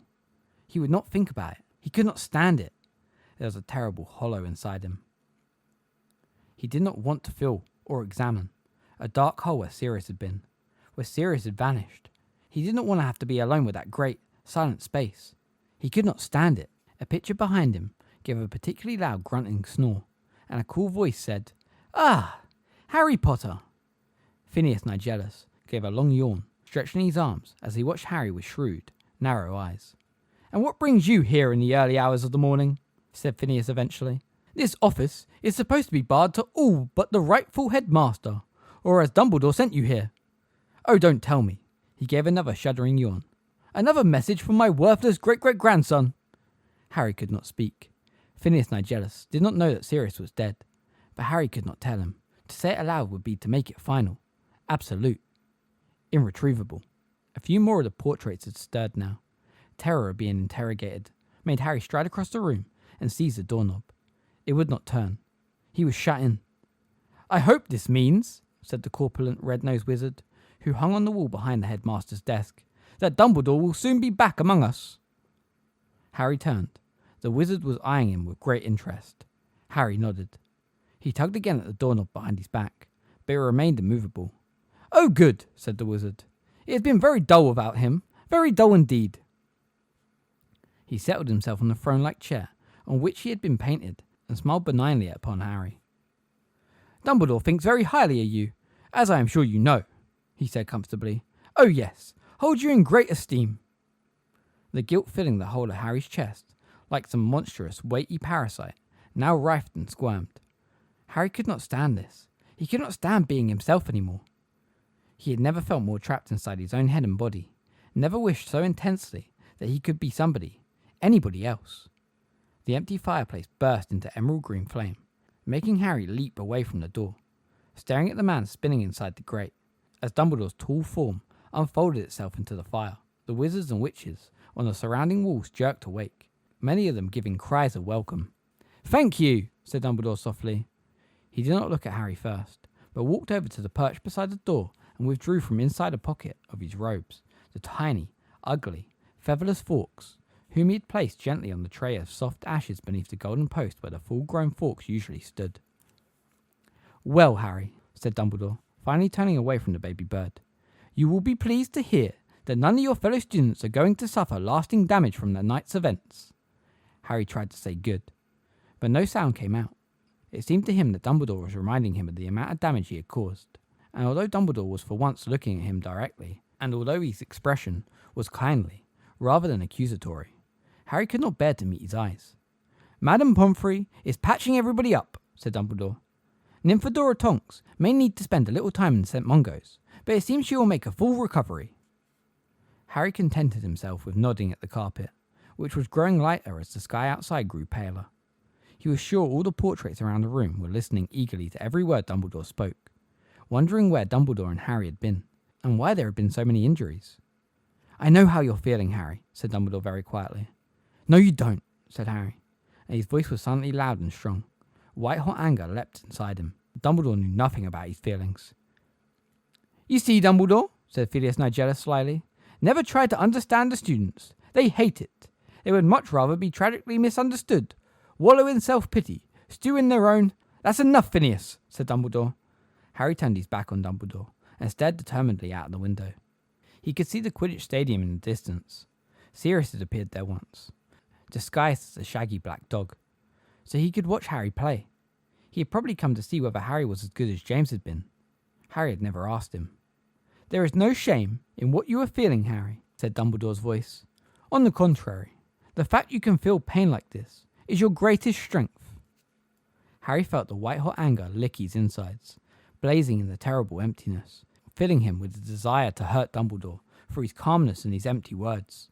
"My greatest strength is it," said Harry, his voice shaking as he stared out at the Quidditch stadium, no longer seeing it. "You haven't got a clue. You don't know." "What don't I know?" asked Dumbledore calmly. It was too much. Harry turned around, shaking with rage. "I don't want to talk about how I feel, all right?" "Harry, suffering like this proves you're still a man. This pain is part of being human." "Then I don't want to be human," Harry roared, and he seized a delicate silver instrument from the spindle-legged table beside him and flung it across the room. It shattered into 100 tiny pieces against the wall. Several of the pictures let out yells of anger and fright, and the portrait of Armando Dippet said, "Really?" "I don't care," Harry yelled at them, snatching up a lunoscope and throwing it into the fireplace. "I've had enough. I've seen enough. I want out. I want it to end. I don't care anymore." He seized the table on which the silver instrument had stood and threw that too. It broke apart on the floor, and the legs rolled in different directions. "You do care," said Dumbledore. He had not flinched or made a single move to stop Harry demolishing his office. His expression was calm, almost detached. "You care so much, you feel as though you will bleed to death with the pain of it." "I don't!" Harry screamed, so loudly that he felt his throat might tear, and for a moment he wanted to rush at Dumbledore and break him too. Shatter that calm old face, shake him, hurt him, make him feel some tiny part of horror inside himself. "Oh yes you do," said Dumbledore still more calmly. "You have now lost your mother, your father, and the closest thing to a parent you have ever known. Of course you care." "You don't know how I feel," Harry roared. "You standing there, you—" But words were no longer enough. Smashing things was no more help. He wanted to run. He wanted to keep running. And never look back. He wanted to be somewhere he could not see the clear blue eyes staring at him, that hatefully calm old face. He ran to the door, seized the doorknob again, and wrenched at it. But the door would not open. He turned back to Dumbledore. "Let me out," he said. He was shaking from head to foot.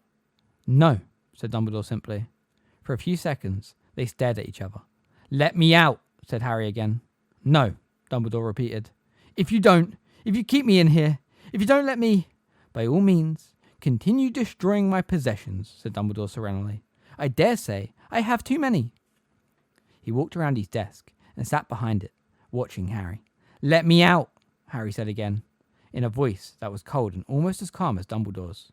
"Not until I have had my say," said Dumbledore. Do you think I want to? Do you think I give a—" "I don't care what you've got to say," Harry roared. "I don't want to hear anything you've got to say." "You will," said Dumbledore steadily, "because you are not nearly as angry with me as you ought to be. If you are to attack me, as I know you are close to doing, I would like to have thoroughly earned it." "What are you talking?" "It is my fault that Sirius died," said Dumbledore clearly. "Or should I say, almost entirely my fault. I will not be so arrogant as to claim responsibility for the whole. Sirius was a brave, clever, and energetic man, and such men are not usually content to sit at home in hiding while they believe others to be in danger. Nevertheless, you should never have believed for an instant that there was any necessity for you to go to the Department of Mysteries tonight. If I had been open with you, Harry, as I should have been, you would have known a long time ago that Voldemort might try and lure you to the Department of Mysteries, and you would never have been tricked into going there tonight, and Sirius would not have come after you. That blame lies with me, and with me alone." Harry was still standing with his hand on the doorknob, but was unaware of it. He was gazing at Dumbledore, hardly breathing, listening yet barely understanding what he was hearing. "Please sit down," said Dumbledore. It was not an order, it was a request. Harry hesitated, then walked slowly across the room, now littered with silver cogs and fragments of wood, and took the seat facing Dumbledore's desk. "Am I to understand," said Phineas Nigellus slowly from Harry's left, "that my great-great-grandson, the last of the Blacks, is dead?" "Yes, Phineas," said Dumbledore. "I don't believe it," said Phineas brusquely. Harry turned his head in time to see Phineas marching out of his portrait, and knew he had gone to visit his other painting in Grimmauld Place. He would walk, perhaps, from portrait to portrait, calling for Sirius through the house. "Harry, I owe you an explanation," said Dumbledore. "An explanation of an old man's mistakes. For now I see that what I have done, and not done, with regard to you, bears all the hallmarks of the failings of age. Youth cannot know how age thinks and feels, but old men are guilty if they forget what it was to be young. And I seem to have forgotten lately." The sun was rising properly now. There was a rim of dazzling orange visible over the mountains, and the sky above it was colourless and bright. The light fell upon Dumbledore, upon the silver of his eyebrows and beard, upon his lines gouged deeply into his face. "I guessed, 15 years ago," said Dumbledore, "when I saw the scar on your forehead, what it might mean. I guessed that it might be the sign of a connection forged between you and Voldemort." "You've told me this before, Professor," said Harry bluntly. He did not care about being rude. He did not care about anything very much anymore. "Yes," said Dumbledore apologetically. "Yes, but you see, it is necessary to start with your scar, for it became apparent, shortly after you rejoined the magical world, that I was correct, and that your scar was giving you warnings when Voldemort was close to you, or else feeling powerful emotion." "I know," said Harry wearingly. "And this ability of yours, to detect Voldemort's presence, even when he is disguised, and to know what he is feeling when his emotions are roused, has become more and more pronounced since Voldemort's return to his own body and his full powers." Harry did not bother to nod. He knew all this already. "More recently," said Dumbledore, "I became concerned that Voldemort might realise that this connection between you exists. Sure enough, there came a time when you entered so far into his mind and thoughts that he sensed your presence. I am speaking, of course, of the night when you witnessed the attack on Mr. Weasley." "Yeah, Snape told me," Harry muttered. "Professor Snape, Harry," Dumbledore corrected him quietly. "But did you not wonder why it was not I who explained this to you? Why I did not teach you occlumency? Why I had not so much as looked at you for months?" Harry looked up.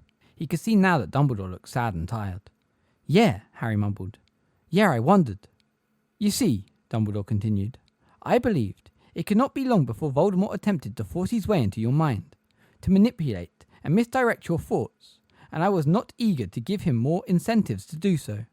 I was sure that if he realised that our friendship was, or had ever been, closer than that of a headmaster and pupil, he would seize his chance to use you as a means to spy on me. I feared the uses to which he would put you, the possibility that he might try and possess you.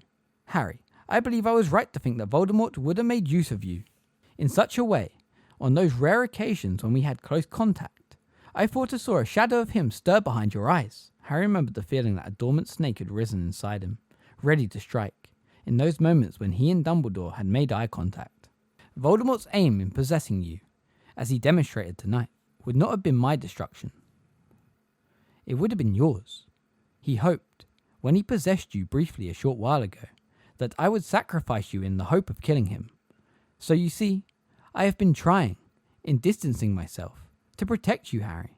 An old man's mistake." He sighed deeply. Harry let in the words wash over him. He would have been so interested to know all this a few months ago, but now it was meaningless, compared to the gaping chasm inside him that was the loss of Sirius. None of it mattered. "Sirius told me you felt Voldemort awake inside you the very night that you had the vision of Arthur Weasley's attack. I knew at once that my worst fears were correct. Voldemort had realised he could use you. In an attempt to arm you against Voldemort's assaults on your mind, I arranged occlumency lessons with Professor Snape." He paused. Harry watched the sunlight, which was sliding slowly across the polished surface of Dumbledore's desk, illuminate a silver inkpot and a handsome scarlet quill. Harry could tell that the portraits all around them were awake and listening raptly to Dumbledore's explanation. He could hear the occasional rustle of robes, the slight clearing of a throat. Phineas Nigellus had still not returned. Professor Snape discovered Dumbledore resumed, that you had been dreaming about the door to the Department of Mysteries for months. Voldemort, of course, had been obsessed with the possibility of hearing the prophecy ever since he regained his body, and as he dwelled on the door, so did you. Though you did not know what it meant. And then you saw Rookwood, who worked in the Department of Mysteries before his arrest, telling Voldemort what we had known all along, that the prophecies held in the Ministry of Magic are heavily protected. Only the people to whom they refer can lift them from the shelves without suffering madness. In this case, either Voldemort himself would have to enter the Ministry of Magic and risk revealing himself at last, or else you would have to take it for him. It became a matter of even greater urgency that you should master occlumency. But I didn't, muttered Harry. He said it aloud to try and ease the dead weight of guilt inside him. A confession must surely relieve some of the terrible pressure squeezing his heart. I didn't practice. I didn't bother. I couldn't stop myself having those dreams. Hermione kept telling me to do it. If I had, he'd never been able to show me where to go. And Sirius wouldn't... Something was erupting inside Harry's head, and need to justify himself to explain. I tried to check he'd really taken Sirius. I went to Umbridge's office. I spoke to Creature in the fire, and he said Sirius wasn't there. He said he'd gone. Creature lied, said Dumbledore calmly. You are not his master. He could lie to you without even needing to punish himself. Creature intended you to go to the Ministry of Magic. He sent me on purpose. Oh yes, Creature, I am afraid, has been serving more than one master for months. How? Said Harry blankly. He hasn't been out of Grimmauld Place for years. Creature seized his opportunity shortly before Christmas, said Dumbledore, when Sirius apparently shouted at him to get out. He took Sirius at his word, and interpreted this as an order to leave the house. He went to the only Black family member for whom he had any respect left, Black's cousin, Narcissa, sister of Bellatrix, and wife of Lucius Malfoy. How do you know all this? Harry said. His heart was beating very fast. He felt sick. He remembered worrying about Creature's odd absence over Christmas. Remembered him turning up again in the attic. Creature told me last night, said Dumbledore. You see, when you gave Professor Snape that cryptic warning, he realised that you had had a vision of Sirius trapped in the bowels of the Department of Mysteries. He, like you, attempted to contact Sirius at once. I should explain that members of the Order of the Phoenix have more reliable methods of communicating than the fire in Dolores Umbridge's office. Professor Snape found that Sirius was alive and safe in Grimmauld Place. When, however, you did not return from your trip into the forest with Dolores Umbridge, Professor Snape grew worried that you still believed Sirius to be captive of Lord Voldemort's. He alerted certain Order members at once. Dumbledore heaved a great sigh and continued. Alistair Moody, Nymphadora Tonks, Kingsley Shacklebolt, and Remus Lupin were at headquarters when he made contact. All agreed to go to your aid at once. Professor Snape requested that Sirius remain behind, as he needed somebody to remain at headquarters to tell me what happened, for I was due there at any moment. In the meantime, he, Professor Snape, intended to search the forest for you.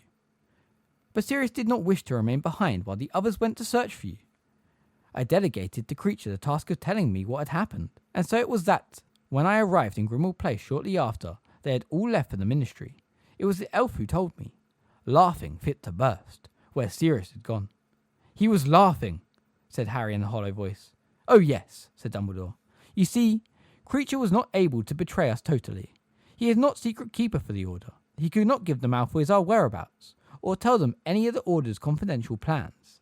That he had been forbidden to reveal. He was bound by the enchantments of his kind, which is to say, that he could not disobey a direct order from his master, Sirius. But he gave Narcissa information of the sort that is very valuable to Voldemort, yet must have seemed much too trivial for Sirius to think of banning him from repeating it. Like what? Said Harry. Like the fact that the person Sirius cared most about in the world was you, said Dumbledore quietly. Like the fact that you were coming to regard Sirius as a mixture of a father and brother. Voldemort knew already, of course, that Sirius was in the Order, and that you knew where he was. But Creature's information made him realise that the only person for whom you would go to any lengths to rescue was Sirius Black. Harry's limbs were cold and numb. So, when I asked Creature if Sirius was there last night, the Malfoys, undoubtedly on Voldemort's instructions, had told him he must find a way of keeping Sirius out of the way once you had seen the vision of Sirius being tortured. Then, if you decided to check whether Sirius was at home or not, Creature would be able to pretend he was not.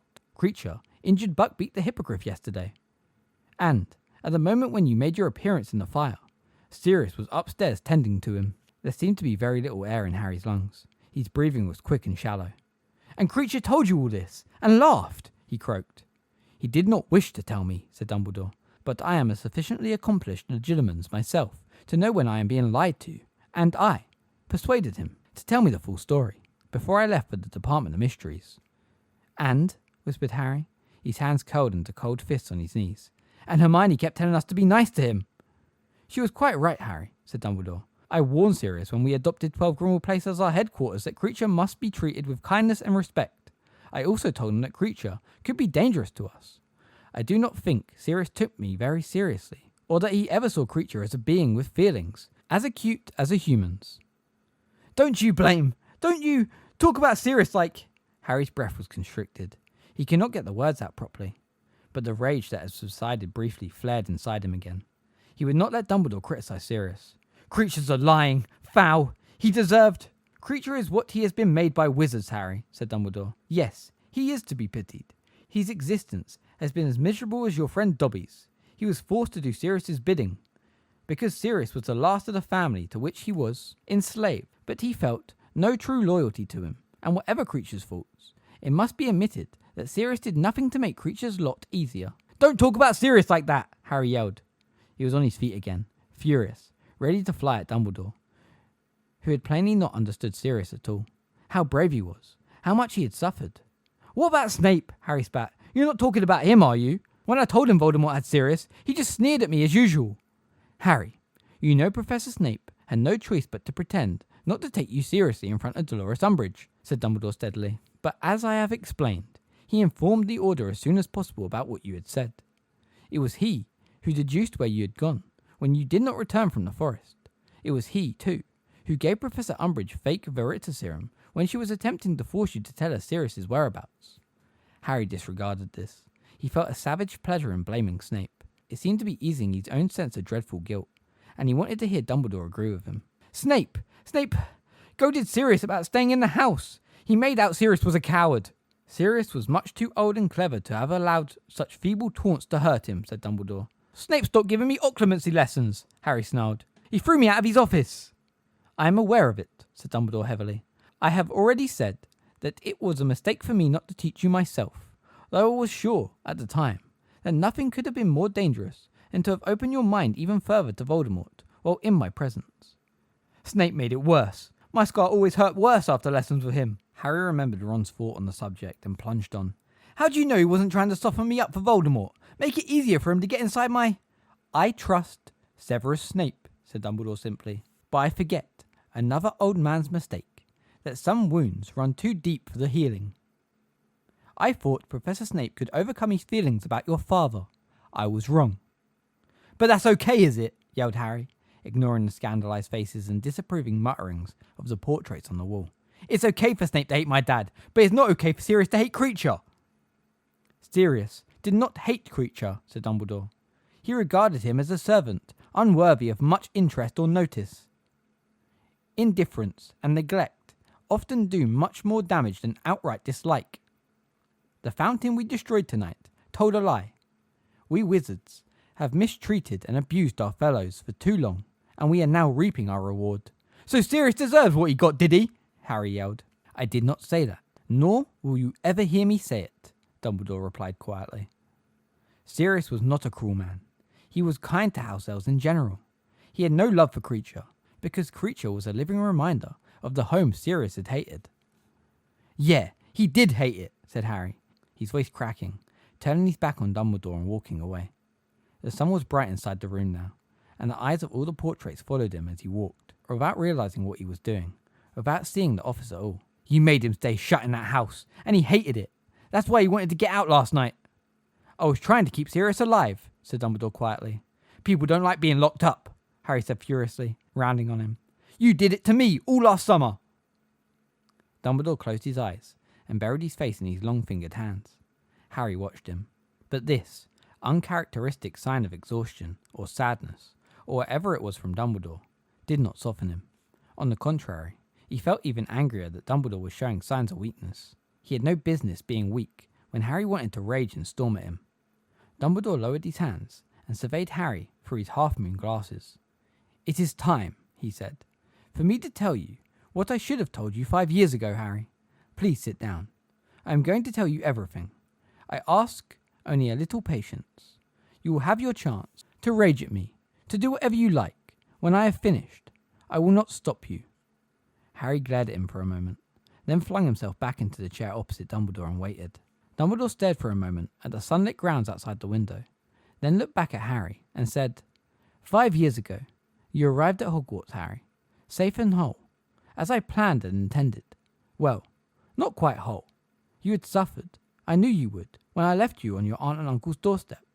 I knew I was condemning you to 10 dark and difficult years." He paused. Harry said nothing.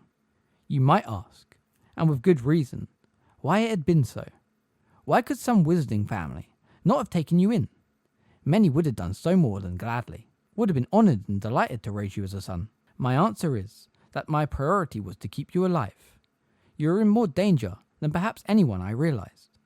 Voldemort had been vanquished hours before, but his supporters, and many of them are almost as terrible as he, were still at large, angry, desperate and violent.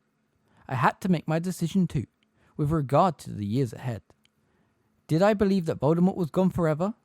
No, I knew not whether it would be 10, 20, or 50 years before he returned, but I was sure he would do so, and I was sure too, knowing him, as I have done, that he would not rest until he killed you. I knew that Voldemort's knowledge of magic is perhaps more extensive than any wizard alive.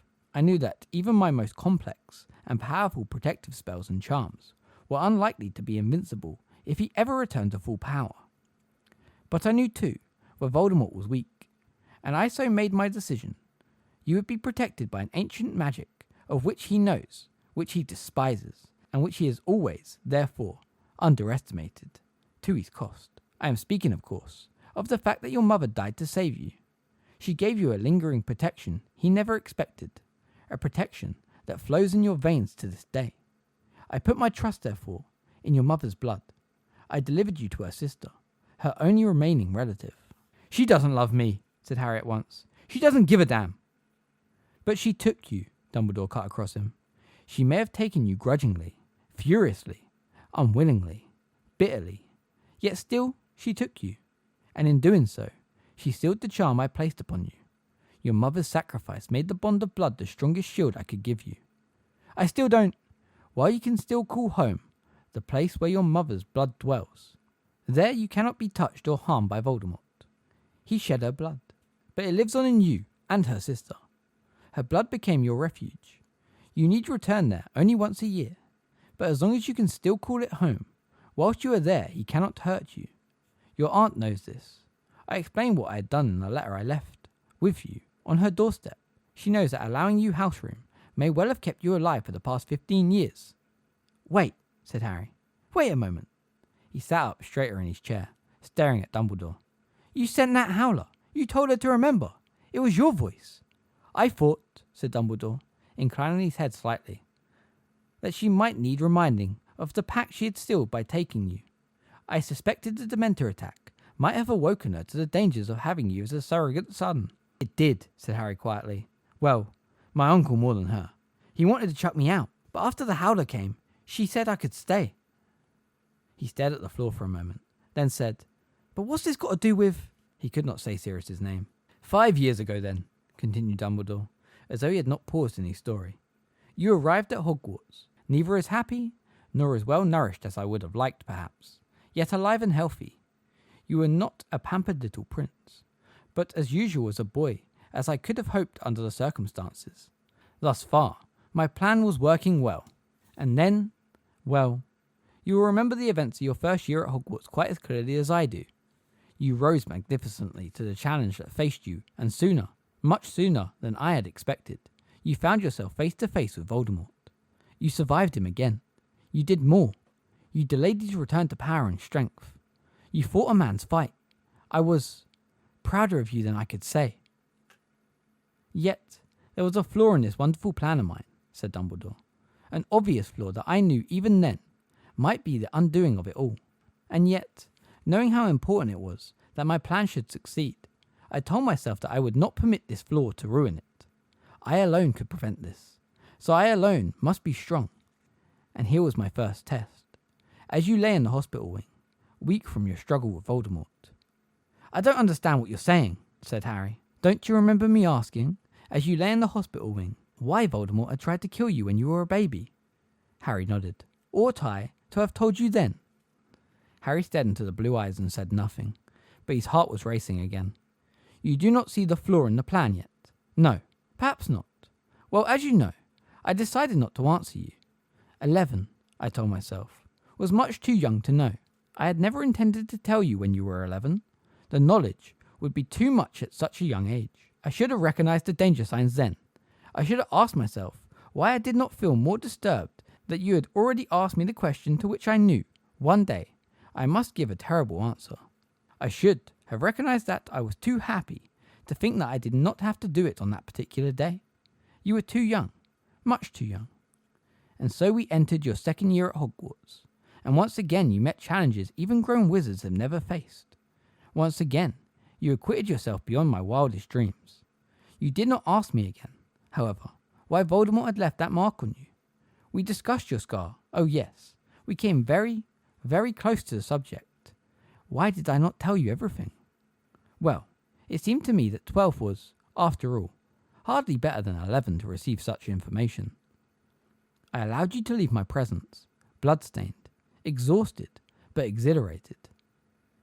And if I felt a twinge of unease that I ought, perhaps, to have told you then, it was swiftly silenced. You were still so young, you see, and I could not find it in myself to spoil that night of triumph. Do you see, Harry? Do you see the flaw in my brilliant plan now? I had fallen into the trap I had foreseen, that I had told myself I could avoid, that I must avoid. I cared about you too much, said Dumbledore simply. I cared more for your happiness than your knowing the truth, more for your peace of mind than my plan, more for your life than the lives that might be lost if the plan failed. In other words, I acted exactly as Voldemort expects we fools who love to act. Is there a defense? I defy anyone who has watched you as I have, and I have watched you more closely than you could have imagined, not to want to save you more pain than you already have suffered. What did I care if numbers or nameless and faceless people and creatures were slaughtered in the vague future? If, in the here and now, you were alive and well and happy. I never dreamed that I would have such a person on my hands. We entered your third year. I watched you from afar as you struggled to repel Dementors, as you found Sirius, learned what he was, and rescued him. Was I to tell you then? At the moment when you had triumphantly snatched your godfather from the jaws of the Ministry. But now, at the age of 13, my excuses are running out. Young you might be, but you had proved you were exceptional. My conscience was uneasy, Harry. I knew the time must come. But you came out of the maze last year, having watched Cedric Diggory die, having escaped death so narrowly yourself, and I did not tell you, though I knew, now Voldemort had returned, I must do it soon. And now tonight, I know you have long been ready for the knowledge I have kept from you for so long, because you have proved that I should have placed a burden upon you. Before this, my only defence is this. I have watched you struggling under more burdens than any student who has ever passed through this school, and I could not bring myself to add another, the greatest one of all. Harry waited, but Dumbledore did not speak. I still don't understand. Voldemort tried to kill you because of a prophecy made shortly before your birth. He knew the prophecy had been made, though he did not know its full contents. He set out to kill you when you were still a baby, believing he was fulfilling the terms of the prophecy. He discovered, to his cost, that he was mistaken, when the curse intended to kill you backfired. And so, since he's returned to his body, and particularly since your extraordinary escape from him last year, he has been determined to hear that prophecy in its entirety. This is the weapon he has been seeking, so assiduously, since his return. The knowledge of how to destroy you. The sun had finally risen now. Dumbledore's office was bathed in it. The glass case in which the sword of Godric Gryffindor resided gleamed white and opaque. The fragments of the instruments Harry had thrown on the floor glistened like raindrops, and behind him, the baby Fawkes made soft, chirruping noises in his nest of ashes. The prophecy smashed, Harry said blankly. I was pulling Neville up the benches in the room where the archway was, and I ripped his robes and it fell. The thing that smashed was merely the record of the prophecy kept by the Department of Mysteries. But the prophecy was made to somebody, and that person has the means of recalling it perfectly. Who heard it? Asked Harry, though he thought he knew the answer already. I did, said Dumbledore, on a cold, wet night 16 years ago, in a room above the bar at the Hog's Head Inn. I had gone there to see an applicant for the post of divination teacher. Though it was against my inclination to allow the subject of divination to continue at all. The applicant, however, was the great-great-granddaughter of a very famous, very gifted seer, and I thought it common politeness to meet her. I was disappointed. It seemed to me that she had not a trace of the gift herself. I told her, courteously I hope, that I did not think she would be suitable for the post. I turned to leave. Dumbledore got to his feet and walked past Harry to the black cabinet that stood beside Fawkes's perch. He bent down, slid back a catch, and took from inside it the shallow stone basin, carved with runes around the edges, in which Harry had seen his father tormenting Snape. Dumbledore walked back to the desk, placed a pensieve upon it, and raised his wand to his own temple. From it, he withdrew silvery, gossamer-fine strands of thought clinging to the wand and deposited them into the basin. He sat back down beside his desk and watched his thoughts swirl and drift inside the pensieve for a moment.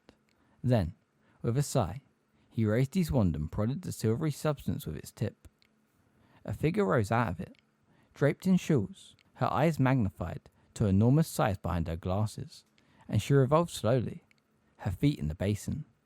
But when Sybil Trelawney spoke, it was not in her usual ethereal mystic voice, but in the harsh, hoarse tones Harry had heard her use once before. The one with the power to vanquish the Dark Lord approaches, born to those who have thrice defied him, born as the 7th month dies, and the Dark Lord will mark him as his equal, but he will have the power the Dark Lord knows not, and even must die at the hand of the other, for neither can live while the other survives. The one with the power to vanquish the Dark Lord will be born as the 7th month dies. The slowly revolving Professor Trelawney sank back down into the silver mass below and vanished. The silence within the office was absolute. Neither Dumbledore nor Harry, nor any of the portraits made a sound. Even Fawkes had fallen silent. Professor Dumbledore, Harry said quietly, for Dumbledore, still staring at the pensieve, seemed completely lost in thought. Did that mean? What did that mean? It meant, said Dumbledore, that the very person who has the only chance of conquering Lord Voldemort for good was born at the end of July, nearly 16 years ago. This boy would be born to parents who had already defied Voldemort 3 times. Harry felt as though something was closing in on him. His breathing seemed difficult again. It means me. Dumbledore took a breath. The odd thing, Harry, he said softly, is that it may not have meant you at all. Sybil's prophecy could have applied to 2 wizard boys, both born at the end of July that year, both of whom had parents in the Order of the Phoenix, both sets of parents having narrowly escaped Voldemort 3 times. One, of course, was you. The other was Neville Longbottom. But then, why was it my name on the prophecy and not Neville's? The official record was relabelled after Voldemort's attack on you as a child, said Dumbledore. It seemed plain to the keeper of the Hall of Prophecy that Voldemort could only have tried to kill you because he knew you would be the one to whom Sybil was referring. Then, it might not be me, said Harry. I am afraid, said Dumbledore slowly, looking as though every word cost him a great effort, that there is no doubt that it is you. But you said Neville was born at the end of July too, and he's Mum and Dad. You are forgetting the next part of the prophecy, the final identifying feature of the boy who could vanquish Voldemort. Voldemort himself would mark him as his equal. And so he did, Harry. He chose you, not Neville. He gave you the scar that has proved both blessing and curse. But he might have chosen wrong, said Harry. He might have marked the wrong person. He chose the boy he thought most likely to be a danger to him, said Dumbledore. And notice this, Harry. He chose not the pureblood, which according to his creed is the only kind of wizard worth being or knowing, but the half-blood, like himself. He saw himself in you before he had ever seen you, and in marking you with that scar, he did not kill you, as he intended, but gave you powers and a future which have fitted you to escape him not once, but 4 times so far, something that neither your parents, nor Neville's parents, ever achieved. Why did he do it then? Said Harry, who felt numb and cold. Why did he try and kill me as a baby? He should have waited to see whether Neville or I looked more dangerous when we were older, and tried to kill whoever it was then. This might, indeed, have been the more practical course, said Dumbledore, except that Voldemort's information about the prophecy was incomplete. The Hogshead Inn, which Sybil chose for its cheapness, has long attracted, shall we say, a more interesting clientele than the Three Broomsticks, as you and your friends found out to your cost, and I to mine that night. It is a place where it is never safe to assume you are not being overheard. Of course, I had not dreamed, when I set out to meet Sybil Trelawney, that I would hear anything worth overhearing. My one stroke of good fortune was that the eavesdropper was detected only a short way into the prophecy, and thrown from the building. So he heard only the beginning, the part foretelling the birth of a boy in July, to parents who had thrice defied Voldemort. Consequently, he could not warn his master that to attack you would be a risk to transferring power to you, and marking you as his equal. So Voldemort never knew that there might be danger in attacking you, that it might be wise to wait, to learn more. He did not know that you would have the power the Dark Lord knows not. But I don't, said Harry, in a strangled voice. I haven't got any powers he hasn't got. I couldn't fight the way he did tonight. I can't possess people or kill people. There is a room in the Department of Mysteries, interrupted Dumbledore, that is kept locked at all times. It contains a force that is at once more wonderful and more terrible than death, than human intelligence, than the forces of nature.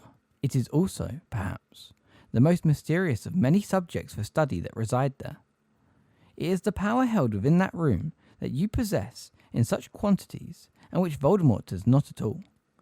That power took you to save Sirius tonight. That power also saved you from possession by Voldemort, because he could not bear to reside in a body so full of the force he detests. In the end, it mattered not that you could not close your mind. It was your heart that saved you. Harry closed his eyes. If he had not gone to save Sirius, Sirius would not have died. More to starve off the moment when he would have to think of Sirius again, Harry asked, without caring much about the answer. The end of the prophecy. It was something about neither can live, while the other survives, said Dumbledore. So, said Harry, dredging up the words from what felt like a deep well of despair inside him.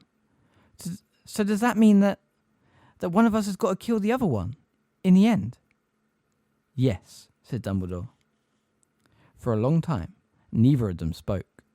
Somewhere far beyond the office walls, Harry could hear the sound of voices. Students heading down to the Great Hall for an early breakfast, perhaps. It seemed impossible that there could be people in the world who still desired food, who laughed, who neither knew nor cared that Sirius Black was gone forever. Sirius seemed a million miles away already. Even now, part of Harry still believed that if he had only pulled back that veil, he would have found Sirius looking back at him, greeting him, perhaps, with his laugh like a bark. I feel I owe you another explanation, Harry, said Dumbledore, hesitantly. You may perhaps have wondered why I never chose you as a prefect. I must confess that I rather thought you had enough responsibility to be going on with. Harry looked up at him and saw a tear trickling down Dumbledore's face into his long, silver beard. Chapter 38. The Second War Begins. He who must not be named returns. In a brief statement on Friday night, Minister for Magic Cornelius Fudge confirmed that he who must not be named has returned to this country and is once more active. It is with great regret that I must confirm that the wizard styling himself Lord, well, you know who I mean, is alive and among us again, said Fudge, looking tired and flustered as he addressed reporters. It is with almost equal regret that we report the mass revolt of the Dementors of Azkaban, who have shown themselves averse to continuing in the Ministry's employ. We believe the Dementors are currently taking direction from Lord Thingy. We urge the magical population to remain vigilant. The Ministry is currently publishing guides to elementary, home, and personal defense, which will be delivered free to all wizarding homes within the coming month. The Minister's statement was met with dismay and alarm from the wizarding community, which, as recently as last Wednesday, was receiving Ministry assurances that there was no truth whatsoever in these persistent rumours that you-know-who is operating amongst us once more. Details of the events that led to the Ministry's turnaround are still hazy, though it is believed that he who must not be named and a select band of followers, known as Death Eaters, gained entry to the Ministry of Magic itself on Thursday evening. Albus Dumbledore, newly reinstated headmaster of Hogwarts School of Witchcraft and Wizardry, reinstated member of the International Confederation of Wizards, and reinstated Chief Warlock of the Wizard Gamut, has so far been unavailable for comment. He has insisted that over the past year that you-know-who is not dead, as was widely hoped and believed, but is recruiting followers once more for a fresh attempt to seize power. Meanwhile, the boy who lived... "There you are, Harry. I knew they'd drag you in somehow," said Hermione, looking over the top of the paper at him. They were in the hospital wing. Harry was sitting on the end of Ron's bed, and they were both listening to Hermione read the front page of the Sunday Prophet. Ginny, whose ankle had been mended in a trice by Madame Pomfrey, was curled up at the foot of Hermione's bed. Neville, whose nose had likewise been returned to its normal size and shape, was in a chair between the two beds, and Luna, who had dropped in to visit, clutching the latest edition of the Quibbler, was reading the magazine upside down and apparently not taking in a word Hermione was saying. "He's the boy who lived again now, though, isn't he?" said Ron, darkly. "Not such a deluded show-off anymore, eh?" He helped himself to a handful of chocolate frogs from the immense pile on his bedside cabinet, threw a few to Harry, Ginny and Neville, and ripped off the wrapper of his own with his teeth. There were still deep welts on his forearms, where the brain's tentacles had wrapped around him. According to Madame Pomfrey, thoughts could leave deeper scarring than almost anything else. Since she had started applying copious amounts of Dr. Oobley's oblivious unction, there seemed to have been some improvement. "Yes, they're very complimentary about you now, Harry," said Hermione, scanning down the article. "A lone voice of truth, perceived as unbalanced, yet never wavered in his story, forced to bear ridicule and slander." She said, frowning. "I noticed they didn't mention the fact that it had been them doing all the ridiculing and slandering in the Prophet." She winced slightly and put a hand to her ribs. The curse Dolohov had used on her, though less effective than it would have been had he been able to say the incantation aloud, had nevertheless caused, in Madame Pomfrey's words, quite enough damage to be going on with. Hermione was having to take 10 different types of potion every day, was improving greatly, and was already bored with the hospital wing. You-know-who's last attempt to take over, pages 2 to 4. What the Ministry should have told us, page 5. Why nobody listened to Albus Dumbledore, pages 6 to 8. Exclusive interview with Harry Potter, page 9. "Well," said Hermione, folding up the newspaper and throwing it aside, "it's certainly given them lots to write about, and that interview with Harry isn't exclusive. It's the one that was in the Quibbler months ago." "Daddy sold it to them," said Luna vaguely, turning a page of the Quibbler. "He got a very good price for it too, so we're going to go on an expedition to Sweden this summer to see if we can catch a crumplehorn snorkack." Hermione seemed to struggle with herself for a moment, then said, "That sounds lovely." Ginny caught Harry's eye and looked away quickly, grinning. "So, anyway," said Hermione, sitting up a little straighter and wincing again, "what's going on in school?" "Well, Flitwick's got rid of Fred and George's swamp," said Ginny. "He did it in about 3 seconds. But he left a tiny patch under the window, and he's roped it off." "Why?" said Hermione, looking startled. "Oh, he just says it was a really good bit of magic," said Ginny, shrugging. "I think he left it as a monument to Fred and George," said Ron, through a mouthful of chocolate. "They sent me all these, you know," he told Harry, pointing at the small mountain of frogs beside him. "Must be doing all right out of that joke shop, eh?" Hermione looked rather disapproving and asked, "So has all the trouble stopped now Dumbledore's back?" "Yes," said Neville. "Everything's settled right back to normal. I suppose Filch is happy, is he?" asked Ron, propping a chocolate frog card featuring Dumbledore against his water jug. "Not at all," said Ginny. "He's really, really miserable, actually." She lowered her voice to a whisper. "He keeps saying Umbridge was the best thing that ever happened to Hogwarts." All 6 of them looked around. Professor Umbridge was lying in a bed opposite them, gazing up at the ceiling. Dumbledore strode alone into the forest to rescue her from the centaurs. How he had done it. Harry had emerged from the tree supporting Professor Umbridge without so much as a scratch on him. Nobody knew. And Umbridge was certainly not telling. Since she had returned to the castle, she had not, as far as any of them knew, uttered a single word. Nobody really knew what was wrong with her either. Her usual neat mousy hair was very untidy, and there were still bits of twig and leaves in it, but otherwise she seemed to be quite unscathed. Madame Pomfrey says she's just in shock, whispered Hermione. Sulking more like, said Ginny. Yeah, she shows signs of life if you do this, said Ron, and with his tongue he made soft, clip-clopping noises. Umbridge sat bolt upright, looking around wildly. Anything wrong, Professor? Said Madame Pomfrey, poking her head around her office door. No, said Umbridge, sinking back into her pillows. No, I must have been dreaming. Hermione and Ginny muffled their laughter in their bedcloths. Speaking of centaurs, said Hermione, when she had recovered a little, who's divination teacher now? Is Firenze staying? He's got to, said Harry. The other centaurs won't take him back, will they? It looks like him and Trelawney are both going to teach, said Ginny. Bet Dumbledore wishes he could have got rid of Trelawney for good, said Ron, now munching on his 14th frog. Mind you, the whole subject's useless if you ask me. Firenze isn't a lot better. How can you say that? Hermione demanded. After we just found out that there are real prophecies. Harry's heart began to race. He had not told Ron, Hermione, or anyone else what the prophecy had contained.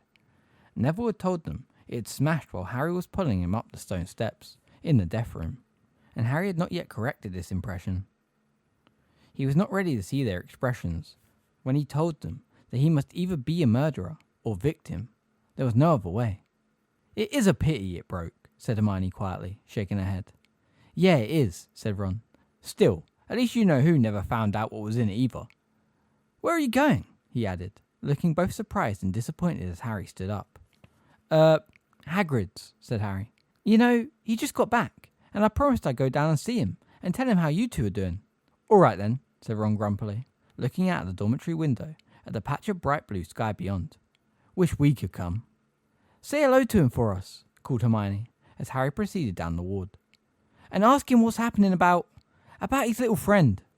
Harry gave a wave of his hand to show he had heard and understood as he left the dormitory. The castle seemed very quiet, even for a Sunday.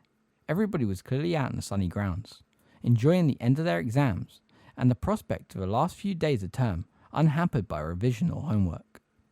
Harry walked slowly along the deserted corridor, peering out of windows as he went.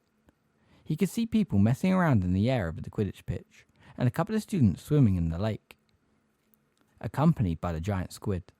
He was finding it hard to decide whether he wanted to be with people or not. Whenever he was in company, he wanted to get away, and whenever he was alone, he wanted company. He thought he might really go and visit Hagrid, though, as he had not talked to him properly since he had returned. Harry had just descended the last marble step into the entrance hall, when Malfoy, Crabbe and Goyle emerged from a door on the right that Harry knew led down to the Slytherin common room. Harry stopped dead. So did Malfoy and the others. The only sounds were shouts, laughter and splashes drifting into the hall from the grounds through the open front doors. Malfoy glanced around. Harry knew he was checking for signs of teachers. Then he looked back at Harry and said in a low voice, "You're dead, Potter." Harry raised his eyebrows. "Funny," he said. "You'd think I'd stop walking around." Malfoy looked angrier than Harry had ever seen him. He felt a kind of detached satisfaction at the sight of his pale, pointed face contorted with rage. "You're going to pay," said Malfoy, in a voice barely louder than a whisper. "I'm going to make you pay for what you've done to my father." "Well, I'm terrified now," said Harry sarcastically. "I suppose Lord Voldemort's just a warm-up act, compared to you three. What's the matter?" he added. For Malfoy, Crabbe and Goyle had all looked stricken at the sound of the name. "He's a mate of your dad, isn't he? Not scared of him, are you?" "You think you're such a big man, Potter," said Malfoy, advancing now, Crabbe and Goyle flanking him. "You wait, I'll have you. You can't land my father in prison." "I thought I just had," said Harry. "The Dementors have left Azkaban," said Malfoy quietly.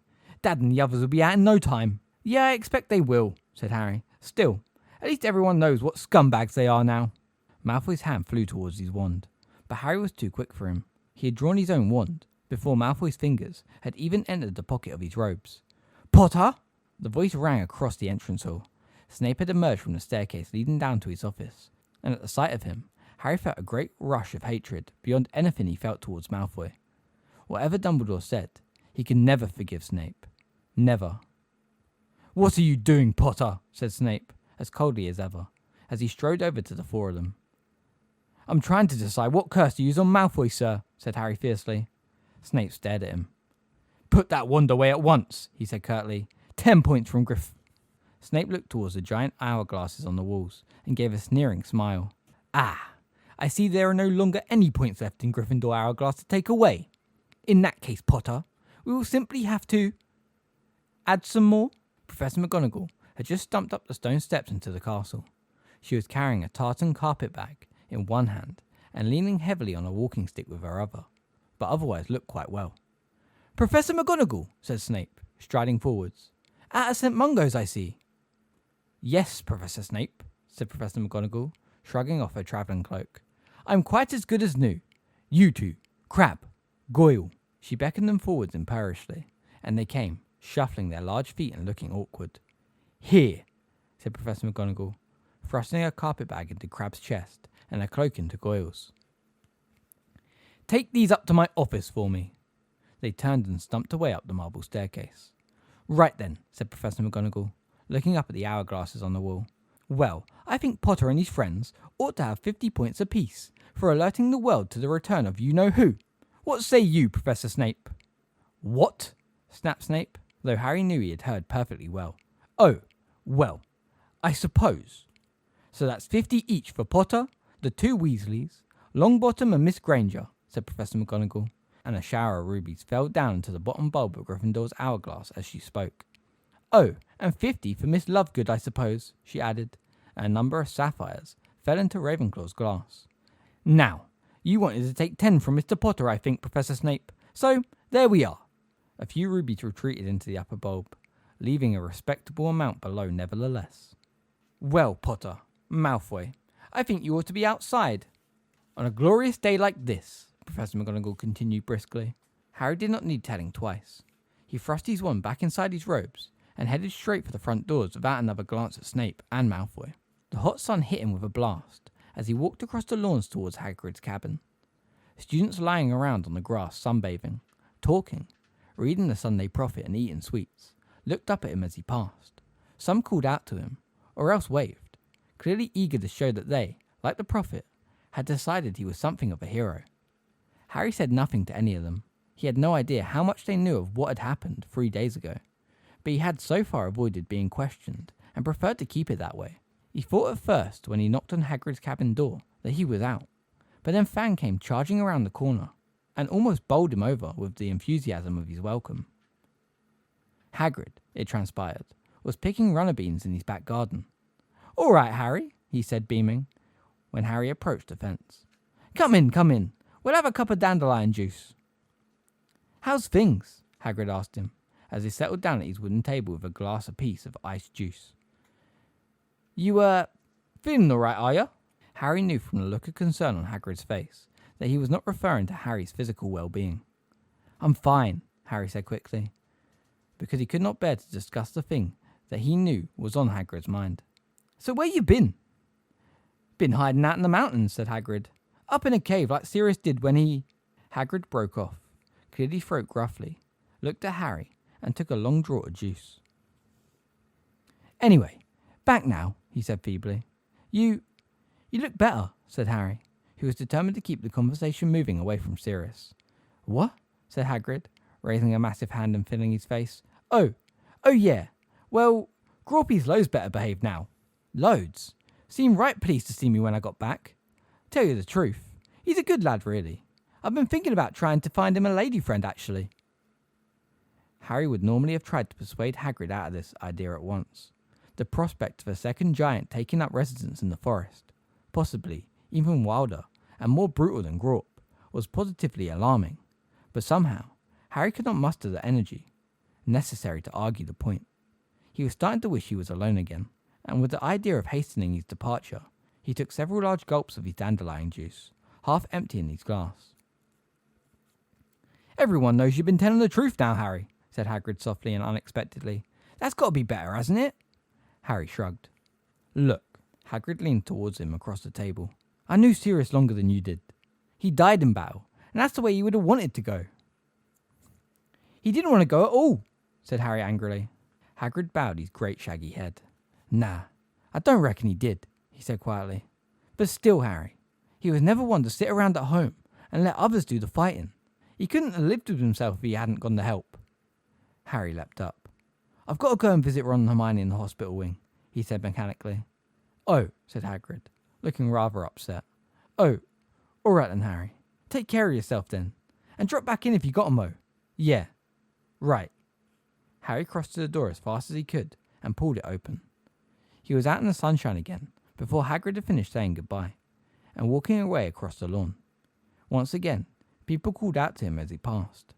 He closed his eyes for a few moments, wishing they had all vanished, that he could open his eyes and find himself alone in the grounds.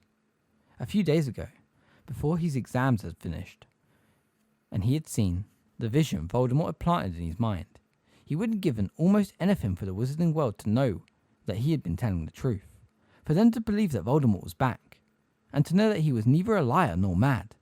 Now, however, he walked a short way around the lake, sat down at its bank, sheltered from a gaze of passers-by behind a tangle of shrubs, and stared out over the gleaming water, thinking. Perhaps the reason he wanted to be alone was because he had felt isolated from everybody since his talk with Dumbledore. An invisible barrier separated him from the rest of the world. He had always been, a marked man. It was just that he had never really understood what that meant. And yet sitting here on the edge of the lake, with a terrible weight of grief dragging at him, with the loss of Sirius so raw and fresh inside, he could not muster any great sense of fear. It was sunny, and the grounds around him were full of laughing people, and even though he felt as distant from them as though he belonged to a different race, it was still very hard to believe, as he was sat here, that his life must include or end in murder. He sat there for a long time, gazing out at the water, trying not to think about his godfather, or to remember that it was directly across from here, on the opposite bank, that Sirius had once collapsed trying to fend off 100 Dementors. The sun had set before he realised he was cold. He got up and returned to the castle, wiping his face on his sleeve as he went. Ron and Hermione left the hospital wing completely cured 3 days before the end of term. Hermione kept showing signs of wanting to talk about Sirius, but Ron tended to make hushing noises every time she mentioned his name. Harry was still not sure whether or not he wanted to talk about his godfather yet. His wishes varied with his mood. He knew one thing though. Unhappy as he felt at the moment, he would greatly miss Hogwarts in a few days' time, when he was back at number 4, Privet Drive. Even though he now understood exactly why he had to return there every summer, he did not feel any better about it. Indeed, he never dreaded his return more. Professor Umbridge left Hogwarts the day before the end of term. It seemed she had crept out of the hospital wing during dinner time, evidently hoping to depart undetected. But unfortunately for her, she met Peeves on the way, who seized his last chance to do as Fred had instructed, and chased her gleefully from the premises, whacking her alternatively with a walking stick and a sock full of chalk. Many students ran out into the entrance hall to watch her running away down the path, and the heads of the houses tried only half-heartedly to restrain them. Indeed, Professor McGonagall sank back into her chair at the staff table after a few feeble remonstrances, and was clearly heard to express a regret that she could not run cheering after Umbridge herself, because Peeves had borrowed her walking stick. Their last evening at school arrived. Most people had finished packing, and were already heading down to the end-of-term leaving feast. But Harry had not even started. "Just do it tomorrow," said Ron, who was waiting by the door of the dormitory. "Come on, I'm starving." "I won't be long. Look, you go ahead." But when the dormitory door closed behind Ron, Harry made no effort to speed up his packing. The very last thing he wanted to do was to attend the leaving feast. He was worried that Dumbledore would make some reference to him in his speech. He was sure to mention Voldemort's return. He had talked to them about it last year after all. Harry pulled some crumpled robes out of the very bottom of his trunk to make way for folded ones, and, as he did so, noticed a badly wrapped package lying in the corner of it. He could not think of what it was doing there.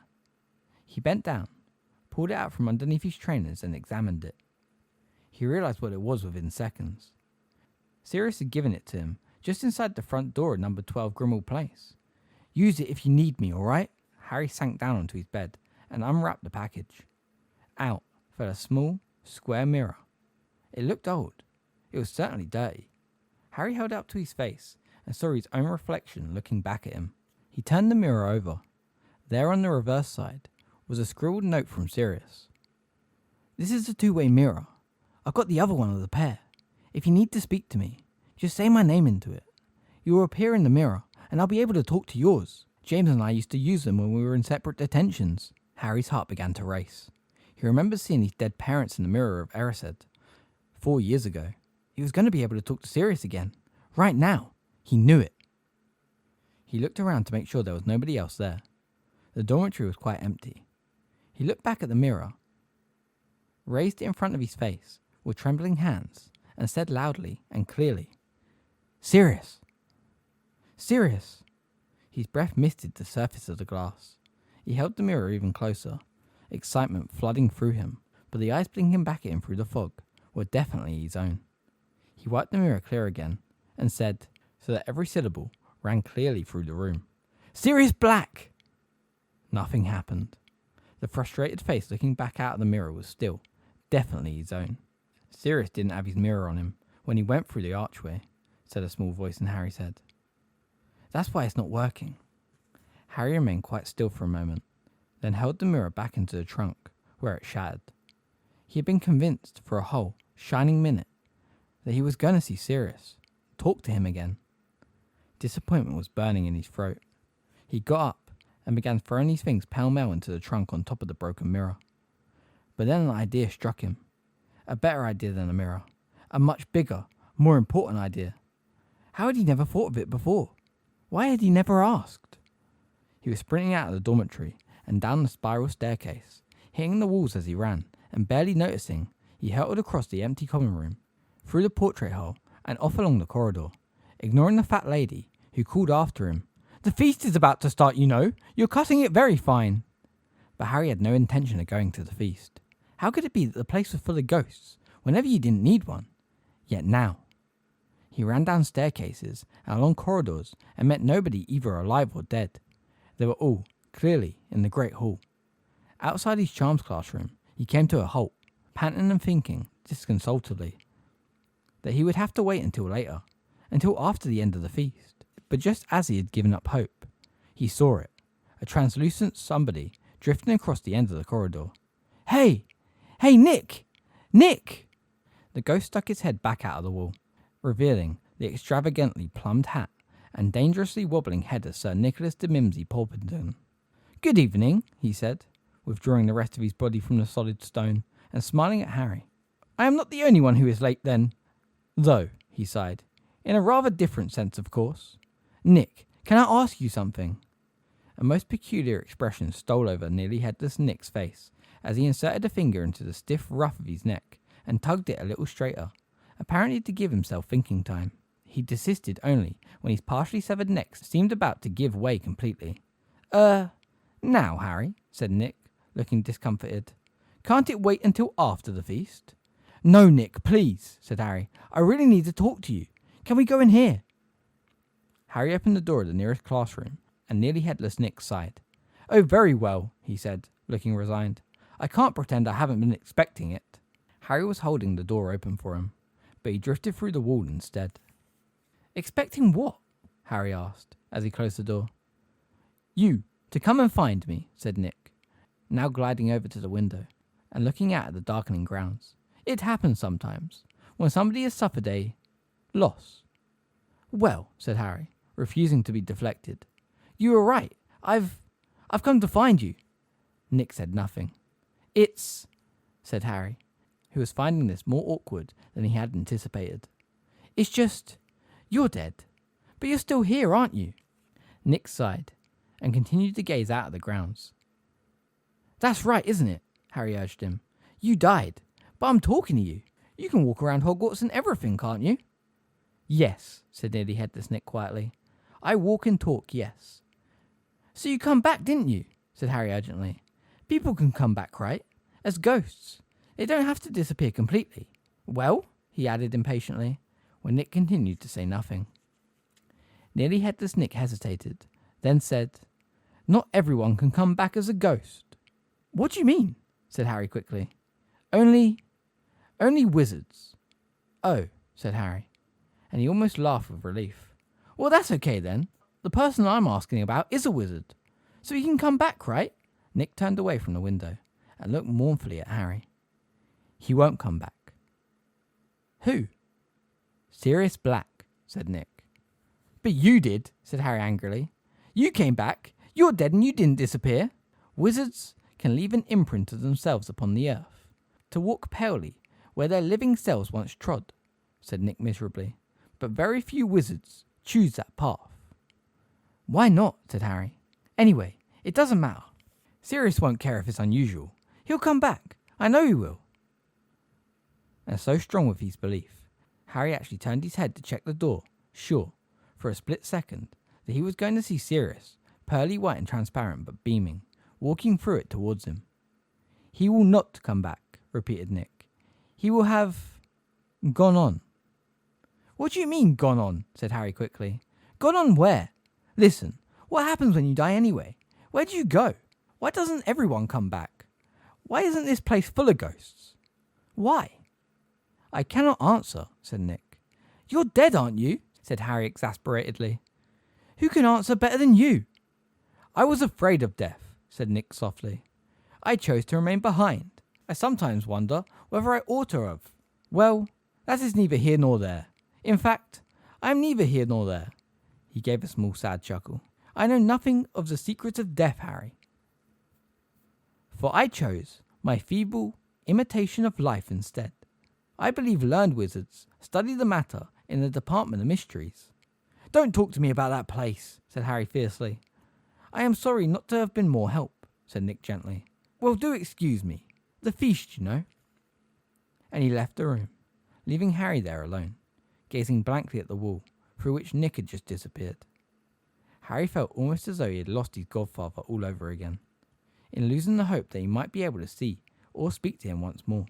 He walked slowly and miserably back up through the empty castle, wondering whether he would ever feel cheerful again.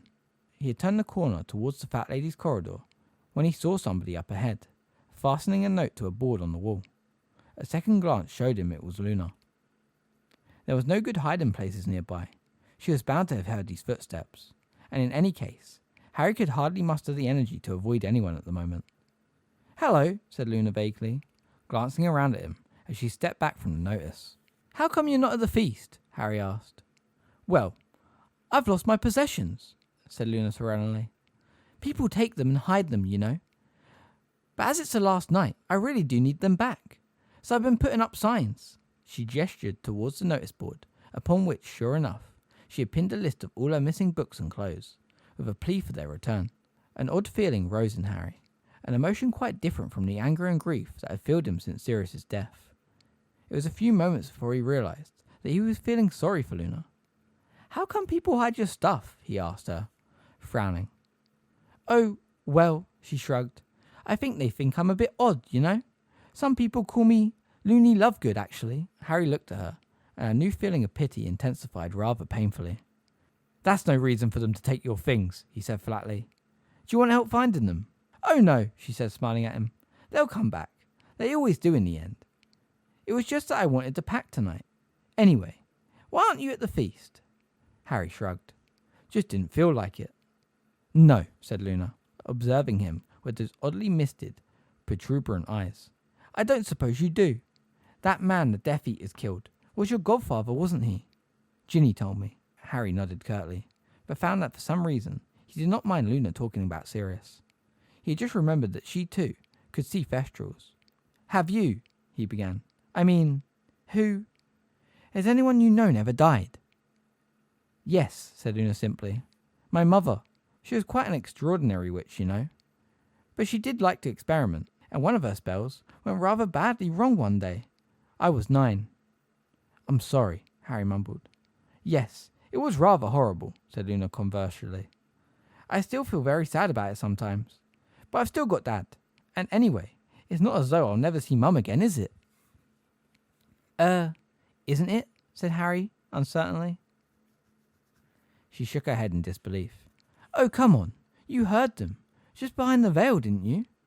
You mean, in that room with the archway, They were just lurking out of sight, that's all. You heard them. They looked around at each other. Luna was smiling slightly. Harry did not know what to say, or to think.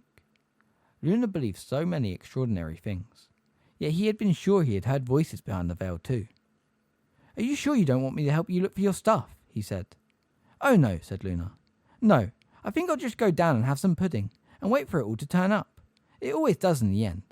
Well, have a nice holiday, Harry. Yeah, you too.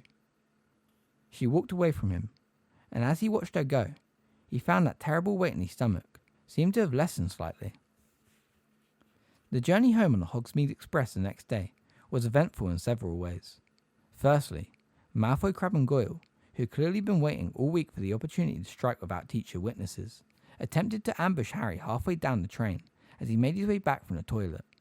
The attack might have succeeded had it not been for the fact that they unwittingly chose to stage the attack right outside a compartment full of DA members, who saw what was happening through the glass and rose as one to rush to Harry's aid. By the time Ernie Macmillan, Hannah Abbott, Susan Bones, Justin Finch-Fletchley, Anthony Goldstein, and Terry Boot had finished using a wide variety of hexes and jinxes Harry had taught them, Malfoy, Crabbe and Goyle resembled nothing so much as three gigantic slugs squeezed into Hogwarts uniform, as Harry, Ernie and Justin hoisted them into the luggage rack and left them there to ooze. I must say, I'm looking forward to seeing Malfoy's mother's face when he gets off the train, said Ernie, with some satisfaction, as he watched Malfoy squirm above him. Ernie had never quite got over the indignity of Malfoy docking points from Hufflepuff during his brief spell as a member of the Inquisitorial Squad. Goyle's mum will be really pleased though, said Ron, who had come to investigate the source of the commotion. He's loads better looking now. Anyway, Harry, the food trolley's just stopped if you want anything. Harry thanked the others and accompanied Ron back to the compartment, where he bought a large pile of cauldron cakes and pumpkin pasties. Hermione was reading the Daily Prophet again. Ginny was doing the quiz and the quibbler, and Neville was stroking his Mimbulus Mimbletoner, which had grown a great deal over the year, and now made odd, crooning noises when he touched it. Harry and Ron whiled away most of the journey playing wizard chess, while Hermione read out snippets of the Prophet. It was now full of articles about how to repel Dementors, attempts by the Ministry to track down Death Eaters, and hysterical letters claiming that the writer had seen Lord Voldemort walking past their house that very morning. It hasn't really started yet, sighed Hermione gloomily, folding up the newspaper again, but it won't be long now. Hey, Harry, said Ron softly, nodding towards the glass window out to the corridor. Harry looked around. Cho was passing, accompanied by Marietta Edgecombe, who was wearing a balaclava. His and Cho's eyes met for a moment. Cho blushed and kept walking. Harry looked back down at the chessboard, just in time to see one of his pawns chased off its square by Ron's knight. What's going on with you and her anyway? Ron asked quietly. Nothing, said Harry truthfully. I heard she's going out with someone else now, said Hermione tentatively. Harry was surprised to find that this information did not hurt at all. Wanting to impress Cho seemed to belong to a past that was no longer quite connected with him. So much of what he had wanted before Sirius's death felt that way these days. The week that had elapsed since he had last seen Sirius seemed to have lasted much, much longer. It stretched across two universes, the one with Sirius in it and the one without. You're well out of it, mate, said Ron forcefully. I mean, she's quite good looking and all that, but you want someone a bit more cheerful. She's probably cheerful enough with someone else, said Harry, shrugging. Who's she with now, anyway? Ron asked Hermione. But it was Ginny who answered. Michael Corner, she said. Michael? But, said Ron, craning around in his seat to stare at her. But you were going out with him.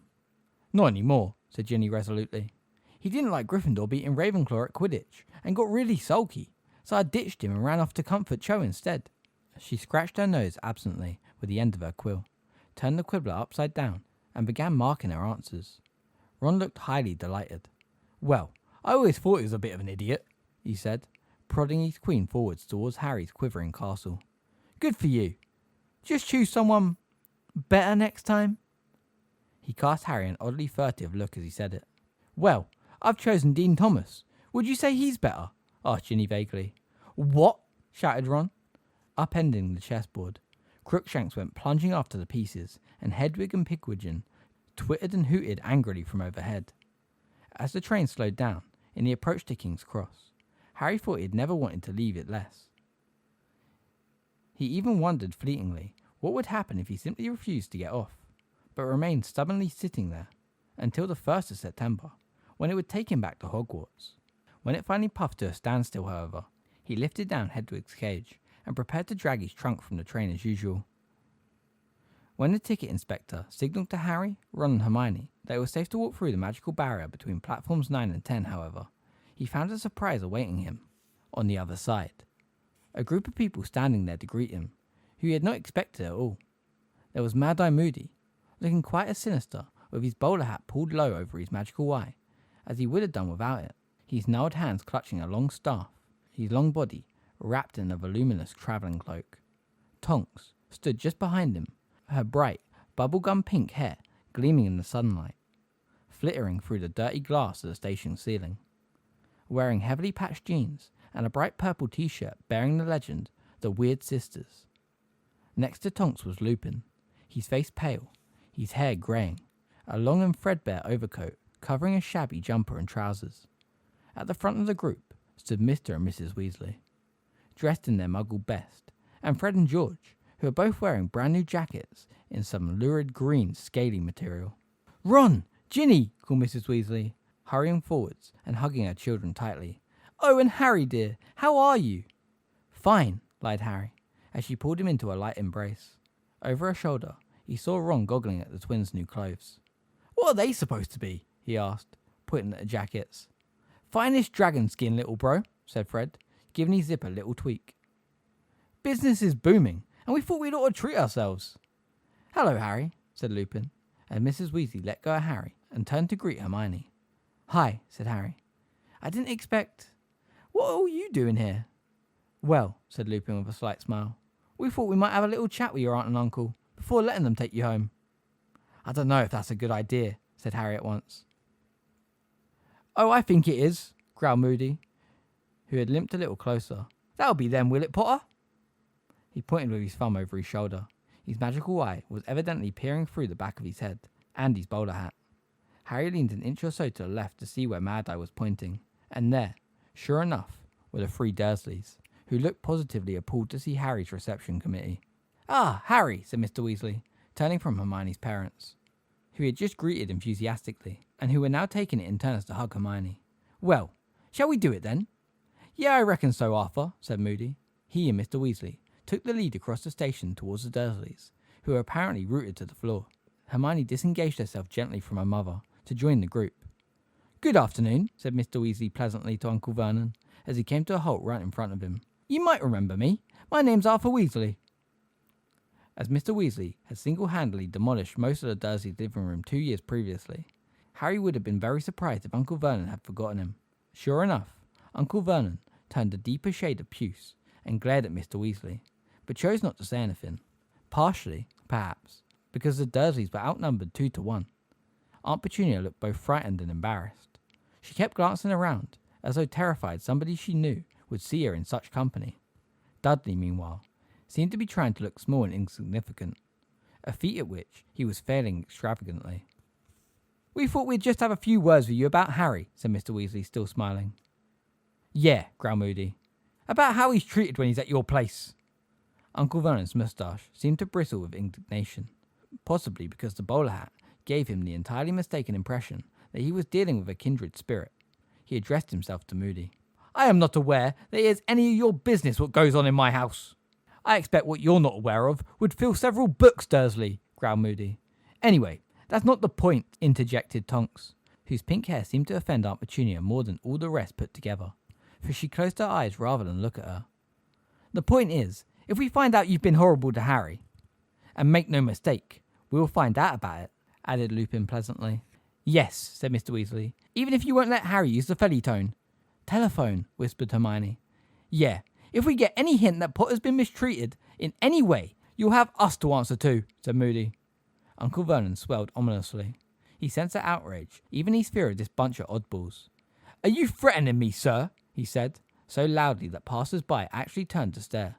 "Yes, I am," said Mad-Eye, who seemed rather pleased that Uncle Vernon had grasped his facts so quickly. "And do I look like the kind of man who can be intimidated?" barked Uncle Vernon. "Well," said Moody, pushing back his bowler hat to reveal his sinister revolving magical eye. Uncle Vernon leapt backwards in horror and collided painfully with a luggage trolley. Yes, I'd have to say you do, Dursley. He turned from Uncle Vernon to Harry. So, Potter, give us a shout if you need us. If we don't hear from you for 3 days in a row, we'll send someone along. Aunt Petunia whimpered piteously. It could not have been plainer that she was thinking of what the neighbours would say if they caught sight of these people marching up the garden path. Bye then, Potter, said Moody, grasping Harry's shoulder for a moment with a gnarled hand. Take care, Harry, said Lupin quietly. Keep in touch. Harry, we'll have you away from there as soon as we can, Miss Weasley whispered, hugging him again. We'll see you soon, mate, said Ron anxiously, shaking Harry's hand. Really soon, Harry, said Hermione earnestly. We promise. Harry nodded. He somehow could not find words to tell them what it meant to him, to see them all ranged there, on his side. Instead, he smiled, raised a hand in farewell, turned around and led the way out of the station towards the sunlit street, with Uncle Vernon, Aunt Petunia and Dudley hurrying along in his wake. The end.